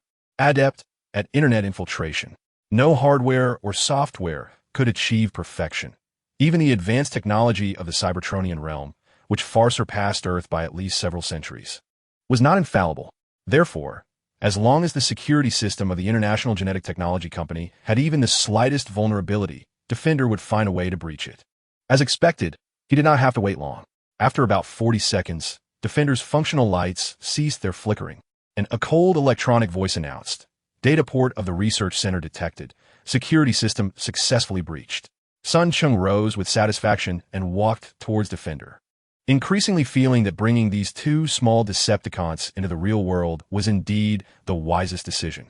These mechanical life forms possessed godlike capabilities in the age of the internet, proving to be far more valuable to him in reality than the wealth of billions they could potentially bring. Why has it taken so long? Cheng did not believe that the network defenses on the island could withstand such an assault for long. While infiltrating the research center, he intercepted another set of data attempting to breach its security systems. As he endeavored to pinpoint the intruder's access point, he was detected.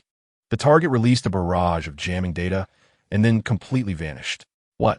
The cold, electronic voice of the Defender caused Cheng's expression to shift dramatically, prompting him to urgently inquire, "Are you certain?" "Indeed." The chilling reply deepened Cheng's unease.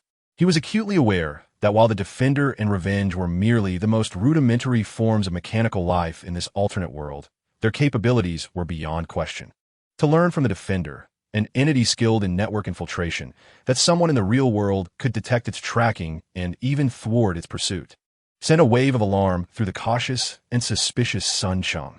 It was possible that someone had caught wind of the situation, coveting the technological prowess and data of the International Genetic Technology Company. Perhaps it was those venture capitalists who had accompanied him. After agitatedly swirling his wine glass for a while, Cheng finally downed the remaining red wine in one gulp.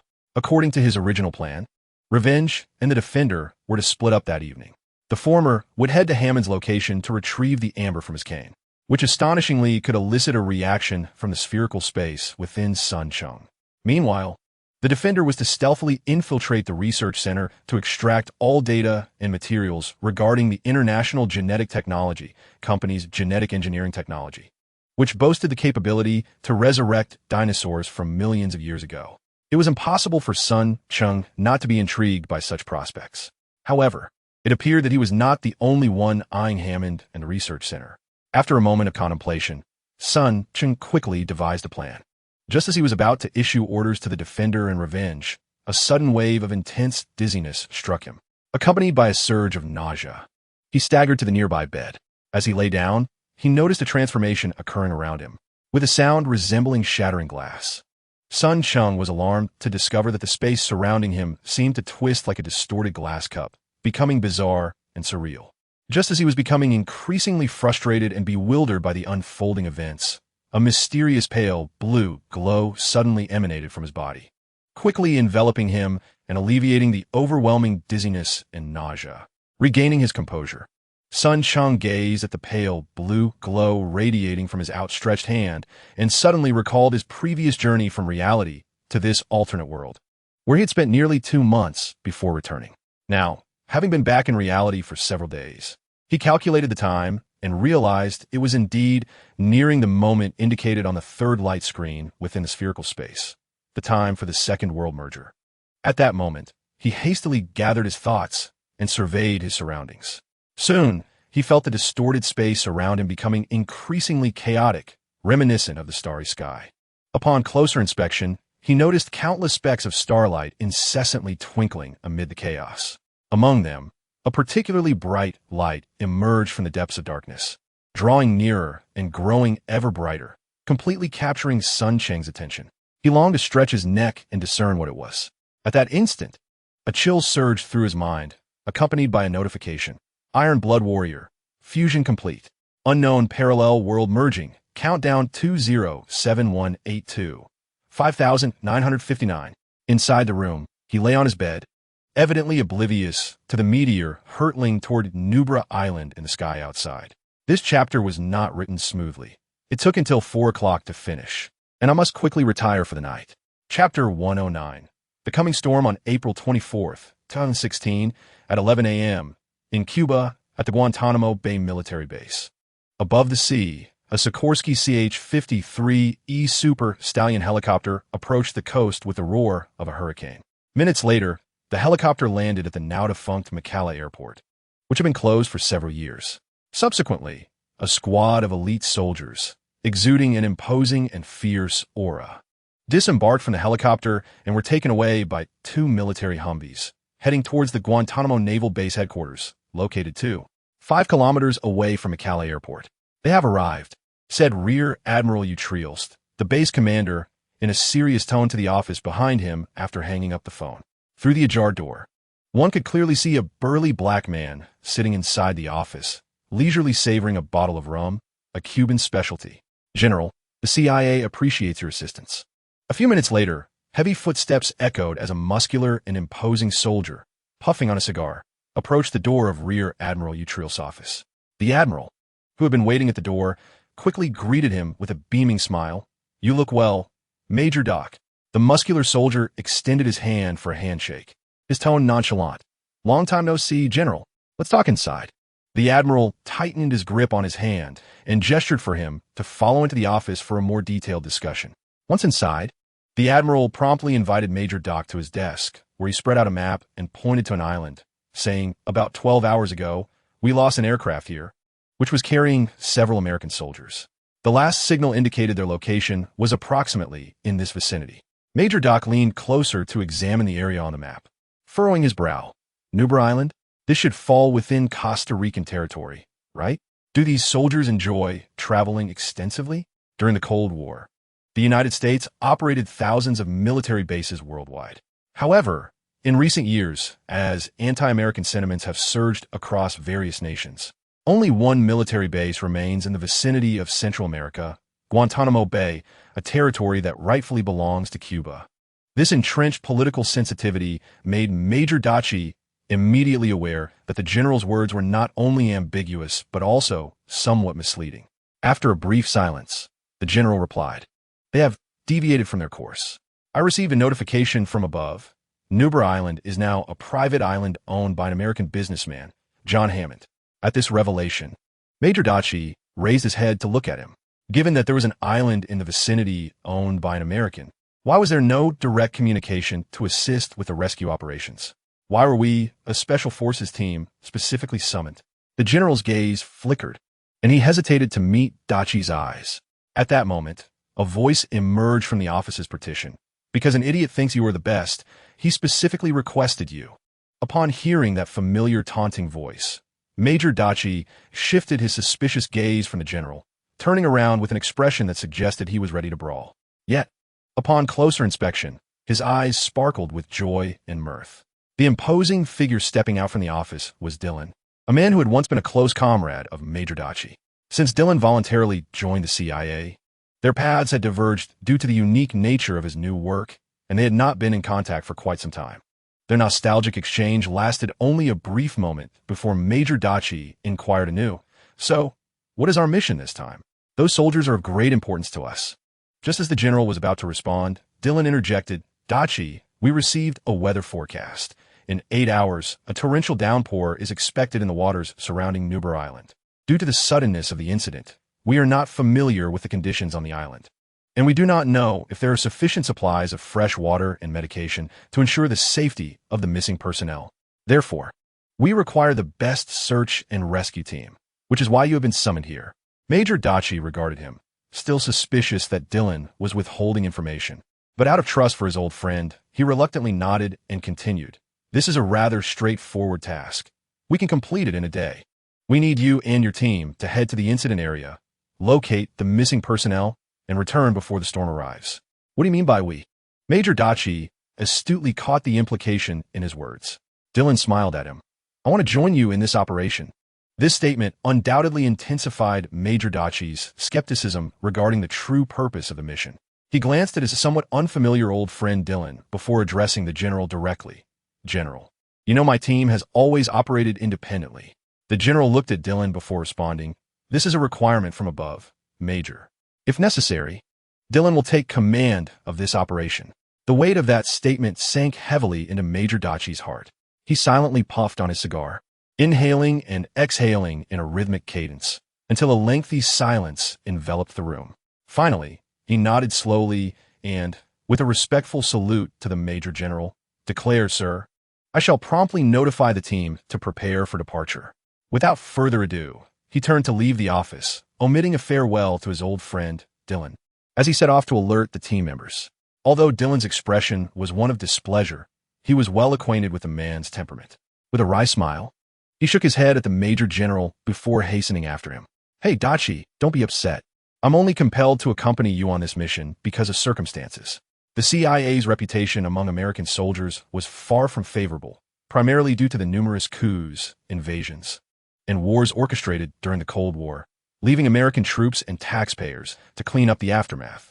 Thus, few held any affection for the CIA, particularly when a CIA-affiliated officer was involved in their operations. Major Dachi maintained a stoic demeanor, choosing silence, yet he lingered just outside the General's office, indulging in another cigar. Sensing an opportunity, Dylan approached, softening his tone as he whispered, "There's a CIA agent on the list of incidents. It's suspected they may possess crucial intelligence, which is why I was dispatched.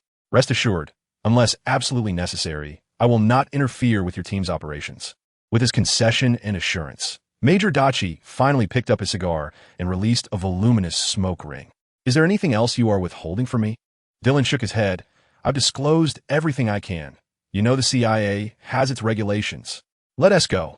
Major Dachi glanced at him, harboring a degree of skepticism towards his words. Nevertheless, he chose not to linger further and proceeded swiftly towards the team. A gust of sea breeze, laden with moisture, swept across Dylan's face, causing droplets to form on his eyelashes. He followed closely behind Major Dachi, occasionally glancing up at the boundless azure sky, shaking his head in disbelief. On such a clear day, who could fathom that a tempest was brewing over the eastern Pacific, just beyond the Caribbean Sea? Chapter 110. An ominous foreboding, a storm is imminent.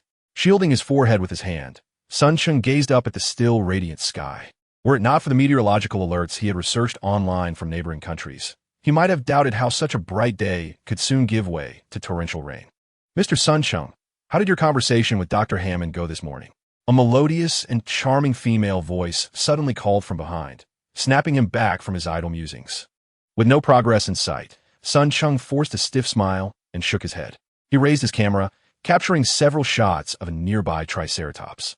I require certain elements to persuade the company's upper management. It was apparent that Dr. Hammond had made significant strides the previous evening. It seemed that aside from him, all the venture capitalists had sought an audience with Hammond, resulting in a candid discussion about financing terms this morning, where Sun Cheng discerned that the International Genetic Technologies Company had raised its demands and begun to establish entry barriers. Sun Cheng was not an investor. After a brief meeting with Dr. Hammond that morning, he cleverly managed to navigate the conversation, yet he keenly sensed that he might have landed on Hammond's blacklist, possibly becoming the first to be eliminated. Nonetheless, he was indifferent to this. His initial purpose for visiting Nublar Island was to investigate Jurassic Park. Now, he found himself more intrigued by the amber on Hammond's cane. Should they choose to unceremoniously dismiss him, Sun Cheng was determined to seize the amber and the invaluable data from the research center before departing. Moreover, aside from financing, he had other pressing matters to unravel. Who, after all, had sent him that mysterious invitation? During his morning encounter with Hammond, Sun Cheng subtly hinted at underlying issues, sensing an ominous turn. Although he could not pinpoint the exact nature of his apprehensions, he feared that his identity might arouse suspicion. Moreover, more pressing concerns lingered in his mind. Last night, an unknown world dubbed Predator absurdly integrated itself into reality once again. One Jurassic Park had already birthed a terrifying company capable of resurrecting dinosaurs from millions of years ago. The very name Predator sent chills down his spine, hinting at potential malevolence. If it were merely a peaceful parallel world, it would be manageable. However, if it were a realm housing mechanized life forms like Decepticons and Autobots, it would spell disaster. After all, he possessed no formidable body capable of withstanding missiles in this reality. Countless thoughts surged through his mind, yet he remained aware of the presence beside him, swiftly suppressing his tumultuous reflections.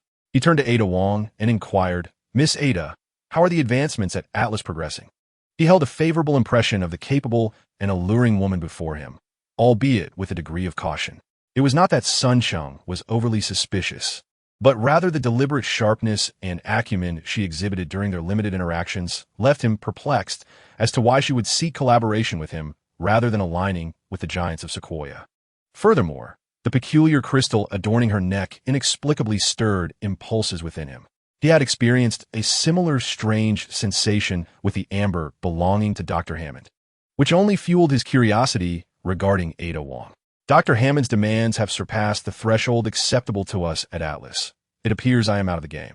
Ada Wong cast a glance at the group nearby, who were observing a few triceratops from a close distance, yet her smile remained undiminished. Having just heard the announcement from the command center, she was aware that a storm would soon be upon them in a few hours. The International Genetic Technology Corporation had already begun to arrange for the island's personnel to evacuate in batches. Have you decided whether to leave or stay? Sun Cheng was also cognizant of the impending downpour. It was precisely because he had listened to the island's announcement that he had instructed his team to review the external weather alerts, thus acquiring more detailed information than most. Naturally, he intended to remain. Without a moment's hesitation, he replied with resolute conviction. Dr. Hammond would not retreat, as someone must stay behind to oversee the situation. After all, the International Genetic Technology Corporation had released the dinosaurs into the wild, including their perilous creations like the velociraptors and tyrannosaurs, which could easily revert to their wild instincts if not adequately fed. Moreover, a storm would present the perfect opportunity for him to execute his plans. Upon learning of the storm warning, Sun Cheng had made his choice. He prepared to stay on the island and, once the tempest arrived that night, seized the opportunity to pilfer Hammond's amber and the confidential materials from the research center. What a coincidence! I share the same intention. As the two exchanged thoughts, a sudden scream echoed from a distance. Alarmed, they hurried towards the source of the sound. "Oh my God!"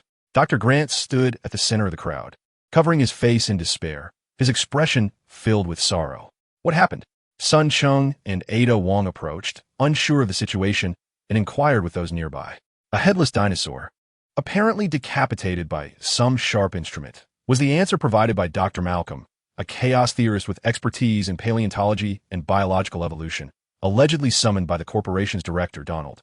Upon hearing this, Cheng squeezed forward to witness the lifeless creature encircled by Grant, Sattler, and several island staff members.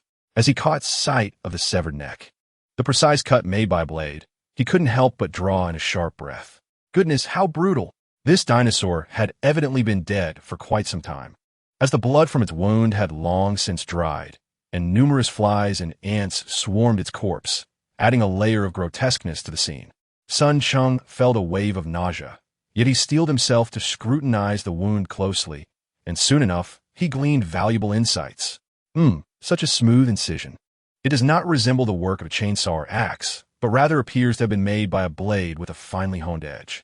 The cut was executed in one fluid motion, but who possesses the strength to sever a dinosaur's head in a single stroke? This should not be the result of the island's security personnel engaging in clandestine hunting. They are merely hired guards from an international genetic technology company, not the masters of the island. Given Dr. Hammond's fervent passion for dinosaurs, it is inconceivable that he would tolerate the private hunting of these creatures on the island. In other words, aside from themselves, there are other perilous individuals who have infiltrated Isla Nublar. While the so-called chicken dinosaur is not one of the largest of its kind, the decapitated creature must have stood at least 2 meters tall and weighed 300 to 400 kilograms. As an omnivorous dinosaur, it would fiercely resist when faced with danger. The mere thought of this sent a chill down Cheng's spine. He anxiously scanned his surroundings, feeling as though invisible eyes were watching him and his companions.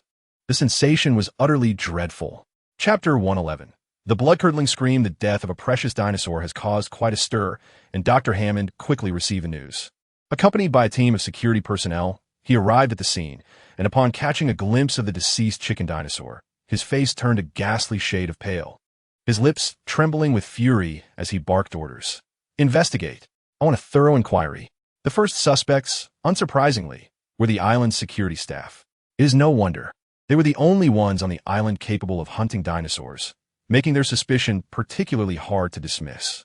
However, despite the numerous surveillance cameras installed on Isla Nublar, it is utterly impossible to monitor an area of over 100 square kilometers with just a handful of cameras.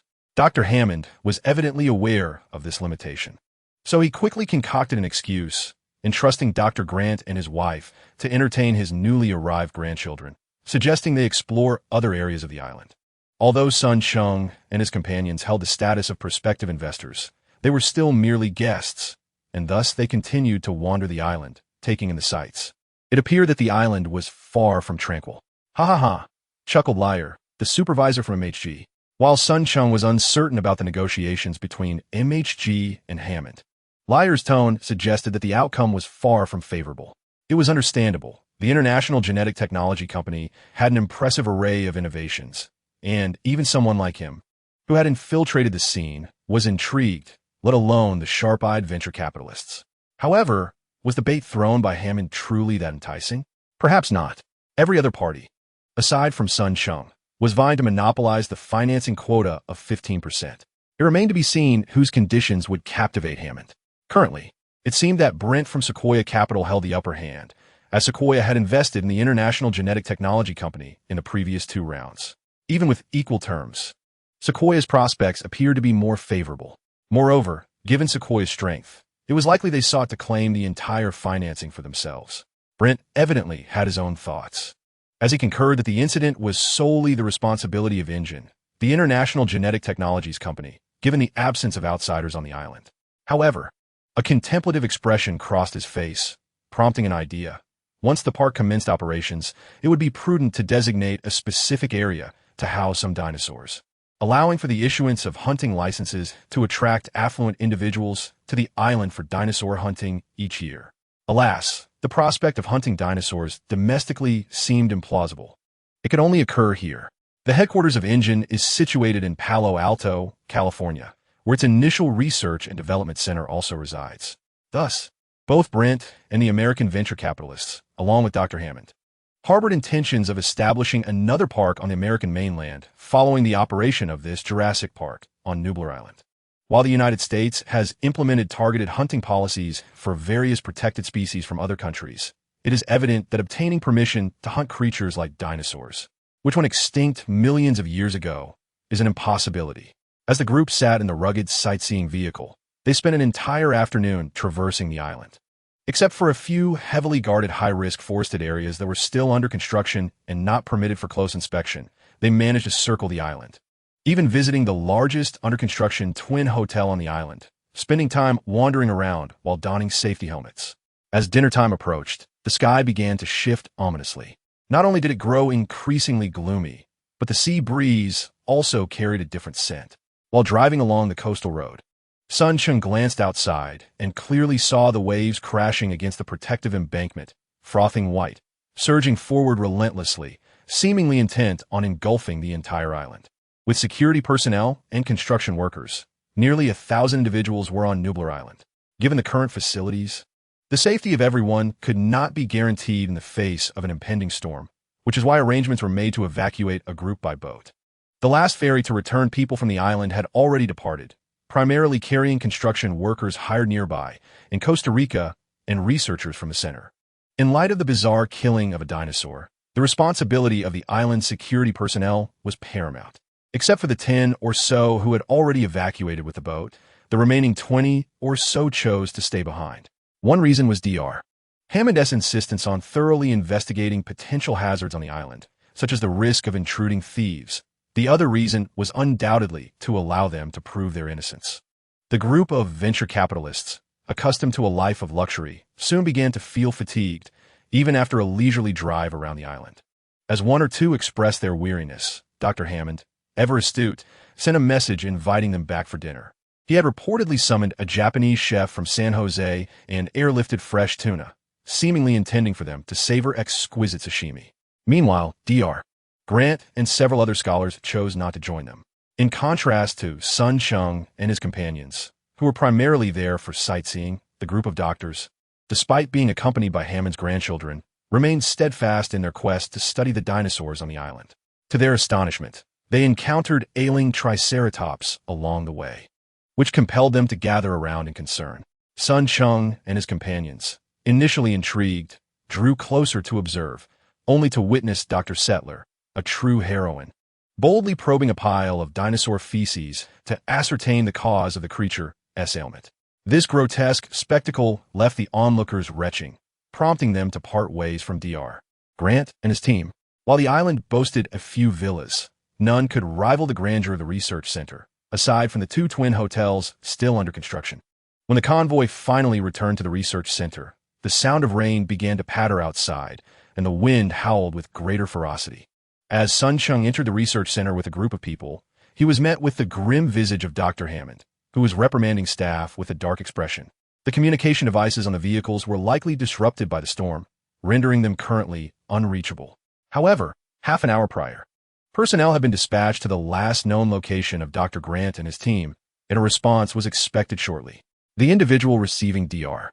Hammond's ire was the island's head of security, a stern middle-aged man named Killboy, reputed to have a background in the United States Marine Corps. Cheng held a favorable impression of this no-nonsense man, who had maintained order within the island's security. Though he was a hired hand, Killboy had repeatedly clashed with Hammond following incidents involving the hazardous carnivorous dinosaurs, advocating fiercely for compensation for the victims.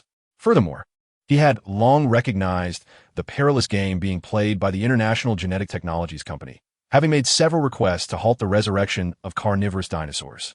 In the afternoon, despite only observing from behind protective walls and iron cages, Cheng caught a glimpse of the island's velociraptors, Spinosaurus, and Tyrannosaurus rex. From the cold, unyielding stares of these beasts, he discerned an unmistakable intent to kill and a deep-seated hatred. The International Genetic Technologies Company was indeed playing with fire. Even bears, lions, tigers, and snakes confined within a zoo occasionally pose a threat. How much more dangerous were these prehistoric predators? Evidently, Dr. Hammond had yet to grasp the gravity of the situation. Attempting to confine ferocious hunters of his own creation within cages for public exhibition was a profoundly hazardous endeavor. As Cheng approached, he was suddenly startled to a halt by a shrill crackle of static. Turning towards the source of the noise, He observed Killboy retrieving a radio communicator from his waist and activating it. Hatch, have you yet located Dr. Grant and his team? No, Chief. We have arrived at the location, but we did not see the doctor's vehicle. We are now heading towards the D4 area. Killboy glanced up at Hammond's somber expression and continued to instruct, I understand. Drive faster. A storm is approaching. Before he could finish his sentence, a chilling scream suddenly pierced through the radio communicator in his hand, followed by a resounding crash, indicating that the radio had been thrown to the ground. Startled by the scream and the loud noise, Killboy, possessing a commendable mental fortitude, quickly regained his composure and urgently inquired, What is happening, Hatchie? What's going on over there? In response, a cacophony of M16 gunfire erupted, continuing for some time before it abruptly ceased, leaving only a chorus of static on the line, with no further sounds to be heard. This is the second update of the early morning. Last night, while typing, the power suddenly went out, and after waiting for over 20 minutes, I could not continue with the second chapter. Working at the company is certainly not as comfortable as being at home, thus I could only steal moments to catch up, which has slowed me down considerably. I hope for your understanding. Chapter 112. The operation begins. Something has gone awry. Sun Cheng instantly realized that something must have occurred on the other side. After calling out for over 10 times without receiving a response, Killboy also grasped the gravity of the situation. I apologize, Dr. Hammond. I must go and see, he said to the equally troubled Hammond, his expression grave, sensing this could be the worst-case scenario. Killboy glanced at his wristwatch and then at the darkening sky outside the research center, thick with impending rain, awaiting Hammond's consent. The sudden loss of communication, coupled with the brief gunfire from the radio, made the aged Hammond acutely aware of the seriousness of the situation. With both his grandson and granddaughter now unreachable, the elderly businessman was clearly distressed, his lips trembling as he implored, Qin, I beg of you, please ensure everyone's safety. Killboy nodded solemnly, then disregarded Hammond's plea, picking up the radio communicator, adjusting it to a specific frequency, and stating, This is Killboy, to Furs, arm your team and prepare. Hatchie has lost contact. Understood, Chief, came a swift reply. Quickly retracting the radio communicator, Killboy gave Hammond a slight nod and, without looking back, stepped out into the storm, vanishing into the tempest. Yet another crisis had arisen. Although Hammond endeavored to conceal his anxiety, the atmosphere of the banquet notably lost some of its cheerfulness. Even when guests approached him, attempting to discuss collaboration matters, he was somewhat evasive. After several attempts, most attendees sensed the underlying tension, and the banquet soon concluded hastily. Hammond summoned several security personnel to drive everyone back to the villa. Upon returning to his lodgings, Sun Cheng found an excuse to decline the invitation from the two venture capitalists residing in the same villa, and he made his way directly to his room, locking the door behind him. He drew the curtains halfway closed but left a gap, standing before the window to gaze at the howling winds and torrential rain outside, his vision merging with the encroaching darkness. After a moment, he finally reacted. How is it progressing?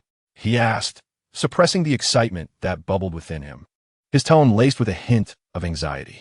As his voice echoed in the room, the screen of the ultra-thin notebook, which had been quietly resting on the bedside table, suddenly illuminated, accompanied by a cold electronic voice that announced a total of 67 for 192 bitcoins have been acquired through the exploitation of discovered vulnerabilities, all of which have been sold across 114 trading platforms, taking 69 hours, 47 minutes, and 52 seconds, with an average transaction price of $189,274. The funds are currently being laundered through international bank transfers into designated stock markets in 4 countries. The second transaction with the vulnerability acquisition platform, Zerodium, had been completed the night before his birthday. The 2 transactions had yielded Sun Cheng a profit of 470,000, a substantial return.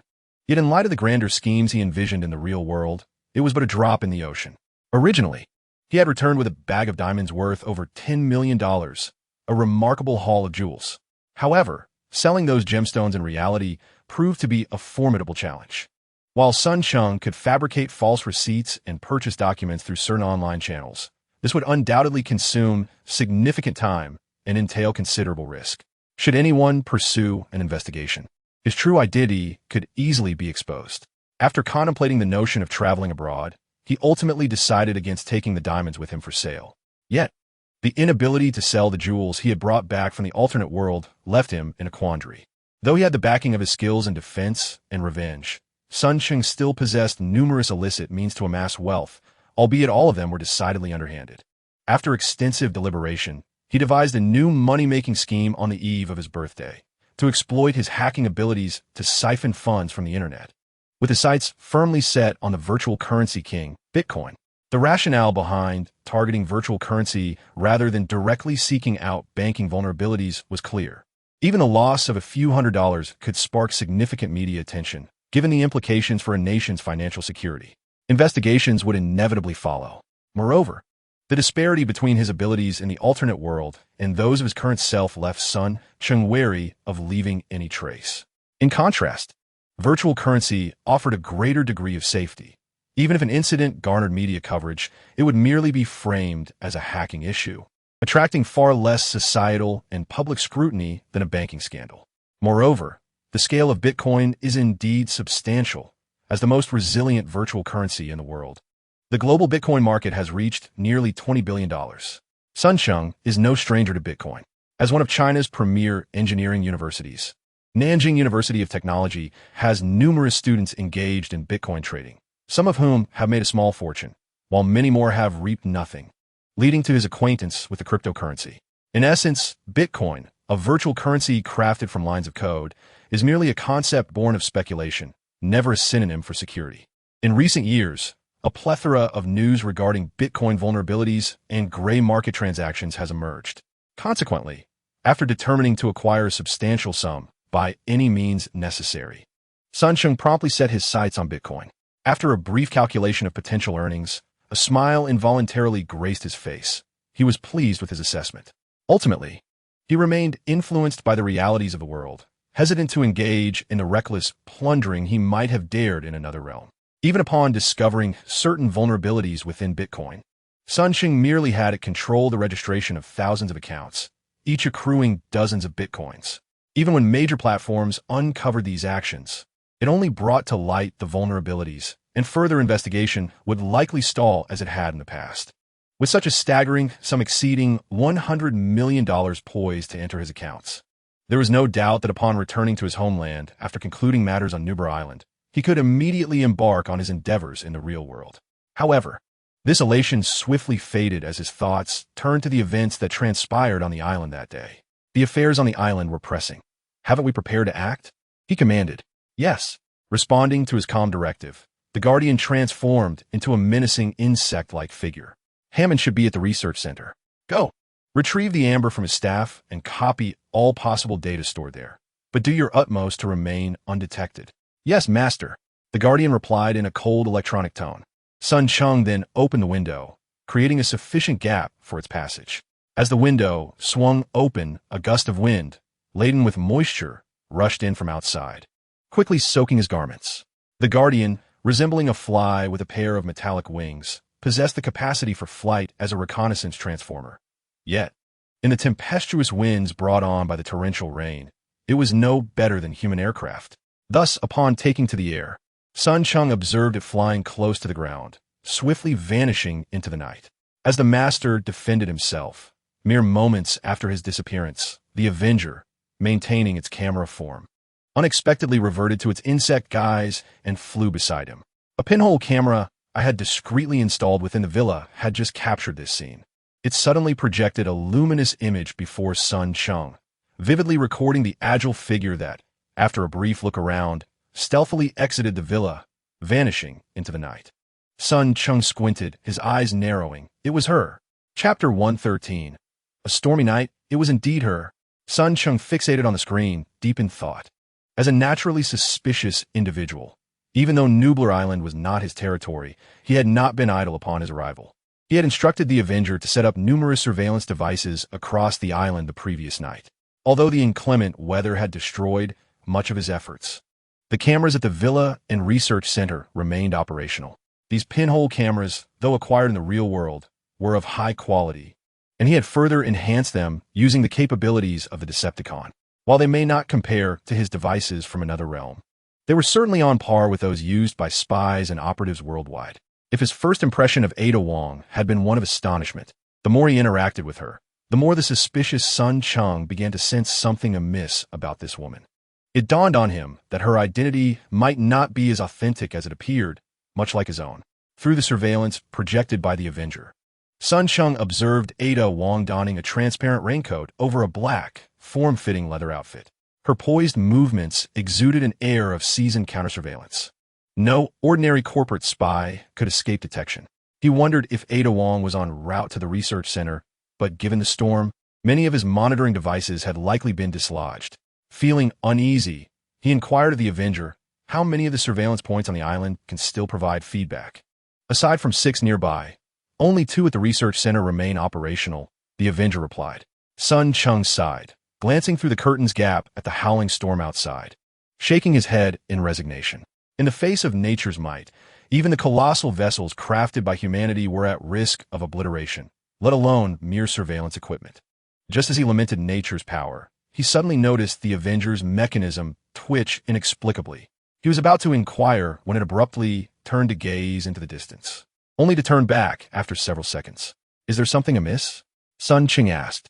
The surveillance captured the outer protective gate of the villa being opened, and the high-voltage electric grid has also been disabled. I just consulted the defender. It wasn't responsible for this.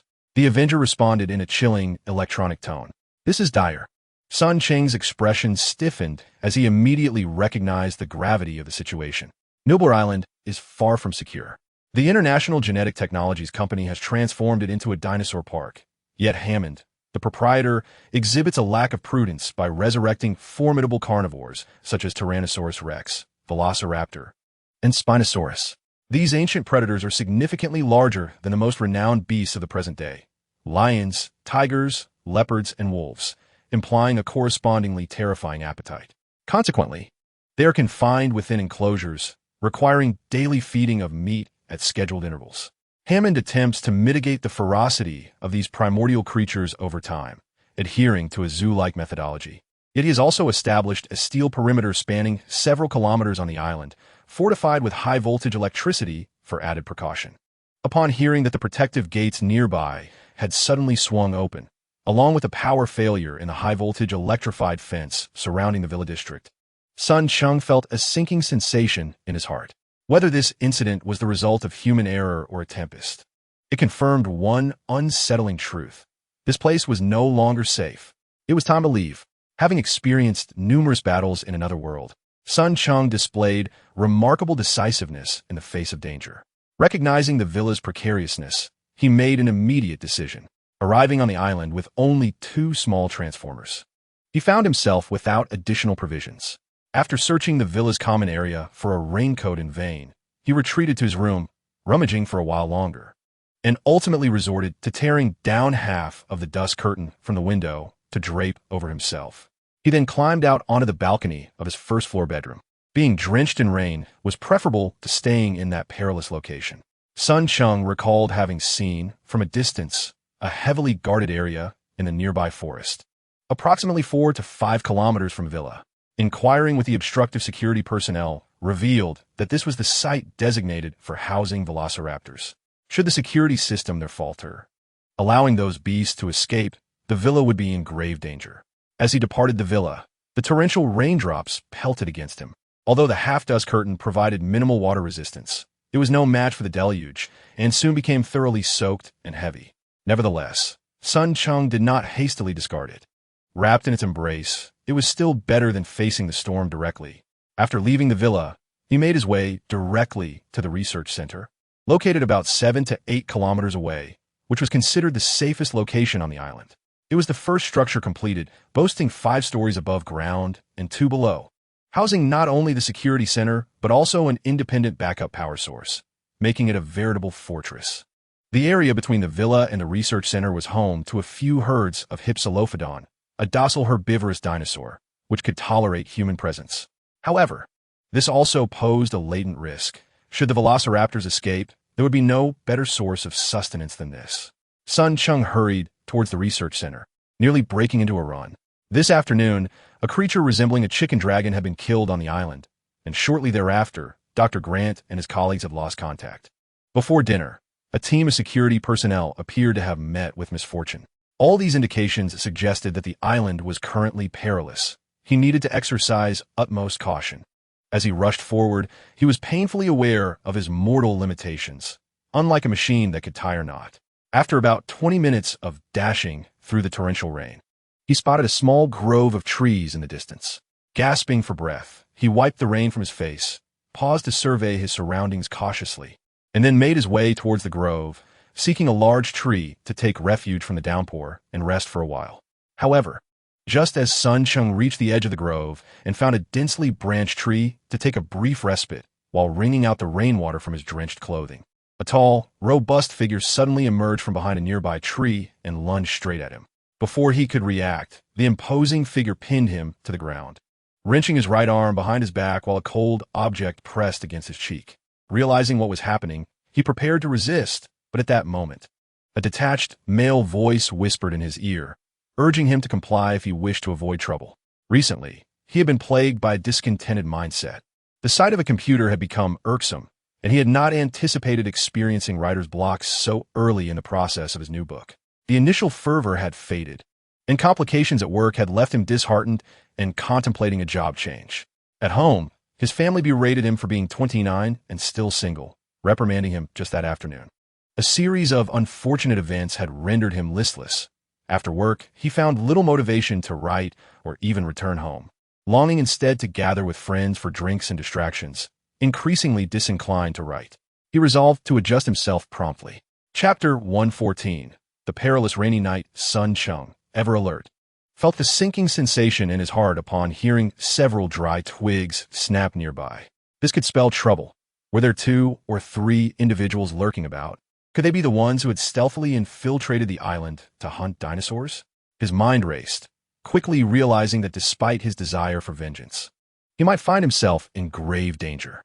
After a moment's contemplation, he shouted with authority, demanding to know their identities and reminding them that Nublar Island was private property. He used English to issue his command, recalling that the man who had captured him had spoken in that language. To his surprise, upon hearing his reprimand, the captor merely chuckled coldly, tightening his grip with an iron-like strength that lifted Cheng effortlessly from the ground and slammed him against the trunk of a nearby tree. Enough with the pleasantries. Now I shall ask you, who are you? Why would one roam about in the tempestuous night? Although the bark of the tree stung his cheeks with discomfort, it inadvertently aided Cheng. As he cast his gaze around, he quickly discerned the situation. 9, no, 10 individuals. Goodness, their gear suggested they were no ordinary folk. Clearly, they were remnants from another world. Upon returning to reality, he had begun to take an interest in the military equipment of various nations during his leisure time. A mere glance allowed him to recognize that the individuals he had encountered were adorned with American-made weapons, from their combat knives to the insignia hanging from their waists and chests. Observing their faces smeared with camouflage paint, they appeared more soldier-like than poachers. This left him somewhat uncertain. After contemplating, he decided to maintain his previous tone, his voice unwavering. Who do you think you are? A band of armed intruders invading a private island, questioning my identity? The security on the island had evidently failed. Otherwise, these poachers would not have been able to infiltrate. Cheng was gambling. He perceived a hint of military essence in their gear and sought to provoke them with words, probing for their background. Suddenly, a sharp bayonet plunged into the tree trunk before him, the blade nearly grazing his face, the cold metal sending shivers across his skin. Cheng's heart sank. Realizing he might have miscalculated, he instinctively reached for his camera, now transformed into a weapon he wore around his neck, anxiety tightening in his throat.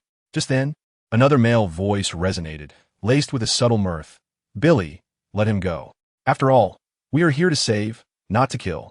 As this deep laughter echoed, the man who had been restraining him finally released his grip. Cheng exhaled slightly, turning around to fix his gaze on the soldier who had captured him.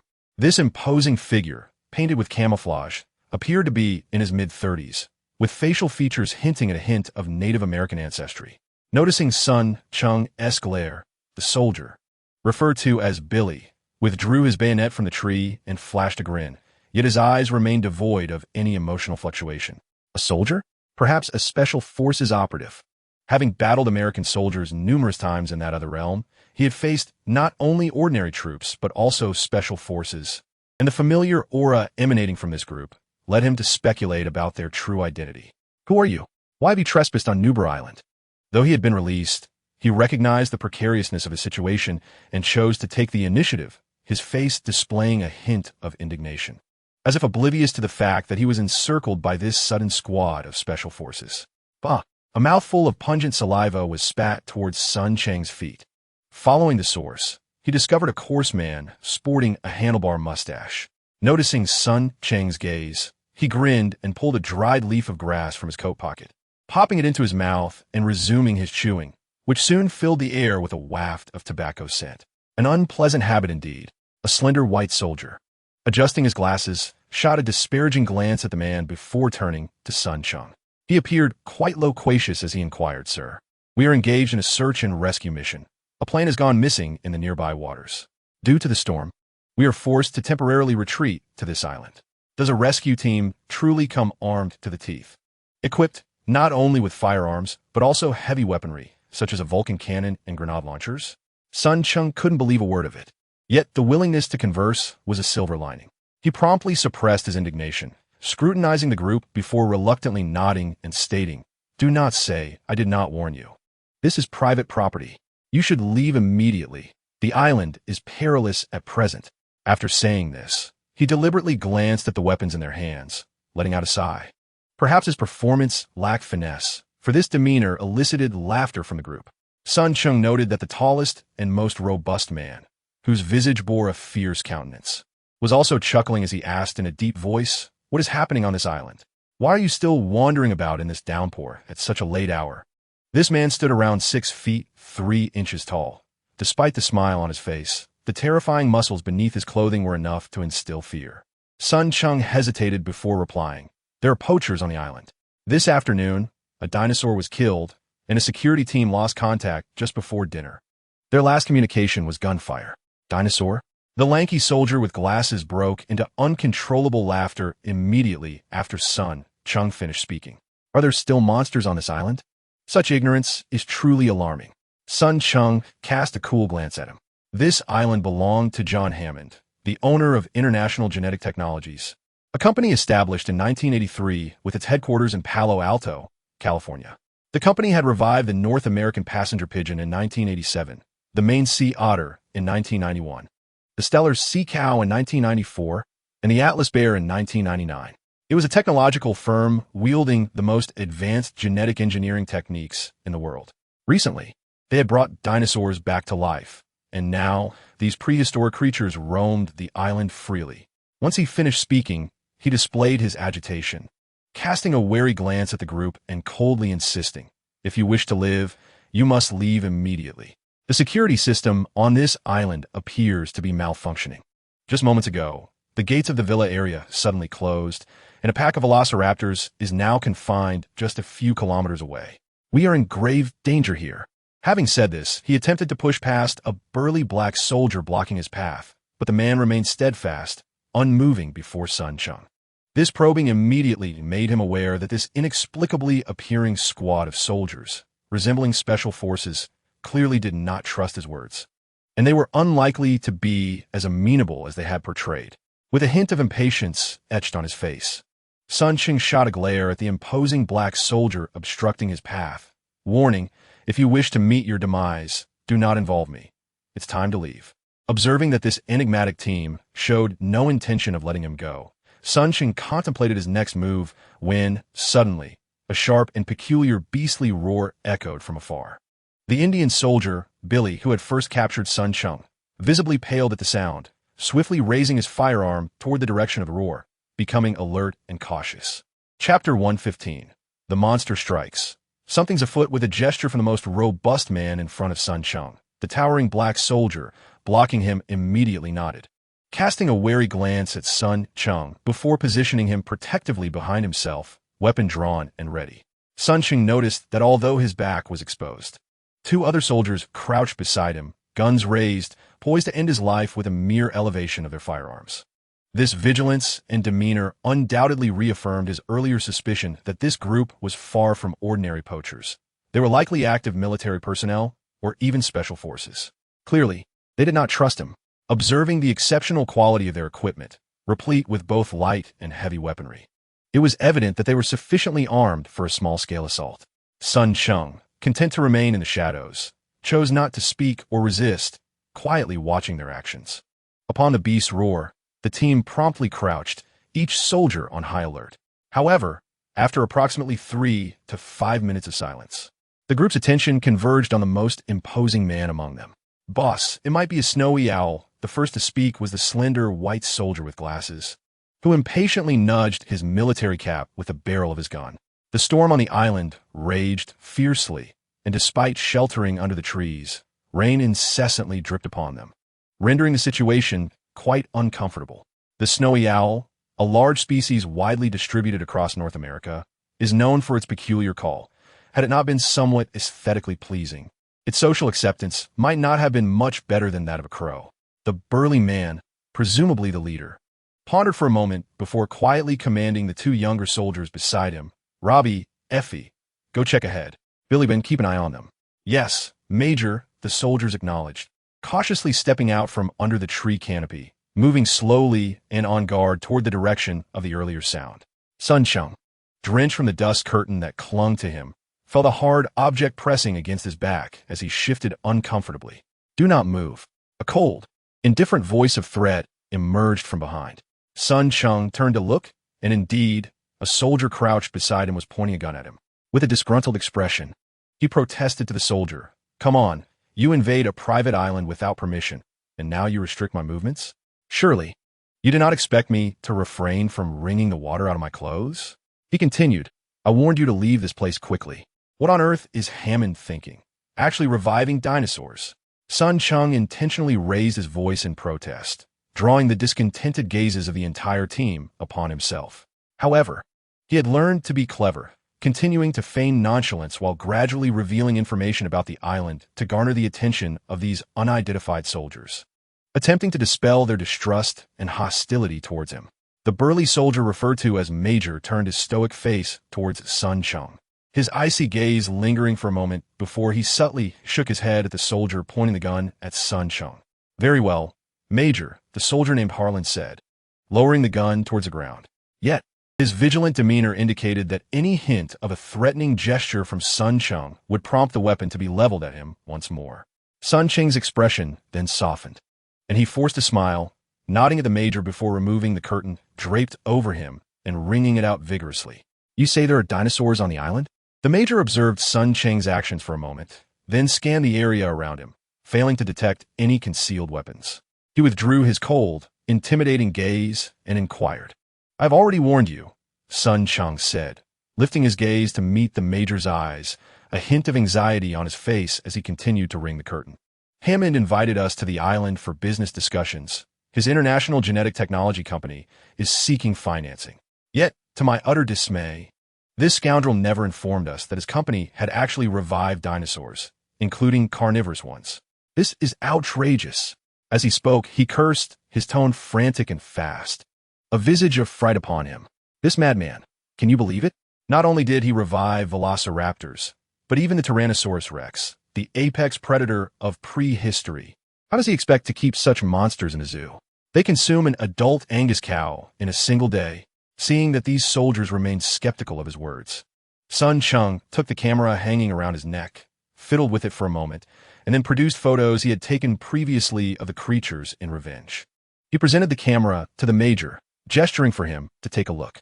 The Major accepted it, and upon viewing the first image, his brows furrowed, disbelief washing over his face as he lifted his gaze back to Sun Cheng. "This is a photograph I captured in the afternoon, initially intended to persuade the board of directors at the company." Sun Cheng observed that several other soldiers, intrigued, were leaning in to catch a glimpse of the camera. He stepped forward to instruct the Major on how to browse through the other images, realizing that, to his relief, no one was there to hinder him this time. Feeling temporarily safe, Sun Cheng let out a sigh of relief. However, while he found solace, the close-up photographs of dinosaurs stored within the camera startled the Major and his men. "My God, what manner of beast is this? This creature must weigh at least 100 tons. What on earth is this place? Could it be that the island is inhabited solely by such monsters?" The images preserved in the camera, a testament to vengeance, evidently terrified the soldiers, who gasped in shock. Initially, they attempted to maintain a hushed demeanor, but soon enough, their restraint crumbled, and even the usually taciturn, brawny major could not suppress a few expletives, illustrating the profound impact the dinosaurs had on them. The camera had captured just over 100 images, and they swiftly perused them all. Upon finishing, the major cursed under his breath. Damn it. He then shot a glare at a black soldier with a handlebar mustache who had somehow edged closer, his gaze fixed intently on the camera in the major's grasp. With a disdainful snort, he remarked, "Your aircraft certainly chose a perilous locale." The black soldier's muscles twitched at the remark, and Sun Cheng, intrigued, observed his atoms, apple bobbing uncontrollably, his gaze flickering, yet he remained silent.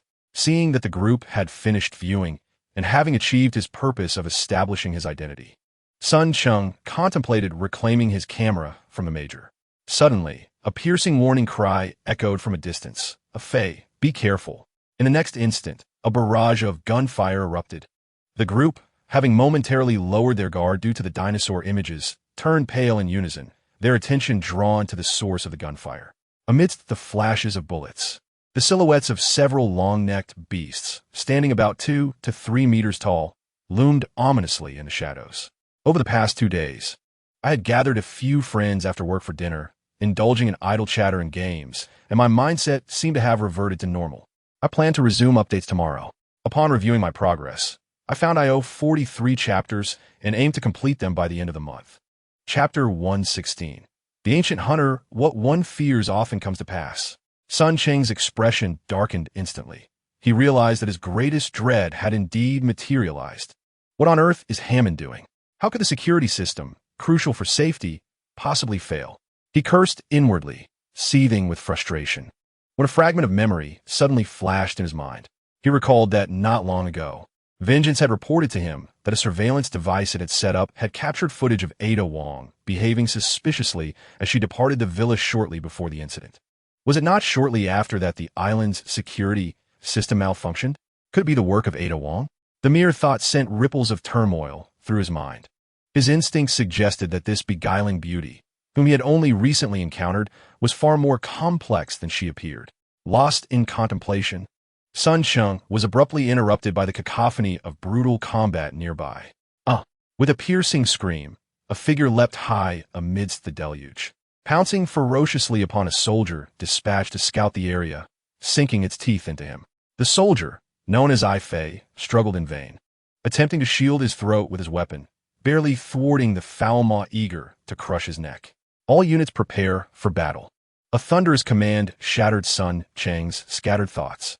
Turning towards the sound, he observed a burly major tossing his camera to another soldier, then raising his M4A1 with authority.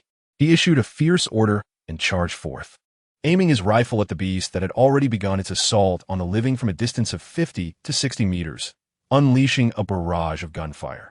The sparks of gunfire danced amidst the torrential rain, and the air was filled with the roars of beasts and the shouts of men.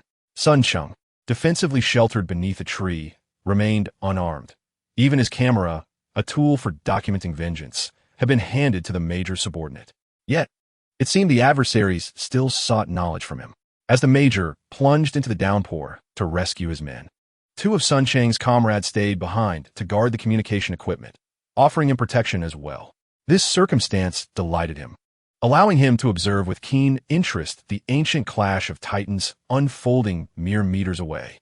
The island's resurrected carnivorous dinosaurs, including velociraptors and tyrannosaurs, remained untamed and were confined within specially designed enclosures. Sun Cheng and his team had not been authorized to approach and examine them closely. Fortunately, the research center housed not only photographs and footage from the International Genetic Technology Company, but also several life-sized hollow plastic models, crafted with considerable care, closely resembling their real counterparts. Thus, as Sun Cheng scrutinized the scene, he quickly discerned that the monstrous creatures lurking in the darkness were indeed the velociraptors confined on the island. During a leisurely afternoon stroll, he had heard Dr. Malcolm speak of these carnivorous dinosaurs, known scientifically as velociraptor, a member of the Dromaeosauridae family exclusive to the northern regions of Asia. Originally, these small dinosaurs were believed to be feathered. However, the the understanding of archaeologists may not be entirely accurate. Or perhaps the International Genetic Technology Company employed advanced technology to enhance the evolution of this ancient species during genetic reconstruction. In summary, the resurrected dinosaurs on Nublar Island exhibit not only remarkable speed, but also their bodies are adorned with a dense array of small, protruding scales. It is no wonder that even the International Genetic Engineering Corporation, after conducting tests on these creatures, deemed them to be intelligent yet perilous beings, akin to a cunning and dangerous wolf. This underscores the formidable nature of the velociraptor. Amidst the chaotic gunfire and the thundering barrage, the flickering tongues of flame illuminated the velociraptors lurking in the shadows. Sun Cheng counted meticulously, his scalp prickling with alarm as he realized there were 7 velociraptors. He felt an overwhelming sense of relief for having decisively evacuated from the villa. Had these keen-scented beasts set their sights on him, even his thirst for vengeance might not have guaranteed his survival. Not far away, a group of soldiers was engaged in a tactical retreat, drawing ever closer to the tree line. Sun Cheng observed clearly that while the M4A1 bullets could penetrate the velociraptor's scaled exteriors, the damage inflicted was insufficient. The first velociraptor to charge had consumed more than a mere magazine of bullets after taking down a soldier, yet it still managed to rise and leap towards another. Seemingly spurred by the sacrifice of his comrade Ifei, the mixed-race soldier Robbie, clutching his M4A1 carbine, unleashed a relentless barrage at the velociraptor barreling towards him. His aim was astonishingly precise, as he shattered the creature's left eye with a single shot. Contrary to his expectations, the inflicted pain only heightened the beast's ferocity. The velociraptor, once cunningly evading bullets, now bore a fierce glint in its remaining eye, charging directly at Robbie without hesitation. Robbie was caught off guard and was violently thrown aside, his weapon cast away. As he steadied himself and rose, a grimace of agony crossed his face as he knelt on the ground, revealing a disfigured right leg that was likely fractured from the fall. As the velociraptor set its sights on him once more, Robbie had no time to evade. He drew a glistening military knife from his right side, and when the creature lunged, he shouted defiantly, plunging the blade into its neck with unwavering resolve. Meanwhile, the bespectacled, wiry soldier being, having just repelled another velociraptor, turned his attention to the horrific scene before him. To his horror, he witnessed Robbie's head being severed cleanly by the beast. Enraged, he roared in fury and pulled a grenade from his left side, shouting, "Get down." He then yanked the pin and hurled it at the velociraptor. With a thunderous explosion, countless fragments of shrapnel erupted, obliterating the velociraptor at the epicenter of the blast, its remains scattering in all directions. Bing crouched down as Major finally closed in on the last 2 individuals, perhaps having observed the insufficient damage dealt by the M4A1. He had somehow equipped his weapon with a grenade launcher, now loaded with a round. With a grim expression, he aimed at the Indian-American soldier Billy, who was engaged in a struggle with a velociraptor, and promptly pressed the trigger. Billy, in perfect synchrony, rolled aside and dropped to the ground, and with another resounding explosion, the velociraptor was blown apart, its grotesque head soaring high before crashing down several meters away. In a clash between 2 dominant species, the first round ended in a draw. Gradually regaining his composure, he reflected on the day's first encounter. Chapter 117. Vision in the night, the consecutive explosions had claimed the lives of 2 velociraptors. These ancient predators lived up to the technicians' assessments of them: cunning, vicious, and intelligent. Realizing they were not gaining the upper hand and seeing reinforcements arrive, one velociraptor suddenly raised its head and emitted a shrill roar, prompting the others to retreat as if commanded, swiftly vanishing into the torrential rain. However, the lead velociraptor turned back before its escape, casting a cold, murderous glare filled with unmasked hatred at Billy and the Major, sending chills down their spines before it disappeared into the darkness. Trouble brewed. This creature had fixated on them.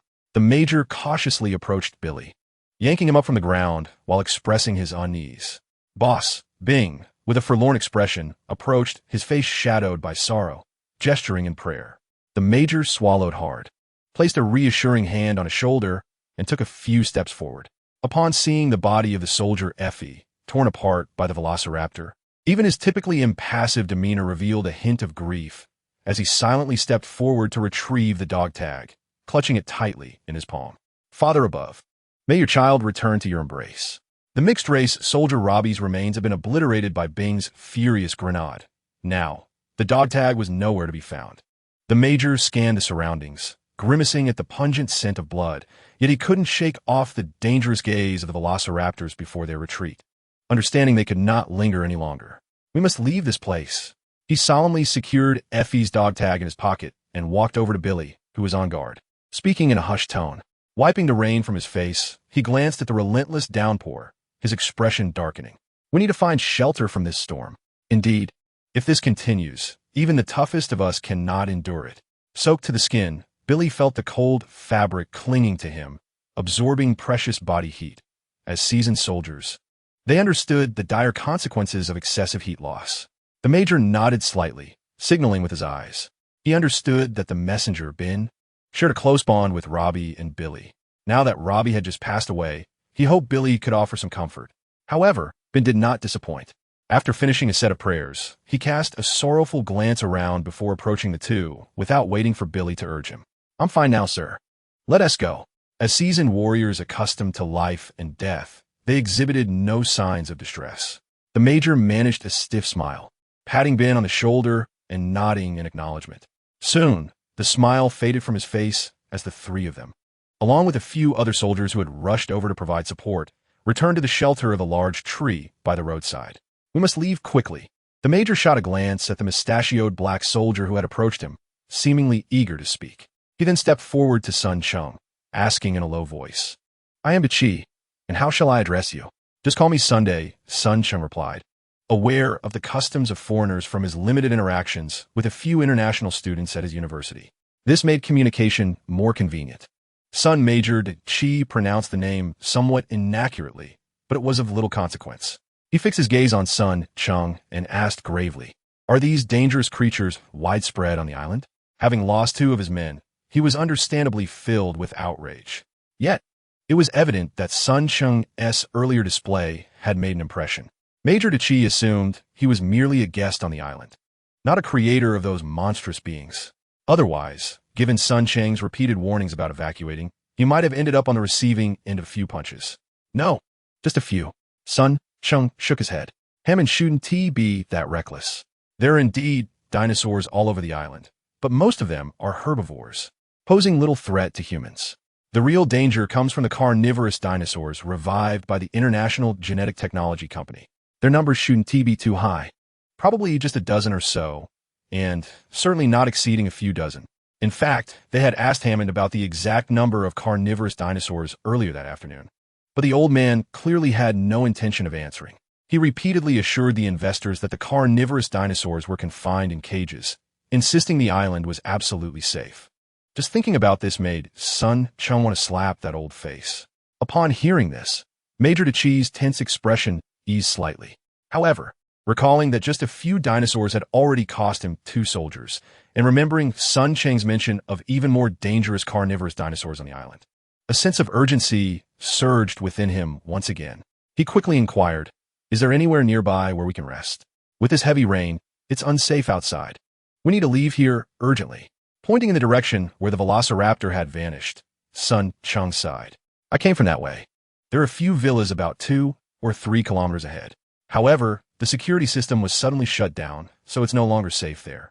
The International Genetic Technology Company has erected numerous structures on the island, and if one were to speak of a safe haven, it would undoubtedly be the research center. He gestured towards another direction, indicating that the enclosure for the velociraptors was not far from the villa. Upon discovering that the security system inside the villa had been disabled, I hastily made my escape, intent on reaching the research center, which lies approximately 4 to 5 kilometers away. Under normal circumstances, 4 to 5 kilometers is not a considerable distance. However, given the torrential rain and the lurking threat of carnivorous dinosaurs in the vicinity, the decision to proceed there presents a significant dilemma. Fortunately, Major Dachi, after a moment's contemplation, nodded to Sun Cheng, indicating their course of action. Let us head to the research center. You shall lead the way. Sun Cheng felt a surge of joy within. Having witnessed the velociraptor burst forth from its confinement, he was acutely aware of the perilous situation on the island. Now, with the protection of this squad of soldiers, his safety had undoubtedly escalated. Very well, Let us hasten our departure. With that, he donned the nearly twisted dust curtain once more and plunged headlong into the downpour. Sun Cheng was eager to leave this place behind. He harbored grave concerns for the Tyrannosaurus Rex, imprisoned on the opposite side of the island. Earlier that afternoon, he had learned from Dr. Malcolm that the Tyrannosaurus possessed an exceptionally developed olfactory bulb, allowing it to detect the scent of decaying flesh from miles away. Calculating the distance, they were but a little over 20 kilometers from the Tyrannosaurus's enclosure. If that location were as compromised as the Velociraptor's prison, the scent of blood might already have reached the prehistoric behemoth. They had to flee before it was too late. With him guiding the way, the group swiftly gathered their gear and spirits, following him into the deluge. As for Sun Cheng, while he was in decent shape, he was no match for the soldiers who trained daily. After running only a few dozen meters, he found himself caught up by Major Dachi and the Native American soldier, Billy, who flanked him on either side, running a few meters ahead as if to shield him. The group sprinted forward, and merely a few hundred meters later, they entered a densely wooded hill. As they pressed on, Sun Cheng, wiping the sweat from his brow, suddenly collided with something. Looking up, he realized that Billy had inexplicably come to a halt, standing motionless. "Why have you stopped?" he inquired casually, only to find that Billy paid him no heed. Resembling a wooden post, his gaze fixed intently on a spot to the left, veins pulsating at his temples. Major Dachi, having noticed the change, retraced his steps. Frowning as he asked, "Billy, what is the matter?" Following Billy's line of sight, he peered towards the left, where a high ground adorned with a few large trees stood. Billy stared intently at those trees for a considerable time before shaking his head, a look of confusion etched on his face. "I'm fine, Major. I just caught a glimpse of something over there. Perhaps it was merely an illusion." He remained silent until he spoke, at which point a chill swept through him, as though a piercing gaze had suddenly settled upon him, albeit fleetingly. Unable to suppress a shiver, he cautiously surveyed his surroundings, yet found nothing amiss. Wiping the rain from his face, he was startled to find his skin covered in goosebumps. Upon hearing his words, Major Dachi retrieved his binoculars to peer into the distance. But regrettably, he discerned nothing. Just as he was furrowing his brow in contemplation, Sun Cheng approached him, inquiring, "Major Dachi, could you please return my camera? The research center has computers, and if you require the photographs within, I can provide you with copies once we arrive."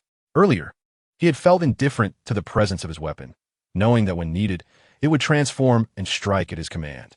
However, after unsettling the Indian warrior Billy, a renewed sense of unease washed over Sun Cheng, prompting him to reclaim his camera. Major Dachi studied him for a moment, deliberating rather than immediately agreeing or declining. As if weighing the pros and cons ultimately, he remained unaware of the camera's unique significance. After a brief contemplation, he nodded and called out to the soldier who had been safeguarding the weapon, "Halen, return the camera to him." "Very well, Major." The soldier who had been observing Sun Cheng promptly retrieved the camera from his backpack and handed it over. Sun Cheng quickly expressed his gratitude, opening the curtain he wore and reattaching the camera around his neck before wrapping it again. However, just as he reclaimed his weapon, it vibrated against his clothing. A realization struck him. This was the preordained response he had set for his weapon, designed to alert him in the presence of outsiders or when vital information needed to be conveyed. With this delayed second reminder, he finally regained a sense of familiarity and intuition, pondering that perhaps he could achieve a third reminder today. Chapter 118. The invisible ghost. The team resumed their formation, continuing their march toward the research center. However, following the earlier bout of alarm, the group exhibited a greater degree of caution, with team members drawing closer together and their pace noticeably slowing. As Sun Cheng trotted forward within the ranks, curiosity gnawed at him regarding the significant intelligence his weapon had to relay, but mindful of those around him, he suppressed his inquisitiveness, deciding to explore the matter further upon reaching the research center. To his surprise, only a few minutes into their advance, his weapon vibrated once more. What was happening? Why had it contacted him twice in such a brief span? This second reminder stirred a wave of unease within Sun Cheng. He understood that his weapon, trained to respond only in urgent situations, would not issue reminders consecutively in such quick succession without cause. In the present moment, he cast aside any concern for exposure, hastily rummaging through his pocket to retrieve a Bluetooth headset, fortified for vengeance. After activating it, he donned it on his ear, feigning to wipe the rain from his face while softly inquiring in Chinese. "What is the situation?" A cold mechanical voice emanated from the Bluetooth headset, informing him of a special unit employing optical invisibility in the vicinity, tracking their movements. Optical invisibility? Sun Cheng was momentarily taken aback. He understood the concept well. In simpler terms, it involved the use of specialized materials and techniques to refract, bend, or even reflect light, or even create a field around an object to achieve invisibility. As a premier institution of science and technology in China, Nanjing University also engaged in related research, and, to his knowledge, the domestic optical invisibility technology was still in its infancy. Even in the more advanced Western countries, it would likely take decades to realize true optical invisibility.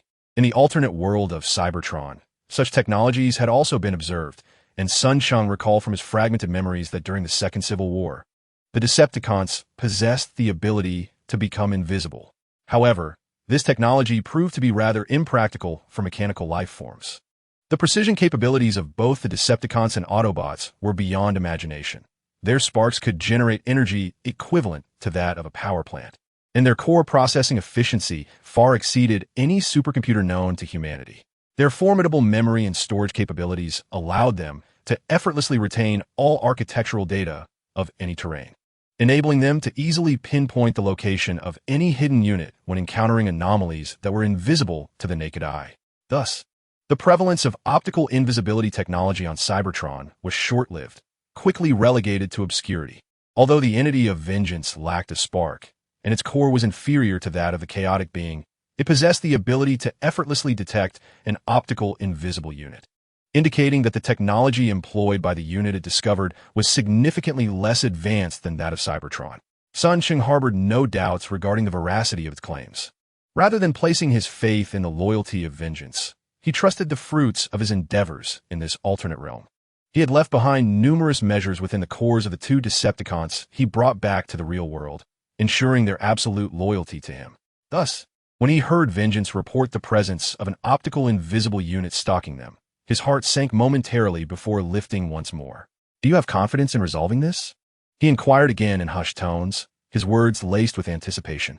Though he could not immediately deduce the identity of the invisible unit that had inexplicably appeared on the island, its pursuit of him was an undeniable fact, evidently posing a threat to him and his companions.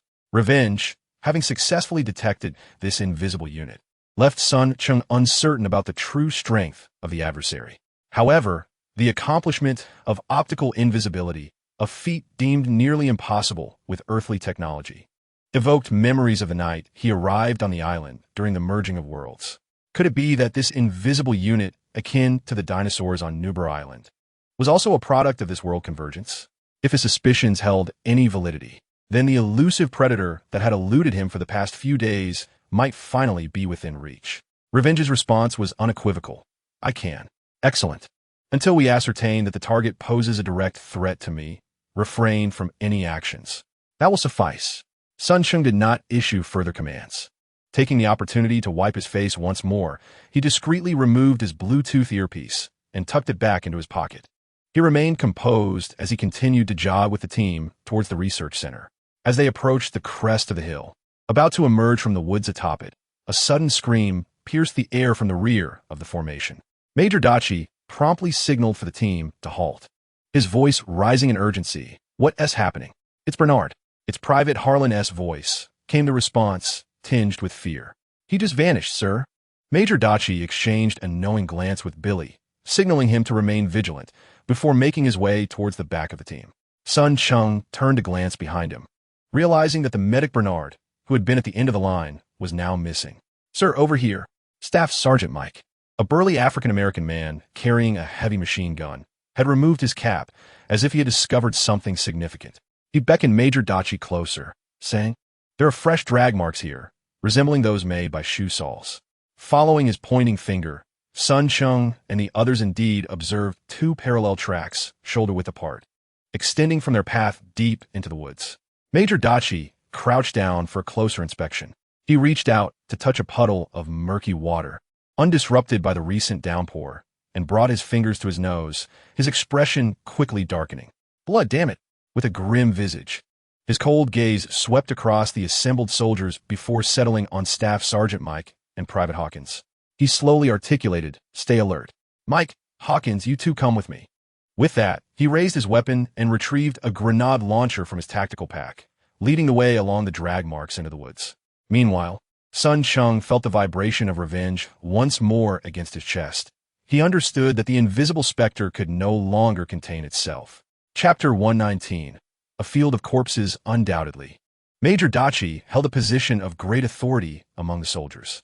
Upon issuing his command, it became evident to Sun Cheng that, despite their apprehensions regarding potential dangers lurking in the woods, not a single individual dared to challenge his orders. Sergeant Hawkins retrieved a bottle of an unknown beverage from his tactical pouch and took a hearty swig, only to burp shortly thereafter.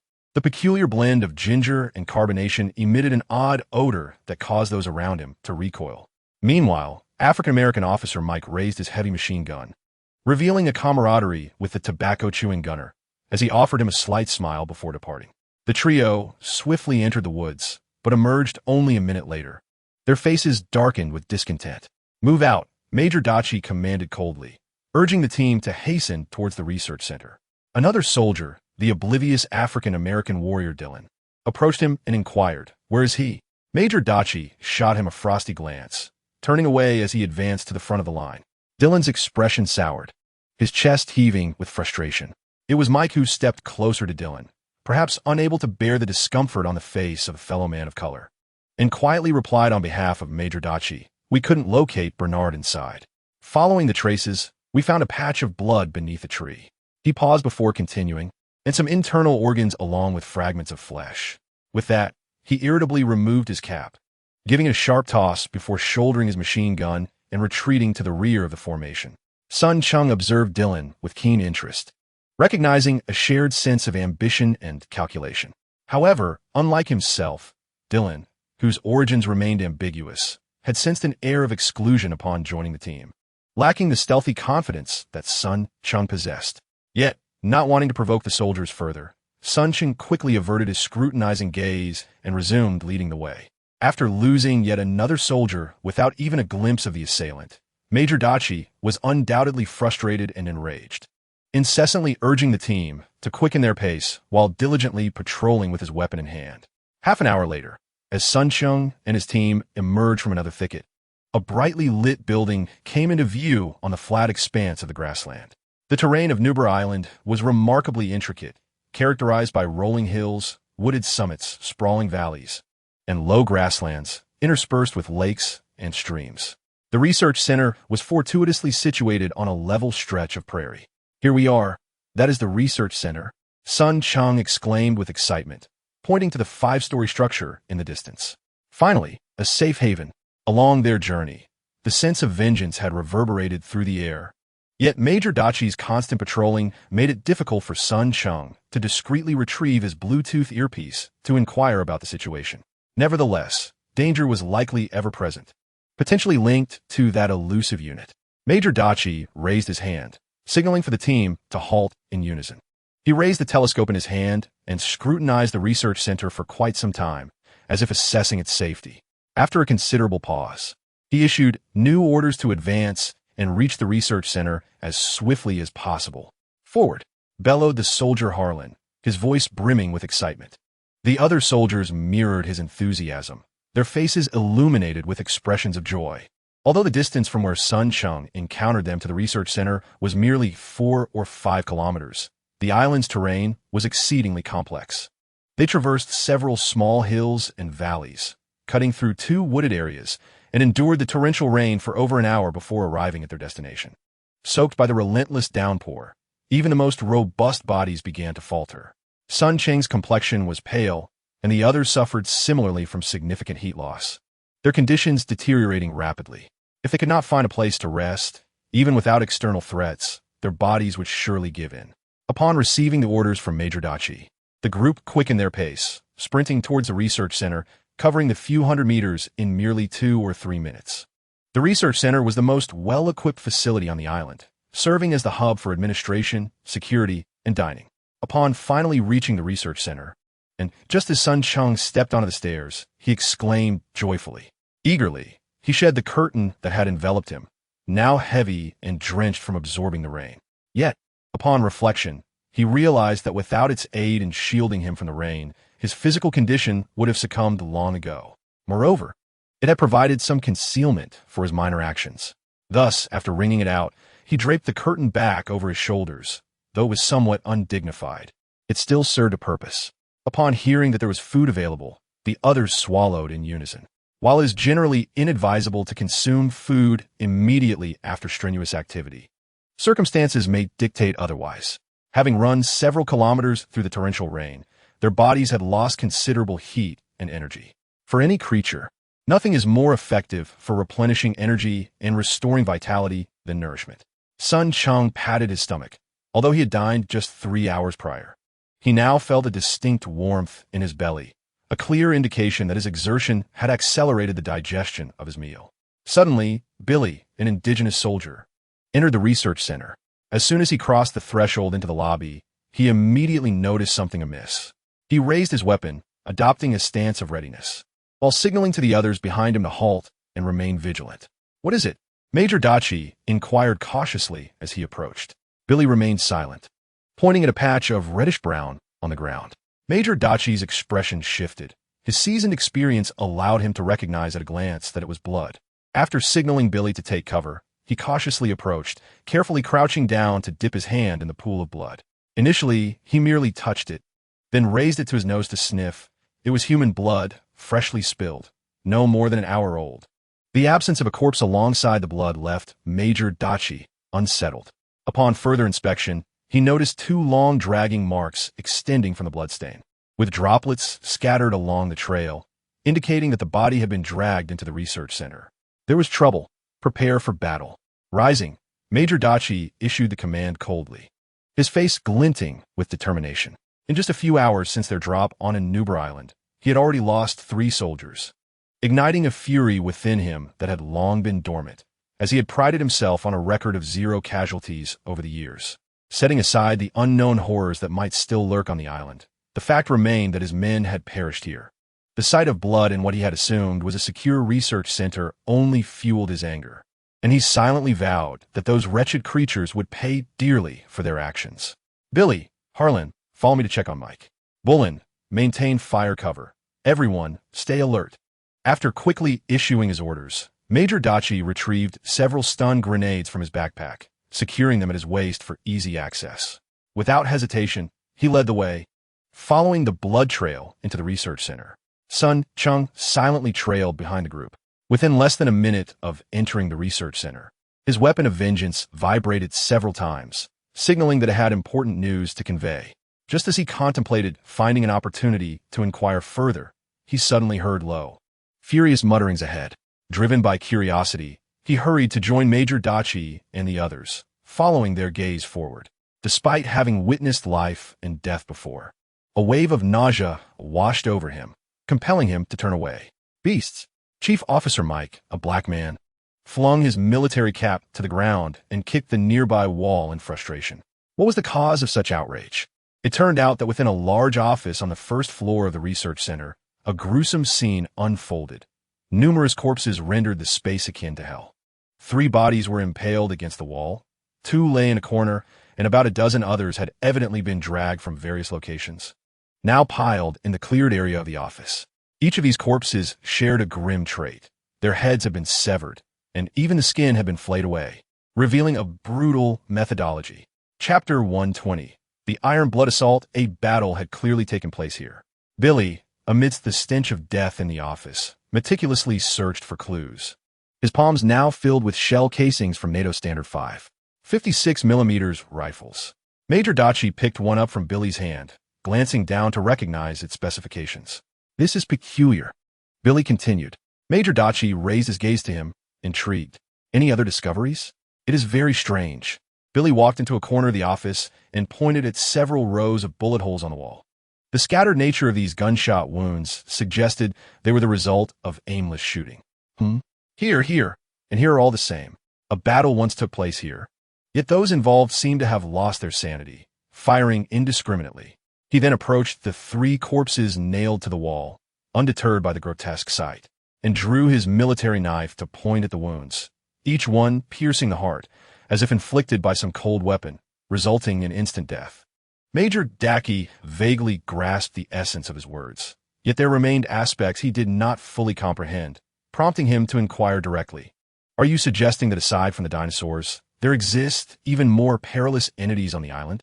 They may not consume us in the manner of dinosaurs, yet they likely covet our lives just the same. Billy responded with unwavering resolve, brandishing the knife in the air, his expression one of eagerness for action. The corpses in the office were soon accounted for, 23 in total, all adult males.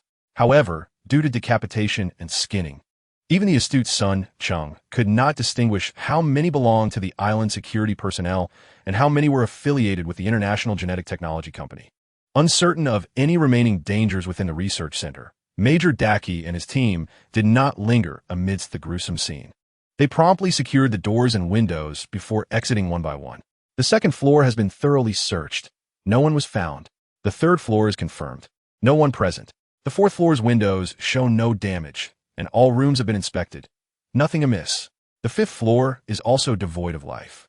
After dedicating over 10 minutes to meticulously examine each floor from the first to the fifth, they found neither survivors nor any suspicious evidence. Major Daki, toying with a broken M16, wore a grim expression. This weapon had been discovered somewhere on the first floor of the research center, and with his discerning eye, he could easily deduce that it had been severed by a sharp implement during a struggle. Impossible. There should be no fewer than 20 security personnel remaining on the island. Son Cheng refuted, his agitation becoming increasingly apparent. Ever since entering the research center, the vengeance he cradled had continuously vibrated, reminding him over 20 times in a mere half hour, almost at a frequency of once per minute. Clearly, it sensed something exceptionally troublesome, yet he was unable to inquire due to the constant presence of others nearby. However, Major Daki and his team did not ponder the oddity of his behavior. Having just witnessed a hellish scene, even these seasoned veterans struggled to regain their composure, let alone an ordinary individual in their eyes. Daki, perhaps we should allow everyone to take a moment to eat something. The warrior, Dylan, emerged from an office with a firearm in hand, having shown no intention to conceal his actions, thus allowing everyone to witness his rummaging through documents. He appeared quite intrigued by the cloning and genetic modification technologies of the International Genetic Technologies Company. Major Dachi pondered for a moment before slowly nodding. Hawkins, Harlan, you two head to the kitchen and bring back some food, along with a couple of bottles of wine. Ben, see if you can establish communication with the base. They had already pinpointed the kitchen's location while surveying the various floors of the research center, and indeed, as Sun Cheng had described, it was stocked with a plethora of frozen perishables and an ample supply of prepared dishes. Understood, Major. Harlan and Hawkins responded promptly, swiftly making their way to the kitchen, weapons in hand, to procure some sustenance. As for the communications officer, Ben, upon receiving his orders, retrieved the satellite communication device and attempted to connect with the outside world. Dylan, we need to have a serious discussion. Major Dachi cast a glance at Sun Cheng, who was not far off, his intention unmistakable. Sun Cheng, who had been troubled by the challenge of separating himself from the soldiers, felt a wave of relief wash over him, and his earlier agitation dissipated. I'll take a trip to the restroom. With that, he turned and headed toward the nearby lavatory. Once inside, ensuring no one was following him, Sun Cheng swiftly pushed open a stall door and settled onto the toilet seat, removing his device, revenge, with eagerness. What's the situation? It's been vibrating incessantly since earlier. In addition to the previously identified cloaked unit, I have detected another employing optical invisibility within this building, and it is currently moving toward the first floor. Moreover, I just received communication from the Guardian. It has acquired the items you requested. The Guardian had proactively reached out to Revenge and secured the desired items, which was indeed good news for Sun Cheng. However, just as a flicker of excitement ignited within him, it was extinguished upon learning of yet another invisible entity's presence. Another invisible individual. His heart sank. After their initial encounter with a cloaked figure in the hills, their team had only suffered a single casualty, coupled with Revenge's assurance of the capability to retaliate against targets. Sun Cheng had harbored little apprehension regarding these invisible foes. Yet, based on the analysis provided by the Indian warrior, Billy, the horrific incidents occurring within the research center were likely perpetrated by these invisible beings. The haunting images of decapitated and flayed corpses lingered in his mind, weighing heavily upon his conscience, and he felt an overwhelming urge to eradicate them. Where is the Guardian now? Can we establish contact? It is currently in the underground control center, copying data. Additionally, according to the data it just transmitted, there are still a few survivors hiding down there, including Ada Wong. Should I summon it to your location? Underground, you say? Sun Cheng was taken aback, having just witnessed a gruesome collection of corpses in the office. He had genuinely believed that everyone else in the research center had fled, and although he was aware that there were 2 underground levels, he had not contemplated venturing there. To his astonishment, the others had actually sought refuge in the basement. As he contemplated whether to summon his protector for discreet assistance, he suddenly felt the vengeful entity resting on his lap stir restlessly. In an instant, it transformed back into its formidable form, soaring into the air and unleashing a slender alloy needle towards a point above the partition. Sun Cheng, momentarily stunned, instinctively looked up, only to be gripped by terror as his legs weakened, nearly stifling a cry. With a shrill sound, a grotesque, towering humanoid monster materialized above him, accompanied by an eerie electromagnetic disturbance. Chapter 121. The Soul Hunter. The monstrous figure dropped from above, crashing heavily onto Sun Cheng. The sudden impact, coupled with the foul stench emanating from the creature, jolted him into action. Regaining his composure, he instinctively shoved the creature away and, fueled by a surge of adrenaline, lunged for its throat. Master, it is already deceased. The vengeful entity hovered in the air for a moment, ensuring the humanoid beast displayed no signs of life before it floated before Sun Cheng, offering this crucial information. Dead? Sun Cheng, still pale, fixated nervously on the towering figure he had clutched by the throat. My needle penetrated its body. The potent toxin will lead to its organ failure. It dawned on him that the needle had been crafted during his time in the other world, coated with a lethal metal that could incapacitate an elephant within moments. Although it was a vile creation, its manufacture was quite tedious. Even in the other world, Atlas had only managed to produce a mere dozen of them. Recognizing this, Sun Cheng felt a slight blush rise to his cheeks. Fortunately, they were alone, and he realized that his composure and mindset were not as steady as he had imagined. Despite the vengeful entity lacking significant self-awareness, Sun Cheng often did not regard it as an outsider. Being observed in his moment of panic by it still left him feeling embarrassed. He quickly gathered his thoughts and turned his attention back to the lifeless humanoid creature. Aside from the disgust caused by its repugnant odor, curiosity dominated his expression. What was this creature? An alien? Upon confirming its demise, Sun Cheng's courage surged, and he reached out to explore the creature's form. It was an exceedingly grotesque humanoid, standing at least 2 meters tall, with a robust physique that likely weighed no less than 200 pounds. It is adorned with a peculiar armor that fails to entirely shield its body. The mere fact that it possesses optical cloaking technology suggests that this entity is far from ordinary. It is likely a product of a civilization more advanced than Earth technology. The probability of such a civilization existing on Earth is exceedingly low, whereas the likelihood of it originating from beyond the stars is considerably higher. However, as Sun Cheng scrutinized the creature, his sense of confusion began to deepen. Truly bizarre, this humanoid monstrosity was riddled with inconsistencies. It boasted optical invisibility gear, yet the armor appeared to offer little in terms of protection. It was hardly even half armor. Sun Cheng took note that only the left side of its chest bore armor, while the right was ensnared by a strange mesh-like substance, explaining its inability to withstand the Revenge's piercing darts. Upon further investigation, he found that there were scarcely any advanced weapons on this humanoid creature that aligned with its identity. From its waist, Sun Cheng retrieved a curious weapon resembling a whip, crafted from an unknown alloy composed of numerous strands that were both supple and remarkably resilient. The whip had a triangular cross-section, with its 3 edges inexplicably sharp. When Sun Cheng tested it against the curtain draped over his body, it sliced through with ease. The creature's belt bore several bulging sections, and after some exploration, Sun Cheng discovered how to open one, revealing 4 slightly flattened circular discs, each adorned with 6 holes and a soft center that could be pressed. Uncertain of the nature of this device, he opted against pressing it. On the back of the armor, there were several external ports, one of which held a strange double-headed weapon, roughly the length of a rolling pin, with sharp, pronged tips at both ends. If it were longer, it might resemble a double-headed spear. Additionally, another port on the armor's back was attached to a peculiar fine mesh, densely covered with spiked balls. While fumbling earlier, Sun Cheng inadvertently touched a knot on the mesh, resulting in several puncture wounds from the spiked balls, causing his face to contort in pain as he hastily tore a piece from his shirt to bandage his hand. After conducting a thorough examination of the creature, Sun Cheng was left with a plethora of questions. This entity, capable of optical invisibility, lacked any weaponry, be it energy-based or firearm, that corresponded with its identity, instead bearing only cold weapons, which defied all logic. Just as Sun Cheng furrowed his brow in contemplation over these inconsistencies, he heard the Revenge, which had been silently hovering before him, suddenly speak. Equipped with life sign monitoring and a tracking system, it informed him that another cloaked unit, which I have locked onto, is approaching the master. What? Sun Cheng's expression shifted, and he promptly commanded, "It possesses a tracking system? Where is it?" Revenge descended, extending a metallic phalanx from within, directing it towards the left wrist of the humanoid creature. Must I deactivate this electronic device? Do so at once.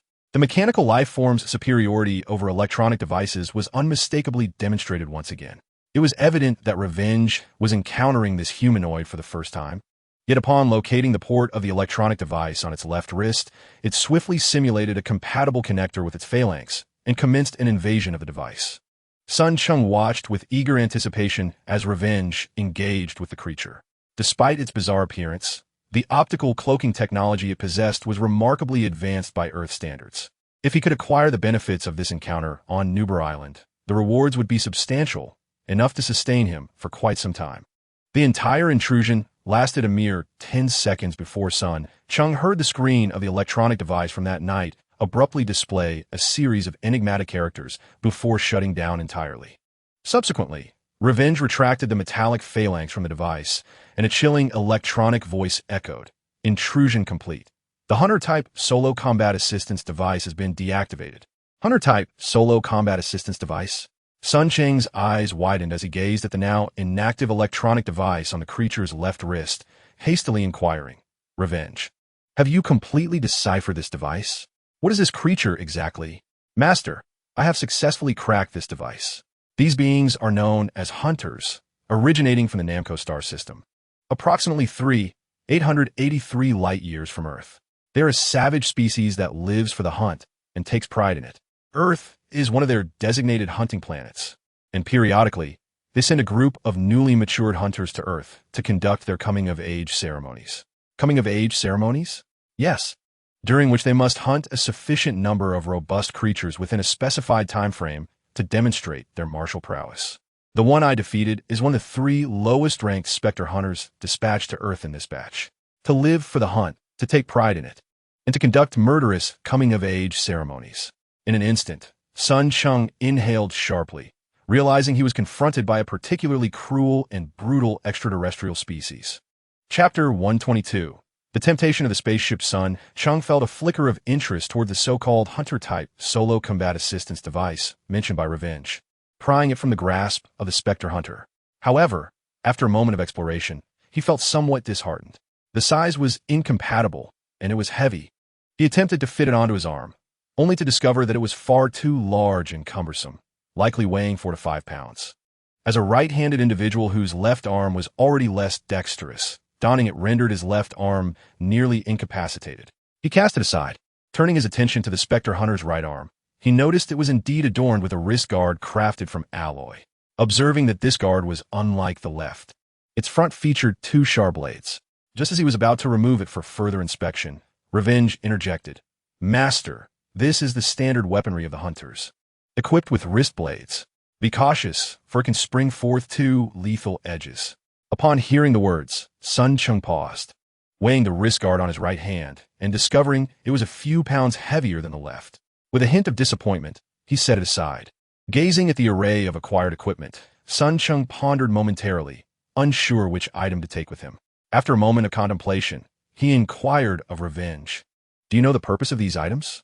Indeed, he picked up the unfamiliar equipment one by one, prompting Revenge to elucidate their functions. Finally, he He grasped the purpose of these cold weapons.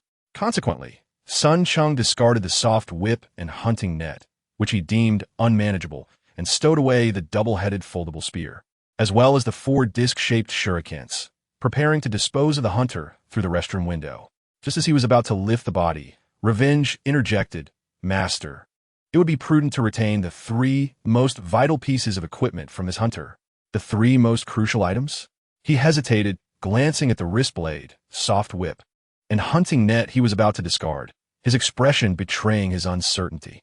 "But I cannot utilize these."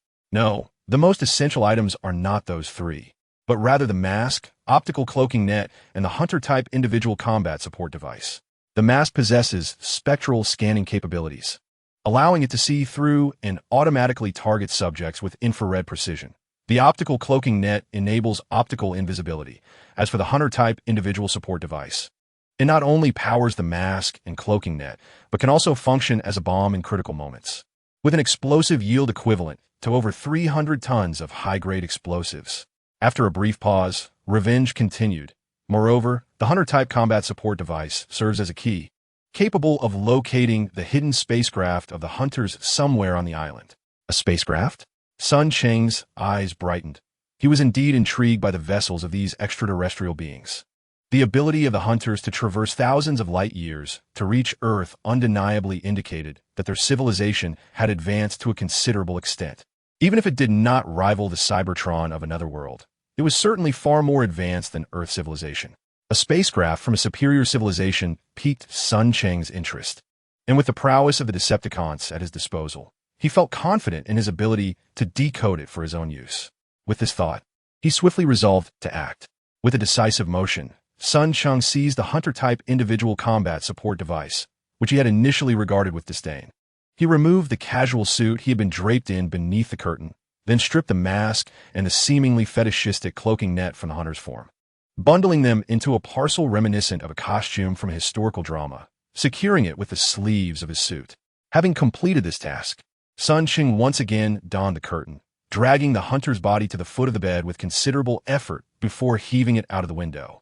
To avoid raising suspicion by being absent for too long, and concerned about the other hunter that Revenge had mentioned, who was hastening towards the research center, he promptly paid the water bill and exited the restroom, making his way to the dining hall where Major Daki and the others were located. "Food is available over there. Feel free to help yourself." Noticing Major Dachi returning with an expression that revealed his discomfort, he gestured toward a table laden with an array of food, beverages, and spirits, indicating that Sun Cheng should serve himself. Sun Cheng nodded in acknowledgement, refraining from further conversation, as he was indeed feeling somewhat hungry. He approached, took a hot dog, and grabbed a bottle of soda before finding a table tucked away in the back of the dining area to enjoy his meal. Just as he bit into the hot dog a few times, Sun Cheng suddenly felt a shadow loom over him. Looking up, he discovered it was Major Dachi approaching. Upon noticing Sun Cheng's gaze, he immediately inquired, "The helicopter will take 5 to 6 hours to arrive and retrieve us. Besides the villa and this location you previously mentioned, are there any other structures on the island?" Sun Cheng was momentarily perplexed by the question, but after some contemplation, he replied, "There are not many completed buildings on the island. The only usable ones are likely the villa and the research center, along with the power station." He suddenly recalled a building he had passed earlier in the day, nestled deep within the forest, approximately 2 kilometers away from their current location. 2 kilometers? Major Dachi frowned and quickly shook his head. He had just been outside and noted that the rain had begun to subside.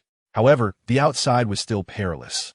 Not only were there the lurking threats of carnivorous dinosaurs with keen senses in the darkness, but the absence of leads on the creator of the research center's case also rendered them reluctant to venture outside. While everyone was engaged in their meal, a sudden, violent slam of a door echoed from outside the dining hall, followed by hurried footsteps. "We have a situation," Major Dachi declared, discarding the half-eaten sandwich from his hand.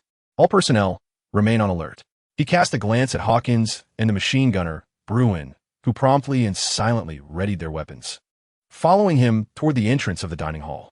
As they reached the doorway, a frantic female voice called out, "Is anyone there? I need help." The voice struck a chord of familiarity in Sun Cheng, who was hiding behind a bench.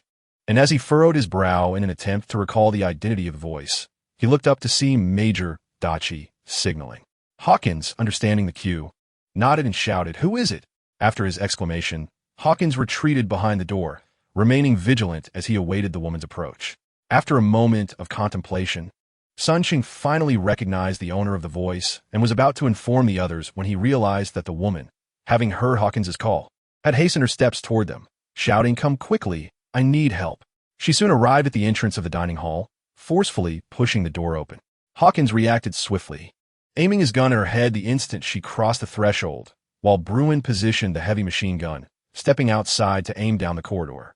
"Everyone, please remain calm. This individual is Dr. Settler, someone I'm acquainted with who, like me, has been invited to the island by the International Genetic Technology Company."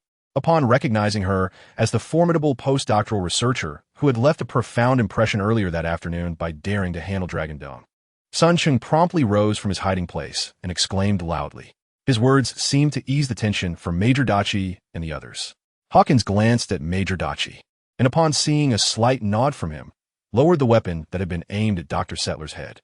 Cheng smiled faintly, preparing to approach Dr. Settler and introduce her to everyone. Suddenly, he felt a violent tremor in his chest.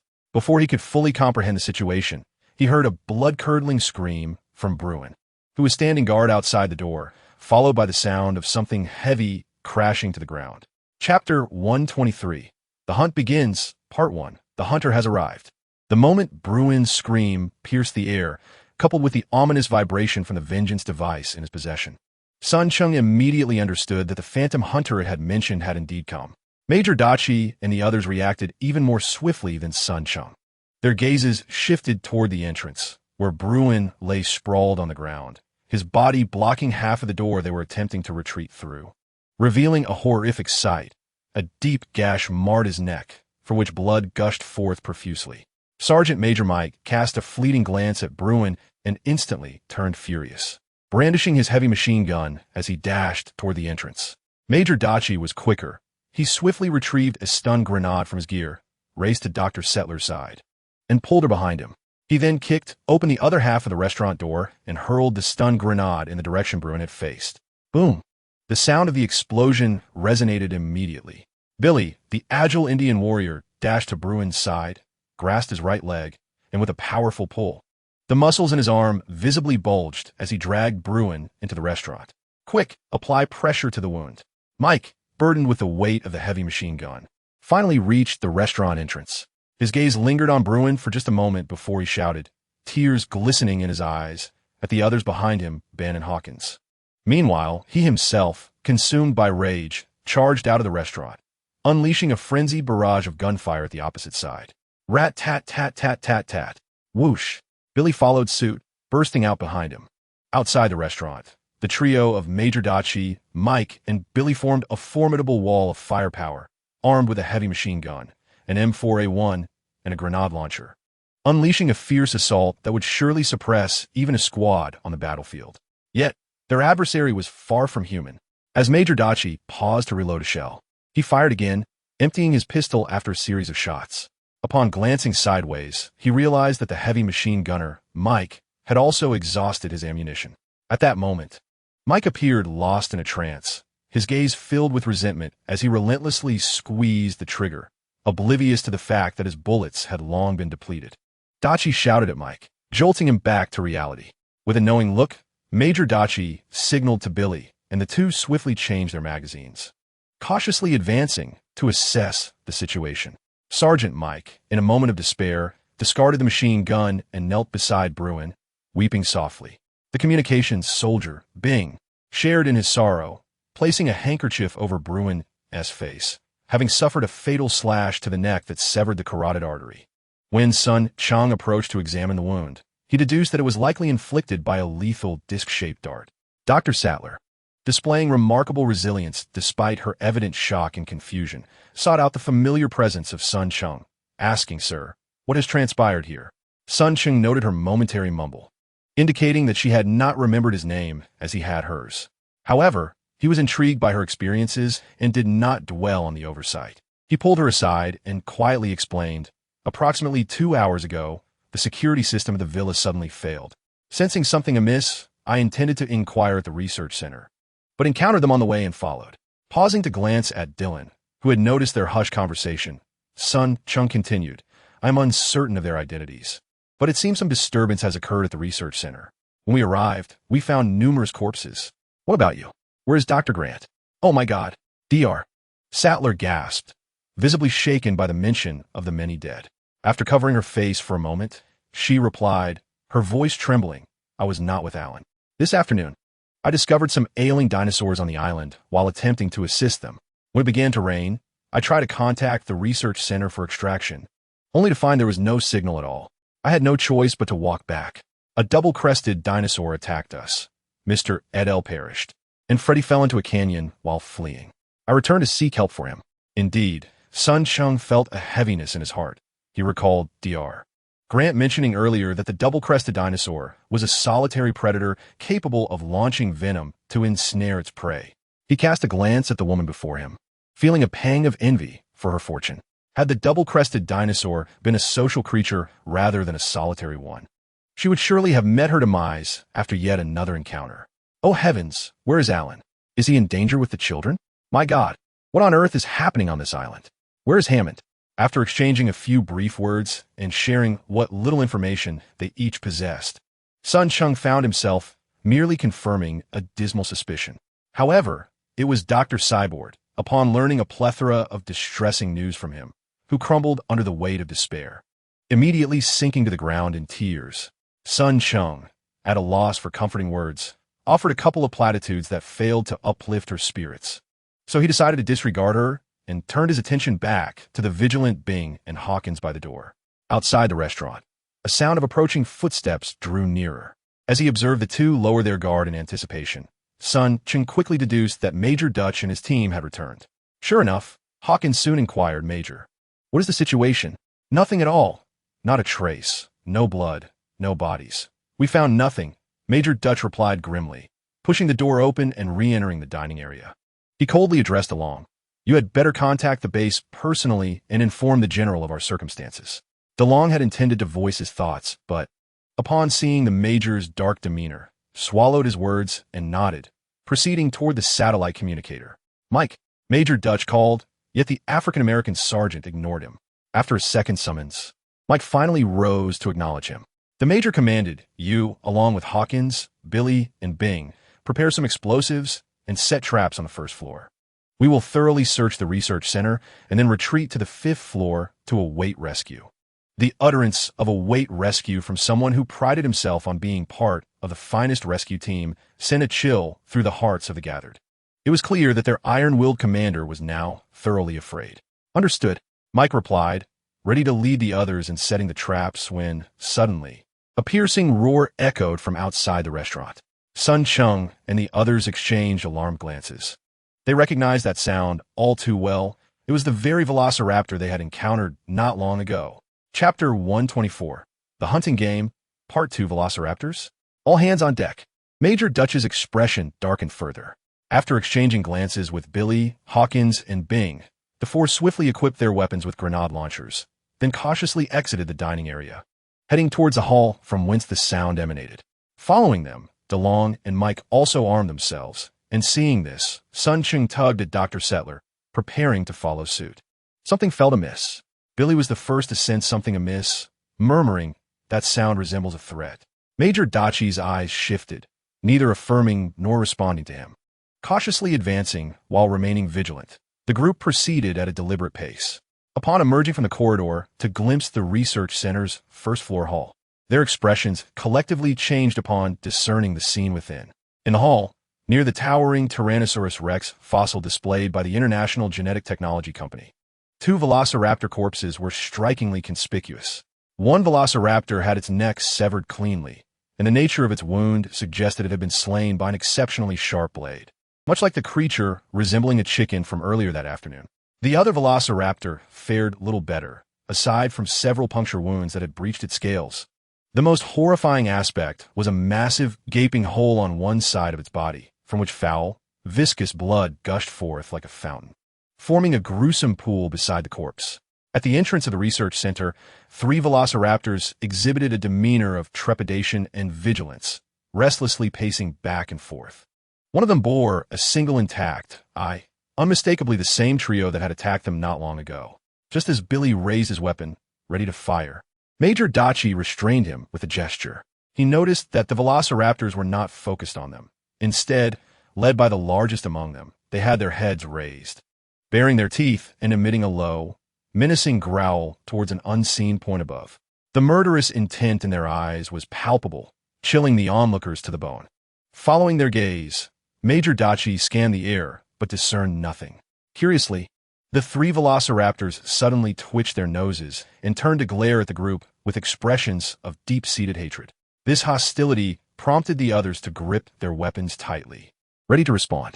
However, to their astonishment, the lead raptor let out another roar and, accompanied by its companions, retreated from the research center, swiftly vanishing into the night. Dr. Sattler finally regained her composure and exhaled in relief, expressing her curiosity. How peculiar! Although velociraptors are small dinosaurs, they are ferocious and agile, known for their pack behavior, and rarely have natural enemies, even in ancient times. Could it be that the Tyrannosaurus rex on the island has also escaped? The Tyrannosaurus rex does not wield weapons, Major Dachi remarked, gazing upwards coldly. There are other entities here, more perilous adversaries capable of easily hunting velociraptors, and us as well. This assertion rang true. Any discerning individual could see that the velociraptors they had encountered earlier were undoubtedly tracking them for vengeance, having followed their scent back to the research center. These intelligent and vengeful creatures, having suffered a previous defeat, had meticulously traced the scent to the research center, showing no inclination to reveal themselves unless provoked or if they discovered another target. From the moment the first roar of the dinosaur echoed until they traversed the restaurant, merely a minute had elapsed. In such a fleeting time frame, the skirmish between several velociraptors and an unknown adversary had already reached its conclusion. One velociraptor lay decapitated, while another succumbed to excessive blood loss from fatal stab wound, revealing the formidable prowess of the unseen foe. Sun Cheng concealed himself amidst the crowd, his gaze flickering with unease. Without much contemplation, he had surmised the identity of the opponent, yet he refrained from voicing it. Merely articulating the explanation posed a significant challenge. And the sudden appearance of Major Dachi and his military personnel on the island instilled a profound apprehension within him. The presence of individuals resembling special forces on a private isle compelled him to ponder further. After observing for some time, without detecting anything suspicious, Major Dachi furrowed his brow, retracting his gaze to quietly instruct Sergeant Major Mike. Those beasts may return. Mike set a few tripwires at the entrance as a trap. Sun Cheng and Dr. Sattler overheard his utterance clearly. While he remained composed, only briefly flickering his eyes, Dr. Sattler, in stark disbelief, gesticulated fervently, protesting loudly. No, you cannot do this. They will harm people. Madam, do you believe there are any living humans on this island besides us? Major Dachi coldly retorted, his piercing gaze unnervingly intimidating the robust woman, causing her to involuntarily recoil, silencing her protests. He then exchanged glances with Mike, who, after a subtle nod, cautiously retrieved several tripwires from his pack and swiftly began to set them near the entrance of the research center.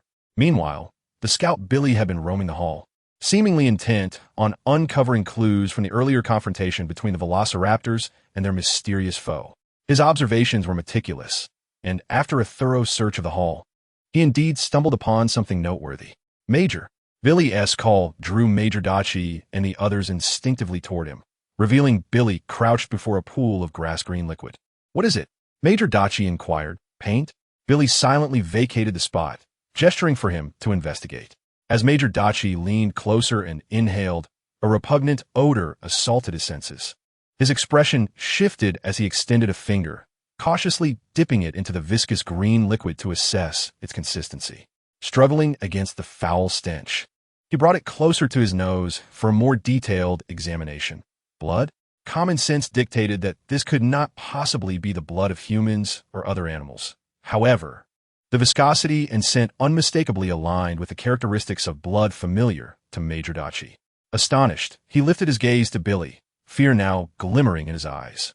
Until that moment, Major Dachi finally realized that aside from the dinosaurs, they had likely become prey once more, this time in the eyes of an even more bizarre and formidable creature.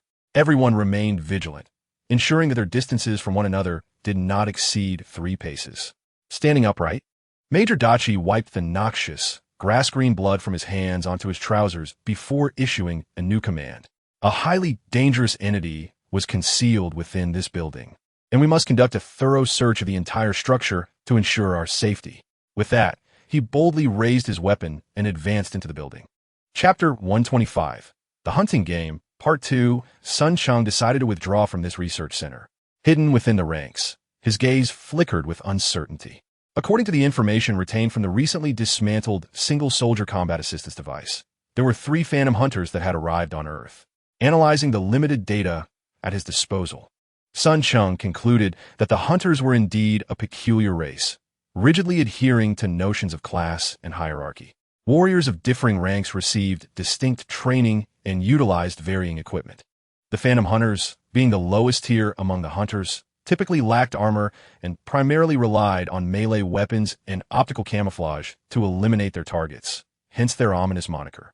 However, despite being mere cannon fodder among the Hunters, the Phantoms still possessed considerable advantages over humanity. They were tall, with physical capabilities and strength far surpassing that of human soldiers, having undergone rigorous Spartan-style combat and hunting training from a young age, coupled with their extraordinary optical cloaking technology.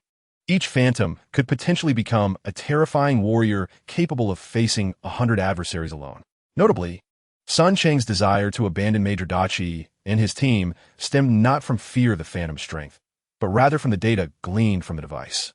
It indicated that during their coming-of-age ceremony, the overseeing elders would prepare energy weapons for the Phantoms, such as plasma pistols and shoulder-mounted plasma cannons, to ensure they did not encounter insurmountable foes. Sun Cheng had long-coveted plasma weaponry. The technological advancements on Cybertron had already unlocked similar capabilities, with many elite warriors among both the Decepticons and Autobots equipped with powerful plasma weapons. Unfortunately, his accumulated knowledge in this alternate realm was insufficient to grasp the advanced applications of energy technology. If only he could obtain the plasma weapons from the Hunter civilization.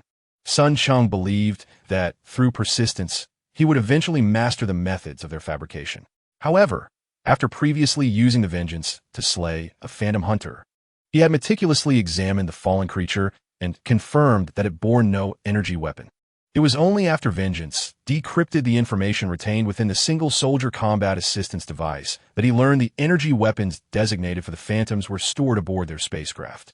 According to the harsh and stringent initiation rules established by the Hunter's Elder Council, the use of energy weapons is generally prohibited unless 2 out of the 3 Spectres in each team are confirmed to have lost their vital signs. Only then may the 3rd Spectre return to the spacecraft to retrieve the energy weaponry.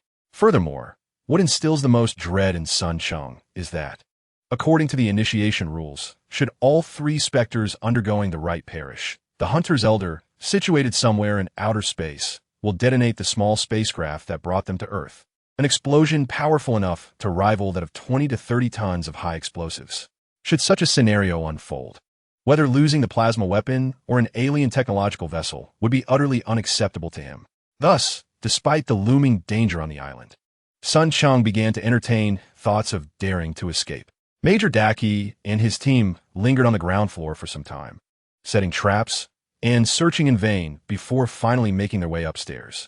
As he was not needed for vigilance, Sun Cheng trailed behind the group, simultaneously ensuring he did not fall behind while fiddling with the camera hanging from his chest. Master, another Spectre Hunter, is currently stationed 6 meters to our left. A line of traditional Chinese characters subtly appeared on the LCD screen behind the camera. This was a new contact method agreed upon with Revenge during their time in the restroom. When verbal communication was inconvenient, they could use this means to relay messages. And aside from him, no one present would be able to decipher those intricate characters. Is the data transfer not yet complete? After typing this query on the mysteriously appearing keyboard, the characters swiftly vanished from the screen, replaced by a new response. Almost done. Should I convey your new instructions to it? Hey, what are you doing? Sun Cheng continued to input characters on the screen when he suddenly felt a gentle push on his shoulder. He didn't need to turn around. The sound of a woman's voice made it clear who it was. Doctor, it seems my camera is having some issues due to the rain. I'm troubleshooting it. He casually replied, while still hastily writing to inform the defender that once the data transfer was complete, it should hasten to join them, being mindful to avoid detection by others. Once finished, he patted the screen, feeling somewhat disheartened. It seemed the rain had indeed caused some trouble, and he worried whether the dinosaur photos saved within would be erased. In the group, someone glanced back at the two of them, but said nothing further.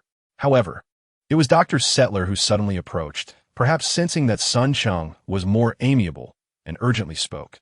"Son, could you help me persuade them to rescue Alan and the others? I believe they're still alive somewhere on the island, perhaps waiting for our assistance." Sun Cheng's heart stirred. This was indeed a splendid excuse for leaving. The hunters are a paradoxical and peculiar breed.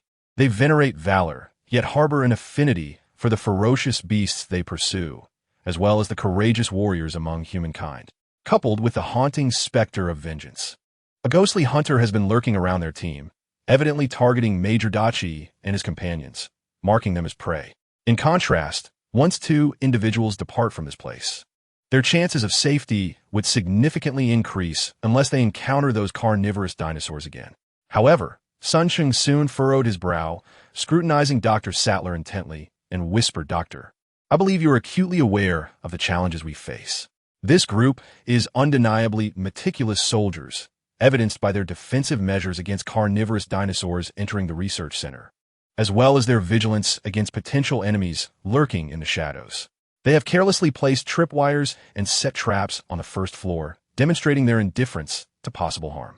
Upon hearing this, Dr. Sattler immediately frowned, biting her lip, clearly understanding the gravity of the situation despite her intelligence. However, Sun Cheng continued, "I do not believe remaining here in anticipation of assistance is a prudent course of action, Doctor." His tone shifted as he sought to comfort her. "I recall the security office is on the ground floor. They should still have weapons available. If you can persuade them, I am willing to accompany you to rescue Dr. Grant and the others." After speaking, he gestured toward Major Dachi, indicating that she should convince him to allow their departure. Chapter 126. The rain has ceased in truth. Although they had deliberately lowered their voices, they were ensconced in the heart of the team, and thus when Dr. Sattler first spoke up, their conversation had already captured the attention of all present. Consequently, as Sun Cheng finished his sentence, Major Dachi turned to them, his expression steely and scrutinizing. "You wish to leave?" "Yes, if possible. I hope you will join us in rescuing the other survivors on the island." Dr. Sattler, embodying her resilient spirit, boldly stated despite Major Dachi's piercing gaze. Her eyes scanned the faces of Major Dachi's team, filled with anticipation. Major Dachi fell silent, averting her gaze and fixing his attention on Sun Cheng. After a lengthy appraisal, he finally inquired, "Son, are you certain you wish to leave with her? There are both her husband and my friends on this island." Sun Cheng spoke sparingly. Aside from select few politicians, no one is inherently fond of deceit, and he was acutely aware of the perils of excessive words. Thus, he simply replied affirmatively. Major Dachi fell silent once more. Had it not been for the sacrifice of Effie, Robbie, Bernard, and Bruin, he would undoubtedly have agreed to assist the island's inhabitants. Yet, with the team having lost 4 comrades in quick succession, all eyes turned to him. However, unlike Dr. Sattler's hopeful gaze, the others' expressions were unmistakably clear. They likely did not wish for him to voice agreement to this additional endeavor, for the island was fraught with peril. After a moment of silence, Major Dachi reached a decision. He retrieved a P2-26 handgun from his right thigh and produced 2 magazines, which he handed to Sun Cheng. "I must also be accountable for my men, so I apologize," he stated, clearly declining Dr. Sattler's request for assistance in locating survivors. "How could this be?" Dr. Sattler murmured in disbelief, struggling to comprehend their refusal to aid those in peril.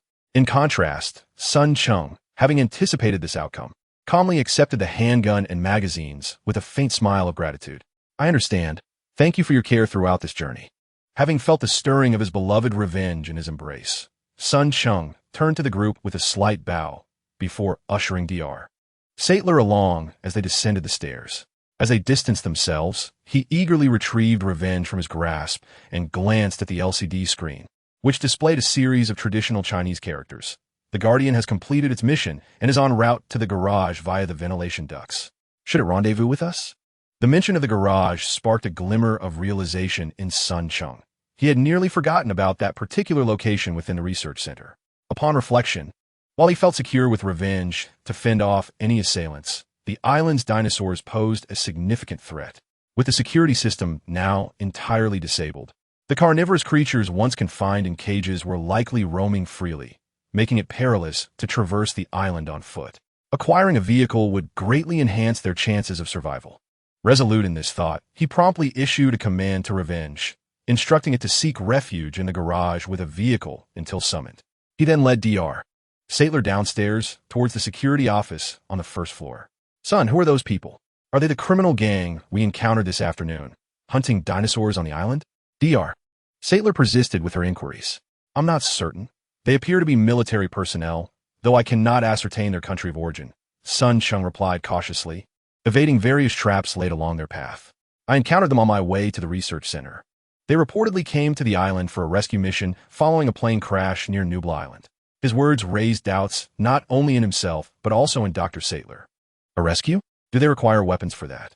The sheer number of arms carried by Major Dachi's team suggested they were prepared for combat, perhaps due to the lurking threat of the spectral hunter within the research center targeting them. As the two continued towards the security office, Sun Cheng received no further updates from Revenge.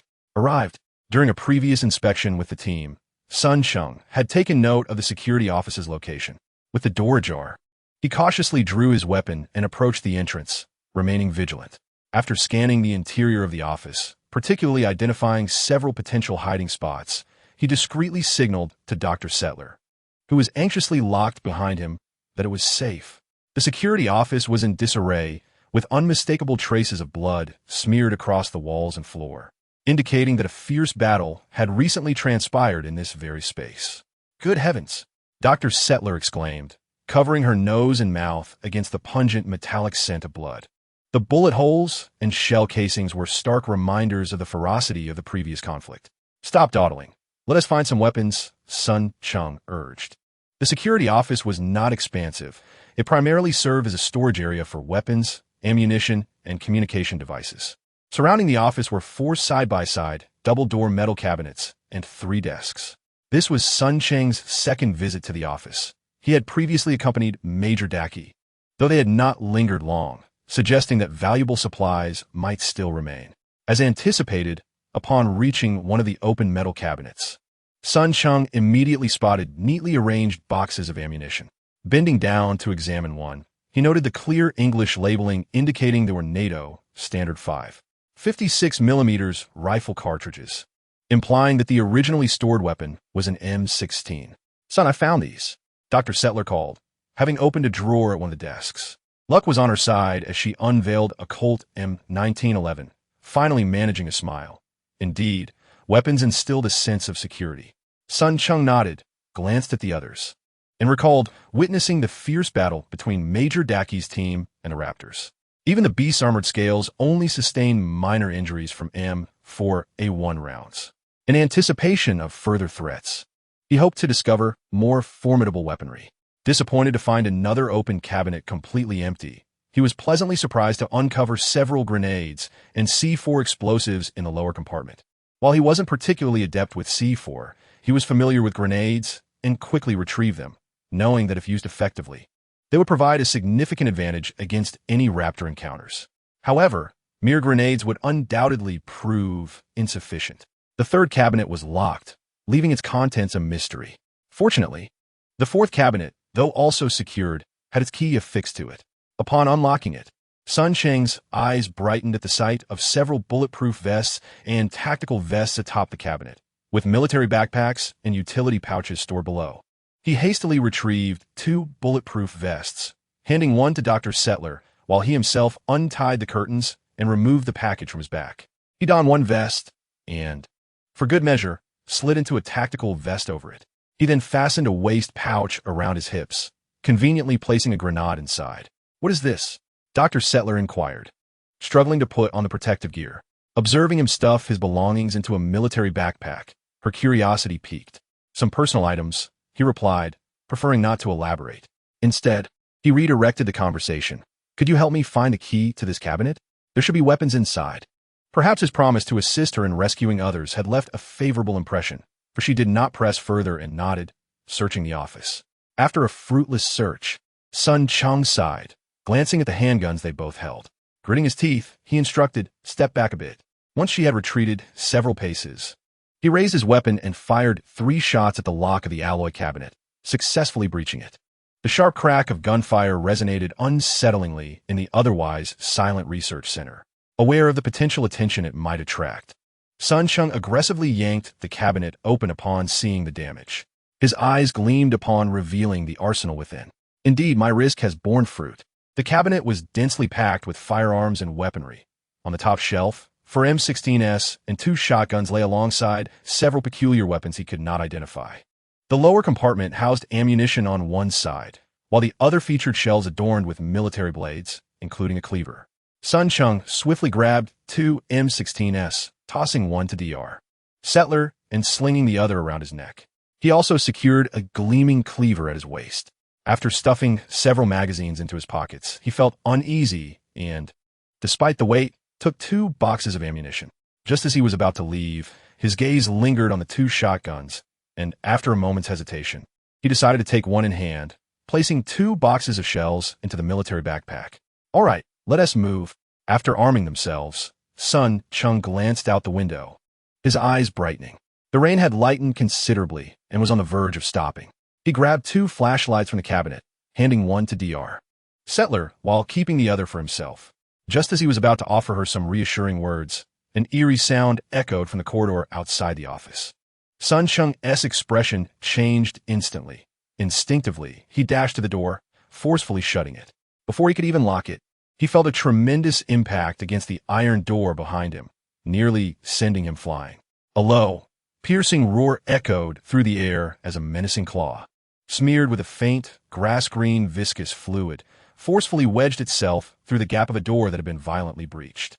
Previously, while writing at a small station, I would typically complete a manuscript of over 100,000 words or prepare for publication within a month.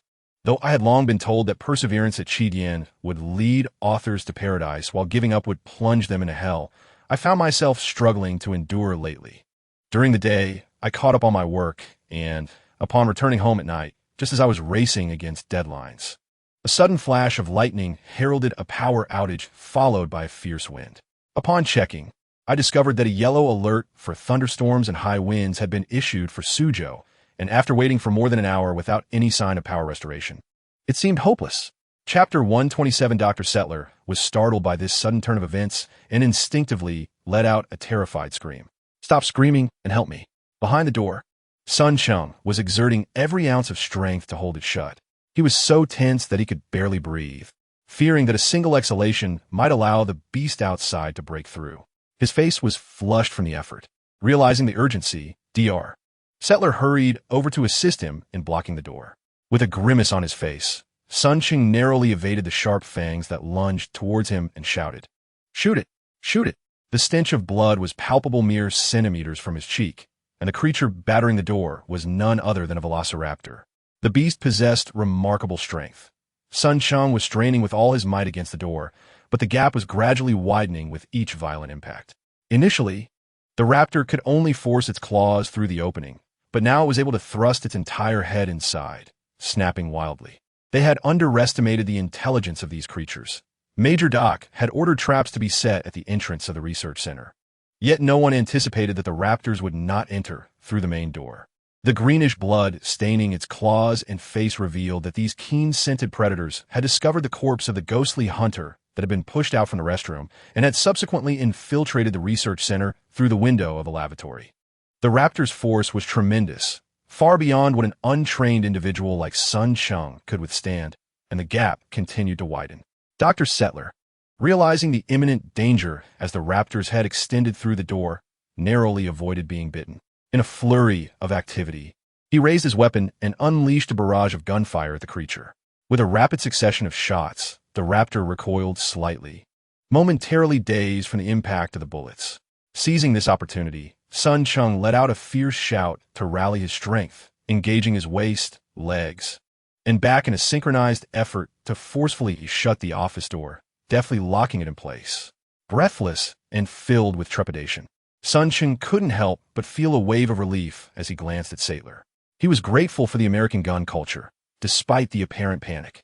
It was clear that Dr. Saitler's handling of the firearm, as well as his shooting stance, demonstrated a level of proficiency far superior to his own, evidence of considerable experience. Just as this thought crossed his mind, a violent crashing sound erupted from the office door behind them. With a resounding bang, the metal door bore the unmistakable marks of a tremendous impact. Sun Cheng and Dr. Saitler exchanged alarmed glances. "Quick, you hold the door while I grab a table to barricade it," Dr. Saitler urged. Nodding vigorously, Sun Cheng dashed to a nearby desk, pulling and dragging it to the entrance, where they positioned it behind the door together. "This is futile. The desk is far too light," Sun Cheng realized as the flimsy piece of furniture provided little resistance against the force battering the door. Just as he contemplated retrieving another desk, a series of explosive sounds and gunfire erupted from somewhere within the research center. Clearly, Major Dachi and his team had encountered an adversary. "This is bad. We cannot afford to linger here." Though the Phantoms were the most despised beings within their predatory race, the barbaric civilization that had advanced into the space age was leagues ahead of Earth. Even equipped with only optical cloaking nets and primitive weapons, the Phantoms were formidable foes. Major Dachi and his team would find it exceedingly difficult to prevail against them. Should Major Dachi fall to the Phantoms, their next target would undoubtedly be the surviving members of their group. Although Sun Cheng possessed the means for revenge and could easily dispatch a Phantom, he could not allow another to perish. According to the rites of passage among the predators, should a third Phantom, wandering aimlessly on the island, be permitted to return to the ship equipped with energy weapons, the situation would spiral beyond the scope of mere vengeance. Glancing towards the window, Sun Cheng steeled himself and climbed onto a stool to leap through. "We must depart at once," he declared, vaulting through the window. Dr. Saitler followed suit, quickly shutting the window behind them. Grabbing her hand, Sun Cheng asked urgently, "Do you know where the garage is?" "I do. It's not far from here," Dr. Saitler replied, her eyes lighting up as she nodded fervently. "Follow me."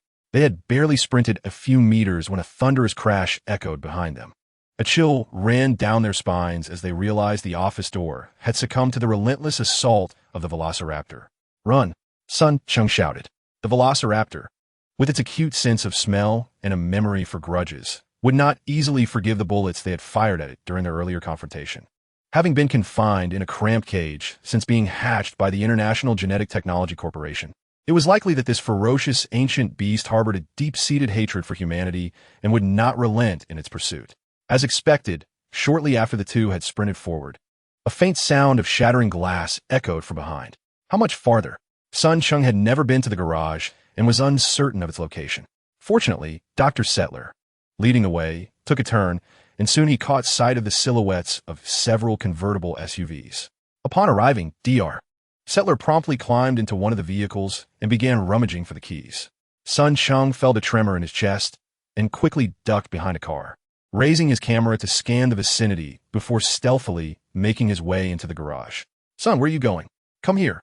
Sun Cheng swiftly located the Humvee within the garage, threw open the door, and took his seat in the driver's position, waving for her to join him. Unbeknownst to anyone, beneath the driver's seat lay a sleek laptop. The Humvee lacked a key, and as Sun Cheng frowned while probing the keyhole, a long metallic arm unexpectedly extended from beneath the driver's seat, gently inserting and twisting into the keyhole, causing the engine to roar to life.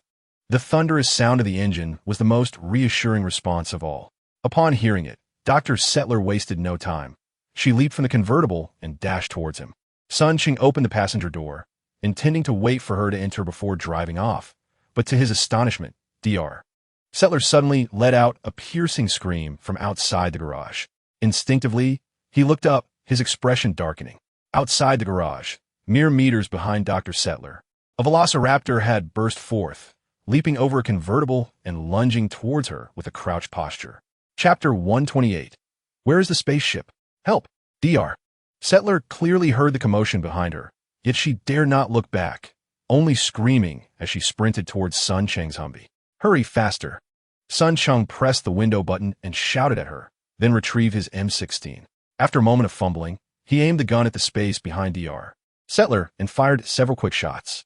Bang! Bang! Bang! His intention was noble. He sought to deter the velociraptor advancing towards Dr. Settler. However, the moment the gunfire erupted, her speed noticeably diminished. Damn it! Seeing this, Sun Cheng realized it was ineffective. The velociraptor had evidently discerned that the M16's bullets only inflicted minor injuries, showing neither fear nor hesitation, maintaining its relentless speed. If this continued, Dr. Settler would surely be caught before reaching the Humvee. Recognizing this, he quickly retracted his weapon, started the vehicle, and drove towards her. As the creatures of the wild instinctively avoid the stillness, even the diminutive creatures like mice and rabbits analyze the disparity in size with their counterparts upon encountering them, ensuring their own safety.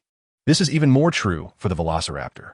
When the Hummer stirred, the raptor was evidently startled, its pace slowing noticeably. Sun Cheng could distinctly observe the creature fixating on the vehicle for a few moments, and once it recognized him seated in the driver's seat, it raised its head and let out a low, menacing growl, accelerating towards him. To his dismay, the beast demonstrated unexpected intelligence. Sun Cheng's heart sank as he hastily increased the vehicle's speed, maneuvering it beside Dr. Sattler, who quickly clambered into the car, slamming the door shut behind her. She appeared utterly disoriented, collapsing into the passenger's seat, her chest heaving with anxiety. Suddenly, the vehicle jolted, startling Dr. Sattler.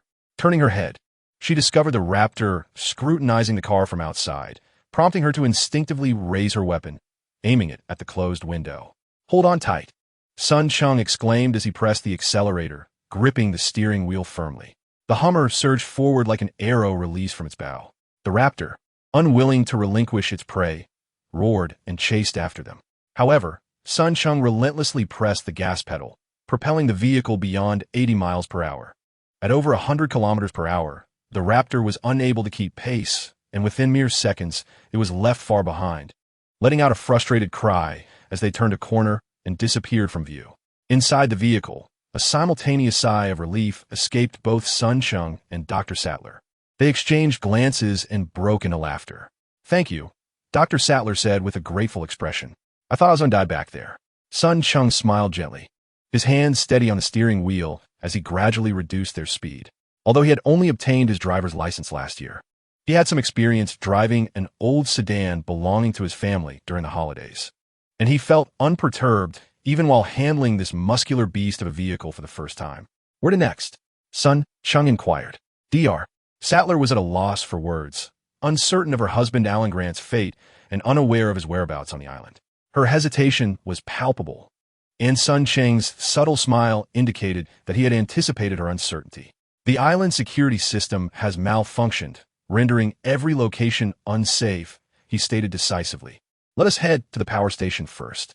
Once there, we will attempt to restore the island security system and see if we can contact any other survivors." To restore the security system, the research center was indeed the primary choice. However, Sun Cheng is unlike others. He is driven by vengeance and the need to defend. Thus, he could connect to the island's systems from anywhere. His reason for visiting the power station was to set up a trap, one that would surely attract the Spectre temporarily. Upon hearing this, Dr. Sattler considered for a moment before acquiescing. Clearly, she understood the significance of re-establishing the island security defense system for the survivors. Consequently, they resolved to head to the power station. A few minutes later, they arrived at the power station, located just a few kilometers from the research center. The power station on Nubra Island lies deep within a forest, accessible by a road that had been constructed directly to it, and the journey was surprisingly smooth. Parking outside the power station's entrance, Sun Cheng did not hasten to exit the vehicle. Instead, he cautiously surveyed the surroundings before giving Dr. Sattler a subtle nod, indicating it was safe. He gestured for her to disembark first, and only then did he retrieve the defender from beneath the driver's seat. Upon inspecting it, he discovered an amber piece, firmly clamped by a protruding metallic branch. The moment he glanced at it, a wave of insatiable desire surged within him, prompting him to quickly compose himself and stow it away in his pocket. Dr. Sattler had seen this piece of amber with Hammond, and Sun Cheng wished to avoid drawing unnecessary attention from her. After unlocking the entrance to the power station, Sun Cheng led the way, with Dr. Sattler following closely behind, both wielding flashlights as they stepped inside. Sun Cheng scanned the walls and swiftly located the power button. Upon pressing it, the dimly lit station illuminated, revealing various equipment. "Is anyone here?" Dr. Sattler called out loudly. After locking the door behind them, Sun Cheng temporarily placed the defender into his tactical backpack and began to survey the power station with his firearm drawn. The station was not particularly large, and after a few minutes of inspection, he confirmed that it posed no danger. He then holstered his weapon and signaled safe. Disregarding Dr. Sattler for the moment, he approached a piece of equipment, opened a computer, and retrieved the defender alongside a peculiar combat support device he had acquired after eliminating the Spectre. "Son, what are you doing?"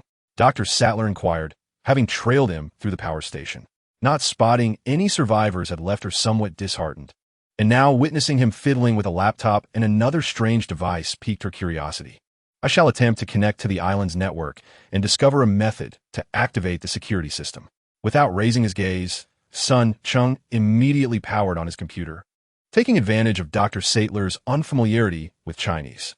He opened a notepad and inscribed commands in traditional Chinese characters, commanding the device to connect, retrieve all data within, and save it in order to locate the hidden spacecraft of the hunters on the island. Once organized, he instructed to mark the findings in a document and simultaneously restart the island security system. After issuing the command, an eerie array of garbled text materialized on the computer screen, reminiscent of the most ancient Egyptian hieroglyphs, or perhaps the archaic Aztec language, even resembling the Old Khmer script, none of which contained a single English letter. This chaotic display persisted for a good 40 to 50 seconds before concluding, at which point an ORD document popped up on its own. Chapter 129. Encounter with the Spinosaurus. Have you found a way to reactivate it? Dr. Sattler inquired. Sun Cheng did not respond. Instead, he opened the ORD document and scrutinized its contents intently. After a considerable time, he furrowed his brow, closing his eyes in contemplation. "What is it?" Dr. Sattler pressed again, unabashedly leaning forward to peer at the document displayed on the screen. Unfortunately, the text was entirely in traditional Chinese characters, and apart from punctuation, she could not comprehend a single word. However, she could understand the few images included in the document. After gazing at the topmost image for a while, Dr. Sattler's face betrayed her astonishment. It appeared to be a map of the island, with a location marked in Area E.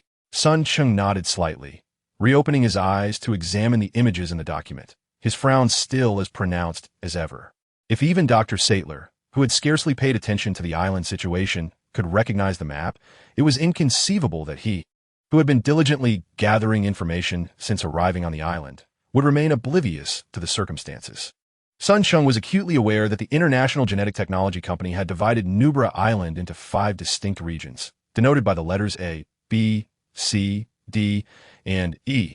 Area A represented the northwest of the island, Area B the northeast, Area C the southwest, Area D the southeast, and Area E comprised the central zone of the island. The buildings on the island, such as the research center and villas, were primarily located in Area B, which was the most developed section. The twin hotels under construction were situated in Area D, while the eastern part of Nubra Island, being closer to the mainland and relatively flat, was prioritized for development by the International Genetic Technology Company. Area E, however, was minuscule, encompassing merely a few dozen square kilometers. Nonetheless, both Sun Cheng and Dr. Sattler had visited that area before, and thus they were both aware of its significance. Theropod, Sun Cheng finally exhaled after a long pause, his eyes heavy with gravity. Indeed, Area E on the island was designated for the confinement of the Tyrannosaurus rex, despite not having received permission for a close encounter. Sun Cheng experienced the terror of the prehistoric giant when he strolled around the island that afternoon, standing outside the enclosure that housed the Tyrannosaurus rex. The memory of that moment, accompanied by a deafening roar that resonated through the thick wall of concrete and steel, continues to reverberate within him, leaving an indelible mark on his psyche. Troubled, Sun Cheng closed the document, his brow furrowed. He could hardly fathom that the extraterrestrial hunters had arrived on Earth in their spacecraft, and that they had chosen Area E as their landing site. This was a perilous situation. For Sun Cheng, or rather for the Defender, reactivating the island security system posed no significant challenge. Once he regained his focus, he reaffirmed the orders he had previously issued. The Defender swiftly hacked into the management system of the International Genetic Technology Company within the research center, regaining supreme authority and reactivating the island's security measures. The lights in the power station flickered momentarily before all equipment was shut down and then restarted under remote control. Soon, groups of power devices began to emit a low, rumbling sound once again. Done. The island security system was back online.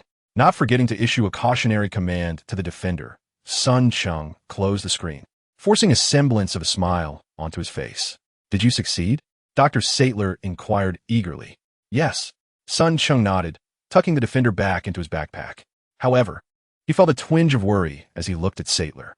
Doctor, my next step is to drive along the island's roads and see if I can locate other survivors. I suggest you stay here to monitor the equipment in case any further issues arise. He had only made the excuse to part ways with Major Dachi earlier to accompany her.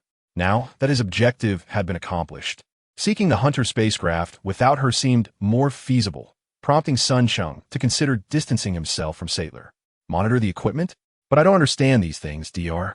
Sattler firmly rejected his suggestion, her determination evident. Son, I want to accompany you. Alan and the others are still somewhere on the island. After a few more attempts to persuade her, and seeing her unwavering resolve, Sun Cheng furrowed his brow and decided to abandon his efforts. Yet his intention to find an opportunity to part ways with her solidified in his mind. Then let us be off. This area will soon be unsafe. Once the island security system is activated, it will significantly limit the movements of the carnivorous dinosaurs that have escaped, and the remaining 2 Spectre hunters will face similar constraints. With the aid of the Hunter-type individual combat support equipment, it is only a matter of time before the Spectre finds this place. Opening the door to the power station, Sun Cheng cautiously stepped outside. After ensuring there were no ambushes lurking in the shadows, he was ready to start the Hummer. Just then, unexpectedly, a diminutive dinosaur, seemingly no taller than 50 or 60 centimeters, emerged from the other side of the vehicle. Is that a Baryonyx? Sun Cheng hastily raised the firearm in his grasp, aiming it at the creature before him, uncertainly inquiring with Dr. Sattler, who stood nearby. Earlier that afternoon, he had encountered the island's captive, a full-grown Baryonyx measuring 6 meters in length and 3 meters in height. However, the creature before him, though resembling the Baryonyx with its pair of slender, V-shaped bony crests atop its head, was significantly smaller. Dr. Sattler also leveled her weapon, scrutinizing the creature intently before nodding in affirmation. It was indeed a Baryonyx. How peculiar. Hadn't Hammond mentioned that their company had only hatched a single Baryonyx? Clearly, she too recalled the one they had observed earlier that day. The diminutive Baryonyx tilted its head, wearing an adorably naive expression as it regarded the two, seemingly oblivious to any threat they posed. Sun Cheng extended his gun forward in an attempt to drive it away. But to his surprise, the creature merely cocked its head further and slowly retreated a couple of steps, offering neither a growl nor any aggressive gesture. Perhaps it had just been born and had yet to learn the art of hunting. After designating it as safe in his mind, Sun Cheng redirected much of his attention back to Dr. Sattler and said, "Let us get in the vehicle." No sooner had he spoken than he approached the Hummer S door to open it when suddenly, a gray-green figure sprang forth from the shadows ahead of the vehicle, colliding directly with Sun Cheng and knocking him to the ground. Before he could react, another similarly small Baryonyx pounced upon him, its mouth wide open, lined with tiny serrated teeth, aiming to bite into his chest. The sound of its razor-sharp teeth tearing through the outer layer of his bulletproof vest was muffled, intercepted by the fiberglass beneath. The weapon hanging from his chest, Revenge, was flung away, seemingly failing to recognize the peril and thus not transforming to shield him. Feeling a wave of pressure in his chest, Sun Cheng quickly struggled, using the butt of his gun to strike the Baryonyx's head with force. Thud thud.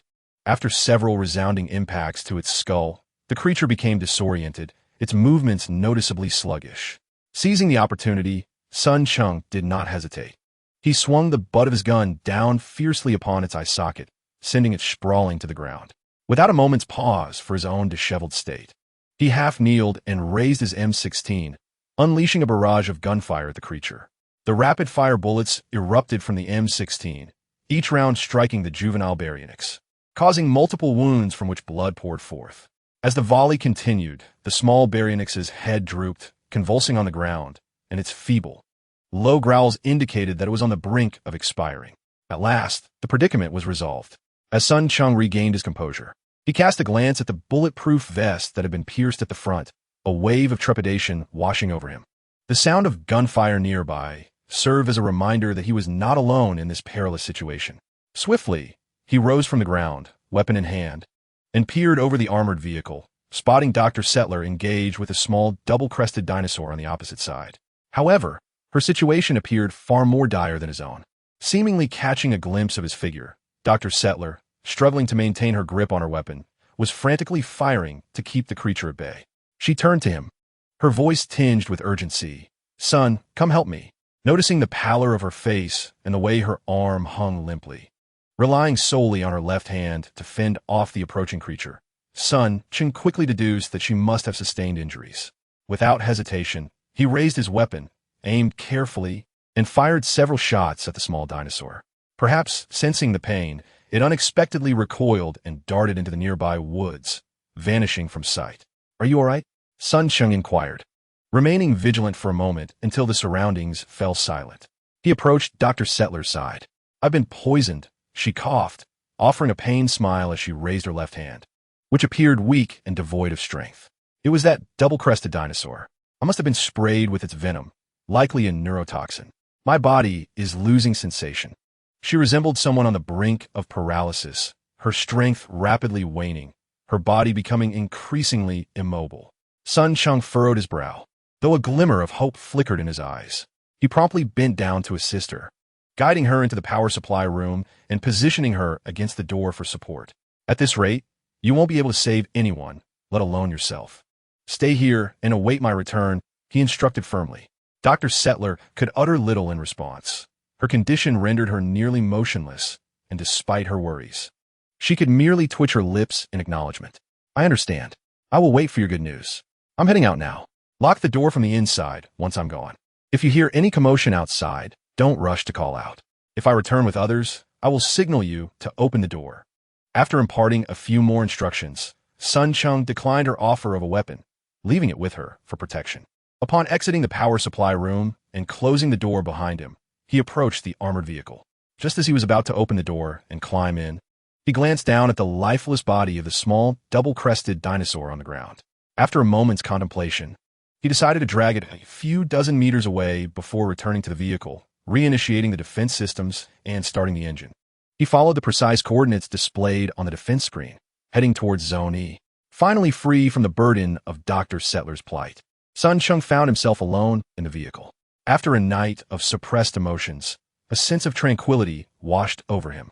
He resolved to no longer bear the weight of vengeance, removing the rope that had been hanging from his chest. "Defense system, did you disable the island's security?" This had been a lingering question since the events of that evening began to unfold. "No." Regrettably, the response from the defender was resolute. The defense system had been deactivated by a technician from the research center who had departed before my arrival. Given the vulnerabilities he left in the island's management system and control programs, it could be inferred that he had been bribed by other forces. Oh, this revelation was indeed unexpected for Cheng. However, upon reflection, he realized it bore no relevance to him, and thus chose not to pursue the matter further. The vehicle traversed the island's roads, and whenever they encountered a checkpoint, Cheng instructed the defender to engage, opening the gate to pass through before closing it behind them. The journey was punctuated by stops along the way, and before long, over half an hour had elapsed. With a final shudder, the engine sputtered and eventually died. Cheng slammed his fist down on the steering wheel, letting out a resigned sigh. It is often said that American vehicles are fuel guzzlers, and the Hummer is the epitome of such a gas hog. Initially, he had been skeptical of this notion, but today he learned that the rumors were indeed true. After consuming 4 liters of fuel, it had only lasted this short span of time. Frustrated, he struck the steering wheel once more and, after ruffling his hair in annoyance, turned to the defender beside him, inquiring, "Defender, how far are we from the spacecraft?" "About 5 kilometers along the road. But if we cut straight through the forest on the opposite side, it's less than 3 kilometers. "The forest?" Cheng peered out the window at the nearby woodlands and promptly dismissed the thought of traversing directly through them. What a preposterous idea. No one could ascertain how many carnivorous dinosaurs still roamed the island, and as far as he knew, most predatory animals hunted at night. Who knew how many prehistoric beasts lurked in those woods, ready to claim his life? Moreover, the phantom hunter had yet to reveal itself. Who could say where it wandered on the island? Thus, he resolved to stick to the road. As far as distance was concerned, It was certainly safer than the forest. After a brief contemplation, he glanced at the time. It was still not yet 2 in the morning. Perhaps due to the multitude of experiences that night, he felt remarkably alert, with little sense of fatigue. After a moment of gathering his thoughts, he stretched and prepared to disembark. However, unexpectedly, a sound of something dropping echoed within the vehicle. Startled, he instinctively reached for his weapon and cautiously retrieved a flashlight, directing its beam towards the source of the noise. Illuminated in the light was an orange crystal rolling gently beneath the accelerator pedal. The moment his gaze fell upon it, Sun Cheng felt a sudden jolt within him, compelling him to reach out and grasp it. Chapter 131. The Theory of the World Tree. This orange crystal was none other than the amber originally embedded in Hammond's staff. With the amber firmly grasped in his hand, Sun Cheng fought against the increasingly intense desire to consume it that surged within him. He gazed intently at the seemingly ordinary piece of amber, his eyes filled with perplexity. This stone appeared unremarkable, perhaps due to its ancient origins which had rendered it thoroughly crystallized, imparting a cold, gem-like touch. However, a lengthy bore at its base marred its aesthetic appeal. The amber bore no peculiarities, save for a remarkably large mosquito encased within, which seemed to measure almost as long as an adult's finger. After scrutinizing it closely for a while, Sun Cheng's confusion deepened. With his experience, he could discern that this amber possessed value. Yet he could not fathom how it could evoke the mysterious spherical space within him, instilling an insatiable longing for consumption. Unable to unravel this mystery, he chose to dismiss it from his thoughts. Sun Cheng continued to hold the amber, gently squeezing it for a moment before surrendering to the escalating urge to consume, responding to the call of the spherical space within him to see what transpires. In the next instant, he felt a slight dizziness, and when he regained his senses, he found himself within that enigmatic spherical realm. Before him lay an amber the size of an adult's fist, radiating light akin to the sun within this spherical space. Surrounding the amber was an inexplicable pull, as beams of light visibly emerged from it, drawn into the spherical expanse. Suddenly, it felt as though the world had been turned upside down. A tumultuous wave of dense, ocean blue vapor surged into the space from an unknown origin, filling every corner until the area was completely saturated, and rather than diminishing, it only increased in volume. Gradually, the sound of shattering glass echoed through the air. Unfortunately, Sun Cheng had become completely enveloped by the thick, ocean blue mist, rendering him unable to see anything, only able to hear the tumult around him. The amber he had acquired from Hammond had instigated a profound transformation within the spherical space inside him. This change occurred beyond his perception, but fortunately, it did not last long. Following a series of cracking noises, he noticed that the dense blue mist obscuring his senses began to dissipate, disappearing entirely after 2 or 3 minutes. Once everything settled, he eagerly turned his gaze towards the spherical space before him. As his eyes swept across the area, he could not help but exclaim softly, finally recognizing the transformation of this mysterious realm. Everything had changed. This was his sole impression, although the familiar spherical outline remained. The space still radiated a soft blue light. It was evident that the area, once merely 20 or 30 square meters, had expanded by 5 or 6 times. Not only was his view significantly broadened, but the most striking alteration lay at the heart of the spherical space. The 3 luminous screens that once resided there have utterly vanished, replaced by an enigmatic blue orb suspended in midair. This sphere, no larger than a human fist, emanates an overwhelming sense of grandeur and an unassailable sanctity. Upon witnessing the complete disappearance of the 2 screens that allowed him to traverse between 2 worlds, Sun Cheng could not help but feel a surge of shock.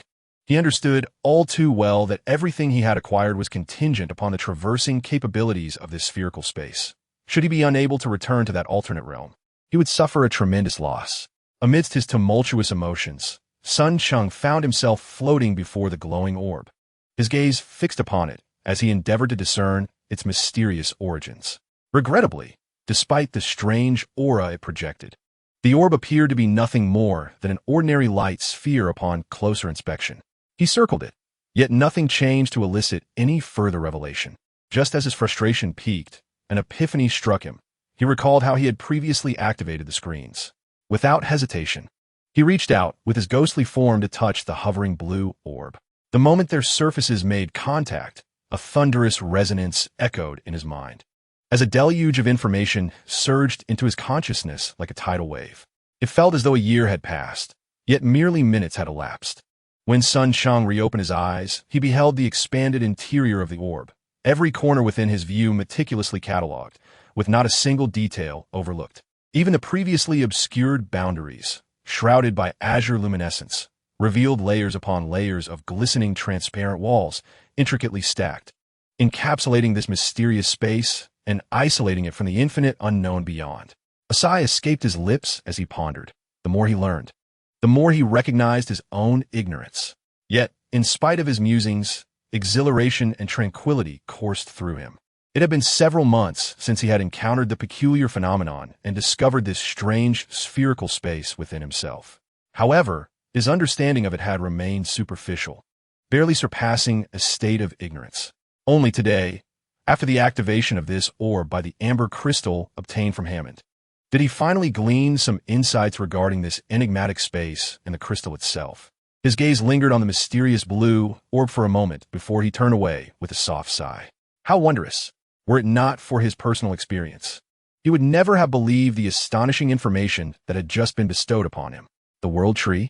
He murmured softly, his eyes reflecting a blend of realization, astonishment, and, above all, trepidation. Just moments ago, he had encountered a ludicrous theory known as the world tree. However, despite exhausting all his intellectual resources, he found himself utterly incapable of refuting it. In fact, recent experiences seem to corroborate the veracity of this theory. The world tree posits that the universe resembles a grand tree, unique and spanning dimensions and latitudes. There exists but one principal universe that serves as the trunk of this tree, while countless other universes, akin to branches, depend on the trunk universe for their existence, thus forming parallel universes. The theory asserts that these parallel universes are, in strict terms, merely unique manifestations of the primary universe, diverging at countless junctures due to the myriad choices made by various forms of life. These branches, reliant on the trunk universe, embark on alternate paths of evolution, ultimately giving rise to numerous universes that exist parallel to the main universe. Each thought births a universe. Each grain of sand encapsulates a world. As he meticulously organized and absorbed the shocking theory that had recently entered his mind, Sun Cheng couldn't help but recall a particular saying. In Eastern nations, the youth seldom adhere to religious beliefs, and he was no exception. Thus, this Zen aphorism naturally came to mind. The existence of each parallel universe represents a unique possibility. Within the framework of the world tree theory, in some parallel universes, the Qin dynasty may not have faced its 3 generations of demise. In others, Cao Cao might have unified the 3 kingdoms and proclaimed himself emperor. Some parallel universes might depict the Sui, Yongdi, successfully conquering Goguryeo, triumphing over the Turks, and achieving the status of a timeless emperor. In others, the Tang and Song dynasties could have sparked an industrial revolution. Perhaps Zheng He's voyages to the west resulted in the return of vast treasures, thus igniting the age of exploration from the east. Additionally, there are parallel universes where the later Jin dynasty successfully supplanted the Ming in the Middle Kingdom, enduring for 4 centuries, with Han people forever altered in their fates, condemned to generations of servitude. Though parallel universes embody an array of possibilities, some paths may lead to fruition while others remain dead ends. Consequently, those parallel universes that reach a point of no further evolution will ultimately perish, while those that continue to evolve may intersect with other parallel universes at certain temporal junctures, either merging, absorbing one another, or giving rise to new potentials. Sun Cheng was no fool. Otherwise, he would not have gained admission to the nation's premier institute of science and technology. As he digested the world tree theory, he astutely grasped the most pivotal realization. Is the world in which I reside merely a parallel universe? Indeed, the principal universe is singular, perpetually progressing along its own trajectory, methodically continuing until the day of its reset. However, parallel universes differ significantly. The amalgamation of 2 parallel universes does not unfold like a mathematical problem, producing an instance of 112. The heavens will not manifest 2 suns, nor will the Earth suddenly acquire a twin brother, each harboring a satellite named the Moon. When certain parallel universes converge along similar trajectories, an invisible hand emerges to propel the two towards cosmic integration, nurturing the more promising universe by assimilating the essence of the other. This process grants one universe an enhanced opportunity for evolution, while the other swiftly descends into oblivion. The so-called essence of a universe is derived from a select few sentient beings with unique missions in the merged parallel universe, encompassing rare knowledge, advanced technology, and enigmatic laws that defy explanation. This elucidates the origins of the International Genetic Technology Company, with Hammond and others hailing from the integrated parallel universe of Jurassic Park, while Colonel Dash and the Ghost Hunters may originate from Predator. As for Amber, it is likely an object of significant importance to the evolution of the Jurassic Park parallel universe, thus imbued with mystical laws from that realm during the fusion of both universes, which subsequently triggered a violent reaction within the spherical space of Sun Cheng. Chapter 132. The third ghost. The merging of parallel universes presents a boon for one, yet a catastrophe for another, as countless lives and civilizations are stripped of their essence and face annihilation. No one can guarantee that their parallel universe will remain in a position of advantage. The brutal reality of parallel universe fusion finally dawned on him, and Sun Cheng was left drenched in cold sweat, lingering before the luminous sphere for an extended period, only to exhale a sigh and forcefully quell the turmoil within. In the end, he remained unaware of the origins of the spherical space within him, which left him with a tinge of regret. However, he harbored a premonition. With the ongoing integration of other universes, should he acquire one or two more items akin to Amber, it might provoke a transformation in this space, allowing him to trace back to its source. Such concerns were soon cast aside by Sun Cheng. His gaze returned to the luminous sphere, where he paused momentarily before silently opting to return. The changes within the spherical space did not imply the loss of his ability to traverse other worlds. The three light screens, previously situated at the center of the space, had not vanished, but rather melded into the luminous sphere. As before, he could still traverse or return by expending 200 energy points, now accompanied by additional changes. Shaking his head to dispel the reverie, Sun Cheng became aware of his return to reality. Glancing down at the flashlight still illuminating in his hand, a flicker of thought sparked within him. Suddenly, he experienced a profound darkness as the flashlight vanished from sight. Was this the newfound power following the upgrade of the spherical space? Just as the thought arose, the interior of the vehicle brightened once more.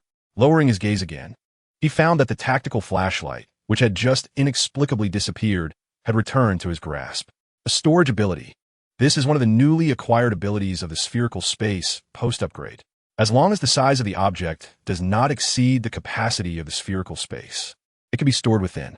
In Sun Cheng's view, this is an extraordinarily formidable capability, not to mention the considerable size of the spherical space itself, which can accommodate not only small mechanical items, but even a heavy truck after expansion.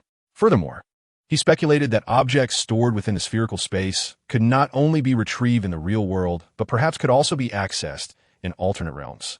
However, he was slightly concerned that each time an item was deposited or extracted from the spherical space, a certain amount of energy would be consumed, and the larger the item, the more energy it would require. If he were to utilize it purely as a storage space, it would undoubtedly deplete some of the energy allocated to the storage, presenting both advantages and disadvantages. After contemplating this thoughtfully, Sun Cheng concluded that the benefits outweighed the drawbacks. He then removed his backpack and took out several pieces of equipment obtained from the Soul Hunter, placing them along with some boxes of ammunition into the storage space. After leaving only a few weapons and ammunition on himself, he inspected them thoroughly and turned to his companions, Defender and Avenger, who he had not yet stored away. He commanded, "You two, revert to your insect forms. Remain vigilant and protect me should any danger arise." "Yes, master." Having made the necessary preparations, Sun Cheng finally exited the vehicle, casting a lingering glance at the Hummer before raising his weapon and, without looking back, set off along the road towards the location of the Hunter spacecraft, accompanied by Defender and Avenger. On Nubra Island, following a torrential downpour, the air felt exceptionally fresh. Breathing in the scent of lush grass, Sun Cheng's tense nerves began to ease slightly. He refrained from turning on his flashlight. Firstly, He was unsure if the batteries would last until he reached the spacecraft, and secondly, he was concerned that the light might attract the nocturnal hunters. Moreover, not using the flashlight was not a significant detriment. Although it somewhat affected his visibility, his eyes would eventually adjust to the darkness, alleviating the risk of losing his source of illumination in the event of a sudden ambush. Walking steadily along the road constructed by the International Genetic Technology Company on the island, Cheng moved at a measured pace. Despite the occasional echo of dinosaur calls from various parts of the island, he was fortunate enough not to encounter a single dinosaur, even herbivorous ones. After more than half an hour, he finally arrived at the guard gate leading into Zone E, with the assistance of Defender. He swiftly passed through the checkpoint and entered Zone E, only to feel his previously relaxed nerves tighten once more, prompting him to slow his pace. Suddenly, Defender, stationed a few meters ahead for reconnaissance, emitted a warning sound. Cheng's heart raced as he crouched down in the grass beside the road, remaining vigilant while glancing at Avenger, who stood protectively by his side. Master, Defender has detected a laser locator set by the Soul Hunter. We may have entered a hunting zone of the hunters. The message from a Defender regarding vengeance arrived swiftly, conveyed in a chilling electronic tone that outlined the rationale. The hunting grounds, you say? Cheng was momentarily taken aback. After parting ways with Dr. Settler, he had taken it upon himself to delve into the intricacies of the Spectre hunters and the rites of passage within that civilization. From what he gathered, the hunters were a fiercely bloodthirsty race that revered valor, and their coming-of-age ceremony stood as the most significant event in their culture. Typically conducted in groups of 3, the ceremony involved hunting as many formidable prey as possible within a designated time frame, with higher evaluations awarded for greater success.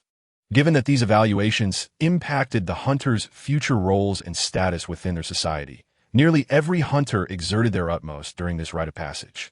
Thus, among the 3 Spectre hunters that had descended upon the island, one had ruthlessly targeted the security personnel, while another relentlessly pursued Major Dachi and his team, sparing even the swift raptors.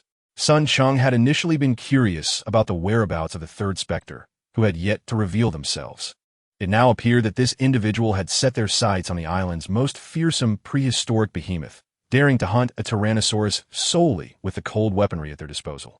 Realizing the implications of this intent, Cheng felt a mix of admiration and wariness. This hunter was either exceptionally reliant on something or inherently stronger and more battle-hardened than the other 2, for the sheer size of the Tyrannosaurus alone indicated it was not to be trifled with. Once the Defender confirmed the safety of the vicinity around the locator, Cheng cautiously approached from the roadside thicket, taking Revenge along as they circumvented the locator and hastened toward the spacecraft. Just as they had proceeded a few dozen meters forward, a thunderous roar erupted from the depths of the nearby forest, followed by the sound of trees being uprooted and heavy objects colliding. Cheng's expression shifted dramatically as he turned towards the source of the commotion, only to witness Revenge, who had been quietly lurking at his side, suddenly spring into action. It aimed at a large tree not far away and unleashed a blow dart. Chapter 133. The Spaceship, Part 1. To his astonishment, Cheng had sustained an injury. The sting on his cheek finally alerted him to the reality of his situation. Reacting instinctively, he rolled away from his original position, raising his weapon to fire towards the direction of the sounds of falling debris. The rapid-fire bursts of gunfire illuminated the night, with spent casings clattering softly onto the ground. Master, Revenge suddenly swooped in, halting his barrage with a single statement. It has escaped. Escaped? Was it a Spectre? Cheng was momentarily stunned, but quickly gathered himself, ceasing fire, his brow furrowing in concern. Indeed, Revenge replied coldly, though there was a hint of puzzlement in its tone. My blow dart assuredly struck it.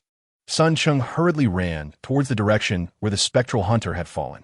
Upon arrival, he discovered the ground splattered with a considerable amount of grass-green blood, faintly glowing in the darkness. Observing the blood on the ground, he then glanced towards the woods and indeed spotted more traces of blood not far away. After a moment's hesitation, he ultimately dismissed the notion of pursuing further. It was evident that engaging in a chase with these instinctual predators in the night forest was tantamount to courting death. It was best to leave it be and head to the spaceship instead. This Spectre was surely injured, though it remained unclear whether the wound was inflicted by the Tyrannosaurus or by the vengeful blow darts. Regardless, it was certain that it was in a wretched state. Suddenly, a flurry of wings flapping caught his attention. Turning his head, he beheld the defender approaching, its mechanical arm grasping a circular disc from which 6 blades protruded. Indeed, the standard issue weaponry of the hunters. So was a flying disc. Wiping the wound on his cheek, Sun Cheng felt a surge of apprehension. These specters were exceedingly troublesome, relying on their optical cloaking nets to launch sudden attacks. Even the most elite soldiers would hesitate to claim survival. Had it not been for the vigilant intervention of the vengeful spirit, which had detected the impending assault and retaliated with a blow dart, he might have perished right then and there. A furious roar erupted from the depths of the forest, prompting Sun Cheng to spring to his feet. He seized the disc from the defender and stowed it within his spherical space before sprinting towards the road. We must leave this place quickly. The Tyrannosaurus is approaching. The furious roars made it evident that the previous specter had indeed encountered the dinosaur, likely inflicting injury upon it. Otherwise, it would not be so enraged. An enraged beast is undoubtedly terrifying, especially when it is a prehistoric giant. Sun Cheng had no desire to become its target, so he hastily fled.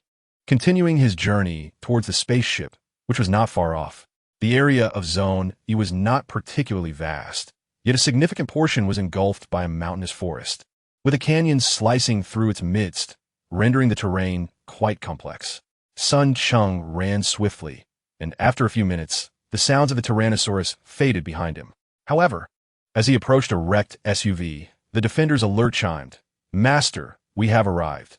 The spaceship is in the canyon below." Trouble loomed. Sun Cheng paused to survey his surroundings. He found himself atop a canyon, with high-voltage power lines flanking the road on both sides. Though electrified, it offered no sense of safety, for the right-side fence leading to the Tyrannosaurus's enclosure had been violently torn apart, while the left-side fence towards the canyon bore a similarly substantial breach. With a heavy heart, he approached the SUV, searching within for any signs of the injured, bodies, or bloodstains. However, the ground nearby lay in disarray, evidently a site of a recent attack. The muddy footprints scattered across the road left no doubt that the assailant was the Tyrannosaurus rex, which was still roaming in the E-zone. Upon closer inspection, aside from the muddy imprints left by the dinosaur, there were also several tire tracks accompanied by large pools of blood. Following the blood trail, Sun Cheng came to a halt at the side of the road and discovered the remnants of a small, destroyed building. From the few intact toilets that had survived the devastation, it was easy to deduce that this had been a roadside restroom constructed on the island. Someone must have sought refuge inside, yet still fell victim to the Tyrannosaurus rex. After searching the vicinity without finding any remains, Sun Cheng realized with a sigh that this unfortunate individual had likely met their end within the belly of the beast. Turning back to take another look, he soon stumbled upon several torn alloy panels, which appear to have originated from a Hummer. Upon further examination, Sun Cheng noticed a long streak of paint that had been scraped across the ground. Following this trail, he found that it led to the very edge of the road. Peering down into the canyon beneath the broken section of the high-voltage power grid, he observed a dense fog enveloping the depths below. Hastily, he retrieved a glow stick he had found in the security room, activated it, and tossed it down. With a whoosh, the glow stick traced a vertical path through the air before quickly striking something, ricocheting off and disappearing into the depths of the mist. Though brief, the illumination allowed Sun Cheng to catch a glimpse of the canyon's interior. It was not particularly deep, measuring only 20 to 30 meters, yet visibility was limited. He discerned uneven, intersecting shapes below, though their exact nature remained unclear. After a moment's hesitation, he commanded his companion, Defender, descend into the canyon to investigate the situation and report back to me. "Yes, master," Defender responded, unfurling its gossamer metal wings and swiftly vanishing from sight. Bored, Sun Cheng scanned the surroundings, seeking a safe route down. Unexpectedly, his gaze fell upon a peculiar protrusion on the ground near the restroom. Raising his weapon, he cautiously approached. Upon closer inspection, he discovered that the uneven surface was composed of thin alloy panels, likely the walls of the restroom. Beneath the alloy, something appeared to be pressing upward, subtly visible. Chapter 134. The Spaceship Part 2: A Corpse? Sun Cheng hesitated, knowing from the damaged SUV nearby that this place had indeed been attacked by the Tyrannosaurus rex. After a moment's deliberation, he moved closer and lifted the alloy panel, revealing the lifeless body of a familiar man beneath. Dr. Malcolm? Sun Cheng let out a sigh as he recognized the lifeless body before him. It was none other than Dr. Malcolm, who had shared a vehicle with him earlier that afternoon, enlightening him with a wealth of knowledge about the dinosaurs on the island. Witnessing the demise of an acquaintance he had grown fond of, despite their brief acquaintance, left a weighty sensation in Sun Cheng's heart. He knelt down and observed a moment of silence for the fallen scholar. Just as he prepared to reposition the alloy plate over him, he suddenly noticed a faint rise and fall at his chest. With a shift in expression, he quickly reached for Malcolm's neck, and to his relief, he detected a pulse. The doctor was merely unconscious. Furrowing his brow, Sun Cheng contemplated for a moment before deciding to cover him once more with the alloy plate, ensuring there were gaps to allow for adequate oxygen flow and prevent shock. He needed to seek out the Predator's spacecraft. Dr. Malcolm bore a dent in his chest, and his leg was stained with blood, a tourniquet hastily applied, clearly indicating he had sustained injuries.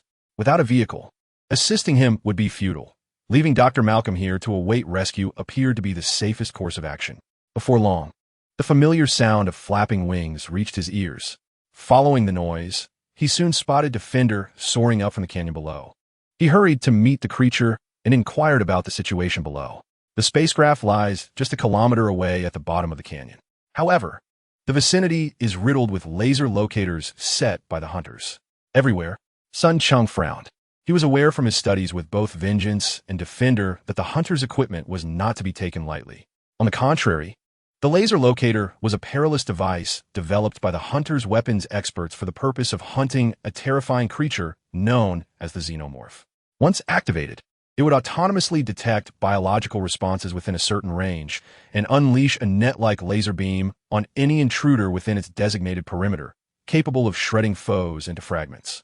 The canyon was already perilous, lying within the core activity zone of the Tyrannosaurus rex, and now with numerous laser locators laid by the Spectre, it was conceivable that the beast might be lurking nearby. Sun Cheng also had to be wary of certain venomous serpents hidden within the forest. In summary, traversing safely to the spacecraft was no simple task. After exchanging a few words, Defender took the lead to scout ahead, while Vengeance remained concealed nearby to protect him. Sun Cheng followed a narrow path that Defender had discovered, venturing into the woods as he descended toward the canyon. Although the E-Zone was designated by the International Genetic Technology Company for the containment of the Tyrannosaurus rex, it was not devoid of other dinosaurs, as their plan involved housing the rex in cages. Within the canyon, a flock of Gallimimus was raised, and it served as the largest habitat for Brachiosaurus on the island. The Brachiosaurus and the earthquake dragon both belong to the sauropod family, yet they emerged from different eras, separated by tens of millions of years. While they bore some resemblance in appearance, they were, in truth, two distinctly different species of herbivorous dinosaurs. Compared to the earthquake dragon, the thunder dragon is considerably smaller in size. However, an adult thunder dragon may well measure between 20 to 30 meters in length and weigh upwards of 30 to 40 tons. Much like the relationship between elephants and big cats, even carnivorous dinosaurs, including the formidable Tyrannosaurus rex, would think twice before engaging it unless driven by extreme hunger.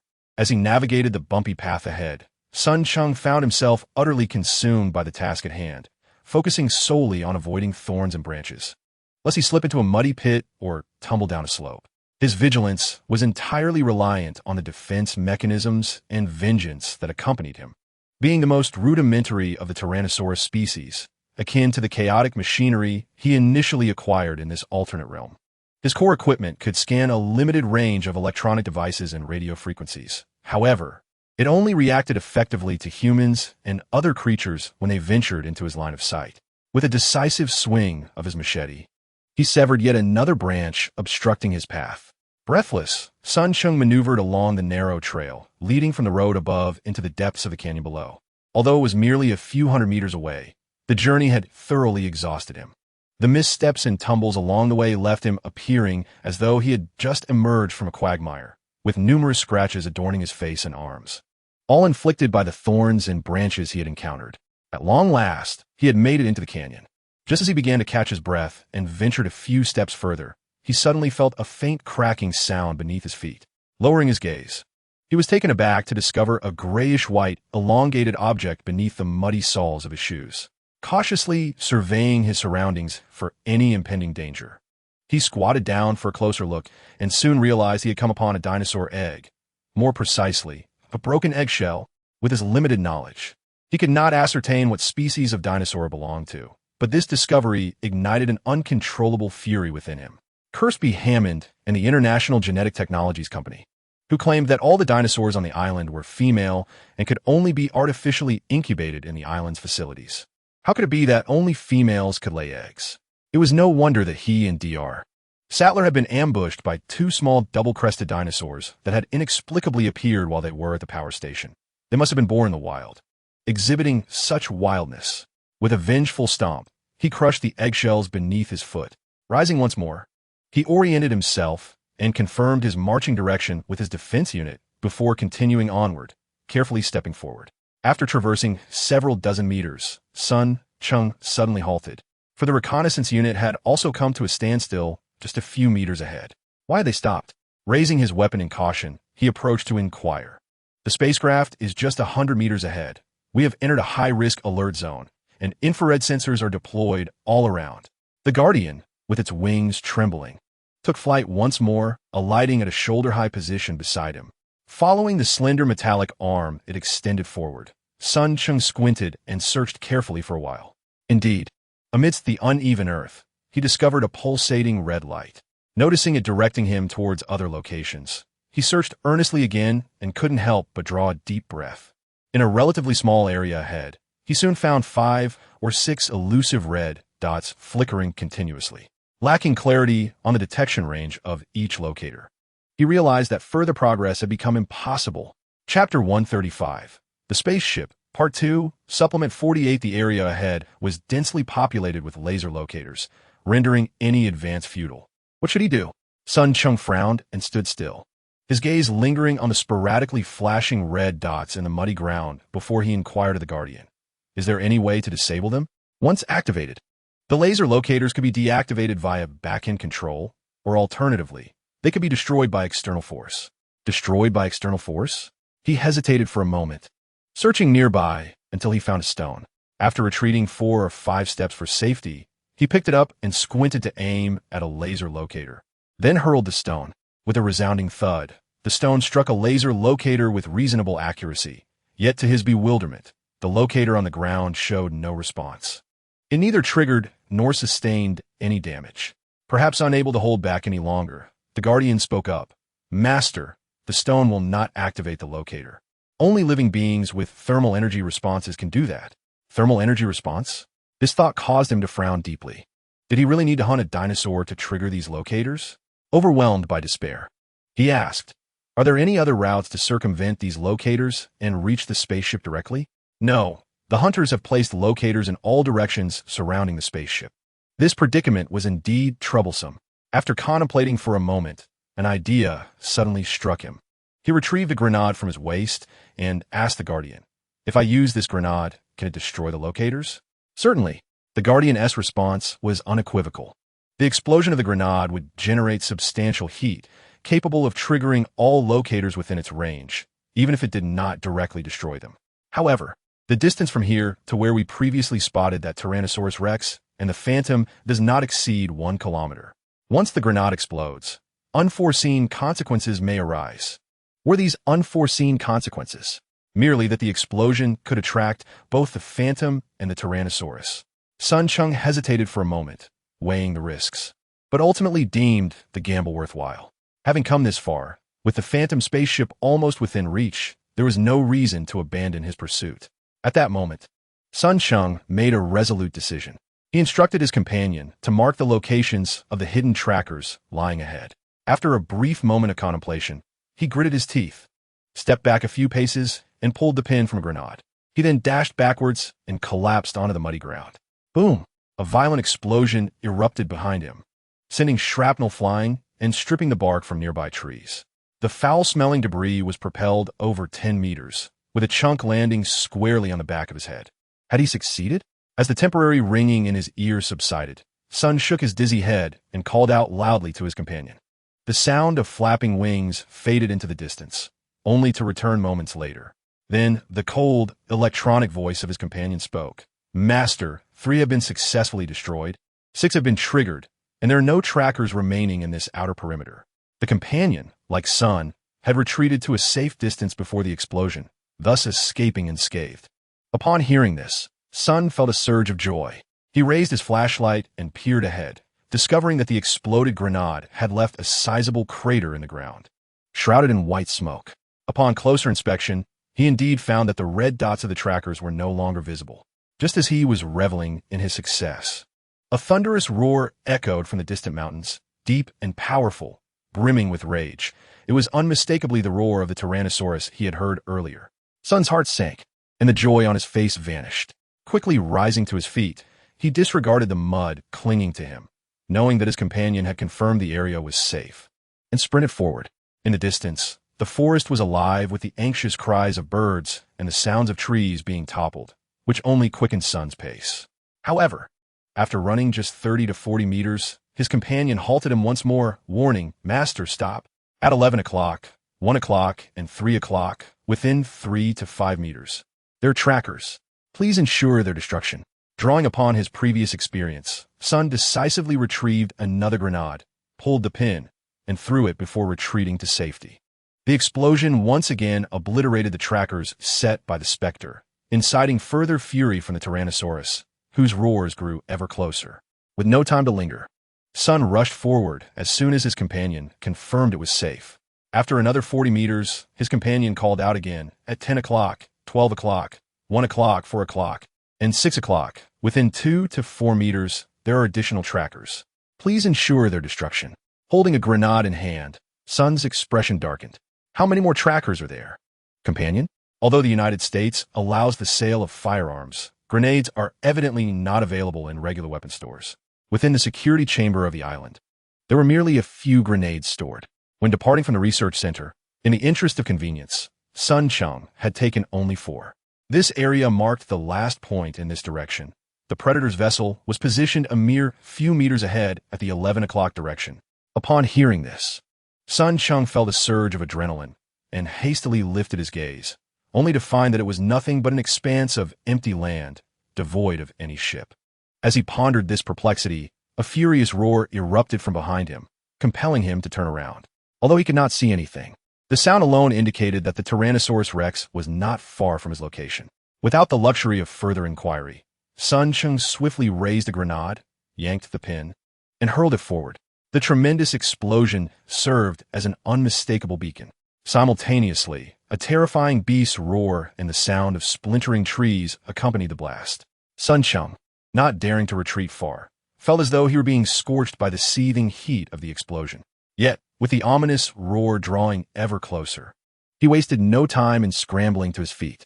As he wiped the foul mud from his face, he was startled to see a colossal and fearsome creature charging towards him from over 100 meters away. The successive explosions, along with the flashlight in Cheng's hand, illuminated his path. Panic surged through him. He felt a chill as beads of sweat broke out across his body. Recollections of all the information that Dr. Grant had shared about the Tyrannosaurus Rex flooded his mind. The Tyrannosaurus was a ferocious and cunning predator, possessing a strong territorial instinct. Its remarkable bite force ranged from approximately 183,000 to 235,000 newtons, sufficient to effortlessly tear apart an infantry fighting vehicle. Its muscles were exceptionally developed, especially in its hind legs and tail. A single stomp from its powerful legs could crush a car, while its tail could send a 2 to 3 ton prey flying. The creature's relatively slow speed was perhaps its only weakness, although it was certainly faster than a human. Estimates suggested that it could reach speeds of 30 to 40 kilometers per hour. This meant that if humans coexisted with the Tyrannosaurus, the only recourse upon encountering one would be to pray that it was satiated. In that moment, an overwhelming wave of thoughts washed over Cheng. He felt death looming closer than ever before, his mind seemingly frozen. "Master, it has been confirmed that there are no more locators ahead." Fortunately, the cold electronic voice acted like a bucket of icy water poured over him, instantly snapping him back to reality. After regaining his composure, Cheng hastily scrambled to his feet, no longer daring to glance back at the terrifying behemoth that had charged within mere meters of him.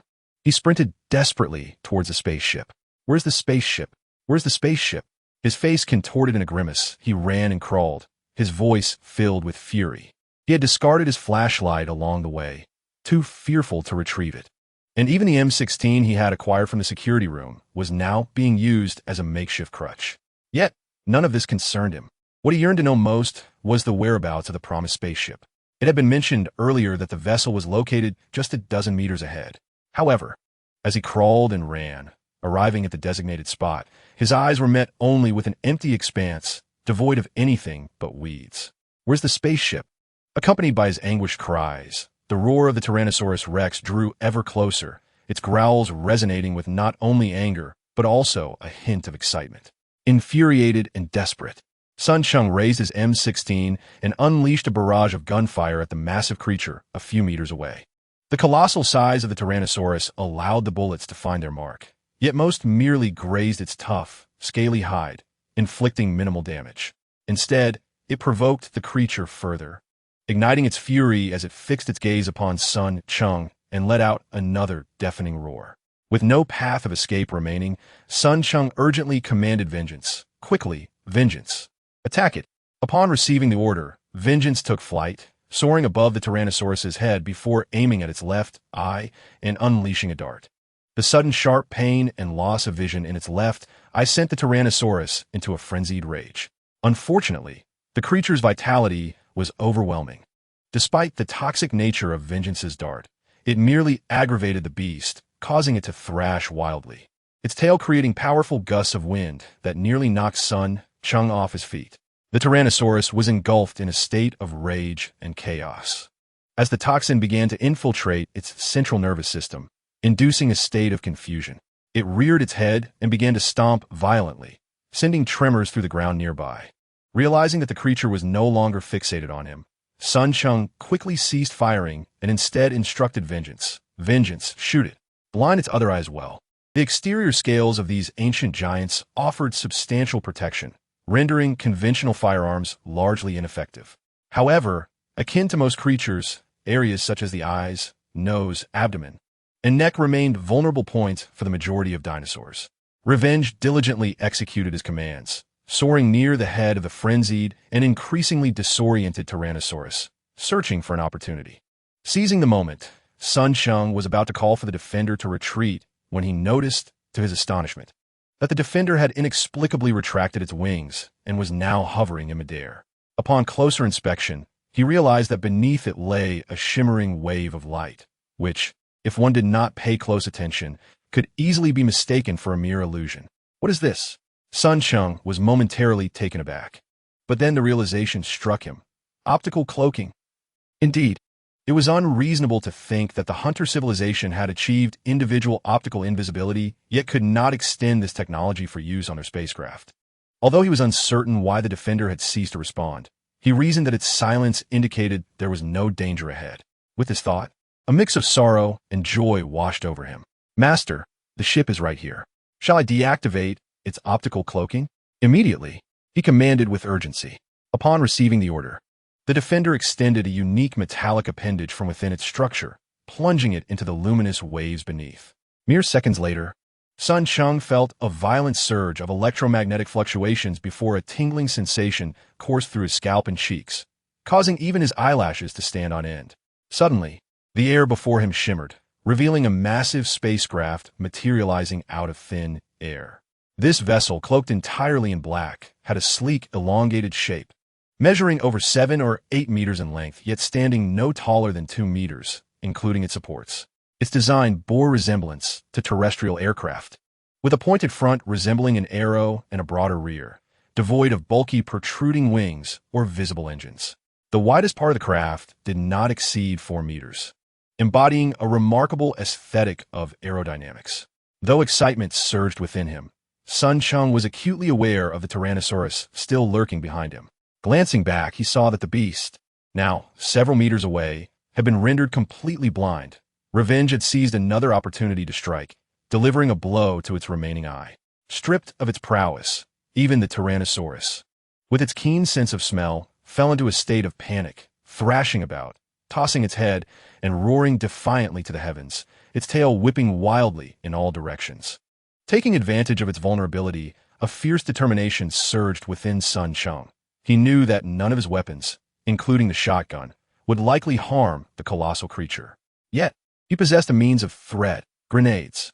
Retrieving his last grenade, he calculated the distance between him and the beast, then issued a retreat command to Revenge before pulling the pin and hurling the explosive towards the frenzied Tyrannosaurus, swiftly darting around to the opposite side of the spacecraft. Bang! After a brief delay, an explosion erupted abruptly, followed by a more ferocious roar from the opposite side of the spaceship. Sun Cheng cautiously peeked out from behind the vessel, releasing a sigh of relief. Although the grenade's blast was insufficient to slay the towering Tyrannosaurus Rex, it had successfully severed one of its hind legs, causing the beast to crash to the ground. With its furious roars, the creature was no longer a threat to him. Once assured of his safety, he sat down heavily on the muddy ground, only to be startled by a sight beside the spaceship. An indistinct figure lay there. The silhouette appeared vaguely familiar. It was none other than a specter. A specter? The moment he laid eyes on it, Sun Cheng instinctively raised his weapon, aiming at the apparition. However, he soon regained his composure. Since neither Defender nor Revenge had alerted him to any danger, it was likely that he was safe. Yet, out of caution, he summoned Revenge and inquired, "Is it dead?" "Yes, Master. There are no signs of life detected." Unlike their ability to capture electromagnetic responses from devices and machinery from 100 meters away, Defender's core could only detect the bioelectromagnetic field of carbon-based life forms within mere meters. This was a common shortcoming among the lower-tier Decepticons. Hence, while Revenge could effortlessly sense the lurking specter, it struggled to defend against sudden assault from dinosaurs and venomous beasts. With confirmation of its demise, Sun Cheng lost interest in the specter, choosing instead to sit quietly on the muddy ground, observing Defender as it diligently operated above the spaceship. After a considerable time, a sudden hissing sound emanated from the ship, and the cargo bay slowly opened. Chapter 137. Return to Transformers. As the cargo bay opened, a rush of exhaust followed. Sun Cheng circled the spaceship, exerting considerable effort to climb atop it. Peering down, he frowned slightly. Was this truly a spaceship? It was no wonder he began to harbor doubts. The vessel's cargo bay was located towards the front of the hull, and upon opening, it revealed a rather modest space. Sun Cheng estimated that the bay measured approximately 3 meters in length, 2 meters in width, and less than 1 meter in depth. This cramped space was further divided by partitions into 3 independent compartments, each barely sufficient to accommodate a single hunter, leaving little room for anything else. The revelation of such minimal internal space left Sun Cheng, who had harbored grand illusions of extraterrestrial vessels, profoundly disappointed. Regrettably, Defender, seemingly oblivious to his disillusionment, assured him with unwavering confidence, "Master, this is indeed a spaceship, a special operations vessel from the Hunter civilization." Upon concluding its explanation, it transformed back into a sleek laptop form, succinctly displaying the vessel's essential data on the screen for Sun Cheng's perusal. Special operations vessel. Sun Cheng nodded slightly, his initial dissatisfaction somewhat alleviated. Indeed, humanity possesses a demand for specialized military operations, which has led to the emergence of specific military branches and theories. Although he could scarcely fathom what the so-called special operations of the Hunters, now in the age of space civilization, entailed, it nonetheless affirmed that the vessel before him was indeed a legitimate spaceship. Curiosity compelled him to draw nearer, and he peered into the cabin, where the 3 independent compartments appeared somewhat disheveled. Various protruding lines cluttered the interior, their purpose unknown. Despite his profound disappointment, he inquired of the Guardian, "Guardian, are you capable of controlling the ship?" The Guardian remained silent for 20 to 30 seconds, leading Sun Cheng to believe it had not heard him and prompting him to pose the question once more when it finally responded, "Yes, but it will require some time, and it may entail risks." "What do you mean?" Sun Cheng asked, astonished. After cross-referencing the data, he learned that this special operations vessel was affiliated with a large troop transport ship. While the vessel possessed independent subsystem controls, its overall functionality, systems, and status were monitored remotely. "If you merely require me to infiltrate and gain control of the subsystems, I can accomplish that within an hour at most. However, to dismantle the troop transport's remote oversight and attain complete control of the vessel will take considerably longer." "How much longer?" Sun Cheng inquired, frowning. This was the first time he had received an uncertain response from the Guardian since bringing the two Decepticons back to the real world. If undisturbed, it can be completed within 2 hours, but if interference occurs, the time frame becomes uncertain. Interference? The word echoed in his mind, and Sun Cheng, not lacking in intelligence, fell silent. He understood the Guardian's implication. Since the spaceship was under surveillance, it indicated that the elder hunter responsible for overseeing the 3 phantoms' rite of passage, even if not currently on Earth, would not be far from it. Should the Watchers sense the changes here, they would likely rush to investigate. If he were to attract their attention, Sun Cheng would face significant trouble. Was he to abandon this ship? Reluctantly, he gazed down at the vessel, his fists clenched tightly. Although the cabin's space was severely limited, the performance capabilities showcased by the Guardian indicated its unparalleled significance. The specialized combat vessel from the Hunter civilization is constructed from a unique alloy, weighing a mere 49 tons, yet capable of reaching astonishing speeds of 912 kilometers per second. Even its cruising velocity achieves an impressive 379 kilometers per second, making it perfectly suited for short-range flights within the confines of a small stellar system like our solar system. The power system alone surpasses all known spacecraft on Earth. It is evident that if one could absorb and master the technology behind this vessel's construction, the benefits in both the real world and any alternate dimensions would be extraordinary. Thus, under no circumstances would he relinquish this ship unless absolutely necessary.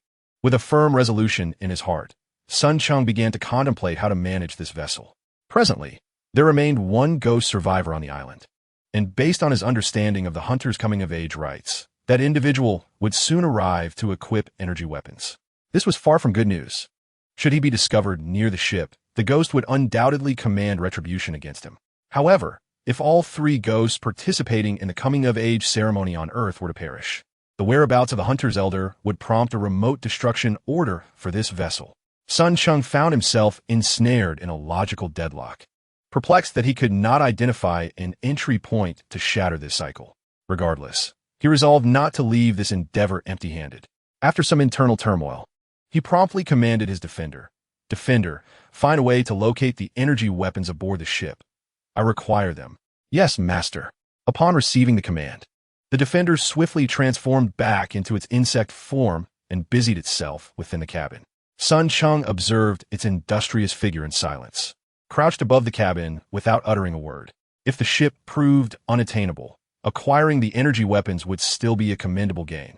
For his chaotic machinery in the alternate world continued to rely on basic energy weapons modified from spark source. Suddenly, an idea struck Sun Cheng, and he felt an overwhelming urge to slap himself for having overlooked something crucial.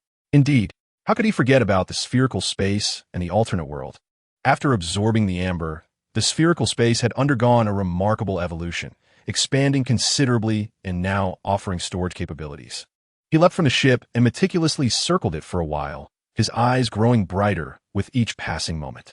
Although the vessel appeared sizable, the expanded area of the spherical space was impressive enough to accommodate at least one ship. The Defender could not ascertain whether it would be detected during the decryption of the Hunter's vessel. However, if he could transport the ship into the alternate world via the spherical space, it could be managed by himself and Atlas, thereby avoiding any such complications. With this thought in mind, he took decisive action. A few moments later, he finally awaited the emergence of a weapon box that had suddenly ejected from a cabin. Retrieving a plasma shoulder cannon and handing it to himself, Sun Cheng signaled for it to retreat a bit with the vengeance, and commanded both to remain vigilant nearby. Once his arrangements were complete, he placed a hand on the spacecraft and began to communicate with the spherical space within him. In the next instant, the spacecraft mysteriously vanished from before him. An expanse of open ground appeared before Sun Cheng, prompting an involuntary grin, after which he sat down on the ground and closed his eyes, once again choosing to enter another world. Chapter 138. Inside Laboratory 1, as he opened his eyes once more, his gaze, filtered through the pairs of electronic eyes on the machine's exterior, absorbed the scenery of the laboratory around him. Sun Cheng quietly observed this familiar scene before him and exhaled a long breath. The experience of traversing worlds was truly remarkable.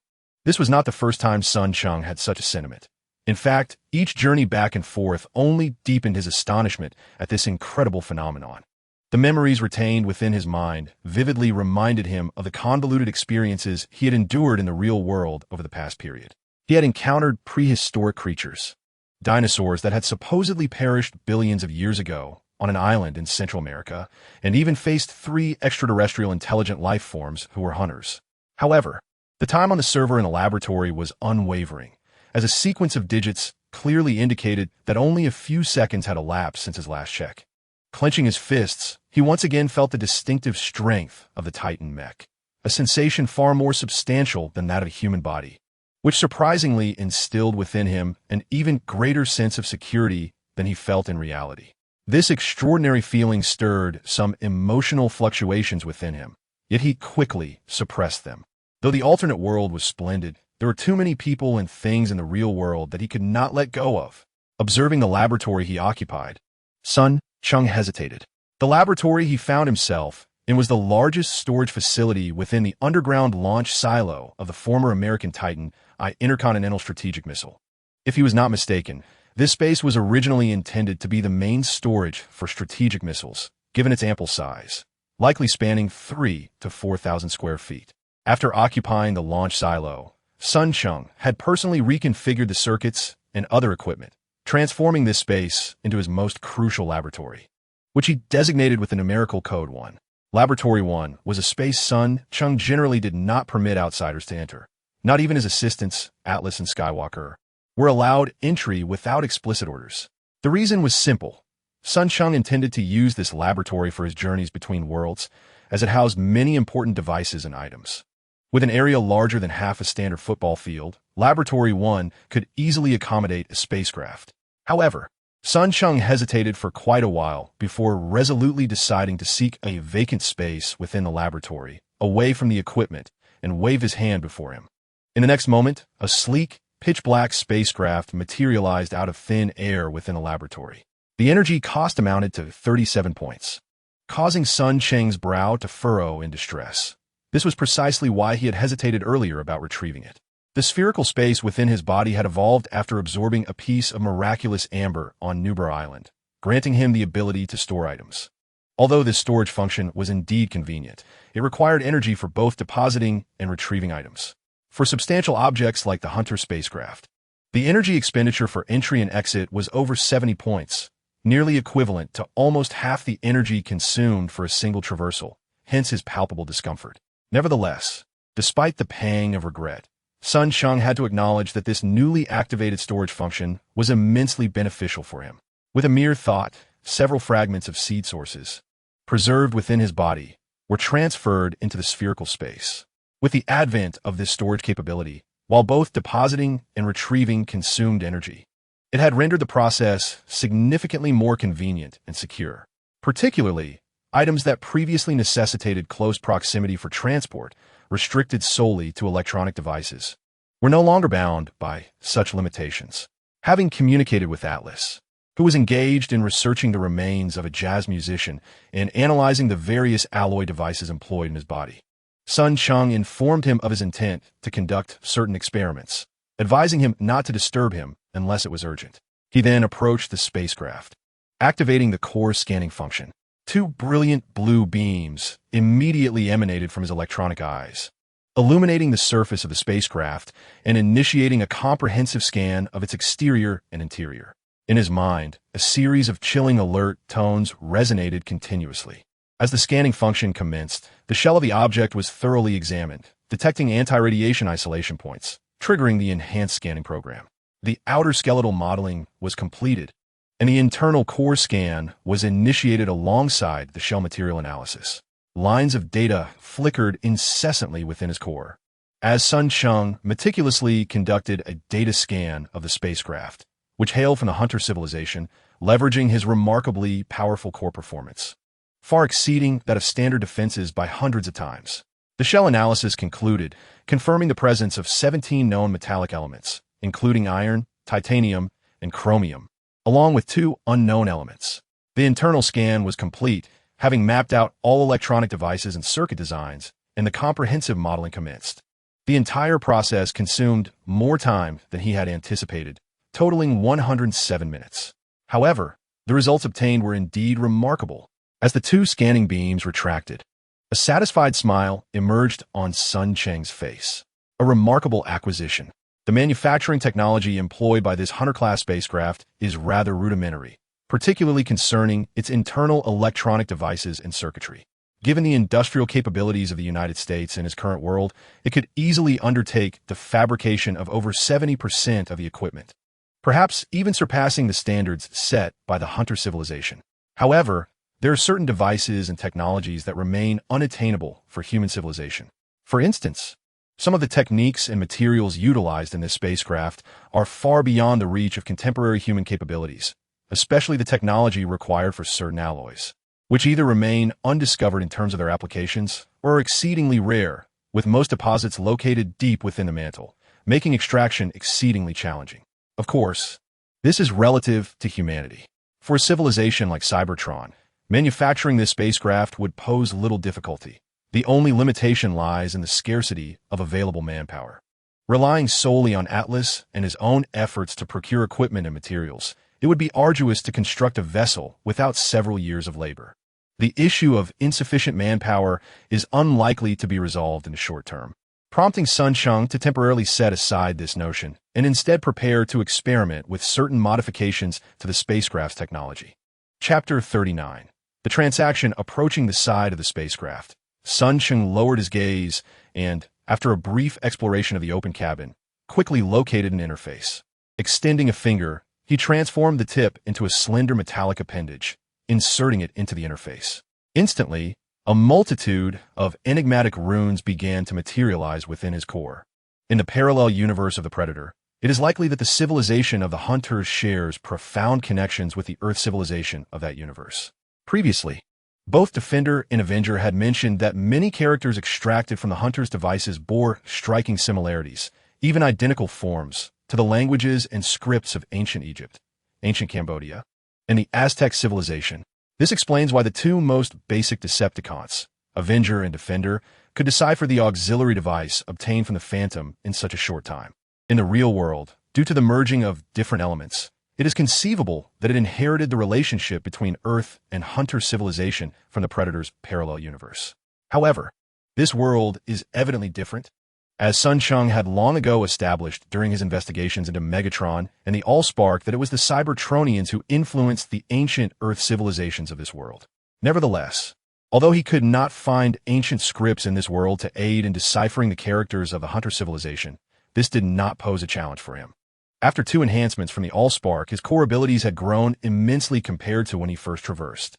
Conducting trillions of floating-point calculations per second was trivial for his core.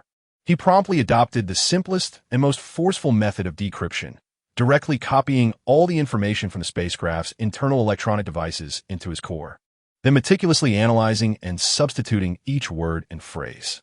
2 days later, as the last set of characters was replaced by him in Chinese, Sun Cheng finally exhaled a sigh of relief. It was accomplished. Withdrawing his fingers, the protruding joints quickly retracted into his body. He gazed at the spacecraft before him, a subtle smile gracing his face.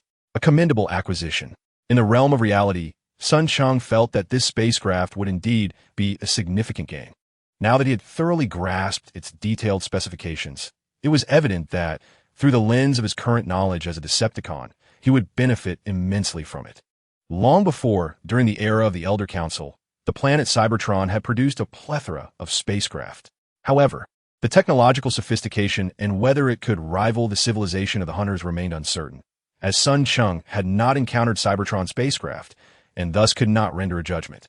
Nevertheless, from his perspective, Cybertron's advancements in this domain paled in comparison to those of the Hunters. This was not an expression of disdain for Cybertron's technology, but rather a reflection of the developmental history he had compiled, indicating that both Decepticons and Autobots, as mechanical life forms, possessed body strengths far exceeding those of humans and Hunters. Advanced mechanical life forms could traverse galaxies, relying on their formidable physiques for long-range travel, resulting in minimal investment in the technological tree of spacecraft. Moreover, both the memories of the Dizzy and the Jazz ship contained vague records mentioning the existence of large aircraft within both factions, albeit without specifics. This suggests that the Decepticons and Autobots had indeed developed large spacecraft, Yet it remained unclear whether this was due to high confidentiality or a lack of emphasis, leading to scan information being disclosed. Setting aside these considerations, this Hunter spacecraft had truly provided Sun Cheng with invaluable insights. The power system of this specialized combat vessel was astonishing. However, due to its cumbersome nature and the inability of his own spark to sustain such energy consumption, he had no intention of replicating a system to integrate into himself. Nonetheless, this system had sparked considerable inspiration within him. Sun Cheng contemplated that if he could draw lessons from the spacecraft's power system and make certain adjustments to his own, perhaps his speed could experience a remarkable enhancement. Yet, as this thought flickered to life, Sun Cheng furrowed his brow, soon shaking his head to suppress it. The issue of manpower persisted. Regarding power and body modifications, he had barely begun to explore. The theories and techniques he currently grasped were still rudimentary. He even needed to rely on Atlas for any superficial adjustments to his own form, highlighting the acute shortage of industrial and medical Decepticons at his disposal. This lack of personnel left him brimming with ideas, plans, and aspirations, yet he could only tackle them one by one, slowly advancing. Especially regarding plans, such as transforming the Hunter spaceship and enhancing one's own power systems, is far beyond what a single Atlas can manage. It seems I must first devise a means to acquire additional Decepticon foot soldiers. Once this thought emerged, Sun Cheng resolutely committed it to memory, expanding his team, or rather, his contingent of subordinate Decepticons, had become an urgent matter. However, the challenge lay in how to expand his team, which perplexed him. The notion of creating expendable Decepticons by his own hand was no simple task. Since arriving on Earth, Sun Cheng had only encountered a mere dozen or so construction soldiers in his base, and even for an established Decepticon like him, there were scarcely any survivors, which speaks volumes. Given that manufacturing them himself was unfeasible, he had no choice but to seek external assistance. On Earth, the only external forces Sun Cheng could contemplate were three individuals: Attack, Soundwave, and Tarantulas. Soundwave could be immediately dismissed. He had previously been deceived by him, and was now forced into a dormant state, and it was unlikely he would be willing to assist him. As for Tarantulas, Sun Cheng furrowed his brow slightly, and promptly dismissed the fleeting thought. He was willing to flatter a dictator and pledge loyalty to a tyrant. But if the counterpart was an incomprehensible madman and schemer, that was an entirely different matter. Tarantulas had left a deep impression on Sun Cheng. If possible, he would prefer not to encounter him for even a second. After this process of elimination, Sun Cheng wryly realized that after considering all options, the only choice left to aid him was attack. After much contemplation, he meticulously pondered what he possessed that might pique the other's interest, while also being amenable to a transaction. Thus, he proactively sent out a remote communication with a succinct message. I possess the memory chip of Autobot Jazz. Are you interested? Chapter 140. A lion's share as one of the major victors of the Battle of Las Vegas, Sun Cheng received a substantial portion of spoils. For fragments of the Allspark, a dizzying head, along with half of Jazz's body, and even though these gains were not as significant as those of the use, military, they were certainly incomparable to what the Autobots and Attack could muster.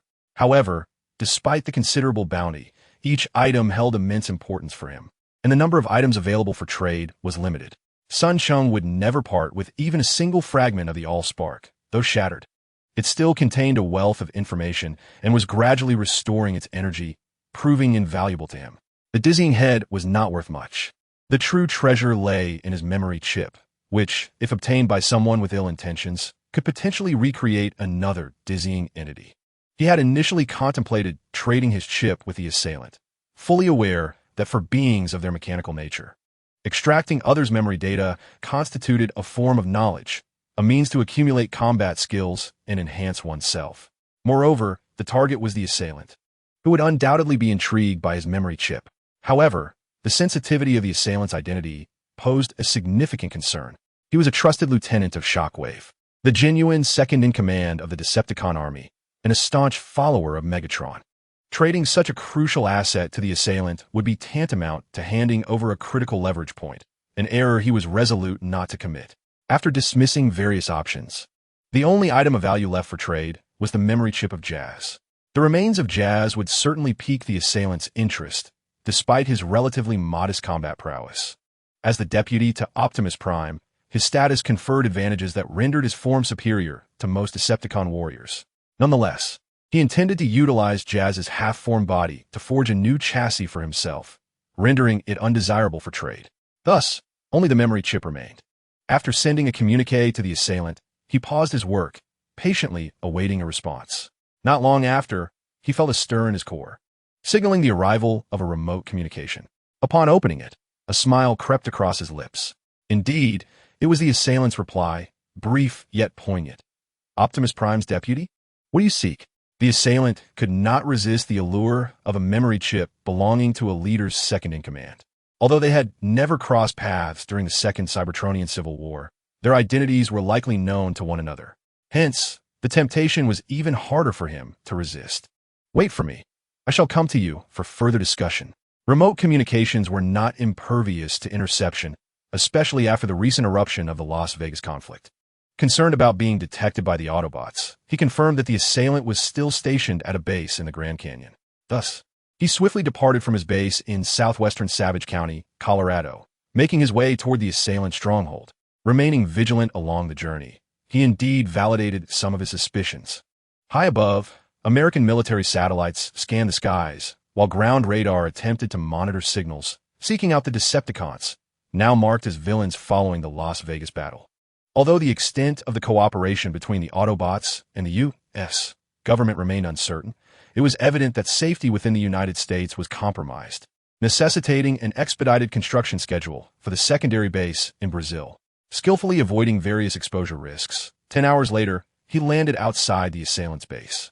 After sending a notification to the base's owner, he swiftly ventured deep into the stronghold. After several days, Cheng once again encountered the formidable attacker. His expression remained unchanged, yet his eyes sparkled with a hint of intrigue. "Ah, attacker, it has been a while." From the moment he became acquainted with him, Cheng sensed that they were kindred spirits. Attacker was ambitious yet principled, relishing battle while embodying the essence of a meticulous perfectionist. Such an individual would never capitulate easily to anyone, not even to the leader of the Decepticons, Megatron. Thus, during the battle in Las Vegas, he first engaged several Autobots to constrain them, and then boldly pursued the Allspark, never once remaining loyally by Megatron's side like the dizzying loyalty displayed by others. Cheng had long suspected that, even while entangled with Ironhide, Attacker might have been attentively observing the clash between Megatron and Optimus Prime. Perhaps, upon realizing the absence of the Allspark signal and sensing the Autobots' impending victory, Attacker quietly abandoned Ironhide to make his exit. Regrettably, he must have feared being encircled by the victorious Autobots, which prevented him from retreating to the base to claim the spoils of war, thus inadvertently allowing Cheng to seize a substantial portion of the bounty. Within the base, Attacker sat in the center of the hall, several spider-like medical drones incessantly scuttling over him, intermittently emitting sparks as they tended to his wounds. Upon Cheng's entrance, Attacker fixed his gaze upon him for an extended period, his electronic eyes flickering with a myriad of lights before he nonchalantly inquired, "The Allspark has been acquired by the Autobots?" His inquiry bypassed Megatron entirely, indicating a greater concern for the Allspark than for the Decepticon leader. This attitude further deepened Cheng's suspicions, though he revealed none of it on his face. Shaking his head, he regretfully replied, "A human seized it while Lord Megatron was unawares, and it has since been destroyed." This revelation caused a grimace to cross Attacker's visage. At that moment, a medical Decepticon clambered atop his head, prompting Attacker to irritably grasp it in his hand, applying pressure until a sharp crack signified its demise. What a waste! The extravagant display of anger left Cheng standing nearby, envious and longing. Heaven knows that, without even a single medical drone at his disposal, he had often relied on the Corps' self-repair functions, consuming energy from the Allspark for gradual restoration during battles, far from the luxury Attacker enjoyed. Unable to endure the spectacle any longer, Cheng took the initiative to speak. "I have taken possession of the half-body of Jazz, slain by Lord Megatron. The body is of use to me, and I am willing to part with the memory chip for a transaction with you, Attacker." Attacker's face flickered with interest as he flicked away the remains of the medical Decepticon, turning his attention back to Cheng, intrigued. "Speak then. What is it that you desire?" 20 construction workers, 40 spiders, and the manufacturing technology and equipment for both. He paused, noticing the displeasure on attacker's face. Yet his words flowed unabated. In addition, I require the manufacturing technology for your supersonic gun, my lord attacker. Chapter 141. Mutual needs. The construction workers and spiders are code names for industrial and medical Decepticons, respectively. As soon as Sun Cheng articulated his demands, attacker's countenance darkened considerably. You're asking for far too much, he grumbled, casting a furtive, unfriendly glance at Sun Cheng.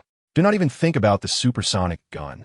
Though Sun Cheng refrained from requesting the electromagnetic railgun, despite his intense desire after witnessing the power of this new weapon firsthand, he was taken aback by attacker's refusal to part with even the supersonic gun. His resolve seemingly unyielding, rendering further discussion futile. Despite a flicker of disappointment within, Sun Cheng's smile remained intact, his voice slow yet resolute. Far too much. That is the memory chip of the Noble S Lieutenant, Optimus Prime. Sun Cheng felt he was already at a disadvantage by asking for the Noble S memory chip as a bargaining chip. Thus he clung tenaciously to his demands. Attacker regarded him coldly, his eyes flickering with evident temptation. After a lengthy pause, he finally spoke, albeit with reluctance. You are indeed asking for too much. I can provide the spiders and their manufacturing technology and equipment, but the construction workers are non-negotiable, although manufacturing them is not difficult. Only Red Spider and Shockwave can produce the core components, and I possess very few. At most, I can offer you 5. It seems the issue lies with the core. A thought flashed through Sun Cheng's mind. He understood that while Attacker was indeed better off than himself, he was undeniably a pauper compared to Red Spider. But was he truly asking for too much? Perhaps not. After a moment of contemplation, Sun Cheng shook his head. The Noble S memory chip was intact, and if Attacker were inclined, it could potentially allow him to create another Barricade. 10 construction workers, not one less. And I also know you possess an energy absorption and conversion device. The elite Decepticon warrior, Barricade, was once an Autobot.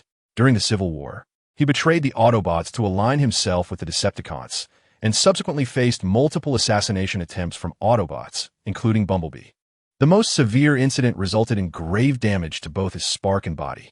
It was only through the intervention of Megatron, who ordered Red Spider to redesign his body and transfer the memory chip into the new frame, that he achieved a complete resurrection, transforming from Autobot to Decepticon.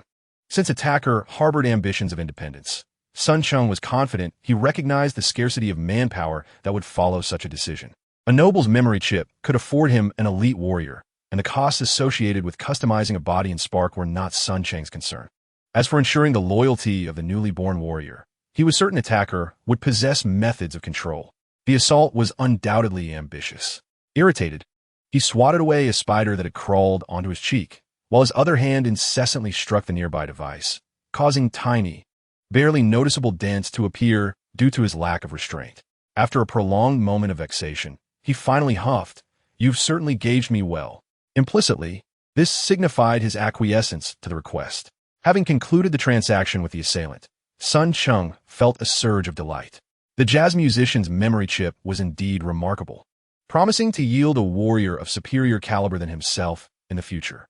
However, setting aside the quest for a spark to utilize, the sheer resources required for a single body were enough for Sun Cheng to contend with. It was evident that he was still tirelessly seeking the materials needed for his new form. Although the prospects of the jazz musician's memory chip were enticing, Sun Cheng was far more concerned with his immediate situation. The deal was finalized 2 days later, with the assailant personally delivering the goods. Sun Cheng was keen to leverage this opportunity to strengthen his ties with this formidable Decepticon warrior who was on the brink of leadership. Given the considerable volume of items involved, he could not transport everything in one go. Thus, he invited the assailant to deliver the cargo directly, which also allowed him to bring the warrior into his base located in the outskirts of Savage County, Colorado. Naturally, sensitive materials had already been discreetly stored within his spherical space. "Is this your base?" the assailant inquired. Having entered the facility with a cargo full of equipment through a secluded missile transport corridor, upon unloading the containers filled with equipment and other traded items, he reverted to his humanoid form, contemplating the base with a thoughtful expression.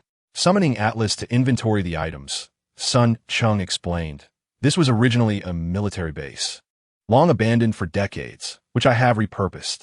After all, I lack the ability to return to Cybertron. Traversing the galaxy is fraught with peril, celestial bodies, gravitational forces, even black holes. Danger lurks everywhere. Without a complete star map, I am unaware of the critical wormholes connecting Earth to Cybertron, nor can I utilize space bridges for interstellar travel. Without external assistance, a return to Cybertron remains elusive for the foreseeable future. Yet, he harbored no desire to return. The assailant's gaze flickered momentarily before he turned his attention back to Sun Cheng, his intentions inscrutable. Sun Cheng shook his head. Lord Assailant, do you truly fear that I might abscond with the jazz musician's memory chip? He implied that he still needed to account for the items received, subtly indicating his lack of complete trust. The assailant scrutinized him with a cold glare, letting out a soft huff before falling silent. He truly could not fathom that Sun Cheng would dare to challenge him, especially after he had offended both Red Spider and Soundwave. Having antagonized himself for the sake of some construction workers and spiders, he realized there was no longer a place for him on this earth. With this thought in mind, now that he had invited Sun Cheng into his own base, he decided to patiently await the confrontation, also wishing to exchange intelligence with this adept informant from the Tape Legion. Before long, he took the initiative to speak, inquiring about the losses sustained by the Autobots during the Battle of Las Vegas. Do you have any recent intelligence regarding them? Jazz is deceased. Bumblebee and Ratchet are gravely injured, while Optimus Prime and Ironhide's conditions remain uncertain. It appears the Autobots are contemplating a continued presence on Earth, and Optimus seems inclined towards collaboration with humanity. I have been investigating this matter, but I cannot ascertain the facts just yet. Upon hearing this, Sun Cheng deftly intermingled the information he desired with some falsehoods. However, he seized the opportunity to inquire about something he was keen to know. What has been the recent activity of Lord Red Spider? Chapter 142. Plasma Handgun barely had the question left his lips when he noticed a sudden change in Attacker's expression, clearly indicating some trepidation concerning Red Spider. After a prolonged silence, Attacker finally shook his head, stating his affairs are beyond our purview. Perhaps it is better for you to remain uninformed. Even Attacker, who had one foot in the realm of leadership, exhibited considerable apprehension, which only deepened Sun Cheng's curiosity. Sensing his reluctance to elaborate, Sun Cheng chose a more circuitous route. The situation on Earth is far from tranquil. In the past month alone, I have intercepted over a dozen unfamiliar Decepticon frequencies. Is it possible that he intends to transform Earth into a second Cybertron? After a moment's contemplation, Attacker met his gaze with a calm demeanor. Yet his eyes bore a warning. Nevertheless, after some deliberation, he divulged a fragment of information. Red Spider harbors grand ambitions. He has transmitted Earth's coordinates into the cosmos. And in the future, we can expect an influx of Decepticons arriving on Earth. He paused before advising, it would be prudent to avoid him whenever possible, to steer clear of any direct encounters. You may recall the base on the moon. I will share a bit more information with you. That spacecraft does not belong to Red Spider. It is a large expedition vessel constructed during the era of the Council of Elders. There is a strong possibility that a remarkable individual lies in slumber aboard that ship. Do not forget that Red Spider possesses nuclear weapons. He is indeed playing with fire. Upon hearing Attacker mention the spacecraft, Sun Cheng felt a stirring within. He did recall the Decepticon base on the moon, as his fragmented memory data contained a modicum of information about that site, even recalling the specific crater on the far side of the moon where the base was located. However, he had little recollection of the spacecraft itself, only vaguely remembering that the original body of chaos had been birthed aboard that vessel, with no further impressions beyond that. Attacker's solemnity suggested he had indeed set foot on that ship. He was simply unwilling to delve further into the topic, and even when the mention of the Red Spider arose, he exhibited considerable caution and apprehension. Observing Sun Cheng's roundabout inquiries regarding related subjects, he promptly lost his temper, urging Sun Cheng to hasten the delivery of Jazz's memory chip before he could finish his order. Sun Cheng was compelled to suppress his curiosity for the time being. Once Atlas completed the inventory and confirmed that nothing was missing from the attack, he promptly retrieved Jazz's memory chip and handed it over to the assailant. After both parties obtained what they desired, the assailant swiftly departed with Jazz's memory chip. Once he had seen him off, the cautious Sun Cheng dedicated a full 2 days to conducting a comprehensive scan of all the newly acquired cores and bodies of the construction workers and spiders. To his astonishment, Cheng discovered several deeply concealed control and monitoring programs hidden within the cores of the two construction workers and one spider. This revelation sent a chill through him, further illuminating the cunning nature of the Decepticon mechanical life forms. With the construction workers successfully tuned, Cheng now had an additional 10 capable hands at his disposal, allowing him to finally advance many of his previously cued plans. The design and manufacture of the new body were undoubtedly of paramount importance. He invested considerable effort into Atlas, feeling relatively confident in this initial Decepticon construction worker, thus directly assigning a standard worker to him to lead the development of his new body. The remaining 5 construction workers were split. 3 were dispatched to continue the expansion and renovation of the base, while simultaneously excavating new concealed passages to safeguard against potential invasions. Cheng retained 2 construction workers for himself, redirecting them to Laboratory 1 to study the plasma pistol obtained from the Hunter spacecraft. "Master, this plasma weapon is quite peculiar," construction worker number 1 remarked, raising the reassembled plasma pistol before him in a display of servility. Cheng withdrew his finger from the server interface before him. Lacking any experience in weapon design and mechanical construction, he had been tirelessly utilizing his infiltration abilities to scour the internet for various relevant materials and theories, enriching his repository of knowledge. "In what way is it peculiar?" he inquired, furrowing his brow and instinctively rubbing his temples. In recent days, his memory chip had been inundated with an overwhelming amount of information. The more he interacted with the Decepticons, the more he felt the advanced nature of Cybertronian technology, particularly after fortuitously encountering references from the similarly spacefaring Hunter civilization. Unfortunately, despite the superiority of Cybertronian technology, he found himself unable to access the finer elements. Cheng's ambition was vast. Without the means to acquire more Cybertronian technology, he could not afford to remain stagnant.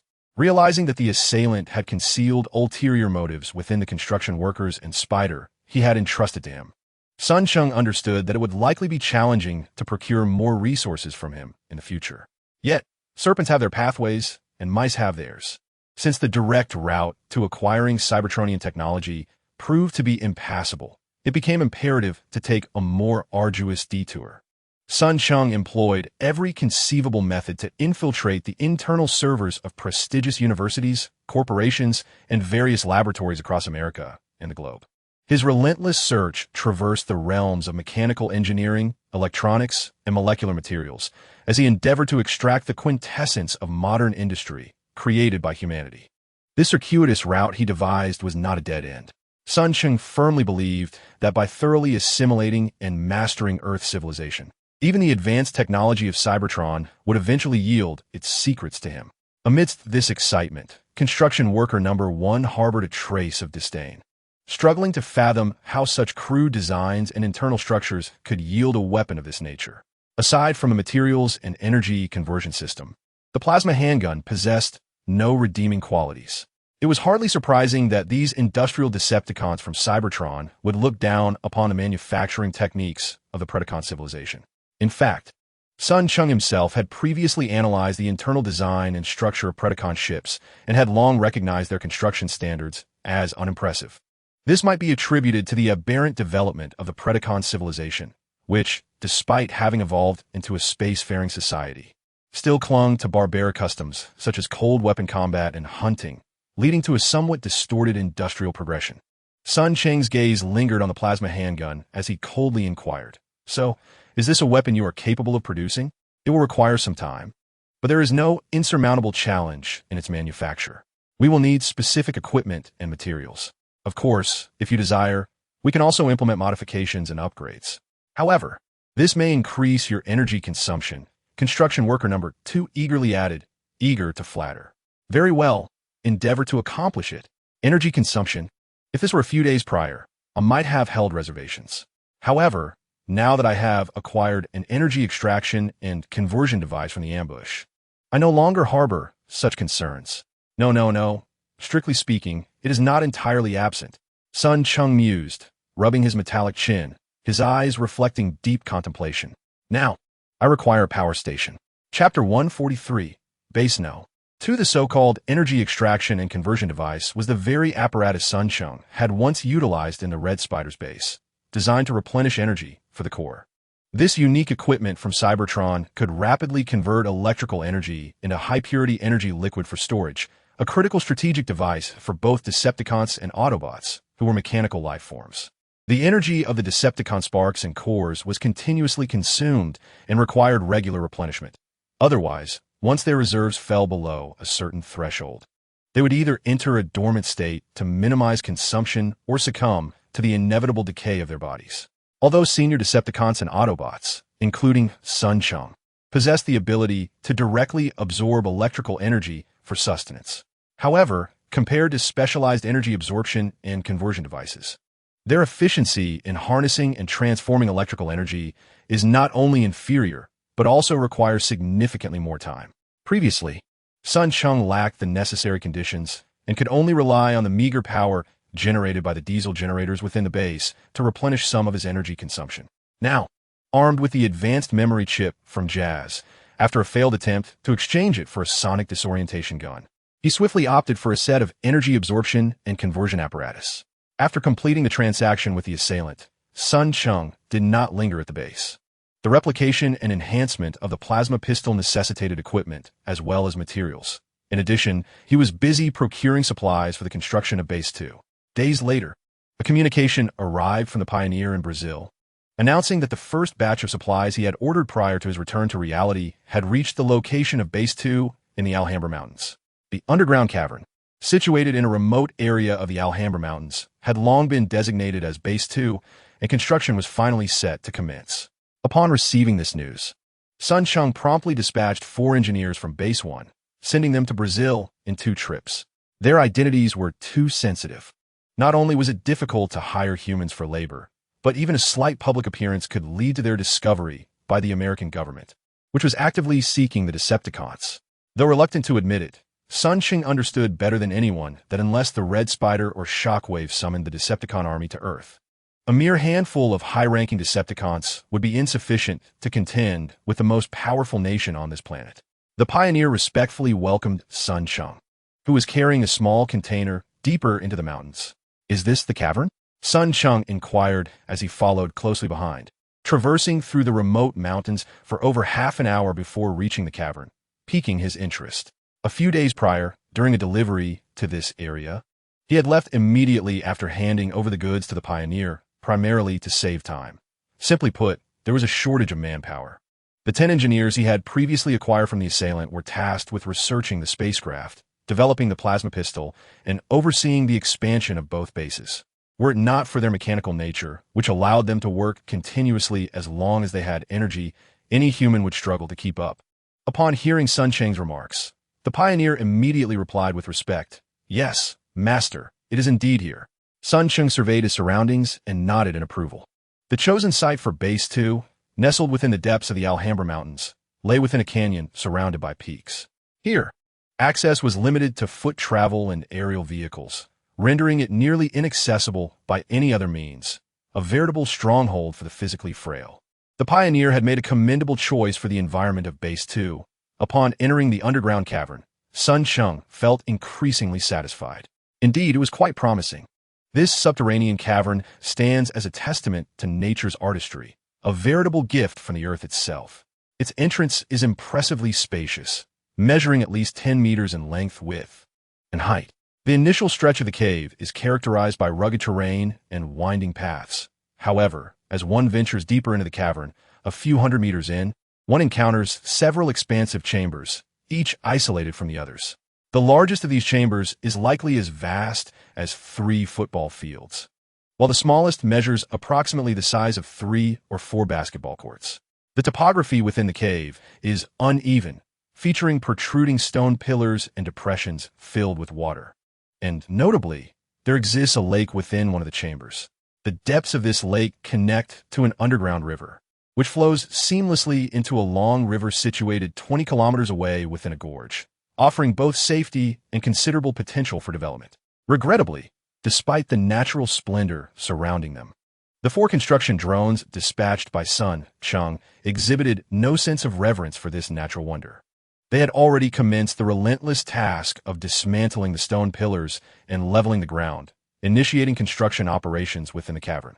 Sun Cheng, pleased with the progress, commended the pioneers, urging them to expedite their efforts to complete the work within 6 months.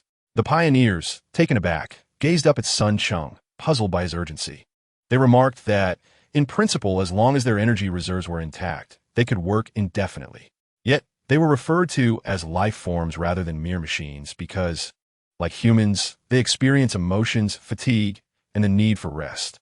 If it were solely Sun Cheng and the 4 construction drones working on this project, completing it within a year would be a formidable challenge, let alone 6 months. After all, Base 2 was essentially being constructed from the ground up.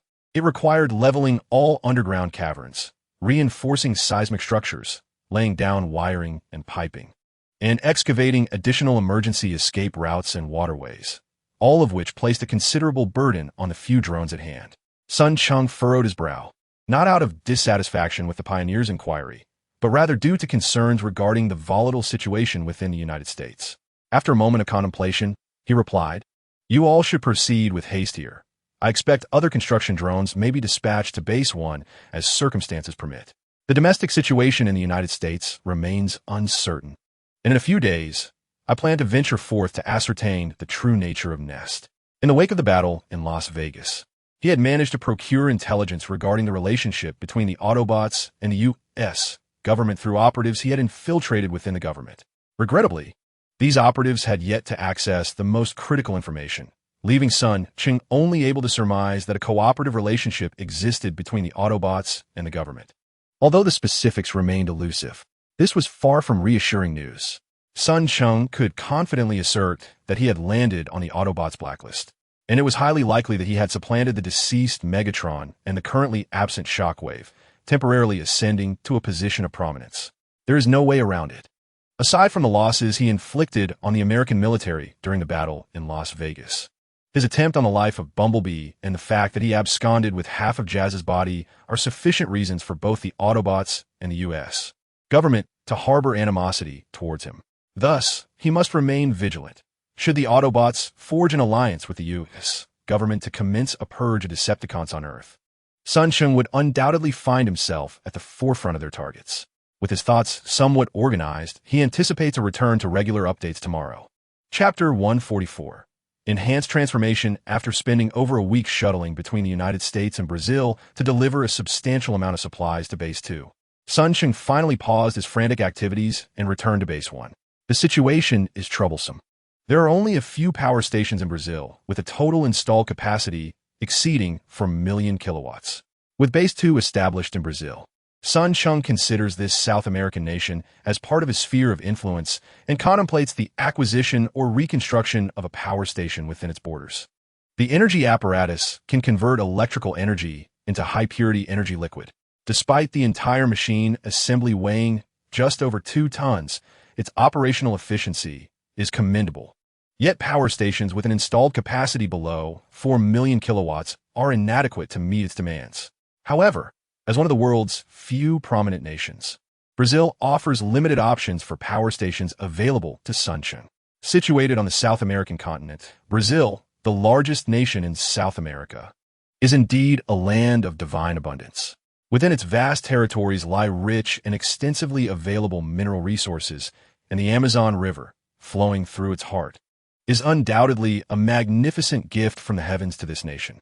As one of the newly industrialized countries, Brazil consumes a significant amount of electricity annually, yet it manages to meet domestic demands primarily through the robust development of hydropower. Nevertheless, this presents a complication. Withdrawing his finger from the server's port, Sun Cheng frowned in contemplation.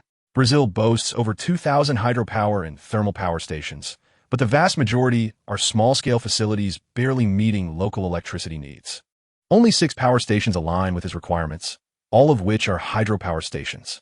However, Sun Cheng finds it challenging to gain access to these 6 stations. 2 are primarily managed by American companies. One is a joint venture between Japan and the U.S. Another is a collaboration involving Japan, the U.S. In Brazil, one is a partnership between China and Brazil, and the last is operated by a Brazilian state enterprise.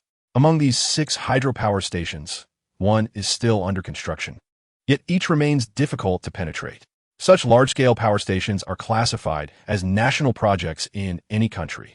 In Brazil's history of successive presidents, yielding to capital for political gain has resulted in numerous foreign heavyweights infiltrating the Brazilian electricity market. Unfortunately, the underlying competition among national economic entities complicates Sun Cheng's efforts, as he finds it increasingly challenging to intervene in the matter. It appears that I must select a somewhat smaller power station. After contemplating for a while, he shook his head and made a temporary decision. Since returning from Brazil, Sun Cheng had immersed himself in a reclusive lifestyle at the base. This was not by choice, but rather due to the recent arrival of several U.S. military ground surveillance radar vehicles and anti-aircraft radar systems within the borders of Colorado. The U.S. government seemed increasingly impatient with the potential presence of Decepticons lurking within the territory. Despite satellite reconnaissance and heightened security at military installations, they had even deployed numerous ground surveillance and anti-aircraft radar systems across the country for comprehensive scanning. Although these radar vehicles only roamed within Savage County for a day, considering their scanning radius, Sun Cheng had no choice but to remain at the base for the time being and refrain from venturing out. The reasons compelling him to adopt this reclusive existence were not limited to this. A significant factor was his intention to upgrade his power system. Deep within Base 1, in Laboratory 2, Sun Cheng transformed back into drone form, lying quietly in the lab. Surrounding him were 6 Decepticon construction workers and about 10 spiders, all busily engaged in their tasks. Master, this power system is an enhancement we've developed based on the one aboard the spaceship. While it may not be perfect, it remains an exceptionally capable power system. Beside him, Atlas was directing several construction workers in installing a gleaming silver power system into Sun Cheng's frame, while also explaining the system's detailed specifications. We have named this power system Storm. Once installed, your speed will elevate to 27 Mach, and your payload capacity will increase by 18 tons. Well done, Sun Cheng replied with evident excitement in his tone. Evolution was a challenge for the Decepticons, as the coveted Allspark was an elusive artifact, and now it had been destroyed. However, compared to the difficulties of evolution, strengthening his frame was less complicated, though still quite challenging. Previously, Sun Cheng had contemplated enhancing his frame, but lacked the technology and the necessary conditions. Now, with the successful acquisition of a Hunter-class spaceship for research and a reliable team of Decepticons at his disposal, he could finally enhance his frame through continuous upgrades to bolster his strength. Perhaps sensing his improved mood, Atlas hesitated for a moment before continuing. Master, we have made little progress in our research on Jazz's frame. The technology employed by the Autobots differs significantly from ours, and we have yet to locate his core, preventing us from fully extracting the Allspark. Upon hearing Atlas mention Jazz, Sun Cheng's earlier joy diminished significantly, and his voice grew somber. Understood. Let us continue our exploration. Recently, the external pressures have intensified day by day, and the necessity for a formidable new body has become increasingly urgent. However, Atlas cannot be rushed. Although Sun Cheng is still learning, certain technical challenges cannot simply be resolved through haste, a fact he is well aware of. This upgrade to his body entails more than just a power system. It also includes a plasma weapon designed after the Hunter by the engineering team, which has significantly enhanced its power while concomitantly increasing its energy consumption.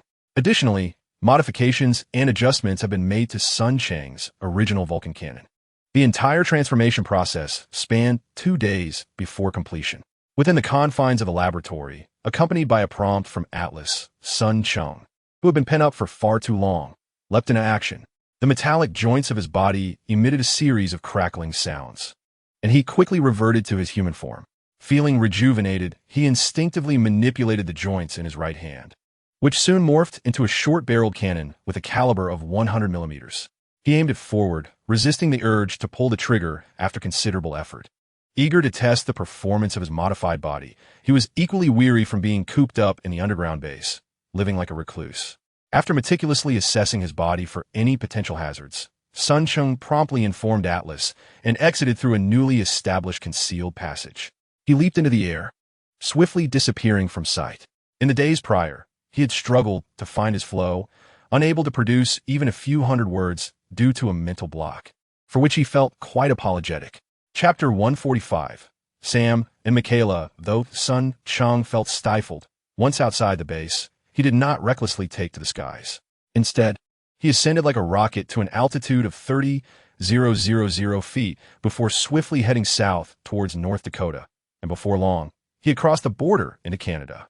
Unlike the militarily fortified United States, Canada boasts a more expansive landscape, with many regions sparsely populated. Given its proximity to the military superpower that is the United States, Canada often endures both overt and covert pressures from its neighbor, resulting in a more relaxed state of armament. The Midwest of Canada is characterized by vast wilderness, where human presence is rarely seen for miles on end. This was not Sun Cheng's first escapade into this territory. Therefore, upon leaving the United States, he leisurely soared over the plains of central Canada, occasionally accelerating to top speed as he glided effortlessly back and forth. After indulging in this freedom for several hours and repeatedly testing his power system without encountering any malfunctions, he finally decided to cease his exuberance and gradually reduced his speed. Rarely having the opportunity to venture out, he did not rush to return home as he prepared for his journey back. After contemplating for a while, he retraced his steps along the border between the United States and Canada, re-entering the country from the southeast direction. However, his destination was not Base 1, but rather the city of Duluth in Minnesota. Half an hour later, he discreetly landed in Duluth. And after carefully comparing the nearby road signs with the information stored in his memory chip, he swiftly made his way toward a concealed location. Nynosian Public School, the most renowned public high school in Duluth, boasts over 1,700 students. Each year, a significant number of graduates are accepted into prestigious Ivy League institutions across the nation. Within the state of Minnesota, Nynosian is also recognized as a distinguished secondary school. This was precisely where Sun Cheng aimed to go. Approaching the outskirts of Nynosian Public School, Sun Cheng found a hidden spot nearby and dispatched a reconnaissance transformer, equipped with 2 mobile phones, to stealthily infiltrate the school. After half an hour, the reconnaissance transformer returned to its hiding place, patiently awaiting further developments.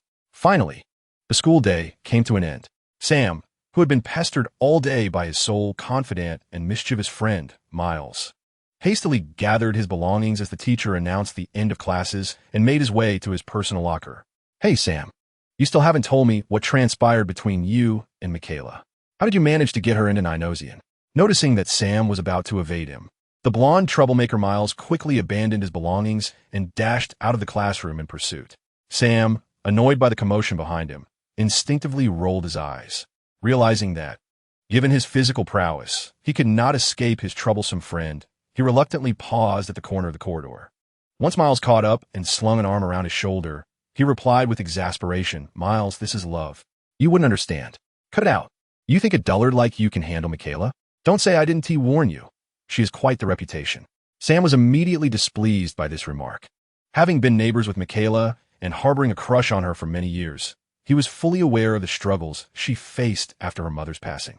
To describe her past as tumultuous would be an understatement. The number of boyfriends she had in recent years was nearly equal to the number of classmates in Sam's class. Fortunately, although Michaela's father was not very involved in her personal life, he had instilled some basic morals and a sense of decency in her.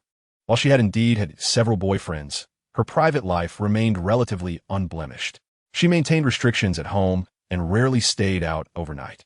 However, Sam was aware of these facts, though outsiders were not privy to them. For instance, his only close friend and troublemaker, Miles, upon learning that Sam was dating the strikingly beautiful and alluring Michaela, did not react with envy or jealousy. Instead, he expressed concern and sympathy, which dampened Sam's spirits despite his initial pride. In a moment of irritation, he sharply retorted, "Be quiet, Miles. Michaela is not that kind of woman." He tightened his grip on the book in his arms and glanced at his quartz watch, his expression suddenly tightening. "I can't chat now. I'm running out of time. Michaela is still waiting for me." Following the battle in Las Vegas, Sam had reaped numerous benefits due to the profound bond he had established with the Autobots. Aside from the steadfast protection of the Autobot warrior Bumblebee during his recovery, what pleased him most was Michaela's agreement to date him.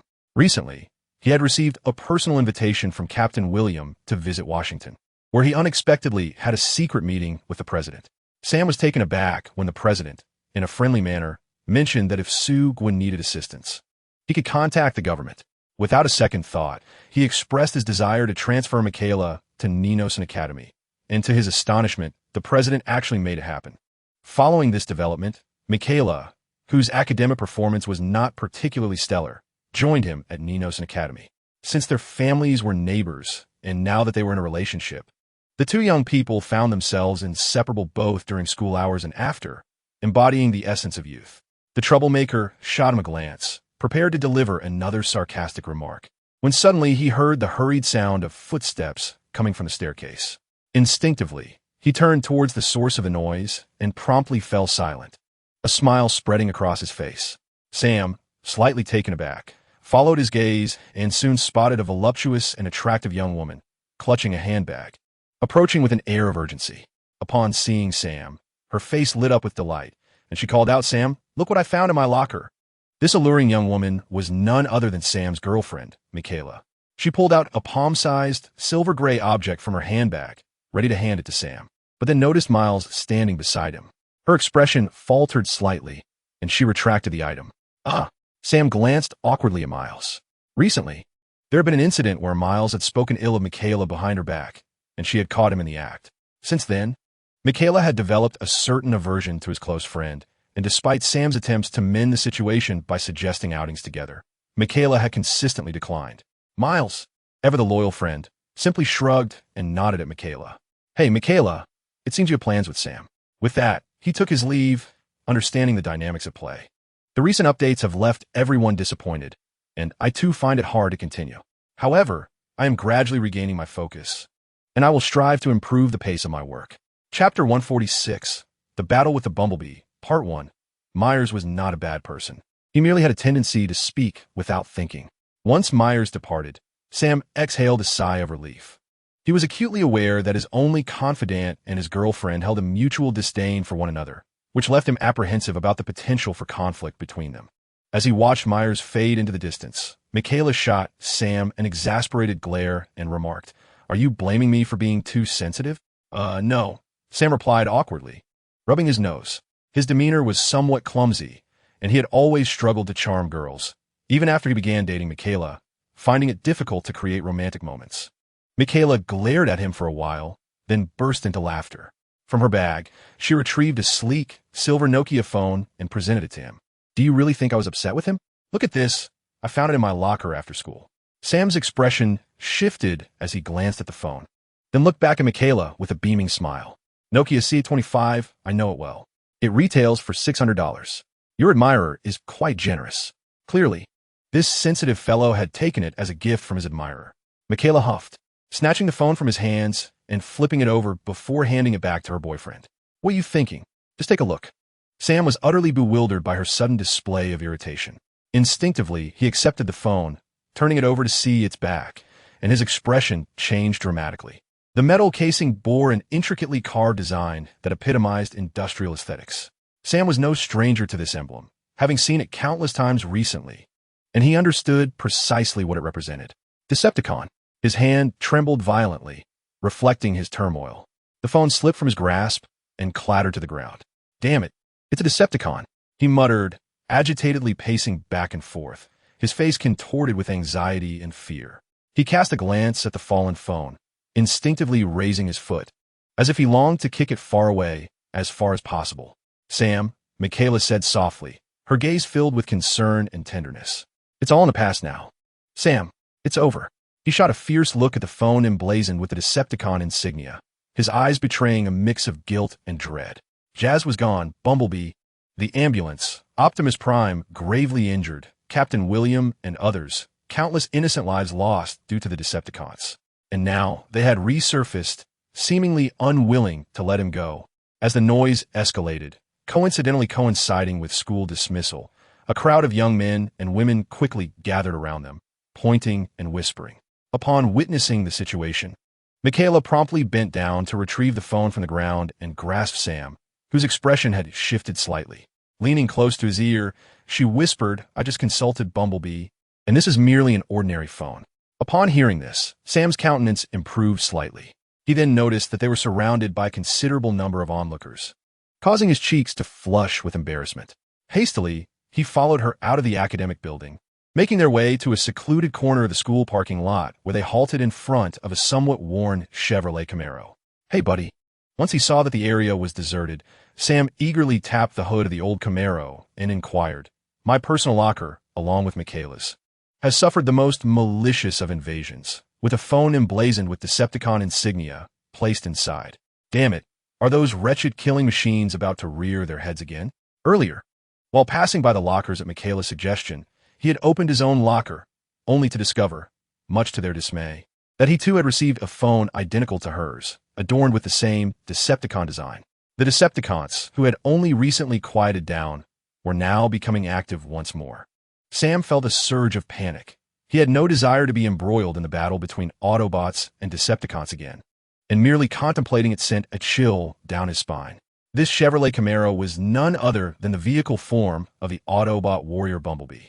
During the Battle of Las Vegas, Bumblebee had narrowly escaped death, and, although he had received emergency treatment from Ratchet, he remained in a state of injury, relying on the energy emitted by the Allspark for self-repair. "Sam, remain calm," Bumblebee reassured him in a deep voice. "I've already scanned the phones. They're just two ordinary devices, not mechanical life." He opened the car door. "Get in. We could discuss this on the way." This is not a suitable place for conversation. Indeed, due to its suburban location and the fact that only affluent or academically exceptional students could attend Minos Academy, the institution did not impose restrictions on students driving to school, unlike many American high schools. The majority of the vehicles in the parking lot were driven by students. Sam nodded and, along with Michaela, entered the car. Bumblebee immediately started the engine and drove them home. After a brief moment of silence in the vehicle, Sam could no longer contain his agitation and asked once more, "Bumblebee, why are the Decepticons targeting Michaela and me? Are our families in danger?" Bumblebee responded succinctly, "I've already notified our leader. If there is any threat, he will come to our aid at once." Clearly, the imposing figure of Optimus Prime left a significant impression on Sam, contrasting sharply with the slender Bumblebee. Upon hearing this, Sam seemed to breathe a sigh of relief and nodded hesitantly. "Excuse me," Michaela interjected suddenly. "If these are just ordinary phones, why did the Decepticons send them? Can we interpret this as an indication that they wish to establish contact with us?" "Clever," Bumblebee suddenly remarked, though his tone was laced with uncertainty. "There exists such a possibility. However, based on my knowledge of the Decepticons, they are nothing but a cadre of cunning schemers and war maniacs. If they seek to communicate, I fear it may be a ruse." Michaela took her pink phone from Sam's hands, hesitating for a moment before she spoke again. "Even if there is a conspiracy, mere speculation on our part is futile. Why don't we first open one of the phones to investigate?" "No." Sam promptly and firmly rejected the idea without a moment's thought. "It is far too perilous," Bumblebee gently advised. "I believe her suggestion holds merit. I have already examined the phones, and they are indeed just two ordinary devices." "Very well then," Michaela conceded, reaching to grasp her own hand, the familiar warmth slightly alleviating her restless spirit, thus reluctantly agreeing. Seeing his acquiescence, the audacious Michaela boldly picked up her pink Nokia phone, her eyes sparkling with excitement as she pressed the power button. Instantly, the phone powered on, accompanied by a notification sound of an incoming message. "Open it," Sam urged, leaning closer from the driver's seat. His gaze fixated on the message alert that suddenly appeared on the screen. Michaela nodded, not lifting her head, and promptly opened the message, which read, "Come to 524 Hills Avenue in the outskirts of Duluth. I shall be alone, but I will only wait for you for 10 minutes. The message was time-stamped. Decepticon Reformists. Chapter 147, The Battle with Bumblebee, Part 2. This message left them utterly perplexed. After reading it, Sam and Michaela exchanged bewildered glances. They were not entirely ignorant of the Decepticons, having experienced the journey to escort the Allspark and the subsequent brutal battle in Las Vegas. The Autobots had long regarded them as comrades, particularly Bumblebee, who had developed a good rapport with Sam, occasionally discussing Cybertron and their archenemies, the Decepticons. Therefore, both had gathered a considerable amount of information regarding the Decepticons, yet they had never heard of the existence of Decepticon Reformists. Decepticon Reformists? This was the first time Bumblebee had encountered such a term, his voice equally imbued with confusion and curiosity. "It is evident that this is a trap," Sam interjected immediately, gently tapping the steering wheel. "Bumblebee, we should disregard it. it would be best to hastily dispose of the phone. Upon witnessing Sam's overly excited demeanor, Michaela couldn't help but furrow her brows. She suddenly recalled a conversation during her previous psychological counseling provided by the government, where a counselor had mentioned that Sam might be suffering from post-traumatic stress disorder. The most evident manifestation of this was his extreme agitation whenever the subject of the Decepticons arose, accompanied by a pronounced reaction of avoidance. Rather than looking down upon her boyfriend for potentially suffering from a mental illness, she felt a sense of sympathy. Having experienced that harrowing escort mission alongside him, Michaela was acutely aware of the devastation wrought by the relentless onslaught of aircraft and the vibrant lives extinguished in a bid to protect Sam, who bore the Allspark. Though her temperament was somewhat more resilient than Sam's, she gently reassured him, saying, "The fact that they can locate us indicates that our identities are no longer secrets to the Decepticons. Disposing of the phone will resolve nothing." Sam's expression darkened, for this was precisely what he feared. He would rather confront those terrifying killing machines than involve his parents. "What should we do? Are we truly expected to confront him?" he retorted, knowing it could be a trap. "Are we to leap into it?" "Michaela is right," Bumblebee interjected after a prolonged silence. "Indeed, this could very well be a trap, but your identities have already been compromised. To prevent future repercussions, regardless of the Decepticon scheming, I must investigate."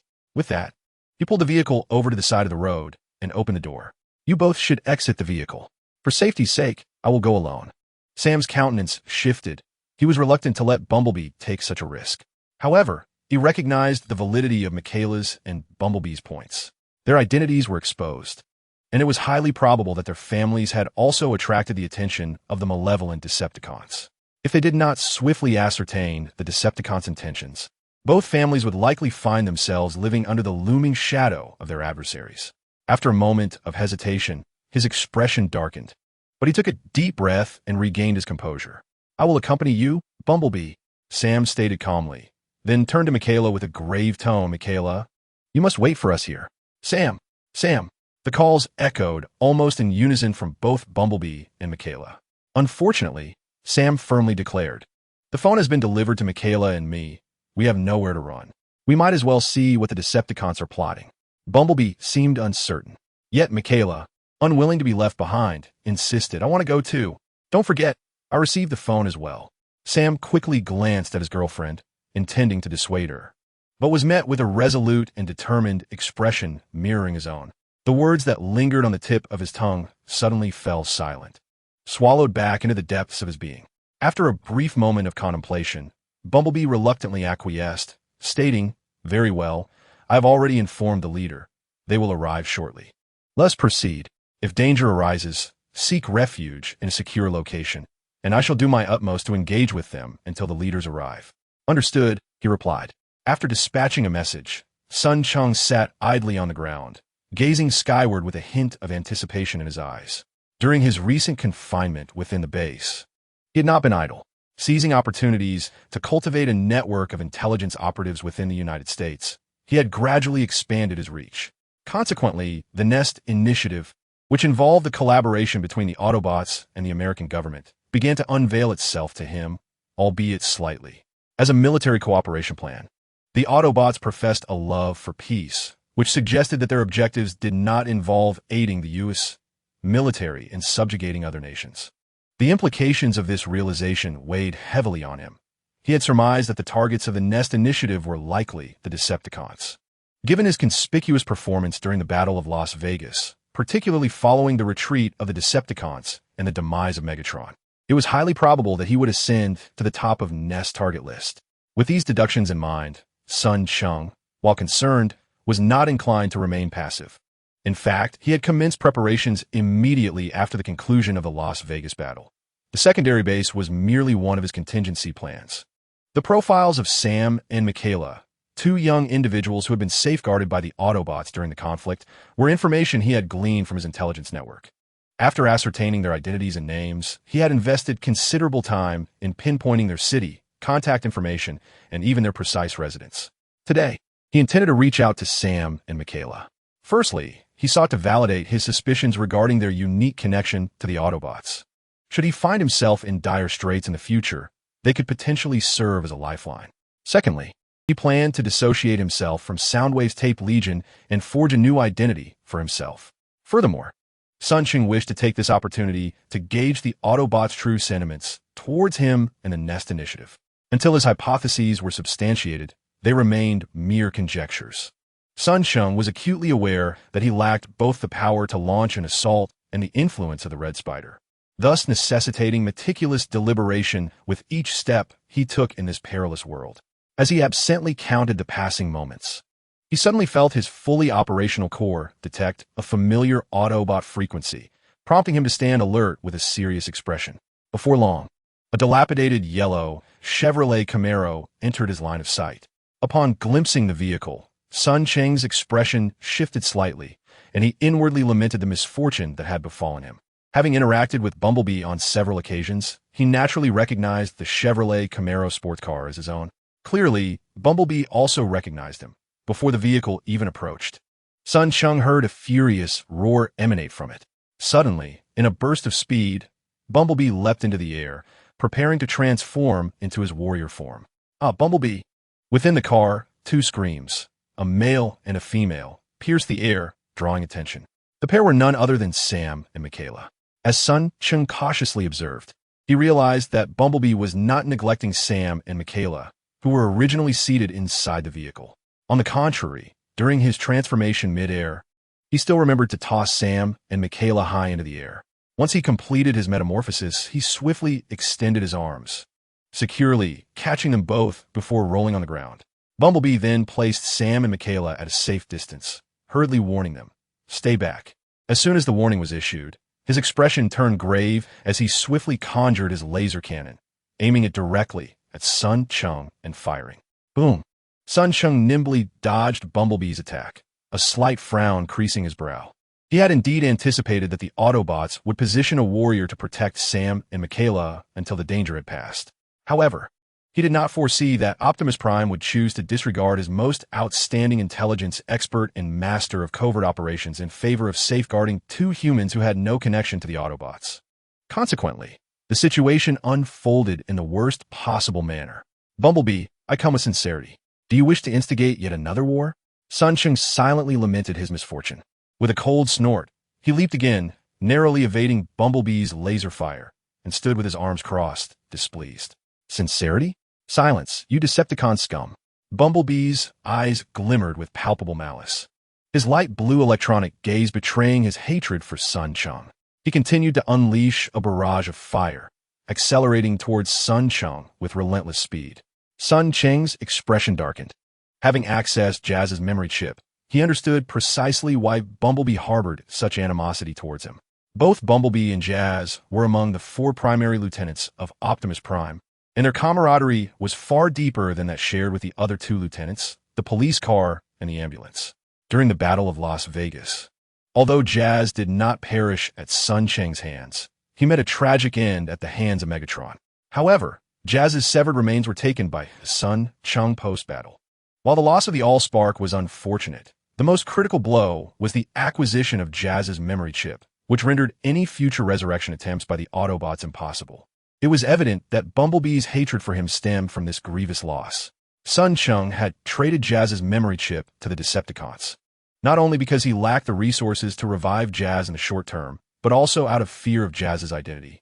Concerned that the Autobots would seek retribution in the future, he had initially harbored great expectations for the resurrection of the jazz musician, planning to train him as a second barrier. Little did he anticipate that before he could achieve his objective and attract animosity towards himself, he would fall under the gaze of Bumblebee. It was indeed a case of delivering himself right to the enemy's doorstep. Observing Bumblebee's relentless assault, with a fierce glint in his eyes, Cheng felt a surge of anger within, yet he maintained his composure, deftly dodging the attacks while murmuring, "Enough, Bumblebee. Do not presume that with Megatron's demise, the Autobots can act with impunity. Both Starscream and Soundwave are on Earth, and not every member of the Decepticon ranks is as accommodating as I am." At the mention of Starscream and Soundwave, Bumblebee's expression shifted, and his offensive momentarily faltered. Among the Decepticons, the 4 individuals that the Autobots most feared were undoubtedly Megatron, Shockwave, Starscream, and Soundwave. There is no need to elaborate on Megatron and Shockwave. The former's might is unparalleled on Cybertron, having single-handedly faced Optimus Prime's team during the Battle of Las Vegas without losing ground, and in their duel, he nearly defeated Optimus, showcasing his formidable prowess. As for Shockwave, he has always been the second-in-command and military strategist of the Decepticons. It is not an exaggeration to assert that without him, the Decepticons would not have been capable of decimating the Autobots. Within the Decepticon ranks, apart from Megatron and Shockwave, the most imposing figures are undoubtedly Starscream and Soundwave.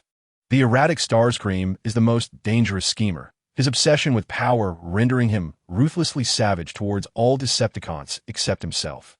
When it comes to Autobots that fall into his grasp, Starscream delights in employing the most brutal methods to torture them to death. Soundwave, on the other hand, is the master of intelligence within the Decepticons. As Bumblebee's primary adversary, he is engaged in countless battles during the Civil War, always finding himself at a disadvantage, thus instilling a profound sense of trepidation. Clearly, upon hearing that Starscream and Soundwave were also on Earth, Bumblebee's mind became disordered. When he noticed Bumblebee's assault falter, Sun Cheng believed he could finally speak a few words in peace. However, he was taken aback when Bumblebee suddenly flashed a determined look, raised his weapon, and fired a shot directly at Sun Cheng's chest. With a thunderous explosion, the armor on Sun Cheng's chest was instantly shattered, and the tremendous force propelled his body backward, causing him to crash several meters away. Sun Cheng had not anticipated Bumblebee's sudden ambush. Caught off guard, he was struck by the blast, leaving his chest armor riddled with cracks. Looking down, he was filled with intense fury. Swiftly executing a roll to the side, he summoned his newly equipped plasma cannon, aiming it at the oncoming Bumblebee, who seemed intent on seizing the opportunity to finish him off, and fired without hesitation. Boom! It is indeed impolite to come without reciprocation. The formidable Bumblebee had engaged with him on several occasions, yet never anticipated that merely a month after their battle in Las Vegas, the once ineffectual Sun Cheng would wield a weapon capable of inflicting serious harm. As a result of his carelessness, Sun Cheng's shot struck Bumblebee squarely. Fortunately, being a seasoned warrior, Bumblebee instinctively evaded the attack upon regaining his composure. Consequently, the plasma cannon, aimed at his heart, narrowly grazed his left shoulder. With a resounding crack of metal, Bumblebee's left arm shattered and fell several meters away. The valiant Autobot warrior Bumblebee was once again grievously injured. Chapter 149, Foe, Not Friend from Distance. Sam witnessed Bumblebee suffer a severe blow and screamed, rushing from his hiding place towards the battlefield in a state of frantic urgency. Sam, retreat. Bumblebee's expression was grim as he cautiously kept an eye on Sun Cheng while turning slightly to sternly admonish the approaching boy. His adversary had proven unexpectedly formidable. He had not anticipated that in just over a month, Sun Cheng would be equipped with weaponry capable of inflicting such wounds. Bumblebee eyed the plasma cannon in Sun Cheng's grasp with a mix of caution and scrutiny. Disappointment flickered across his face as he failed to find a similar weapon within his database, thereby leaving him uncertain of the origins of this newfound energy weapon. This meant that, as an intelligence specialist for the Autobots, he could not ascertain the identity of the individual behind Sun Cheng. Evidently, Bumblebee had yet to realize that this Decepticon, despite a notable disparity in strength, represented a burgeoning faction, distinct from the internal cliques of the Decepticon ranks.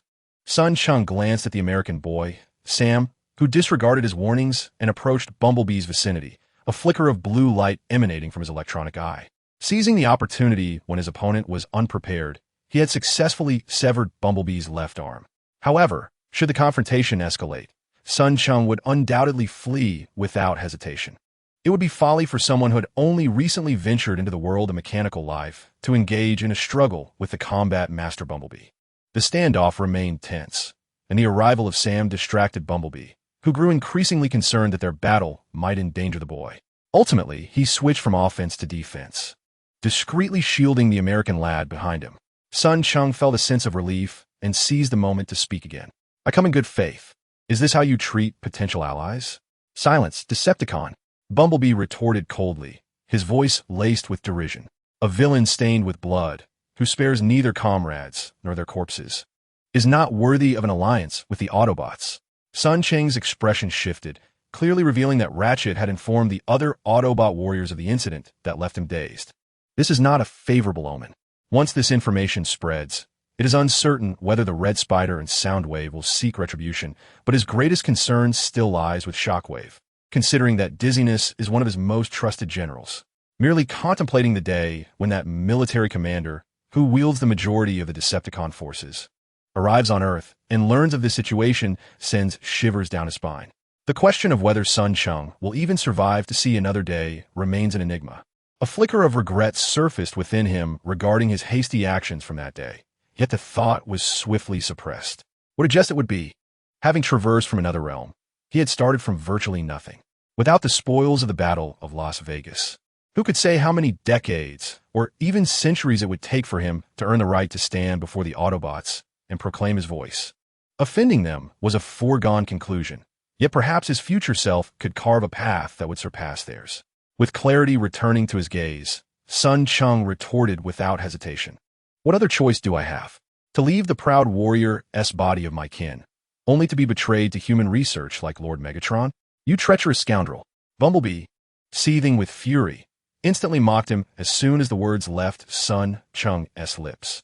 In the next moment, he seemed to realize he had let slip a crucial detail, his face morphing to reveal unmistakable ire. When he lifted his gaze back to Sun Cheng, the murderous intent was glaringly evident. Sun Cheng felt a chill run down his spine, his core racing with trepidation. Megatron has been buried. This was an unexpected boon.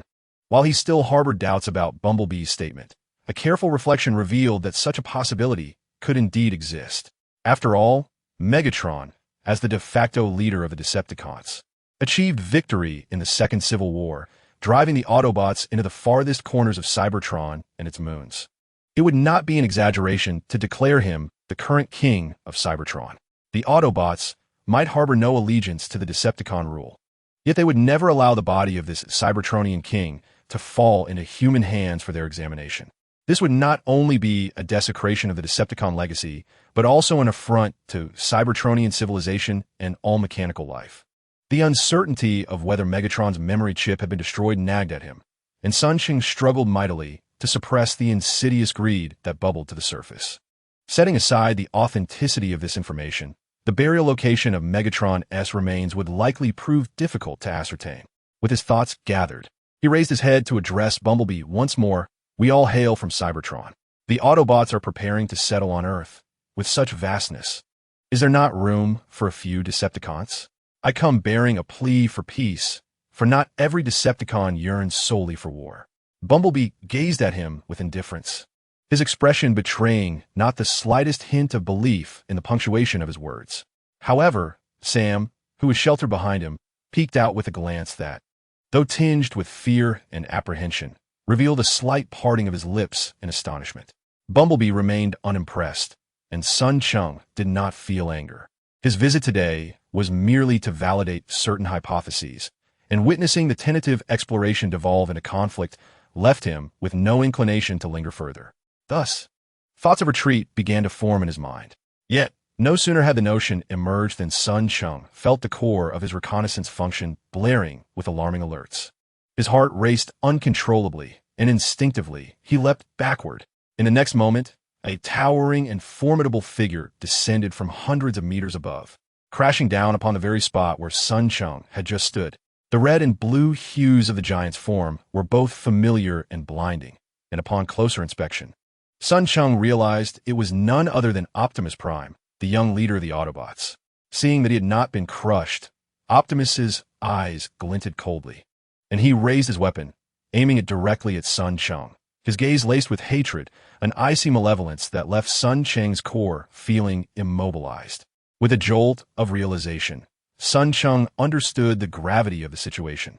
Without uttering another word, he leapt into the air, transforming into the form of the Death Scythe drone, and with all his power unleashed, he soared away into the distance. He comprehended the Autobots' choice. There was no possibility of camaraderie between them, only the inevitability of enmity.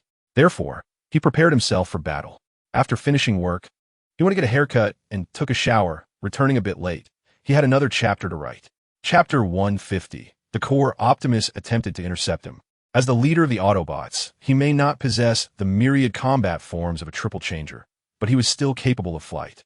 However, while Sun Cheng's combat prowess paled in comparison to Optimus's, The latter's flying abilities were rendered insignificant against Sun Cheng's modified form. Almost as soon as he ascended into the air, Sun Cheng reached altitudes exceeding 30,000 feet, moving at a speed of 27 Mach in the opposite direction of the base. Once he had entirely evaded the surveillance of American military satellites over the Great Lakes region, he redirected toward Canada, making his way back to the base via Montana.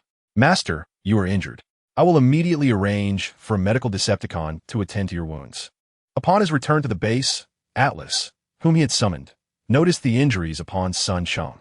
"It is nothing," Sun Cheng replied, glancing down at the horrifying cracks in the armor on his chest, though a shudder of fear gripped him. The fact that Bumblebee had failed to gain an advantage over him brought a smile to his lips. Unable to resist summoning his newly acquired plasma cannon, he surveyed it with satisfaction once more. The Constructicons under his command have ingeniously redesigned the plasma hand cannon based on the plasma pistols of the Hunter civilization, and today, its formidable power truly astonished him. However, its drawbacks are glaringly apparent, perhaps due to his repeated emphasis on the significance of power to the Constructicons. They prioritize this aspect above all else when designing the hand cannon. Consequently, the weapon's power has indeed increased. From his encounter with Bumblebee today, it was evident that Sun Cheng's new plasma hand cannon surpassed the adversary's laser cannon in strength. Yet, the energy consumption is rather excessive. Furrowing his brow, Sun Cheng hesitated as he regarded the new weapon in his grasp, uncertainty flickering in his eyes. Each shot demands a staggering 80 energy points, exceeding even the energy consumed by the god of fire cannon after 2 or 3 rounds. To be sure, the new weapon's potency is remarkable, but the energy expenditure left him deeply troubled after just a single trial. Heaven knows that the total energy within his spark amounts to only 30,000 points. Should a battle ensue where the opponent is prepared, the likelihood of landing even a handful of shots after firing dozens would yield astonishingly meager results. The consumption of energy weapons is exorbitant. While he had an inkling of this beforehand, it wasn't until he equipped such an energy weapon that he truly comprehended why the technologically advanced Decepticons and Autobots primarily engaged in close combat. His spark could scarcely afford it. "Master, Master," the gentle call of Atlas roused Sun Cheng from his contemplative state, the plasma cannon still in hand. He lifted his gaze to meet Atlas, who awaited by his side. Sun Cheng opened his mouth, initially intending to request a redesign of the plasma cannon, but reconsidered and quelled that thought. "Never mind that. How is the design of the exoskeleton apparatus I requested coming along?" Upon his return from reality, he had brought back numerous valuable items. The spacecraft and plasma pistols from the Hunter civilization were undoubtedly his most significant finds. However, he had also acquired several smaller pieces of Hunter equipment, which he promptly entrusted to Atlas, urging him to study them alongside the spacecraft. The exoskeleton apparatus was a specific request from Sun Cheng. He had confiscated a rudimentary exoskeleton from a ghost hunter he had slain, retaining only the mask, optical cloaking net, and individual assistance device, these being the most essential components of the exoskeleton. With these as references, Sun Cheng hoped the Constructicons could design a functional exoskeleton for him.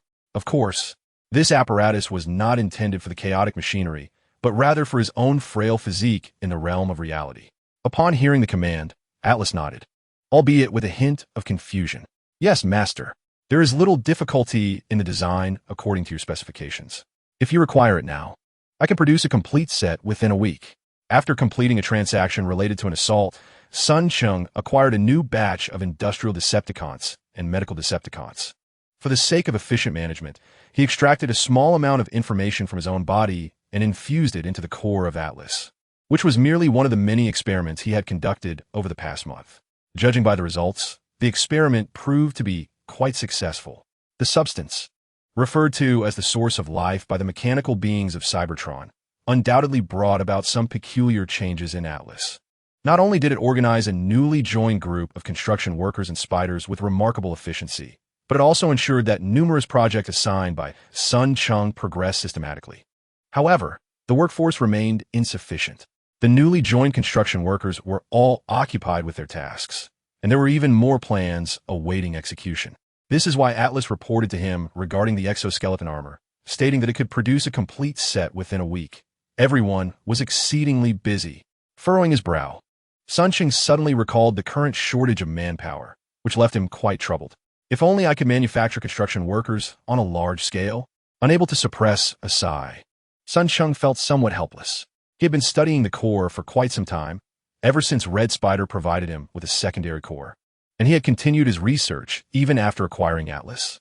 The more he explored, the more he had to concede that the modifications and redesigns made by Red Spider and Shockwave truly placed them among the greatest scientists in the history of Cybertron. The cores they produced, though seemingly inferior to the Allspark, provided a continuous stream of high-quality logistics and cannon fodder for the Decepticon army. Despite his extensive research, Sun Cheng still could not comprehend the design of the core. With a sigh, he instructed, "Take the time to create an exoskeleton device based on the data I provided. Use the finest materials and let me know directly what you require." "Yes, Master." Atlas responded to the command and was about to descend to manufacture the exoskeleton device when Sun Cheng suddenly recalled the power supply issue for the exoskeleton. He called Atlas back and inquired, "By the way, how do you plan to address the energy supply for that exoskeleton device?" "The exoskeleton device you provided comes with an accompanying energy source. After conducting a thorough study, we should be able to redesign it to store more energy." Suddenly, I almost forgot about the Hunter-type individual combat assistance device. Sun Cheng then had a moment of realization. A sudden spark ignited in his mind. "Wait, new energy!" Sun Cheng couldn't help but exclaim, overwhelmed with joy as he finally discovered a method for manufacturing the core. Chapter 151. Industrial Robots in Laboratory Number 2. It was crowded with people. Sun Cheng stood confidently at the center of the crowd. In front of him lay a workbench that appeared quite rudimentary, yet possessed an uncanny aura. To describe its simplicity, one must note that the entire workstation is constructed from single, nearly half-meter thick, foot of 5 meters wide, and 16 to 17 meters long ordinary steel plate, supported by numerous welded brackets at its base. Its peculiarity arises from the fact that, from left to right, the workstation has been artificially affixed with a dozen metal rods, each adorned with a humanoid machine skeleton glimmering with a metallic sheen. "Are all the preparations complete?" Sun Cheng inquired eagerly, his gaze fixated on the robot before him. "Master, as per your instructions, both the heart and the brain have undergone testing," Atlas responded, presenting a metal box, not much larger than his own hand, to Sun Cheng. Upon closer inspection, Sun Cheng couldn't help but smile. Within the box lay 2 small items, one square and one round, each varying in size and shape. The square object closely resembled a miniature version of the source of fire, a perfect cube, its 6 faces intricately etched with precise electronic patterns that resembled ornate designs. This object, temporarily referred to as the heart, was a newly designed energy core based on the energy system of the Hunter-class combat support device acquired from the Phantom. Do not underestimate this device. While the Hunter civilization's energy utilization may not be advanced, they have been engaged in it for years.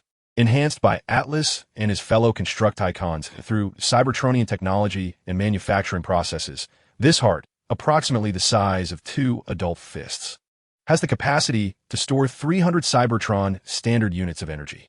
Though it still falls short compared to the cores crafted by Red Spider and Shockwave, it possesses potential for further development and is sufficient for current needs. The other item, designed in a standard circular shape, similarly featured intricate engravings on its surface.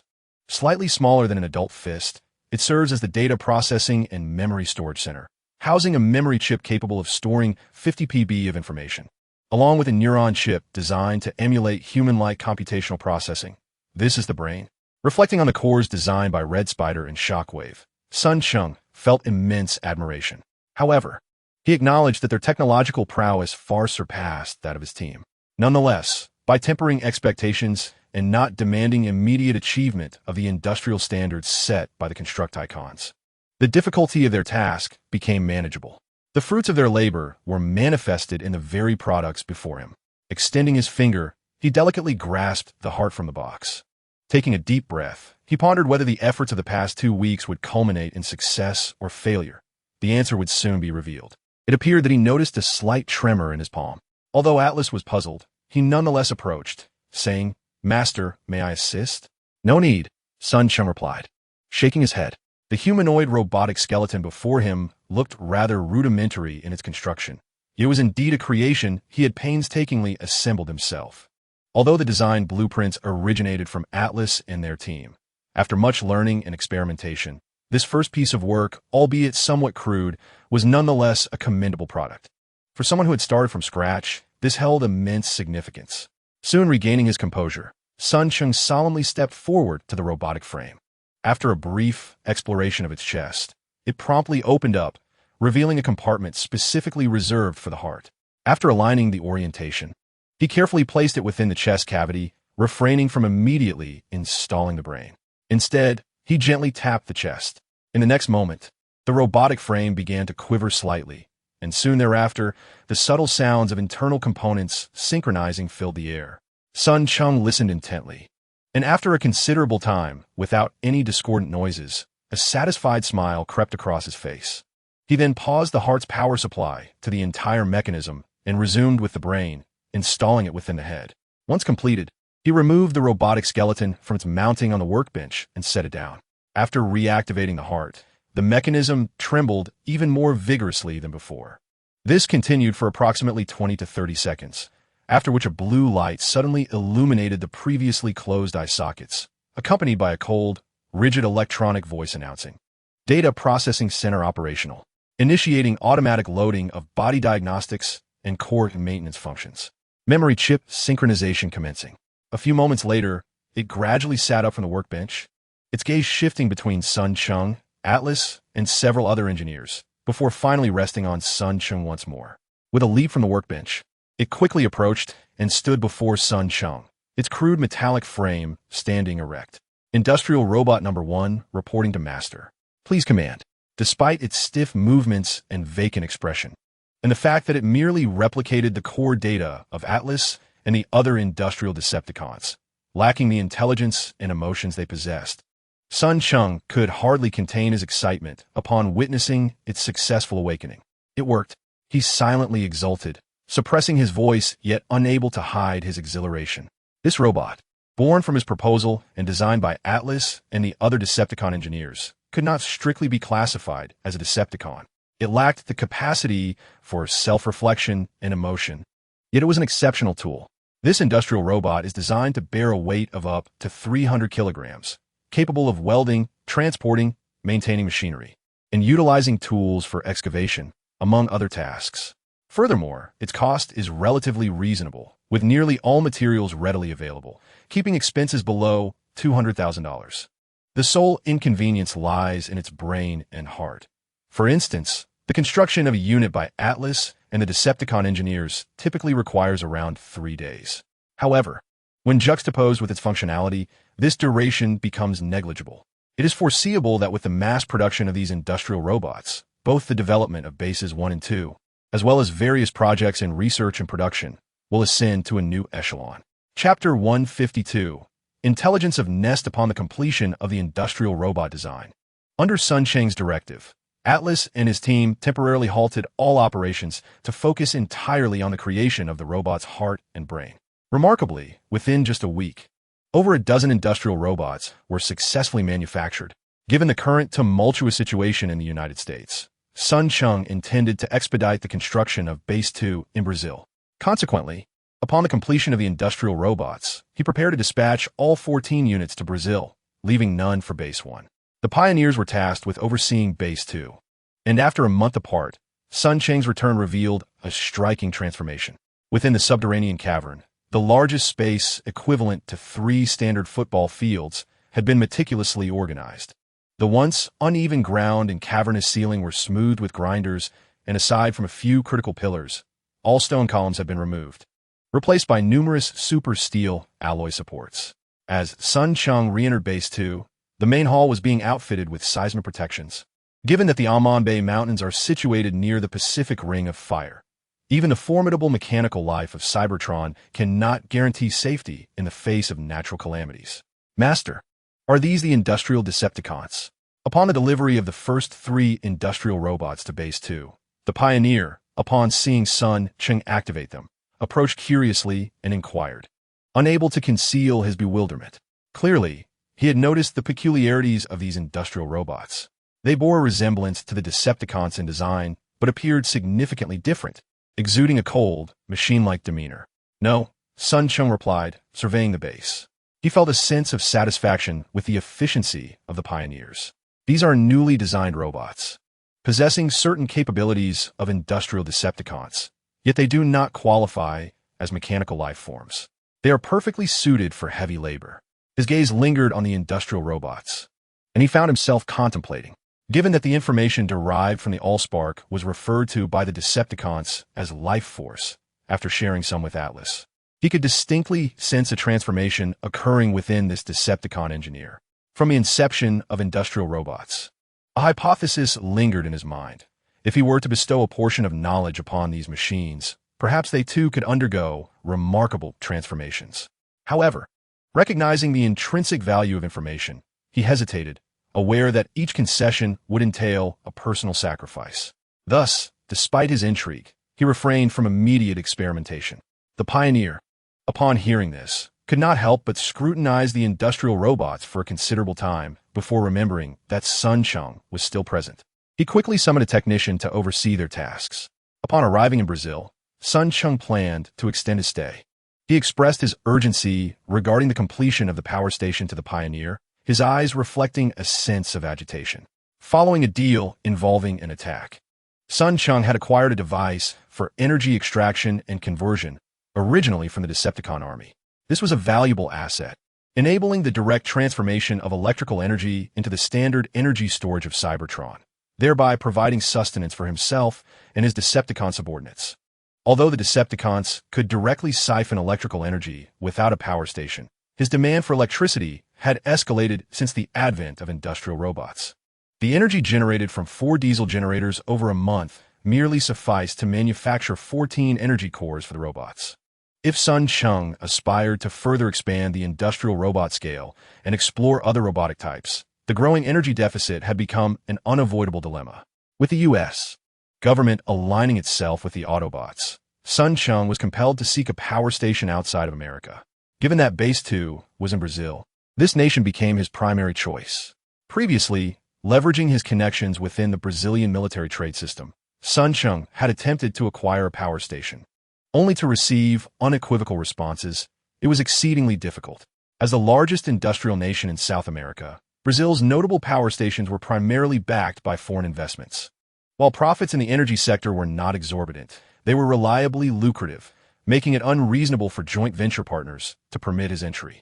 Moreover, Sun Cheng's identity as a Decepticon in this world rendered him reluctant to collaborate with human enterprises, complicating his efforts further.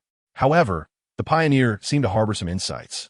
Upon learning of Sun Cheng's latest setback, he quietly urged, "Master, why must you insist on acquiring a power station from humans? Could we not construct one ourselves?" Construct one ourselves? Sun Cheng furrowed his brow. He had indeed contemplated this notion, yet the timeline for building a power station was protracted. Consuming too much time, distant waters could not quench immediate thirst. At present, he shook his head. It was not merely a matter of constructing a large power station. Even a medium-sized facility would take 2 or 3 years to become operational, which could be considered rapid, despite our efficiency surpassing that of humans. The shortage of manpower severely constrains our capabilities. Why not first establish a small hydropower station? The pioneer retorted. The Oman Mountains are replete with rivers and streams, certainly providing suitable locations for such a project. While the terrain limits human productivity, its impact on us is negligible. If we were to undertake the construction, given the availability of materials, a hydropower station with a capacity of 30 to 50,000 kilowatts could be completed in about 2 weeks. This would not only meet the energy demands of the base, but also yield a surplus. Small hydropower, you say? Sun Cheng pondered while stroking his chin, and soon his eyes lit up. Indeed, he realized he had fallen into a cognitive trap. Overly captivated by the efficiency of the energy extraction and conversion devices that had previously faced an attack. Consequently, he fixated on large and medium power stations, neglecting the capabilities of his subordinates, the Constructicons, as well as the industrial robots being mass-produced, which could indeed erect a small hydropower station within a short time frame amidst the mountains. Aware that he had been rather ambitious, Sun Cheng made a mental note to be more pragmatic in the future. The pioneer's suggestion was undoubtedly the most suitable proposal at present. Thus, Sun Cheng nodded in agreement, praising him. "Your proposal is excellent. Upon my return to the United States, I will procure the necessary equipment. As for the site selection for the hydropower station, I will leave that to you. My only requirement is that it must be sufficiently concealed. Understood. The Pioneer's proposal addressed his most pressing needs. Once he confirmed its feasibility, Sun Cheng had no desire to linger in Brazil any longer and swiftly departed for the United States. Just as he touched down in Mexico, he suddenly felt his mobile phone, concealed within the cavity of his chest, vibrate. Finding a discreet location to land, he retrieved the device, and his eyes brightened upon seeing the caller. The call was from a spy he had recruited at the U.S. Department of Defense. Upon answering, an impatient voice immediately resonated from the other end. Mr. S., I have obtained the nest intelligence you requested. Chapter 153. The sound nest mobilizes. The voice on the line was clearly altered, making it impossible to discern its gender. However, after a brief review of the records, Sun Cheng quickly identified the caller's identity through the coded numbers left on the special phone he had provided. It was Neil Odelson, an employee of the reconnaissance office under the U.S. Department of Defense, one of the many spies compromised by the Federal Security Service of the Russian Federation. Having acquired intelligence on him, this greedy individual had succumbed to Sun Cheng's coercion and temptation, making him the most proactive among the hundreds of informants he had cultivated within U.S. government agencies. Nest, you say? The electronic voice emitted by Sun Cheng was devoid of any emotional fluctuations. My promise remains unwavering. For any intelligence pertaining to Nest, I shall initially compensate you with half of the agreed fee. Upon verification of the information's accuracy, the remaining sum will be disbursed within 2 days. Remember your words. On the other end of the line, the excitement of Nia Dawson was palpable, and Sun Cheng understood the reason behind it.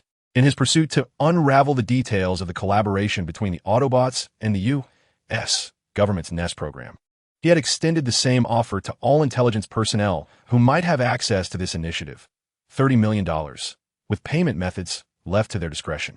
Given the strength of the dollar, such remuneration was sufficient to entice any intelligence agent to take risks.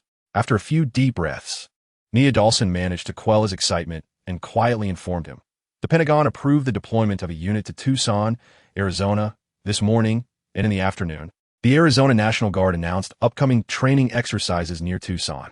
It took considerable effort for me to uncover that the unit approved for deployment to Tucson is codenamed Nest. Upon hearing this, Sun Cheng's eyes narrowed sharply. While others may have been unaware of the situation in Tucson, he was acutely aware that the base of Red Spider lay on the outskirts of Tucson, within an abandoned mine. What the Nest program entailed was, in truth, a mystery to Sun Cheng. He only knew it was a product of collaboration between the Autobots and the U.S. government. Now, hearing the unit codenamed Nest was being dispatched to Tucson, he felt a weight in his chest. Suspecting that the Nest program was indeed the comprehensive cooperation he feared between the Autobots and the U.S. government against the Decepticons. This was ominous. In an instant, a heavy sense of foreboding enveloped him. After inquiring further with Nia Dawson and failing to extract additional intelligence, he assured his counterpart that he would expedite the payment as per the agreed method, before promptly hanging up and soaring back into the sky. However, upon entering U.S.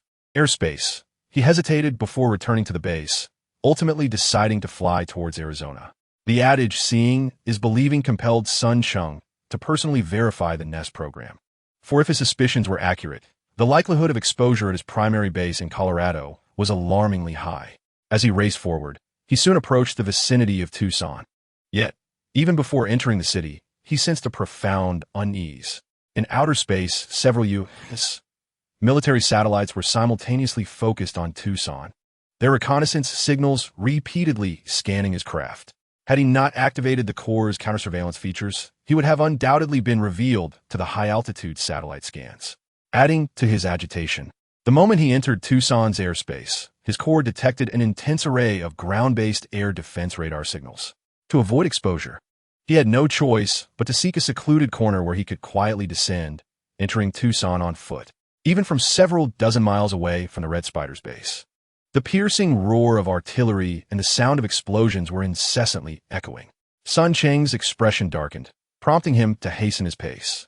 Minutes later, as he approached the source of the cacophony, his countenance grew increasingly grim. The base was doomed. gazing into the battlefield from a distance, within a mere 5 kilometers. Dozens of active duty M1A2 main battle tanks of the U.S. Army were advancing furiously, while Apaches in the sky indiscriminately rained down ammunition.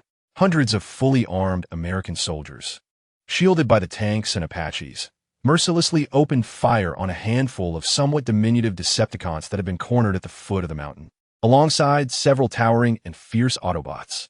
Amidst the explosions, the chilling cries of the wounded could occasionally be heard. After the Corps detected several perilous signals, Cheng hurriedly sought refuge in a concealed location, just as the sound of explosions erupted from the mountains ahead. A heavy weight settled in his heart as he recognized the unmistakable signature of the U.S. military's active deep penetration missile, the MOP.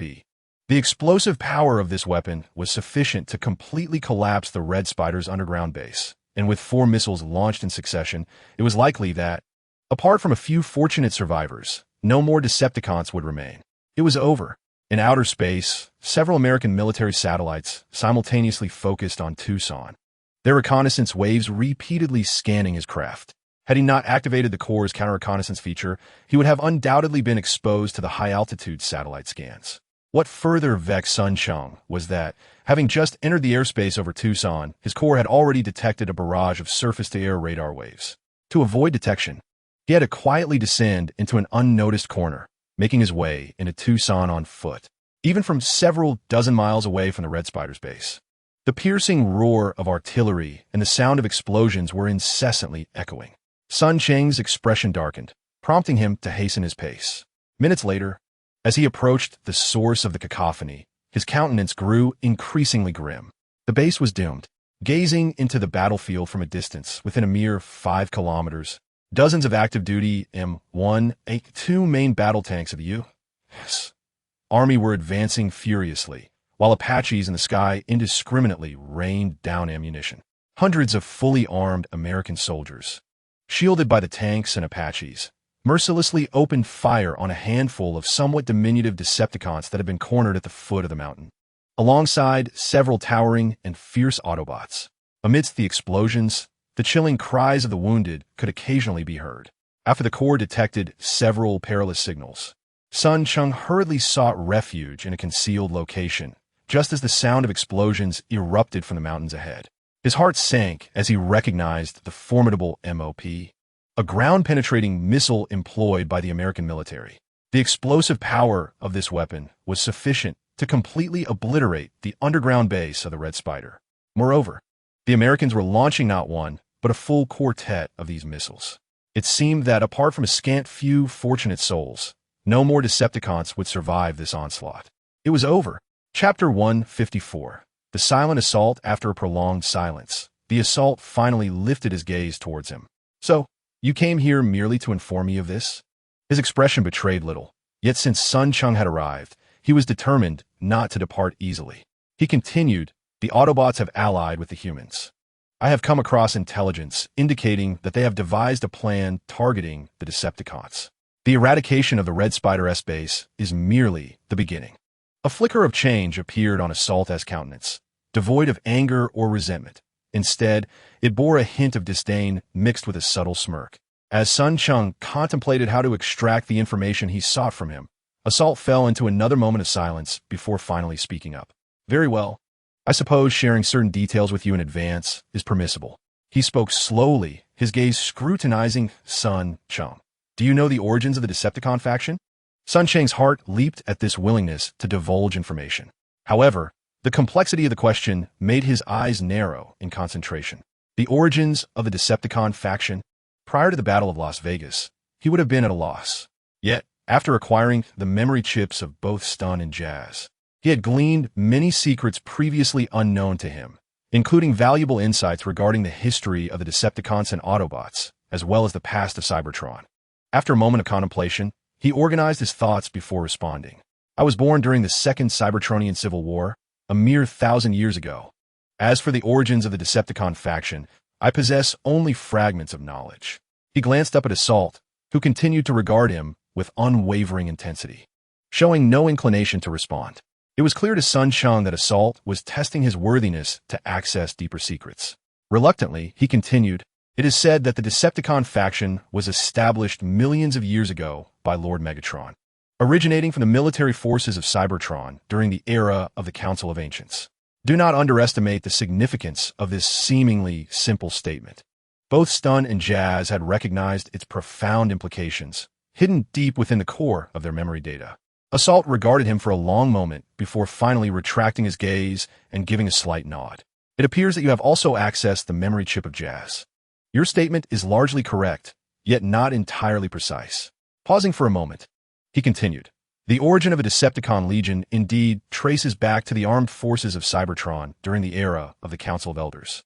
However, to claim that it was founded by Megatron would be inaccurate. Strictly speaking, the initial instigator of the Decepticon Legion was the esteemed Shockwave, who began its formation while Megatron was still engaged in the arena, striving for a fleeting smile. Without a capable mentor, given his background, his survival beyond the arena was uncertain." Upon hearing this, Sun Cheng's frame jolted. He quickly lifted his head, gazing incredulously at the assailant. It was evident that the assailant held no profound respect for Megatron, a realization he had come to long ago. Previously, when the assailant had only commissioned him to locate the matrix of leadership, he had never mentioned Megatron, which led Sun Cheng to this conclusion. Furthermore, during the Battle of Las Vegas, the assailant had left them to retreat alone at the slightest hint of danger, further validating his suspicions. Now, hearing the assailant personally acknowledge his disdain and apprehension towards the Decepticon origins, alongside his admiration for Shockwave and the mention of Megatron's mentor, ignited a fervent curiosity within Sun Cheng's core. Regrettably, the information at Sun Cheng's disposal was exceedingly scant, rendering him incapable of extrapolating further insights from the assailant's words. However, unwilling to let such a splendid opportunity slip away, he pressed on. "Does Megatron have a mentor?" "What exactly do you mean by this, my lord?" The assailant raised his gaze upwards, his eyes momentarily clouding over. After a considerable pause, he lowered his head and spoke again. "The Black Widow is no longer on Earth. I previously mentioned that he was playing with fire. This individual believed that by concealing secrets on the moon, he could remain undetected. Alas, he was mistaken. If I can discern it, then surely Soundwave has sensed something as well. Nuclear weapons, while formidable creations of humanity, are inadequate for annihilating a super leader who has existed since the Council of Elders. He will come to regret it." The implications of this statement were overwhelming, causing Sun Cheng to feel a chilling rigidity envelop his being. He raised his head, fixated upon the assailant, his eyes betraying unease and a hint of fear. His voice trembling slightly. "My lord, are you suggesting that Megatron's mentor, a super leader predating the Council, now lies dormant on the moon?" Sun Cheng was aware that there existed a Decepticon base on the moon. He had absorbed all the chaotic memory data and had seen fragments on numerous occasions concerning Soundwave's resurrection at the lunar base and his orders to cooperate with Barricades to seek out Megatron and the matrix of leadership on Earth. Yet, accepting such notions felt utterly absurd. How could it be that a super leader from the era of the Council of Elders has re-emerged? Were they not all presumed lost? The once formidable and illustrious Council of Elders was overthrown by the revolution instigated by the Decepticons and Autobots, while the ruling class's severe corruption and oppression of the common folk, alongside the plundering of resources, served as secondary catalysts. The primary cause is said to have stemmed from the mysterious disappearance of the 13 super leaders within the Council, which ultimately sparked the revolution. Otherwise, given the terrifying power attributed to these legendary super leaders, capable of effortlessly annihilating stars, neither Megatron nor Optimus Prime could have possibly succeeded in dismantling the Council's dominion. It seems that even the assailant's eyes glimmered with a mixture of admiration and fear upon mentioning the super leaders. He was no match for Sun Cheng. Although he was born during the twilight of the Council, he had once gazed upon the terrifying prowess of those super leaders, instilling in him a deeper sense of trepidation. The assailant chose not to respond further, and when Sun Cheng paused, intending to pose another question, the assailant waved his hand dismissively, interrupting him. It was evident that chaos was on the verge of erupting on Earth. The Red Spider would soon make a significant move, and should the slumbering giant awaken, Earth would transform into a new battleground. The only true adversaries of the super leaders were other super leaders. As for the Autobots and humans, Megatron would ensure they understood the wrath of the Decepticons. A student molded by a super leader could not be easily extinguished. The depths of this situation ran profoundly deep. After uttering these words, he cast a cold glance at Sun Cheng, a gaze laced with envy and perhaps more so with pity.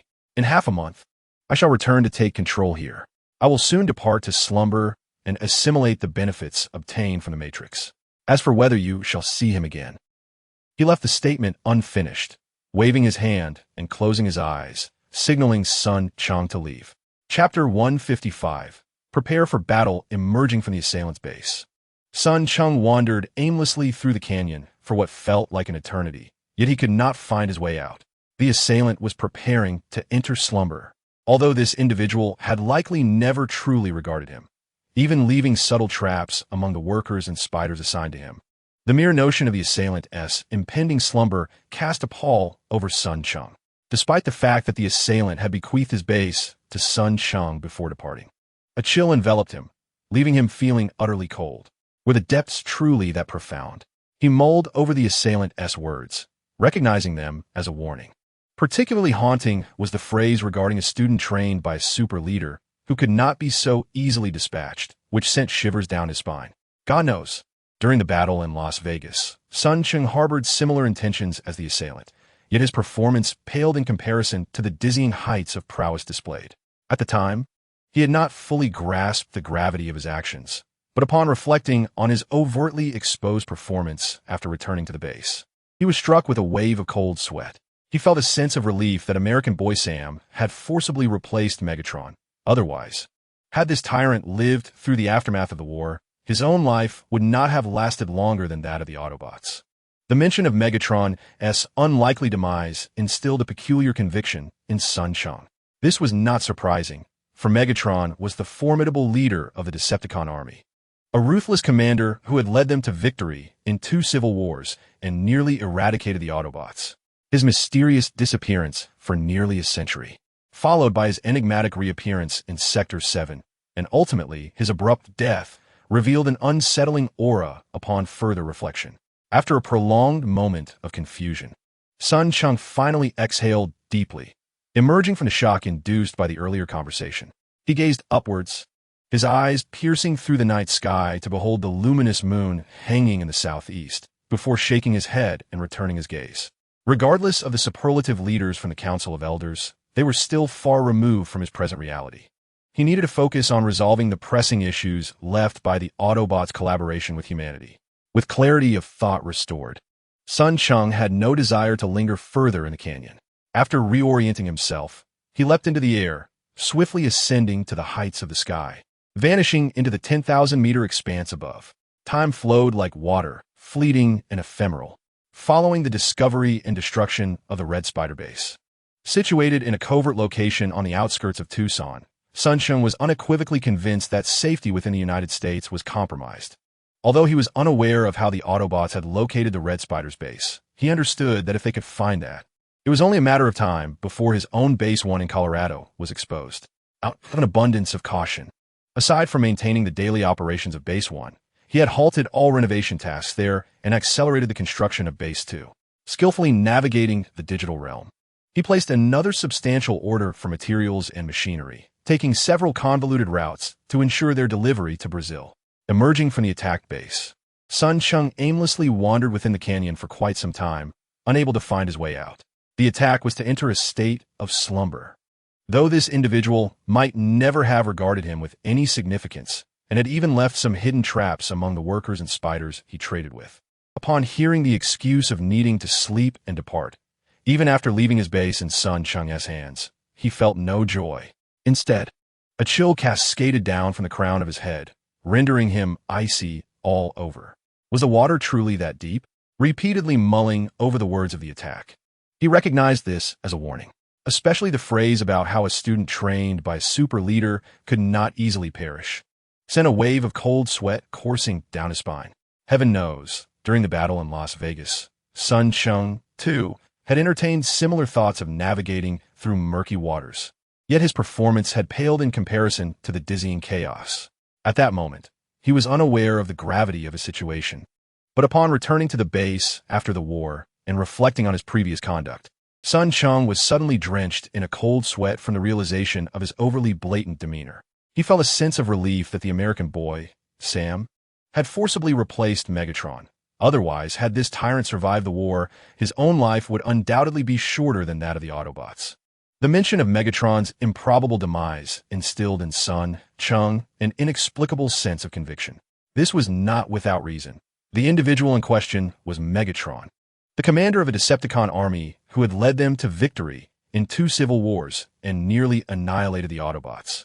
His mysterious disappearance for nearly a century, followed by his eerie reappearance in Sector 7, and ultimately his sudden death, now seemed imbued with an oddity upon further contemplation. After a prolonged period of confusion exceeding half an hour, Sun Cheng finally exhaled deeply, emerging from the shock induced by the earlier discussion. He raised his gaze to the sky, his eyes piercing through the night to fixate on the luminous moon hanging high in the southeast, shaking his head after a moment before retracting his gaze. Regardless of the so-called super leaders of the Elder Council, they remained distant figures, for now. He needed to focus on resolving the immediate challenges posed by the collaboration between the Autobots and humanity. With his thoughts finally organized, Sun Cheng felt no inclination to continue meandering through the canyon. After recalibrating his sense of direction, he leaped upward, swiftly ascending into the sky, disappearing into the stratosphere. Time flowed like water, fleeting and ephemeral. Following the destruction of the Red Spider base, located in a highly concealed area on the outskirts of Tucson, Sun Cheng was now certain that safety within the United States was compromised. Although he was unclear how the Autobots had located the Red Spider's base, he understood that if they could find that, it was only a matter of time before his own Base 1 in Colorado would be exposed. In light of this, and to exercise caution, he halted all renovation tasks at Base 1, aside from maintaining its daily operations, while accelerating the construction of Base 2. Skillfully navigating the web, he placed a substantial order for materials and machinery, taking a circuitous route to ensure their delivery to Brazil. With his thoughts finally clarified, Sun Cheng felt no desire to linger in the canyon any longer. After reorienting himself, he leapt once more, swiftly rising into the heights of the sky, vanishing into the 10,000-meter stratosphere. As he experienced a slight dizziness in his consciousness, Sun Cheng instinctively shook his head vigorously, allowing his awareness to return. His gaze swept across the familiar yet strange open space of the canyon, resting momentarily on the spectral remains not far away, before he narrowed his eyes slightly. Once more, he murmured softly, turning his gaze towards the sentinel known as Defender, who hovered nearby in the air. Its electronic eyes, reminiscent of insectoid orbs, flickered with a brilliant blue light. Although it remained silent, Sun Cheng could easily discern the confusion reflected in Defender's demeanor. The spaceship had vanished. A smile involuntarily crept onto his lips as he approached the corpse of the Phantom. He knelt down, observing it for a brief moment, yet did not hasten to strip the equipment from the ghostly figure. Instead, he chose to encapsulate the entire body within the spherical space. Intrigued by the nature of such a hunter, the Decepticons were indeed formidable, exhibiting intelligence that rivaled that of humanity. Even though Defender and Vengeance had their self-awareness erased, they still manifested a new consciousness under his guidance, mechanical in appearance, yet possessing considerable intellect. After several seconds of Sun Cheng's consciousness returning to reality, Defender finally reacted, darting frantically before him. Its cold, mechanical voice trembled slightly as it conveyed, "Master, the spaceship is gone." "I understand," Sun Cheng replied coolly, glancing towards the distant Tyrannosaurus Rex, which was still roaring in agony. He was astonished by the vitality of this prehistoric behemoth. Curious to observe it more closely, he thought better of it when he witnessed the creature's powerful tail thrashing in response to its pain. The immense force sent mud flying, and a stone, propelled like a bullet, struck a nearby tree, leaving a significant dent in its trunk. He inhaled sharply, feeling fortunate that he had not approached it in haste. The consequences could have been dire. "Let us depart," he stated, refraining from elaborating to Defender and Vengeance about the mysterious disappearance of the spaceship. This sudden decision to return to reality served not only to conclude his expedition to Nubra Island, but also to address a more pressing matter: the reconstruction of Base 1 in the real world. Indeed, with the unexpected collaboration between the Autobots and the U.S. government, The Earth within the Transformers universe had begun to mobilize against the Decepticons. Coupled with the information regarding the imminent awakening of a certain supreme leader at the lunar base, Sun Cheng arrived at a troubling conclusion. The danger was not confined to America. It was likely that the entirety of Earth could soon devolve into a new battleground for the mechanical life forms of Cybertron. Thus, after capturing the possibility of new Autobots arriving on Earth, he hesitated before making a pivotal decision. If abandoning Base 1 in Colorado, USA, was necessary for safety, why not seize the opportunity to relocate Base 1 to the realm of reality? Not only is this approach secure, but also proves advantageous for his endeavors in the real world. The moment this thought took root in his mind, it blossomed, and after a brief moment of hesitation, Sun Cheng resolved to temporarily return to the real world to reconstruct Base 1 before the Autobots could find him.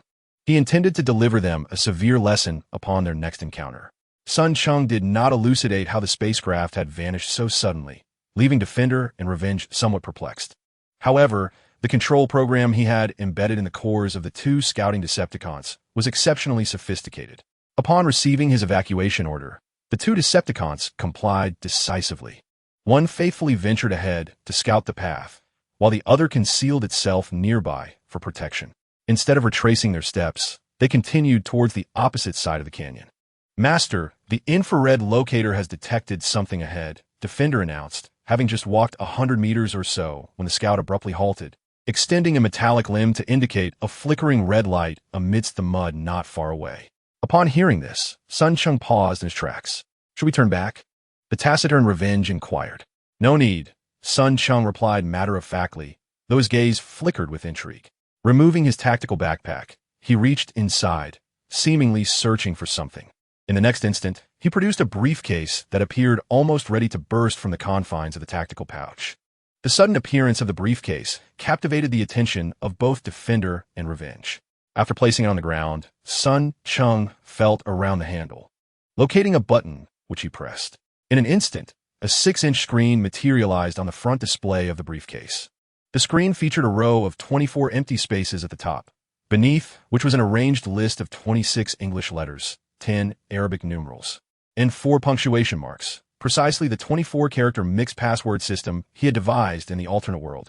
With skillful precision, he entered the 24-digit password on the screen. Moments later, a soft click resonated from within the briefcase, revealing gaps in the seemingly welded alloy casing, which had appeared seamless before. Gently lifting the lid, he immediately beheld the few items stored inside. The contents of the briefcase were minimal: a sleek black bodysuit made of nanofiber material, a pair of military goggles, a wide special belt measuring 15 centimeters, and a 30-centimeter alloy wrist guard. His gaze swiftly traversed the items, finally resting on the alloy wrist guard. He rolled up the sleeve of his left arm and promptly donned the wrist guard. The guard was not entirely metal. Only the front was composed of metal, while the back utilized some nanofiber material, allowing for adjustable looseness. After making slight adjustments to secure the device firmly to his arm, Sun Cheng lifted the alloy cover on the front of the arm guard, revealing a liquid crystal display beneath. "Long live the Decepticons!" he suddenly shouted at the wrist device. And instantly, the screen illuminated, accompanied by a cold electronic voice confirming the password was correct, activating the exoskeleton assist device. "Initiate scanning system. Conduct an electromagnetic scan within a 50-meter radius," Sun Cheng commanded. The scanning system activated, revealing the presence of infrared locators nearby. "Shall we disable them?" The alloy wrist guard emitted a chilling electronic voice in response, and without hesitation, he ordered, "Deactivate all infrared locators." Upon issuing the command, a unique electromagnetic wave rapidly emanated from the alloy wrist guard.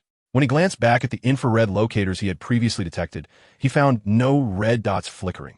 Indeed, they had all been successfully disabled. Chapter 157, Sonar Island. "Are they disabled?" Sun Cheng inquired, looking towards the Defender, who nodded in acknowledgement. The infrared locators in this area were indeed disabled. Receiving this confirmation, Sun Cheng nodded slightly, lowering his gaze once more to the metallic wrist guard on his left arm, feeling its weight, and then issued the command to proceed. The briefcase he had retrieved from the spherical space contained the newly designed exoskeleton apparatus created by Atlas and his team, tailored to Sun Cheng's specifications, based on the exoskeleton device derived from the Phantom. due to time constraints and the expectation that he wouldn't encounter any immediate dangers in the real world. This exoskeleton apparatus was, strictly speaking, still a work in progress, particularly lacking in combat readiness, since the assist device contained all the data from the original Hunter's auxiliary equipment. He had safely disabled all the locators set by the Phantom along their journey. Soon, they exited the relatively small canyon, and a vast, flat grassland unfolded before them. What a marvelous island! Though it was not his first experience with the island's complex terrain, having traversed valleys, crossed several hills, and navigated through a forest, Cheng could not help but acknowledge the sheer power of nature embodied in Nubra Island. He recalled how, in the world of Transformers, he had once piloted a chaotic machine to this very oceanic realm, yet it had taken him an eternity to locate Nubra Island in the coordinates of the real world. Notably, despite many similarities, it was evident that the reality in which he found himself was not situated within the same parallel universe as that of Transformers. After a night of travel, it was now nearly 4 o'clock in the morning. The distant horizon hinted at dawn, yet the island remained shrouded in darkness. On the grassland outside the canyon, numerous thunder dragons made their abode. As Cheng traversed the terrain, he intermittently heard the resounding and prolonged calls of these majestic creatures. While advancing, the vigilant guardian ahead suddenly came to a halt. The absence of communication from Revenge immediately alerted Cheng to the possibility that something had been discovered. Yet he surmised that no danger lurked nearby. He quickened his pace, jogging toward the guardian. As he approached, a pungent, nauseating odor assaulted his senses, causing a wave of queasiness to rise within him. The late-night snacks consumed at the research center almost resurfaced. "Is it shut down?" Cheng inquired, glancing at the guardian, who nodded in understanding. The infrared locator in this vicinity had indeed been deactivated. With this confirmation, Cheng nodded slightly, lowering his gaze to the metallic wrist guard on his left arm, feeling its weight before issuing the command to proceed. The briefcase he had retrieved from the spherical space contained a newly designed exoskeleton apparatus, crafted by Atlas and their team based on the specifications derived from the Spectre's original exoskeleton. Due to time constraints and the assumption that he would not encounter excessive danger in the real world, this exoskeleton, though functional, was far from complete, particularly in combat capabilities. Equipped with all the data from the original Hunter's auxiliary devices, he had safely deactivated all the locators set by the Spectre along their path. Soon, they exited the relatively small canyon, revealing a vast, flat grassland before them. It was indeed a marvelous little island. Although it was not his first encounter with the island's intricate terrain, having just crossed the valley to reach this grassland, and recalling how he had previously driven over several hills and navigated through a sea of trees, Cheng could not help but acknowledge the sheer power of nature that was Nubra Island. God knows, in the world of Transformers, he had once piloted the chaotic machine to this very realm, yet it had taken him a considerable amount of time to locate Nubra Island using coordinates from the real world. Notably, despite the evident similarities between his current reality and the Transformers universe, they were not situated within the same parallel universe. After a night of travel, it was now nearly 4 in the morning. The horizon faintly brightened, yet the island remained shrouded in darkness. On the grassland outside the canyon, the thunder dragons continued to dwell, with Cheng frequently hearing their powerful and elongated calls. As he moved forward, the guardian stationed in front abruptly ceased its flight. The lack of communication from Revenge indicated to Cheng that something had indeed been discovered, though he believed there to be no imminent threat. Without hesitation, he quickened his pace, jogging toward the source. Before he could draw near, an overwhelmingly pungent stench assaulted his senses, causing a wave of nausea to surge within him, threatening to expel the late-night snacks he had consumed at the research center not long ago. Soon after, Cheng and his companions emerged from the relatively small gorge, revealing a vast expanse of grassland before their eyes. It was indeed a wondrous little island. Although this was not his first encounter with the island's intricate terrain, having traversed the valley to arrive at this meadow, he couldn't help but recall the several mountain peaks he had crossed and the dense forest he had navigated. Cheng had to concede that Nubra Island was a testament to nature's grandeur. Who would have thought that in the world of Transformers? He had once commanded chaotic machinery to soar into this realm. Yet, despite searching tirelessly for half a day using coordinates from the real world, he had been unable to locate Nubra Island. It became increasingly evident that, despite the numerous similarities between his current reality and the world of Transformers, they were not situated within the same parallel universe. After a night of relentless travel, it was nearly 4 in the morning. The distant horizon was beginning to brighten. Yet the island remained shrouded in darkness. The grassland beyond the gorge was home to numerous thunder lizards, and as Cheng walked, he could intermittently hear their sudden, resonant calls echoing across the landscape. Just as he continued forward, the vigilant sentinel flying ahead abruptly halted. The absence of a message from Revenge made Cheng realize that the sentinel must have discovered something, though it likely posed no threat. Without delay, he quickened his steps again, only to be met once more by that nauseating stench, which once again churned his stomach, almost forcing him to regurgitate the late-night meal he had consumed at the research center.